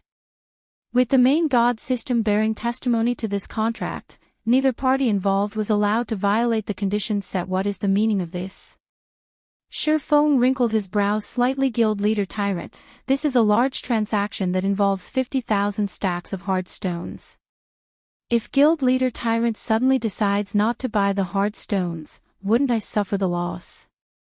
Of course, I am not trying to question Guild Leader Tyrant's credibility. However, to avoid any future disputes, let us be villains before nobles, Joking Scholar explained. Still, isn't there a problem with this agreement? I don't mind that the trade has to be done within 10 days, but why do I have to compensate you 5,000 gold coins or 50 million credits, with gold coins as priority, if I renege on the contract, while you guys don't have to pay anything if you renege on your commitment? Shi Feng angrily said, "You call this not questioning my reputation? From the way I see it, maybe we should forget about this business transaction altogether." Although Shi Feng appeared angry, inwardly, he couldn't be any happier. Originally, he had no hopes of getting the remaining 48,000 stacks of hard stones. He would never have thought that Joking Scholar would take such an action. Contrary to being furious, Shi Feng couldn't help but eagerly agree to this contract. The evil one brought upon themselves truly was the hardest to bear. Please wait, Guild Leader Tyrant. I simply forgot to write it in. If Twilight Echo reneges on the agreement, we will similarly compensate you with 5,000 gold coins or 50 million credits. Moreover, Guild Leader Tyrant can rest assured about the validity of this contract, as our Guild Leader has personally signed. The only thing remaining is Guild Leader Tyrant's signature. Joking Scholar hurriedly amended the agreement. He had indeed forgotten about this matter out of panic. After all, he was deeply afraid of Shi Feng discovering the mysterious NPC who sold forging materials. However, as long as both parties signed this agreement, even if Lone Tyrant discovered this mysterious NPC, Joking Scholar had nothing to fear. No, that's more like it, Shi Feng said with satisfaction. After finding no problems with the agreement, Shi Feng was nearly unable to suppress the excitement in his heart. After calming his excited mood down, he signed the contract. However, Joking Scholar was far more excited than Shi Feng. His heart was about to break out of his chest. As he watched Shi Feng finally sign the agreement, the contract receiving the recognition of the main god system, he simultaneously revealed a cold smile. Chapter 238, Perfect Substitute. Let's first trade the 2,000 stacks that I have with me, then. Joking Scholar felt fully relieved now. Sure. Feng revealed a faint smile. Nodding. Joking Scholar then called up the trade interface, initiating the trade with the agreement in effect now. Even if Lone Tyrant discovered the secret, he would not dare renege on the deal. If he did so, he had to pay 5,000 gold coins or 50 million credits, with gold coins set the priority. Hence, he could only gnash his teeth as he purchased 50,000 stacks of hard stones for 50 copper coins a stack. The full transaction would total to 250 gold coins. Meanwhile, by reselling the 48,000 stacks of hard stones he would obtain from the mysterious NPC, Joking Scholar could make a clean profit of 48 gold. In addition to the 10 gold he just obtained, he would have a total profit of 58 gold. Such an amount could allow him to purchase quite a lot of items at the Blackwing City auction. He could also use the leftovers to increase the guild's fluid funds. Joking Scholar nearly roared with excitement. This feeling is great. However, Joking Scholar suppressed his excitement. He still needed to maintain a proper outward appearance. Now that Twilight Echo had such fluid funds, they could develop at a much faster rate. Also, since his contribution in this matter was so great, Joking Scholar wondered just what sort of reward the guild leader would give him currently. Feng also felt exhilarated at the sight of so many forging materials. Most importantly, he had only spent 10 gold coins for all of them. Nothing could feel better than these. As long as he resold them in White River City, he could earn 200 gold coins from the 2,000 stacks of hard stones alone. If he forged all of them into whetstones, he could make 800 gold. If he turned them into advanced whetstones, that would be a 2,000 gold profit. Although he could not make whetstones and advanced whetstones at a 100% success rate, after deducting costs, he could still easily earn over 1,000 gold. Moreover, this was only in the case for 2,000 stacks. If he received the full 50,000 stacks of hard stones from Twilight Echo, he could easily achieve the 30,000 gold needed for his epic quest. Guild leader Tyrant, please hold on a moment. I'll go and retrieve the remaining hard stones. Joking Scholar was satisfied after receiving the money. He would immediately use this money to purchase even more hard stones from that mysterious NPC. Fine. Let's meet up at the bank, then. Feng couldn't help but smile as well when he saw Joking Scholar's smile. Although players could not retrieve their personal belongings from the bank of Blackwing City, they were still allowed to store items. Right now, Feng's bag was full to the brim. It would be inconvenient for him to attend the Blackwing City auction in such a state. Hence, he planned to store his items first. As for the remaining forging materials he had been promised, Feng no longer held any hopes of receiving them. After all, he could already envision the end result. Feng wondered just what sort of expression Joking Scholar would make when he found out that not only was the NPC that sold the forging materials no longer there, but the NPC would also never return. Very quickly, Joking Scholar ran over to the gazebo the mysterious NPC had previously occupied. Where is he? Joking Scholar looked at the scarcely populated alley. Aside from a few players, the mysterious NPC was nowhere to be found. Are you referring to that NPC that sold the forging materials? You came late. That NPC sold out of materials a while ago. He said he would only return tomorrow after restocking. You guys are gullible. Did you really think such things will happen every day? I bet this was a one-time event triggered by some sort of quest. I highly doubt that old man will return. Otherwise, if the old man sold so many hard stones every single day, wouldn't it break the market? The main god system shouldn't make such a mistake. 2 kind-hearted players passing by suddenly started chatting about this incident. How could this be? Hearing the words of the 2 kind-hearted players, Joking Scholar's face instantly turned ashen. Words could no longer describe his current mood. God, just what have I done? Whether the mysterious NPC sold the hard stones in limited amounts every day or stopped selling altogether, to Joking Scholar, there was no difference between the two. No matter which scenario occurred, it was impossible for him to put together 48,000 stacks of hard stones within 10 days. If he failed to do so, then he would break the terms of the contract. If so, he would have to compensate Shifeng with 5,000 gold coins, or 50 million credits. Faced with such a heavy price, Joking Scholar had instantly fallen from heaven directly into hell. Moreover, he had fallen to the most horrifying 18th layer of hell. Avicii, if he had known such a situation would occur, he absolutely would not have sold those forging materials he had for such a low price.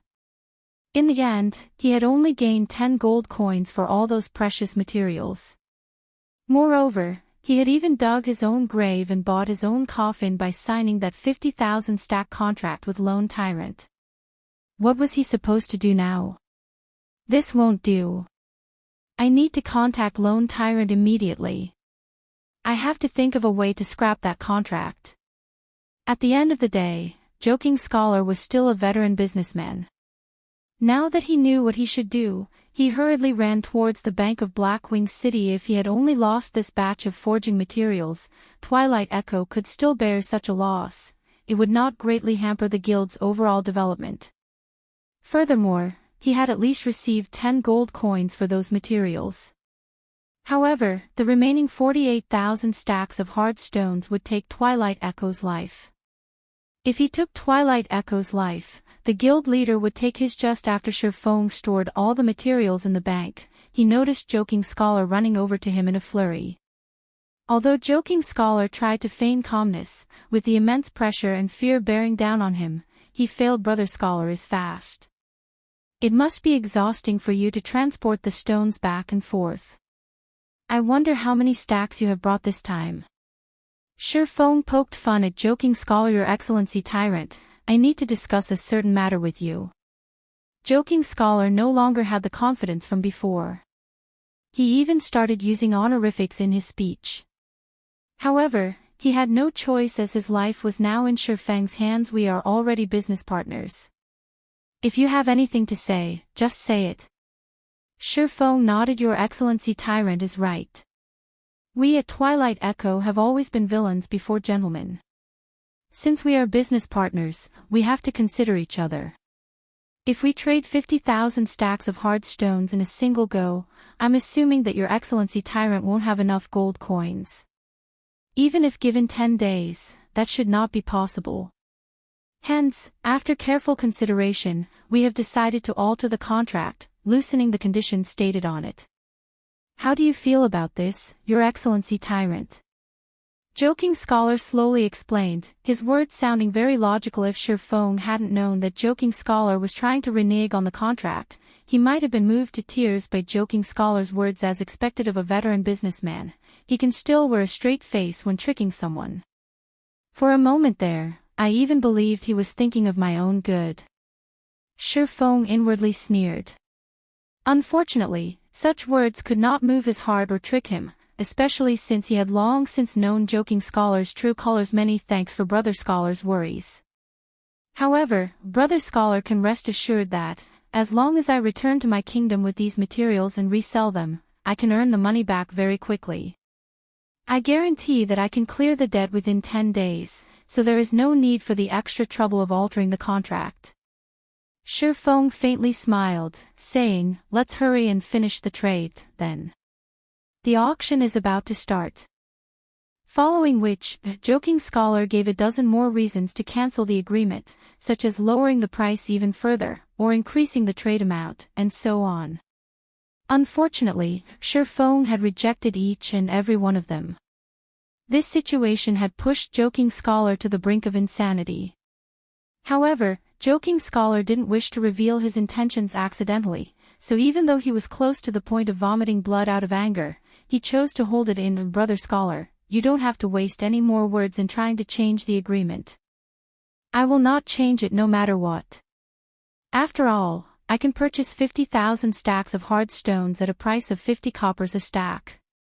That is a rare opportunity that I won't find even if I try. Even if I bought them from an NPC, I definitely couldn't buy so many. You knew all along. Of course. Who wouldn't know about such a huge incident? Is there something wrong with your head? You wanted to resell the hard stones you bought from that NPC and make a huge profit off of me. Keep that in your dreams. I already felt that the NPC was unreliable. Thus, I agreed to your offer. Seeing your frustration, as expected, that NPC really was unreliable. I eagerly anticipate the arrival of the remaining 48,000 hard stones. You swindled me. I am representing Twilight Echo. Aren't you afraid of angering Twilight Echo with your actions? We can extinguish a third-rate guild like Dark Star at any given minute. Oh. Twilight Echo is a first-rate guild. I'm so scared. Unfortunately for you, Twilight Echo is based in the distant Storm Empire. You guys are simply too far away from Star Moon Kingdom. So what if you are amazing? Can you do anything to me?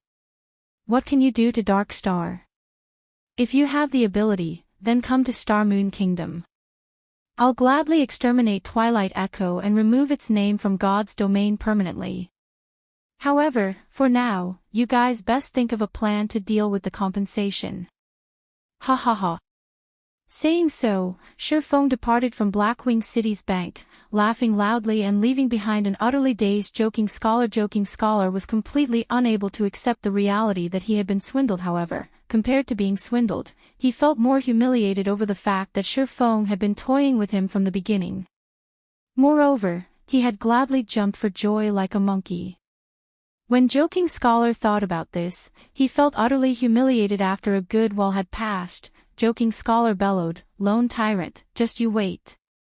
Twilight Echo's power far exceeds your imagination. We will definitely destroy you and Dark Star." Chapter 239, Surprised Again and Again.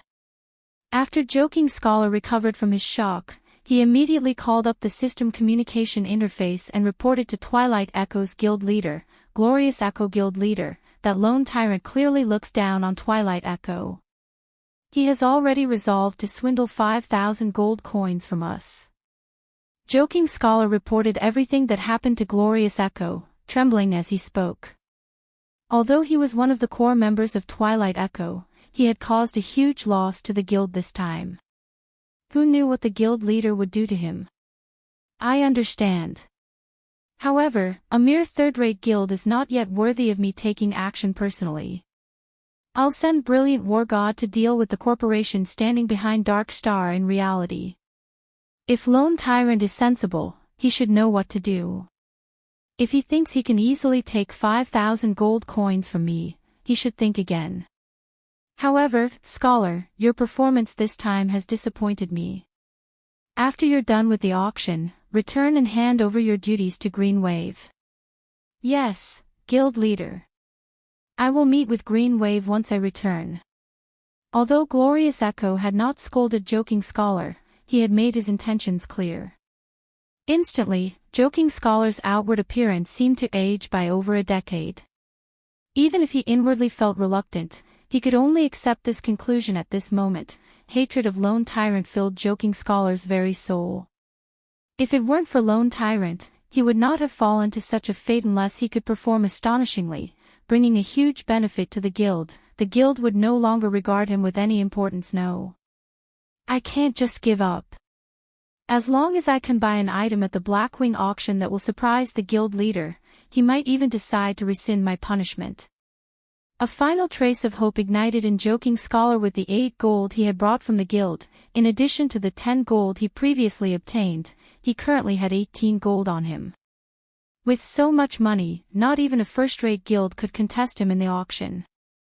Elsewhere, Shifeng had already arrived at the Blackwing auction house under the guise of Black Flame. Shifeng's plan had succeeded magnificently. Not only had he earned a large sum of coins and credits, but he also helped Dark Star make a powerful enemy. Twilight Echo was a first-rate guild. Meanwhile, as the guild leader of this first-rate guild, Glorious Echo possessed over 20 years of experience playing virtual reality games. Furthermore, He had led Twilight Echo in campaigns in the virtual world for over a decade, so he had a wealth of experience, and his strength and techniques were also extremely powerful. Aside from such an impressive guild leader, Twilight Echo also possessed tens of top-tier experts. In the past, every one of these experts had become Tier 4 or above powerhouses. In addition, Twilight Echo also had 3 members who had achieved a Tier 6 class in the past, becoming God-ranked powerhouses. Among those 3, one was none other than Twilight Echo's guild leader, Glorious Echo himself. Meanwhile, Aqua Rose and one of her good friends took up the other 2 spots. This was the reason Twilight Echo stood out amongst the many tyrants surrounding them, becoming one of the few super guilds in God's domain. In the past, Twilight Echo had far surpassed Ouroboros in every aspect, and they had even established a gigantic virtual empire for themselves. Back then, Twilight Echo was an existence that Shifeng could only admire from afar. Of course, Shifeng could not take the current Twilight Echo lightly. After all, Twilight Echo was still a first-rate guild. It had an extraordinary background, and there were countless corporations supporting them financially. They similarly had a large influence in the real world. To deal with a third-rate guild like Dark Star, they could simply put some pressure on Dark Star economically in reality, and Dark Star would suffer. Hence the reason Shifeng had chosen to disguise himself as Lone Tyrant when toying with Twilight Echo. Right now, Shifeng still did not know who supported Dark Star from behind the scenes. However, with a first-rate guild like Twilight Echo placing financial pressure on them in the real world, Shifeng could, at least, glimpse the powerful organization standing behind Dark Star. That way, Shifeng could take appropriate measures to deal with them in the future. Just as Shifeng was about to take a seat in the auction hall, Shifeng's system communicator rang out. The person contacting him was none other than Aqua Rose, who had been out of reach all this time. Miss Aqua, you sure are a busy person. You actually sent a representative for such an important business transaction. Shifeng teased. Shifeng was very clear that Aqua Rose's absence had something to do with Glorious Echo. After all, Aqua Rose's recent performance had been too impressive. The nail that stuck out would be hammered down. Glorious Echo must have felt Aqua Rose was a threat to his position. Master Black Flame, you must be joking. I've only managed to log into God's domain after much difficulty. However, it seems that I am still too late. Aqua Rose's tone was helpless as she spoke. What happened? Shifeng asked curiously. Based on Aqua Rose's tone, Shifeng could tell that this matter was not as simple as it seemed. Otherwise, why would a strong woman like Aqua Rose reveal a trace of depression and helplessness? At the end of the day, Aqua Rose was still an honorary elder of Twilight Echo. Her position in the guild was extremely high. Moreover, Aqua Rose's family in the real world had a powerful background. Her family was also one of the corporations supporting Twilight Echo financially, so they possessed significant shares of the guild. Thus, unless Glorious Echo had gone insane, he should not have taken any vicious actions against Aqua Rose. The current situation was merely a business competition, and both were still doing it to develop Twilight Echo. At worst, both parties would only feel dissatisfied with each other. They would not break off all relations with and start an all-out where it's nothing much. I only left Twilight Echo, that's all, Aqua Rose casually replied. What? You left Twilight Echo? Did your family not say anything about this? Shifeng nearly thought his ears had played a trick on him. Although Aqua Rose sounded relaxed, Shifeng could feel the aggrieved feelings hidden behind her words. After all, he had personally experienced a similar situation in the past. Still, the corporation behind Aqua Rose possesses a significant number of the Twilight Echo's shares. That Glorious Echo must have gone insane to expel Aqua Rose from the guild. My family tried to force me to do something that I didn't want to do. I refused, so I was expelled from Twilight Echo as a result. In a fit of rage, I also ran away from home. I am penniless now after buying a new virtual reality helmet. I wonder if Master Black Flame would be willing to shelter me. Aqua Rose giggled as she joked she had only been joking about her current financial state. After all, it was a fact that she was the princess of a major corporation. It was inevitable that she would have some money saved up. Even if she ran away from home and did not rely on her parents, the money she had in her bank account could allow her to live the rest of her life in peace without working. Sure. I would gladly welcome a powerful helper like Miss Rose. How does an annual salary of 1 million credits, in addition to 5% of my workshop's shares, sound to you? Shifeng naturally knew Aqua Rose only joked with him. However, Shifeng did not wish to miss such a fortuitous opportunity now that it had landed in his lap. Who knew how long he would have to wait to encounter such an opportunity again? Aqua Rose was immediately dumbfounded by Shifeng's offer. Normally, it was already impressive for a guild to offer an annual salary in the millions. Yet, Shifeng went as far as to offer her 5% of his guild's shares willingly. This was an unimaginable offer, and it clearly showed how highly Shifeng viewed her. Aqua Rose suddenly felt bewildered. Originally, she had intended to start up her own workshop from scratch. After all, some of her loyal subordinates had left Twilight Echo with her after learning of her expulsion. With this group of people under her command, she could still establish a relatively strong workshop. In the future, she intended to build a guild powerful enough to rival Twilight Echo. She wanted to teach her family that their decision was a mistake. The only problem remaining would be Twilight Echo's oppression. It was also why she currently had a massive headache. If she wished to continue developing herself and her workshop in the Storm Empire, they would have to face the full brunt of Twilight Echo. Meanwhile, Aqua Rose was very clear on just how amazing Twilight Echo was as a guild, but now that Shifeng had invited her with such sincerity, she was at a loss on what to do. Chapter 240, Purgatory's Shadow. If that is still not enough, you can become the vice leader of the guild. You can also form your own elite team and maintain independence. How about it? Shifeng added. Twilight Echo's abandonment of a future Tier 6 God-ranked powerhouse was the same as crippling both of their arms. The reason Shifeng thought both, and not just one of their arms, was because, without Aqua Rose, her Tier 6 friend would not join Twilight Echo. Hence, Twilight Echo's decision to expel Aqua Rose was the equivalent of expelling two future God-ranked powerhouses. Meanwhile, Shifeng had single-handedly caused this tragedy of Twilight Echo's, albeit unintentionally. If he could recruit Aqua Rose into his guild, he very much looked forward to the guild's future. Even if I agreed to your offer, I still have a group of subordinates in the Storm Empire. I might be able to afford the expensive teleportation fee for myself, but they won't be able to. Moreover, for my sake, they chose to leave Twilight Echo and abandon their bright futures there.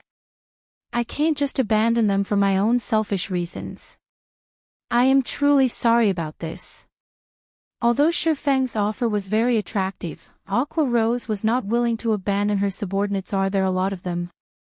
Shifeng asked. There should be over 100 people. Master Black Flame, you should just give up. Not even Twilight Echo can afford the teleportation fee for so many people. Aqua Rose naturally understood Shifeng's intentions behind the question. Teleportation across countries was costly.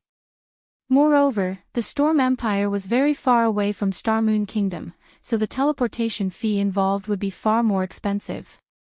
A rough estimate for a single player was 2 to 3 gold coins, while the total for 100 players would be at least 200 to 300 gold coins, not to mention just one first-rate guild. Even 10 first-rate guilds combined couldn't afford such a price. It was impossible that Shifeng would possess so many gold coins, so it's only 100 or so. Fortunately, there aren't too many. Shifeng sighed in relief. If there were over 1,000 players, then he would truly feel heartache from the teleportation fees. Come to Starmoon Kingdom, then. I'll pay the teleportation fees. He had earned a ton from Twilight Echo before, and right now, it just so happened that he could return some of it to Aqua Rose. This could be considered as a type of fate as well.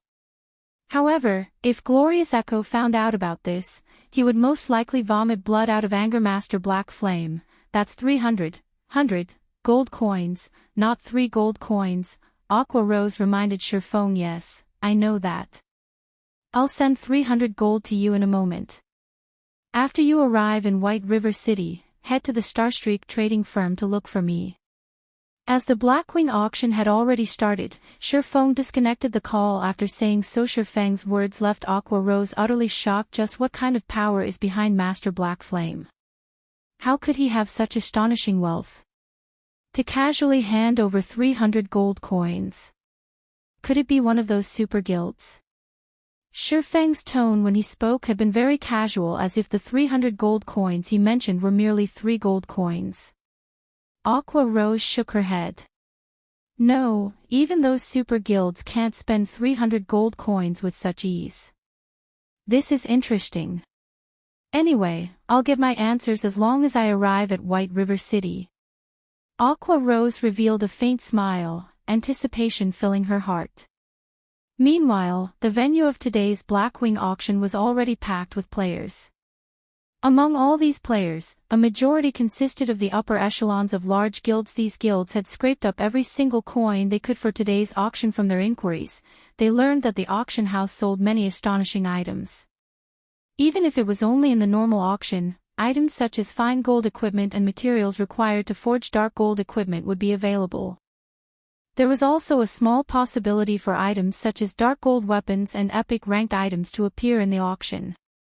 One only needed sufficient coins to purchase these precious items. After going through several warm-up auctions, the fiery atmosphere in the auction venue reached its zenith from the start. Players desired every item that had been up for auction.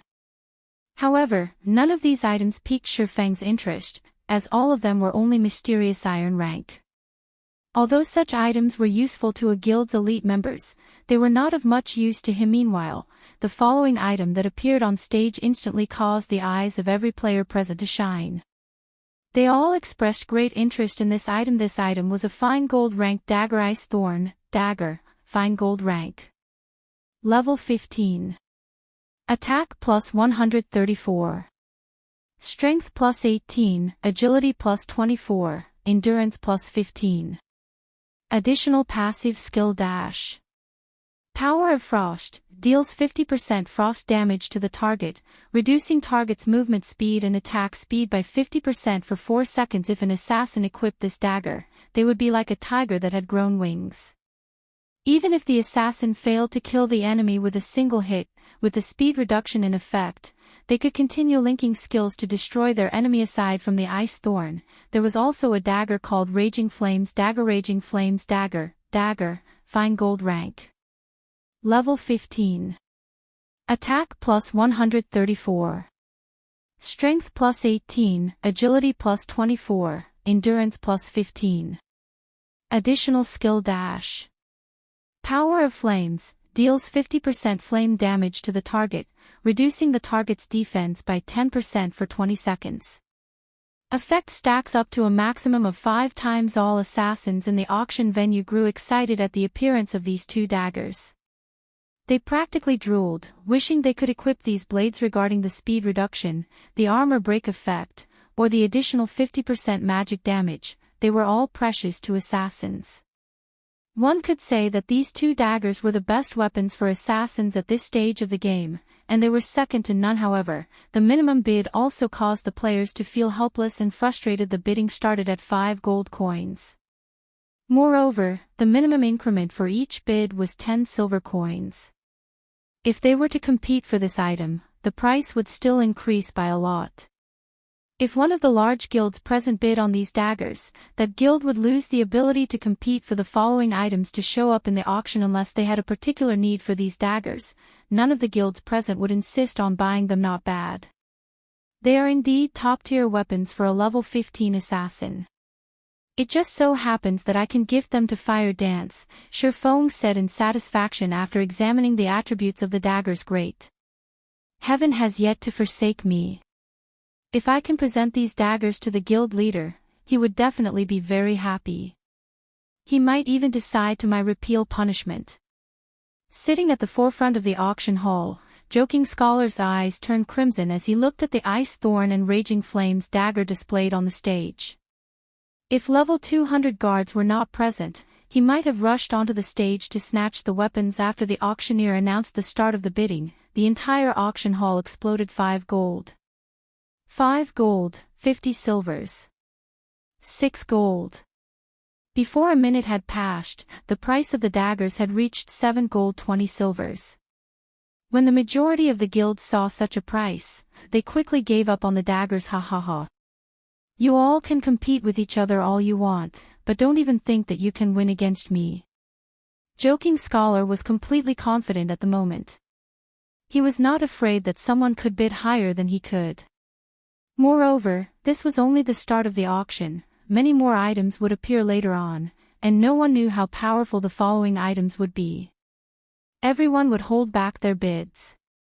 Hence, Joking Scholar was not afraid of someone competing with him over the dagger. Seeing that the bids had stopped, Shifeng opened his mouth and said, 10 gold coins. The auction venue instantly fell silent. Although these daggers were top-tier weapons for an assassin, that price was simply too high. However, that was not to say that these daggers were worth such a price tag. Rather, not many players currently present could afford such a price. They had not brought that many coins with them to the auction. If the auction were conducted using credits, many players would be more than willing to spend 500,000 credits to buy these daggers of Black Flame. Shit! He is actually trying to compete with me.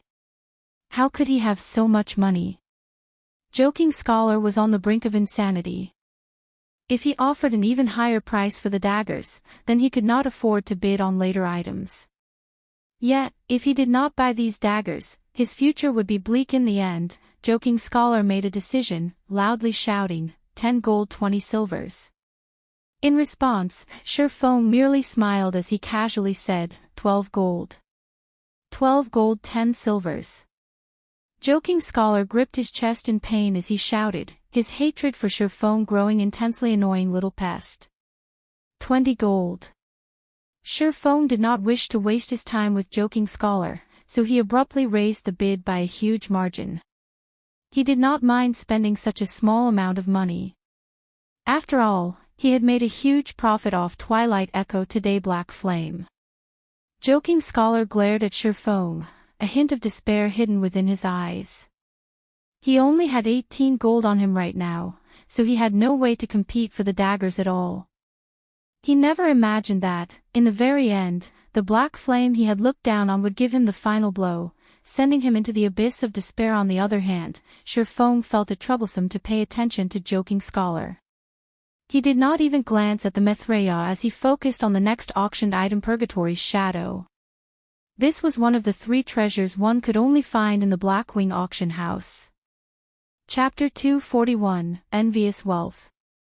All the players present at the auction venue were awestruck by Shifeng's bid of 20 gold coins. Players who could attend the Blackwing auction all had extraordinary backgrounds.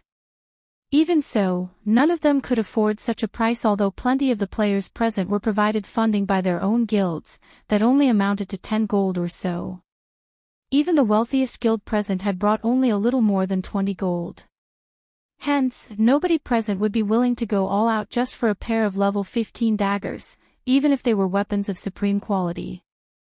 Although these daggers could instantly turn an expert assassin into an apex assassin, they would not be of much help to the guild in the long run. Even if the players present could afford to buy these daggers, they would not spend 20 gold to do so. After the auctioneer slammed his hammer for the 3rd time, everyone in the audience started laughing maniacally. What a stupid guy.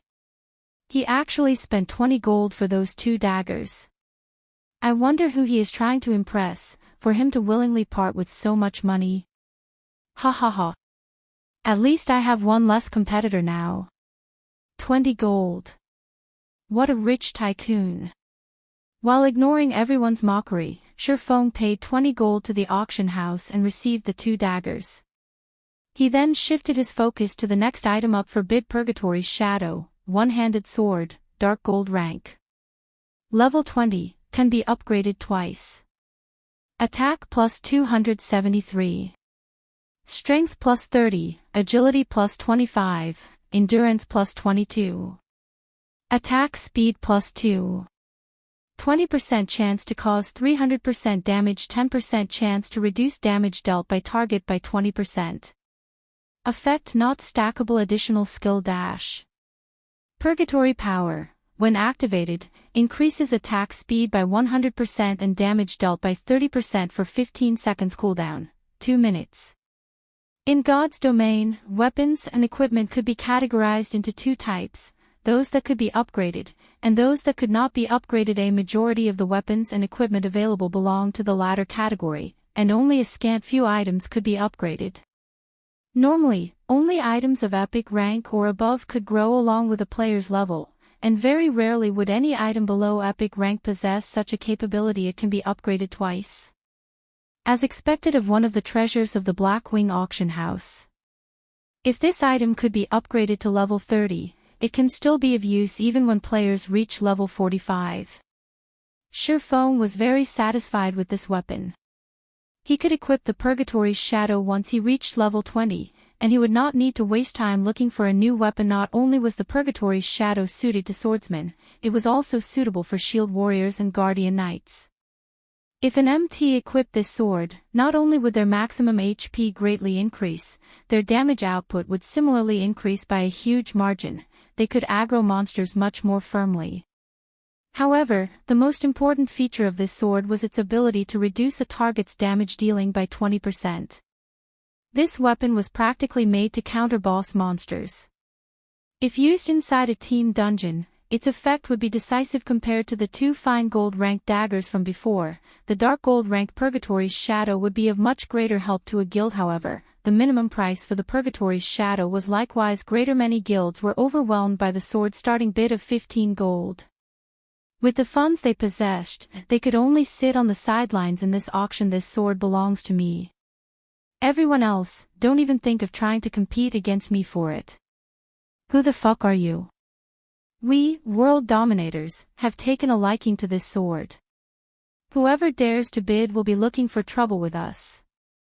Do you guys think you are the only first-rate guild present in this auction? Our guild is the bloodthirsty war god. Anyone who dares to bid will be dead meat. Although the price of the Purgatory's Shadow was high, the competition for it was still intense. It made one truly wonder just what price it would achieve in this auction. Hence, the many first-rate guilds present started sending warnings to the other guilds in the hopes of buying the Purgatory's Shadow at a cheap price. Idiots. Feng helplessly shook his head at their actions. Did these people think that the ones buying items here were limited only to players? Although the minimum bid for the Purgatory's Shadow was 15 gold, according to Feng's understanding, one needed to bid at least 25 gold in order to secure the item. Otherwise, it would be bought out by NPCs. Did these first-rate guilds think that, by voicing threats, they could take advantage of loopholes in the system? Soon after, the bidding for the Purgatory's Shadow started, and the price for the sword soared continuously in a blink of an eye. The price of the sword had already reached 20 gold. The ones currently bidding for the sword consisted of only first-rate guilds.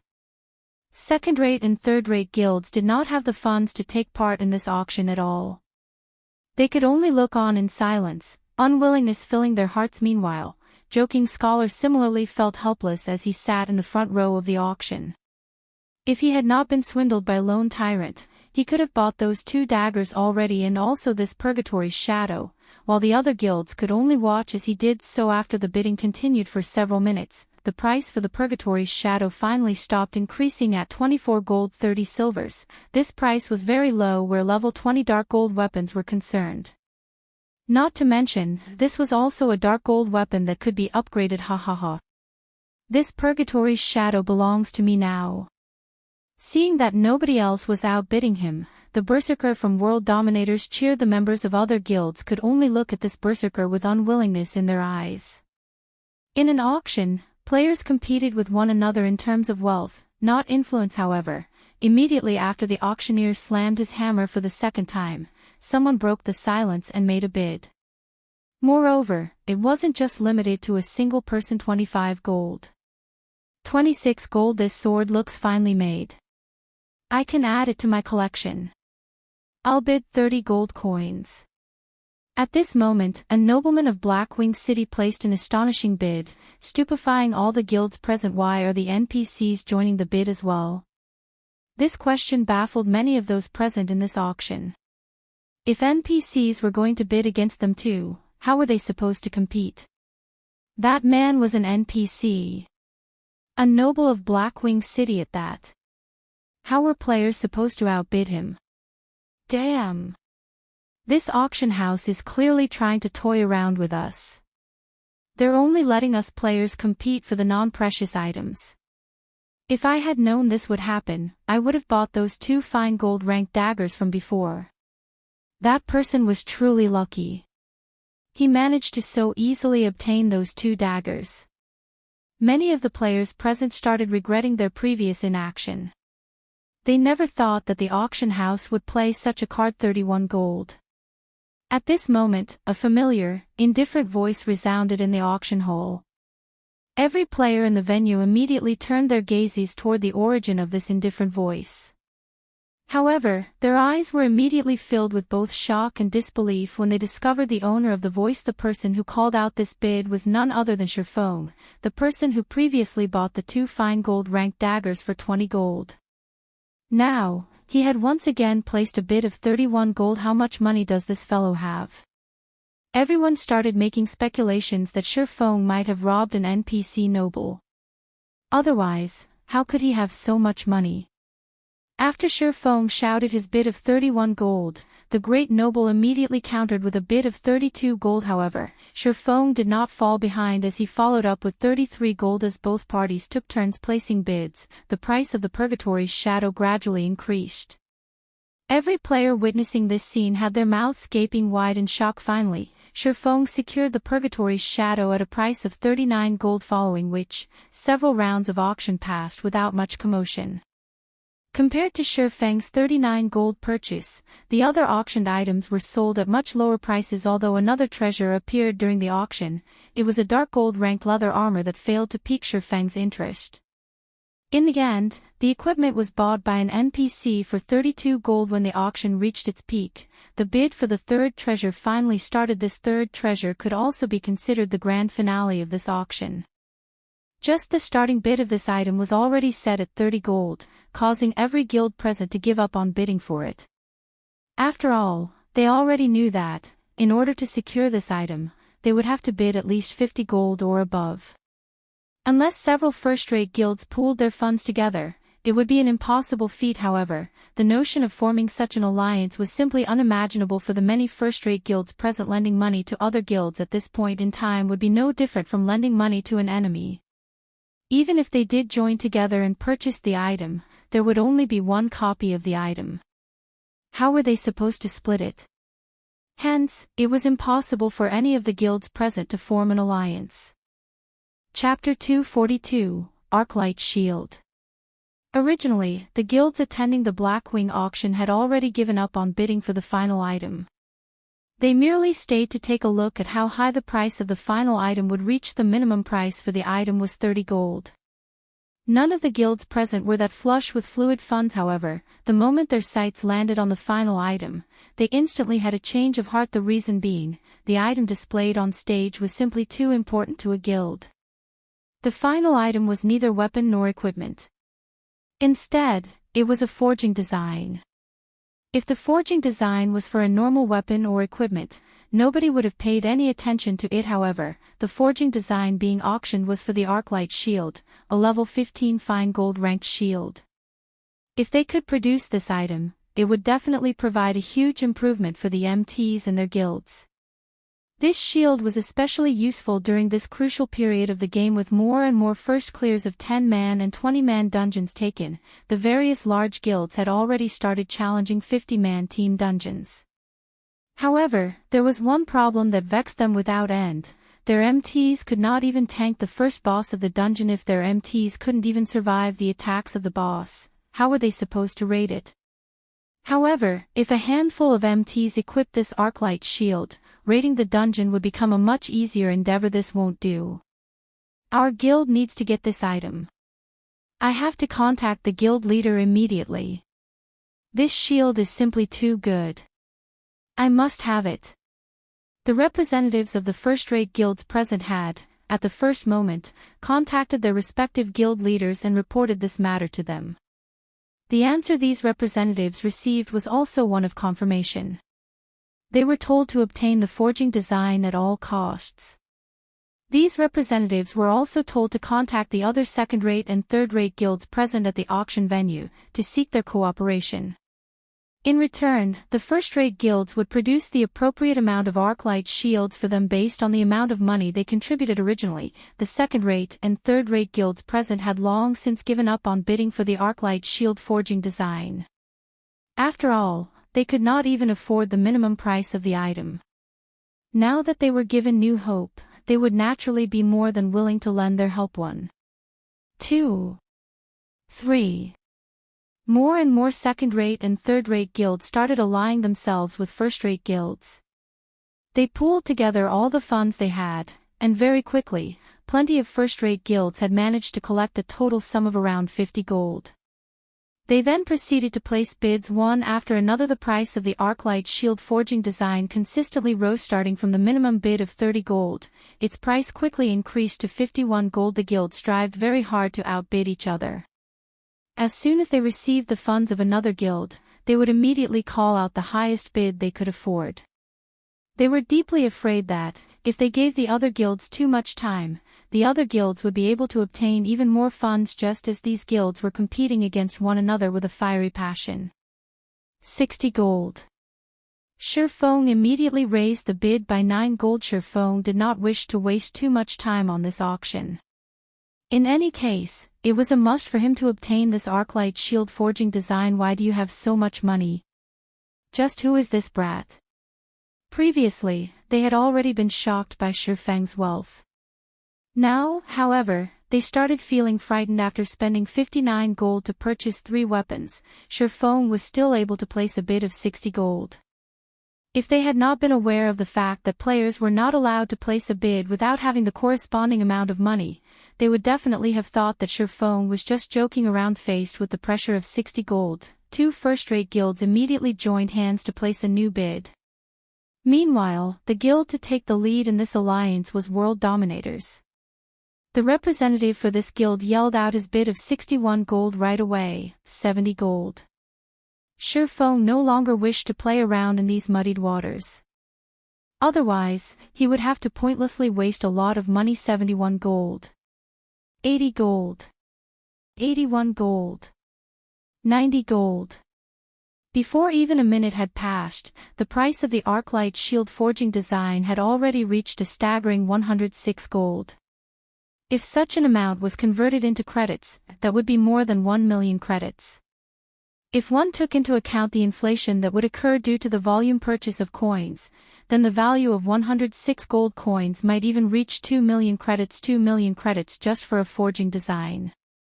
If a normal player were to learn about this, they would definitely consider Shifeng insane, a spendthrift that had nowhere to spend his money. However, Shifeng felt that the arc-light shield forging design was worth such an amount of money.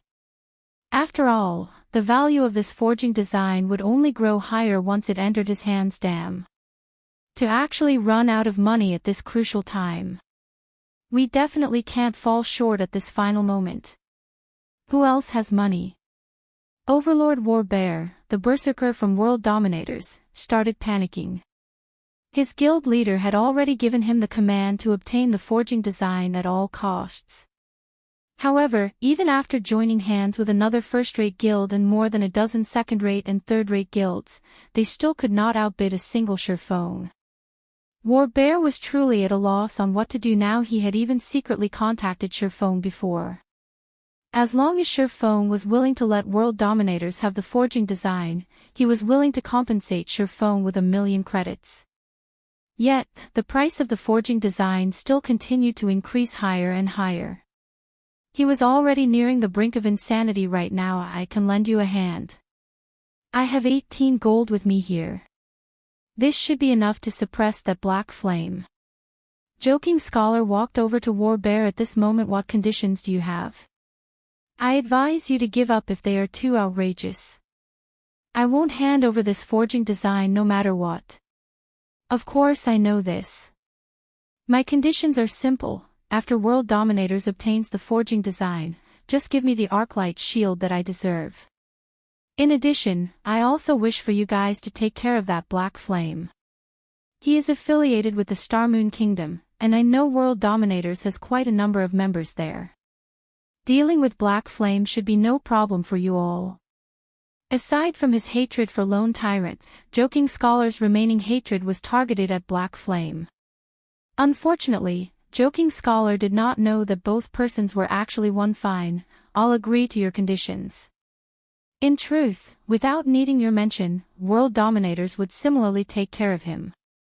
Overlord Warbear revealed a faint smile. The two of them quickly reached an agreement. Joking Scholar then traded all his gold coins over to Overlord Warbear just as the auctioneer was about to slam the hammer for the second time. Overlord Warbear hurriedly shouted, 108 gold. Shifeng sent a glance at Joking Scholar and Overlord Warbear, a sneer on his face. He couldn't help but shake his head as he indifferently said, 115 gold. 121 gold. I don't believe that I can't surpass you even after I bid everything I have. Although Overlord Warbear did not know Shifeng's bottom line, the increment on his latest bid was much lower than usual. Shifeng was definitely reaching his limit. Hence, Warbear immediately added 6 gold to the bid. Shifeng definitely could not take out so much money. Brat, you're 100 years too early if you think you can compete against me. This is your bottom line. Shifeng calmly smiled. 135 gold. He increased the bid by 14 gold in a single go. World dominators would not be able to fill up this gap even if they included another second-rate guild into their little alliance. As for recruiting a first-rate guild, that was an extremely difficult matter to achieve 135 gold. How could this be possible? I must be dreaming. How could he possibly have so much money? Isn't he just an independent player? Joking Scholar was immediately dumbfounded when he heard Shifeng's bid. As for Overlord Warbear standing beside Joking Scholar, he was fervently contacting other guilds to form an alliance. However, although he received a favorable reply from another first-rate guild, the condition set by that guild was for them to receive the forging design instead of world dominators. Naturally, Overlord Warbear refused this condition. Yet the few additional third-rate guilds he managed to recruit barely had any money on them. Even after summing up all the additional coins he received, Overlord Warbear did not have the right to shout out a bid at all. 135 gold going once. 135 gold going twice. Even when the auctioneer's hammer landed for the second time, not a single guild present was able to place a new bid. They watched blankly as the auction proceeded toward its end, powerless to do anything about it. 135 gold going thrice. Let us congratulate Mr. Black Flame for obtaining this Arclight shield forging design. Following which, a beautiful hostess brought the forging design to Shifeng. After Shifeng paid the 135 gold to the auction house, the hostess similarly handed the forging design over to Shifeng. After officially receiving the Arclight shield forging design, Shifeng wondered just what sort of attributes the shield itself possessed. With such a thought in mind, Shifeng tapped on the item and took a look at its description. Immediately, his lips curled up slightly in a smile. Chapter 243, Bountiful Harvest. Overlord Warbear and Joking Scholar felt great resentment for Shifeng when they saw his smile. They thought Shifeng was mocking them and looking at them in contempt. In reality, Shifeng's smile was purely due to his joy. However, compared to when Overlord Warbear and Joking Scholar first met Shifeng, they dared not underestimate him any longer. On the contrary, their eyes were filled with vigilance. Now Shifeng showed everyone that he was more than capable of spending such a large amount of coins. If someone were to say that Shifeng did not possess any major power supporting him from behind, not even a ghost would believe them. The only question that remained was, what sort of power backed Shifeng? Since Warbear failed to complete the task given to him by his guild leader, his expression looked extremely bad right now. However, he was simply helpless in this matter. 135 gold. Even if every member of World Dominators pooled their coins together, they still wouldn't be able to collect such an amount. It was only natural that he lost the bid. Compared to Overlord Warbear, Joking Scholar was in a much more tragic situation. First, he had ruined the matter of the business transaction. Now, he didn't even manage to buy a single item in the Blackwing auction. What kind of explanation was he supposed to give his guild leader, glorious echo.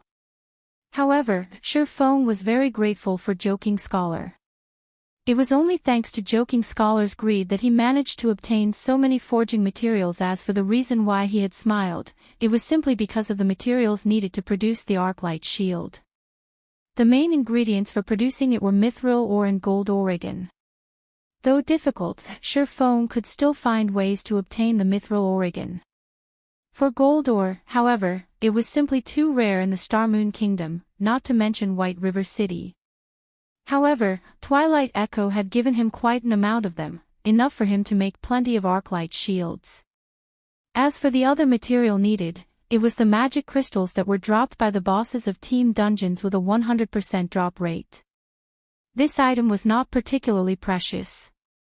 However, due to the amount dropped each time being low, it would be difficult for Feng to mass-produce the Arclight shield. Furthermore, the attributes of the Arclight shield had far surpassed Feng's original estimation, and he could already envision the popularity of the shield itself. Arclight shield, fine gold rank. Level 15. Equipment requirement, strength 90. Defense plus 460. Block rate, 37%. Strength plus 15, endurance plus 25. Evasion plus 8. Additional passive skill 1 dash. Sound of Life, every attack received will grant user a stack of Power of Life, increasing maximum HP by 3% and received healing by 1% for 1 minute. Maximum of 10 stacks. Additional passive skill 2 dash. Refraction, triggers once every 30 seconds. Becomes immune to one attack. Leaving aside the shield's high defense and block rate, just the passive skills Sound of Life and Refraction would greatly increase an MT's durability. Not to mention, the basic attributes of the shield itself were also very good. The Arclight shield was definitely an excellent piece of equipment. If a 50-man team could have all their MTs equipped with the Arclight shield, they might have a very high chance of successfully raiding the normal mode of a 50-man team dungeon. Right now it should be about time for me to return. Feng was very satisfied with his trip to Blackwing City this time. He had reaped a bountiful harvest. First was the 50 million credit agreement. Next was his successful recruitment of Aqua Rose. Now, he had even obtained the forging design for the Arclight shield. Most importantly, Aqua Rose was also going to bring her 100+ elite players over. Their addition had instantly increased his guild's overall strength by a large margin. The next problem he had to deal with was how he would integrate these new members into his guild. Over 100 people, huh? Aqua Rose has truly given me a huge help this time. Now, I won't have to worry about lacking members to raid the demon's castle. Feng felt that it would not be enough just to have a workshop. He needed to make some additional preparations and initiate his follow-up plans. After Feng departed from the Blackwing auction house, he immediately mailed 300 gold to Aqua Rose.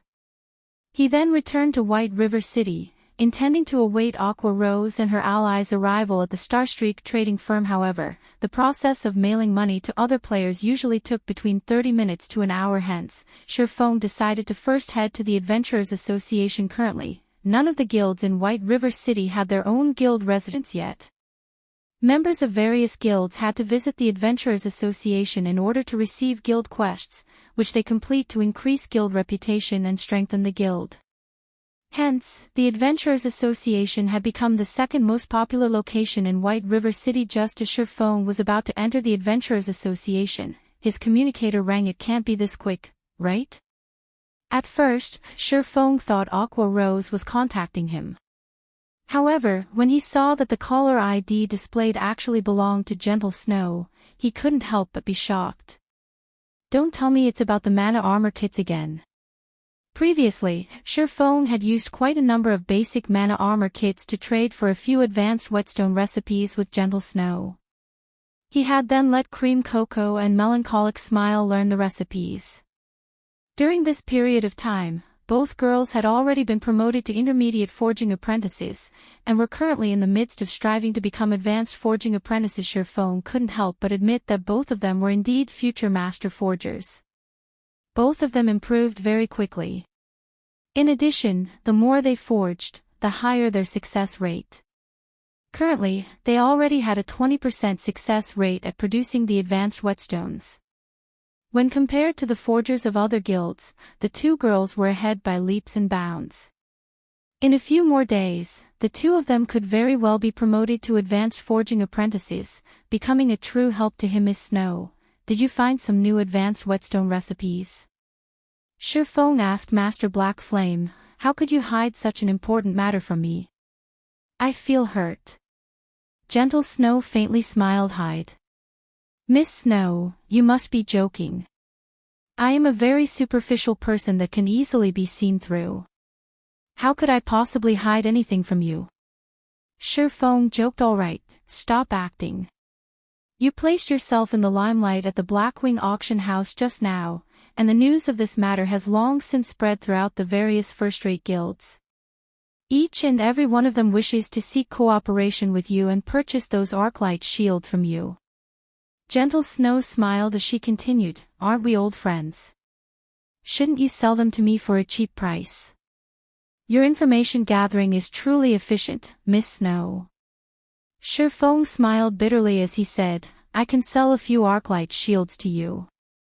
However, you must pay for them using coins, or exchange for them using the magic crystals you obtained from team dungeons. Magic crystals? Although the bosses drop them every time, the amount they drop is minimal, yet these magic crystals possess a very wide range of uses. Let's just use gold coins. I wonder how much you are charging for them, Master Black Flame. Alright, then. Since it is for you, Miss Snow, I won't rip you off. As the Arclight shield is a fine gold-ranked shield, I imagine that you know how precious the materials needed to produce it are. Moreover, the success rate of producing it is also very low. I'll sell you each Arclight shield for 25 gold, no negotiations. Shi Feng had already expected Gentle Snow to decline exchanging the shields for magic crystals. However, it was much better for him if she used gold coins to buy them 25 gold. Even if I took the fluid funds of every Ouroboros branch in the Star Moon Kingdom, I still won't have that much money. Can't we trade using credits? How about 500,000 for each shield? Gentle Snow was astonished by the Arclight shield's price. However, she similarly knew of the difficulty of crafting a fine gold-ranked shield. If it were up to their forgers to make the shield, the cost might not even stop at just 25 gold. Yet, it was clearly impossible for them to fork out 25 gold to purchase an Arclight shield, unless of course, they decided to stop the guild's development. Still, halting development at this stage of the game would put the guild into a decline, so they absolutely could not stop their development currently. All the major guilds were attempting to obtain the first clear of a 50-man team dungeon, while the Arclight shield was a must-have item for them to get a lead over the other guilds faced with two difficult choices. Gentle Snow could only bitterly smile as she was caught in indecision. All right, then. I'll exchange using magic crystals, Gentle Snow helplessly said. Ouroboros, a grand and mighty first-rate guild, was actually poorer than a single independent player. Black Flame was truly a monster. That's fine as well. The exchange ratio would be 1 to 100. I'll notify you after I manage to produce them. Shi Feng smiled as he disconnected the call. He then proceeded to enter the Adventurers Association. Chapter 244, Establishing the Guild. At this moment, there was a crowd of players surrounding the quest board in the lobby of the Adventurers Association. Although the EXP awarded by these quests were negligible, the guild reputation they gave was very high. Moreover, each player was limited to only 3 guild quests. A guild could be promoted after it accumulated a set amount of reputation, and the members of the guild would receive much better guild benefits such as bonus EXP when doing quests. Excuse me, sir, what can I do for you today? The blue-haired lady standing behind the reception counter asked Shi Feng, a smile on her face. I wish to establish a guild, Shi Feng said. Understood. Please fill up this application form. The receptionist passed Shi Feng a guild application form. It was very easy for players to establish a guild in God's domain. Players only needed to decide on a name for their guild and designate a guild emblem. They were then required to purchase a guild certificate for 10 copper coins and have at least 7 independent players place their signatures on it. When all these things were completed, the guild would then be officially established. Newly founded guilds would all start out as 1-star guilds, and the only benefit available for the members of a 1-star guild were the availability of the guild quest's guild name. Is it? Sherfone hesitated as he looked at the blank space meant for the guild's name, wondering what he should write in exactly. After giving it some thought, he decided to stick with using the Zero Wing Workshop's name. In any case, along with the guild's development and growing fame, his identity would sooner or later be leaked. Let's name it Zero Wing, then. Sherfone then designed the guild emblem in the form of 6 silver wings. After purchasing the guild certificate, Sherfone sent Fire Dance and the others a guild signature invitation. Meanwhile, at the Black Wind Canyon, a level 20 to level 25 map, Fire Dance and the others were currently grinding on level 22 demonic bats. They had come to this place under the suggestion of Sherfone. The reason Sherfone had recommended it was because the demonic bats here belonged to the type of monsters that had high attack but low HP. Most importantly, the monsters here were concentrated in number. Normally, the demonic bats would appear in groups of 7 or 8, and any solo independent player would easily find themselves losing their lives here. However, to a party that had amazing AoE damage, this place was a holy land for leveling up. In the case of Fire Dance's party, Fire Dance herself was responsible for luring the monsters, as she had the highest movement speed out of everyone in the party. She would lure over 100 monsters every time, and afterward, the Guardian Knight, Kola, would activate Protection Blessing and cast Devotion, a group aggro skill, to gather the monsters into one location. Meanwhile, Violet Cloud would be responsible for healing Kola, while Blackie would get rid of all the monsters in a single blow. Throughout this process, everyone's cooperation and grasp of timing was perfect. If other players were to witness this scene, they would definitely be shocked into a daze. Presently, the average level of players was only at level 12 or so, while professional players would be around level 13. Even the number 1 player on White River City's ranking list, Lone Tyrant, was only at level 15 right now. Yet Fire Dance and the others had long since passed level 15. Even the lowest leveled player in the party, the Oracle, Gluttonous Mouse, was level 18. Meanwhile, Blackie, who was the highest leveled player in the party, was currently at 45% of level 19. Although there was only a gap of 1 level between the two players, the difference in EXP could allow a player to directly rise from level 0 all the way up to level 15. What is this message? While taking a break, Fire Dance and the others simultaneously received a guild signature invitation. As long as they agreed to the invitation, they would immediately become official members of the guild. After the guild was established originally, Fire Dance and the others had intended to immediately reject the invitation. However, their hands unanimously paused when they saw the name of the guild, Zero Wing. Isn't that the name of our workshop? Blackie asked, curious. This is an invitation sent by Big Brother Yifeng. Big Brother Yifeng is finally going to establish the guild. Violet Cloud said excitedly when she noticed that one of the names inscribed on the guild certificate was Yifeng.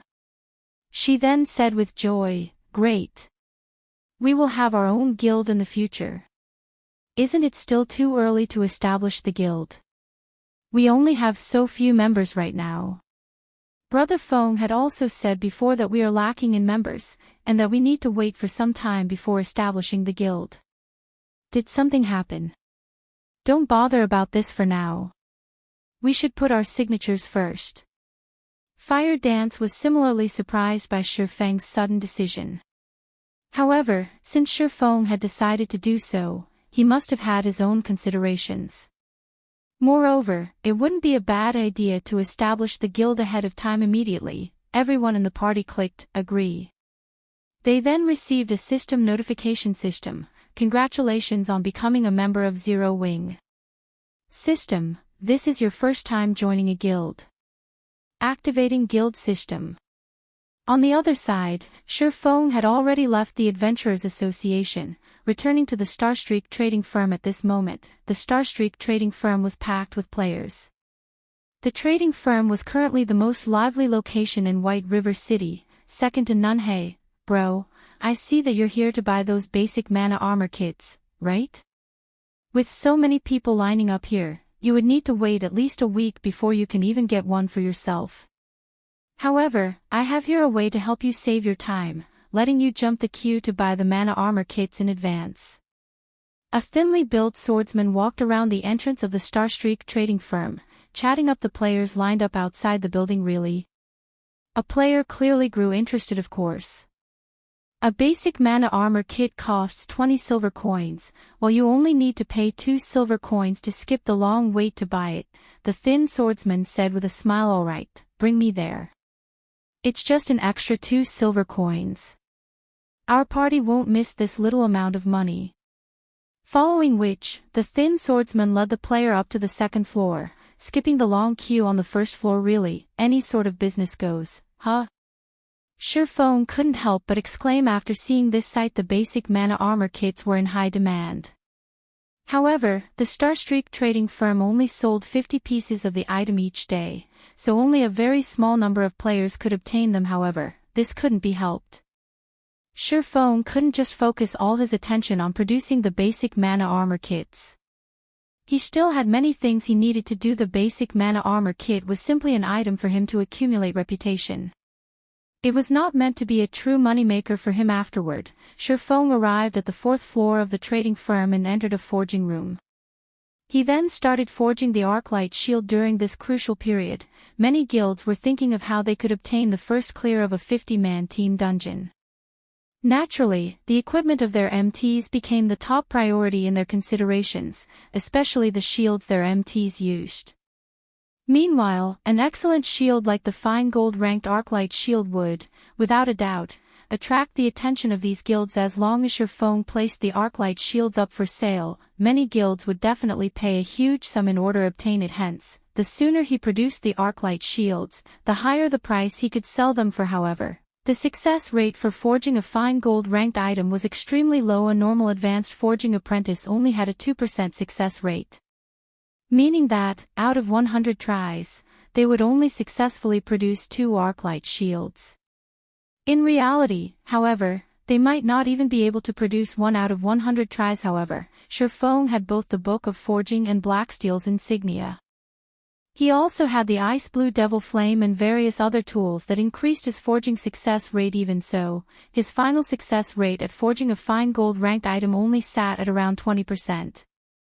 In addition, Shurfong was not familiar with the forging process of the Arclight shield, so his success rate should be much lower than 20%. If he was promoted to a basic forger, his base success rate would increase to 5%.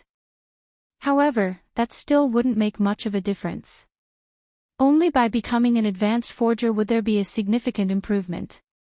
With the 10% base success rate of an advanced forger, in addition to the various supporting tools Shurfong had, his success rate for forging a fine gold-ranked item could reach up to 30%. However, Shurfong needed to invest a lot of time in order to become an advanced forger, and time was something he sorely lacked right now.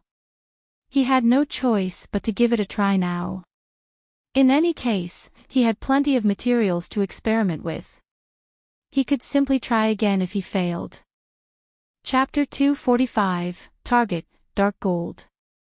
Before Shurfong started forging the Arclight shield, he decided to first forge a few basic mana armor kits to serve as a warm-up. After God's domain evolved, the process of forging grew more complicated, greatly increasing the difficulty of producing an item.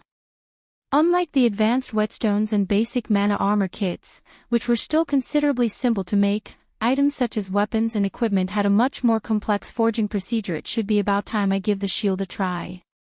After Shurfong produced tens of basic mana armor kits, he finally retrieved the silver ore and gold ore needed to forge the Arclight shield. He had also received the magic crystals from Gentle Snow, and Advanced Gentle Snow had wanted to obtain the Arclight shields as soon as possible, so Shurfong required her to send him the magic crystals in advance. Shurfong had received a total of 200 magic crystals from Gentle Snow. Such an amount was sufficient for 20 attempts to produce the Arclight shield. Shurfong only had a 20% success rate for forging the Arclight shield. It was the lowest success rate he had ever had since he started forging equipment. However, if any other forger were in his shoes right now, they might not be able to produce even one arclight shield out of several hundred sets of materials. Those conceited guilds thought that they could easily produce the arclight shield after obtaining its forging design. However, if Shi Feng had not won the bid for the forging design, by the time those guilds managed to produce a single arclight shield, the 50-man team dungeons would have long since been conquered. In order to gain experience, when Shi Feng started his first attempt at forging the arclight shield, he went through the process slowly and steadily, carrying out each step to the best of his abilities. Before he knew it, Shi Feng had spent over 20 minutes producing the first arclight shield. Compared to a normal shield, the arclight shield had a crescent-shaped design. The entire shield was colored in silver, and many runic patterns were carved on the shield's body. Although the shield looked mighty and powerful at first glance, it was still unknown whether it was a failed or successful product. Shi Feng then chose to generate the shield's data. After 10 seconds of waiting, the identification process for the shield was completed as expected. It's a failure, Shi Feng sighed when he took a look at the shield's data. Although it was indeed an arclight shield, its quality was a rank lower than the original. It was only secret silver rank arclight shield, secret silver rank. Level 15. Equipment requirement, strength 90. Defense plus 330. Block rate, 31%. Strength plus 10, endurance plus 20. Evasion plus 3. Additional passive skill 1 dash. Sound of Life. Every attack received will grant user with a stack of Power of Life, increasing maximum HP by 2% and received healing by 1% for 1 minute. Maximum of 10 stacks. Additional passive skill 2 dash. Refraction. Triggers once every 50 seconds. Becomes immune to one attack. From a general point of view, though, it is not a bad result, all the same. At the very least, it is still a secret silver ranked shield. I should be able to sell it for a good price even then. Shi Feng was relatively satisfied with this failed product. After all, a secret silver ranked shield remained a rare item at this stage of the game. According to Shi Feng's knowledge, a majority of the core MTs of second-rate and third-rate guilds were still using mysterious iron-ranked shields. If he sold this failure, he could still earn around 6 to 7 gold coins from it. Although he had failed this time, it was not a complete failure. At the very least, it did not turn out as a scrap item. This partial failure indicated that he must have made a mistake somewhere during the forging process. There shouldn't be any problems with the forging of the main body itself. I must have messed up when I was carving the runes on the shield, preventing it from reaching fine gold rank, Shi Feng concluded after carefully reviewing his actions. According to past experiences, if a problem had truly occurred during the formation of the shield, then the arclight shield wouldn't just fall by a single rank. It wouldn't even be unusual for the shield to end up being bronze rank or lower. Afterward, Shi Feng did not rush to start his second attempt. Instead, he carefully studied the runes he had carved on the arclight shield. The inscription of the runes were mainly done using the magic crystals. However, the process of completing these runes was not easy, as Shi Feng did not truly understand their meaning. He could only make blind imitations of the drawings. Although he did not understand the meaning behind the runes, if he practiced drawing them over and over, it should still yield some positive effect. Hence, Shi Feng started practicing drawing the runes once, twice, 10 times. Every drawing took around 4 to 5 minutes to complete. However, as the number of times he practiced increased, he grew more proficient at drawing the runes. The runes he drew now also started resembling the original. This cost-free way of practicing was much more economical than learning through actual production. Shi Feng naturally wouldn't mind more practice. This should be enough. Shi Feng looked at the latest rune he drew, feeling extremely satisfied with it. This imitation of his looked practically the same as the runes shown on the forging design. Hence, Shi Feng started his second attempt at producing the arclight shield. This time, the entire forging process of the shield flowed very smoothly. Shi Feng had only spent around 10 minutes to complete the second arclight shield. However, his attempt this time ended in complete failure. Shifeng's 20% success rate did not stand on his side this time around, following which, Shifeng consecutively produced 10 Arclight shields. Moreover, with each successive shield he made, the time he spent producing them also decreased. His hands also moved with much more proficiency. Out of the 10 Arclight shields he made, only 2 barely achieved the passing standard, 2 ended up as defective products, while the remaining ones were complete failures. As for the 2 defective shields, one was Mysterious Iron rank, while the other was Secret Silver rank. In general, the results were quite good. However, Shifeng was still unsatisfied with the quality of the Arclight shields. Now that I am proficient at making the Arclight shields, the next step would be increasing its quality. If I can let Kola use a Dark Gold ranked Arclight shield, our chances at clearing the demon's castle would become much higher.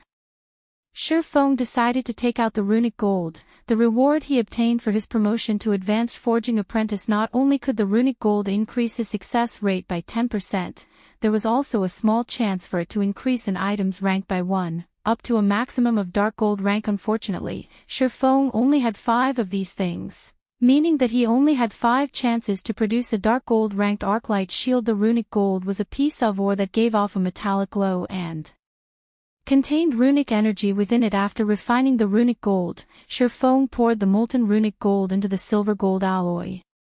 Immediately, a change occurred in the alloy. The originally bright red alloy turned dark red in color.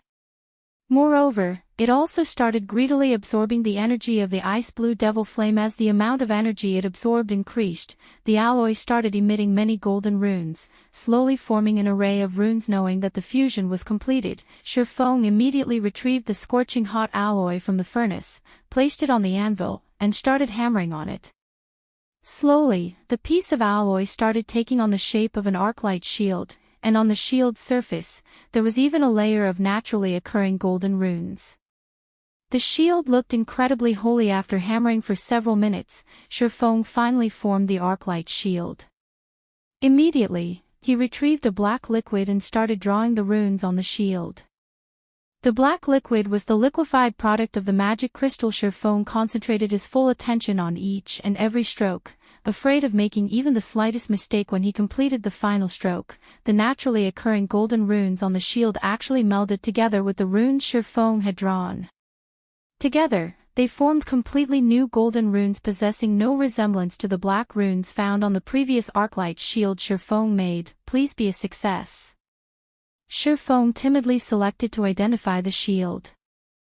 Although the Arclight shield looked absolutely perfect appearance-wise, whether it was a success or a failure still depended on the final data. 1 second. 2 seconds.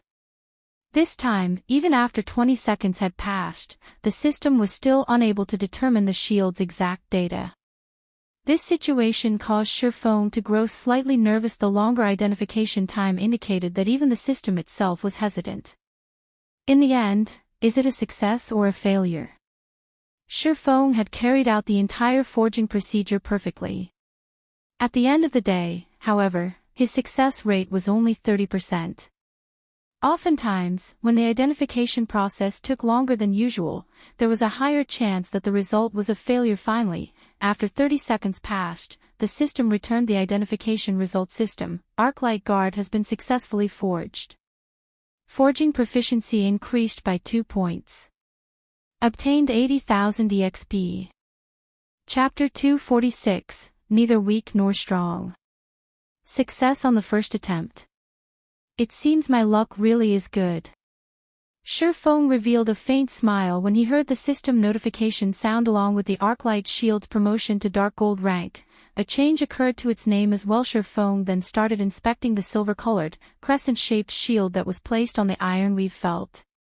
He was extremely curious to find out just what sort of attributes the Arclight Guard possessed. Arclight Guard, Shield, Dark Gold rank. Level 15. Equipment requirement, Strength 110. Defense plus 550. Block rate, 39%. Strength plus 21, Endurance plus 30. Evasion plus 10. Additional passive skill 1 dash. Sound of Life. Every attack received will grant user with a stack of Power of Life, increasing maximum HP by 3% and received healing by 2% for 1 minute. Maximum of 10 stacks. Additional passive skill 2 dash. Refraction. Triggers once every 25 seconds. Becomes immune to 1 attack. Additional skill dash. Time Arc. When activated, allows the user to save current state, and return to saved state 9 seconds later. Cooldown, 10 minutes. Isn't this Time Arc skill overpowered? No wonder there wasn't much of an improvement on the other attributes. Just this skill alone made the Arclight Guard deserving of being a Dark Gold ranked shield, Shifeng exclaimed, saving current state, which was to say, after 9 seconds, even if the user of the Arclight Guard died, they would still recover to their saved state. The cooldown of skills used after Time Arc was invoked would recover as well. Compared to a skill that provided invincibility, Time Arc was a much more amazing skill. The only downside to this skill was its long cooldown. However, when taking into consideration the heaven-defying effect of this skill, a 10-minute cooldown was considerably short. If the cooldown of this skill was any shorter, then the Arclight Guard would no longer be just a Dark Gold ranked shield, but an Epic ranked shield instead. Although Shifeng had already made 1 Arclight Guard, he was still not satisfied. He wished to make even more Arclight Guards. Deciding so, he used up the remaining 4 pieces of runic gold when forging the Arclight shields. However, the results were horrible. Out of his 4 attempts, 2 were complete failures. They did not even achieve bronze rank. As for the remaining 2 Arclight shields, one achieved secret silver rank, while the other achieved fine gold rank. However, such a success rate was already very good. He had used a total of 5 runic gold to forge the Arclight shields. Among them, 1 had achieved dark gold rank, 1 had achieved fine gold rank, and 1 had achieved secret silver rank. Out of the 3 shields, Shifeng would naturally save the dark gold ranked Arclight Guard for Cola's use. With the Arclight Guard, they would have no problems raiding the level 15, 20-man team dungeon, the Demon's Castle. Just as Shifeng thought of carrying on with forging Arclight shields, someone knocked on the door of the forging room. Come in. When the door to the forging room opened, a golden-haired beauty walked in. This person was none other than Shifeng's assistant, Annie. Your Excellency, an adventurer named Aqua Rose wishes to meet you. She says she has an appointment with you, and she is currently waiting in the meeting room on the 3rd floor, Anna said respectfully. All right, I'll be there in a minute. Shifeng nodded his head. Shifeng had similarly guessed that Aqua Rose should arrive right about now. After all, teleportation occurred instantaneously. Aqua Rose only needed to gather her subordinates, explain to them the situation, and make some future plans. Inside the meeting room on the 3rd floor, Aqua Rose and her 100+ subordinates were seated around the room, having a small discussion about matters relating to Shifeng. These players all had relatively high levels. The lowest out of all of them was level 13, while the others were level 14. Even if placed inside a first-rate guild, all these players would be considered elite members. These players were all Aqua Rose's most trusted aides. Before they had arrived here, they hadn't dared to imagine that there would actually be someone willing to spend 300 gold coins to bring them to this place. If the organization this person belonged to wasn't extremely rich, then this person was just insane. However, after they discovered that Shifeng actually had a connection with such a large trading firm, their thoughts immediately changed. Not only did Shifeng manage to achieve something that no other guild had achieved, his fame in the entire Starmoon Kingdom could already be described as the sun and midday. It was especially true for the recently popular basic mana armor kit. This was an item that plenty of guilds could only dream of having if they could be a part of the power Shifeng belonged to. Then couldn't every one of them obtain their very own basic mana armor kit? This was definitely a treatment that no other first-rate guild could provide. Big Sis Aqua. Just who is that Black Flame? Is he in the upper management of a super guild? A female swordsman curiously asked. Aqua Rose shook her head, a bitter smile on her face as she replied, I don't know either. He has always been very mysterious. However, I believe that we will be able to find out his true identity today. In truth, Aqua Rose was also interested in finding out the truth. However, now that they were going to join the power Black Flame belonged to, Black Flame would have no need to hide the truth from them. They could finally take a look at the giant hidden behind Shifeng. Sorry to keep all of you waiting. The moment Shifeng walked into the meeting room, everyone inside immediately fell silent. Everyone present stood up as they looked at Shifeng, deep veneration in their eyes. They were like interviewees standing up to welcome their interviewer. Some were nervous, while some were excited after leaving Twilight Echo. They were like homeless little birds. Although they wished to soar higher into the sky, they did not possess a home they could return to. Feelings of helplessness and disappointment constantly filled their minds as they wondered what sort of future awaited them. However, the situation was different now. They would be joining an even greater family now. At this moment, these ex-members of Twilight Echo rejoiced over the fact that they had chosen to leave Twilight Echo together with Aqua Rose, praising themselves for making a wise decision. After all, a bright future had already opened its doors to them. I am the one who should be sorry for making Master Black Flame wait for us for so long. Aqua Rose apologized. Since we will be companions in the future, stop referring me as Master this or Master that. Just call me Black Flame. Shifeng could sense the cautiousness behind Aqua Rose and everyone else's actions. However, this was to be expected. I have only asked you all to come here so that I can invite everyone into the guild first. Later on, Miss Aqua can freely decide how you all wish to develop yourselves. I won't set any restrictions for you. Right, here is a copy of the White River City Guidebook. After you are done reading it, you should be able to familiarize yourself with White River City, Miss Aqua. Saying so, Shifeng sent a copy of the luxury version White River City Guidebook to Aqua Rose. Simultaneously, he had sent everyone present a guild invitation. Zero Wing. What is this guild? Why is it only a one-star guild? Wasn't it supposed to be some sort of hidden power? Everyone entered a daze for a long time after they received Shifeng's guild invitation. Ignoring the fact that they had never even heard of such a guild, just having status of a one-star guild showed how weak Zero Wing was. The reason being, even third-rate guilds at this stage of the game were three-star guilds, not to mention first-rate guilds. After taking a look at the member count of the guild, everyone was further dumbfounded before they had joined. This guild only had 9 members? What kind of guild was this? Zero Wing was the weakest guild they had seen so far, second to none. Even Aqua Rose herself was shocked by this revelation.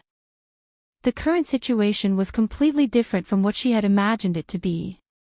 She had thought Shifeng would be bringing her to meet the many great characters of this guild, allowing her to get a grasp on the frightening background of the guild. Yet, the truth that Shifeng revealed had far exceeded her expectations. The reason being, the influence of this guild could literally be determined in a single glance.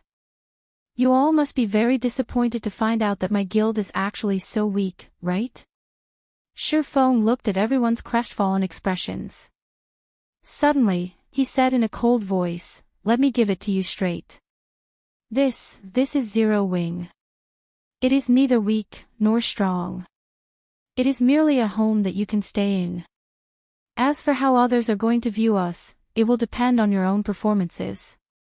Chapter 247, Seizing the Ranking List. Although they felt that what Shifeng said was logical, their disappointment still did not decrease by the slightest. Out of everyone present, only Aqua Rose's fighting spirit truly ignited. She was the only one who truly understood the meaning of Shifeng's word, strength that depended on oneself rather than others. The best example for this was Shifeng, who stood right before them. His guild was clearly very weak. Yet, he managed to achieve many things that not even many first-rate guilds and even super guilds could. As a result, he made everyone believe that there was a mysterious power secretly supporting him from behind. However, what was the reality of the matter?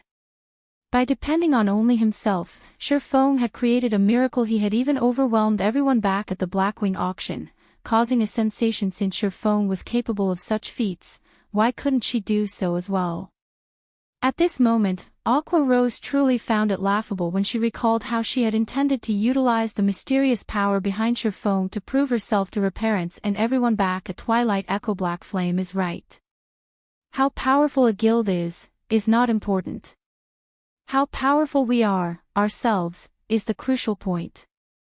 Since we have joined Zero Wing, let us be the ones to change how others view Zero Wing, Aqua Rose explained loudly. In complete agreement with Shifeng's opinion, everyone fell silent at Aqua Rose's words, but a fiery fighting spirit could be seen growing in their eyes. That was right.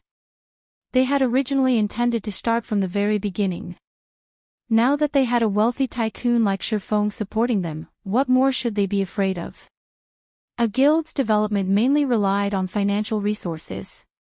The remaining factors would be the presence of experts to lead the guild in raiding team dungeons and completing epic quests that were impossible to complete. They would definitely turn Zero Wing into the #1 guild in White River City at this moment. Shifeng sent Fire Dance and the others a message.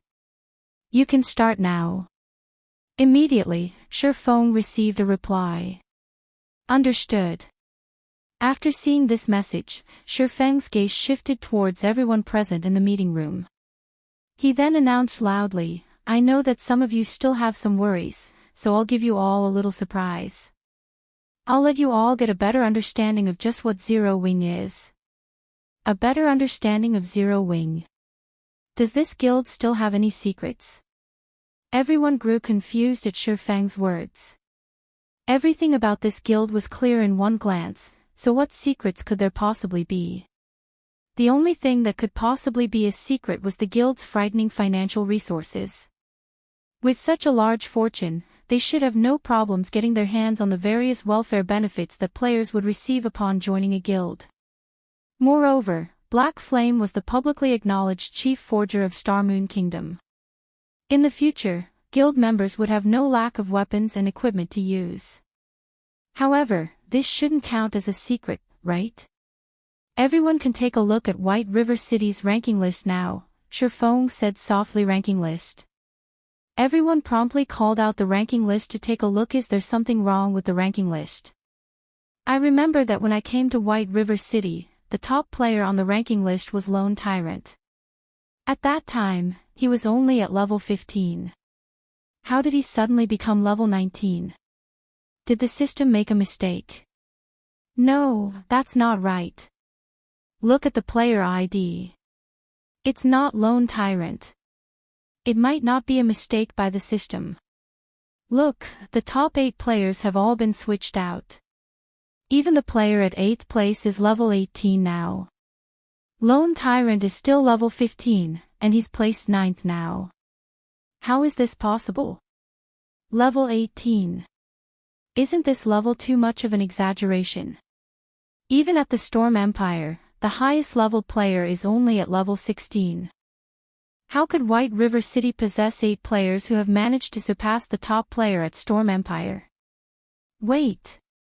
These players all belong to the same guild, and the guild's name is called Zero Wing.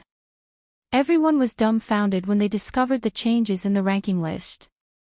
They trembled, not daring to believe their own eyes. These 8 players were actually their guild members.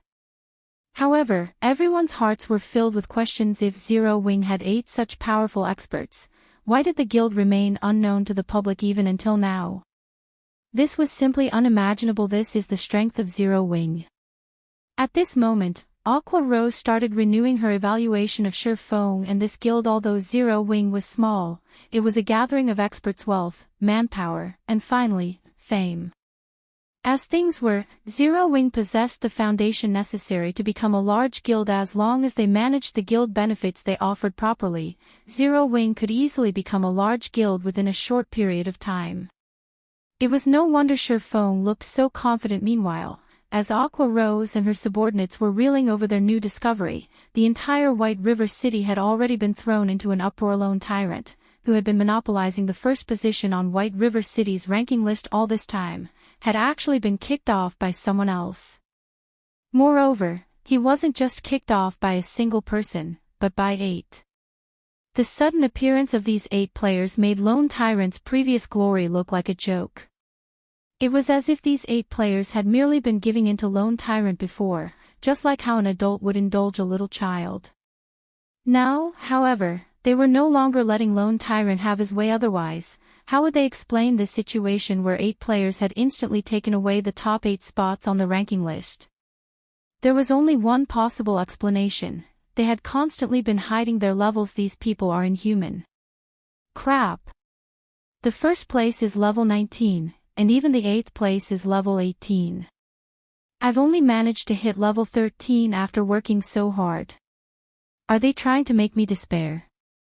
God, carry me, please. What kind of backing does this Zero Wing have? Aren't they a little too amazing? Is some major power planning to set up a stronghold in White River City? Many players within the White River City region were stirred up by this incident. The top 8 positions on the ranking list were actually taken over by a single guild. One could just imagine how powerful this guild was. Even Ouroboros, the number 1 guild in White River City, was not as powerful. Many independent players had started making inquiries into just what kind of guild Zero Wing was. There were even some independent players who had directly asked how they could join Zero Wing on the public forums. After all, with such leveling monsters in the guild, wouldn't they too be able to level up like a rocket if they joined? Suddenly, Zero Wing had become the hottest topic for every player in White River City, and many had expressed their willingness to join such a guild. Although independent players went into raptures over Zero Wing, the various large guilds, on the other hand, were having a headache over it. They held nothing back at investigating this new guild that suddenly popped up and also the top 8 players on the ranking list. However, the information they received made Zero Wing look even more mysterious, as they failed to find out even who the guild leader of Zero Wing was. The only thing they knew was that Fire Dance had once occupied the first place on the White River City ranking list. In addition, the other 7 players had also once been among the top 10 of the ranking list. Meanwhile, all 8 of these players shared a common point. All 8 of these players had vanished from the public eye for quite some time now. Previously, everyone had assumed that they had gone silent because they were overtaken on the list. However, the reality of the matter was that these players had intentionally hidden themselves simply to avoid discovery until now. Can someone tell me what is going on here?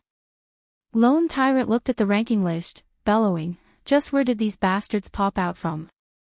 At this moment, nothing was more humiliating for Lone Tyrant than his position on the ranking list. His past glory was already worthless now. Instead, he had become the laughingstock of everyone in White River City. Guild leader, I've already investigated these players. It seems that all of them are associated with Yifeng. Moreover, I've also looked up Zero Wing at the Adventurers Association. The guild was registered only recently, and it is possible that it is a guild formed by Yifeng himself, a ranger said. Good. Very good. At first, I thought that he had hidden himself out of self-awareness after I placed a bounty on him. However, it seems he is taking me lightly. Since he has come out to slap me in the face, and has even started a guild in White River City, I will make him regret his decision. Immediately find out all the members belonging to Yifeng's guild. I want his guild destroyed. Lone Tyrant bellowed as he announced a command to the entire guild. He had to destroy this guild and flatten Shifeng at all costs. Not only was he doing this for himself, it was also the command of that mighty personage. Chapter 248, Extraordinary starts out from ordinary. Lone Tyrant wasn't the only person who was enraged by the matter of the ranking list. The other guilds in White River City were similarly furious. The ranking list was a place for guilds like them to increase their reputation. Although such a method of advertising was not as effective as obtaining the first clear of a dungeon, if they could occupy the ranking list for extended periods of time, it would still bring about significant effects now. However, Zero Wing occupied 8 of the top 10 positions, and many guilds were disgruntled over Zero Wing's monopoly of the ranking list.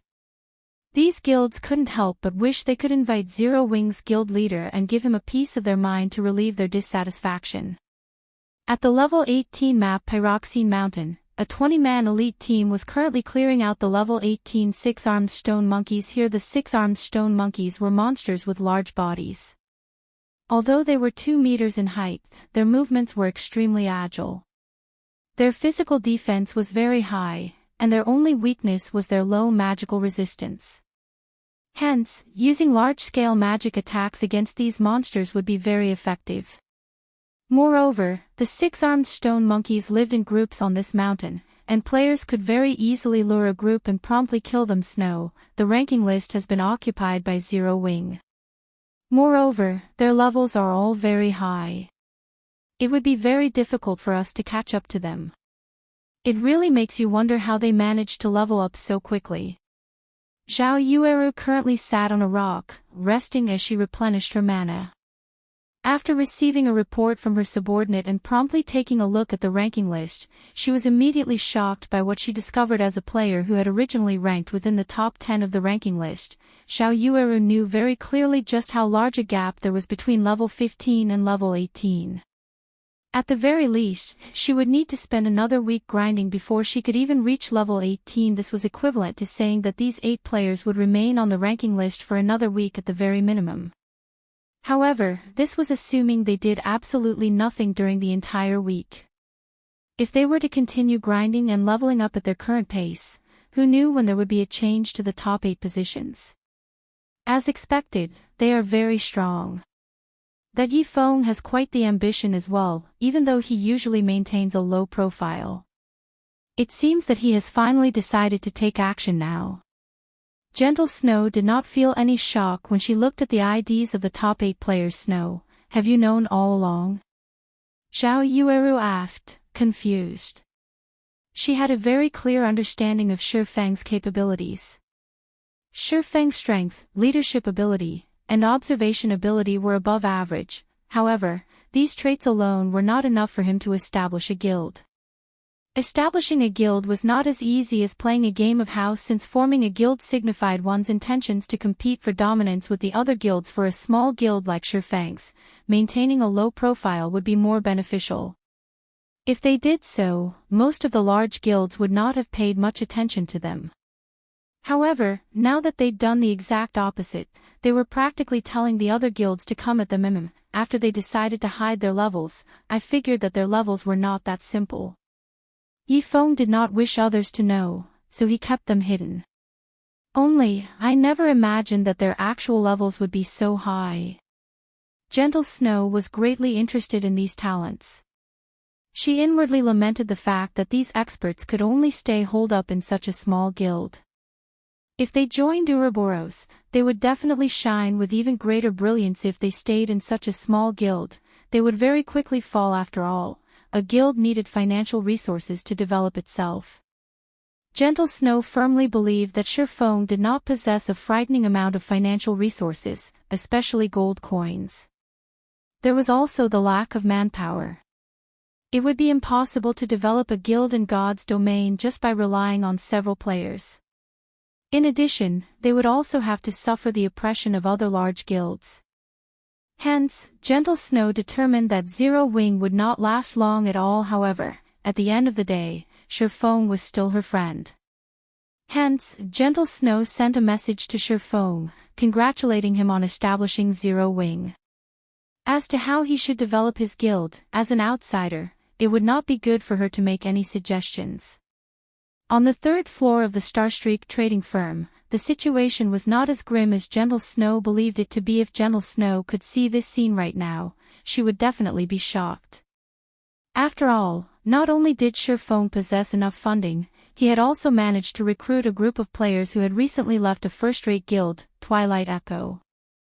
He had also managed to recruit Aqua Rose, who was once an honorary elder of Twilight Echo. As someone who had once managed a first-rate guild with over 10,000 subordinates, Aqua Rose possessed a wealth of experience.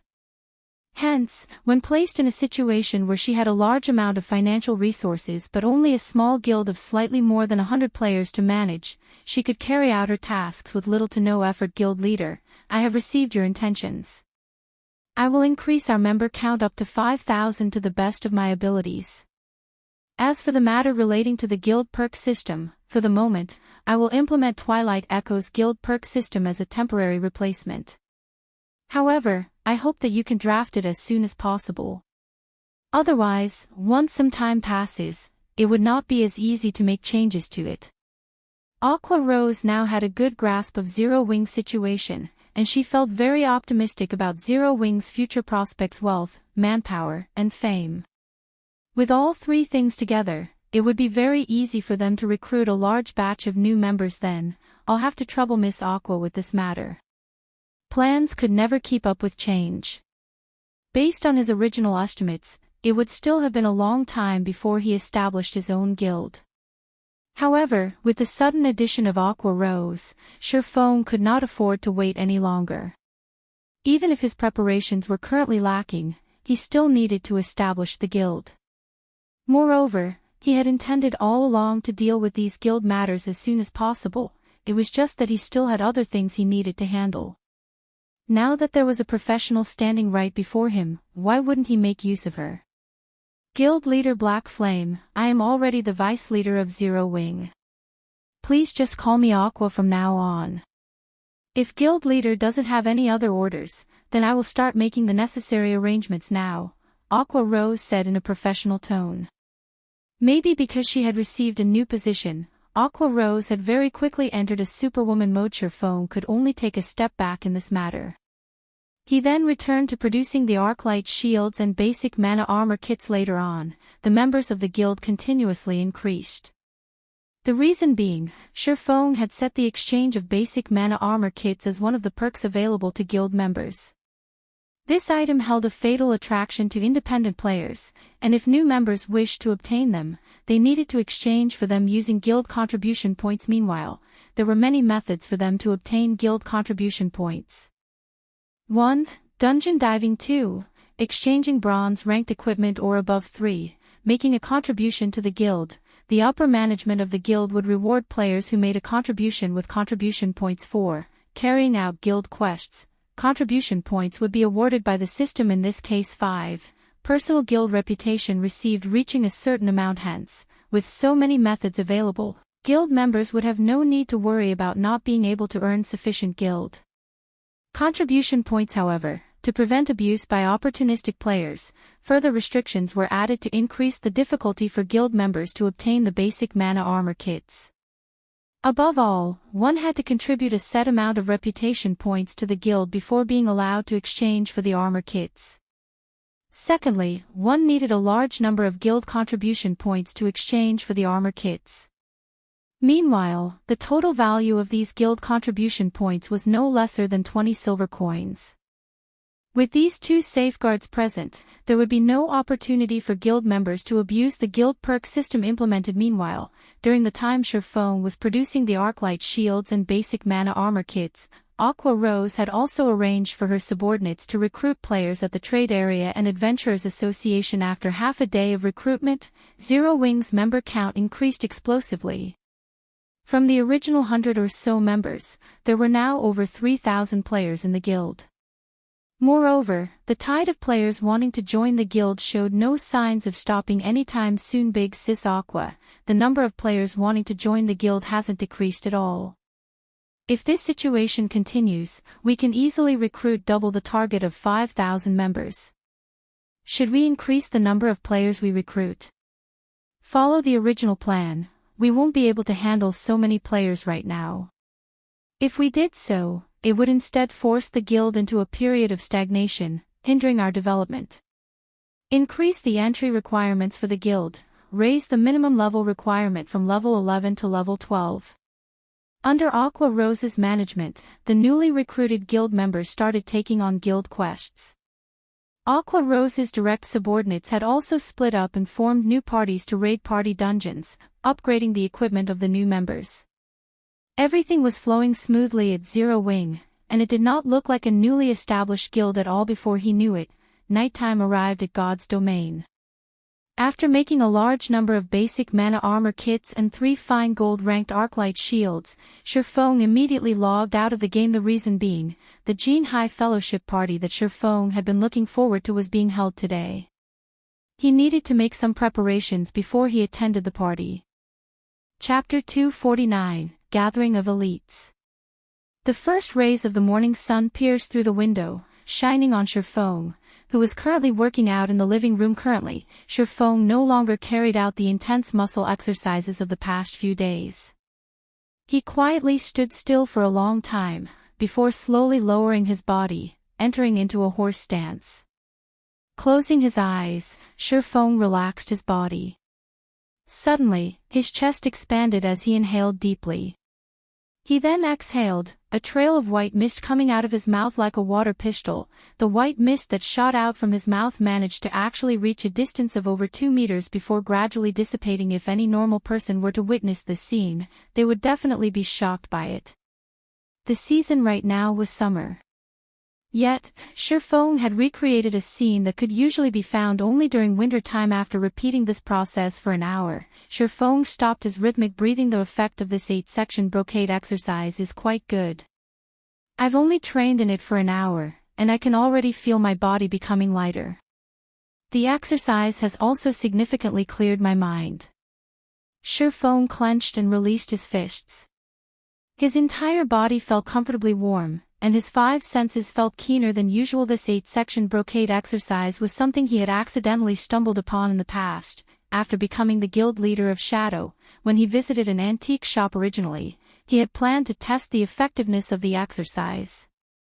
However, after the company hired a martial arts master as an instructor at the workshop, Shifeng gave up on that notion. During those days, people were already going crazy over God's domain. In order to improve their actual combat skills, they would practice martial arts like madmen. Naturally, Shifeng was no exception. At that time, however, he was no longer young, and his body was similarly no longer in its prime. The things he could do were limited, and the most he could do was practice some Tai Chi and 8 trigram palms, training his techniques as much as he could. However, his current self was different. Not only had he started consuming nutrient fluids at a much earlier period than in the past, after undergoing several workout sessions, his current body's physique far surpassed the one of his past. There was a saying in martial arts: internally, spirit and breathing are practiced; externally, muscles, bones, and skin are practiced. Meanwhile, Shifeng related this saying to the 8-section brocade only. He had not thought the exercise would yield such good results. Although the exercise did not increase his body's strength, it refreshed his psyche and allowed him to remain calm at all times. Such an effect was an unexpected harvest for Shifeng. After Shifeng had his breakfast, he received a call from Zhao Ruoshi. She said that she was going to give him a ride to the fellowship party. When Shifeng arrived downstairs of his apartment, he immediately discovered Zhao Ruoshi standing in front of a blue sports car. She wore a pure white dress today, while her hair was tied up into a double ponytail. Her pure and beautiful appearance attracted the attention of every man that walked past her, sending them into a daze as drool leaked out of their mouths. Let's go. Zhao Ruoshi smiled sweetly when she noticed Shifeng walking over. Is this your car? Shifeng looked at the blue sports car before him, feeling somewhat surprised. Suspicion of Zhao Ruoshi's identity started growing within him. This blue sports car was a limited edition maglev Ferrari Z75, and it had a selling price of 6 million credits. One would not be able to find one even in the entire Jinhai city, yet Zhao Ruoshi actually owned one herself. Of course. What? Surprised. It's just that, normally, I don't like driving it to school. However, we are going to a formal occasion today, so I need to make an impression. Zhao Ruoshi nodded her head slightly in reply. Hurry up and get on. The venue of the fellowship party is quite a distance away. Although Shifeng was mildly astonished by this new revelation, he didn't attempt to delve further into the matter. After all, everyone had their own secrets. Hence, he slid into the passenger seat. Soon after, Zhao Ruoshi stepped on the accelerator, and with a whoosh, the Ferrari Z75 sped along the road of the neighborhood. Envy filled the eyes of the many pedestrians walking on the street as they watched the Ferrari Z75 speed down the road. They inwardly wished that they too could drive such a sports car one day. The trip, which should have taken over an hour by car, was reduced to just slightly over 30 minutes by Zhao Ruoshi. Are you carsick? Zhao Ruoshi asked curiously, looking at Shifeng's pale complexion after she alighted from the car. Shifeng was a fighting expert within the school, and he was a person capable of knocking down a powerhouse like Zhou Yuhu in a single move.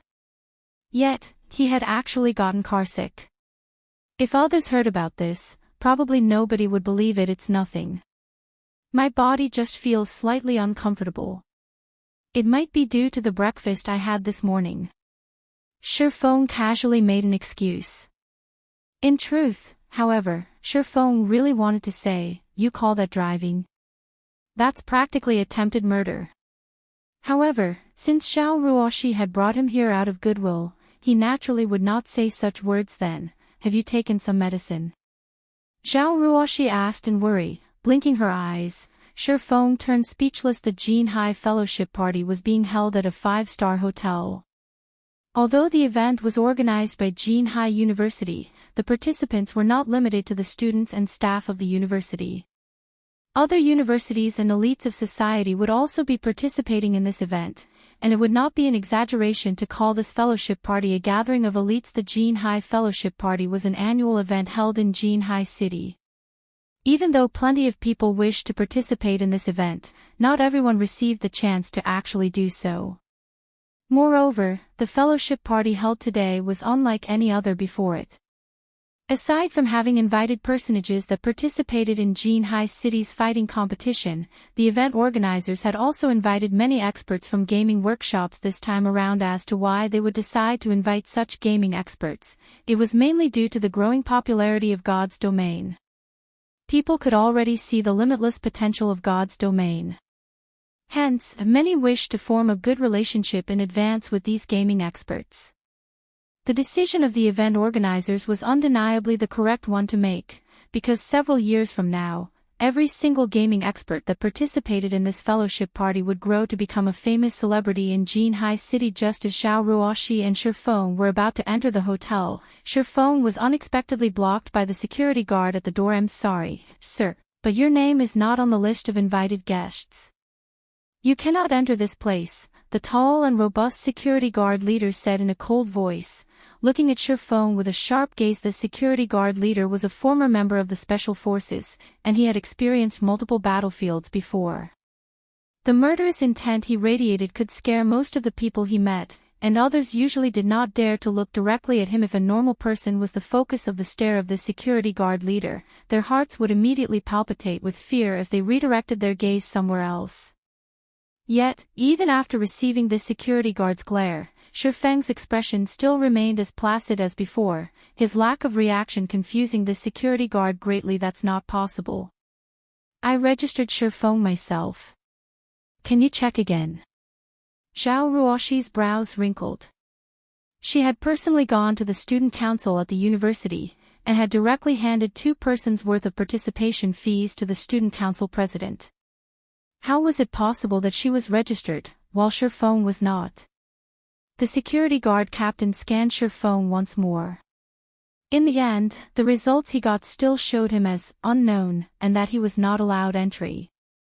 To make sure that nothing was wrong with the machine, he tried it on other people as well, and the results showed that nothing was wrong with the machine. "That's not right. I registered both of us together. I'll contact Yukai. Something must have gone wrong somewhere. I'll get him to fix it immediately," Xiao Ruoshi said. "Sorry, but I have to do things according to the rules. Anyone not registered is not allowed to enter. Impromptu registrations are not acceptable either. These are the rules," the security guard captain said coldly. "Who is the person responsible here?" Xiao Ruoshi asked angrily. Shifeng was someone she had personally invited.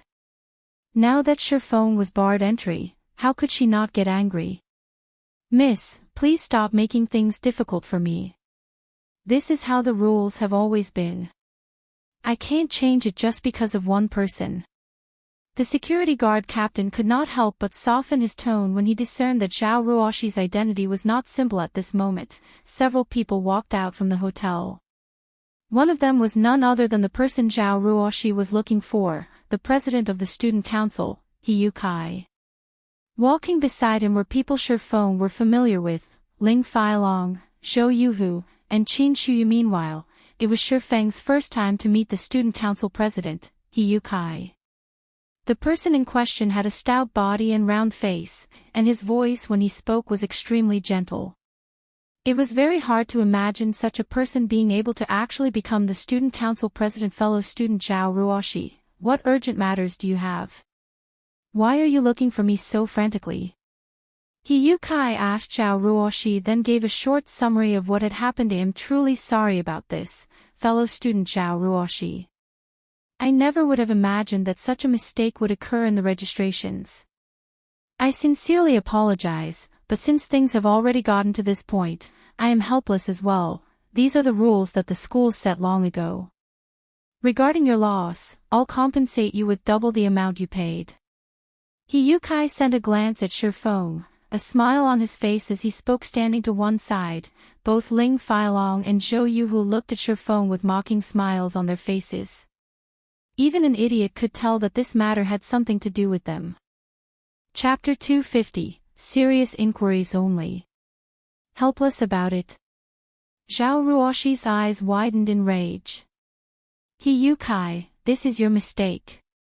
You need to think of a way to fix this. At this moment, Ling Feilong stood out and interrupted, saying in a gentle tone, Ruoshi, you know that this is only a small mistake. Something must have gone wrong with the system, so you can't just put the blame on Hiyukai. Then what should Shifeng do? Since you already know something went wrong, does that mean Shifeng is allowed to go in now? Zhao Ruoshi completely ignored Ling Feilong, directly asking Hiyukai, in any case, you can prove that Shifeng has indeed registered for this event. Shifeng also has no problem proving that he is a student of our school. Don't tell me that this is still not enough. Fellow student Zhao Ruoshi, I can indeed verify that Shifeng has registered for this event. However, whether he can enter or not is not up to a student council president like me to decide. You have to ask this big brother security guard here. Hiyukai shifted his gaze towards the security guard leader, instantly pushing all responsibility on the security guard. Hiyukai then revealed a bitter smile, making the situation seem as if it had nothing to do with him. The security guard's mouth clearly twitched when he listened to Hiyutsai's words. Hiyukai obviously did not help Shifeng register for this event to begin with, yet Hiyukai was pushing everything on him now. If Hiyukai insisted that Shifeng be allowed into the hotel, what could a mere security guard captain like him do? Hiyukai had already made his intentions very clear. Absolutely not allowed. That was Hiyutsai's answer. However, looking at Zhao Ruoshi, she too did not seem like someone he could provoke. Otherwise, why would Hiyukai even bother making so many superficial excuses? Caught in a dilemma, this security guard captain did not know which would be the wiser choice to make. Currently, Zhao Ruoshi's wrathful gaze had already shifted to the security guard captain. She asked in a grim tone, "What do you say?" Me? Even though he had experienced many battlefields before, the security guard captain could not help but hesitate at this moment. In the end, however, he still said strictly, "I have my responsibilities. Miss, please don't make things difficult for me." You. Class monitor, it's fine. This matter can't be helped. If I can't enter, so be it. Shifeng held back the raging Zhao Ruoshi. He then beamed a smile towards Hiyukai and the others who were really good at spoiling his good fortune. It is great that fellow student Shifeng can understand my troubles. This was truly an accident.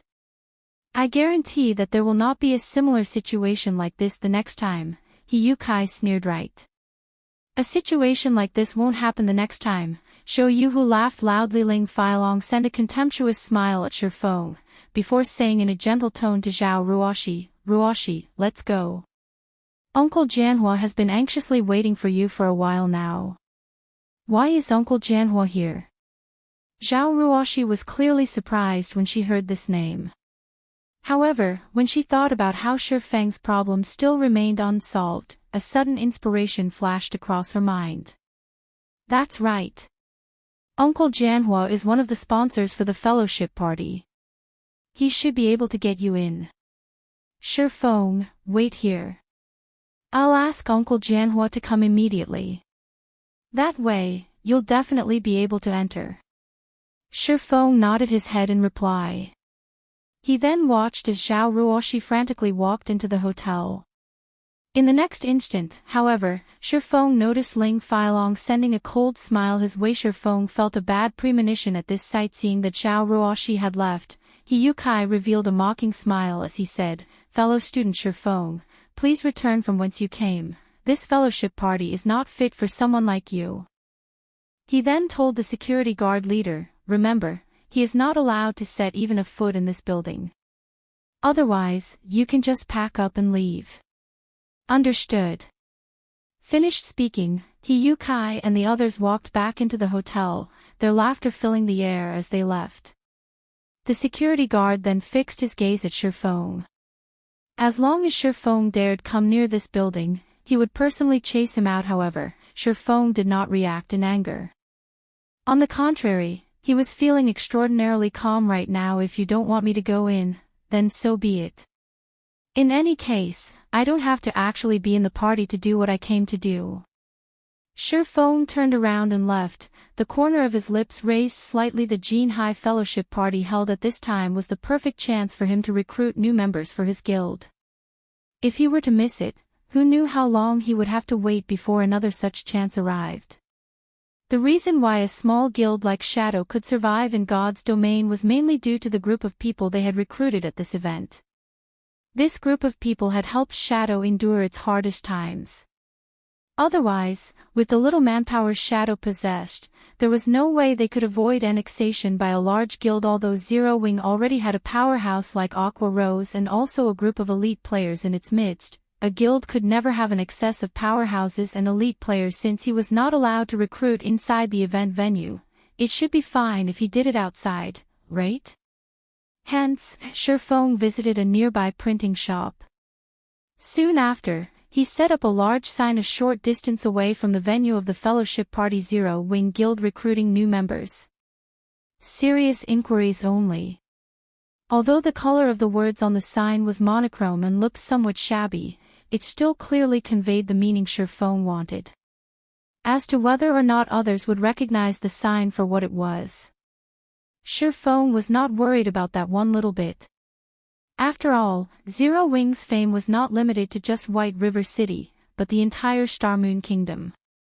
On the official forums of the Starmoon Kingdom, Zero Wing's popularity had long since gone off the charts, not to mention having 8 players occupying the top positions on the ranking list. The levels of these players had even exceeded everyone's imaginations. The lowest level player among them was level 18.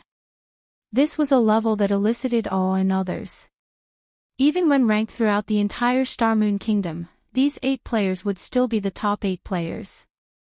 Not to mention a first-rate guild, even an apex first-rate guild could not achieve such a feat. How could people not yearn to join such a guild? Hence, many independent players wished they could join Zero Wing. There were even thousands of threads posted on the forums by independent players, all of them expressing their intentions to join Zero Wing. However, Zero Wing only recruited members at White River City, so not everyone could actually join the guild. Shortly after the sign was raised, it had already started attracting attention. Little how, look at that sign. It's actually Zero Wing recruiting members. Zero Wing Guild. How is that possible? That guild is very mysterious.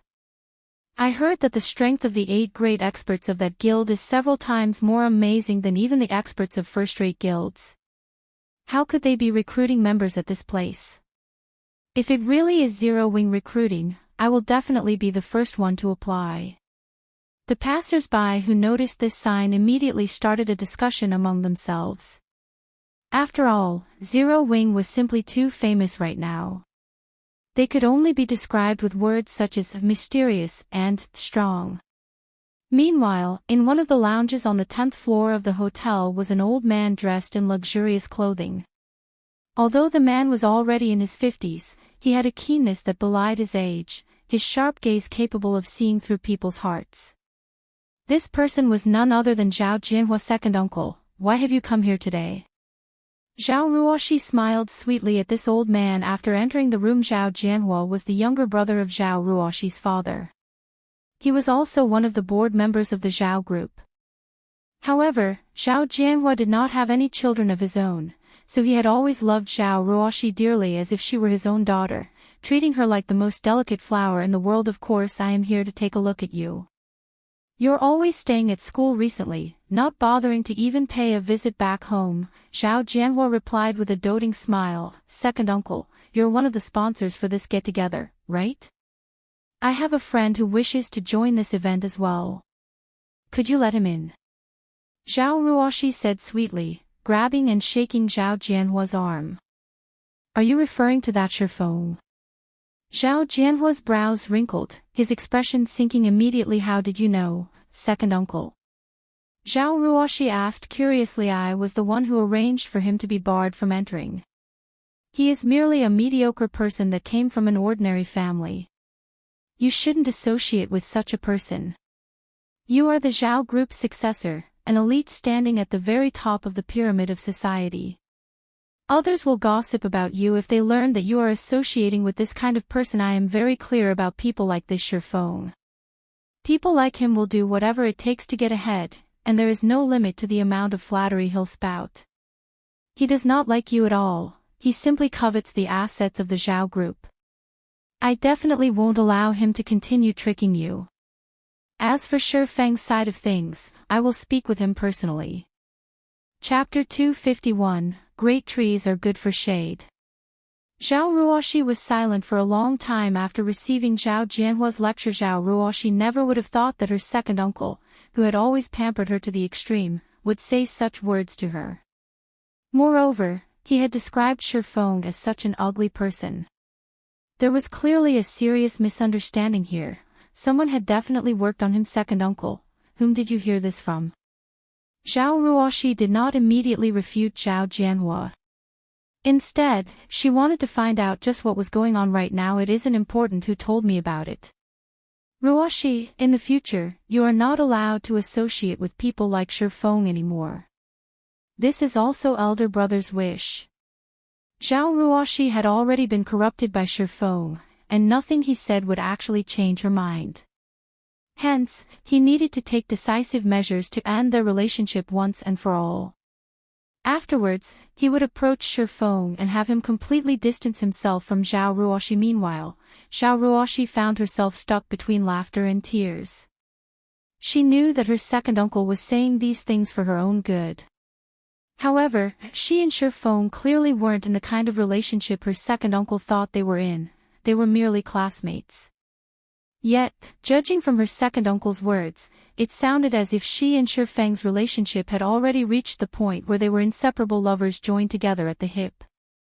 Zhao Ruoshi couldn't help but laugh as she said, "Second uncle, since when did you start providing cover for someone? Let me guess, this person must be Ling Feilong, right?" "That's right. It is indeed Ling Feilong." Since Zhao Ruoshi had already guessed correctly, Zhao Jianhua did not contradict her. Instead, he straightforwardly argued, Shifeng is only a nobody. On the other hand, I feel that this child, Feilong, is not bad. Not only does he look good, he is also ambitious and possesses great skills in fighting. Nowadays, the popularity of God's domain has already reached never-before-seen heights, and I hear that Feilong Brat is even in the upper echelon of the Shadow Guild. He also has a very good insight towards the future. Yet, instead of choosing a youth with good potential like him, you chose to go with an incompetent person. I am sure elder brother would stand together with me on this matter as well. Second uncle, you're really misunderstanding things here. There isn't anything between me and Shifeng. Zhao Ruoshi was utterly at a loss for words. Rather, she felt furious about Ling Feilong's actions. However, she was inwardly rejoicing as well right now. Thanks to Shifeng's appearance, she could finally see Ling Feilong's true colors clearly. Misunderstand. Your second uncle possesses discerning eyes, and I very much understand your situation. In any case, I will absolutely not allow that brat to enter this event. I am still capable of that, at least. Zhao Jianhua did not believe Zhao Ruoshi's words. He knew how very sly Zhao Ruoshi had been since her childhood. In any case, he refused to be fooled in this matter. Zhao Jianhua was not some shrewd businessman, nor was he part of the Zhao Group's management. Instead, he was a fighter that loved martial arts. Only afterwards did he start handling the security department of the Zhao Group. The real boss of the Zhao Group was Zhao Ruoshi's father, Zhao Jinchuan. Hence, Zhao Jianhua had always liked future professional fighters like Ling Feilong. After all, only a strong man could properly protect his own woman. Yet, what was Shifeng? Zhao Jianhua had had Shifeng investigated, and he discovered that Shifeng was only a weakling who was constantly bullied by others. A person like Shifeng was simply too unreliable. Hence, Zhao Jianhua was adamant at ending Zhao Ruoxi's relationship with Shifeng. This time while Zhao Jianhua and Zhao Ruoxi were having their discussion, Ling Feilong, who was outside the door, eavesdropping on their conversation, secretly felt delighted. Although he could not directly defeat Shifeng, he could still play Shifeng to death using a roundabout approach. In addition, he had also informed Zhao Jianxian about this matter in advance. With both Zhao Jianhua and Zhao Jianxian vehemently opposing their relationship, even if Shifeng had seduced and captivated Zhao Ruoxi's heart completely, the two of them could never be together. Hence, as long as he could develop himself in shadow, becoming one of the core members of the guild, Zhao Jianhua and Zhao Jianxian would definitely support his pursuit of Zhao Ruoxi. After obtaining the wealth of the Zhao group, he could easily take control of the entire Shadow Guild. At that time, what would Shifeng amount to? What would Zhang Luowei amount to? What would Lan Hailong amount to? Yukai, you've done well this time.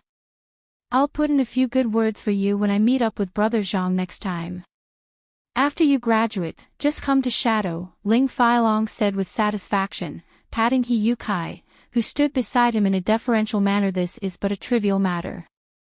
In the future, I will be relying on Brother Long for support, He Yukai said with a smile. Although He Yukai, as the student council president, was indeed an amazing character in Jinhai University, after he graduated from the school, however, he would only amount to nothing. Nobody in society would give a damn about him. Aware of this reality, He Yukai had no choice but to agree to Ling Feilong's request to remove Shifeng's registration for the fellowship party. Furthermore, Zhou Jianhua himself had even instructed him not to allow Shifeng entry into the event. Since he could satisfy both parties with just an action, killing two birds with one stone, why wouldn't he do so? Only, neither He Yukai nor Ling Feilong knew that, at this moment, the hotel's surroundings had become extremely lively. Originally, the Jinhai Fellowship Party was a well-known event throughout Jinhai City. Hence, many reporters and media outlets would show up to cover it. There was also no lack of onlookers hanging around the event venue. However, the outside of the event venue was much livelier compared to previous years. Instead of just a small crowd, there was a sea of people here. Young and old, tall and short, all kinds of people could be seen lining up on the streets. Some of the uninformed passers-by even thought an international celebrity had showed up at this place.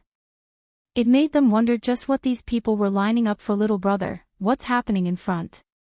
Why are there so many people lining up here? Ha! You don't know. The Zero Wing Guild is recruiting members. Zero Wing Guild. What's that? Of course it is Star Moon Kingdom's most amazing and mysterious guild. What's Star Moon Kingdom? Crap! Have you even played God's Domain before? You don't even know that. Which hole did you crawl out from? The passers-by mostly consisted of office workers, and they usually worked from 9 a.m. to 5 p.m. Their lives were mostly taken up by their work, so how would they find the time to play a game? Naturally, they would not know anything about God's Domain. However, when these office workers looked at the hundreds of people lining up, many of them started feeling confused about the game called God's Domain. They wondered just what sort of game God's Domain was, to actually have such a strong influence on so many people. It was simply a guild from a game recruiting members. Yet, there were actually several hundred people applying to join. Moreover, the numbers were still increasing without end. In a short moment, the number of people applying might even break through to the thousands.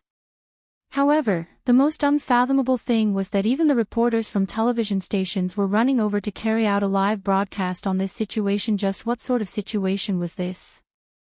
Isn't it just membership recruitment for a guild in a game? You can't even earn a cent from playing a game, so what's the point of wasting so much time lining up? What foolish people, one of the passers-by who was a white-collared elite mockingly laughed the instant this white-collar elite said those words. Many of the people lining up immediately turned contemptuous gazes at him, as if they were looking at an idiot. What an idiot. He doesn't even know what membership recruitment by a guild in God's domain means. No doubt he'll be in the rat race all his life. What are you minding him for? How would he know that when a guild is recruiting members in reality, they are also recruiting professional players for the guild's gaming workshop? A white-collar elite like him would be earning 4,000 to 5,000 credits a month. He would naturally look down on us part-timers who can only make 2,000 to 3,000 credits a month. What are you saying? That's the salary for an outer member of a guild. If we become official members, then we'll have a minimum salary of 5,000 a month. Meanwhile, elite members could get at least 10,000. Zero Wing is also recruiting quite a lot of members this time. They're recruiting 300 outer members, 100 official members, and 20 elite members. With so many available spots, we might even get a chance to join Zero Wing. I guess you're right. I also hear that core members get a base salary of 50,000 credits. I wonder just how much the 8 great experts of Zero Wing are earning each month. I hear that their salaries are over 10 million. Previously, there had been a financial corporation that offered them an astronomical amount of 8 million, yet, none of the 8 experts had even reacted to it. Zero Wing's wealth is simply unimaginable. The players lining up started a discussion among themselves. However, the white-collar elite was no longer as calm as he was before. After all, he had only managed to obtain a monthly salary of 5,000 credits after attending countless interviews and working for his current company for 3 years. Yet, he was barely comparable to an official member of a gaming guild. Moreover, these gamers were only working part-time during the night. Suddenly, this office worker had the urge to join the queue as well. While Sherphone was interviewing player after player on the street, his actions had also attracted the attention of the guests participating in the fellowship party. It was especially true for the large-scale workshops in Jinhai City. Some of the professional fighters that planned to start their career in God's domain also grew interested by this sight. Zero Wing has actually showed up at this place. Attending this fellowship party this time wasn't a waste of my time at all. Zero Wing Guild. Let's hurry up and meet up with that person. This is a great chance for our workshop. Who knows how many people and financial corporations are trying but failing to meet someone in the upper echelons of the guild. We are truly fortunate to be able to meet one at this event. Chapter 252, I Am a Coward. On the highest floor, the 36th floor, of the Golden Bridge Hotel, the Jinhai Fellowship Party had officially started. Most of the participants present at this event were well-known figures from various sectors of Jinhai City. On the contrary, only a minority consisted of students who were about to graduate from Jinhai University. The Jinhai Fellowship Party held this year was the grandest one yet, and the number of people invited this year was also the highest compared to past occasions. As a result, the soon-to-be graduates of Jinhai University were provided with more career prospects. This was especially true for players of God's domain. Many people from all walks of life had an optimistic view on God's domain's future, because aside from allowing its players to experience battles and adventures, God's domain also allowed players to enjoy various lifestyles and forms of entertainment. The array of activities one could experience in God's domain was much more abundant than in the real world, and this aspect of the game allowed many corporations in the real world to integrate and develop themselves in the game. Currently, there was an energetic old man in his 60s, who wore a white tunic, sitting at a corner of the event venue. Meanwhile, surrounding the old man were some of the most influential and powerful figures of Jinhai City. Zhao Ruoshi's second uncle, Zhao Jianhua, was seated among these powerful personages as well. Are they not here yet? The old man in the white tunic suddenly asked Hiyukai, who stood beside him. They've already arrived, but Hiyutsai's expression faltered as he hesitated on his words. The elderly man before him was both the headmaster and chairman of Jinhai University, Su Wenqing, and he was a very influential man in Jinhai City. The reason being, under Su Wenqing's tutelage, many students had graduated from Jinhai University with outstanding achievements, and such a contribution made Su Wenqing a well-known and well-respected character in the various sectors of Jinhai City. Su Wenqing's influence was so great that he could easily send Jinhai City into an uproar with his words alone speak. Su Wenqing suddenly said in a cold voice, "They re outside right now." He Yukai answered feebly, the sudden pressure making the knees of an inexperienced youth like him go weak. "Since they're already outside, why aren't they coming in?" Su Wenqing questioned. "Don't tell me they want this decrepit old man to invite them in. Who do they think they are? They actually want Elder Su to invite them in. Do they think that, just because they're good at playing a game, they can disregard us?" Zhao Jianhua angrily said, "You few, go take a look at the situation and call them up. Tell them that I said so." Su Wenqing felt that something was amiss after light contemplation. Aside from the professional players from gaming workshops, quite a few well-known figures from fighting competitions were still absent from the event as well. Receiving the command, Su Wenqing's bodyguards, who stood by his side, immediately took the elevator down the hotel. These bodyguards wore black suits and black sunglasses, and all of them had tall and robust bodies. I don't understand what is going through these people's minds. What's the point of staying downstairs instead of coming up? Has something happened downstairs? Zhao Jianhua felt furious at the absentees, and his view of professional gamers lowered even further now. In his opinion, no matter how good a gamer was, they were, in the end, still gamers.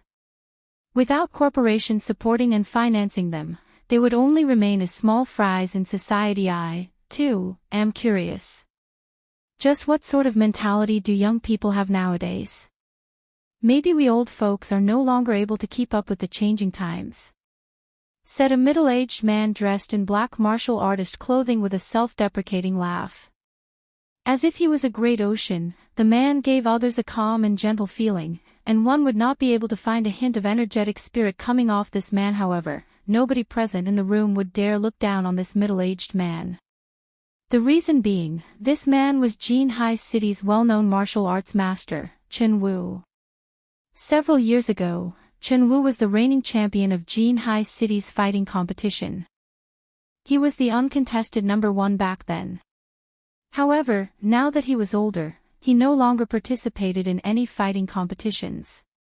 Instead, he had started his own dojo in Jinhai City, which was very well received. Master Chen Wu must be joking. Young people nowadays just don't know the immensity of heaven and earth. It is only a virtual reality game. With Master Chen Wu's skills, if you entered that game called God's Domain, you can easily become one of the apex experts there. Zhao Jianhua said the real world and the virtual world are different things entirely. Moreover, times have changed. The future belongs to the younger folk now. Chen Wu shook his head. As a martial arts practitioner, he was very sensitive towards matters that occurred around him. He could clearly feel the change of an era approaching quickly. It was especially true with the appearance of God's Domain. Ignoring the fact that corporations all over the world were already investing in God's Domain one after another, just the number of players the game had already surpassed one's imagination. Anybody could easily tell how huge a potential God's Domain had. Moreover, there had to be yet another secret being kept hidden about God's Domain. Although Chen Wu did not know what exactly this secret was, he did know that it was a secret capable of attracting the countless corporations around the world to scramble madly over. The virtual reality game known as God's Domain was definitely not as simple as it appeared to be. Meanwhile, although the various major corporations in Jinhai City had similarly invested in God's Domain, they were simply like stray cats that smelled the scent of fish. They had no idea at all what sort of secrets God's Domain possessed. After Chen Wu and Zhao Jianhua chatted for a bit, Su Wenqing received a call from one of his bodyguards. "Elder Su, the people down here say that they have an important matter they need to do right now. They will need some time before they can go up." Important matter? What could be more important than the fellowship party this time? Don't they want the sponsorship and support from other corporations anymore? Su Wenqing's tone turned grim. Although he did not show it on his face, many who knew Su Wenqing's temper immediately realized he was angry. It seems that they are trying to meet with one of Zero Wing Guild's upper management. However, there are too many people lining up right now, so it will be some time before they are done. Zero Wing Guild. Is it a guild from God's domain? Su Wenqing asked, curious. Was it just a gaming guild? Was there a need for so many famous gaming workshops to try to suck up to it? Could this Zero Wing Guild be a very powerful existence within God's domain? Although Su Wenqing did not play virtual reality games himself, he was still familiar with the well-known guilds within the virtual reality world. Even so, Zero Wing was not among the famous guilds he knew of. They say that Zero Wing is an extremely famous guild in Starmoon Kingdom. In certain aspects, Zero Wing is even superior to first-rate guilds. Many corporations are also wishing to meet the upper management of Zero Wing. However, due to Zero Wing being overly mysterious, nobody has ever found a chance to make contact, so none of them want to miss this chance right now. Putting it in such a way, this means that Zero Wing Guild isn't an existence that can be ignored. Su Wenqing grew interested in this Zero Wing Guild, especially since such a guild had appeared in a city like Jinhai City. To think that such an amazing guild has appeared in our Jinhai City without this old man knowing. Since it is so, invite this representative of Zero Wing Guild to come up and have a chat. This old man wishes to see just what kind of person this representative is. Moreover, it would not be a good thing to have so many participants of the fellowship party staying downstairs instead of being present at the actual event. He might as well have the representative of Zero Wing come up. That way, the guests from other gaming workshops could also participate in the fellowship party. Everyone was shocked when they heard Su Wenqing actually inviting an unknown guild representative to the fellowship party. Meanwhile, outside the Golden Bridge Hotel, Su Wenqing's bodyguards had already met up with Shifeng. They then relayed their employer's intentions to Shifeng, inviting him upstairs. However, to these bodyguards' surprise, Shifeng immediately rejected the invitation. Mr. Shifeng, Elder Su is wholeheartedly inviting you to join him upstairs. I guarantee that you will not be disappointed. The leader of the bodyguards patiently persuaded Shifeng. I understand. However, I am still not done with the recruitment here. Also, even if I do agree, you'll have to ask the people lining up here if they'll agree to let me go. Shifeng smiled as he pointed at the long line in front of him consisting of over 1,000 people. He then continued, moreover, even if I am willing to go with you, someone inside will also chase me out again. I am a coward. That person has threatened me and said that I am not allowed to set even a foot in the hotel. I still have many people I need to interview, so please stop making things difficult for me. Su Wenqing's bodyguards were immediately rendered speechless. Wasn't this just blatant disregard of them? However, they had no choice but to report this matter back to Su Wenqing. What? Someone is threatening him from entering. Su Wenqing couldn't help but laugh when he heard these words. He then said, then, tell him that, as long as this old man is here, I guarantee that nothing will happen to him in this fellowship party, and nobody will dare chase him out. However, he still says that he doesn't dare enter. He doesn't wish to be chased out for a second time, the bodyguard said, helplessly. Chased out for a second time. Does that mean he was originally a guest of this fellowship party? Yes. Su Wenqing was stunned. However, anger immediately shot to his head when he finally reacted. Someone had actually dared to chase out a guest that he invited. Wasn't this just giving him a slap across his old face? Who? Who dares chase away a guest I invited? At this moment, Su Wenqing's voice turned extremely chilling. Although he was not a martial artist himself, the pressure he emitted caused many of those present to become fearful. The bodyguard trembled as he slowly said, "He Yukai." Chapter 253, 5 Demon Generals. Good. Very good. Although Su Wenqing was smiling, the tone he spoke with was as chilling as the winter cold at this moment. Even an idiot could tell that Su Wenqing was furious due to the conversation being held over the phone. nobody but Su Wenqing himself could hear what his bodyguard had said. However, based on the words Su Wenqing had spoken, the people around him knew that someone had done something to badly anger Su Wenqing. Where a matter such as chasing away an invited guest was concerned, neither Qin Wu nor Zhao Jianhua had such courage to do so, as doing so was equivalent to giving Su Wenqing a slap across his face. Everyone valued their prestige. Since this person had dared give Su Wenqing a slap, then this person shouldn't expect Su Wenqing to welcome it with a smile. At this moment, Zhao Jianhua, Qin Wu, and everyone else started feeling pity for the person that angered Su Wenqing. This was practically bearding the lion in its den, a truly suicidal action. However, they were also very curious about the person that dared to chase away an invited guest. They wanted to know just who this daring person was. He Yukai, come over here. Su Wenqing looked at He Yukai, who was cluelessly standing at one side confused. He Yukai thought Su Wenqing had some orders for him to carry out, failing to notice that Su Wenqing's chilling intent was directed at him. Go downstairs and invite that person up here. If he isn't willing to come up, then you don't have to come back either, Su Wenqing said coldly. Headmaster, this. He Yukai was utterly confused about the meaning of Su Wenqing's words. You'll naturally understand after you go downstairs. Su Wenqing sent a glance at the bodyguard beside him. The bodyguard intuitively understood Su Wenqing's intentions, and he immediately grabbed He Yukai and dragged him towards the elevator. Headmaster Su, there must be a misunderstanding somewhere. I really didn't do something like that. He Yukai shouted in a panic, the fat on his body jiggling. Even if he was given 100 lives, he would never dare kick out an invited guest. He was merely a student of Jinhai University, and nobody among the invited guests was someone he could afford to offend. If he had to name someone that he had really driven away, then the only person that came to mind would be Shi Feng. However, Shi Feng was simply a student that was not worth mentioning.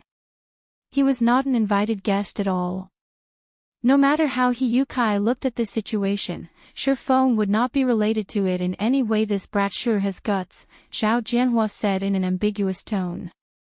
It was unknown whether he was actually praising He Yukai or disparaging him.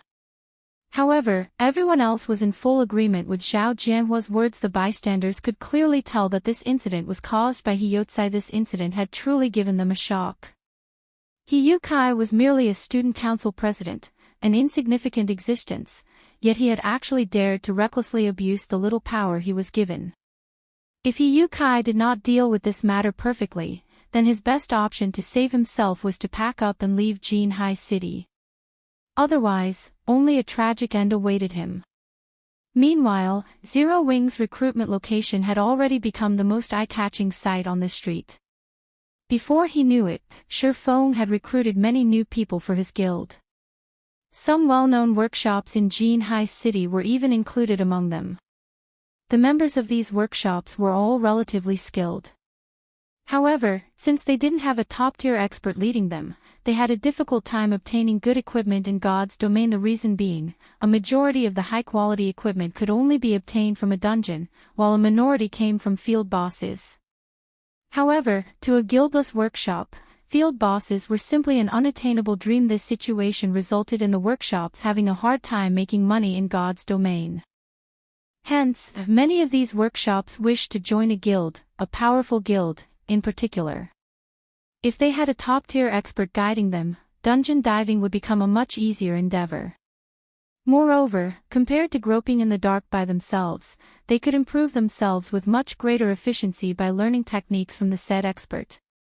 Meanwhile, the Zero Wing Guild was undeniably the best option available in Jinhai City for these guildless workshops. Currently, none of the guilds in Jinhai City had officially become a rated guild in the past. If Shadow had not spent a humongous sum of money to annex a large number of workshops and recruited some new members with great potential, it would have had no way to quickly become a third-rate guild. In such a situation, Shadow would have also fallen in the competition over White River City, as this was the brutality of God's domain. The 5 demon generals have yet to show up even now. Could they be uninterested in joining Zero Wing? Shi Feng had already interviewed several hundreds of people. However, not a single one of the 5 demon generals were actually among those hundreds of people in the past. The 5 demon generals were the most powerful experts in Shadow. If their growth had not been limited by shadow, they might have been promoted to a Tier 4 class or above. These 5 people also played an indispensable role in aiding Shadow in obtaining the 10 city-states. One could even say that Shifeng's main goal in attending this fellowship party was to recruit these 5 people. Don't tell me they're afraid of taking the interview. Shifeng felt that there was a very high possibility of such a thing happening. After all, the current 5 demon generals were obscure existences right now, nobodies in God's domain. If they concluded that they would not be accepted into Zero Wing, they would naturally avoid taking the interview altogether, saving themselves the humiliation when they got rejected. Thinking up to this point, Shifeng felt troubled. It was very possible for these 5 people to be inside the fellowship party right now. Yet, he had no way of entering the actual event venue. So, how should he go about recruiting those 5? Just as Shifeng was feeling distressed over this matter, Hiyukai came walking over. Why is it you? Hiyukai was immediately dumbfounded when he discovered the person he had been sent to invite actually turned out to be Shifeng. In Hiyutsai's opinion, Shifeng was simply an ordinary student. His and Su Wenqing's statuses were worlds apart from each other, and it was impossible for Su Wenqing to actually send a personal invitation to Shifeng. Yet, the impossible had actually happened now. Meanwhile, Shifeng couldn't help but shift his gaze to Hiyukai. Suddenly, he asked with a smile, "President He, what brings you here? Don't tell me you wish to chase me away from this street as well. This is a misunderstanding, a misunderstanding. Fellow student Shifeng, how could I possibly dare to chase you away? All of this is simply a misunderstanding. Previously, due to an error to the system, your information was not properly registered. However, everything is fine now. Fellow student Shifeng, you can now participate in the fellowship party as well." Hiyukai said with a fawning smile. "President He, I am a very cowardly person. Previously, you yourself, President He, had said that, as long as I dare set even a single foot in the hotel, you would immediately chase me out. I truly do not dare provoke a personage such as you. I also feel quite comfortable staying here. If you don't have any other matters, then, please return to your event. I am still very busy right now." Shifeng smiled, shifting his attention away from Hiyotse. Hearing Shifeng's words, Hiyotse's face instantly paled. Even an idiot could make out the meaning behind Shifeng's words. "You chased me away without any hesitation before. Yet, now, you wish to invite me back. Do you think it's possible that I will agree?" Hiyukai really wished to say, "It's possible." Hiyukai was merely a student council president. Now that Su Wenqing had already spoken, if Hiyukai did not deal with this matter properly, his future would be over. Moreover, with Su Wenqing's horrific reach, Hiyukai did not even dare to think about having a future. Noticing Su Wenqing's bodyguard coldly looking at him, Hiyotse's body shuddered with fear.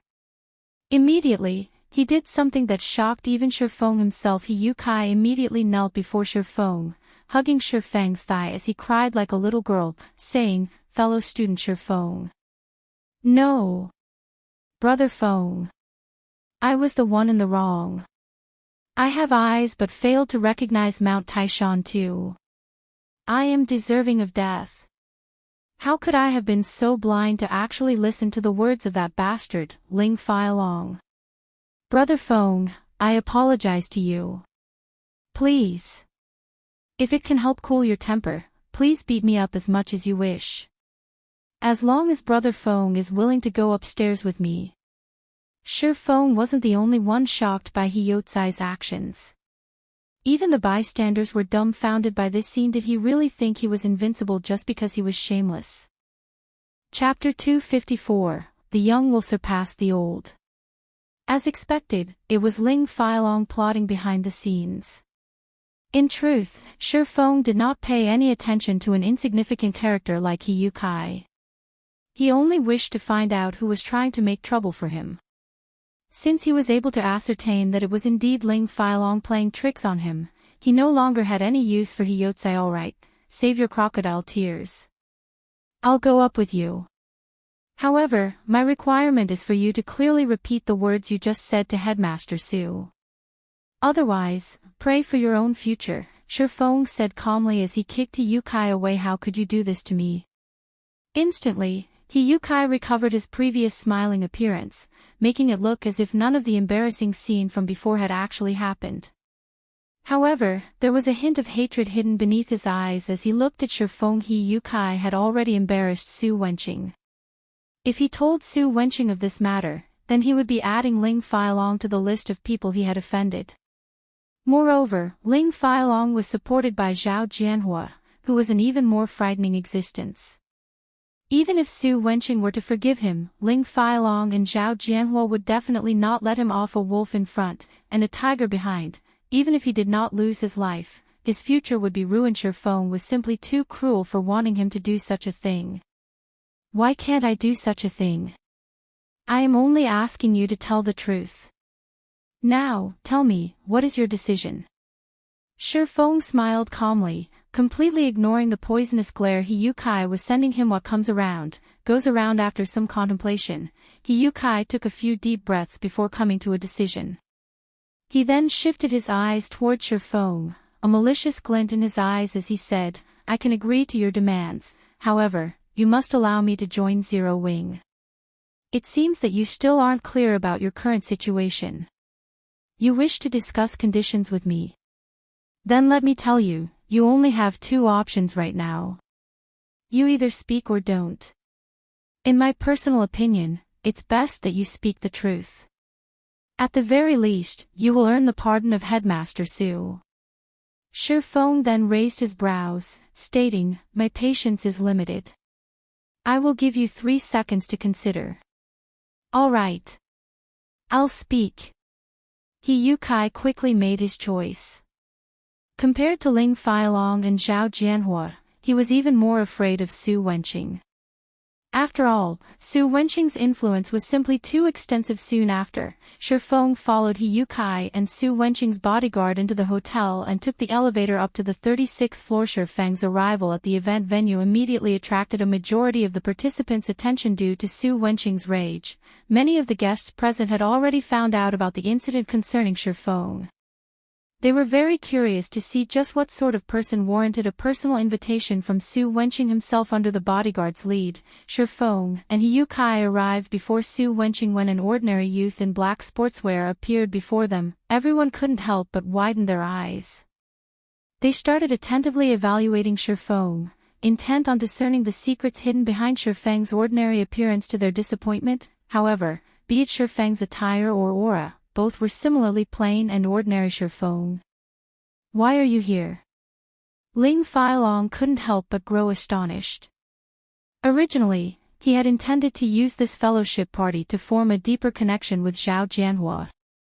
However, he never imagined that Shifeng could actually make it into the event. The current situation went far beyond his expectations. Everything has an exception to it, isn't that so? Shifeng replied with a smile. Shifeng, it's great that you made it. Originally, I planned to go down and look for you, but it seems that won't be necessary now. Zhao Ruoshi said excitedly when she saw the new arrival with Shifeng. Were it not for Zhao Jianhua holding her back, preventing her from leaving, she would have long since left this boring fellowship party. Sitting beside Zhao Ruoshi, Zhao Jianhua immediately turned grim when he heard Zhao Ruoshi's words. Previously, Zhao Ruoshi had pestered him endlessly for him to let Shifeng come up, angering him greatly. Never would Zhao Jianhua have thought that, not only did this commoner not give up, he had actually entered the event venue. Now didn't I tell the ones below not to let him in? How did he manage to get in? Zhao Jianhua's mind was filled with questions. He failed to realize that Shifeng was none other than the Zero Wing representative that Su Wenqing had invited. Young man, come over here and take a seat. This old man is called Su Wenqing, the current headmaster of Jinhai University. Su Wenqing slowly stood up and formally introduced himself. Shifeng, a fourth-year student of Jinhai University. Shifeng replied softly, you are a student of our school. Indeed, the young will surpass the old. So young, yet you've already entered the middle management of the Zero Wing Guild, Su Wenqing said, slightly surprised. He did not believe Shifeng had a very high position in the Zero Wing Guild. However, normally, only those in middle management or higher had the right to recruit members. Shi Feng had yet to graduate from university, yet he had already managed to become a middle manager of a mysterious guild. In the eyes of commoners, this could be considered a great achievement. At the very least, Shi Feng was much more successful than most of the students present at the fellowship party today. Su Wenqing's amiable bearing and praise towards Shi Feng slightly surprised Chen Wu and Zhao Jianhua, who sat close to Su Wenqing. They never thought Su Wenqing would praise a younger generation like so, a plain and ordinary youth like Shi Feng, no less. For a second, they even thought that their ears were playing tricks on them even when faced with Zhang Luowei, the person with the brightest future in Jinhai University. Su Wenqing had simply said the words, "Not bad." Although they were shocked by the fact that a person like Shi Feng was a middle manager of a guild, an achievement like this did not warrant such praise from Su Wenqing himself. After all, Su Wenqing was a very influential character in Jinhai City. However, Su Wenqing held an optimistic view on Shi Feng's future. Shi Feng's temperament, which was as calm as the great ocean, especially solidified this opinion of his.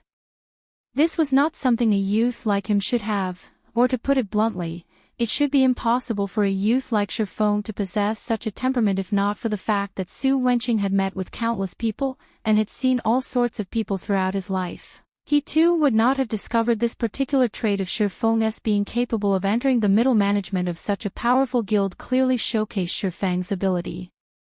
Before long, Shi Feng would definitely enter the upper management of the guild, hence why Su Wenqing was being so courteous with Shi Feng. Headmaster must be joking. Shi Feng laughed after Su Wenqing exchanged a few words with Shi Feng. Su Wenqing shifted his gaze once more to He Yukai, who was currently trembling where he stood. Su Wenqing demanded coldly, "Speak. What happened?" Although Su Wenqing's voice was soft, it was filled with oppressiveness. Frightened, He Yukai no longer dared hide anything from him. Ling Feilong was the one that told me to do everything. He said he did not wish to see Shi Feng entangled with fellow student Zhao Ruoxi. Hence, under his coercion, I did not register Shi Feng for the fellowship party. He Yukai immediately pointed towards Ling Feilong, denouncing him. At this moment, he no longer cared about the consequences of his words. Immediately, everyone's attention shifted to Ling Feilong. Ling Feilong instantly felt a huge pressure bearing down on him at this moment. Ling Feilong felt utterly powerless, his breathing faltering. He was at a complete loss for words right now. Anything he said would easily offend others. He also never imagined that Shi Feng would have Zero Wing Guild as his backing. Since you have nothing to say for yourself, then please leave this place. The Jinhai Fellowship Party does not welcome you, Su Wenqing said abruptly in a deep tone, the rage contained within his words clear for all to hear. Looking at Ling Feilong's expression, it was obvious what He Yukai had said was the truth. Following which, two robust bodyguards walked towards Ling Feilong, clearly intending to send Ling Feilong on his way. Elder Su, please wait a moment, Zhao Jianhua suddenly spoke up. Meanwhile, standing beside Zhao Jianhua were two of Shadow's major shareholders, Lan Hailong and Zhang Luowei. Chapter 255, There is only one protagonist. Zhao Jianhua's deep voice suddenly caused the splendorous and lively venue to go silent. Everyone present knew that, once Su Wenqing made a decision, nobody was allowed to interfere with it. However, Zhao Jianhua actually stepped in and tried to interrupt Su Wenqing. Suddenly, the atmosphere within the event hall turned extraordinarily intense, like a minefield where a single misstep could trigger a massive explosion. In reply to Zhao Jianhua's interruption, Su Wenqing did not speak any words. Instead, he merely stretched out his hand, halting the two bodyguards from dragging Ling Feilong away. He then returned his focus to Zhao Jianhua, his eyes carrying a questioning look. He wanted to know just what sort of reason Zhao Jianhua had for going against his decision. Zhao Jianhua was one of the main sponsors for the Jinhai Fellowship Party. He was also one of the directors of the Zhao Group, a major corporation in Jinhai City. Hence, Su Wenqing could not simply ignore Zhao Jianhua's opinion. Elder Su, I am the one who allowed Ling Feilong to prevent Shi Feng from entering this place. Moreover, I feel that I did not make any mistake in this decision. Please don't make things difficult for Fei Long.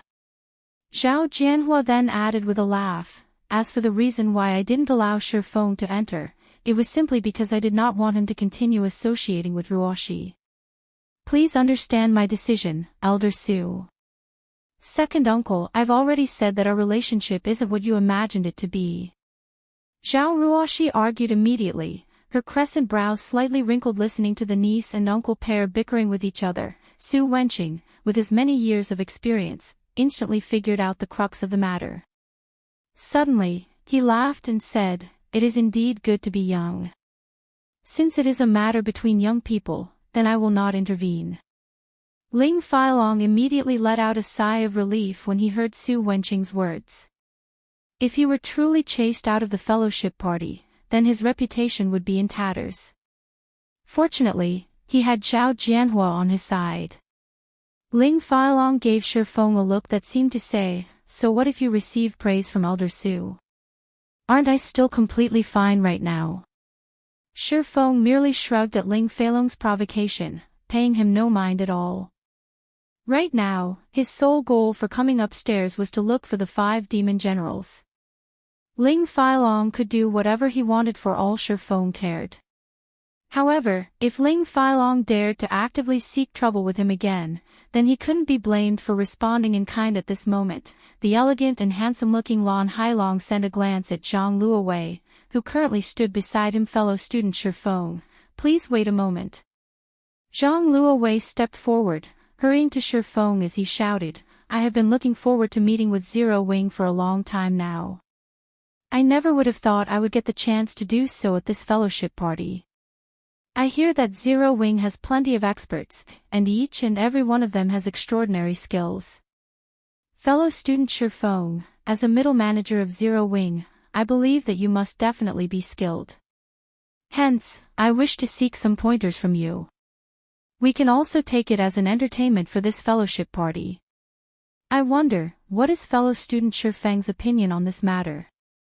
Hearing Zhang Luowei's suggestion, glints flashed through Su Wenqing's, Zhao Jianhua's, Chen Wu's, and everyone else's eyes. They felt that it was a good suggestion. However, they still chose to remain silent as this was a matter for the younger generation. It wouldn't be good for old folks like them to intervene among those who showed interest in Zhang Luowei's suggestion. Zhao Jianhua was the most eager for it to take place. Zhao Jianhua knew very well how amazing Zhang Luowei was. After all, even a martial arts master like Qin Wu looked favorably upon Zhang Luowei. Within a few years, Zhang Luowei would definitely become the fighting champion of Jinhai City.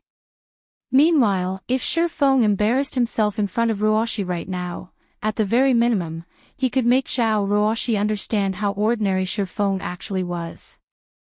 Once she knew that they were people of 2 different worlds, she might even decide to give up on her relationship with Shi Feng. Is this going to be a martial arts competition? Excellent.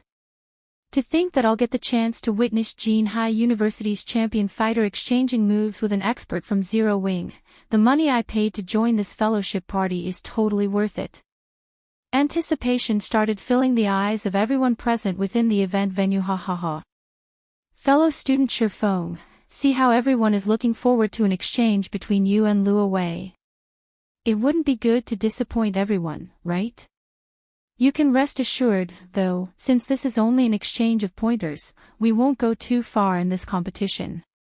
We are only doing this to liven things up at this party. Lan Hailong chimed in with a laugh.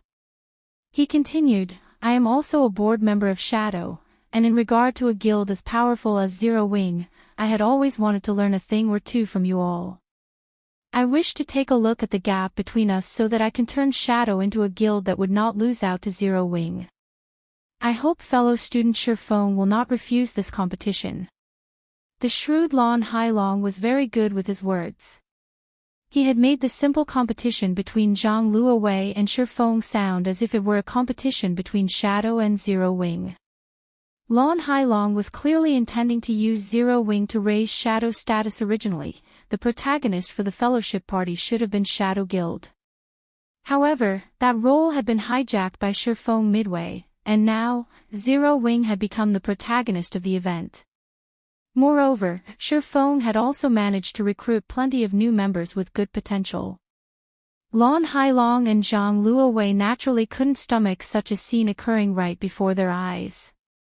Hence, they thought of using Shi Feng as a stepping stone. That way, Shadow's fame at this event would instantly surpass Zero Wing. Moreover, Lan Hailong's plans weren't limited to just this one point. He also intended to publicize Shi Feng's loss, allowing everyone, both inside and outside of God's domain, to know that an expert from Zero Wing had lost badly to a player from Shadow. At that time, Shadow's reputation would not lose out to Zero Wing by one little bit. As for Shi Feng himself, he would definitely be expelled from Zero Wing after turning the guild into a laughingstock. This could be considered Lan Hailong's revenge on Shi Feng for stealing Shadow's limelight at this event also, now that the event had become so lively, with so many people cheering and calling out Shi Feng's name. Shi Feng would not have an easy time declining the competition request. How could you say such a thing? Zhao Ruoshi asked, dissatisfaction in her tone. Shi Feng is a gaming expert, not some fighting expert. What point would there be for the two of them to have a match with each other? Immediately, many people among the audience came to a realization.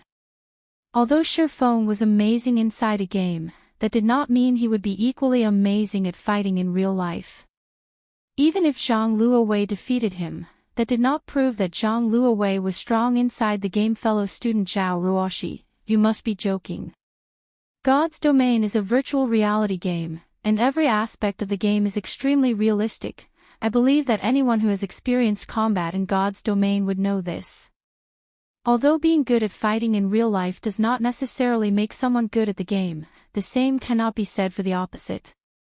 If one is good at the game, then it shows that they are equally skilled at fighting in real life. In fact, I know just how amazing fellow student Shi Feng is. After all, he was able to defeat Zhou Yuhu, the student who placed third in Jinhai University's fighting competition. With such strength, it would be a pity for the two of them to not compete against each other. Lan Hailong smiled calmly. Contrary to his words, he had absolute confidence in Zhang Luowei obtaining victory. As for Shi Feng, although he was relatively powerful himself, he was definitely not a match for Zhang Luowei. The reason being, Zhang Luowei had already reached the standards of a professional. He was on an entirely different level when compared to Zhou Yuhu. What? That Zhou Yuhu was actually defeated by Shi Feng. No wonder he managed to become a middle manager of Zero Wing. As expected, Zero Wing is powerful. Many of those present in the event hall was shocked by this revelation, their anticipation towards the competition between Shi Feng and Zhang Luowei growing even more intense. It seems that I really can't underestimate young people. To think that he would choose to keep himself hidden despite possessing such skills. It is truly rare for a youngster like him to have such a humble heart, Su Wenqing commented, his evaluation of Shi Feng rising even higher now. With such a temperament, his future achievements would definitely be extraordinary. Chief Xiao, don't you think your requirements are a little too high? You should just let the younger folk handle themselves. It wouldn't be right for us older generations to constantly stick a hand into their matters. It can't be true, right? He managed to defeat Zhou Yuhu with a small body like that. Zhao Jianhuo looked at Shi Feng suspiciously. He had a good grasp on the standards of the fighting competition held in Jinhai University. It was also the reason why he admired Ling Feilong's achievement of obtaining 9th place in the competition. All right, then. Since everyone is looking forward to it so much, how could I bear to refuse? Shi Feng laughed. Lan Hailong was still as good with words as he had been in the past. Shi Feng had a very clear understanding of Lan Hailong. Lan Hailong was also the cause for his decade of hard work going to waste. Shi Feng remembered this point very clearly. Originally, Shi Feng had not intended to seek trouble with Lan Hailong in this life. After all, those matters had all occurred in his previous life. Hence, Shi Feng decided that, as long as Lan Hailong did not provoke him in this life, he couldn't care less what Lan Hailong did. Yet, Lan Hailong just had to come looking for trouble. Since it was so, Shi Feng would not remain courteous with Lan Hailong. It was also a good chance for him to rid himself of past grudges. Chapter 256, Demon. The brat actually agreed. It seems he still has some courage to him. Zhao Jianhua's opinion of Shi Feng changed slightly. Zhang Luowei was reputed to be a genius at fighting, and his mastery of Luohan Quan was very high. Many professional fighters were not even his match. Meanwhile, Shi Feng was only a gamer. Although his achievement of defeating Zhou Yuhu was indeed praiseworthy, when compared to Zhang Luowei, they were still on entirely different levels. Standing beside Zhao Jianhua, Xiao Ruoxi grew panicked. Why is this Shi Feng acting so foolishly? Zhao Ruoxi was inwardly speechless at Shi Feng's decision. Lan Hailong merely flattered him a little, yet he's already acting so cocky. Doesn't he know that Zhang Luowei is a real martial arts expert? Meanwhile, Ling Feilong stood at a distance, sneering at Shi Feng. He had personally witnessed Shi Feng's fight with Zhou Yuhu, so he knew Shi Feng was pretty skilled as well. However, he still had a long way to go before he was Zhang Luowei's match. Moreover, Zhou Yuhu had taken Shi Feng lightly the last time, resulting in him being caught off guard and losing to Shi Feng in one strike. If Zhou Yuhu had paid more attention to the fight, the final result definitely wouldn't have been so decisive. Currently, Shi Feng and Zhang Luowei were no longer fighting as individuals. Instead, they were representing their respective guilds in a competition.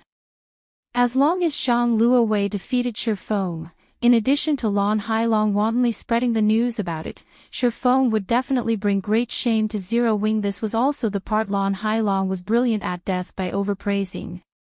First, he endlessly praised Shi Feng and spoke of how amazing he was in front of everyone else. Then he made Shi Feng sound as if he was representing his guild in this competition, turning this normal exchange into a contest between two guilds. Finally, once Zhang Luowei defeated this amazingly powerful Shi Feng, Lan Hailong would use this piece of information to showcase just how amazing Shadow was. Even if Shi Feng was a middle manager of Zero Wing, he would definitely still receive a heavy punishment.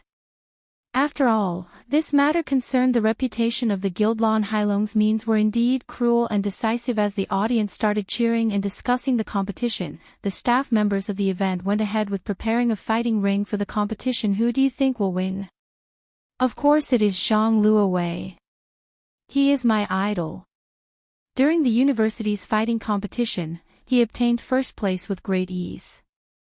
None of the contestants could take 3 moves from him before being defeated. Although Shi Feng is also very strong, he doesn't have much of a presence. I can feel nothing from him at all, as if he doesn't even exist. Zhang Luowei, on the other hand, is like a cruel and ferocious beast. When I stood near him, I could feel a heavy pressure bearing down on me. When his eyes landed on me, I even felt a shiver go down my spine. I agree. Shi Feng might be an expert in God's domain, but this is a real-life martial arts competition. It would be good if he could survive 10 moves from Zhang Luowei. If this fight was held in God's domain, however, it would definitely be an interesting duel. While everyone was feeling pessimistic about Shi Feng's chances of winning, Zhou Yuhu, who was resting at a corner of the event hall, walked up to Zhang Luowei's side. Brother Zhang, you have to be careful when you are going up against Shi Feng. I've fought with him before. Although he doesn't have remarkable strength, and his physique is no good as well, he is very experienced in combat. He has a very good grasp of when to take action, and his fists and feet are extremely nimble. Zhou Yuhu said. Little Hu, you're overthinking things. Even if Shi Feng has reached the level of a professional, I can likewise defeat him with ease. Don't worry, I'll return the shame he brought to you. Zhang Luowei laughed as he clapped Zhou Yuhu's shoulders. He was completely unaffected by Zhou Yuhu's words. When one reached his level of skill, one's determination would be as hard as steel. Certainly, Zhang Luowei was not underestimating Shi Feng. He had simply reacted this way due to the arrogance of an expert. He would have confidence no matter what kind of enemy he faced. Brother Zhang. Zhou Yuhu knew that his advice had fallen on deaf ears. However, only those who had personally exchanged moves with Shi Feng would know how frightening he truly was. If Zhang Luowei was described as a ferocious beast, then Shi Feng was like the great ocean. No matter how powerful a person was, they would be helpless in the face of Mother Nature. In truth, Zhou Yuhu had wanted to dissuade Zhang Luowei from having a competition with Shi Feng. Only, after taking into consideration Zhang Luowei's prestige, he had instead chosen to warn him to be careful. However, his words had clearly been in vain. The staff members had very quickly enclosed an area for the martial arts competition. Although the fighting ring was somewhat smaller than one in an official setting, there was still a space of 100 square meters available.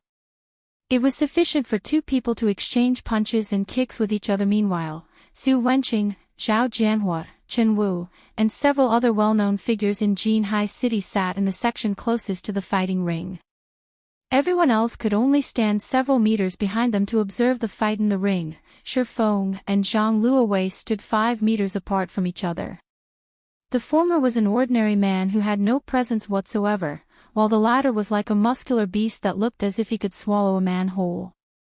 The imposing aura Zhang Luowei emitted could cause others to tremble in fear. A great battle between these two men could happen at any moment now. Meanwhile, the audience around the ring started tensing up, their eyes locked on the two fighters' every movement. Unlike a fight between ordinary people, which would take a long time to finish, an exchange between experts would end in an instant. Hence, they were deeply afraid of missing out even the slightest detail of the brilliant exchange between the two. In contrast, Su Wenqing and the other influential characters were currently talking cheerfully with one another. Master Chen Wu, as an ex-professional fighter and a martial arts master, which of the two do you think will win in this competition? Su Wenqing asked, a small chuckle escaping his lips as he caressed his beard. I can't say for sure. In a martial arts competition, strength and luck are both equally important. If I were to judge solely based on presence and physique, then Zhang Luowei is clearly a cut above Shi Feng. However, I have never personally witnessed how skilled Shi Feng is, so I can't make a clear judgment. Chen Wu shook his head, not providing a definite answer. If it was anyone else, even if it was the first time for Chen Wu to meet them, he could still determine the person's strength based on the presence he felt. He would then further evaluate the person's physique and make a rough evaluation. In Shi Feng's case, however, Chen Wu could sense nothing from him. Shi Feng's presence was so weak that Chen Wu might overlook him. If Shi Feng were just an ordinary person who had not defeated a combat expert like Zhou Yuhu, then Chen Wu would definitely conclude Shi Feng was a harmless white rabbit, an insignificant existence. Yet, defying all expectations, this little white rabbit had actually defeated a ferocious tiger like Zhou Yuhu. Hence, Chen Wu could not help but reevaluate his opinion of Shi Feng. After all, if a little white rabbit could get rid of a ferocious tiger, who would believe that it was still a little white rabbit? Even if Shi Feng was a little white rabbit, he was still a rabbit demon that was capable of killing a tiger. If Shi Feng had truly cultivated into a demon, then his presence was merely a facade. If one had cultivated into a demon, while the other was still an ordinary animal, the two would be on entirely different levels. However, experts capable of cultivating themselves into a demon were extremely rare existences. The so-called cultivating into a demon did not refer to one becoming a demon physically, but spiritually. It also referred to wisdom. When an expert reached this realm, the martial arts they practiced would no longer be something inanimate, it would start to take on life. However, a youth like Shi Feng should not be capable of reaching such a realm yet. Hence, Chen Wu could not determine Shi Feng's degree of mastery. Master Chen Wu, how can your keen eyes fail to make a judgment? Both Shi Feng and Zhang Luowei are just youngsters. Although both of them can greatly improve in the future, you should have some indication of who will win, right? Zhao Jianhua refused to believe Chen Wu's words. After all, it was clear at first glance who was stronger, and who was weaker. Hence, Zhao Jianhua believed that Chen Wu was simply leaving some face for Shi Feng. Unfortunately, Zhao Jianhua did not know that martial arts practitioners were usually forthright in their actions, even more so for a martial arts master like Chen Wu. He was always straightforward with his words, and he would never do something like twist his words around. He would only speak whatever was on his mind while the few of them were having their cheerful conversations. The referee in the fighting ring sent a glance at both Shi Feng and Zhang Luowei, before abruptly swiping his hand down between the two fighters. Immediately, he shouted, "Begin." Chapter 257, Extraordinary. The moment the referee gave the signal, Zhang Luowei took action and immediately charged at Shi Feng. However, Zhang Luowei did not rush forth like a normal person would, as attacking in a straight line would be too plain and predictable. Instead, he zigzagged as he moved, his footwork constantly changing as he swiftly weaved his way toward Shi Feng. If it were any ordinary person faced with Zhang Luowei's footwork, they definitely would not know how to react to it properly. They would be enthralled by Zhang Luowei's erratic footwork and allow him to close in on them. Aside from placing emphasis on footwork, Luo Han Quan practitioners also stressed fast, accurate, and fierce punches. If one failed to block a punch from a Luo Han Quan practitioner and received a hit to the chest, the battle would end right there and then. Meanwhile, as a person of this modern era, and also as a professional fighter, Zhang Luowei had an arm strength of over 100 kilograms. Receiving a punch from him would be no different from being smashed in the chest with a hammer. Humans were also not made out of metal. Even if they were, after receiving tens of smashes from a hammer, they would still turn into scrap metal. Needless to say, what would happen to a body made of flesh? With Zhang Luowei's physique, it would be no surprise if he broke most of Shi Feng's ribs with a single punch, sending him flying back 1 to 2 meters away. However, Shi Feng was no ordinary person. Instead of retreating, he chose to advance and face Zhang Luowei head-on. Shi Feng utilized the swimming dragon steps as he strode forward, his feet moving as if the ground was completely frictionless. Shi Feng immediately slid towards Zhang Luowei, catching the latter off guard. Zhang Luowei never thought Shi Feng would actually know such nimble and irregular footwork. Right now, he could not find any way to land a good punch on Shi Feng. Shi Feng had over a decade of campaigning in God's domain. The combat experience he possessed far exceeded the imagination of an ordinary person. After all, there had been no dearth of martial arts masters and powerful boss monsters to serve as his opponents in the past. On the other hand, Zhang Luowei did not even possess 1,000th of Shi Feng's combat experience. Although Shi Feng's current physique was no match for Zhang Luowei's, Shi Feng made up for it by using the agility and fast reaction speed he gained from his years of battle. When fighting bosses in God's domain, even the slightest mistake could cause players to lose their lives. Among the countless boss battles Shi Feng experienced, there was many a time when he had to rely on his body's instinctive reactions instead of his eyes to make decisions. Such instinctive reactions were done under an unconscious state. If one wished to train themselves to this level, they needed to experience plenty of battles, regularly treading the line between life and death. However, one would rarely encounter such conditions for training in real life, even as a professional fighter. After all, when faced with a life-or-death situation in the real world, there was a high chance of losing one's life, and once dead, there was no second chance available. On the other hand, players could experience these life-or-death battles countless times without any risk of actual death. They could simply try again once they died in the game. This was also the reason why many professional fighters were obsessed with God's domain in the past. Only when one was placed in a life-or-death situation would one be able to display one's full potential. As long as they survived the battle, the insight they received from the battle could greatly increase their strength. Why did so many experts in the real world train at precipices? It was to experience the feeling of having their life hanging by a thread. They wanted to use the threat of death to stimulate their innate potential. However, taking such a course was extremely dangerous. Normally, only experts dared to do such a thing. If ordinary people tried it, 10 out of 10, they would lose their lives. Meanwhile, when a player died in battle in God's domain, they could just revive with an intact body. An expert in 100 battles. After experiencing 100 battles, even an ordinary person could become a combat expert. Meanwhile, in regard to the countless battles Shi Feng had experienced in the past, even an idiot could become a demon. Not to mention, Shi Feng had learned plenty of martial arts in the past. He had been a top-tier sword king in the past as well, and he had only been a thread away from being promoted to a tier 4 sword emperor. The reason he could not become a sword emperor, however, was not because his techniques had been lacking. After all, Shi Feng's combat techniques had already achieved perfection at that time, and he could easily adopt many techniques to his battles, not limiting himself to just a single style of combat. Although Zhang Luowei's footwork was nimble, Shi Feng was clearly a cut above him. Be it a punch, a chop, or a hammer strike, Zhang Luowei sent fist after fist at Shi Feng. Zhang Luowei's hammer strikes were especially deadly. If a bull received this strike, it would immediately fall to the ground and would not be able to recover within a short period of time. Unfortunately, every strike Zhang Luowei sent at Shi Feng would always rub past the edge of his clothes. Meanwhile, Shi Feng was constantly drifting around Zhang Luowei's side, revolving around him like a true dragon.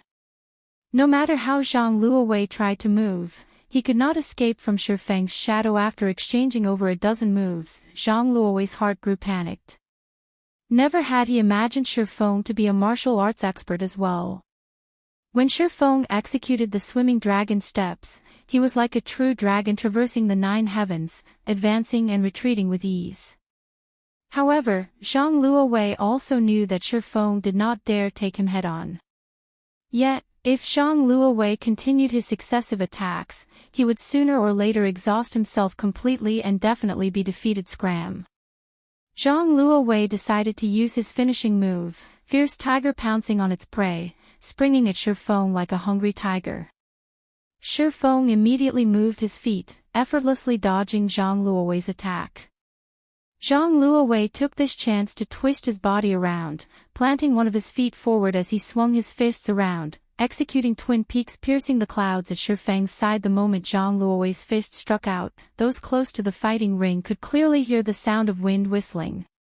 If Shi Feng was struck by this move, he would be either dead or crippled. Contrary to expectations, Shi Feng reacted calmly and unhurriedly. He simply smiled and replied to Zhang Luowei's vicious attack. Putting strength into his toes, Shi Feng immediately did a flip in midair.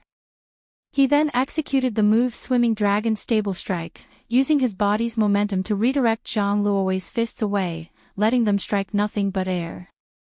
Immediately afterwards, Shi Feng's fists opened up, and utilizing the centripetal force of his body's rotation, he struck the major artery on Zhang Luowei's neck with his palm. Before Zhang Luowei could properly react, he suddenly felt a chill at his neck, his breathing becoming difficult. Due to his brain receiving a shortage of blood, Zhang Luowei's limbs started to stiffen. However, Zhang Luowei was no ordinary person. He instantly knew he had received an attack from Shi Feng, causing the response of his forelimbs to lag. As a last resort, Zhang Luowei rammed his head at Shi Feng, who was currently full of openings as he hung in midair.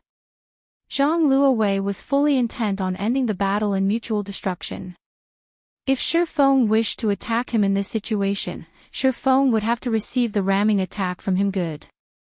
Shi Feng first felt surprise, then joy. Contrary to expectations, Shi Feng did not choose to retreat and give Zhang Luowei a chance to catch his breath. Instead, Shi Feng executed the move Dragon's Palm, taking advantage of the situation to send another palm strike at Zhang Luowei's neck. With this strike, Shi Feng immediately redirected Zhang Luowei's all-out charge, completely neutralizing the latter's attack. In addition, Shi Feng's attack was further fueled by the force of his body's rotation.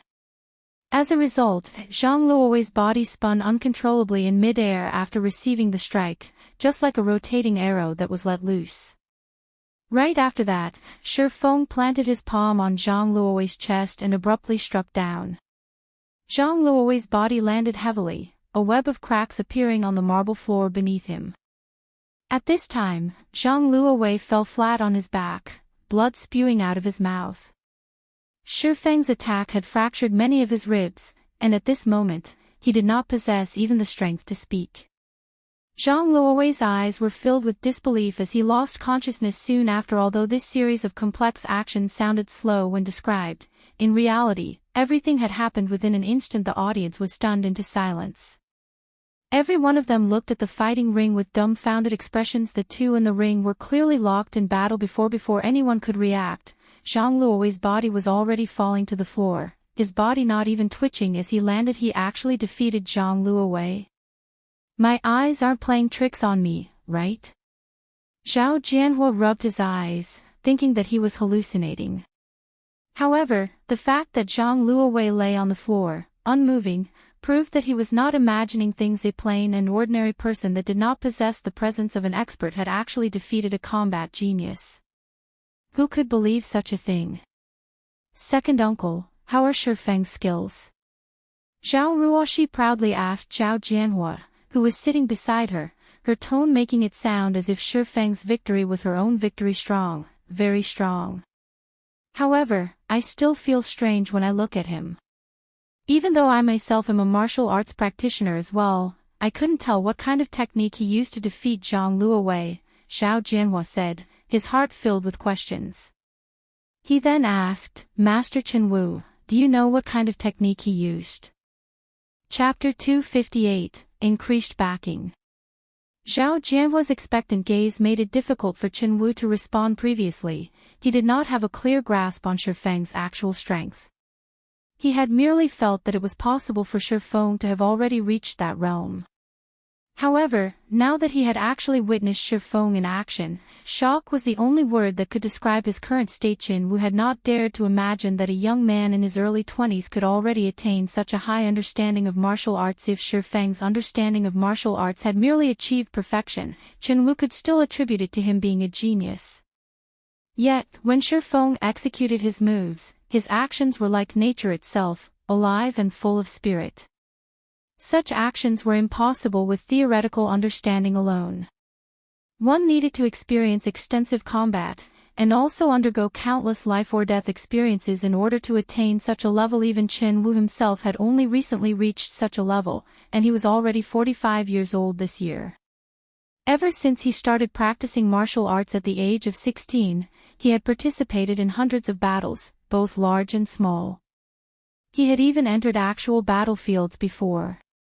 He could only achieve such a level today after undergoing the baptism of these fields of blood. Chen Wu found it hard to believe that Shifeng would possess so much hands-on experience. Even if he started participating in life-or-death battles in his mother's womb, it was impossible for him to achieve such a degree of perfection in only 20 years or so. As he isn't limiting himself to a single style of combat, I can't make a good judgment. In Jinhai City, however, there probably isn't another youth like him who has cultivated his martial arts to such a level. Chen Wu sighed, a soft chuckle escaping his mouth. It can't be, right? Master Chen Wu, aren't you praising him too highly? Zhao Jianhua was shocked by Chen Wu's words. No, my evaluation is not high at all. Although Shifeng's physique is on the weak side, in terms of actual combat strength, he would have no problem entering the top 10 of the provincial fighting tournament. Chen Wu shook his head, refuting Zhao Jianhua's words. Chen Wu's words instantly shocked Su Wenqing and Zhao Jianhua. Although the champion fighter of Jinhai City could be considered a top-tier expert, on the provincial level, he would not amount to much. After all, there were tens of cities within a single province. Not to mention the top 10, even entering the top 30 in a provincial fighting tournament would be a difficult challenge. Yet, a martial arts master like Chen Wu was confident that Shifeng could make it to the top 10. The listeners could not help but raise their evaluation of Shifeng. In the past, Chen Wu had personally entered the top 3 in a provincial tournament, so he had a very good grasp on the standards of the fighters at that level. If Chen Wu said so, then Shifeng did indeed possess the strength to enter the top 10 of the province. There were hundreds of millions of people within the province, and the number of fighters participating in the tournament was in the hundreds of thousands. If Shifeng was capable of entering the top 10 out of so many participants, then his value would far exceed even that of the champion fighter of Jinhai City. In regard to a combat genius like Zhang Luowei, Zhao Jianhua, and the others only treated him as one of the younger generation.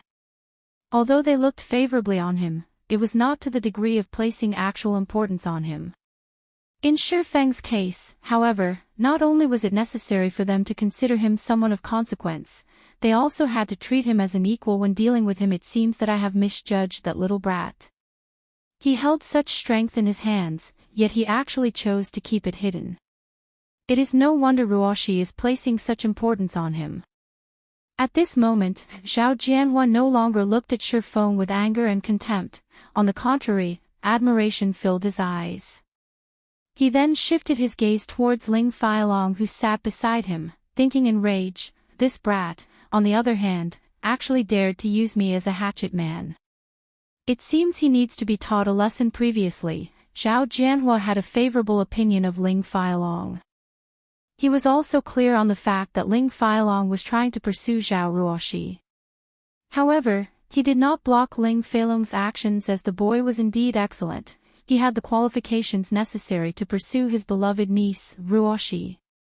Now, however, Zhao Jianhua only felt loathing for Ling Failong at this point. Even if Zhao Jianhua was an idiot, he could still tell that Ling Failong had been using him all along.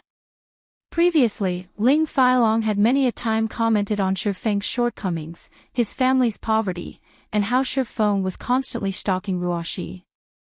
Ling Failong had also mentioned that Shifeng was often bullied by others, that he was a mediocre person, and so on. Now, however, it would seem that the situation was completely different from what Ling Failong had made it out to be in reality. Ling Failong had no chance of being compared to Shifeng, hence why Ling Failong slandered Shifeng, giving Zhao Jianhua a bad impression of Shifeng placing 9th in the university. That might be an impressive feat in Jinhai University, but against the backdrop of Jinhai City's fighting tournament, Ling Failong would only amount to the standard of a fresh contestant. Meanwhile, there were hundreds of such new contestants participating in the city's fighting tournament every year. If placed in a provincial tournament, not even a hint of Ling Failong's shadow would be found, as it were.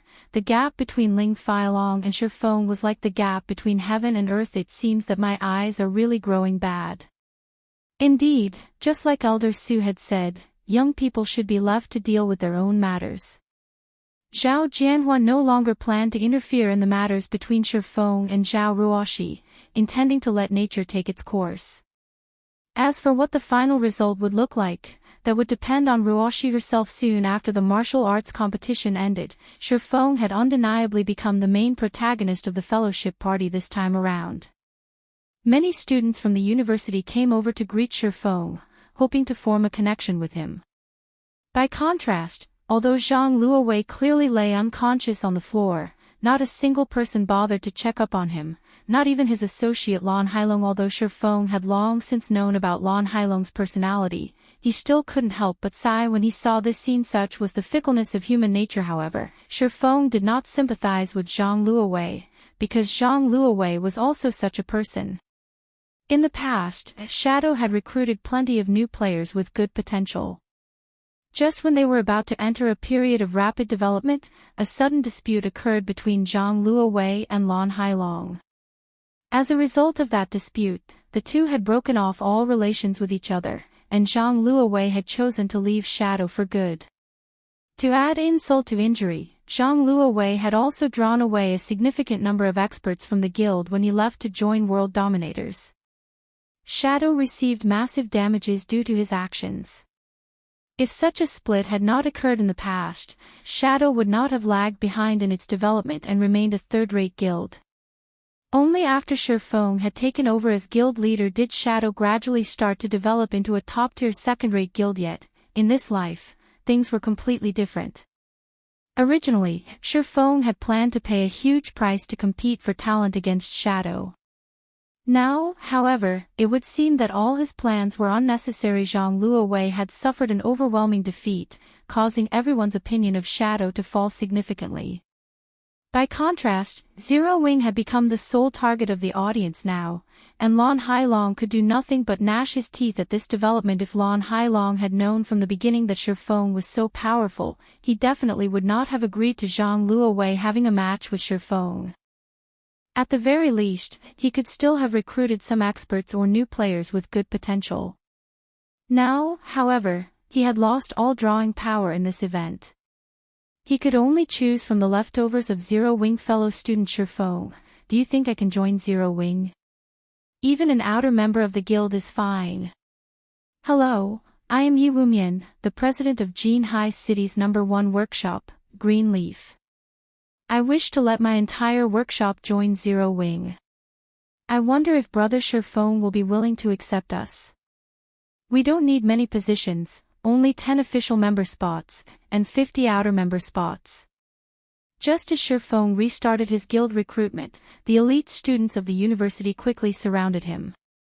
There were also plenty of workshop representatives and professional fighters trying to meet with him. Among all these requests to join his guild, the most shocking one was the request from Greenleaf Workshop. In the past, Greenleaf Workshop had completely ignored Shadow's attempts at recruiting them, and they had instead established their own guild. After doing so, they had managed to obtain the aid and sponsorship of several corporations, becoming a third-rate guild in God's domain at that time. However, the number of guilds being established in Jinhai City was growing by the day, which resulted in the dilution of available funding. If the Greenleaf Guild had not been lacking in funds at that time, without a doubt, they would have been a powerful rival for Shadow. Besides that, Shifeng had finally managed to locate the 5 demon generals of Shadow by the time the fellowship party ended. The number of people he managed to recruit had exceeded the quota he previously set by more than 100. Just the number of potential experts he recruited had already exceeded 50 people, as well as 9 future top-tier experts. Among those 9 were the 5 demon generals, while the remaining 4 were core members of Greenleaf Workshop. After recruiting all these people, Zero Wing Workshop instantly became a huge existence in Jinhai City's virtual gaming world. Compared to other third-rate guilds, Zero Wing had a much more powerful backing now. As long as Shifeng could turn these players into the backbone of Zero Wing, he would not falter even if he had to start a war with a second-rate guild, following which, Shifeng spent the remainder of his days signing contracts with these newly recruited members. As for the management of Zero Wing Workshop, Blackie had long since dealt with it. Moreover, most of the people Shifeng recruited were originally members of other workshops, so they took no time at all to adjust themselves to a new environment. In addition, these people could also contribute significantly on the management side of things. However, Blackie was truly shocked when he found out about the amount of people Shifeng managed to recruit. The influx of over 400 people had instantly filled up Zero Wing's workplace. Suddenly, the entire workshop was much livelier, no longer as empty and quiet as before. It was a fitting atmosphere for such a large workshop. Only when night arrived did Shifeng finally arrive back home. He then cooked a casual meal for himself and downed a bottle of nutrient fluids, before starting a new day in God's domain. Also, this new day was fated to be extraordinary. Chapter 259, Surging Situation. The first thing Shifeng did after entering God's domain was to contact Gentle Snow and conduct the transaction for the Arclight shields. Currently, he had exhausted most of his supply of magic crystals to forge the Arclight shields. Moreover, during this period of time, the various large guilds had already started raiding the 3 level 10 large-scale team dungeons. Although the elite members of these guilds had already reached level 13 or level 14, it was still impossible for them to raid even the normal mode of the 3 large-scale team dungeons. Even though these were only level 10 dungeons, in reality, the bosses inside were not limited to just level 10. The highest leveled boss inside the normal mode dungeon reached level 13. There was nothing special about the loot of the normal mode dungeon. The best items players could get were a bunch of level 10 secret silver weapons and equipment, and also some number of materials needed by lifestyle players. However, the hard mode of the large-scale team dungeon was markedly different. The main reason why they were titled the 3 Great Dungeons was because of the fact that, along with the increase in difficulty, the levels of the monsters inside the dungeon would also increase. For the hard mode of the 3 Great Dungeons, the bosses inside were all level 15. Hence, it would not be an easy endeavor for players at this stage of the game to obtain the first clear of the 3 Great Dungeons. In addition, the loot obtainable from the hard mode of these dungeons was significantly different, as a majority of the weapons and equipment dropped were of fine gold rank. Moreover, they were growth-type weapons and equipment. They were capable of growing from level 10 to level 15. However, they were bound to players upon equipping. As for Hell mode, the bosses inside were all level 18, and the weapons and equipment they dropped were mostly dark gold rank. These items were also capable of growing from level 10 to level 18, and similarly were bound to players upon equipping. The Hell mode of the 3 Great Dungeons was also the most difficult among dungeons below level 20. After level 20, there would be new large-scale dungeons available to players within the White River City region. There were a total of 4 such dungeons, and among them, 3 were 50-man dungeons, while the remaining one was a 100-man dungeon. The difficulty of a 100-man dungeon was on an entirely different level when compared to a 50-man dungeon. The main reason being, as long as someone managed to obtain the first clear of a 100-man dungeon, the achievement would be announced to the entire God's domain. The announcement wasn't just limited to a single country. In other words, this achievement would be seen by the 2 billion players that were playing God's domain. In addition, the achievement would be recorded in the epic list of God's domain, allowing everyone in God's domain look at it. However, it was extremely difficult for players to obtain the first clear of a 100-man dungeon. Even Shifeng himself did not have a strategy to raid it. Gentle Snow pushed open the doors of one of the parlors of the Starstreak trading firm and entered the room. Gentle Snow's equipment now was quite different from the last time Shifeng had met with her. Most of the equipment she had on were of secret silver rank. Among them, the silvery white greatsword that she carried on her back was even of fine gold rank. Currently, Gentle Snow had already reached level 16. It was obvious that she had been grinding non-stop, night and day, to reach such a level. Let's hurry up and make the trade, Gentle Snow said impatiently, not bothering to even take a seat. It seems that you are in quite a hurry, Miss Snow. Did something happen? Shifeng asked curiously. This was a transaction involving fine gold-ranked shields. It was definitely a matter of utmost importance.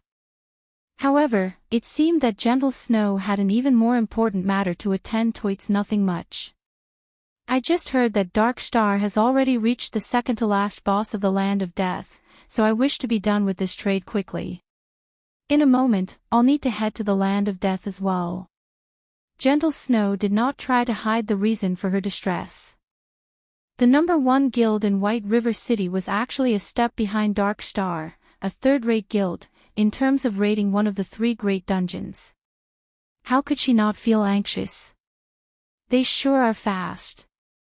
Since when did Dark Star possess such powerful experts? Shifeng felt something fishy about Dark Star. First, it had annexed over 10 unrated guilds. Now, a group of experts had appeared in its ranks. Its raiding progress of the 3 great dungeons was even faster than Ouroboros's. It should be known that Ouroboros was the current number 1 guild in White River City. Moreover, in order to better develop the guild in White River City, Gentle Snow had transferred over many experts stationed at Starmoon City. She had even requested for a party from the God-slaying army to be sent to White River City, and each and every member of the God-slaying army was a top-tier expert. Yet, even when these top-tier experts were led by great experts such as Gentle Snow and Zhao Yueru, they still were not a match for Dark Star. Each of the 3 great dungeons had 5 bosses. Meanwhile, Dark Star had already cleared up to the 4th boss, while a powerful team like Ouroboros was only at the 2nd boss. No matter how Shifeng thought about it, Dark Star's progression was simply unbelievable. The difference between second-rate guilds and first-rate guilds lay in the quality of their experts. In order to nurture these experts, first-rate guilds had spent over a decade researching and gaining experience. Meanwhile, for a guild like the Assassins' Alliance, although it was a second-rate guild, in terms of nurturing experts, it was still at the stage of accumulating experience. Compared to a first-rate guild, they were on entirely different levels. However, what did Dark Star amount to? Moreover, Shifeng had made Dark Star an enemy of the first-rate guild Twilight Echo. Yet, nothing had actually happened to Dark Star. Shifeng had received no news of anything happening to it. On the other hand, Twilight Echo had done something so unbelievable that even Shifeng himself was shocked. The guild had actually paid the 50 million credits willingly to Shifeng. Thinking up to this point, Shifeng felt that the power supporting Dark Star from behind was far stronger than he had imagined. Twilight Echo must have discovered something about Dark Star for it to willingly pay up the 50 million credits. Here are 200 magic crystals. Here are the 4 arc-light shields, please verify them. Gentle Snow was no longer in the mood to discuss Dark Star. She immediately called out her trade window. Shifeng, likewise, tactfully stopped speaking of this topic. Seeing Gentle Snow in such a hurry, it seemed that Dark Star was putting quite a pressure on her. It was possible that Gentle Snow's worries were not just limited to the dungeon, there should be some other matters troubling her. In any case, this had nothing to do with Shifeng of course. If Gentle Snow was willing to reveal her troubles to him, Shifeng would naturally offer a helping hand, as a friend. However, Gentle Snow chose to keep quiet about them, so Shifeng could only remain silent as well. Moreover, these 4 arc-light shields should provide quite an upgrade to the MTs of Gentle Snow's team. They should have no problem surpassing Dark Star if they had these shields. The moment Gentle Snow inspected the attributes of the arc-light shields, her eyes immediately glowed, a hint of joy surfacing on her face. Excellent. The attributes on these arc-light shields are simply too good. I will need 2 more of these items. I wonder when you will be able to finish them for me. At this time, excitement was evident on Gentle Snow's face. With these 4 shields, they would definitely have no problem clearing the second boss. The success rate for producing these shields is simply too low. I will need around half a day's time to complete 2 of them, Shifeng replied after giving it some thought. Then, I'll visit again in half a day's time. You better not sell them to anyone else. Gentle Snow nodded her head. She then left the parlor hastily. Shortly after Gentle Snow departed, Fire Dance arrived at the Starstreak trading firm. Guild leader, we've already finished our dungeon raiding preparations. We can head to the demon's castle at any time. Fire Dance looked at Shifeng with passionate eyes. She couldn't help but wish she could immediately show Shifeng how amazing the team she managed was. It's a little too early for that right now. The demon's castle is a 20-man team dungeon. You should also know that Zero Wing Workshop has recently recruited a new batch of members. On average, the level of these players are quite low. There are even some who have just made their accounts and entered the game. I want you guys to power level some of them, bring them up to level 15 quickly, and form a main team to raid the demon's castle, Shifeng said with a smile, passing Fire Dance a nameless. Originally, Shifeng had intended to have Aqua Rose send some of her subordinates over to aid them. However, most of her subordinates were currently managing the new recruits of the guild. In addition, Aqua Rose's group was also in the midst of raiding 10-man and 20-man dungeons to upgrade their equipment, preparing themselves to raid the 3 great dungeons. They had neither the time nor energy to help him raid the demon's castle. Hence, Shifeng planned to form a main force for the guild. He could not let the 9 top-tier experts he just recently recruited go to waste, so he decided to let Fire Dance and the others carry them. I understand, Fire Dance answered with disappointment. However, when she thought about how Shifeng was willing to let her lead even more players and, in addition, become the leader of the guild's main team, she couldn't help but grow joyous. After all, this showed that Shifeng acknowledged her abilities. Oh, right. I nearly forgot to give these things to you. Just as Fire Dance was about to turn around and leave, Shifeng tapped his head and suddenly called out to her. Chapter 260, Top 6. Fire Dance halted her steps and turned around to look at Shifeng. She immediately noticed that Shifeng had brought a few items, and each and every one of them had a golden glow surrounding them. They certainly did not look like ordinary items. This pair of daggers is for you. There's also this shield for Cola. Tell him to make sure he lives up to this shield. Shifeng traded the 3 items to Fire Dance. Of these, the pair of daggers were none other than the fine gold-ranked Ice Thorn and Raging Flames dagger that Shifeng won at the Blackwing auction. As the team leader of the guild's main force, Fire Dance's equipment naturally should not lose out to others. These 2 daggers were just right to give a boost to her current equipment. In addition, there was also the dark gold-ranked Arclight Guard. If Cola equipped this shield, no other Guardian Knight in White River City could even hope to match him. This Fire Dance was instantly mesmerized by the attributes of the 2 daggers. Although the daggers she currently used were of relatively good quality, when compared to the Ice Thorn and Raging Flames dagger, the difference was like silver and gold. Fire Dance swapped out her old daggers for the new ones right away. The streaks of white and red hanging on the sides of Fire Dance's willowy waist looked extremely captivating. Ivy already instructed the 9 players to head to the appointed location. You just need to fetch them and help them level up, Shifeng said. Understand, guild leader. Fire Dance nodded her head, a smile on her face. She then took hold of her new daggers, brandishing them, the impatience in her eyes clearly showing her eagerness to test out her new weapons. After Fire Dance left the parlor, Sherfone headed to his forging room on the 4th floor. Now that he had received a new batch of magic crystals, he would naturally resume forging more arclight shields as time slowly passed. Unknowingly, the competition at the 3 great dungeons of White River City grew even more intense. Dark Star, which was at the forefront in terms of progression, finally started raiding the final boss of the Land of Death. Meanwhile, Ouroboros, which was placed second, started raiding the 4th boss. The advance of these 2 guilds greatly shocked the other guilds in White River City. What did that woman, Gentle Snow, eat? How could their progression suddenly increase so rapidly? The Guardian Knight, Lone Tyrant, felt pressured after receiving the latest report from his subordinate. Don't worry. We spent almost 5 hours raiding the 4th boss. At the very minimum, Gentle Snow would need 2 to 3 hours to finish it. We will definitely clear the dungeon a step ahead of her, the burly-looking ranger standing beside Lone Tyrant said. That's true. We've sent all our elites out this time, and our battle prowess is clearly stronger than Gentle Snow's team by a notch. Lone Tyrant also felt that he was being oversensitive to things. They would definitely be the first one to clear the normal mode of the Land of Death. Although there would be no announcement for being the first to clear a normal mode team dungeon, it would still make other guilds know how fearsome Dark Star was, solidifying their position in White River City. Guild leader, I've just received news that Gentle Snow has somehow managed to obtain 4 arclight shields. The addition of these 4 shields to their team has greatly reduced the burden placed on their healers, giving more time for the damage dealers to attack. Hence why they could conquer the bosses so easily.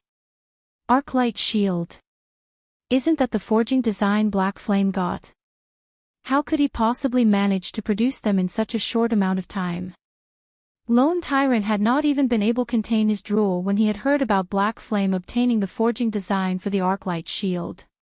If possible, he had planned to buy one of those arclight shields as well.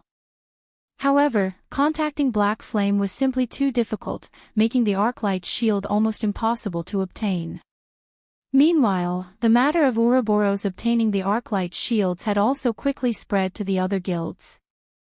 They couldn't help but grow envious at this piece of news. The victory or defeat of a boss battle was usually determined by the strength of the MT. Meanwhile, the prerequisite for a powerful MT was equipment.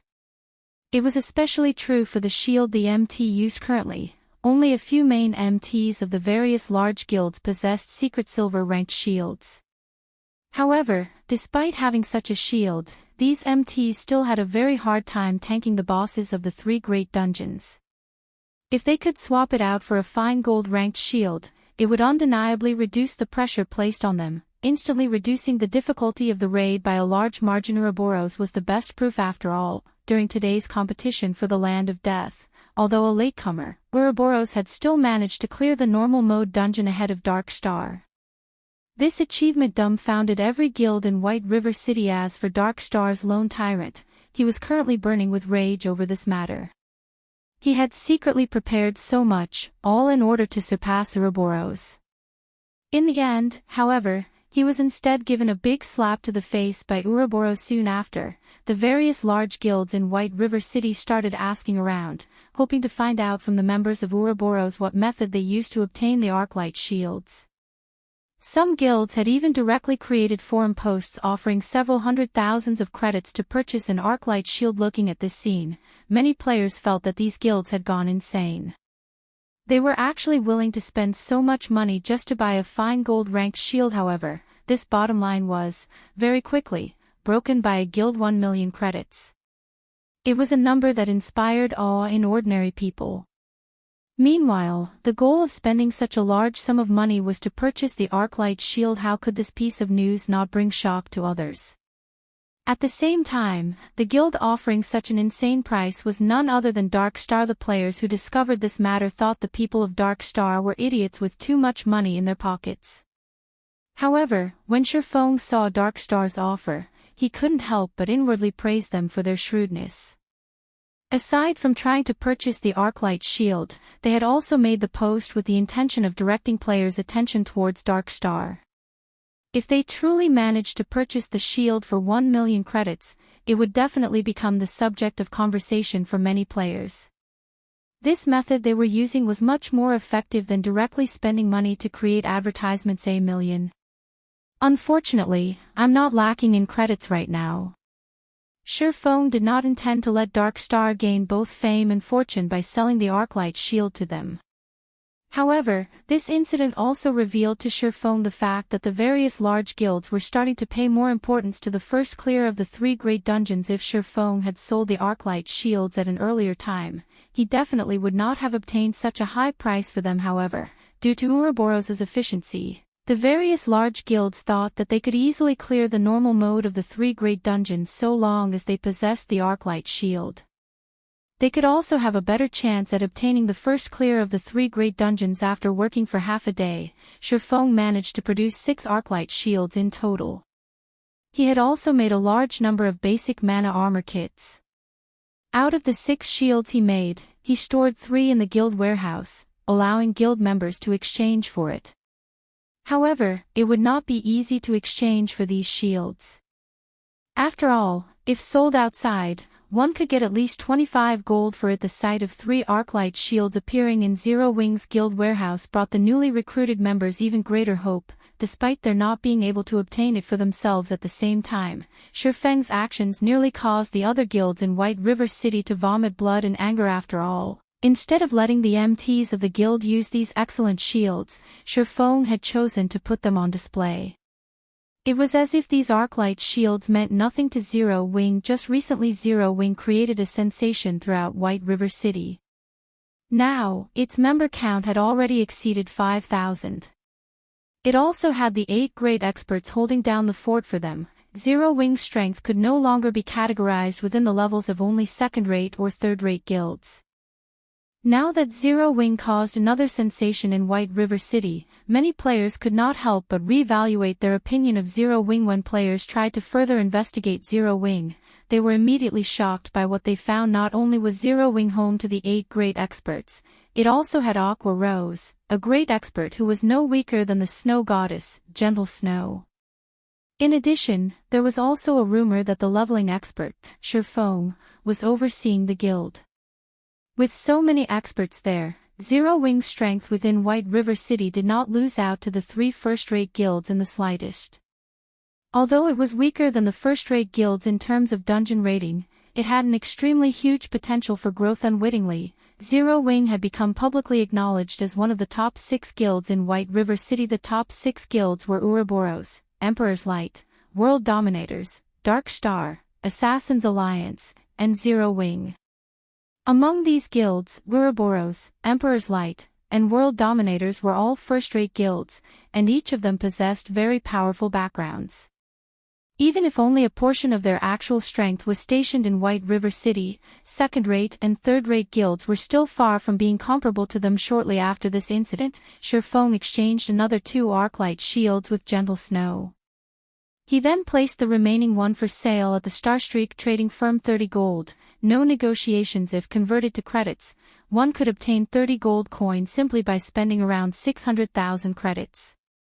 However, it would still require some effort to fully gather 30 gold coins. Meanwhile, Shifeng had reached level 17 unawares just by forging items. Although his leveling speed was not as fast as that of Blackie and the others, who grinded on monsters on a higher level, nobody else in White River City could be a match for him. Guild leader, they're now all level 15 already. Moreover, we've also raided a few hard mode team dungeons, so their equipment are all of acceptable quality now. What should we do next? Fire Dance spoke through the communicator. Nicely done. Gather up everyone from the main team. Let's meet up at the Demon's Castle half an hour from now. Shifeng was a little surprised by Fire Dance's revelation. He never imagined that Fire Dance would bring him results so quickly. Originally, Shifeng had estimated that she would take a full day's time to complete the task. In the end, she barely took half a day to complete his request. It was completely beyond his expectations. Chapter 261, Magnificent Lineup. What? You're saying Starstreak is selling an Arclight shield right now? Are you sure about this? Lone Tyrant grew excited when he received this piece of news. Boss, how could I be mistaken? The Arclight shield is being sold at a special counter on the second floor, but they're selling it for 30 gold coins. Many people were stunned by the price, and they could only drool as they looked at it. An assassin that kept watch on the Starstreak trading firm affirmed, I understand. I'll go purchase the coins we need right now. You can stop lining up for the mana armor kits for now. Go keep an eye on the Arclight shield for me. You're not allowed to take even a half step away from it. As soon as I gather enough money, I'll send someone over to buy it, Lone Tyrant said. Although 30 gold coins was not a small sum for any guild, Lone Tyrant did not hesitate as he made this decision. The reason being, Lone Tyrant knew how vital the Arclight shield was. If one wished to clear the 3 great dungeons, one must first possess a sufficiently powerful MT. Meanwhile, the best shield available to players was currently the Arclight shield. Hence, he needed to obtain it no matter what. Just as Lone Tyrant received this piece of news, the other guilds based in the 8 cities where the Starstreak trading firm had shops also received this information, because all items sold by the Starstreak trading firm were interconnected. As long as an item was sold in one of the shops of the Starstreak trading firm, the item would also appear in the 7 other shops. As a result, the competition to purchase the Arclight shield was made even more intense now. Just as the many guilds were desperately raising coins, Shifeng had already arrived in front of the Demon's Castle. The Demon's Castle was once a lord's territory. However, the lord of this place had been bewitched by a demon and turned into a demon himself, gaining tremendous power in return. The lord had then turned this place into a demon's lair. Now, the area surrounding the demon's castle was filled with level 15 or so demonkins. Compared to other monsters, demon-type monsters were born with very high magic resistance, and they also possessed very high magical perception. Hence, their magic attacks were very powerful.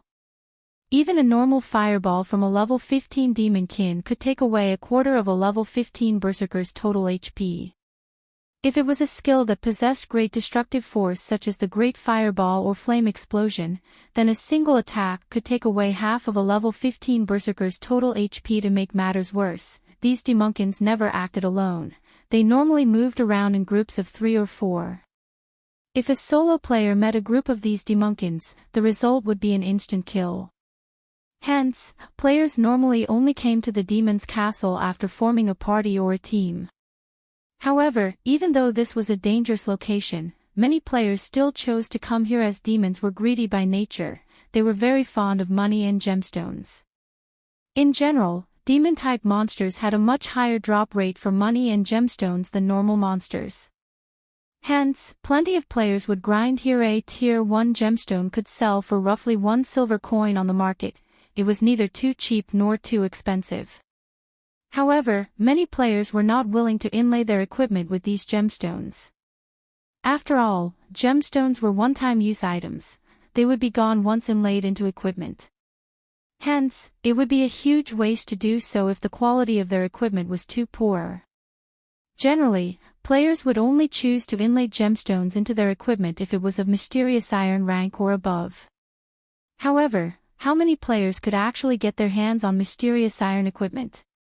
A majority of the players at this stage of the game were still using bronze equipment who would be willing to inlay gemstones into bronze equipment. Normally, players would either sell the gemstones they obtained or exchange them for items to further enhance their own strength.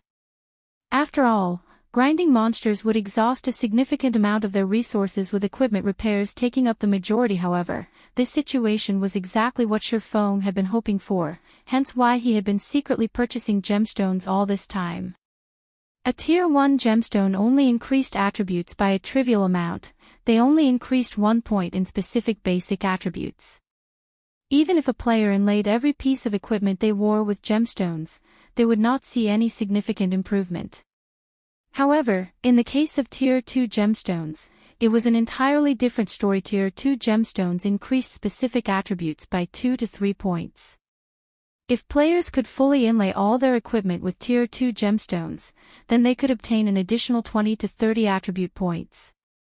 The difference between the benefits provided by a Tier 1 gemstone and a Tier 2 gemstone was as clear as day.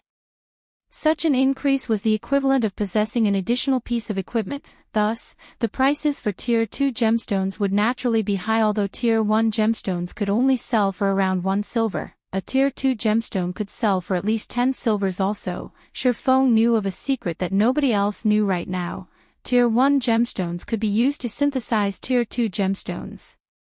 Moreover, only 3 Tier 1 gemstones were needed to do so. In truth, this wasn't any great secret at all.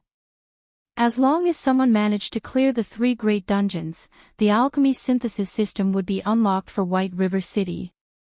Players could then just head to an alchemist to synthesize Tier 2 gemstones. At that time, the prices of Tier 1 gemstones would abruptly soar. They would sell for at least 3 to 4 silvers for now. However, nobody but Shifeng knew of this secret. Meanwhile, Shifeng had been hoarding Tier 1 gemstones non-stop as he waited for someone to activate the alchemy synthesis system. Once that happened, he could easily earn back double or triple the original cost. However, Shifeng hoped that this time the activation of the alchemy synthesis system would come a little later. That way, he would have more time to hoard even more Tier 1 gemstones through the Starstreak trading firm. Not only could Shifeng obtain Tier 1 gemstones from White River City, he could also purchase them from 7 other cities. His current acquisition rate was much faster than before he became the manager of the Starstreak trading firm. Naturally, the longer it took for players to clear the 3 great dungeons, the more money he could earn. Guild leader, what did you call me here for all of a sudden? Aqua Rose asked in a confused tone as she arrived at the entrance of the Demon's Castle dungeon. As a 20-man level 15 team dungeon, there were very few guilds that possessed the strength to challenge this place right now. However, even if these guilds did possess the strength to do so, they would not attempt to raid this dungeon. The reason being, they were all held up by the hell mode of the level 10 team dungeons, and also the 3 great dungeons. Moreover, the level requirement for the Demon's Castle was simply too high. Also, if they were unable to clear the hard mode of the Demon's Castle, raiding it would bring little improvement to their team's equipment, making it a waste of time. It would be much better for them to place their focus on the hell mode of level 10 team dungeons. Hence, Aqua Rose felt curious as to why Shifeng would call her to this place. Of course, it is to raid the Demon's Castle, Shifeng said, chuckling. Aqua Rose was shocked by his words. Immediately, she said, Guild leader, isn't it a little too early to raid the Demon's Castle? It would be better for us to focus on raiding the level 10 hell mode team dungeons. Although our guild started slower than the others, we can still try to compete with the other guilds over the 3 great dungeons. No. Aqua, our guild will not be competing over the 3 great dungeons. Our goal is the level 20, 100-man dungeon, the Thunder Palace. So, we need to start preparing for it now. Once we're done with this raid, you should get everyone to level up as quick as possible. Don't intentionally suppress their levels. It won't be a worthwhile thing to do, Shifeng said, confidence filling his eyes as he shook his head. Aqua Rose was rendered speechless by Shifeng's words. She couldn't help but sigh as she felt pessimistic about Shifeng's whimsical thoughts. Let alone the 100-man dungeon, Thunder Palace, it was not even possible for them to obtain the first clear of the Demon's Castle. Although she believed in Shifeng's strength, the equipment of their team was simply insufficient. They're here. Shifeng looked towards a group of a dozen or so players walking over. They were none other than Fire Dance and her team. Aqua Rose turned towards the direction Shifeng was looking at and was immediately shocked by what she saw. She discovered more than 10 players walking over, each of them looking extremely dazzling. It was especially true for the sexy beauty walking in the lead. The 2 daggers by the woman's waist were actually giving off the glow of a fine gold-ranked weapon. In addition, quite a few members of this team also possessed gorgeous-looking equipment. They all wore secret silver equipment. Although the cursemancer of this team had hidden the special effects of his staff, judging by the delicate make of the weapon, it should be of fine gold rank at the very least. As for the team's guardian knight, the equipment he wore were mostly of secret silver rank, with 2 pieces of fine gold equipment mixed in. Although the Guardian Knight had likewise hidden the special effects of his shield, based on looks alone, it shouldn't be lower than secret silver rank. It was possible that not even the main force of Ouroboros could compare to this dazzling team. When Aqua Rose took a closer look at this group of players, she was surprised to discover that each and every of them sported a 6-winged emblem. They were actually members of their 0-wing. Aqua Rose's delicate mouth suddenly parted in disbelief. Guild leader, I've brought everyone here, Fire Dance said, walking up to Shifeng. She and the other core members of 0-wing already knew about Shifeng's secret identity. Hence, they were not confused by his appearance as Black Flame. Good. Leave your teams and I'll send an invite to all of you. Shifeng nodded in reply. Chapter 262, We Are Very Strong. Aqua Rose was shocked. They are the 8 players at the top of the ranking list. Aqua Rose whispered in silence. Although she did not use any identification skills on these players, aside from the top 8 players, she could think of no other members of 0-wing that could possibly possess such excellent equipment. Yeah. Shifeng nodded his head. He then started inviting Fire Dance and the others into his team. There were a total of 17 players in Fire Dance's team. Aqua Rose had also brought along a good friend of hers, Icy Fruit. Aqua Rose had chosen her upon Shifeng's request for a healer who was level 15 or above. Shifeng had exactly 20 members in his team now. Of them, 2 were MTs.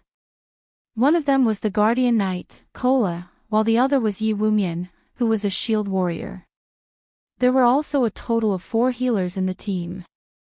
It was a standard composition for a 20-man dungeon raiding team. Just as Shifeng was about to enter the dungeon, another team came walking over to the dungeon's entrance. The members of this team were out of the ordinary. Let alone possessing mysterious iron equipment as their lowest ranked equipment, there were also several of them with secret silver equipment. This was a sight impossible to be found in an independent team yet. Contrary to expectations, these players were not guild players but independent players. None of them wore a guild emblem on their bodies. Wolf. Fire Dance said in astonishment when she saw the slim-looking man walking over. Oh. Is it an acquaintance? Whether it was his memory of this life or his past life, Shifeng had no recollection of the man who looked to be the leader of this team. However, if these players were able to come into possession of such quality weapons and equipment, they could definitely be considered an expert team.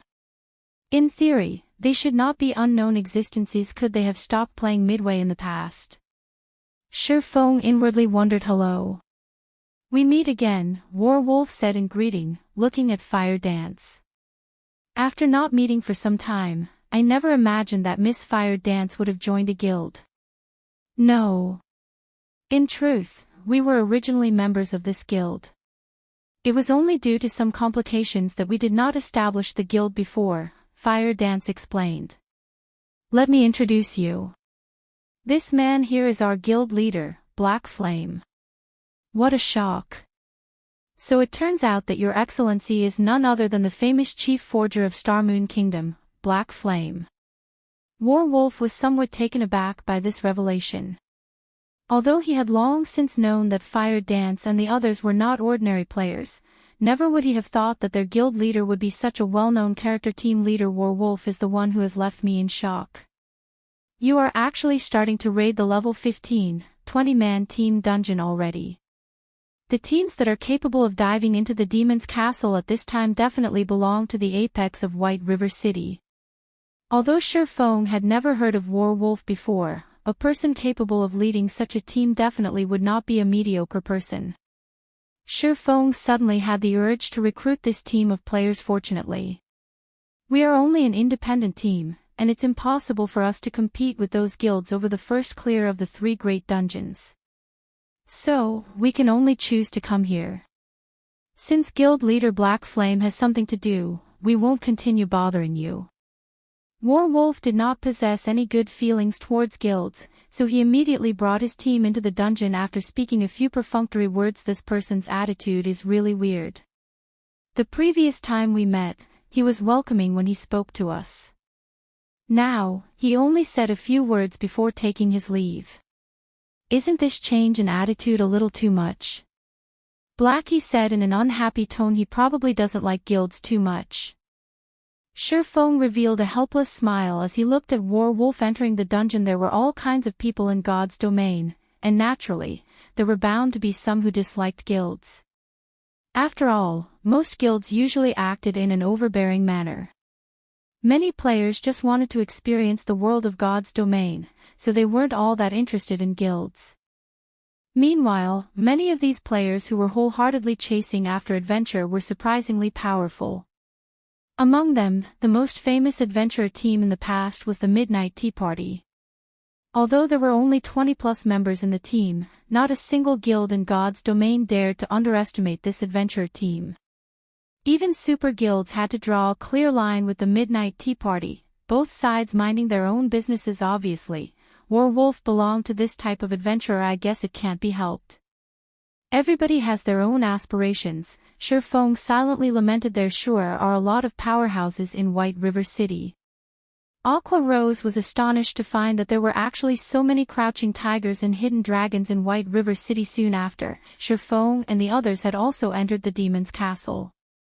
However, Shifeng had chosen a different difficulty from Werewolf's team's Hell mode, a difficulty that made all players pale when they talked about it. Yet, Shifeng had chosen it without much thought. Aqua Rose was momentarily rendered speechless. She couldn't stand it anymore. Shifeng was always taking unconventional actions. This was the Hell mode of a 20-man team dungeon. At the very least, they should have started with normal mode to familiarize themselves with the dungeon. They could then start accumulating better equipment from hard mode, before finally challenging Hell mode. However, Shifeng had started with Hell mode right from the very beginning. Just what did he think of a Hell mode dungeon? Even if they had powerful experts in their team, they couldn't just be so reckless. Did Shifeng forget the fact that almost half of the members in this team still didn't possess particularly good equipment? Meanwhile, these players in question were none other than the 5 demon generals and the 4 experts from Greenleaf Workshop. Although they had already reached level 15, and were also fully geared in mysterious iron equipment, they were still far from reaching the requirement to raid the Hell mode of the demon's castle. Hence, these 9 players reacted with panic when they realized Shifeng's decision. As this was Hell mode, the monsters inside the castle all received an upgrade. Even the normal elite monsters could cause one to tremble. Meanwhile, such monsters were wandering around in groups inside the castle corridors. Demon Maid, elite rank.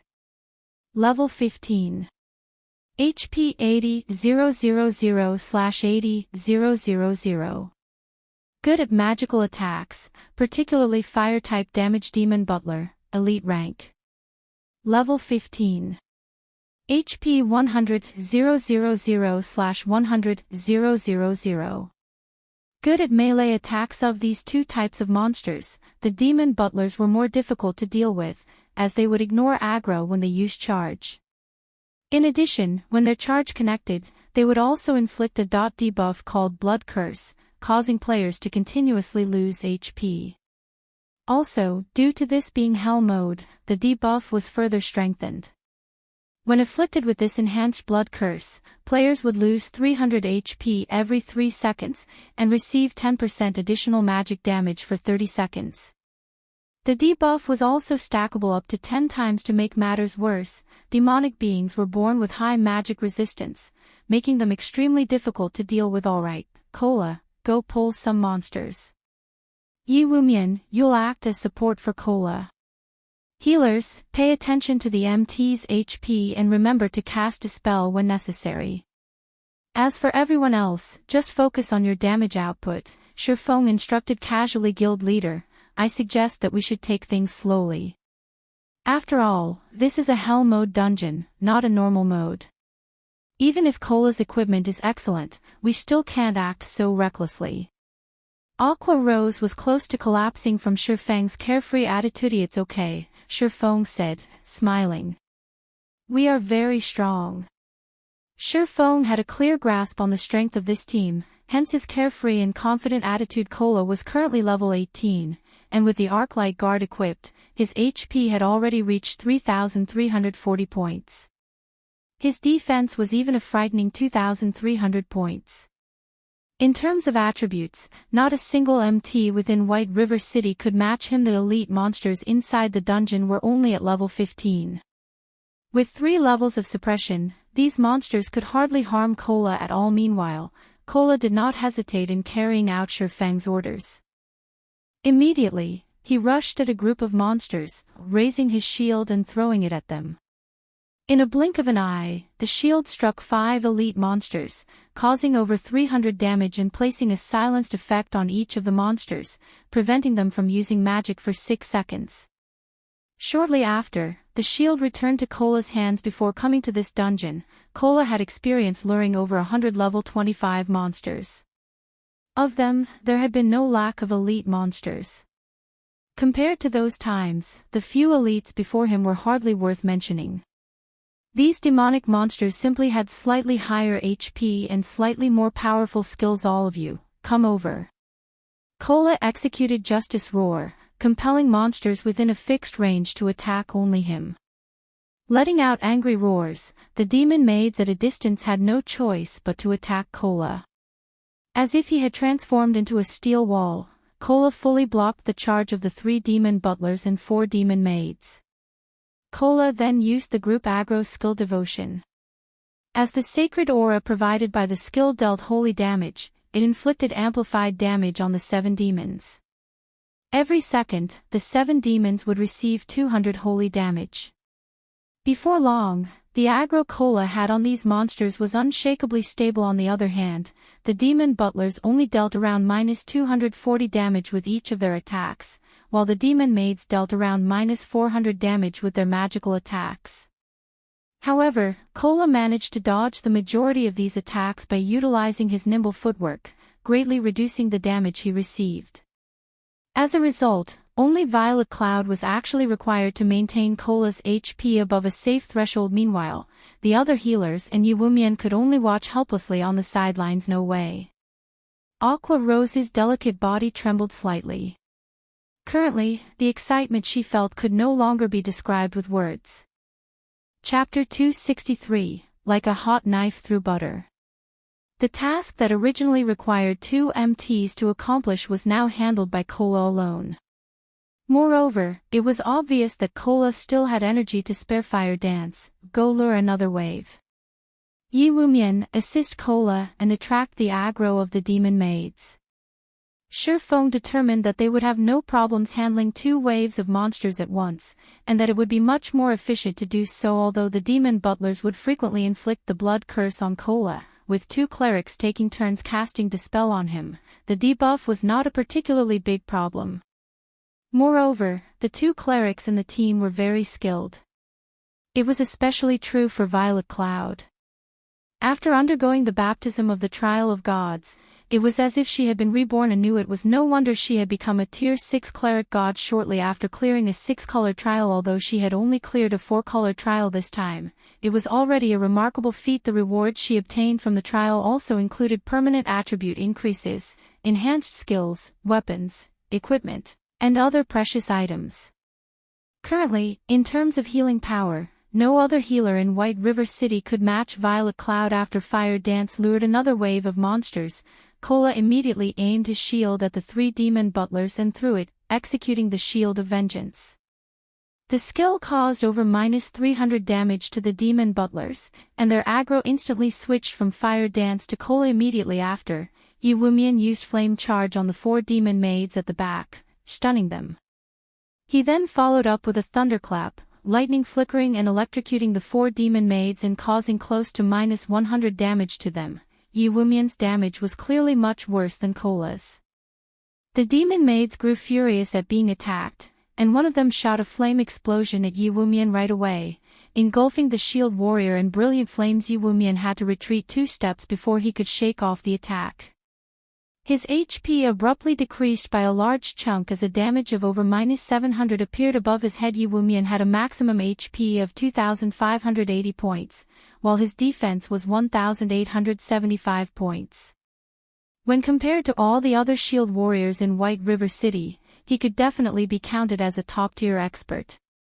After all, Yi Wumian was originally the boss of Jinhai City's #1 workshop, the original equipment he used was already of good quality. In addition, Fire Dance had also helped them upgrade their equipment by raiding a few hard mode dungeons. Currently, most of Yi Wumian's equipment were of mysterious iron rank, while 3 were of secret silver rank. The items that were of secret silver rank were his shield, breastplate, and leg guards. Yet, even with such equipment, his attributes were still far from being comparable to Cola Strong. When Aqua Rose witnessed the difference between Cola and Yi Wumian, she could not help but look at Cola, who was handling 10 monsters simultaneously, in shock before. When Aqua Rose watched how effortlessly Cola had lured and tanked the monsters, she had even believed for a second that they were not actually in a 20-man hell mode dungeon. However, now that she had witnessed Yi Wumian tanking, she immediately woke up from her stupor. This was indeed hell mode. Cola was simply too powerful, making the monsters look weak instead. It was no wonder Shifeng was confident enough to challenge the hell mode of the demon's castle right away. With such a powerful MT, it was not impossible for them to start from hell mode healers, prioritize healing Yi Wumian. Everyone else, focus your attacks and kill the demon maids first. Shifeng immediately rushed into the fray after saying so, aiming for one of the demon maids. Leave it to me. Blackie said excitedly. It was finally his turn to display his strength. He then waved his epic ranked staff, Mavis's Guard, sending a bombardment of spells at the demon maids. Blackie's firepower spoke for itself. Each one of his dark arrows caused -964 damage to the monsters, and critical hits caused -2106 damage. If the effect of his staff, Spear of Light, triggered, he could also deal around -800 additional damage. Blackie then used Hell Flame, dealing over -1000 damage every second to all targets within a 10-yard radius of the targeted location. If demons did not possess high magic resistance, the damage of this spell would have been even higher compared to Blackie. Aqua Rose's damage as an elementalist was much weaker. Every time she used Flame Explosion or Chain Explosion, she could only deal -670 damage or so. Aqua Rose felt slightly depressed at this scene. After all, she used to be an honorary elder of Twilight Echo, yet her damage was actually lower than Blackie's by over 300 points. However, Aqua Rose did not know that Blackie held an epic ranked staff in his hands. If she were to find out about it, she would definitely jump in shock. As for the other mages in the team, the damage they dealt was all above -500 or so. As for the melee players, Fire Dance stood out the most. Although she only dealt around -280 damage with her normal attacks and her skills dealt around -460 damage, her attack speed with the 2 daggers was extremely fast. When she attacked a demon maid, not only was the demon maid unable to use any spells, its HP also madly decreased. After Fire Dance accumulated 8 stars worth of energy, she immediately used Eviscerate on the demon maid, dealing over -2400 damage to the monster. As for Lonely Snow the Berserker, although his weapon was only a level 15 secret silver rank 2-handed axe, his normal attack still dealt over -500 damage. His attacks that achieved a critical hit dealt over -900 damage. However, when compared to an assassin, his attack rate was much lower in regard to the damage output of the 8 great experts of Zero Wing. The newly joined 5 demon generals and the 4 experts from Greenleaf Workshop had long since grown numb of it. Not to mention, the power the experts of Zero Wing showed right now was only the tip of the iceberg. Just as Aqua Rose and Icy Fruit were getting over their shock, Shifeng's damage once again blew their minds away. Shifeng looked just like the Grim Reaper when he brandished the Abyssal Blade and the Silver Lake, sweeping through the monsters like a violent tornado. Just his normal attacks alone dealt over -350 damage. However, that was not the end. When his attacks achieved a critical hit, they dealt over -700 damage. Sometimes, triple critical hits would even appear, dealing over -1000 damage in a single attack. Meanwhile, due to Shifeng's high attack rate, the chances for double critical hits were also very high. It was a very pleasing sight to behold Shifeng then use Thundering Flash, 3 arcs of lightning passing through all the elite monsters. Instantly, damages of -510, -721, and -1020 appeared above the monsters' heads.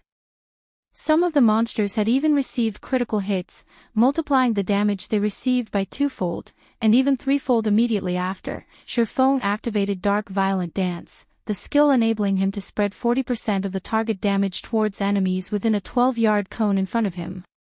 Every time he slashed his sword, the 14 elite monsters behind his main target would receive over -100 damage. If he executed the level 10 chop, the 14 monsters would instantly receive over -300 damage. Although Shifeng's damage was frightening, it was not his most amazing aspect. Instead, the area he excelled at the most was his perfect grasp of timing and the overall situation. As long as these elite monsters showed the slightest signs of leaving the group, he would immediately execute Thunder Flame Explosion, placing all these elite monsters into a fainted state. As a result, the two MTs would have more time to react to the situation, readjusting their positions and retaking the aggro of the monsters. Although Aqua Rose had long since known of Shifeng's strength, she still could not help but be shocked when she personally witnessed Shifeng's damage output. After killing these two waves of elites, Shifeng took a look at the team's damage output list. I'm no good anymore. It's been too long since I upgraded my equipment. I never thought I would deal only this little damage. Shifeng smiled bitterly. Although Shifeng's total damage ranked at the very top of the team, his damage exceeding even Blackie's, in terms of single attack output, he was far from being Blackie's match. All this time, Shifeng had been busy making money and increasing his guild's backing. Hence, he did not get much of a chance to upgrade his own equipment. Presently, he was still using the level 10 Mysterious Iron set equipment, the Wind Extinguisher set. He only had 3 pieces of secret silver equipment on his entire person, and they were even level 10 equipment only. Shifeng depended mainly on the Abyssal Blade and his pseudo-extraordinary item, the Blazing Meteor, to produce his frightening damage. Without them, he would only rank around 5th or 6th place at best within the team. However, Shifeng's words had immediately earned him the contemptuous gazes of everyone in the team. If Shifeng, who ranked first in terms of damage output, said he was no good, then what were they supposed to be? Following which, under Shifeng's command, everyone advanced deeper into the castle, killing hundreds of elites and a dozen or so special elites. Of the latter, the demon hounds were extremely ferocious. Moreover, these demon hounds moved in groups of 4. Fortunately, Kola was capable of tanking 3 of these monsters at once, leaving the remaining 1 to Yi Wumian. If Kola had not been sufficiently strong, they would have definitely team-wiped naturally. The team's harvest was also bountiful. Aside from a few Tier 1 gemstones, and bronze and mysterious iron equipment, they had also obtained 2 pieces of secret silver equipment. One of them was a cloth armor chest piece for elementalists, which was promptly distributed to Aqua Rose. The other item was cloth armor shoes for clerics. As Violet Cloud already had excellent equipment, she had no need for the shoes at all. Hence, the equipment was given to the other cleric in the team. Icy Fruit. The profits of a 20-man Hell Mode team dungeon is truly high. We have obtained so many mysterious iron equipment just from the elite monsters. The special elites even drop secret silver equipment, Aqua Rose exclaimed. Just the harvest they reaped from arriving at the first boss was already comparable to the harvest of raiding a hard mode team dungeon. If they could kill 1 or 2 bosses this time, they would definitely make a huge profit. It's still too early to get excited. Save your joy for after we finish raiding this boss before us. Shifeng's pupils contracted, focusing his gaze towards the center of the arena. A tall, heavy-armored knight with bloodshot eyes stood there, an aura of bloodthirst surrounding it. Knight Captain Justin Freed, demonic being, Lord rank. Level 16. HP 880,000/880,000. Chapter 264, Nemesis. Such a high HP. Aqua Rose couldn't help but wrinkle her brows at this sight. The amount of HP a boss was correlated with the amount of time needed to kill it, and the more HP a boss had, the higher the demands on the damage dealers. The bosses of level 10, 20-man Hell Mode team dungeons would have 700,000 HP at maximum. Even so, not a single team in White River City had managed to clear one such dungeon yet. Meanwhile, the boss before them had 880,000 HP. Aqua Rose instantly felt despair at this sight. Fire Dance and the others, on the other hand, felt nothing much about it. They were simply waiting for Shifeng's orders. Feeling everyone's fervent gaze on him, Shifeng smiled as he said, "Cola, go test the waters. Gluttonous Mouse, you'll be responsible for healing him. Everyone else, pay close attention to the boss's movement patterns and habits. Be sure to take a video recording. Afterwards, we'll think of a way to raid it." As the Knight Captain of the Demon's Castle, Justin Fried excelled in melee combat. Even though Cola boasted excellent equipment, he could survive 3 hits at most from this boss. If it were any other MT, they would definitely die in 2 hits. Aside from possessing high attack power, Justin Fried was a heavy armored knight and his defense spoke for itself. Now that he had been converted into a demon, his natural magic resistance was also very high. Justin Fried was practically a boss without weaknesses. Justin Fried had 2 major skills, and if not taken with caution, either one of these skills could easily wipe out their entire team. Moreover, these 2 skills were further strengthened by the Hell mode difficulty, making them extremely hard to deal with. The first skill was called Demon Summoning. Periodically, Justin Fried would summon 3 demon guards. If players failed to kill these 3 demon guards within a set amount of time, they would be absorbed into Justin Fried's body, replenishing the boss's HP. In the hard mode difficulty of the dungeon, each demon guard would heal Justin Fried of 3% of his maximum HP, while in Hell mode, that percentage was increased to 5%. Hence, players needed to kill these demon guards no matter what. The second skill was called Death Blow. When using this skill, Justin Fried would randomly mark a player and throw a spear at them, dealing large amounts of damage.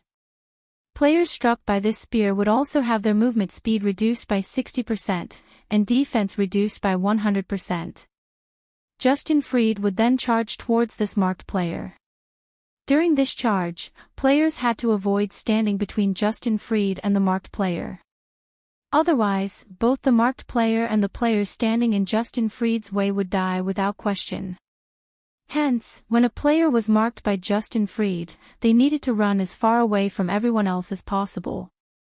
The marked player would be fine as long as they could survive Justin Fried's onslaught for 10 seconds. Just these 2 skills alone would already cause many challengers to despair. However, Justin Fried also possessed multiple other minor skills, although those would not be a huge problem if players made sure to dodge them. After Cola and Gluttonous Mouse battled with the boss a few times, everyone fully understood just how amazing Justin Fried was. If struck by Justin Fried's great sword, even a powerful tank like Cola would lose over 1,400 HP. It would take Justin Fried only 2 attacks to finish off anyone else within the team. Moreover, Justin Fried had a very high attack speed. He had no problems brandishing his greatsword twice in 1 second. If they wished to successfully clear this boss, they needed to cooperate with each other properly. Not only did the MTs have to know when to dodge Justin Fried's attacks, the other melee classes also needed to know how to interrupt the boss's attack pattern. Start the raid. After Shifeng finished giving out his instructions, everyone went to their assigned positions, making a perfect encirclement around Justin Fried. Once ready, Cola immediately rushed towards Justin Fried, while Yiwumian waited at one side for the appearance of the 3 demon guards. Compared to attacking an elite monster, the damage Cola dealt to Justin Fried was much lower. His normal attacks only dealt slightly more than -100 damage to the boss. After Cola solidified his aggro of the boss, everyone else promptly barraged Justin Fried with attacks. However, the team quickly discovered a crucial matter: Justin Fried's defense was seriously too high. During the trial runs, Cola had been the only one attacking. Hence, everyone had not really noticed how high Justin Fried's defense was. Take Lonely Snow for example. As a berserker, every time he struck Justin Fried's back with his 2-handed axe, he could only deal slightly more than -200 damage. Even after using armor break on the boss, his damage only barely reached -300. As for the newcomers, the damage they dealt was far less. His defense is too high. Even with her most powerful spells, Aqua Rose only managed to deal around -500 damage to the boss Shadow Burst. Blackie didn't dare hold back, immediately using the new skill he received for clearing the 4-color trial. 5 black streaks of light immediately shot out from his staff, landed on Justin Fried's back, and exploded damages of -736, -741, -726, -732, -738 appeared above Justin Fried's head. Feng was also slashing madly at Justin Fried's back. However, the damage he dealt was far lower than Blackie's. Each of his basic attacks only dealt over -100 damage. However, this damage was further increased when Feng triggered one of the Abyssal Blade's effects, inflicting the Doom Curse on the boss. There was also the damage amplification effect from Thundering Flash. As Justin Fried was a Hell mode boss, both the Abyssal Blade's Doom Curse and the effect of Thundering Flash were greatly weakened. Overall, the two debuffs had weakened Justin Fried by 15% simultaneously. Feng swapped out his Might of 1,000 title for his Demon Hunter title, further weakening Justin Fried. Now, Justin Fried only possessed 80% of his original strength. This result undeniably reduced the burden placed on everyone in the team. Guild leader, the additional passive skill of your weapon and also the effect of your title are simply too amazing. Thanks to you, the difficulty of this boss has been forcefully brought down a notch. Cola said with a smile. Undeniably, he was the person who profited the most from these debuffs. Aqua Rose's eyes glowed with joy as well when she witnessed this scene. Thanks to Feng's skills and title, they now had hope of defeating this boss. It seems that I, too, should get more of such titles in the future. It would make boss raids a lot easier. Aqua Rose looked at Feng's title in envy. However, she knew it would be very difficult to obtain such a title. Aqua Rose made a note to herself to ask Feng how she, too, could obtain such a title when they left this dungeon. When Justin Fried's HP fell to 90%, Feng immediately shouted through the team chat, "Yiwumian, get ready to aggro the monsters. Everyone, focus fire on the spawns the moment they appear. Fire dance and I will help Cola cope with the boss. Damnable trespassers. Guards. Get rid of them." Justin Fried bellowed suddenly. 3 demon guards ran in from outside the arena. Every one of these demon guards were elite monsters. Moreover, each of them possessed 40,000 HP. Fortunately, the demon guards had much lower defense compared to the boss. The team took no time at all to finish all 3, especially when they had a powerhouse like Blackie. Everyone then returned their focus to the boss. During the entire battle, Feng did not get many chances to deal damage. Possibly due to there being many more people attacking him, Justin Fried's attack pattern right now was slightly different from when only Cola and Gluttonous Mouse were raiding him. The boss could always accurately force Cola into a corner whenever he brandished his greatsword, preventing Cola from effectively dodging his attacks. To make matters worse, aside from Feng, nobody else in the team could accurately find a way to interrupt the boss's attack rhythm. Although Fire Dance managed to react to the situation and find a suitable location to attack, due to her low strength as an assassin, she failed to interrupt Justin Fried's attack. Hence, Feng had no choice but to focus all his attention on interrupting the boss's attacks. Otherwise, if Cola were to make a mistake and eat any of the boss's minor skills, he would definitely lose his life because the healers would not be able to keep up with their healing. Concurrently, Cola's death would also mean everyone else's death. When Justin Fried's HP fell to 78%, he finally used Death Blow in a fit of rage. Meanwhile, the target of this skill was none other than Feng. Feng's first reaction to the activation of this skill was to turn tail and run. After being marked by this skill, unless players activated skills that provided invincibility, they would unquestionably die. When Justin Fried closed in on them, Justin Fried retrieved a silver spear and abruptly threw it at Feng. Instantly, a silver flash streaked across the sky and flew at Feng, producing a boom as it broke the sound barrier. Players were unable to dodge this silver spear, so they could only try to block it. Hence, just as the spear was about to reach him, Feng immediately spun his body around and activated parry. The spear smashed into the abyssal blade, generating brilliant sparks as metal clashed against metal. Feng was forced to retreat over a dozen steps before he could shake off the attack and stabilize his body. Both his hands felt numb after blocking Justin Fried's attack, and he had very nearly lost his grip on his swords. He then took a glance at the abyssal blade, finding a clear scar on the blade of the sword unbelievable. To think that this move could even damage a magic weapon. If it were a secret silver weapon taking this hit, wouldn't it get destroyed instantly? Even a fine gold weapon might not survive this attack. Feng secretly rejoiced that he had not used the silver lake to block this attack. Otherwise, the sword would have been finished. After seeing his spear blocked, Justin Fried grew furious. Ignoring Cola, he charged at Feng with large strides without hesitation. Feng immediately activated Windwalk, increasing his movement speed by 30%. He then started moving in circles around the arena. As Feng did not receive any damage from Justin Fried's spear, he also did not receive the movement speed reduction debuff. Hence, no matter how hard the boss tried to chase Feng, he simply couldn't catch up. In the end, Feng kited the boss around the arena for the full 10 seconds. With both of Justin Fried's major skills dealt with, everyone returned to their positions and resumed their attack on Justin Fried. Later on, no matter how many times Justin Fried used his major skills, the end result was still the same. After a dozen minutes passed, even when Justin Fried entered his berserk state, he still could not change the inevitable.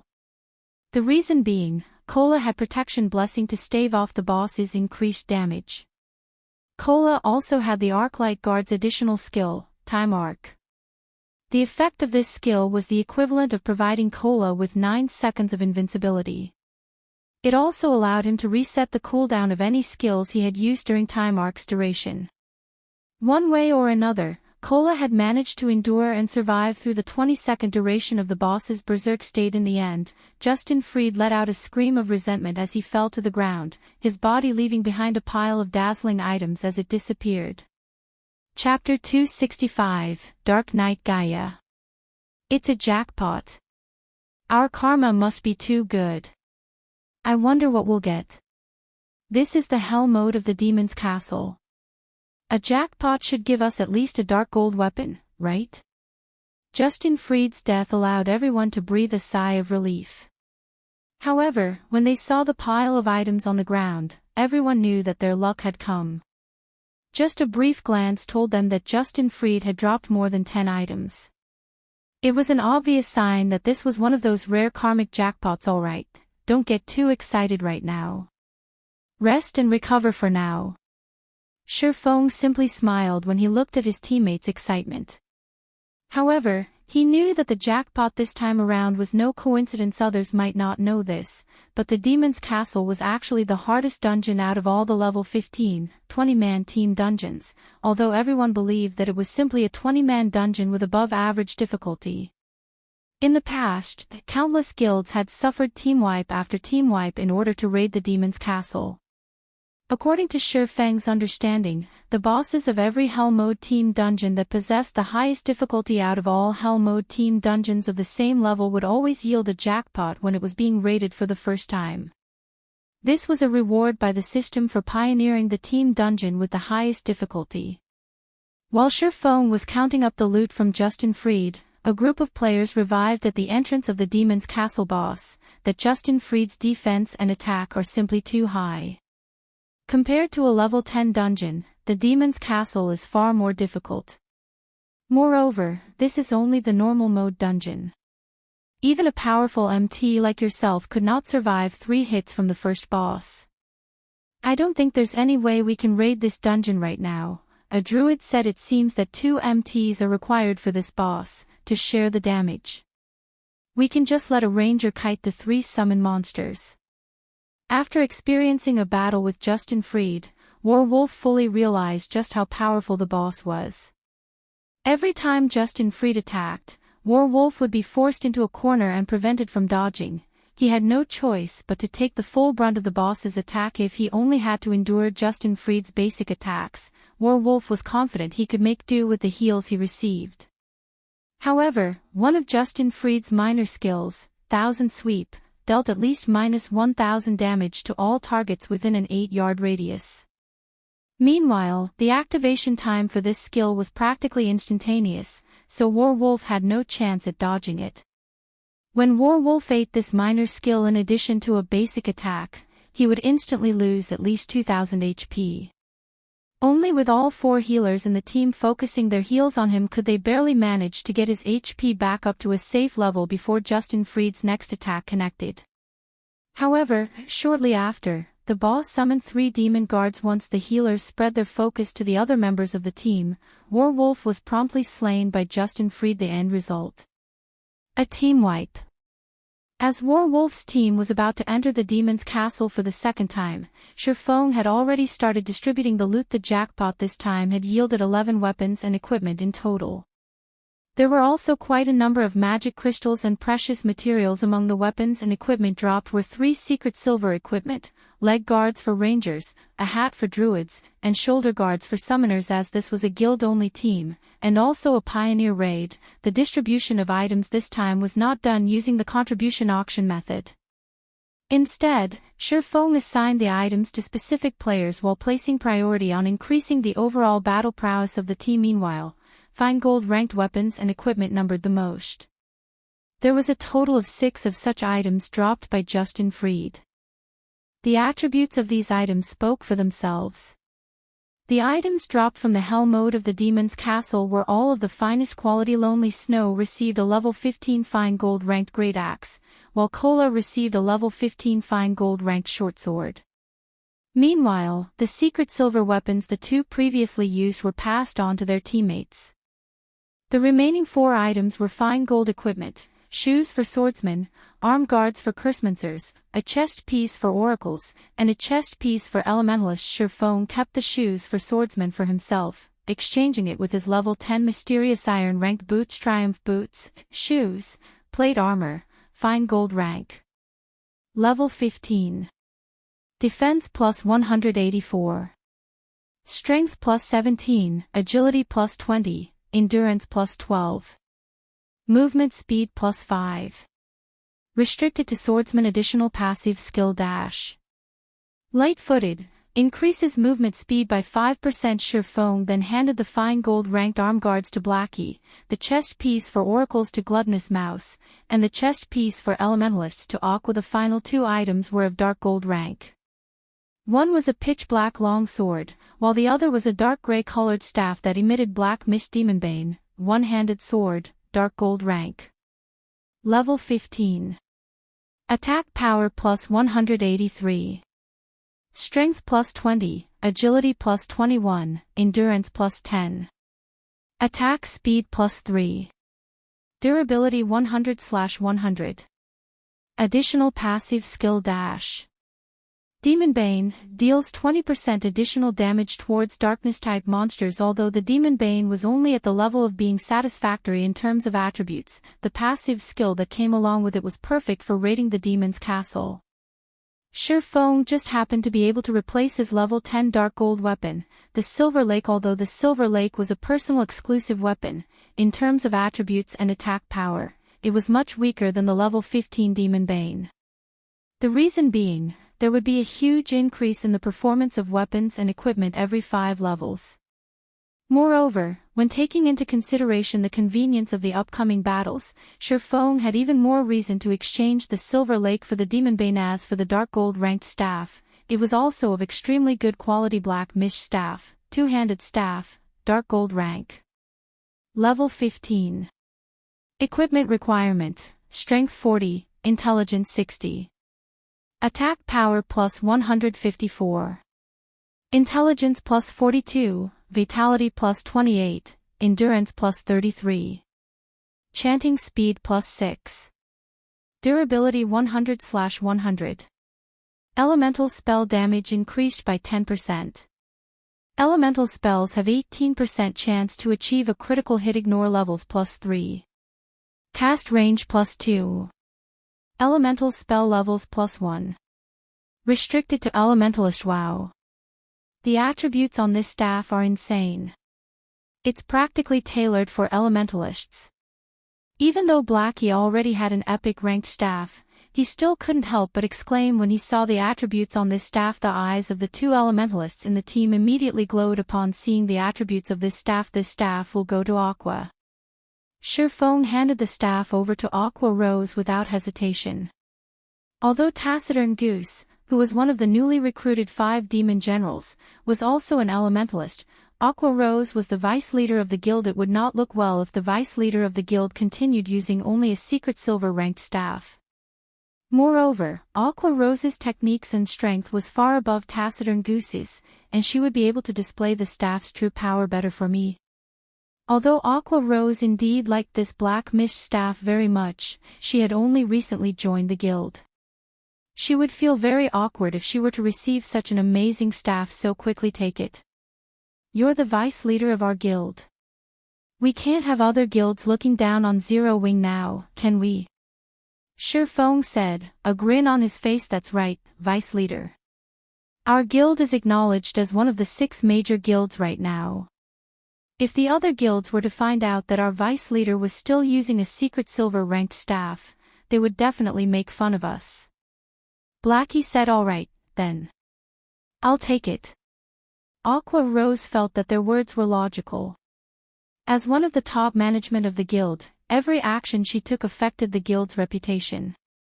If others were to discover her poor quality equipment, although they might not outright slander them with insults, they would definitely look down on Zero Wing. It would make others think that Zero Wing was not as good as it seemed to be. After equipping this exquisite staff, Aqua Rose suddenly felt the responsibilities placed upon her shoulders growing heavier, following which, after everyone was rested, they resumed advancing towards the heart of the demon's castle. Due to the jackpot from Justin Freed, the team's overall strength was greatly increased. They had a much easier time now when they fought against the elites and special elites, and very quickly, they arrived at the main hall of the demon's castle. The final boss, the Dark Knight Gaia, sat high above on the throne inside the hall. The moment everyone set foot inside the hall, the atmosphere of the room suddenly changed, and even the air started feeling heavy. Everyone in the team sucked in a mouthful of cold breath at the scene inside the hall. This is a joke, right? Blackie looked at the throne in the distance, his mouth gaping wide open in shock. What is going on here? Why are there 2 more bosses with Dark Knight Gaia? Astonished, Shifeng stared at the 2 beauties standing beside the throne. The 2 beauties had a pair of pitch-black wings on their backs, and both of them were giving off an imposing aura that was no weaker than Dark Knight Gaia's. Chapter 266, Holy Light. Just Dark Knight Gaia alone was a challenge for them to deal with. Yet, there were 2 more bosses of equal strength now. Even Shifeng felt powerless at this sight. However, the fact that there were 3 bosses in this hall was not the most important point. The key point was that even a single boss was enough to cause everyone to despair. The difficulty of this quest is too high. Shifeng's head ached when he looked at the 3 bosses. He never imagined that Weissman's quest would be so difficult. If it were the normal hell mode demon's castle, Shifeng would still have a way to clear it. However, if he had to face the 3 bosses before him simultaneously, then there really was no hope for clearing this dungeon at all. Dark Knight Gaia, High Lord rank. Level 16. HP 40000/4000000. Fallen Angel Heir, High Lord rank. Level 16. HP 3/60000/3/60000. Fallen Angel Lara, High Lord rank. Level 16. HP 3/60000/3/60000. Not only did the quest increase the number of bosses, it had also greatly increased their strength. With a frightening 4 million HP, even if their healers exhausted all their mana, they still wouldn't be able to kill Dark Knight Gaia. It was also highly possible that Kola would die with a single stab from Dark Knight Gaia's spear. Guild leader, I think we should withdraw. There must be a problem with the system. 4 million HP is just ridiculous, Cola said, shaking his head while sighing. I think so as well, Brother Fong. Maybe we should go out and reset the dungeon, Blackie said. The others had similar thoughts as well. Even if this was hell mode, the difficulty of these bosses was simply preposterous. Since we've already come this far, let's give it a try. There should be a special mechanism in place if the bosses are set to be so powerful. Feng did not think there was an error with the system. It definitely had its own reasoning for making the bosses this powerful. So, they might as well test the water. Who knows? They might even discover some secret trick that will allow them to defeat these bosses. Since Feng had already spoken, the others naturally did not oppose his decision. At worst, they would simply waste some of their EXP, and EXP was something they could easily obtain. Hence, like the previous time, Cola and Gluttonous Mouse went ahead to gauge the standards of the bosses. Like before, Cola threw his shield at the 3 bosses, activating Shield of Vengeance. Yet, the moment Cola's shield struck the 3 bosses, everyone in the team was stunned by what they saw. 1-1-1. Only 1 point of damage appeared above each of the 3 bosses. Their frightening defense rendered everyone in the team speechless. You are seeking death. Dark Knight Gaia spoke in a tone that was neither enraged nor arrogant. Rather, his voice was only filled with coldness and indifference.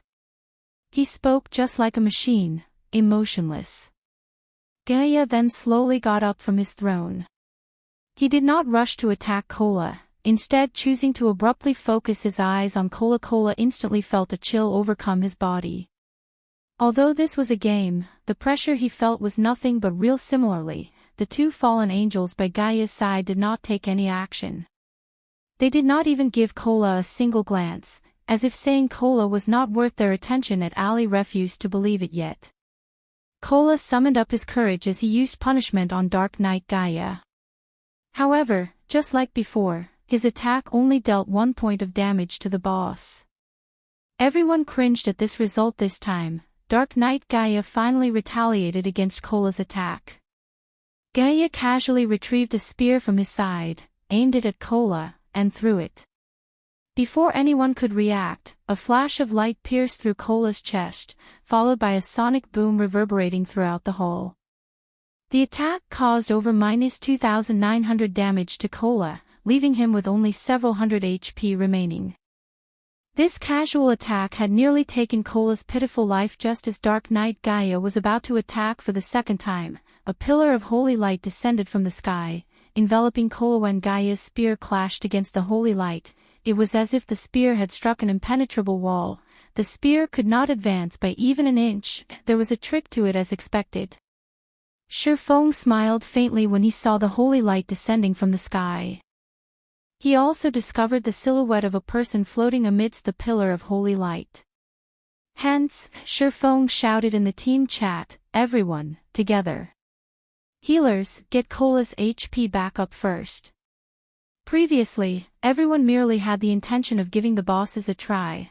They did not hold any hope of actually killing them. Now that a chance had appeared, how could they easily give it up? The atmosphere surrounding the team instantly changed. No longer were they shrouded by despair. Why is it her? When the person inside the pillar of light walked out, Feng discovered a familiar face. When he caught a clearer view of that saintly appearance, his mind immediately turned sluggish. The person that walked out of the pillar of holy light was actually the Tier 3 divine official Charlene. Wow. My goddess. Blackie's eyes widened upon seeing Charlene, his drool nearly leaking out of his mouth. Putting aside Charlene's peerless appearance and graceful figure, just that extraordinary aura that she exuded would attract others to her. Gifted with both appearance and aura, Charlene was even more mesmerizing than the snow goddess, gentle snow. After Charlene descended into the hall, she did not look at the people behind her. Instead, she focused her attention on the black throne, at Dark Knight Gaia and the 2 fallen angels by his side. Dark Knight Gaia no longer maintained his look of indifference when he noticed Charlene's appearance. Instead, a hint of fear showed on his face. Gaia, leave that woman to us. You take care of those ants and activate the teleportation gate. It is about time we let this continent be filled with fear and death once more. Fallen Angel Air said yes, Lady Air. Dark Knight Gaia answered respectfully at the same time. Charlene whirled around to look at everyone, saying, adventurers. For his selfish gains, Gaia has turned the past inhabitants of this castle into demons, letting them live a life that is worse than death. Now, he is even trying to open a gate to the demon world, summoning the Legion of Dead to attack White River City. You must stop Gaia from doing so at all costs and prevent a terrible fate from befalling the inhabitants of White River City. Finished speaking, Charlene immediately chanted some divine incantations. She then pointed a finger at the players before her. Suddenly, everyone in the team received a buff blessing of holy light. Increases all attributes by 200 points. This blessing is insane. My magic damage is over 1,000 points. My HP is also over 5,000. This feels awesome. Blackie said in exhilaration. Everyone else shared Blackie's feelings. Their bodies felt full of power, and they felt that they could easily go back and trample the previous boss. Justin freed. Just the HP of the ranged players had already exceeded the 5,000 threshold. The other melee players also had their HPs increased past the 6,000 threshold. As for the monstrous MT of the team, Cola, his HP had already gone past the 7,000 threshold. Cola was practically a mini-boss now. After Charlene and the two fallen angels departed to do battle, Dark Knight Gaia immediately charged towards the team of players, intending to massacre them quickly. At this time, everyone in the team no longer looked at Dark Knight Gaia with fearful eyes like before. Even if Cola received close to -3,000 damage from a single spear throw from the boss, the Guardian Knight presently had over 7,000 HP. Moreover, the healers also had their magic damage increased from the blessing. Now, a casual heal from any one of them could replenish over 1,000 HP for Cola. They had no problems coping with Dark Knight Gaia's frightening damage. Taking the lead, Cola immediately slashed his sword at Gaia, following up the attack with a punishment. 328-641. 2 damages appeared above Dark Knight Gaia's head. Meanwhile, Sherfong had used silent steps and arrived at Dark Knight Gaia's back. Executing chop, he slashed his sword down at Gaia's neck, immediately causing more than -1,200 damage to the boss. His follow-up normal attacks also caused around -600 damage. However, compared to physical damage classes, the mages had a much greater improvement. Each of Blackie's dark arrows caused over -2,000 damage to the boss, over -4,000 damage if it was a critical hit. As for Aqua Rose, her flame explosion dealt over -1,500 damage to the boss. The other mages in the team could also deal over -1,200 damage with each of their attacks, which was very impressive. On the other hand, Dark Knight Gaia's damage towards Cola was slightly reduced. Each of his attacks only dealt slightly over -2,400 damage to Cola. Now one side was strengthened, while the other, weakened. Even if Dark Knight Gaia had 4 million HP, everyone still felt confident of defeating him. As Dark Knight Gaia's HP continuously fell, his attack rate also grew fiercer, and the damage he dealt also became greater. From the initial -2,400 damage, Cola now received around -2,700 from each of Gaia's attacks. Chapter 267, Legendary Power. This won't do. The damage we're dealing is still too low. If this keeps up, we will definitely be the ones to die. After several exchanges with Dark Knight Gaia, Sherfong had already deduced the most likely ending of this raid.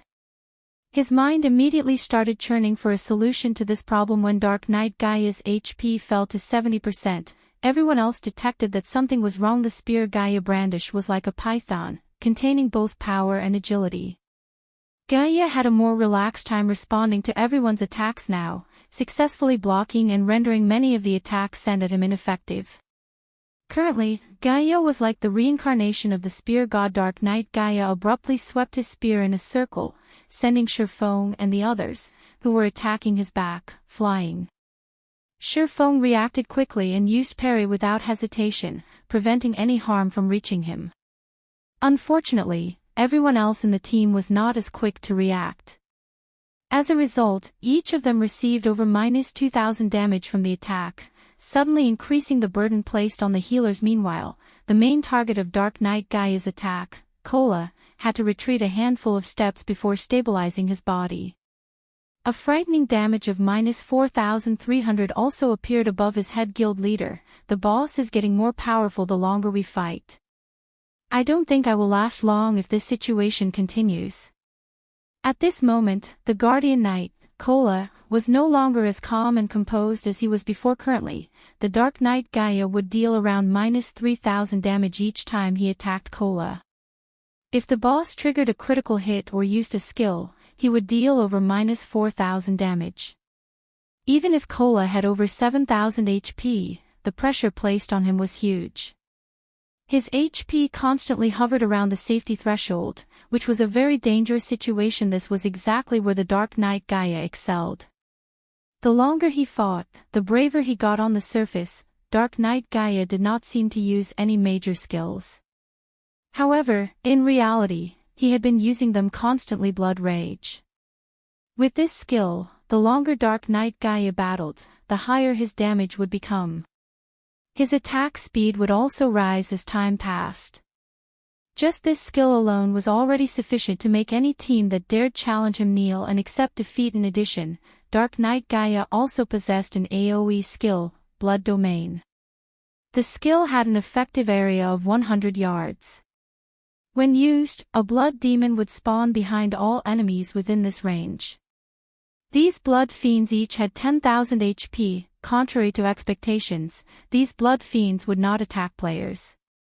Instead, if these blood fiends came within 3 yards of their locked target, they would self-destruct. The resulting explosion had an effective radius of 20 yards, and in Hell mode, the explosion would deal -2000 damage. However, due to Shifeng's quest, the current boss the team faced was an enhanced version of the Hell mode Dark Knight Gaia.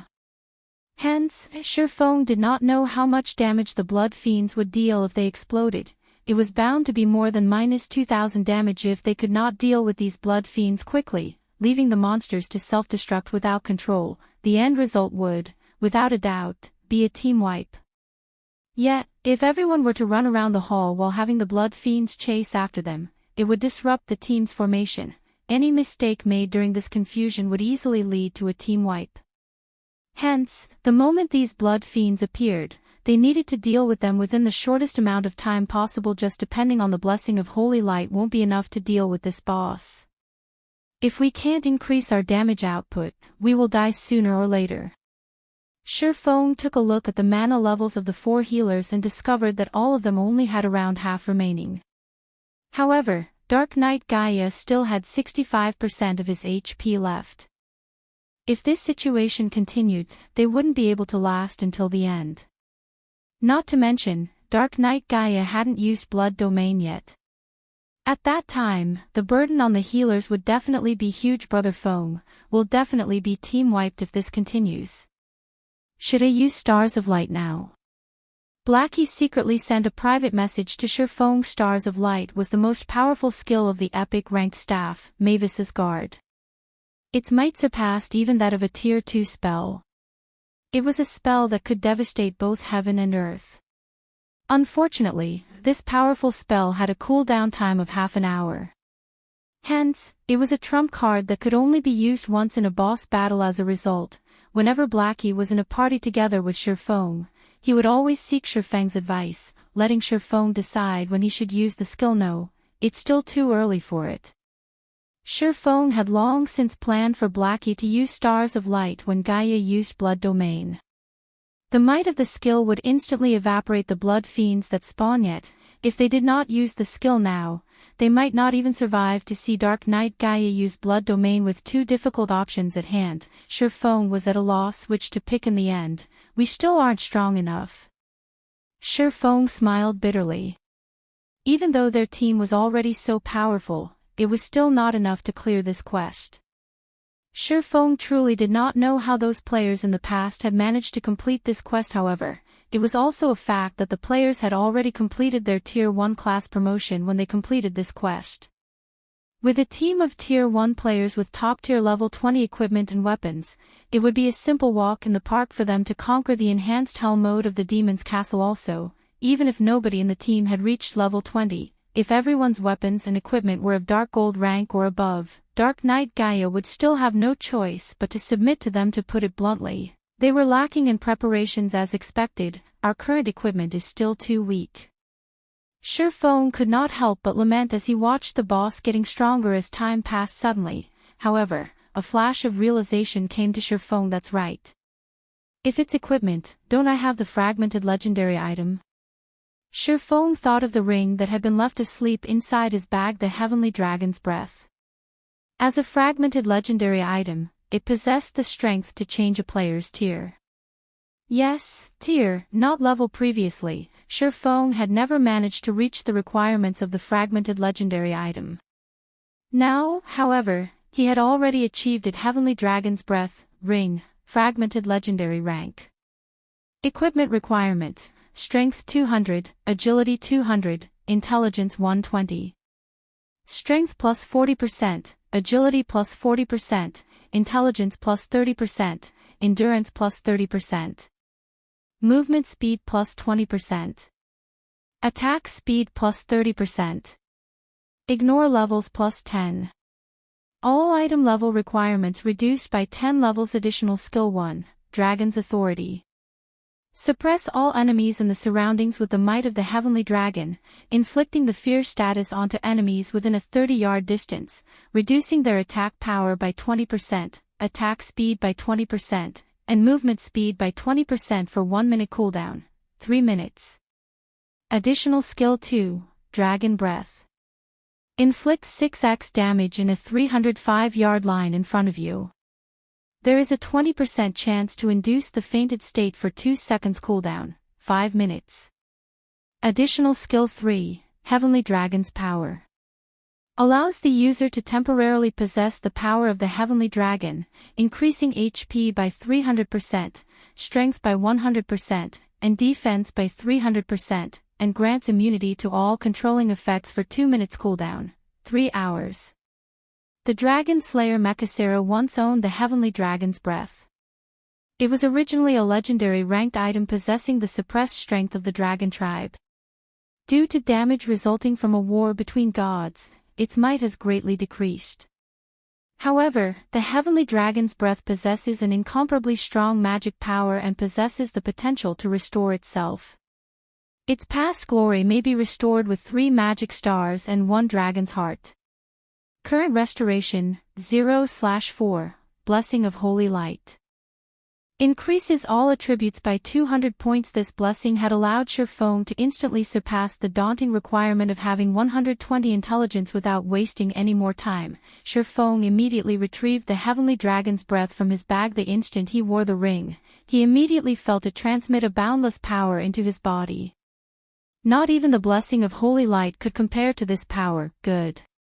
The raid officially starts, now.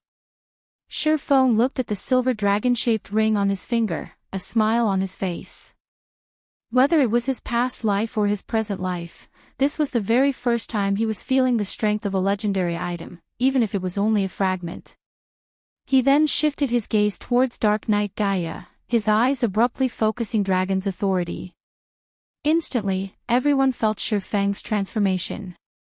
They could feel the might of an ancient dragon coming off him, and even their souls quivered in the face of this power. Meanwhile, as if stuck in a deep quagmire, Dark Knight Gaia's movements turned sluggish. Gaia's attack power was greatly reduced as well, letting Kola gain a breather. Kola no longer felt overwhelmed by Gaia's attacks, and he could even dodge the boss's attacks now. It wasn't just limited to Kola. Everyone else started attacking with greater efficiency as well. Originally, they were on the verge of being team-wiped. Yet, the situation suddenly had a huge change. It was simply unbelievable what happened. Aqua Rose was shocked. Chapter 268, Everything is Insubstantial. Although everyone was shocked by Dark Knight Gaia's weakening, they were even more shocked by the person who activated Dragon's Authority. Shifeng. Currently, raging wind surrounded Shifeng's body, swirling in all directions and creating a dazzling sight. Shifeng had now become the focus of this hall. When Shifeng took a step forward, his body instantly disappeared and reappeared in front of Dark Knight Gaia.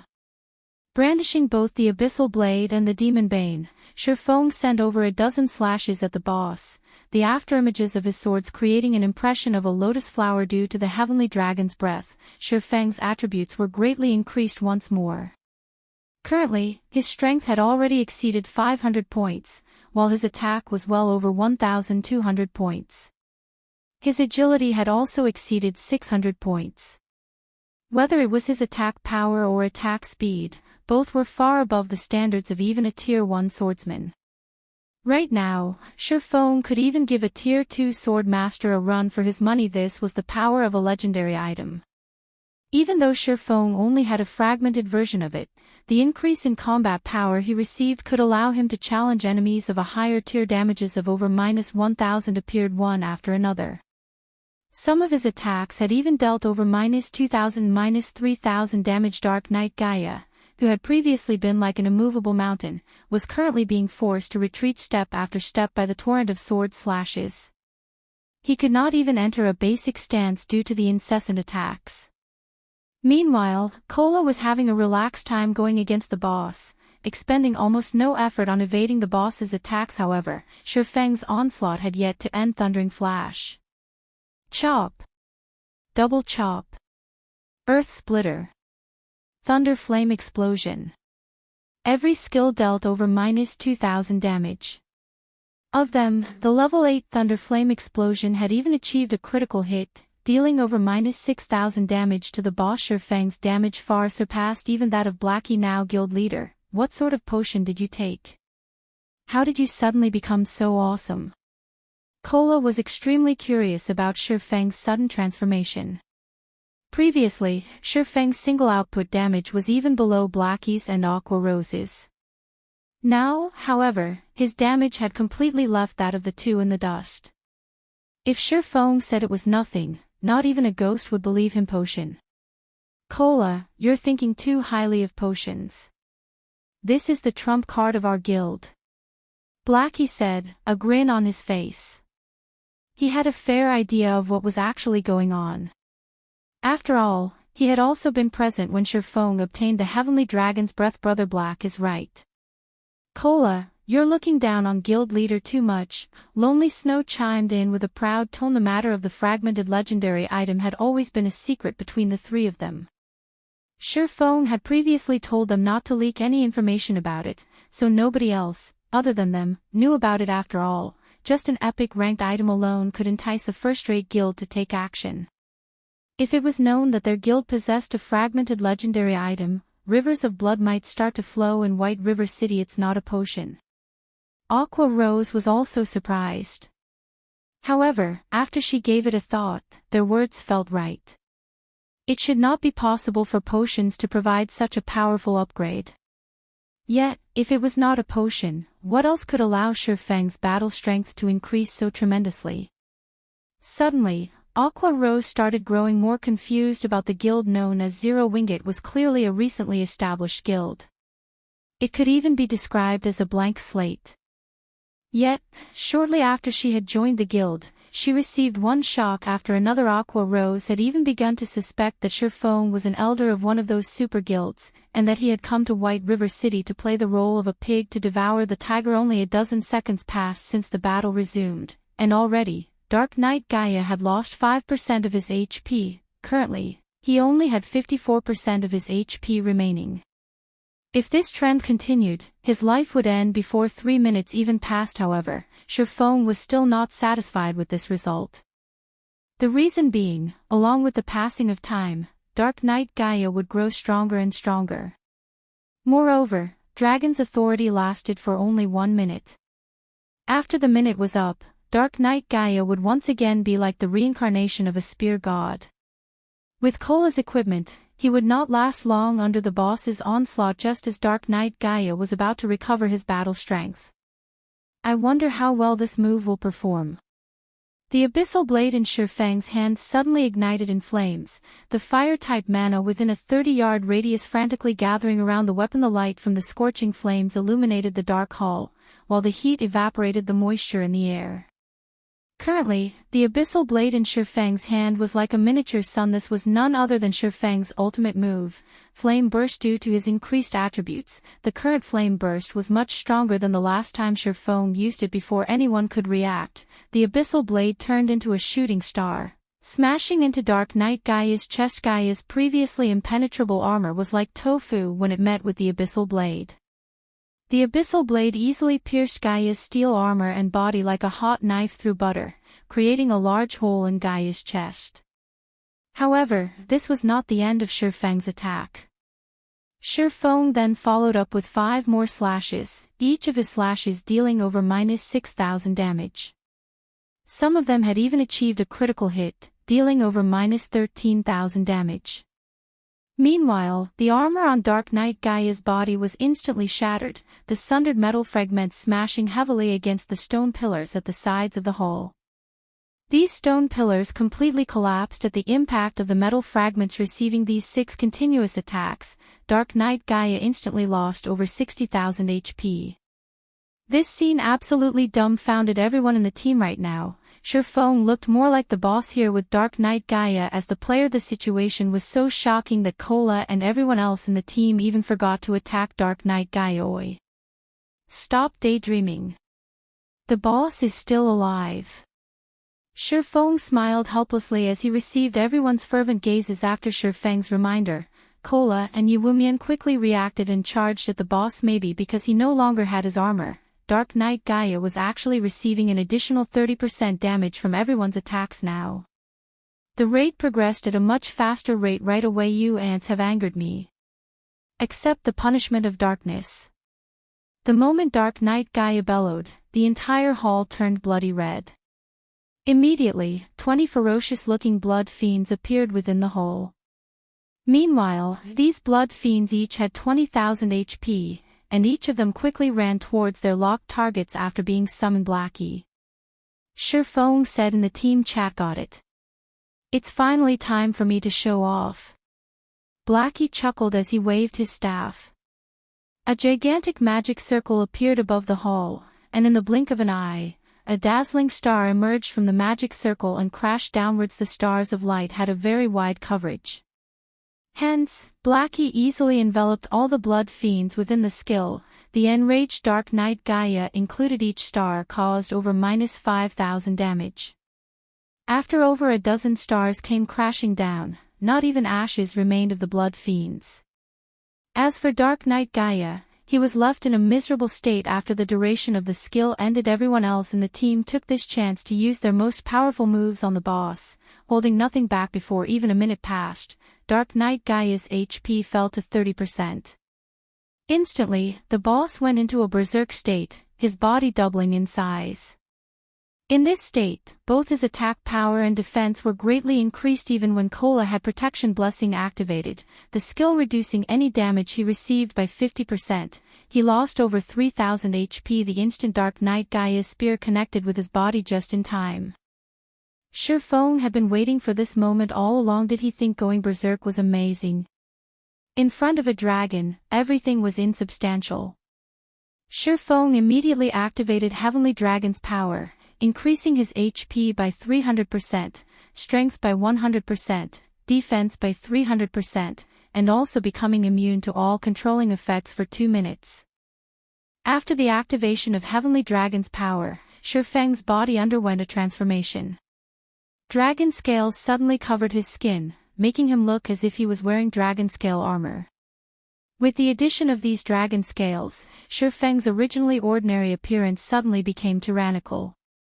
Chapter 269, Violent Conclusion. Originally, everyone was still worried about how they should deal with the berserk boss. However, Shifeng's shocking transformation immediately attracted their attention. Leaving aside Shifeng's new handsome and gorgeous appearance, just by standing there, he was already giving off an insurmountable pressure. This was no longer an oppression due to strength. Instead, this pressure was the instinctive reverence for a primordial life form. Just what is going on here? Aqua Rose asked in shock. It was a known fact that players could not transform their bodies. Yet, Shifeng had actually transformed in defiance of that notion. Moreover, That frightening pressure he was giving off was much more terrifying when compared to the berserk Dark Knight Gaia, let alone the others, even Blackie and Lonely Snow, who knew about the fragmented legendary item, were greatly astonished by Shifeng's sudden transformation. They never thought that a player could actually become so powerful after activating the Heavenly Dragon's power. I think the guild leader can kill me in a single hit now, Lonely Snow said, a bitter smile on his face. Let alone you, even Cola might not survive a single hit from Brother Feng. With the activation of the Heavenly Dragon's power, Shifeng's strength received a several-fold increase, which meant that his attack power had increased as well. When Blackie thought about how his most powerful skill, Stars of Light, already failed to match Shifeng's previous strength. If Shifeng used a skill, even Cola, who had over 7,000 HP, would be reduced to ash. The Heavenly Dragon's power is strong, as expected, Shifeng thought as he shook his fists. He could feel boundless power coursing through his body. In addition, after activating this skill, Shifeng could feel his mind becoming much clearer than before, allowing him to reach a peak condition that he had never experienced. Shifeng's strength now exceeded 1,000 points. His attack power was also over 2,300 points, while his HP was over 15,900. In addition, his defense had gone past 4,500 points, almost twice that of Cola's. Currently, he could easily be considered a mini-boss. Cola, leave tanking the boss to me. Shifeng wanted to test his new body. Moreover, it would be much more effective for him to tank the boss instead of Cola right now. Apart from having higher attack, defense, and HP, Shifeng's current dodging capabilities were miles ahead of Cola's. Alright. Although Cola was still shocked by Shifeng's transformation, he managed to muster a reply with more than 15,900 HP. Nobody was a more reliable MT than Shifeng. After relieving Cola of his duties, Shifeng immediately slashed a sword at Dark Knight Gaia. Like a lightning bolt, Shifeng's sword smashed into Dark Knight Gaia's body with the might of 1,000. The attack dealt over -2,000 damage to the boss, and the strength behind the attack forced the boss to retreat 3 steps. Each step the boss retreated left behind a deep footprint on the hard-tiled floor. This was the benefit of increasing one's strength. Compared to increasing just attack power, if players with physical damage classes increased their strength, not only could they gain additional attack power, their increased strength would also create a suppression effect during battle. This effect would further raise the damage they dealt their enemies. When attacking, players could also cause their enemies to lose their balance. In a battle, if one could not maintain a proper stance, it would be very easy for problems to arise. Hence, compared to purely increasing one's attack power, it would be much more beneficial to increase one's strength. Instead, this was a kind of invisible support, and many players only discovered the importance of basic attributes after playing the game for a long time. Currently, Shifeng's battle with Dark Knight Gaia was in full swing, and the other melee classes had no chance to get close to the boss at all. The reason being, aside from MTs like Cola and Yiwumian, the other melee classes could not even survive a single hit from Dark Knight Gaia. In this situation, only the ranged players could continue attacking without worry. Although Dark Knight Gaia had gone berserk, he was merely an insignificant being in the face of the Shifeng who had the Heavenly Dragon's power activated. The battle between the two of them was just like a battle between two boss monsters.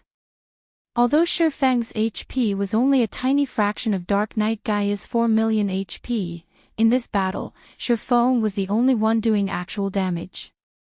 Whenever Dark Knight Gaia attacked Shifeng, the latter would either dodge the attack or block it.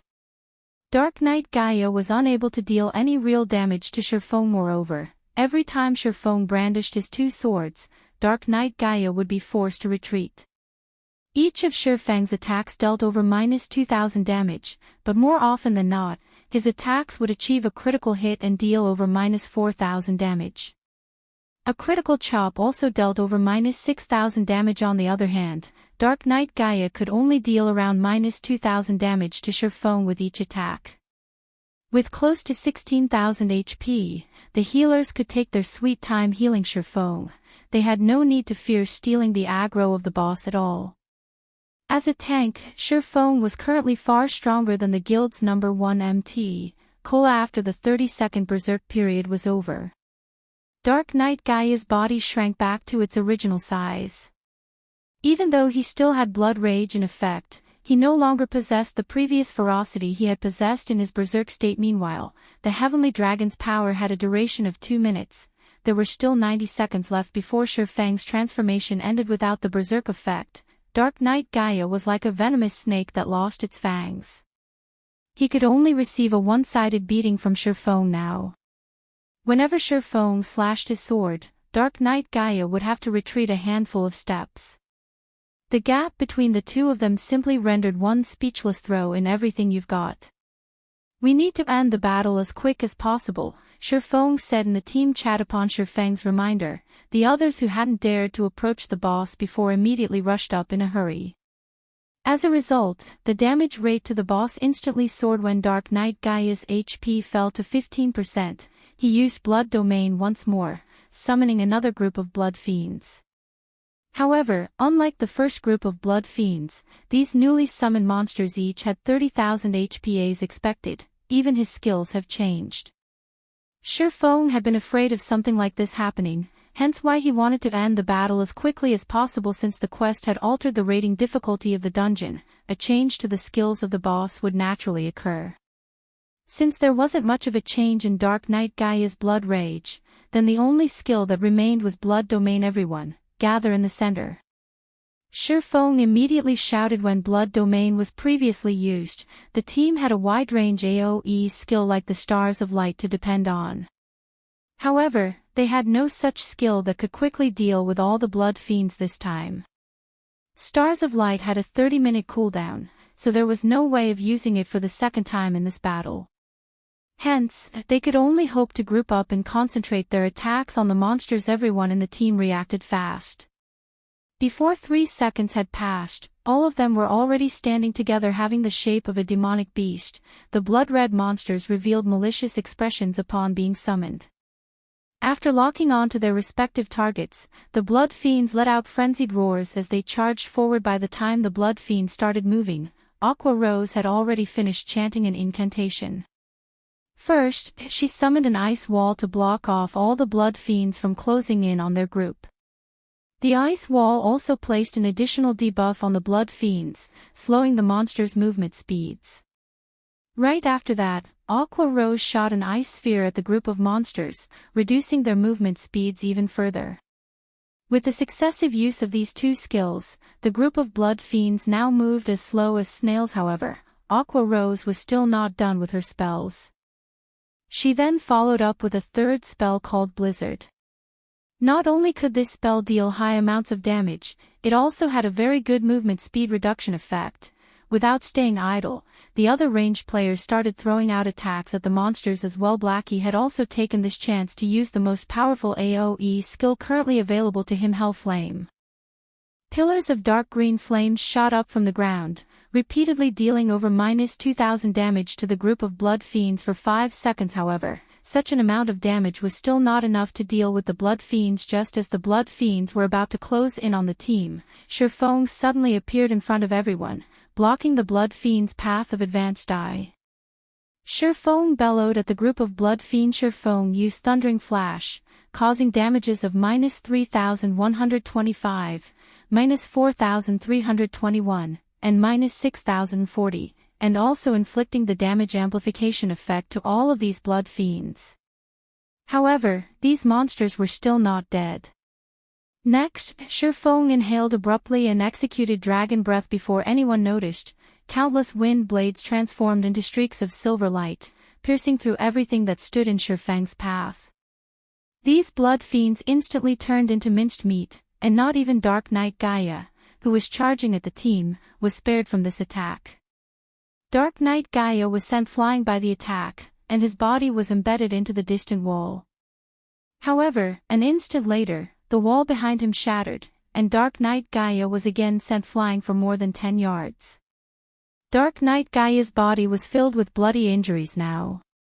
Meanwhile, Dark Knight Gaia had received over -15,000 damage from Dragon Breath. The amount of violence this skill displayed was far above Blackie's Hell Flame. Without the threat of Blood Domain, the the battle continued for only 30 more seconds before Dark Knight Gaia died in the middle of the hall, letting out an agonized roar as his life faded away immediately. Many people in the team leveled up. Shi Feng had also risen from level 17 to level 18. White River City Region System Announcement. Congratulations to Zero Wing for becoming the first team to conquer the Hell Mode Demon's Castle. All players within the team will be rewarded with 40 reputation points in White River City, 10 reputation points in Star Moon Kingdom, 300,000 EXP, and 10 silver coins. White River City Region System Announcement. Congratulations to Zero Wing for becoming the fastest team to conquer the Hell Mode Demon's Castle. All players within the team will be rewarded with 40 reputation points in White River City, 10 reputation points in Star Moon Kingdom, 300,000 EXP, and 1 Tier 2 gemstone of random attribute system. Hell Mode Demon's Castle has been cleared for the first time. Loot increased by 100%. Chapter 270, Ennobled. Outside one of the 3 great dungeons, the Land of Death, there were many guilds that had established a base of operations to facilitate raiding the dungeon. Meanwhile, inside Dark Star's base of operations, the Arclight shield is already in our hands now, so the MT problem has been dealt with. The next thing we need to do is to snatch the first clear of the Land of Death right in front of everyone, Lone Tyrant said in high spirits. Lone Tyrant had spent a lot of effort in order to acquire the Arclight shield. In order to quickly collect the required 30 gold coins, he had played the role of the gullible fool and purchased them at an overpriced value of 700,000 credits. However, now that the actual item was in his hands, Dark Star would officially become the second guild in White River City to start raiding the hard mode of one of the 3 great dungeons previously. The main reason why Dark Star had been surpassed by Ouroboros was the insufficient strength of their MT. Now, however, the situation was different. With their newly acquired Arclight shield, Dark Star would be competing with Ouroboros on a level playing field. As for the other guilds, Dark Star had no reason to be fearful of them. Even if Zero Wing already had their own Arclight shields, they were only a recently established guild. They did not possess the backing required to raid the 3 great dungeons at this moment. However, a system announcement rang out. White River City Region System Announcement. Congratulations to Zero Wing for becoming the first team to conquer the Hell Mode Demon's Castle. All players within the team will be rewarded with 40 reputation points in White River City, 10 reputation points in Star Moon Kingdom, 300,000 EXP, and 10 silver coins. White River City Region System Announcement. Congratulations to Zero Wing for becoming the fastest team to conquer the Hell Mode Demon's Castle. All players within the team will be rewarded with 40 reputation points in White River City, 10 reputation points in Star Moon Kingdom, 300,000 EXP, and 1 Tier 2 gemstone of random attribute. The announcement was repeated 3 times. Lone Tyrant was dumbfounded by this announcement. He was very clear about what sort of dungeon the Demon's Castle was. If not for the fact that the first clear of the 3 great dungeons was too important to them, Dark Star would have long since started raiding the Demon's Castle. However, Zero Wing had gotten the drop on them and secretly taken the first clear of the Demon's Castle. Moreover, it was the first clear of the Hell Mode Demon's Castle. Currently, Ouroboros was the only guild in White River City that could successfully raid a 20-man hard mode dungeon. However, that capability was limited to the level 10 low difficulty dungeons, and not a level 15 high difficulty dungeon. How did they do it? Aren't they just a recently established guild? Lone Tyrant could not make sense of the situation. Did the Yifeng help them in secret? Even so, they still shouldn't be able to clear it. That's a 20-man dungeon. There is a limit to one person's strength. Boss, do you want us to go investigate? An assassin asked. No need. The 3 great dungeons takes priority. Zero Wing has only obtained the first clear of the Demon's Castle. By the time we obtain the first clear of the Land of Death, Zero Wing would only serve as a foil to make Dark Star look even better. Lone Tyrant shook his head, a contemptuous smile on his face. Although Lone Tyrant acted dismissively towards Zero Wing's achievement, the other guilds in White River City did not. In addition, the independent players in White River City were also greatly astonished by Zero Wing's achievement. Before, not everyone felt that Zero Wing really deserved to be ranked as one of the top 6 guilds of White River City. After all, The only real achievement of the guild was its monopoly of the top 8 positions on the ranking list. Nothing else about the guild was worth mentioning. Now that they had obtained the first clear of the Hell Mode Demon's Castle, it showed that dungeon raiding was no longer a weakness of Zero Wing. This situation had caused many gaming experts who were previously hesitant about joining Zero Wing to change their minds. The reason being, Zero Wing was the second guild in White River City to have successfully cleared a 20-man Hell Mode dungeon. Moreover, the dungeon they had cleared was a level 15 dungeon, the highest level dungeon that players could currently enter. This showed that their strength had surpassed the other guilds by a large margin. Just as the players in White River City were fervently discussing this matter, Shifeng's team started distributing their spoils of war. Originally, aside from the Hell Mode bosses of the 3 great dungeons, Dark Knight Gaia could be considered as the strongest boss below level 20. After receiving the frightening enhancement from Shifeng's quest, Dark Knight Gaia had become even stronger than the final boss of the Hell Mode of the 3 great dungeons. Hence, the loot he dropped would naturally be excellent. Dark Knight Gaia had dropped a total of 27 items, 9 weapons and equipment, 1 forging design, 1 tailoring design, 1 potion recipe, 1 cooking recipe, 3 precious production materials, 10 magic crystals, and 1 demon's heart. The last item was also Shifeng's quest item. This time around, among the 9 weapons and equipment, 5 were of dark gold rank, and all of them were items that could level up from level 15 all the way up to level 20. Of the 5 items, 1 was a staff for clerics, and 1 was a cloth armor chest piece for clerics. Both items were given to Violet Cloud. Meanwhile, Blackie received a hat for Cursemancers, Aqua Rose received shoulder guards for elementalists, and Yuwumian received arm guards for shield warriors. The remaining 4 weapons and equipment were of fine gold rank. The leather armor chest piece and shoulder guards were both given to Fire Dance. There was also a longbow for rangers, which was given to Sentimental Memories, one of the 5 demon generals. Lastly, the Berserker, Water Buffalo, received a greatsword. After having distributed all the equipment. The team's battle power greatly increased once again with such equipment. No other team in White River City could even hope to compare to Themas for the other items. Shifeng promptly kept them for himself. We've got a good harvest this time. Shifeng felt exhilarated when he looked at the designs and recipes in his bag. In the hands of others, these items would only be worth a small sum of money. In his hands, however, these items would be money-making machines. Most importantly, the forging design he obtained was meant to produce the gemstone buckle. This item could allow players to equip an additional gemstone onto equipment that were of bronze rank or above. Meanwhile, players could apply up to 3 gemstone buckles on their characters, meaning they could have up to 3 additional gemstones. The value of this item was no less than the advanced whetstone. As for the other recipes and designs, they were relatively valuable as well. Only, they were not as valuable as the gemstone buckle. After leaving the demon's castle, Shifeng allowed everyone to go ahead with their own agendas while he headed to the City Hall of White River City. When Shifeng arrived at the reception room of the City Hall, the Tier 4 wizard Weissman was still as leisurely as he was before. Weissman currently stood by the window, a peaceful expression on his face as he observed the plaza outside the City Hall. Young man, you're here. I've already heard about your achievements from that little girl, Charlene. Before Shifeng had even entered the room, Weissman had already detected his presence. At this time, Weissman moved away from the window and walked towards Shifeng.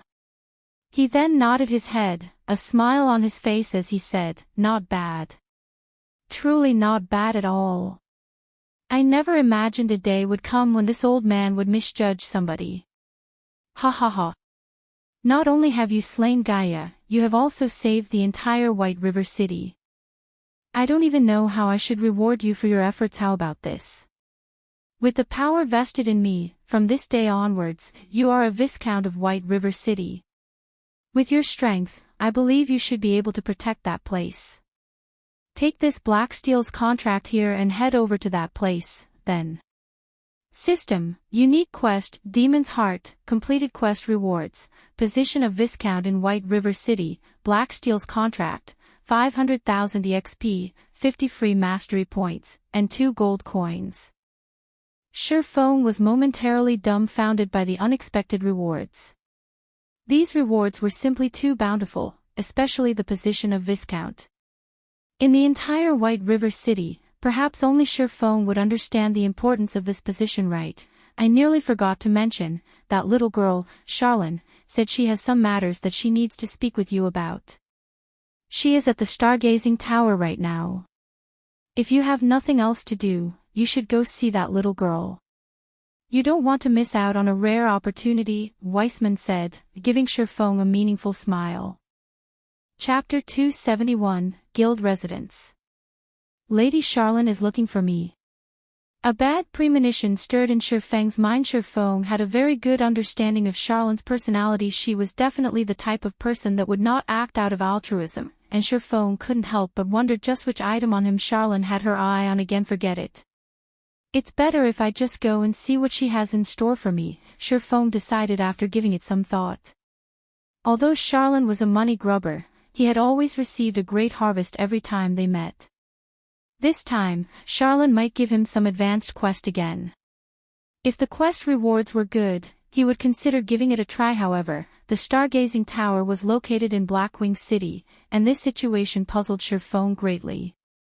Since when had Charlene run all the way to Blackwing City? If Sir Feng had not known the location of the stargazing tower, he would have definitely wasted much of his time blindly searching for Charlene in White River City. Moreover, it was not easy to go to Blackwing City. Without the appropriate pass, players would find it impossible to go there at all. To put it simply, if any other player wished to meet with Charlene, it would be a very difficult endeavor. Fortunately, it was a simple task for Sir Feng. Although he had already depleted the number of uses on the 7 Luminaries gemstone, his pass to Blackwing City, Aqua Rose still had a few Blackwing passes of her own. On second thought, maybe I should postpone meeting up with Charlene. Based on Sir Feng's many years of experience campaigning in God's domain, the quest that he could trigger by going to Blackwing City would definitely not be simple. He also had many things he needed to do right now, so it was better for him to just push this matter to a later time. After leaving the city hall, Sir Feng called for Aqua Rose and Fire Dance to meet up with him.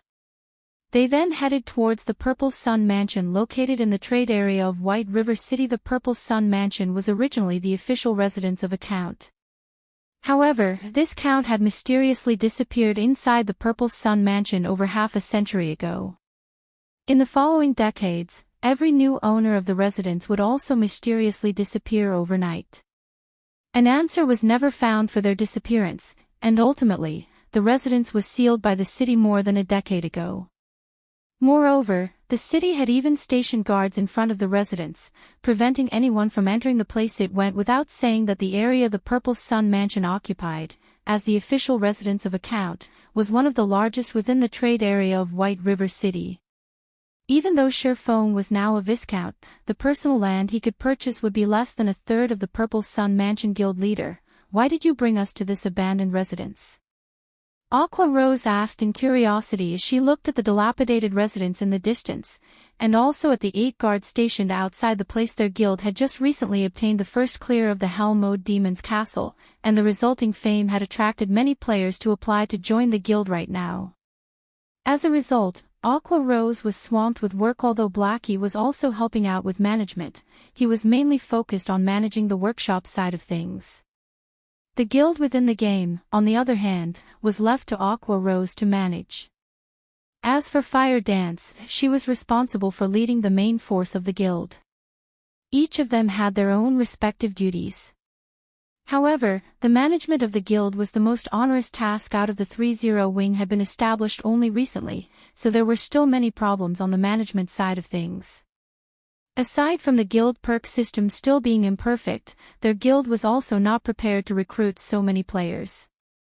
Therefore, Aqua Rose could only carefully select whom to allow into the guild. Meanwhile, her criteria for selection were not based on a player's level. Instead, she chose players based on how skilled they were in battle, and such strict selection criteria were very laborious and time-consuming.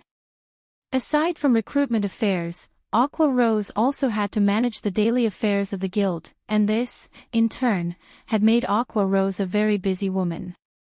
If Sir Feng had not called her over, most likely, she would still be occupied with the matter of recruitment right now. What do you think of this residence?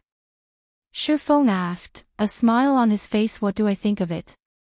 Aqua Rose carefully scrutinized the Purple Sun Mansion. Although it was currently daytime in God's domain, with the sun shining brightly up in the sky, the Purple Sun Mansion was surrounded by a depressing atmosphere. It even gave others an eerie feeling. However, this residence occupied a very large plot of land, and it was also situated in the heart of White River City. It was definitely prime real estate. Although it looks shabby, its location is very strategic. Both the bank and auction house are only 2 streets to the west, while the Adventurers Association is 3 streets to the east. There are only 5 such strategic locations throughout White River City, and 4 are already owned by major nobles. Only this place is left without an owner. Moreover, out of the 5 residences, the Purple Sun Mansion occupies the largest area. Unfortunately, it is not for sale, and it is also protected by guards. If a guild can establish a guild residence here, it would be very beneficial towards the guild's development in the future. Aqua Rose replied with eloquence. She was extremely familiar with the real estate of White River City. Her eyes were filled with yearning when she looked at this dilapidated residence. However, since they could not obtain it, there was not much point in talking about it. Not to mention owning private territory within the trade area, they did not have the power to purchase land in even the outermost sectors of the city right now. Indeed, within White River City, the Purple Sun Mansion could be considered the best location to establish a guild residence. Shifeng nodded his head in agreement. He then said with a soft chuckle, however, from today onwards, this Purple Sun Mansion belongs to us, Zero Wing. After Shifeng finished speaking, both Aqua Rose and Fire Dance were instantly dumbfounded. They looked at Shifeng with eyes filled with disbelief. Guild leader, what did you say? Aqua Rose couldn't believe the words she just heard. This prime real estate belonged to Zero Wing from now on. No matter how she thought about this matter, it was simply impossible for it to be true. This Purple Sun Mansion will be Zero Wing's guild residence from now on, Shifeng said with a smile. Guild leader, stop joking around. For such prime real estate, not to mention now, even if another month passed by, it would still be impossible for anyone to obtain it. Aqua Rose had a clear understanding about guild residences. Currently, not a single guild in White River City possessed a guild residence of their own.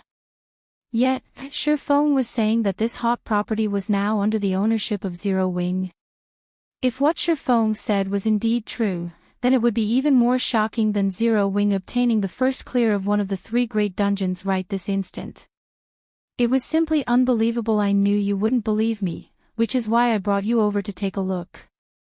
Shifeng shook his head and laughed. If Zero Wing wished to develop rapidly, a guild residence was a must. Meanwhile, Aqua Rose was the manager of the guild, so Shifeng naturally had to bring her over to take a look at their future guild residence. It would allow Aqua Rose to better plan for the future. After all, it was one thing to obtain the land for the guild residence, actually establishing it was an entirely different matter. It would be better for them to plan ahead. Just as the 3 of them arrived in front of the steel gate of the Purple Sun Mansion, the captain of the station guards walked up to them, blocking their paths. This is a forbidden location of White River City. Those unrelated, please leave, the guard captain berated. Don't tell me even I am not allowed entry. Shifeng revealed his title of Viscount, so it is Lord Viscount. Forgive this humble one for not recognizing my lord. However, Magistrate Weissman has personally given orders that nobody is allowed entry into this place, and even if it is you, Lord Viscount, I am afraid that I cannot allow you to enter. The guard captain suddenly grew respectful when speaking to Shifeng. What about this? Shifeng took out the Blacksteel's contract this time. The guard captain was shocked after seeing this piece of paper. After all, this paper was the deed to the Purple Sun Mansion.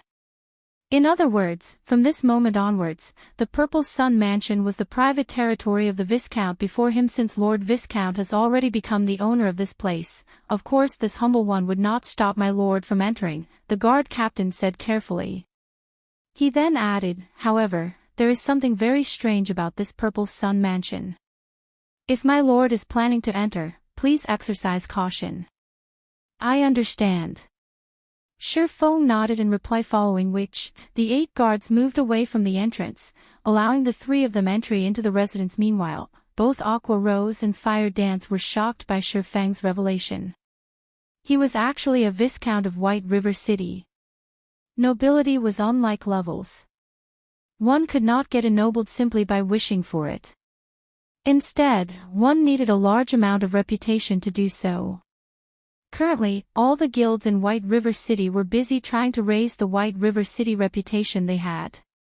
Although there were already players who had become citizens, there had yet to be a single person who achieved nobility even until now. Meanwhile, nobility could be categorized into 5 tiers, which were Duke, Marquis, Count, Viscount, and Baron.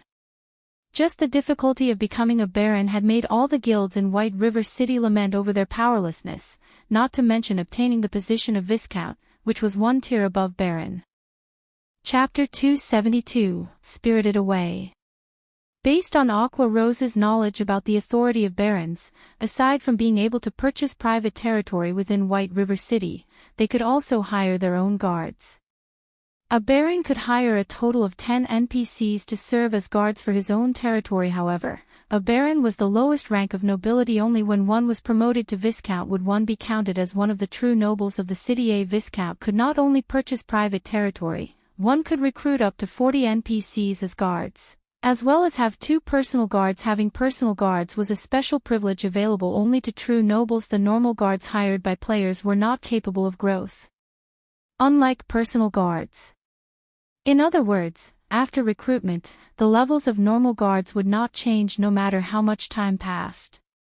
On the other hand, personal guards could be leveled up. They would also receive bonus attributes from leveling up, making them much stronger than normal guards. The difference between the two was like the difference between a common monster and a boss monster. Meanwhile, if their guild had these personal guards protecting their guild residents, at this stage of the game, the defense of their guild residents would definitely be foolproof. Furthermore, they could even have these personal guards participate in boss battles. Although the levels of these NPCs would be suppressed, they would still be a lot stronger than the average player. With these personal guards, Zero Wing would have a greater advantage over other guilds when contesting for field bosses. Thinking up to this point, Aqua Rose couldn't help but reevaluate her opinion of Sure Feng. Once again, guild leader, the more I get to know you, the less I actually understand about you. Not only have you managed to obtain such an excellent location for a guild residence, you are also a Viscount of White River City. If other guilds were to find out about this matter, they would definitely go insane.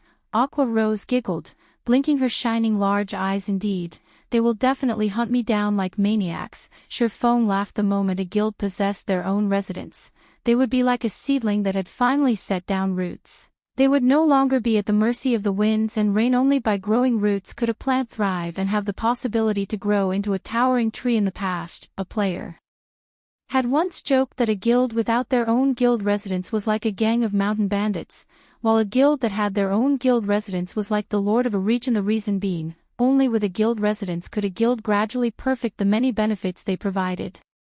It was especially true for guild quests. At this stage of the game, as nobody possessed their own guild residence yet, the NPCs within the city were unable to privately publish quests to the guilds.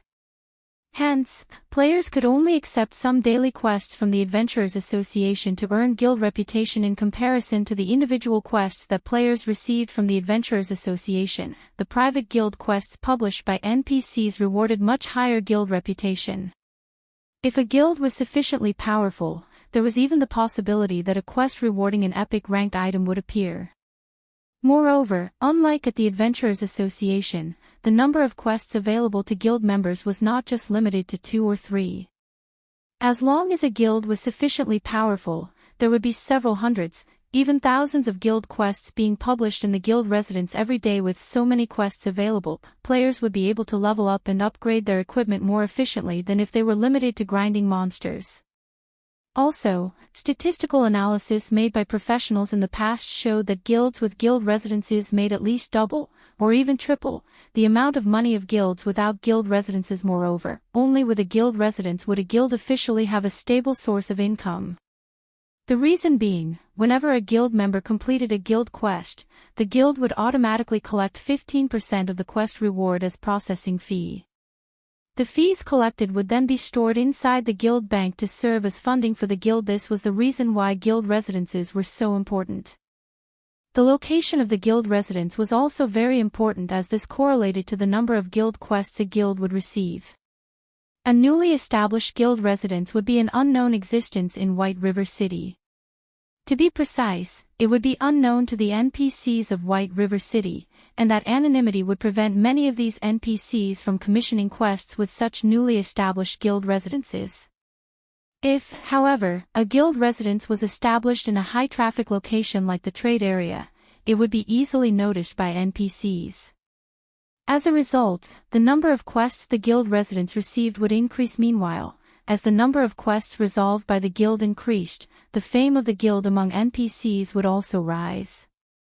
And the number of NPCs willing to commission quests would also increase in turn. Such a snowball-like development speed would be unstoppable once it started. Hence, if the guilds in White River City were to find out about Zero Wing coming into possession of a guild residence, they would definitely hate Shifeng down to the bone.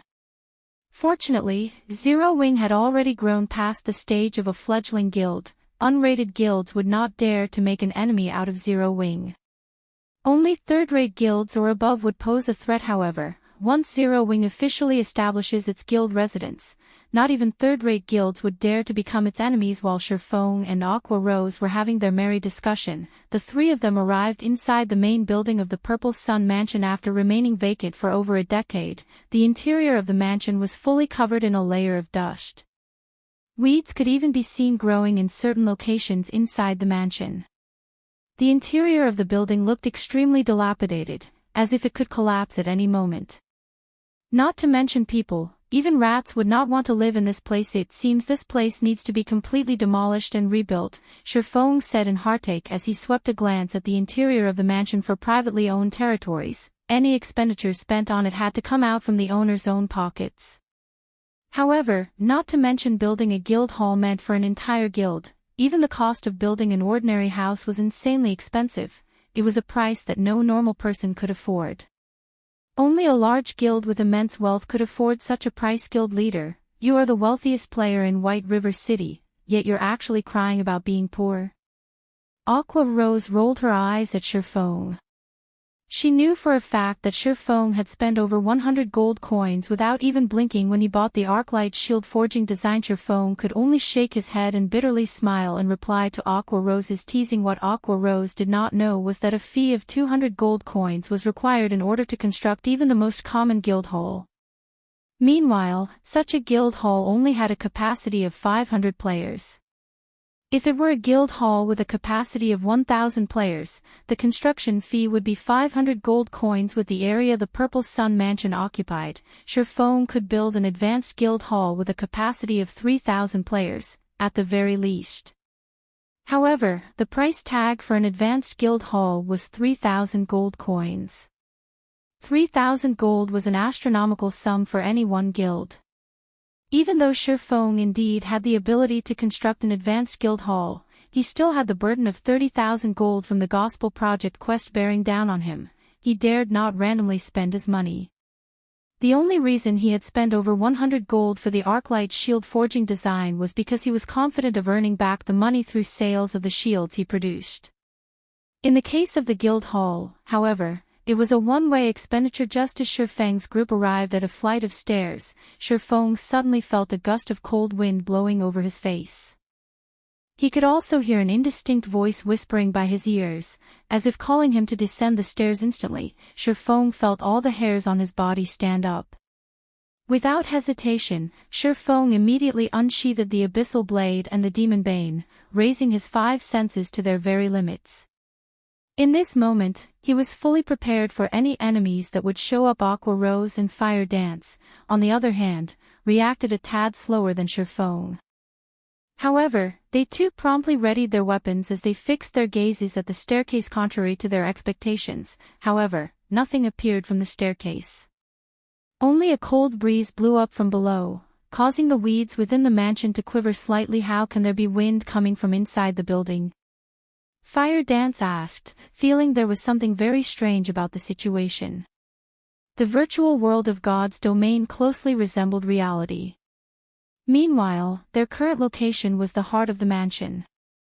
It was an enclosed space, so it should have been impossible for any wind to be present likewise. Shifeng also felt this matter was strange. However, according to Shifeng's knowledge, there was indeed something very strange about this Purple Sun mansion. After all, it was a fact that every previous owner of the mansion had disappeared without a trace while staying inside the building. It was due to these disappearances that the inhabitants of White River City had nicknamed the building the Ghost Mansion. Even the Tier 4 wizard Weissman could not find the reason for the past owner's disappearances. The only solution he had was to send out a team of guards to prevent anyone from entering the mansion. Shifeng also had not learned anything about the Purple Sun Mansion in his past life. Hence, he could only rely on himself to resolve this matter only. He never expected to feel such a great pressure just by standing at the entrance of the staircase. It felt as if he was standing in front of a ferocious beast. Moreover, this kind of pressure had a sense of familiarity. However, Shifeng could not recall where he had felt this pressure before. The cold wind seems to be coming from the basement. Let's go have a look at it for now. Shifeng shook his head. He decided to first discover the source of this mysterious wind before making any further decisions. Chapter 273, Forgotten Lands. After entering the basement of the Purple Sun Mansion, Shifeng took a look around, finding nothing special about the place. The entire room was empty. There was none of the cold wind from before, neither was there the oppressive feeling that could shock even one's soul. There's nothing here. Were my senses playing tricks on me? When Fire Dance discovered no monsters in the basement, she promptly put away her daggers, sheathing the weapons back into their scabbards. I don't know, but it is indeed true that there is no danger here, Shifeng said, shaking his head. As players experienced more and more battles in God's domain, their sensitivity towards danger would also gradually improve. It was especially true for an expert of God's domain. Moreover, this ability of players to perceive danger was usually not wrong. Let's take a closer look around, Shifeng said. If they could not resolve this mysterious situation whereby the mansion's inhabitants were spirited away, should something actually happen, it would be a tragedy. If the incident scared away the NPCs that came to commission quests with the guild, if players were the ones to get caught up in this mystery, they would at worst die once, losing a level and some skill proficiency. However, it would be different if an NPC were to get entangled in this matter. If they died, then it would be a true death for them. The main god system would not revive them. Hence, it was imperative for Shifeng to resolve this mystery as soon as possible. Otherwise, this prime real estate would be worthless. After the trio searched for more than 10 minutes, they found no problems with the place. Not to mention a monster. They couldn't even find a mouse in this place. However, Shifeng did not think that the enormous pressure he felt before was an illusion, especially since he had also felt this pressure previously in his past life. It was just that he could not recall when he had felt it exactly. After searching for a long time and getting no results, Shifeng's group had no other choice but to return upstairs. What's going on here? The moment the group arrived upstairs, Aqua Rose immediately called out in shock when she saw the scene before her. Aqua Rose wasn't the only person who was shocked. Even Shifeng was taken aback by what he saw. They had simply returned to the hall on the first floor, yet, the scene here was completely different from before. No longer was it the empty, dilapidated hall they had seen. Instead, the sight that greeted the three after they exited the staircase was an intricate labyrinthine corridor. It was as if they had arrived at an entirely different place. It was definitely not the former Purple Sun Mansion they had been in at this moment. A notification sounded from the system. Players have discovered the Forgotten Lands. All communications to the outside world are temporarily disabled, so it turns out to be something like this. Shifeng suddenly came to a realization. He finally knew why the previous owners of the mansion had all disappeared one after another. It turned out that all of them had been transported to this location. Guild leader, I can't use my return scroll, Fire Dance said, her eyebrows wrinkled. This is just like the time in the trial of God. It seems that this place isn't ordinary at all. Shifeng began observing his surroundings. Shifeng had encountered numerous such situations in his previous life. It was just like the lost lands he had encountered shortly after entering God's domain in this life. He had even obtained the abyssal blade from that place. Although the Forgotten Lands was different from the Lost Lands, both still had their similarities. Most likely, players trapped in this place would be released after they completed a certain quest. However, unlike the time in the Lost Lands, none of them received any notifications of having triggered a quest. Soon after, Shifeng's group of 3 advanced into the labyrinth and began to explore the map. Shifeng couldn't help but admit that this map was very large. Even after they had wandered around for more than 6 hours, they still hadn't finished exploring the place. In the end, the 3 of them decided to split up and continue their exploration. In any case, they had not met with any dangers so far, and it would be much more efficient if they explored the map separately. Unwittingly, a day passed by without anything happening. Only on the second day did Aqua Rose find something new in the region she explored. Aqua Rose discovered a large magic array. According to the speculations of Shifeng and an elementalist like Aqua Rose, it should be a magic array that was tier 5 or above. However, as to what this magic array was used for, not even Shifeng with his bountiful experience could guess. Unless there was a tier 5 wizard or a tier 6 mage god before them. Following which, after spending the rest of the day exploring the place, Fire Dance discovered a second magic array that looked exactly the same as the first one. Other than this discovery, the trio found nothing else. They did not find even a single monster throughout their exploration, nor did they receive any quest notifications. Aqua Rose entertained the thought of simply giving up on this pointless endeavor. It would be more worthwhile for her to just kill herself and return to the city. In this godforsaken place, they could not level up, neither was there any quest for them to complete. They were simply wasting their time by staying here. Moreover, she was the manager of the guild. She still had many things she needed to do. How could she afford to waste so much precious time in this place? Moreover, there was still the matter of the guild residence. However, Shifeng discouraged Aqua Rose from taking such an action. The reason being, there was no guarantee she could return to the city even if she killed herself. In the event that she could not return, she would have lost a level for nothing. Listening to Shifeng's words, Aqua Rose had no choice but to give up on this idea of hers as she continued exploring this Forgotten Lands. When the third day arrived, after exploring a majority of the Forgotten Lands, the group discovered 3 more magic arrays.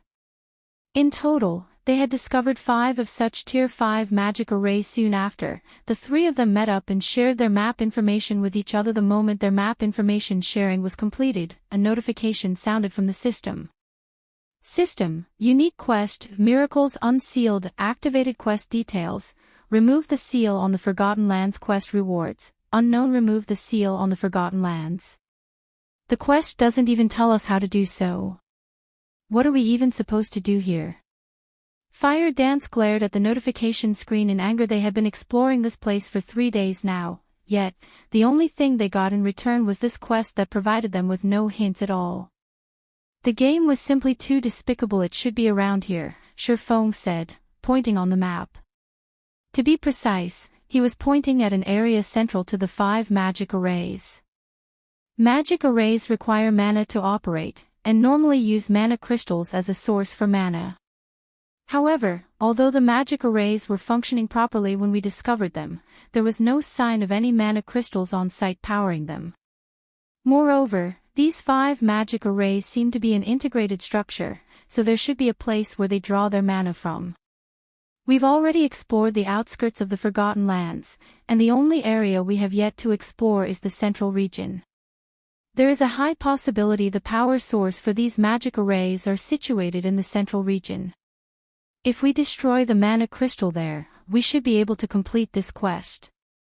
Guild leader, I never expected you to know so much about magic arrays.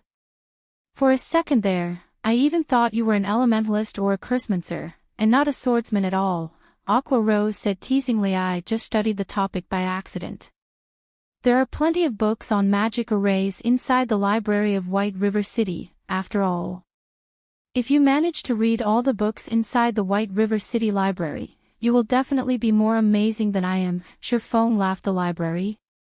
I would like to go there, but I'll need a permit to do so. Guild leader, since you're the one who mentioned it, you have to take responsibility. Aqua Rose also knew the importance of the library.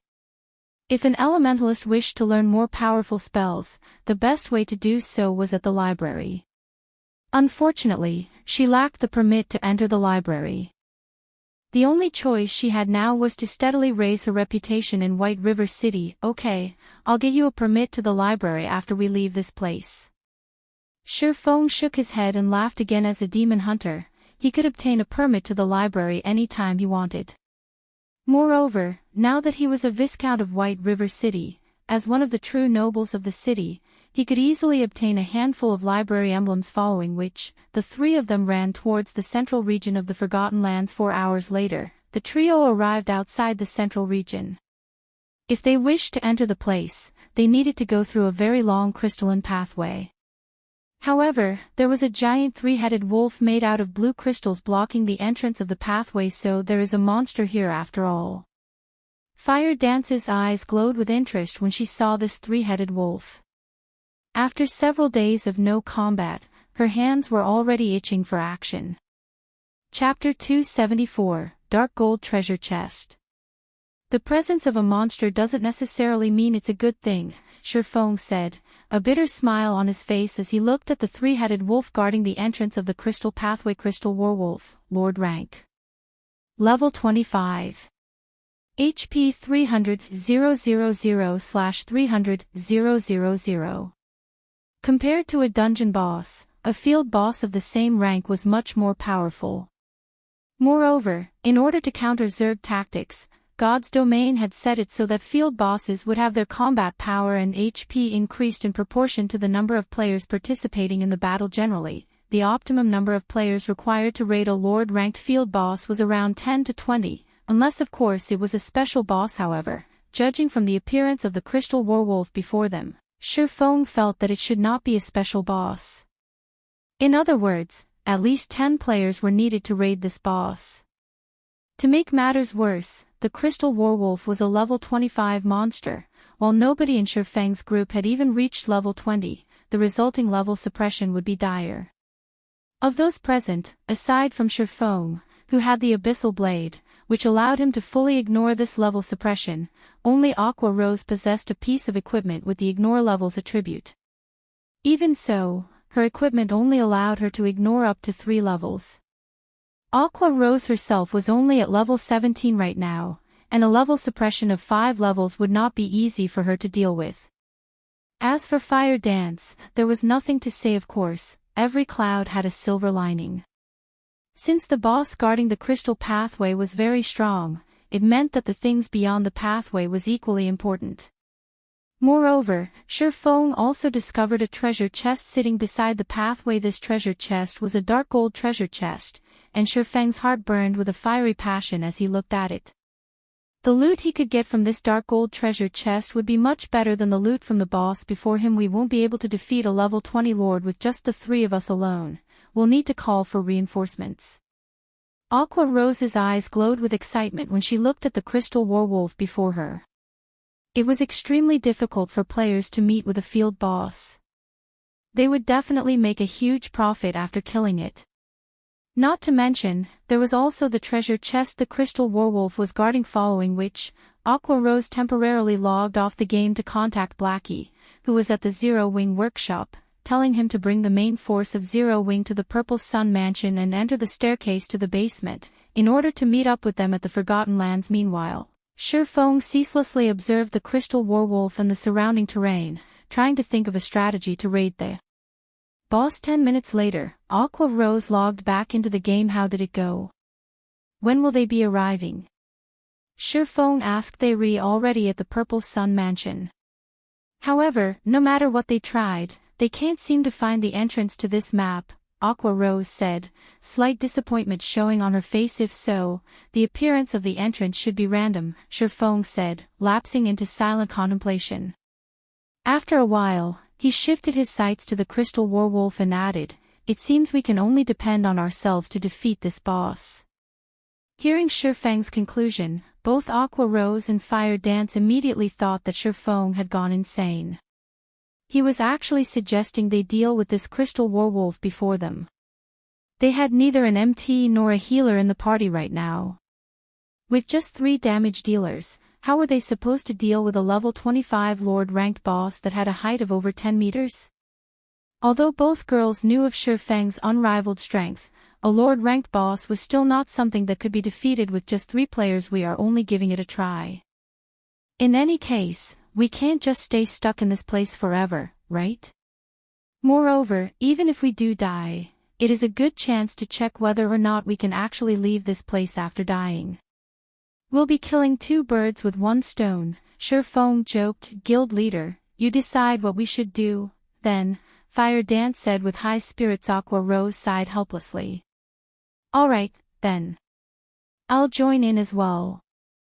We can't just fight this crystal werewolf head-on, the only choice we have is to kite it.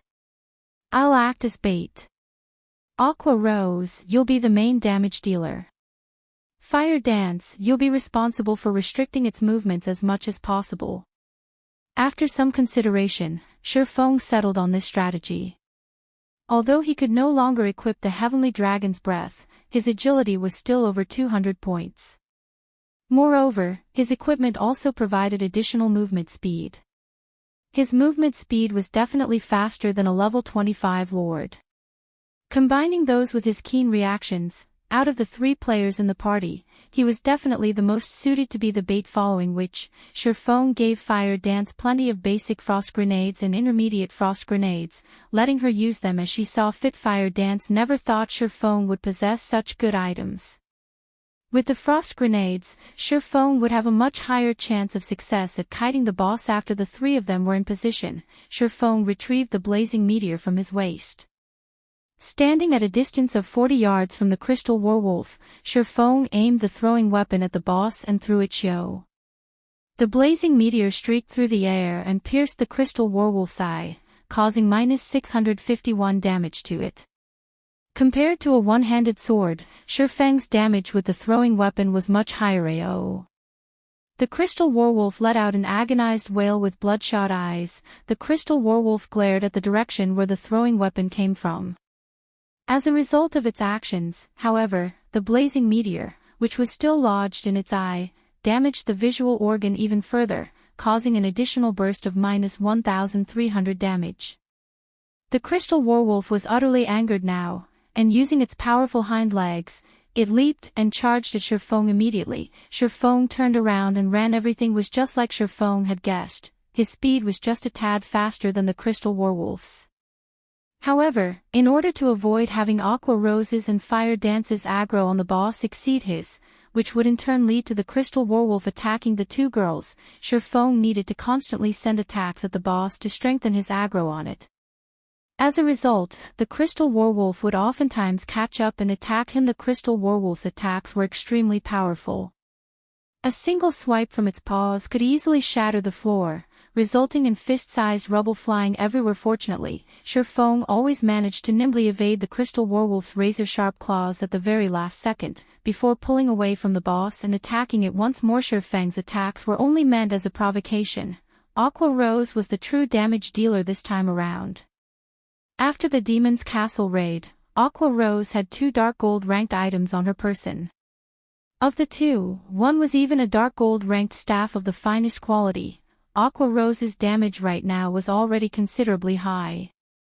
If not for Blackie outshining her with the epic ranked Mavis's Guard, Aqua Rose would definitely have the highest single output damage in the guild. As Shifeng ran around the perimeter with the crystal werewolf chasing after him, Aqua Rose stood in the center and blasted frost arrows and frost spears on the crystal werewolf's body. Not only could these spells reduce movement speed, each of these spells also dealt over -500 damage to the boss. If not due to the level suppression of 5 levels, her spells would definitely deal over -800 damage. Fortunately, unlike Shifeng who could only attack intermittently, Aqua Rose could attack continuously and deal a constant stream of damage to the boss. On the other side, Fire Dance kept inflicting the bleeding debuff and using poisons that reduced movement speed on the boss. With the 2 movement speed reduction effects stacked together, the crystal werewolf slowed down significantly. Also, whenever the crystal werewolf got too close to Shifeng, Fire Dance would immediately throw a frost grenade at the boss, freezing it. However, as the Crystal Werewolf was a Lord-ranked boss, the freezing effect of the frost grenades was greatly diminished, lasting no more than 3 seconds. Sometimes it lasted for only 1 short second. However, when experts exchanged moves, it took only an instant to reach a conclusion, so 1 second was more than enough for Shifeng to pull a great distance away from the boss. Although the 3 of them dealt only a small amount of damage, the HP of the Crystal Werewolf continuously rose and fell. After more than a dozen minutes passed, the Crystal Werewolf had only 30% of its 300,000 HP remaining. By simple estimates, the boss would die in less than 10 minutes. The Crystal Werewolf went berserk. Just like a deflated balloon, its towering body, which was over 10 meters in height, suddenly shrank. Within moments, the boss became much smaller than it was before. Not good. This is the type of berserk that discards power for speed. Shifeng had encountered plenty of such bosses in the past. Hence, the moment he witnessed the Crystal Werewolf's transformation, he immediately recognized the boss for what it was. Fire Dance, keep on using the frost grenades to slow it down. Understood. Fire Dance knew that this was a crucial period. Hence, she tossed out the frost grenades in her hands one after another without pause. However, something unexpected happened. Aside from the frost grenades dealing much less damage than before, both their movement speed reduction and freezing effects were completely useless against the boss. In the blink of an eye, the shrunken Crystal Werewolf appeared before Shifeng. It brandished its claws. Its 3 heads bared the fangs in its mouth, and it bit down at him. Although Shifeng managed to deftly evade the 3 jaws clamping down on him, he failed to evade one of the paws that quickly followed. Suddenly, Shifeng's entire person was sent flying for more than 10 yards, and a frightening damage of more than -2,100 appeared above his head. Shifeng felt as if his chest had caved in when he received the attack. Shifeng's HP instantly fell to a dangerous level, his previously green HP bar turning into a bright red. Chapter 275, 7 Luminaries Key. The moment Shifeng landed on the ground, the Crystal Werewolf arrived at his back like a savage gale. Without giving Shifeng any chance to defend, the 3 heads of the Crystal Werewolf opened their jaws to bite down on Shifeng guild leader. Fire Dance was greatly shocked. Immediately, she closed in on the Crystal Werewolf, sending a 3-star kidney strike to its body. However, even a controlling skill like Kidney Strike had no effect on the Crystal Werewolf. Just as the fangs of the Crystal Werewolf were about to close on Shifeng's head, Shifeng managed to cross his swords and execute parry in the nick of time. Boom. The floor beneath Shifeng instantly cracked from the force. What a strong fellow. Shifeng laughed bitterly. Although parry allowed players to block the physical damage of an attack, it did not neutralize the force of the impact. There was no healer in the party right now. If Shifeng ate another attack, he would definitely lose his life from this brief exchange. Shifeng had also gotten a general understanding of how much more powerful the Crystal Werewolf had become. In Shifeng's estimation, although the Crystal Werewolf had not received much of an increase in terms of strength, its current speed was at least 30% faster than before it went berserk. At this moment, only by equipping the Heavenly Dragon's Breath could Shifeng have a chance at grasping victory. Otherwise, he would only receive unilateral abuse from the boss. Unfortunately, although reaching 200 points in agility was a simple task, it was not easy for a swordsman like Shifeng to attain 120 points in intelligence. Moreover, very few plate armor equipment meant for swordsmen had the intelligence attribute on it. Those that did would be considered garbage equipment. Seeing that its attack had failed to kill its prey, the Crystal Werewolf immediately rotated its body, its diamond-like tail whipping at Shifeng as it did so. As parry was still on cooldown, Shifeng had no choice but to activate one of his life-saving skills. Defensive Blade. Defensive Blade was currently at level 4, and it protected Shifeng from 9 ranged attacks or 4 melee attacks. Defensive Blade was a skill that provided complete immunity to any attack, be it damage or the resulting impact. It was one of the must-have basic combat skills for swordsmen. As for why Shifeng had chosen to use parry first instead of Defensive Blade, it was for the sole purpose of determining the combat power of the Berserk Crystal Werewolf. Only by experiencing the force of the impact could Shifeng make the best judgment. Meanwhile, the conclusion Shifeng arrived at was to face the Crystal Werewolf head-on. If he tried to escape, he would only die faster, following which, he raised the abyssal blade up in the air. Green electric arcs surrounded the body of the sword as it moved to meet with the snowy, sharp claws of the crystal werewolf. Thundering flash. The green electric arcs pierced the crystal werewolf's body, causing -572, -1623, and -1204 damage to it. Although only one out of the 3 arcs achieved a critical hit, the attack also managed to trigger the curse of the abyssal blade, inflicting the doom curse on the crystal werewolf. Immediately, all of the crystal werewolf's attributes were reduced by 20% suddenly. The berserk crystal werewolf that had had its agility increased by 30% was weakened greatly. However, Shifeng was still not done with his attacks. He activated Phantom Kill right away, his doppelganger appearing beside the crystal werewolf. Shortly after, Shifeng's doppelganger started sending a barrage of attacks at the crystal werewolf as well. Although the doppelganger only had 50% of Shifeng's attributes, it had fully inherited the skill Shifeng had learned. Yet, despite having greatly reduced the crystal werewolf's speed, Shifeng still did not have an easy time evading its attacks. Having no other choice, Shifeng activated gravity liberation. Shifeng's body instantly became as light as a feather, and like a spirited monkey, he dodged the originally unavoidable attack wind blade. Immediately, Shifeng's attack speed increased even further. Double chop. Earth splitter. Thunder flame explosion. Skills blasted on the crystal werewolf one after another, each dealing over -1000 damage. Although the crystal werewolf's attacks became stronger and its speed much faster after going berserk, these improvements came at the price of its defense being weakened. Combined with the 20% damage amplification effect of Thundering Flash, the damage the crystal werewolf received became a lot higher than before. Fire Dance's and Aqua Rose's attacks also landed at this point, so the crystal werewolf's HP fell sharply. By the time the 30-second duration of gravity liberation was almost over, the crystal werewolf only had 10% of its HP remaining. Just as the effect of gravity liberation was about to end, Shifeng executed 9 Dragon Slash. 9 phantoms of the abyssal blade appeared behind Shifeng, and all of them shot towards the crystal werewolf.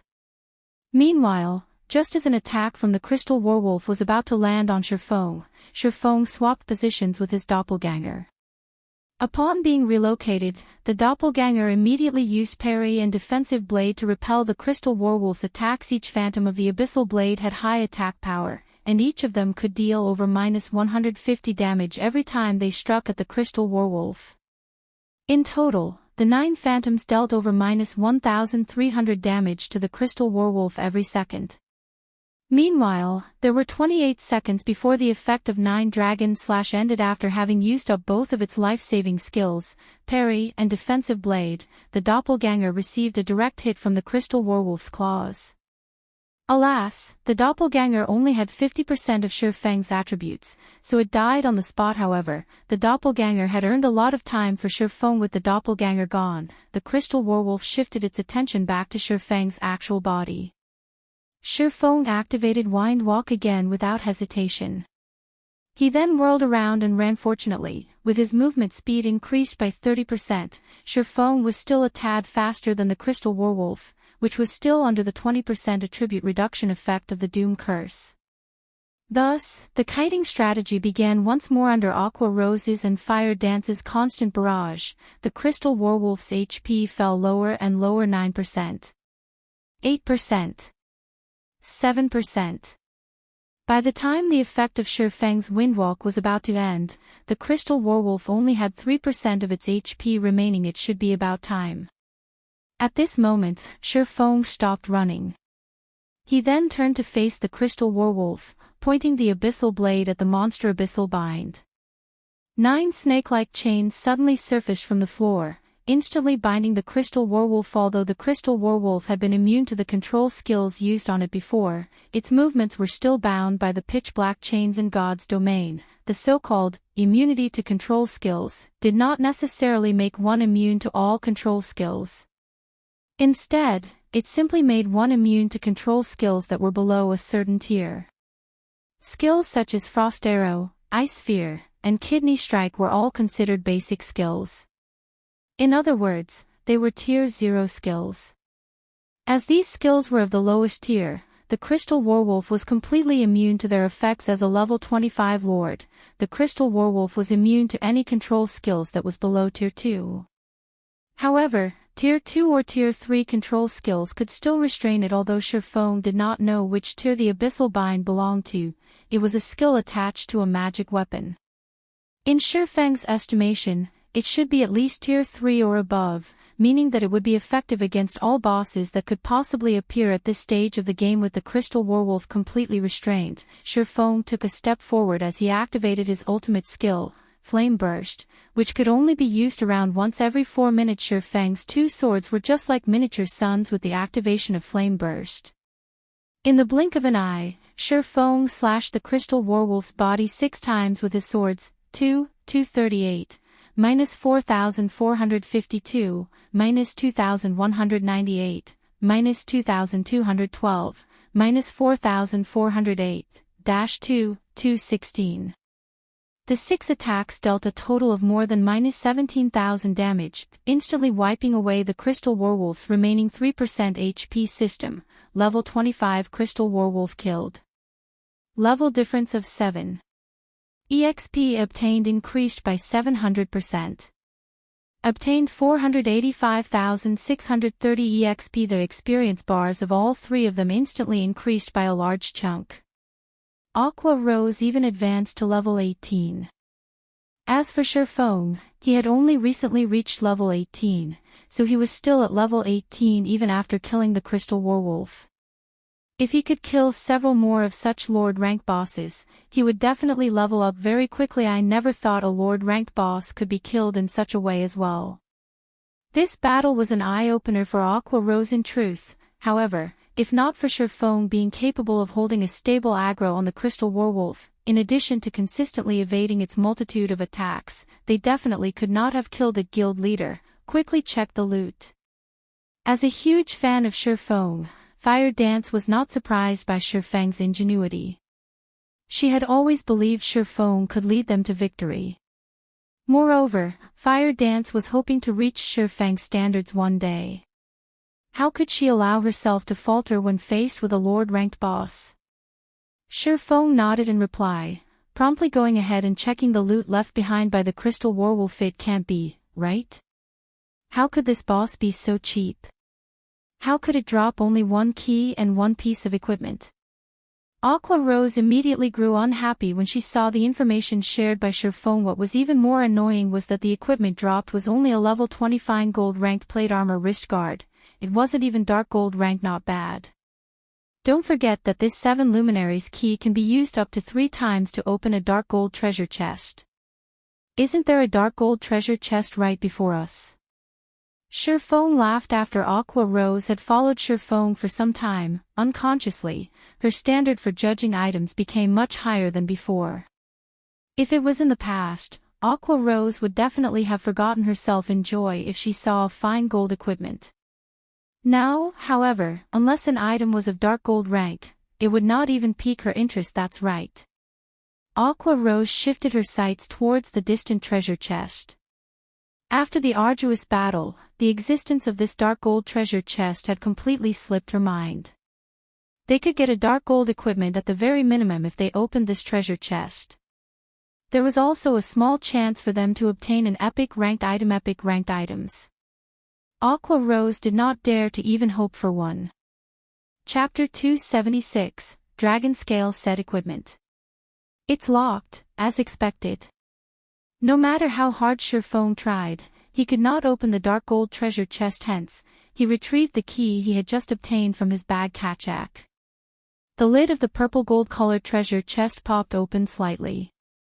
Multicolored lights escaped between the gap, the lights illuminating even areas that were several hundred yards away. If this treasure chest had been opened out in the fields, it would definitely cause a huge commotion and attract many players to come and snatch it. Fortunately, there was only Shifeng's group of 3 in the Forgotten Lands. After the multicolored lights faded away, Shifeng reached into the treasure chest. However, he quickly discovered there were only very few items inside it. The treasure chest contained a total of 3 items. Of them, Two were dark gold equipment, while one was a forging manual. The two dark gold equipment were the crystal armor and the boots of extreme speed. Crystal armor, chest piece, plate armor, dark gold rank. Level 20. Equipment requirement, strength 120, agility 140. Defense plus 140. Strength plus 24, agility plus 21, endurance plus 20. Restricted to swordsman. Additional passive skill dash. Smart outbreak. Every time user receives damage, strength and agility increased by 2% for 15 seconds. Stacks up to 5 times. Although the basic attributes on this piece of equipment could only be considered at the level of being good, the passive skill that was attached to it was simply amazing. After all, the passive skill could potentially increase a player's strength and agility by 10%. If the wearer of the crystal armor originally had high amounts of strength and agility, the additional attributes provided by Smart Outbreak would be like having equipped an additional piece of equipment at the very least. The only downside to this passive skill was its need for the user to take damage up to 5 times. Although such a condition had made it relatively useless in boss battles, when used in grinding monsters and PK, it would definitely provide the wearer of the crystal armor with unspeakable advantages. Boots of extreme speed, shoes, leather armor, dark gold rank. Level 20. Equipment requirement, strength 90, agility 130. Defense plus 143. Strength plus 20, agility plus 26, endurance plus 18. Movement speed plus 10. Evasion plus 7. Additional passive skill dash. Rapid movement, increases movement speed by 12% and agility by 8%. In regard to assassins and rangers, the most sought-after attribute for these two classes was agility, followed by strength. Meanwhile, this pair of boots increased the wearer's agility to the extremes. One could even argue that no other level 20 dark gold ranked shoes could increase agility as much as the boots of extreme speed could. Although these two pieces of dark gold equipment were excellent, they were worth barely a fragment of the true value of this dark gold treasure chest. After all, the item that reflected the true value of the dark gold treasure chest was none other than the forging manual. In addition, it was even a fine gold ranked forging manual. Forging manuals were different from forging designs. In the case of forging designs, only one particular piece of equipment could be made using it. In the case of forging manuals, however, an entire set of equipment could be made using it. This forging manual was meant to produce the level 20 dragon scale set equipment. There were a total of 6 pieces in this set, and it could be worn by any class that could use plate armor. Previously, Shifeng had spent over 100 gold at the Blackwing auction house just to purchase the forging design for the Arclight shield. However, the value of the Arclight shield was far from being comparable to the dragon scale set equipment. After all, the dragon scale set equipment was a fine gold ranked set equipment throughout the entire Starmoon Kingdom. Not a single guild had managed to obtain a secret silver ranked set equipment up to now. One could simply imagine the value of a fine gold ranked set equipment if Shifeng could forge a few sets of the dragon scale set equipment and give them to the plate armor classes in the guild's main force. When these players walked on the streets wearing the dragon scale set equipment, one could simply imagine the shock on the other players' faces when they see the set equipment. The members of other guilds would definitely tremble with fear. Just the thought of such a scene was simply exhilarating. However, it would definitely be extremely difficult to forge the dragon scale set equipment. As it was a set equipment, the difficulty of producing the entire set would be no less than producing a piece of dark gold equipment. Shifeng was only an advanced forging apprentice right now. Without raising his forging level, producing the dragon scale set equipment would only be a pipe dream at the very least. He needed to get promoted to an intermediate forger or advanced forger before he had an actual chance of producing the dragon scale set equipment. I have to raise my forging levels after we return. Shifeng formed a plan in his mind as he looked at the dragon scale forging manual. Shifeng then handed the boots of extreme speed to Fire Dance. Now that Fire Dance had reached level 19, she was only a short distance away from level 20. As for the crystal armor and dragon scale forging manual, he kept both of them for himself. After resting for a short while, Shifeng's group of 3 entered the crystal pathway. The crystal pathway was so long that one could not see the end of it in a single glance. Moreover, the elemental mana present in this pathway was extremely dense, so much so that it was even visible in the form of an aurora. It was an absolutely stunning sight to behold. Aside from being visually appealing, the dense mana also gave the three of them a buff, increasing the magic damage they could deal by 300%. One could simply imagine how dense the elemental mana was in this pathway before they knew it. Shifeng's group of three had walked for more than an hour inside this crystal pathway. When they finally emerged, they were at the base of a huge mountain. When the three of them laid eyes on this mountain, they were immediately stunned. This entire mountain can't be made out of 7 luminaries crystal, right?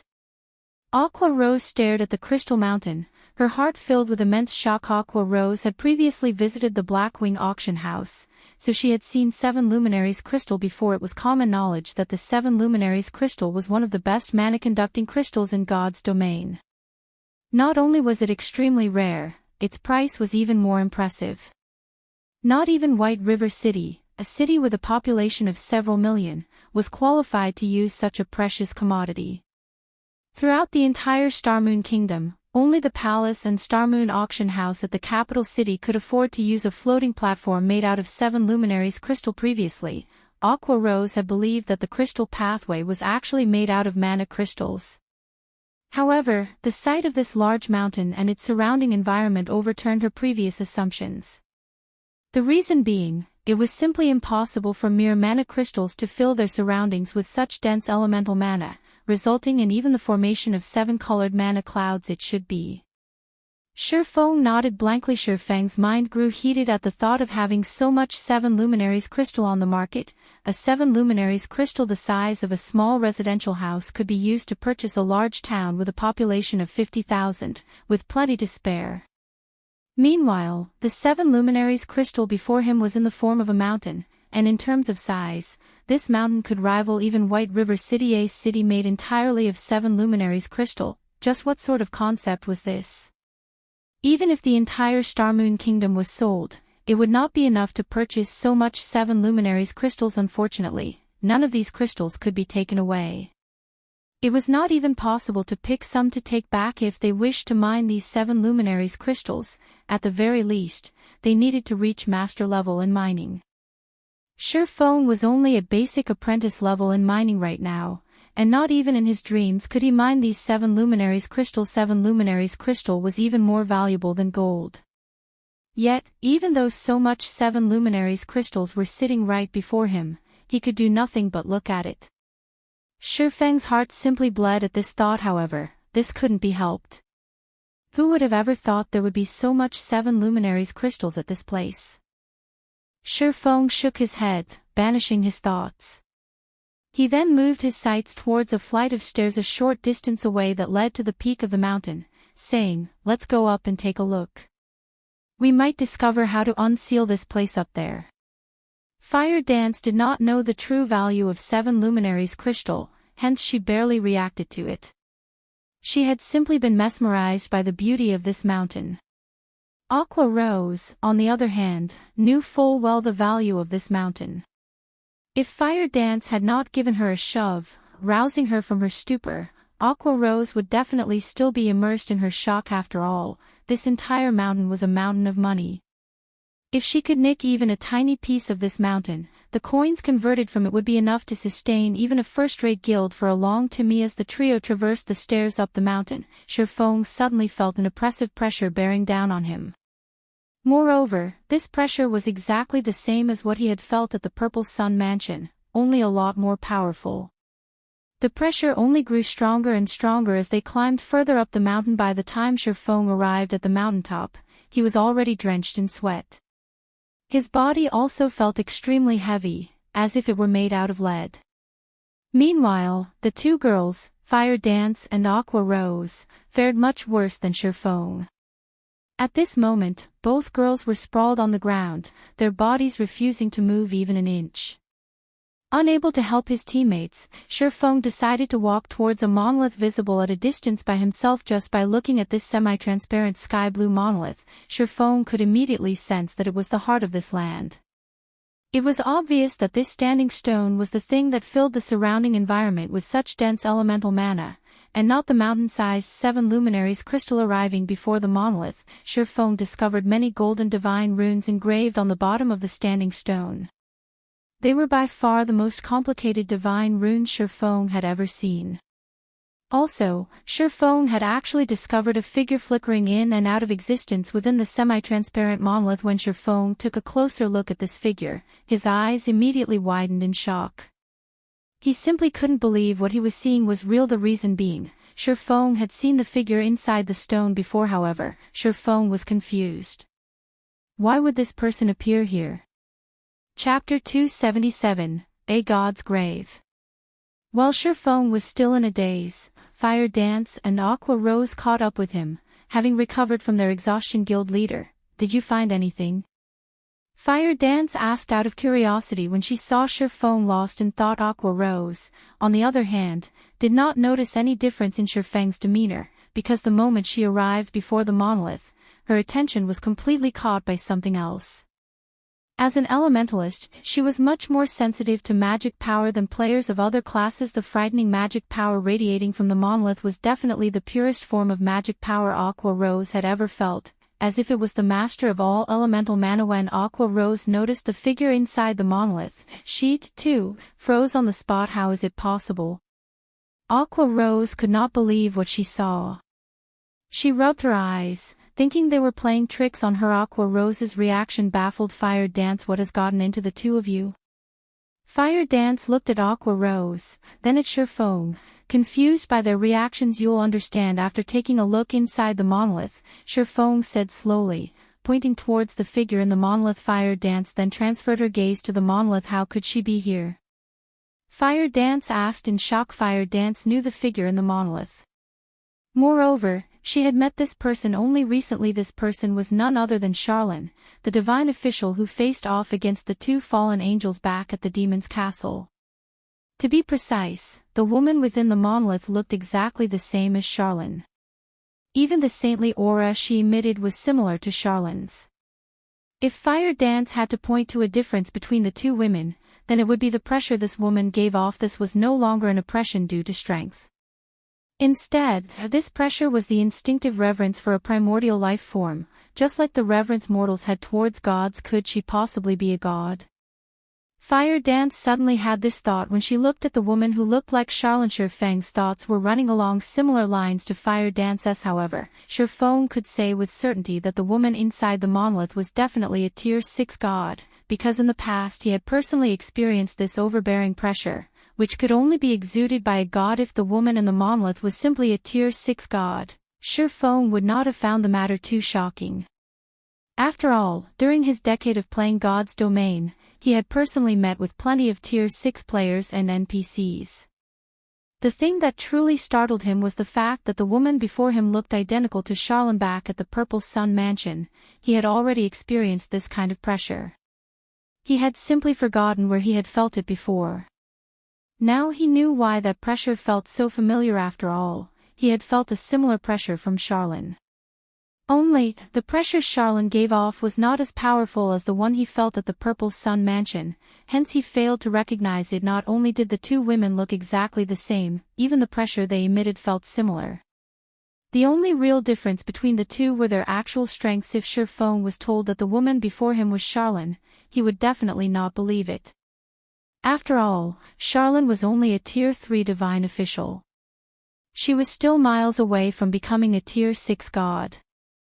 Yet, if he was told that Charlene had no connection to this woman before him, then he likewise would not believe it. Although the woman inside the monolith was clearly no longer alive, at the end of the day, she was still a god.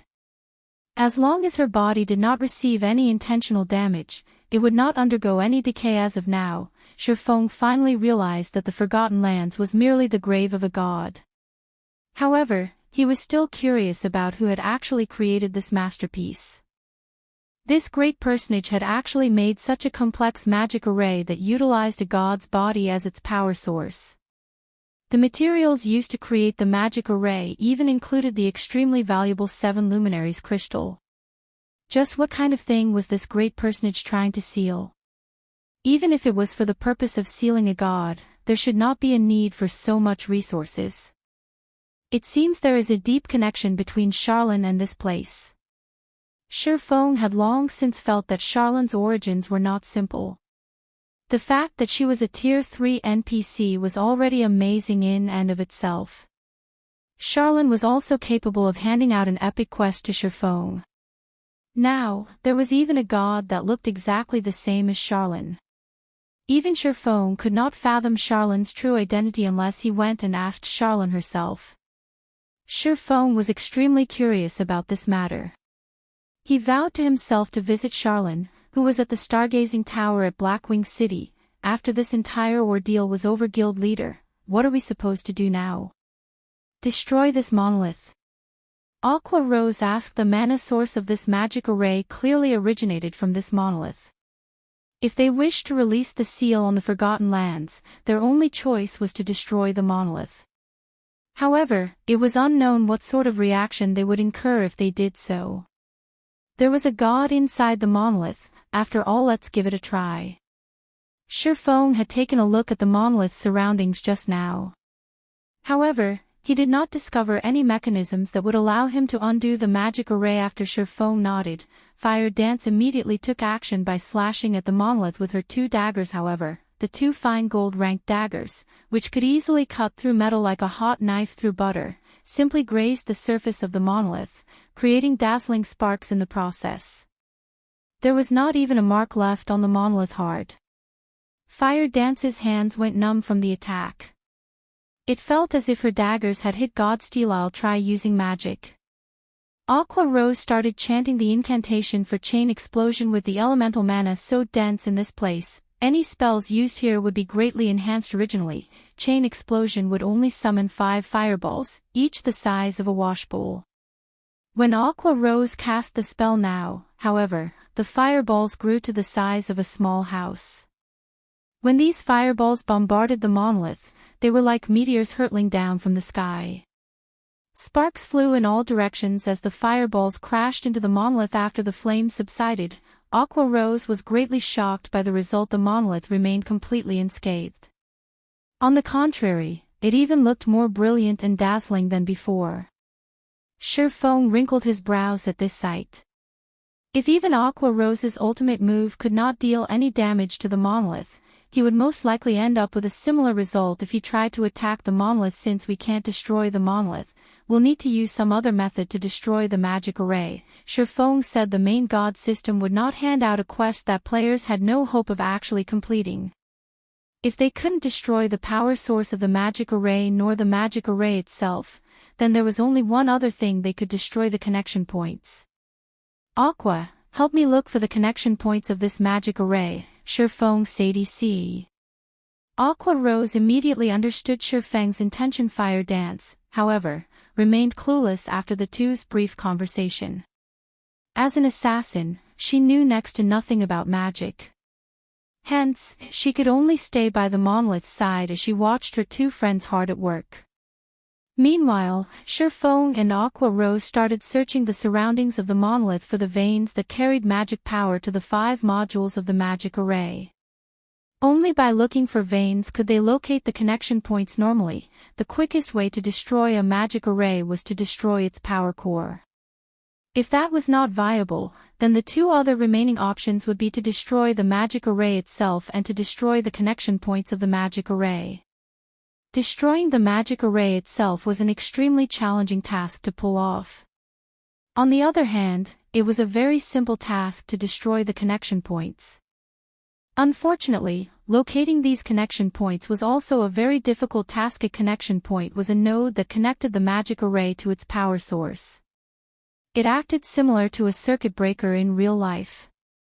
Only, instead of being used to prevent an overflow of electric current, the connection point served to limit the amount of mana flowing from the power source to the magic array.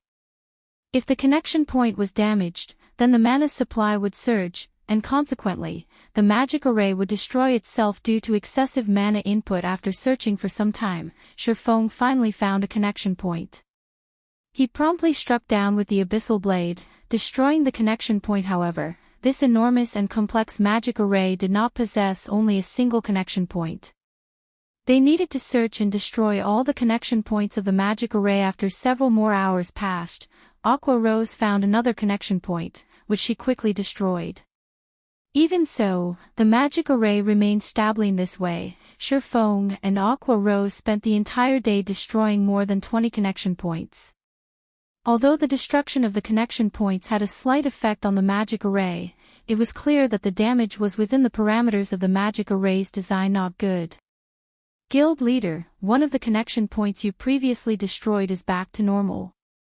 Having nothing better to do, Fire Dance had tagged along with Sherfong, hoping to learn how she, too, could search for the connection points.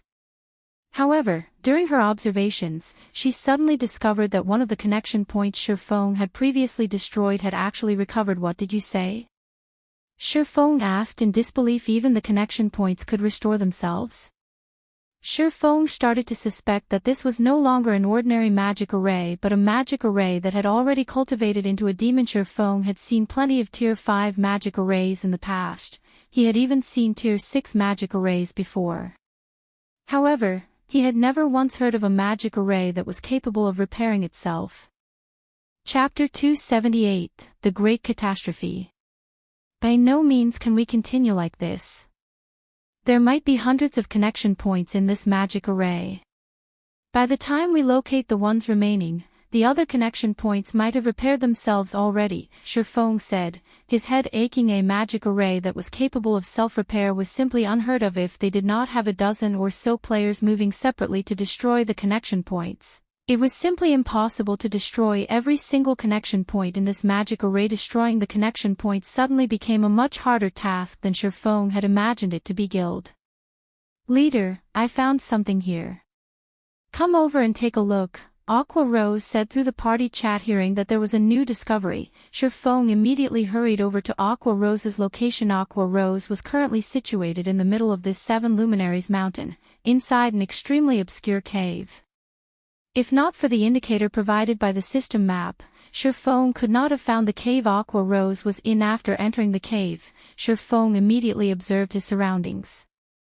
He discovered that the walls of the cave were covered with engravings of divine runes. The golden glow these divine runes were giving off brightly illuminating the interior of the cave. Looking at the cave's central crystal pillar, Sherfong noticed a blood-red stone embedded in it.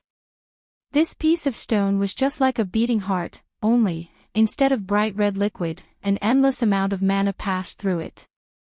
Meanwhile, the mana that passed through this blood-red stone became much purer in quality. Aqua, how did you manage to find this place? Sherfong asked, astonished by this scene before him. I just happened to discover a particularly thick mana vein and followed it here. Aqua Rose beamed a proud smile at Sherfong. If they demolished this place, then the magic array would definitely be finished. Guild leader, I'll start destroying this place, alright? Aqua Rose could wait no longer. She had been trapped in this godforsaken place for so many days now. During this period of time, she had no option but to keep contact with her subordinates through the phone in order to make arrangements for the daily affairs of the guild. She had also instructed them to prepare for the establishment of their guild residence. Currently, most of the average players in White River City were already around level 14 to level 15, while the elite players of the various guilds were already at level 17. The intensity of the competition for the 3 great dungeons had also reached its peak by now. Out of all the guilds in White River City, Ouroboros shone the brightest. They had already managed to take down the second boss of the hard mode Land of Death, and they were currently in the midst of challenging the third boss of the dungeon. Meanwhile, Dark Star, which ranked after Ouroboros, was still attempting to raid the second boss. As for the other guilds, they had also passed through normal mode, and were currently preparing to raid hard mode. Furthermore, as players started raiding the hard mode bosses of the 3 great dungeons, they soon discovered the astonishing benefits they could obtain. Aside from dropping level 15 secret silver ranked set equipment, the bosses also dropped plenty of recipes and designs. Players could also obtain the guild task order that could not be obtained from 20-man team dungeons or lower. These guild task orders could be used to accelerate the promotion of a guild. Otherwise, it would take ages for guilds to get promoted if they simply relied on the meager guild reputation their members obtained by completing daily quests. Yet, as one of the top 6 guilds in White River City, Zero Wing had actually remained inactive all this time. Not only had it accomplished nothing during this period of time, it did not even set foot in any of the 3 great dungeons. It had simply focused its attention on raiding level 15, 10, and 20-man dungeons, and its decision to do so had greatly confused the masses. Even though Zero Wing clearly had the strength to challenge the 3 great dungeons, it had chosen not to take action. Instead, the guild's behavior had caused many of the new members to grow dissatisfied, and a majority of these players had chosen to leave the guild one after another.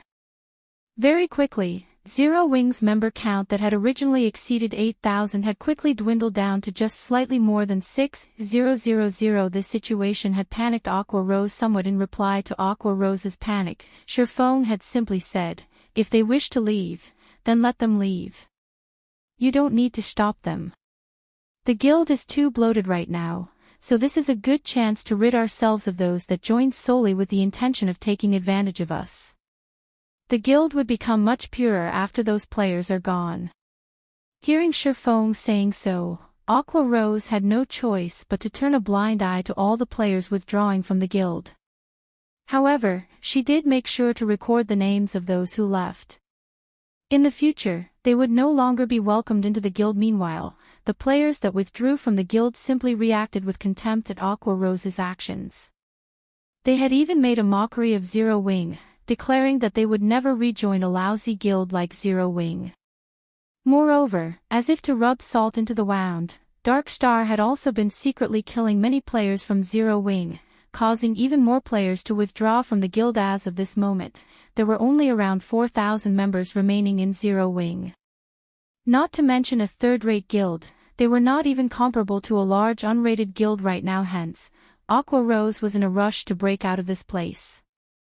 She wanted to quickly return and rectify the guild. "Hold on a minute," Shifeng hurriedly said when he noticed a large fireball already appearing in Aqua Rose's hand. "We don't really need to destroy it. But, how are we supposed to leave this place if we don't destroy it, then?" Aqua Rose asked. "I have my own ways." Shifeng revealed a faint smile as he looked at the blood-red stone embedded inside the crystal pillar. Shifeng truly had not expected to find this piece of blood-red stone here. Instead of calling it a blood-red stone, it would be more appropriate to refer to it as the Philosopher's Stone. Previously, Shifeng had obtained a fragment of the Philosopher's Stone back at the Sun Temple. Now, he had stumbled upon another fragment. The Philosopher's Stone was an alchemy treasure. Despite being fragmented into 5 pieces, each of these individual pieces still contained the strength of an epic-ranked item. Also, when Shifeng discovered the Philosopher's Stone at this place, he quickly understood just how the connection points of the magic array had managed to repair themselves. It turned out it was all because of the Philosopher's Stone. Although I can't take away any of these 7 luminaries crystals, it is still not bad if I can return with this piece of the Philosopher's Stone. Shifeng arrived before the crystal pillar. He then inserted the tip of the abyssal blade into the crevice in the crystal pillar where the Philosopher's Stone was set. With a light tap on the pommel of the abyssal blade, the Philosopher's Stone easily popped out from the crystal pillar. Shifeng promptly retrieved the item and stored it in his bag. Shortly after the Philosopher's Stone was removed from the crystal pillar, the cave started fading away. Moreover, the rate at which it disappeared was visible to the naked eye. The dense elemental mana that filled the air and land also gradually dispersed, becoming thinner and thinner. As for the incomparably hard 7 luminaries crystals, they, too, had began turning into ash. Not good. This place is about to collapse. We need to leave immediately. Shifeng shouted through the party chat. As soon as he noticed this change, Shifeng's group of 3 rushed down the 7 luminaries mountain, and before long the entire mountain started imploding. The magic array that sealed the Forgotten Lands also lost its effectiveness. As for the monolith that had previously been standing on the mountaintop, it remained floating high up in the sky. Gradually, the monolith rose higher and higher, before suddenly releasing a rainbow brilliance. The monolith was like a miniature sun at this moment. Soon after, the dazzling glow disappeared, along with the gigantic monolith itself. After the 7 luminaries mountain collapsed, a bottomless pit appeared in its place. The pit was just like a black hole, devouring everything that entered it. At the deepest reaches of this bottomless pit, there was actually a boundless aura of destruction, and any object that came into contact with this pressure instantly turned into ash. Surprisingly, Shifeng felt signs of life at the very bottom of this immeasurably deep pit, and his entire body instinctively shuddered at this discovery. Guild leader, did we do something bad? Fire Dance asked Shifeng in a careful tone. She, too, could feel the immensely frightening pressure that came from the bottomless pit. Don't know, either, Shifeng said, a bitter smile on his face at this moment. A notification from the system sounded. System, unique quest, miracles unsealed, completed quest rewards, 1 million EXP, 40 free attribute points, and 40 free mastery point. System, the Endless Abyss has come into existence. Activating new expansion pack, The Great Catastrophe. System, legendary ranked main storyline quest, 7 treasures, activated quest details, the Endless Abyss has already opened. You are required to immediately notify the War God's Temple in order to have them reseal the Endless Abyss. After reading these notifications, Shifeng finally had an inkling of what was going on. Inadvertently, they had actually opened the door of taboos. According to Shifeng's memories, the new expansion pack, The Great Catastrophe, had only appeared 3 months after God's Domain's launch in his previous life. Now, however, because of him, The Great Catastrophe had appeared in advance. Chapter 279, Quality over Quantity. When Aqua Rose and Fire Dance read the notifications they received, both of them were immediately sent into a Days legendary quest. Moreover, it was a main storyline quest, a quest that was capable of changing the history of God's domain. The reward for such a quest would definitely be luxuriant. According to rumors, the minimum reward for completing an epic quest was an epic ranked item, or an item of equivalent value. In other words, if they completed a legendary quest, then the minimum reward they could obtain would be a legendary ranked item. They had never even seen an epic ranked item before, much less a legendary ranked item. It could definitely become the symbol of the guild. However, when the two of them thought about how they were required to seal this endless abyss, they sank into deep despair. The return scrolls are usable now. Let's leave this place, then. Shifeng's memories of the new expansion pack, The Great Catastrophe, were still fresh in his mind. After the Great Catastrophe occurred, the monsters throughout God's domain started becoming restless. Towns, especially, would randomly come under attack from demonic beasts, resulting in chaos. According to Shifeng's memories, some of the weaker border towns had even been conquered by the demonic beasts, turning those into demonic beast towns. Among the biggest changes made to the game were to the knights in God's domain. After the new pack was implemented, the number of monsters that would appear during nighttime was much higher than before. Moreover, monsters corrupted by the Endless Abyss would also appear. These corrupted monsters would all be transformed into demonic beasts, and even the weakest of demonic beasts were Tier 1 monsters.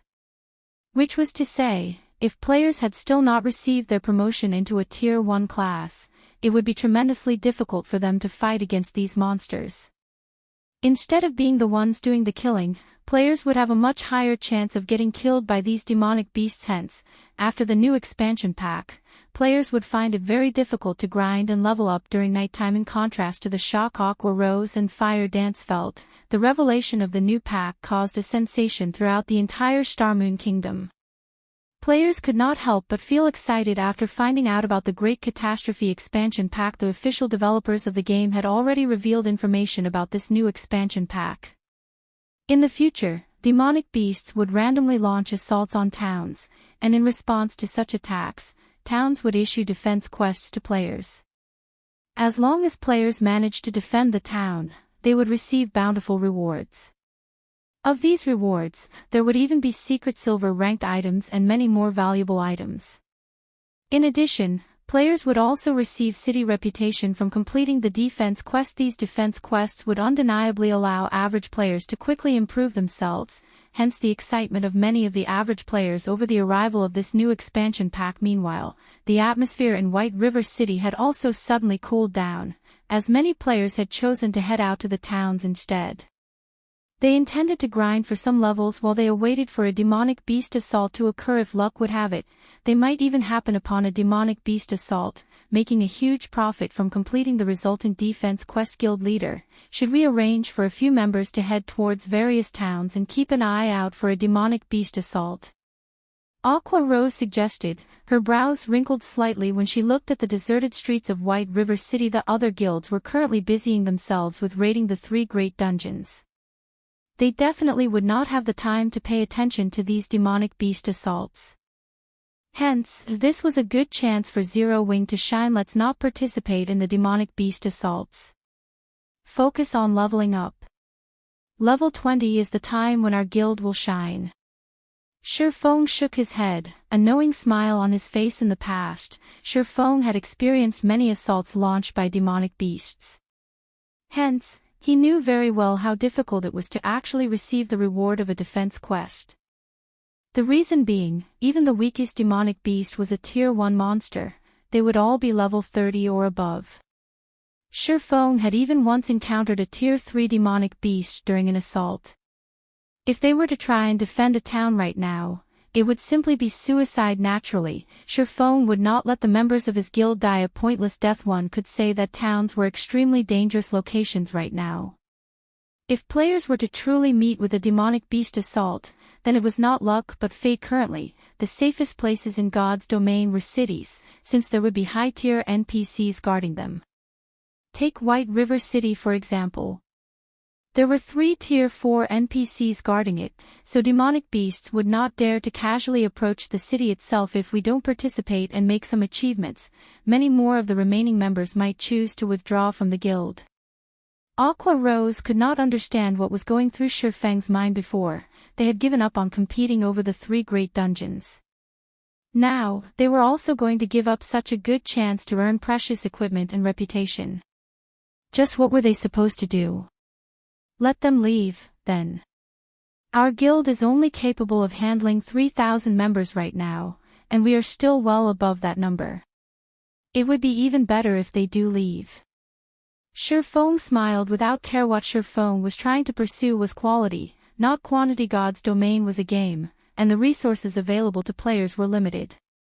Meanwhile, the more members they had in the guild, the more resources the guild needed to spend. However, if the resources available in the guild only amounted to so much, having more members in the guild would mean that each member would receive less resources. As a result, their development speed would also fall. In the past, Shadow had conducted a mass recruitment of players, recruiting all kinds of players into the guild. In the end, the guild had bitten off more than it could chew, causing its development to slow to a crawl. In this life, Shifeng would not repeat the same mistakes Shadow made in the past.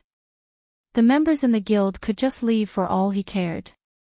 He definitely would not try to stop them from leaving. Talent was very important if one wished to become an expert in God's domain.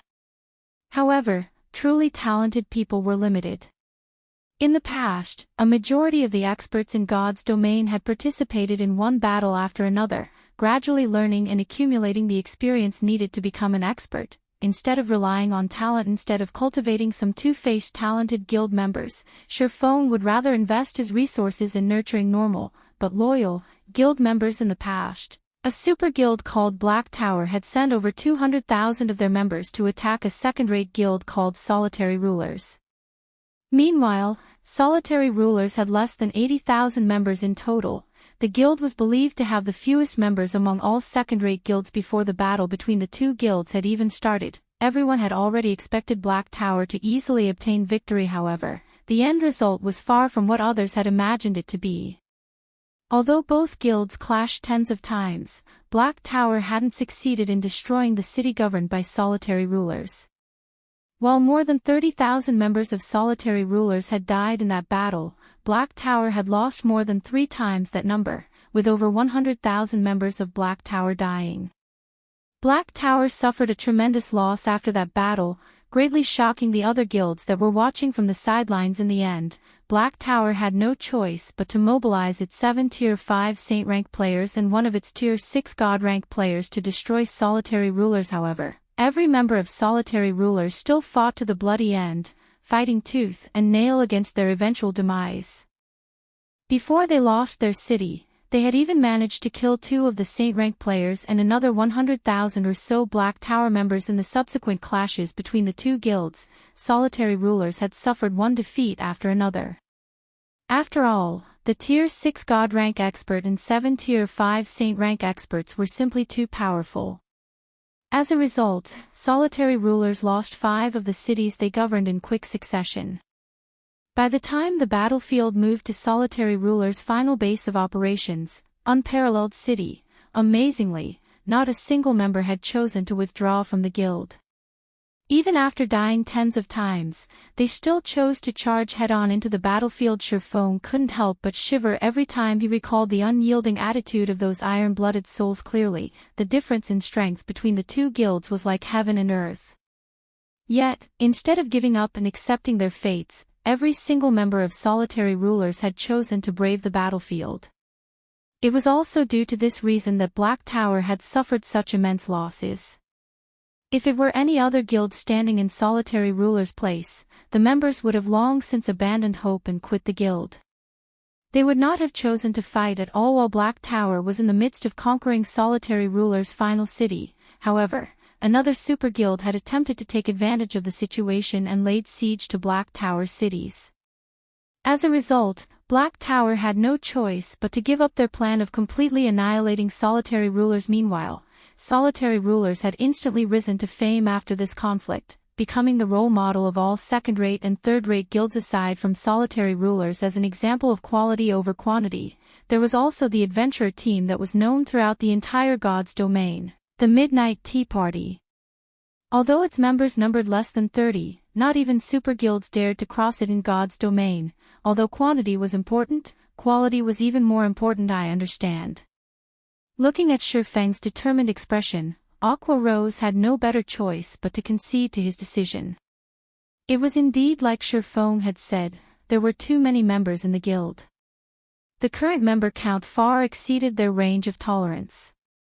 By having those unfaithful members leave, they could also lay a good foundation for their guild's future. Another reason why Aqua Rose had agreed to Shifeng's decision was mainly because of the guild residents.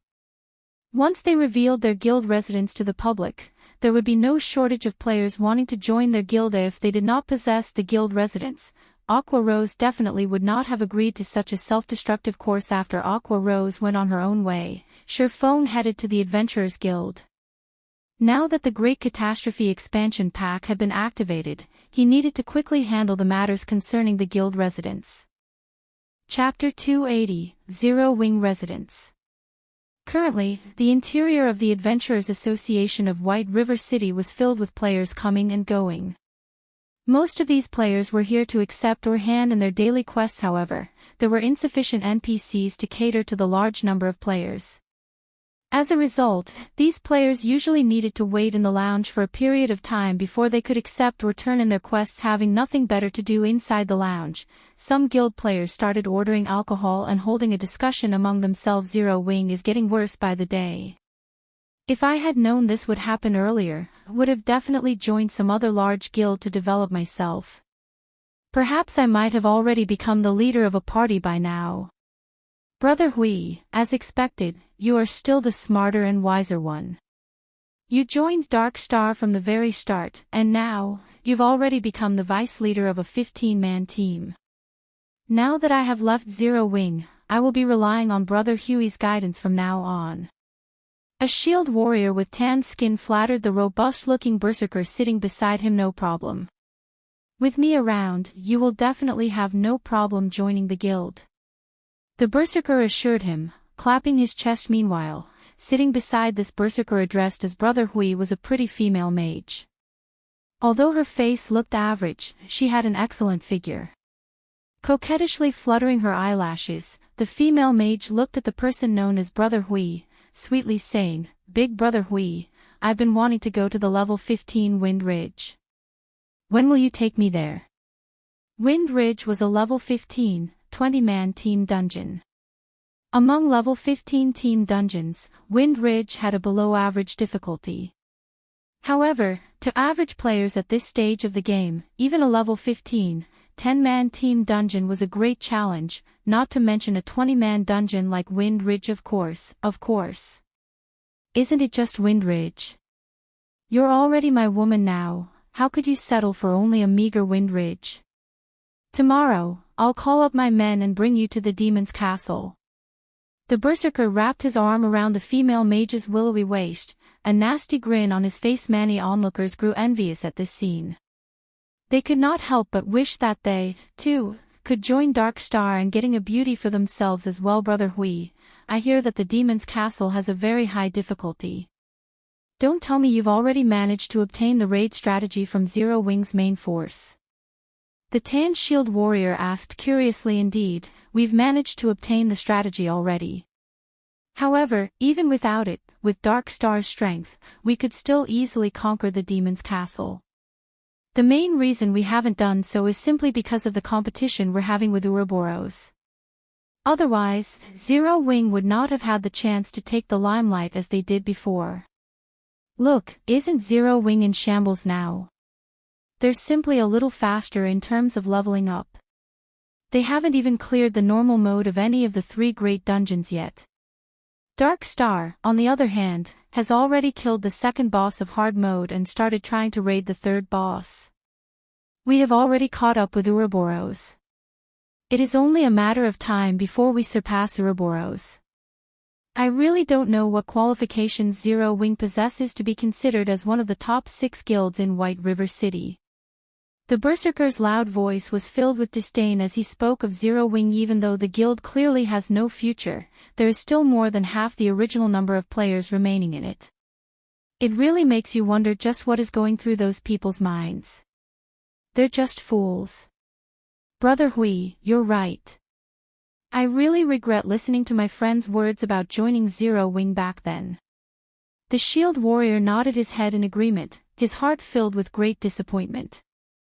If he had joined Dark Star early on, he might also have had a beauty accompanying him by now. Meanwhile, seated near this trio, Shifeng was currently quietly browsing through information on the official forums. Naturally, he could clearly hear the loud conversation between the robust berserker and the skinny shield warrior, and the same went for everyone else waiting inside the lounge. However, Shifeng made no comment on their mocking words. After all, everyone had the freedom to make their own decisions. As for the shield warrior's regret at joining Zero Wing, Shifeng simply revealed a calm smile. If this shield warrior knew that Zero Wing was about to establish their very own guild residence, just what sort of emotions would he have? At that time, even the words earth-shattering would not be enough to describe the amount of shock he would feel. However, Shifeng really could not be blamed for this. Soon after, Shifeng headed to the counter and dealt with all the necessary procedures. After he turned his private territory into a guild residence, he also spent 3,000 gold to build an advanced guild hall in place of the Purple Sun Mansion. The advanced guild hall could fit up to 3,000 people. As for the other facilities of the guild residence, those would only be obtainable from large-scale team dungeons that were level 25 or above. Some time was needed before the construction of the advanced guild hall could be completed. After Shifeng completed all the necessary procedures, his remaining task was to head to the War God's Temple and report the matter of the Endless Abyss. Just as Shifeng was about to leave the Adventurers Association, the system notification sounded. Moreover, this wasn't just any normal notification. Instead, it was a notification sent to the entire Starmoon Kingdom system announcement. Congratulations to Zero Wing for becoming the first guild in Starmoon Kingdom to establish a guild residence. Rewarding 10,000 guild reputation, 10,000 guild popularity and 10 gold coins to the guild. I spent 3,000 gold, yet only got 10 gold in return. The system sure is tight-fisted. Shifeng laughed. However, Shifeng did not concern himself with such an amount of gold. The reason being, in these past few days, the Starstreak trading firm was already making a daily profit of over 1,700 gold. It was all thanks to the popularity it gained from selling the Arclight shield, as well as the basic mana armor kits. During this period of time, the forging genius, Cream Cocoa, had also been continuously producing gemstone buckles, advanced whetstones, and many more forging products. Moreover, the number of forging players Melancholic Smile recruited was also rising. Not only did the combination of these new forgers and the various forging designs provided by Zero Wing increase the number of products sold by the Starstreak trading firm, it also expanded the company's product selection. As a result, the daily profits of the Starstreak trading firm continuously rose. Currently, the Starstreak trading firm already controlled over half of the market for forging products in White River City. Moreover, such a situation wasn't limited to just White River City. It extended to the 7 surrounding cities. Hence, Shurfeng was not lacking in money at all. Compared to having spent 3,000 gold coins, Shurfeng was more interested in the 10,000 guild popularity points. This was a feature that would only become available to a guild after it established a guild residence. The higher the guild popularity, the more famous a guild would become among NPCs. With 10,000 guild popularity, Zero Wing could be considered relatively famous among the NPC populace. Compared to starting from scratch, having this 10,000 guild popularity made things much simpler for him. It should be known that, when a guild member completed a quest commissioned by an NPC, the guild would normally receive only 1 to 3 guild popularity. Only quests with high difficulty would reward 5 to 10 points. In other words, a guild needed to complete thousands of guild quests in order to accumulate 10,000 guild popularity. These bonus guild popularity points had saved the guild plenty of development time. Meanwhile, inside the lounge of the Adventurers Association, the tan shield warrior that had just recently left Zero Wing no longer felt joyful about joining Dark Star. On the contrary, his face was as pale as a sheet of paper. Inside the Land of Death, one of the 3 great dungeons, Dark Star's main team was currently battling against a white-boned giant elephant, which was over 20 meters in height at this time. The MT of the team, Lone Tyrant, was enduring the attacks from this white-boned giant elephant. Every time he took an attack from the boss, he would receive over -2,000 damage. His HP constantly rose and fell, his life hanging by a thread. Just as the white-boned giant elephant in the distance was preparing to charge, Lone Tyrant suddenly received a system notification. Lone Tyrant was momentarily stunned by what he saw. How did Zero Wing obtain a guild residence so quickly? Lone Tyrant couldn't help but yell out when he saw the description of this system notification, his eyes nearly popping out of their sockets. He even forgot to use a skill to block the incoming attack from the white-boned giant elephant before him. As a result, he was turned into a pile of meat paste by the boss's foot, losing his life instantly. What followed was what would be expected, a team wipe. Chapter 281, A Guild's Most Powerful Weapon. Tens of players were currently lining up outside a large and peaceful tomb. Everyone in this team of players was level 17 or above, and all of their equipment were at least mysterious iron rank with a few pieces of secret silver equipment mixed in. Most of the equipment the leading MT of this team had were of secret silver rank, and the crescent-shaped shield he carried was even of fine gold rank. Meanwhile, all of these well-equipped players were looking reverently at the peerless beauty standing before them. Looking out through the gaps of her silver-white helmet, her black, crystalline eyes shone with both intelligence and wisdom. Her hair, which was a midnight black, hung down to her waist, gently brushing against the silver-white armor she wore. Resting her hand on the hilt of a dark blue greatsword glowing dark blue, she exuded the indomitable aura of a goddess of war as she silently stood there. This peerless war goddess was none other than the snow goddess of Ouroboros, Gentle Snow. After undergoing the baptism of the 3 great dungeons, Gentle Snow was even more dazzling than before. She was like a rough stone that had been polished, instantly revealing the sparkle of an icy-cold sapphire. Currently, not only was Gentle Snow fully equipped with the Snowfall set equipment, a secret silver-ranked set equipment, the great sword she wielded, albeit of indiscernible quality, was also giving off a frightening amount of energy. The Snowfall set equipment could only be obtained from the hard mode of the 3 great dungeons. As for the blue sky greatsword Gentle Snow wielded, she had obtained it after killing a great lord that served as a protector of a ruined temple. If Shurfeng saw this 2-handed greatsword, he would definitely be shocked. The reason being, this greatsword was similar to the Abyssal Blade, since it, too, was a magic weapon. Furthermore, it was also one of the 36 famed swords of God's domain, Blue Sky. Just as Gentle Snow's team was about to raid the 4th boss of the Land of Death, the White-Bone General Jera, Gentle Snow suddenly received a system notification, and a hint of astonishment flashed through her eyes when she read its contents. How can he be so fast? Gentle Snow knew exactly how difficult it was to obtain a guild residence. Even though she had a powerful guild like Ouroboros, the #1 guild in White River City, backing her, the reputation she had collected was still far from enough to allow her to become a baroness of White River City. Yet, Zero Wing was still a step ahead of her. Gentle Snow's lips suddenly curled into a faint smile as she muttered, "It seems I need to congratulate him." In White River City, Ouroboros and Zero Wing were actually allies, although this matter was not known to the public. If people did find out, however, they would definitely be greatly shocked. After all, who would ever imagine that White River City's #1 guild would actually be willing to form an alliance with Zero Wing, a guild that was declining by the day. However, Gentle Snow had indeed done such a thing. Although Ouroboros was the #1 guild in White River City, they were still far from being considered an unshakable existence. Just the fact that Dark Star was close to surpassing them showed how vulnerable Ouroboros was. Moreover, Dark Star also had some hidden connections with world dominators, which was also a first-rate guild like Ouroboros. If these two powerful guilds joined hands to wage war against Ouroboros, then Ouroboros would definitely suffer a huge loss. Hence, Ouroboros itself needed allies. Setting aside Dark Star and world dominators, there were still 3 others among the top 6 guilds in White River City. Of the 3, the most powerful would be Emperor's Light, a first-rate guild, while coming in second would be the Assassin's Alliance, a second-rate guild. As for Zero Wing, they were considered the weakest of the top 6 guilds in White River City.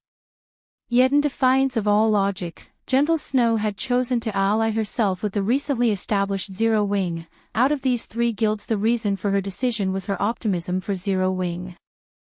Setting aside the mysterious, elusive, and heaven-defyingly powerful Yifeng, just the fact that Zero Wing had Black Flame in its midst had already solidified Gentle Snow's conviction.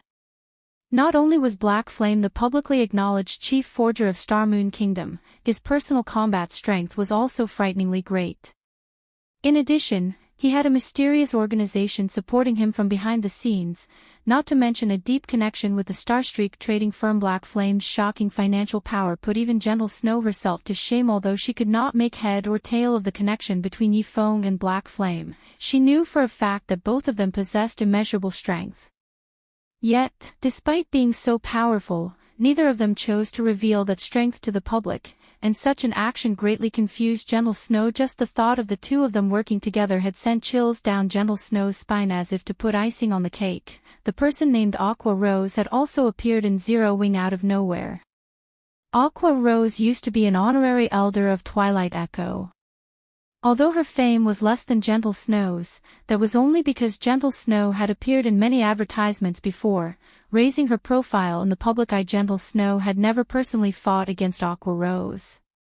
However, based on the video recordings of Aqua Rose's battles, in terms of combat techniques, should they ever have a fight between themselves, Gentle Snow felt she only had a 50% chance of emerging victorious in any case. Just the presence of these 3 powerhouses in Zero Wing made it worthwhile for Gentle Snow to ally herself with them. Not to mention, Zero Wing still had many other experts within their ranks. Their true strength and potential were simply unfathomable in the eyes of the public. Zero Wing would sooner or later vanish from existence. However, Gentle Snow knew very clearly. Zero Wing's current calm was merely the prelude to their next breakout. The situation right now would be the best example. Against all expectations, Zero Wing had suddenly become the first guild in Star Moon Kingdom to obtain its own guild residence, miles ahead of the other guilds. Within moments, Zero Wing had become the focal point of all players throughout Star Moon Kingdom. Shortly after the appearance of the system notification, Zero Wing's recruitment point was overrun by a stampede of players. Although Aqua Rose had long since prepared for such a reaction, the sea of players desperately trying to join the guild still left her breathless. Meanwhile, the players who had previously withdrawn from Zero Wing presently had regret filling up their intestines. If they had not acted so impulsively and had waited just a few more days, they would have been able to enjoy the various benefits offered by a guild residence. Now, unless they deleted their game accounts and started over with a new name, it was impossible for them to join Zero Wing anymore. However, Who would have the courage to actually delete their account and start all over again? As for the players that had chosen to remain in Zero Wing, currently, they were extremely happy about their wise decision now that Zero Wing had a guild residence, not to mention being able to receive more quests. They could save a lot of money, thanks to the equipment and weapons repair facility of the guild residence. Neither would they need to spend money to recover their stamina at hotels. They could simply do so at the guild residence. Furthermore, they could also obtain a double EXP buff just by resting inside the guild residence. With this buff, they could grind and level up with much greater efficiency than before. In addition, guild residences could also provide private rooms. This was also the greatest benefit of having a guild residence in God's domain. Every player would wish to possess their very own private room or house. As long as players logged off inside their own rooms, they could still accumulate the double EXP buff, and with much greater efficiency than in the guild lounge to boot. Even though they weren't personally within the game normally, when guild members rested within the guild residence's guild lounge for 48 hours, they could accumulate 20% double EXP, and they could accumulate up to 1 level's worth of double EXP. In the case of a private room, however, players only needed to rest for 24 hours in order to accumulate 20% double EXP, and they could likewise accumulate up to 1 level's worth of double EXP. Although the maximum capacity of the buff was the same, the accumulation speed inside a private room was double that of the guild lounge. Of course, this was only in the case of a 1-star private housing in God's domain. Housing was also categorized into different levels. Meanwhile, the higher the level, the greater the benefits a player could enjoy. The lowest level housing was 1 star, while the highest was 10 star. Each increase in level required a huge sum of money, and also certain special materials. It would not be easy for players to upgrade their private housings. For a 1-star private housing, every 24 hours, players could accumulate 20% double EXP, up to a maximum of 1 level's worth of double EXP. For a 2-star private housing, every 24 hours, players could accumulate 25% double EXP, up to a maximum of 1 level's worth of double EXP. For a 7-star private housing, every 24 hours, players could accumulate 50% double EXP, up to a maximum of 1 level's worth of double EXP.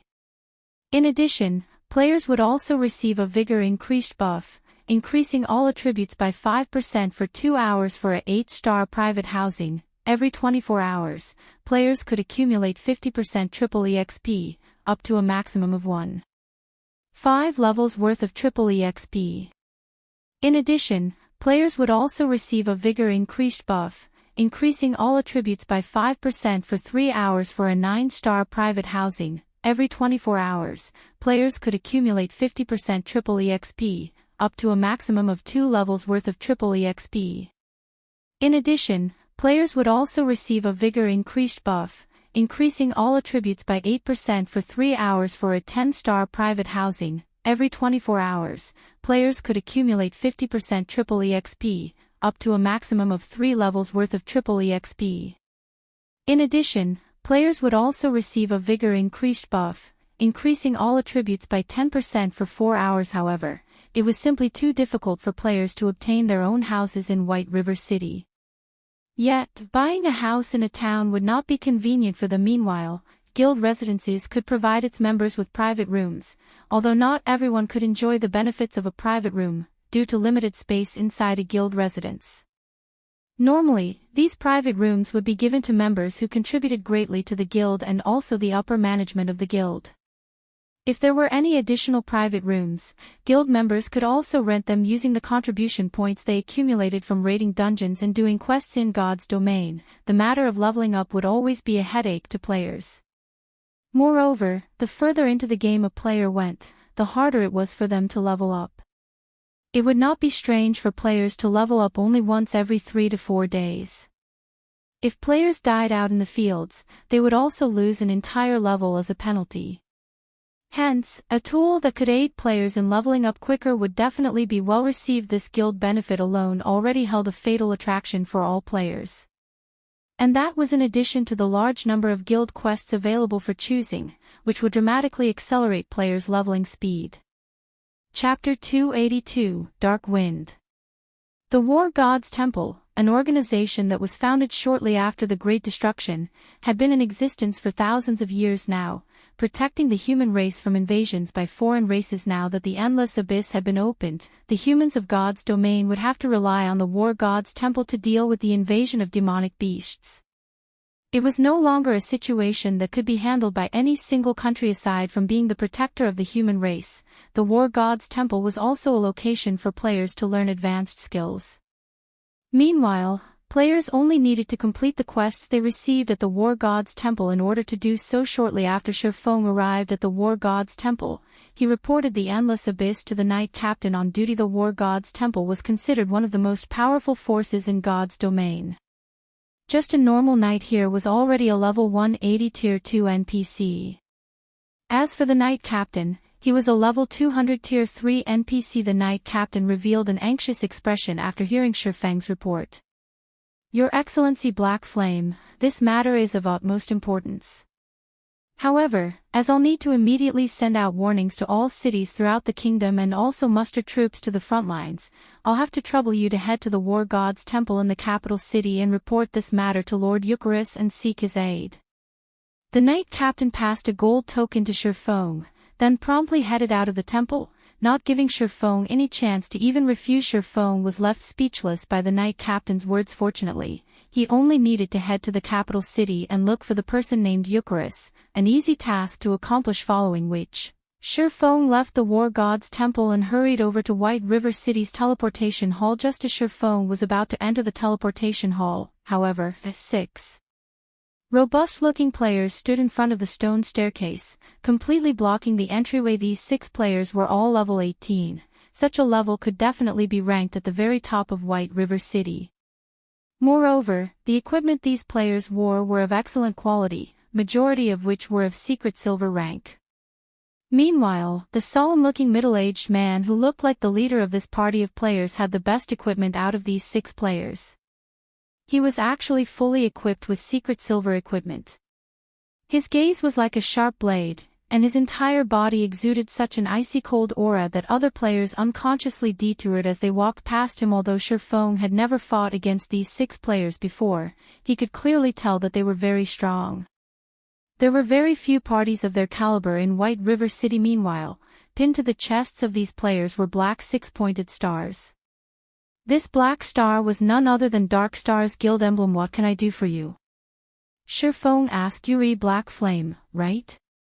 I am Ming Sha of Underworld. I am here to give you a piece of good news, the middle-aged man said in a condescending tone. Although Black Flame had been titled as the chief forger of Starmoon Kingdom, in Ming Sha's eyes, he was merely a clown prancing on the stage. Whether it was in reality or in God's domain, only strength truly mattered. A forger that only knew how to stay hidden inside a room was nothing more than a tool for strong players like them, if not for the matter of the guild residents astonishing the upper echelons of Underworld. Ming Sha would not even be here trying to make contact with Black Flame. Instead of Black Flame, the person Ming Sha was interested in was Yi Feng, the player widely acclaimed a god-ranked swordsman. Ming Sha really wished to meet him. Moreover, young Master Feng had also given orders to get rid of the Yi Feng and obtain the epic ranked item in Shifeng's hands. Unfortunately, Yi Feng proved simply too elusive. No matter how many men Ming Sha had sent out, they still could not find a trace of that Yi Feng. Ming Sha was very disappointed by such a result, as he never imagined that Yi Feng would be such a coward, not having the courage to even come out and fight. Good news? Then why do I feel that you guys are coming with bad intentions in hand? Shifeng revealed an indifferent smile as he sent a glance at the other 5 menacing players. Master Black Flame, it is our fault for behaving too rashly. However, we truly do have great news for you. Only, I hope that you can take a trip with us. After all, this place isn't exactly suitable for discussions of such an important matter. At this moment, another person walked up from behind the 6 players. This person was similarly a middle-aged man. Currently, this man had a wide smile on his honest-looking face. When Shifeng used observing eyes on this man, he discovered that this man was actually called South Wolf. Immediately, Shifeng came to a realization: the road for enemies truly is narrow. Shifeng inwardly chuckled. South Wolf was none other than the person that tried to threaten Shifeng into surrendering his ice blue devil flame. After being rejected, South Wolf had even declared that he would take action against Shifeng. Originally, Shifeng had intended to take a look at just how powerful the organization known as Underworld was. Unfortunately, this matter had been quelled by gentle snow. Shifeng never thought he would meet this fellow once again today. What if I don't want to go? Shifeng asked. We have long since thought of this point, hence I asked Brother Ming Sha and his friends to come and personally invite Master Black Flame over, South Wolf said with a hypocritical smile, sending a glance at the 6 underworld guards beside him. All right, then, since you guys are being so sincere. Shifeng nodded. South Wolf had obviously already familiarized himself with the rules of White River City. Although the rules stated that battles were not allowed within the city limits, that was on the premise that actual damage was caused. There would be no problems if they simply dragged him away. Of course, Shifeng's strength attribute was extremely high. South Wolf's group had absolutely no chance of abducting him. Just recently, he had obtained 40 free attribute points as a reward for releasing the Forgotten Lands. Although Shifeng had added 30 of those points into intelligence, in order to equip the Heavenly Dragon's Breath even a little earlier, he had placed the remaining 10 into strength. Aside from that, due to the Abyssal Blade's attributes, Shifeng obtained 2 additional free attribute points every time he leveled up. When coupling those with the strength provided by his other equipment, Shifeng's strength attribute had long since broken through the 170-point threshold. In terms of the strength attribute, very few players throughout God's domain could be a match for him. However, it seemed that someone from the mysterious upper echelon of Underworld wanted to meet him, and Shifeng was curious enough to agree. Let us go, then, South Wolf said as he led the way. A short while later, Shifeng and the others arrived inside a high-class bar. Very few average players could be seen inside this bar, as most could not afford this luxurious place. Master Black Flame, please, come in. Young Master Feng has been waiting for you for a long time now. South Wolf pushed apart the doors to a private room, hinting that Shifeng should enter. Upon entering the private room, Shifeng immediately discovered an imposing yet charming youth sitting inside. This youth was also accompanied by 2 beautiful female companions at his sides. These 2 beauties were not players but NPCs. Just like how Anna was working as Shifeng's assistant at the Starstreak trading firm, these beauties were clearly servants of this young man. This sight was far more shocking than if he had 2 attractive female players accompanying him at this stage of the game. Having the ability to possess 2 NPC servants showed that this youth before him was definitely out of the ordinary. You are in the upper echelon of Underworld? Shifeng asked. That's right. This one here is known as Feng Xianyang, the vice leader of Underworld's Star Moon Kingdom Eastern Branch. Of course, you can also call me by my character name, Dark Wind. Feng Xianyang introduced himself. I wonder, what business does Vice Leader Feng have with me? Shifeng asked. Judging from Feng Xianyang's tone, Shifeng had already made a rough guess as to Underworld's strength. Although he had long since deduced that Underworld had a great deal of power and that their influence covered more than just a single kingdom, Shifeng still could not help but feel shocked after having his conclusions confirmed. It was no wonder even that Gentle Snow was wary of them. Star Moon Kingdom could be categorized into 5 separate regions: North, South, East, West, and Center. White River City was located in the east side. Meanwhile, Feng Xianyang was in charge of managing the affairs of Underworld's Star Moon Kingdom Eastern Branch. The authority he wielded was definitely great. I heard that Master Black Flame is the founder of Zero Wing. You have even managed to elevate Zero Wing to its current position. We at Underworld feel very optimistic about Zero Wing's future, hence we wish to invest in some shares. Feng Xianyang then pointed towards Ming Sha, who was currently standing by the door, saying, "You've already seen for yourself the strength of Underworld. Because of us, even the previously insignificant third-rate guild Dark Star has instantly become a powerhouse in White River City. If Master Black Flame is willing, Underworld can similarly make Zero Wing grow rapidly. Not only could you become the overlord of White River City, You could even become the #1 guild in the entire eastern region of Starmoon Kingdom. I wonder if Master Black Flame might be interested. Chapter 283, Arrogance. Feng Xuanyang's words dripped with temptation. Just the prestige of being the #1 guild in the entire eastern region of Starmoon Kingdom would cause many to fight over it. These exact same words might have been used to attract Lone Tyrant into cooperating with Underworld back then under the banner of the #1 player on the ranking list. In addition to Underworld's covert support, Dark Star had managed to rocket to fame, becoming a guild capable of rivaling even the powerful Ouroboros. So that's how it is. Shi Feng suddenly came to a realization. He finally understood why Dark Star could become so amazing, just like that, with experts appearing in the guild out of nowhere.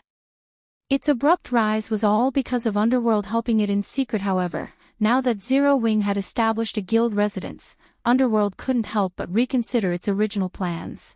Hence its interest in investing in Zero Wing. Shi Feng couldn't help but acknowledge that Underworld was indeed amazing. They were willing to support an entirely different guild even at the cost of sacrificing all their previous investments.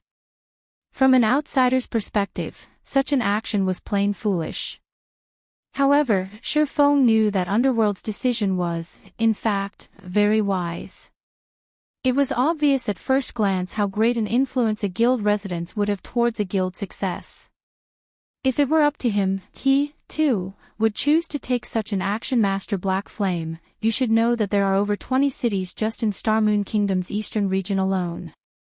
If Master Black Flame agrees to our proposition, in the future, you will become the absolute overlord of these 20+ cities.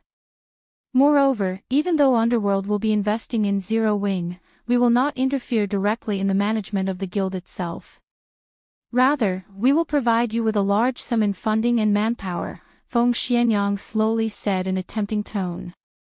We at Underworld have already decided that, as long as Master Black Flame agrees, we will immediately inject 1 billion credits into Zero Wing, and also provide the guild with 100 gold coins every week. In addition, we will also provide 100 experts, and also 1 team of Underworld guards for you, Master Black Flame, to command as you see fit. If Zero Wing develops well, Underworld will invest even more into the guild in the future. Master Black Flame, what do you think? Feng Xianyang had taken Shi Feng's previous silence for hesitation, thinking that Shi Feng was definitely considering his proposition, hence he sweetened the deal. In God's domain, wasn't the main purpose one established a guild earning money and gaining status? For a newly established guild, 1 billion credits was definitely an astronomical sum. Even a major corporation in a city couldn't easily take out 1 billion credits. Recently, due to God's domain's raging popularity, the number of corporations investing in the game had been continuously increasing.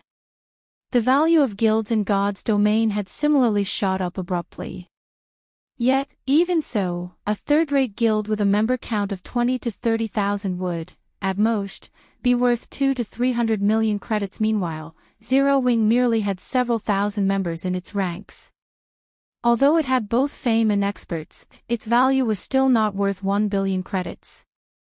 After taking into account the value of a guild residence, Zero Wing would at most be worth 500 million credits. Hence, it would be completely illogical for Shi Feng to refuse the offer of 1 billion credits. I wonder how much shares young Master Feng is intending to purchase. Shi Feng asked, an indifferent smile on his face. Not much, just 50%. In exchange for 50% of Zero Wing's shares, you can obtain 1 billion credits, in addition to having many experts to assist you. I believe that no other corporation will be willing to offer such a high price, Feng Xianyang said confidently. Shi Feng propped up his chin with his hand, entering into a deep contemplation. Shortly after, he slowly said, although your offer is indeed attractive, 50% of the guild's shares is simply too much. I am willing to sell 10% at most. Although Feng Xuanyang's offer of 50% seemed as if both sides would be wielding half of the guild's shares, it was simply a trick to make Shi Feng drop his guard. In reality, wielding 50% of Zero Wing's shares was already tantamount to full control of the guild. After all, when Shi Feng established his guild, he hadn't claimed the full 100% shares of the guild, he had given a small portion to Aqua Rose. If Feng Xianyang purchased 1% of Zero Wing's shares from Aqua Rose, then he would have 51% of the guild's shares. At that time, Feng Xianyang's words would become law in Zero Wing, while Shi Feng would sooner or later end up in a situation like the one in his previous life. Shi Feng had sworn to never let something like that happen again in this life. 10%. Feng Xianyang did not dare believe his own ears. He was going to spend 1 billion credits on Zero Wing, yet, all he would get in return was 10% of its shares. Did Shi Feng really take Zero Wing for the #1 guild in Star Moon Kingdom? Vice Leader Feng, you must think that the amount I'm offering is too low, right? Shi Feng asked, his indifferent smile still on his face. It's only normal that you would think so. However, what I'm trying to say is that 1 billion credits really isn't a big sum of money. I'm already giving young Master Feng a lot of face by offering you 10% of Zero Wing's shares. If it were anyone else here today, I would only offer them 1% at most. In fact, Shi Feng was not speaking conceited nonsense at all. Just the gold coins he had on hand right now already exceeded 10,000. If he converted them into credits, they would be worth at least 200 million credits. His daily income was also continuously rising day after day. Just the benefits he could obtain from the Starstreak trading firm had already far exceeded 1 billion credits. Not to mention, Zero Wing's guild residence was also built on a strategic location like the Purple Sun Mansion. The Purple Sun Mansion was the best location for players to establish a guild residence in White River City. It also occupied a broad tract of land, larger than even a football field, which could contain 50,000 people. Not to mention the current state of White River City, where every square inch of land was worth its inch in gold. Even after a decade passed since God's Domain's official launch, the land of the Purple Sun Mansion would still be worth more than 10 billion credits. Although 1 billion credits was indeed an astronomical sum, it was truly not worth 10% of Zero Wing's shares. Even 1% was an overestimation, not to mention 10%. Master Black Flame, there has to be a limit even to jokes. By toying around with me like this, do you take me for someone easily bullied? Feng Xuanyang's expression suddenly changed, his tone turned cold as well. Vice Leader Feng, what I speak is the truth. If Vice Leader Feng feels wronged, then let's just forget about this matter entirely. Shi Feng shook his head and laughed.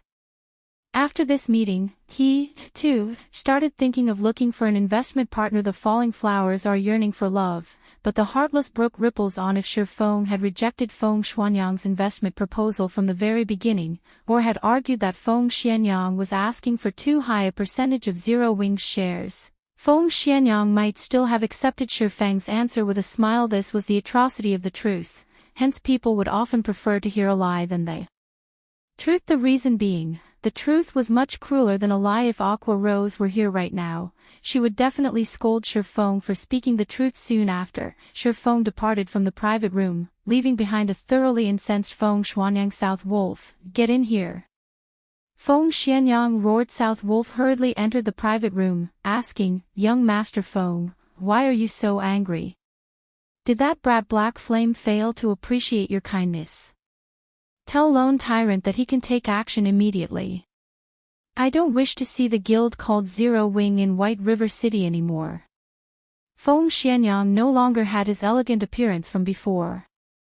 Instead, he revealed his sinister nature, saying, since he isn't willing to cooperate with Underworld, then we will just remove him, one way or another. White River City does not need a guild that Underworld cannot control. Yes, I'll notify Lone Tyrant immediately, South Wolf said with excitement as he licked his lips. After Shi Feng departed from the high-class bar, he immediately headed towards the teleportation hole. Spending 32 silver coins, he quickly arrived at Star Moon City, Star Moon Kingdom's most affluent city. Compared to White River City, the competition at Star Moon City was much more intense. Just the number of first-rate guilds present in the city already surpassed 5. The second- and third-rate guilds were even more numerous. Meanwhile, the player population at Star Moon City was over 3 million. Such a number could easily match the total number of players in White River City and its neighboring 7 cities. One could say that Starmoon City was a location that every guild needed to compete for in the future. After all, it was a super city that would be able to contain over 10 million players in the future. Meanwhile, the resources available in the surroundings of Starmoon City were even more abundant. There were plenty of high-level maps that were only a short distance away from the city. Obtaining Starmoon City would be the equivalent of occupying a fifth of the entire Starmoon Kingdom's resources.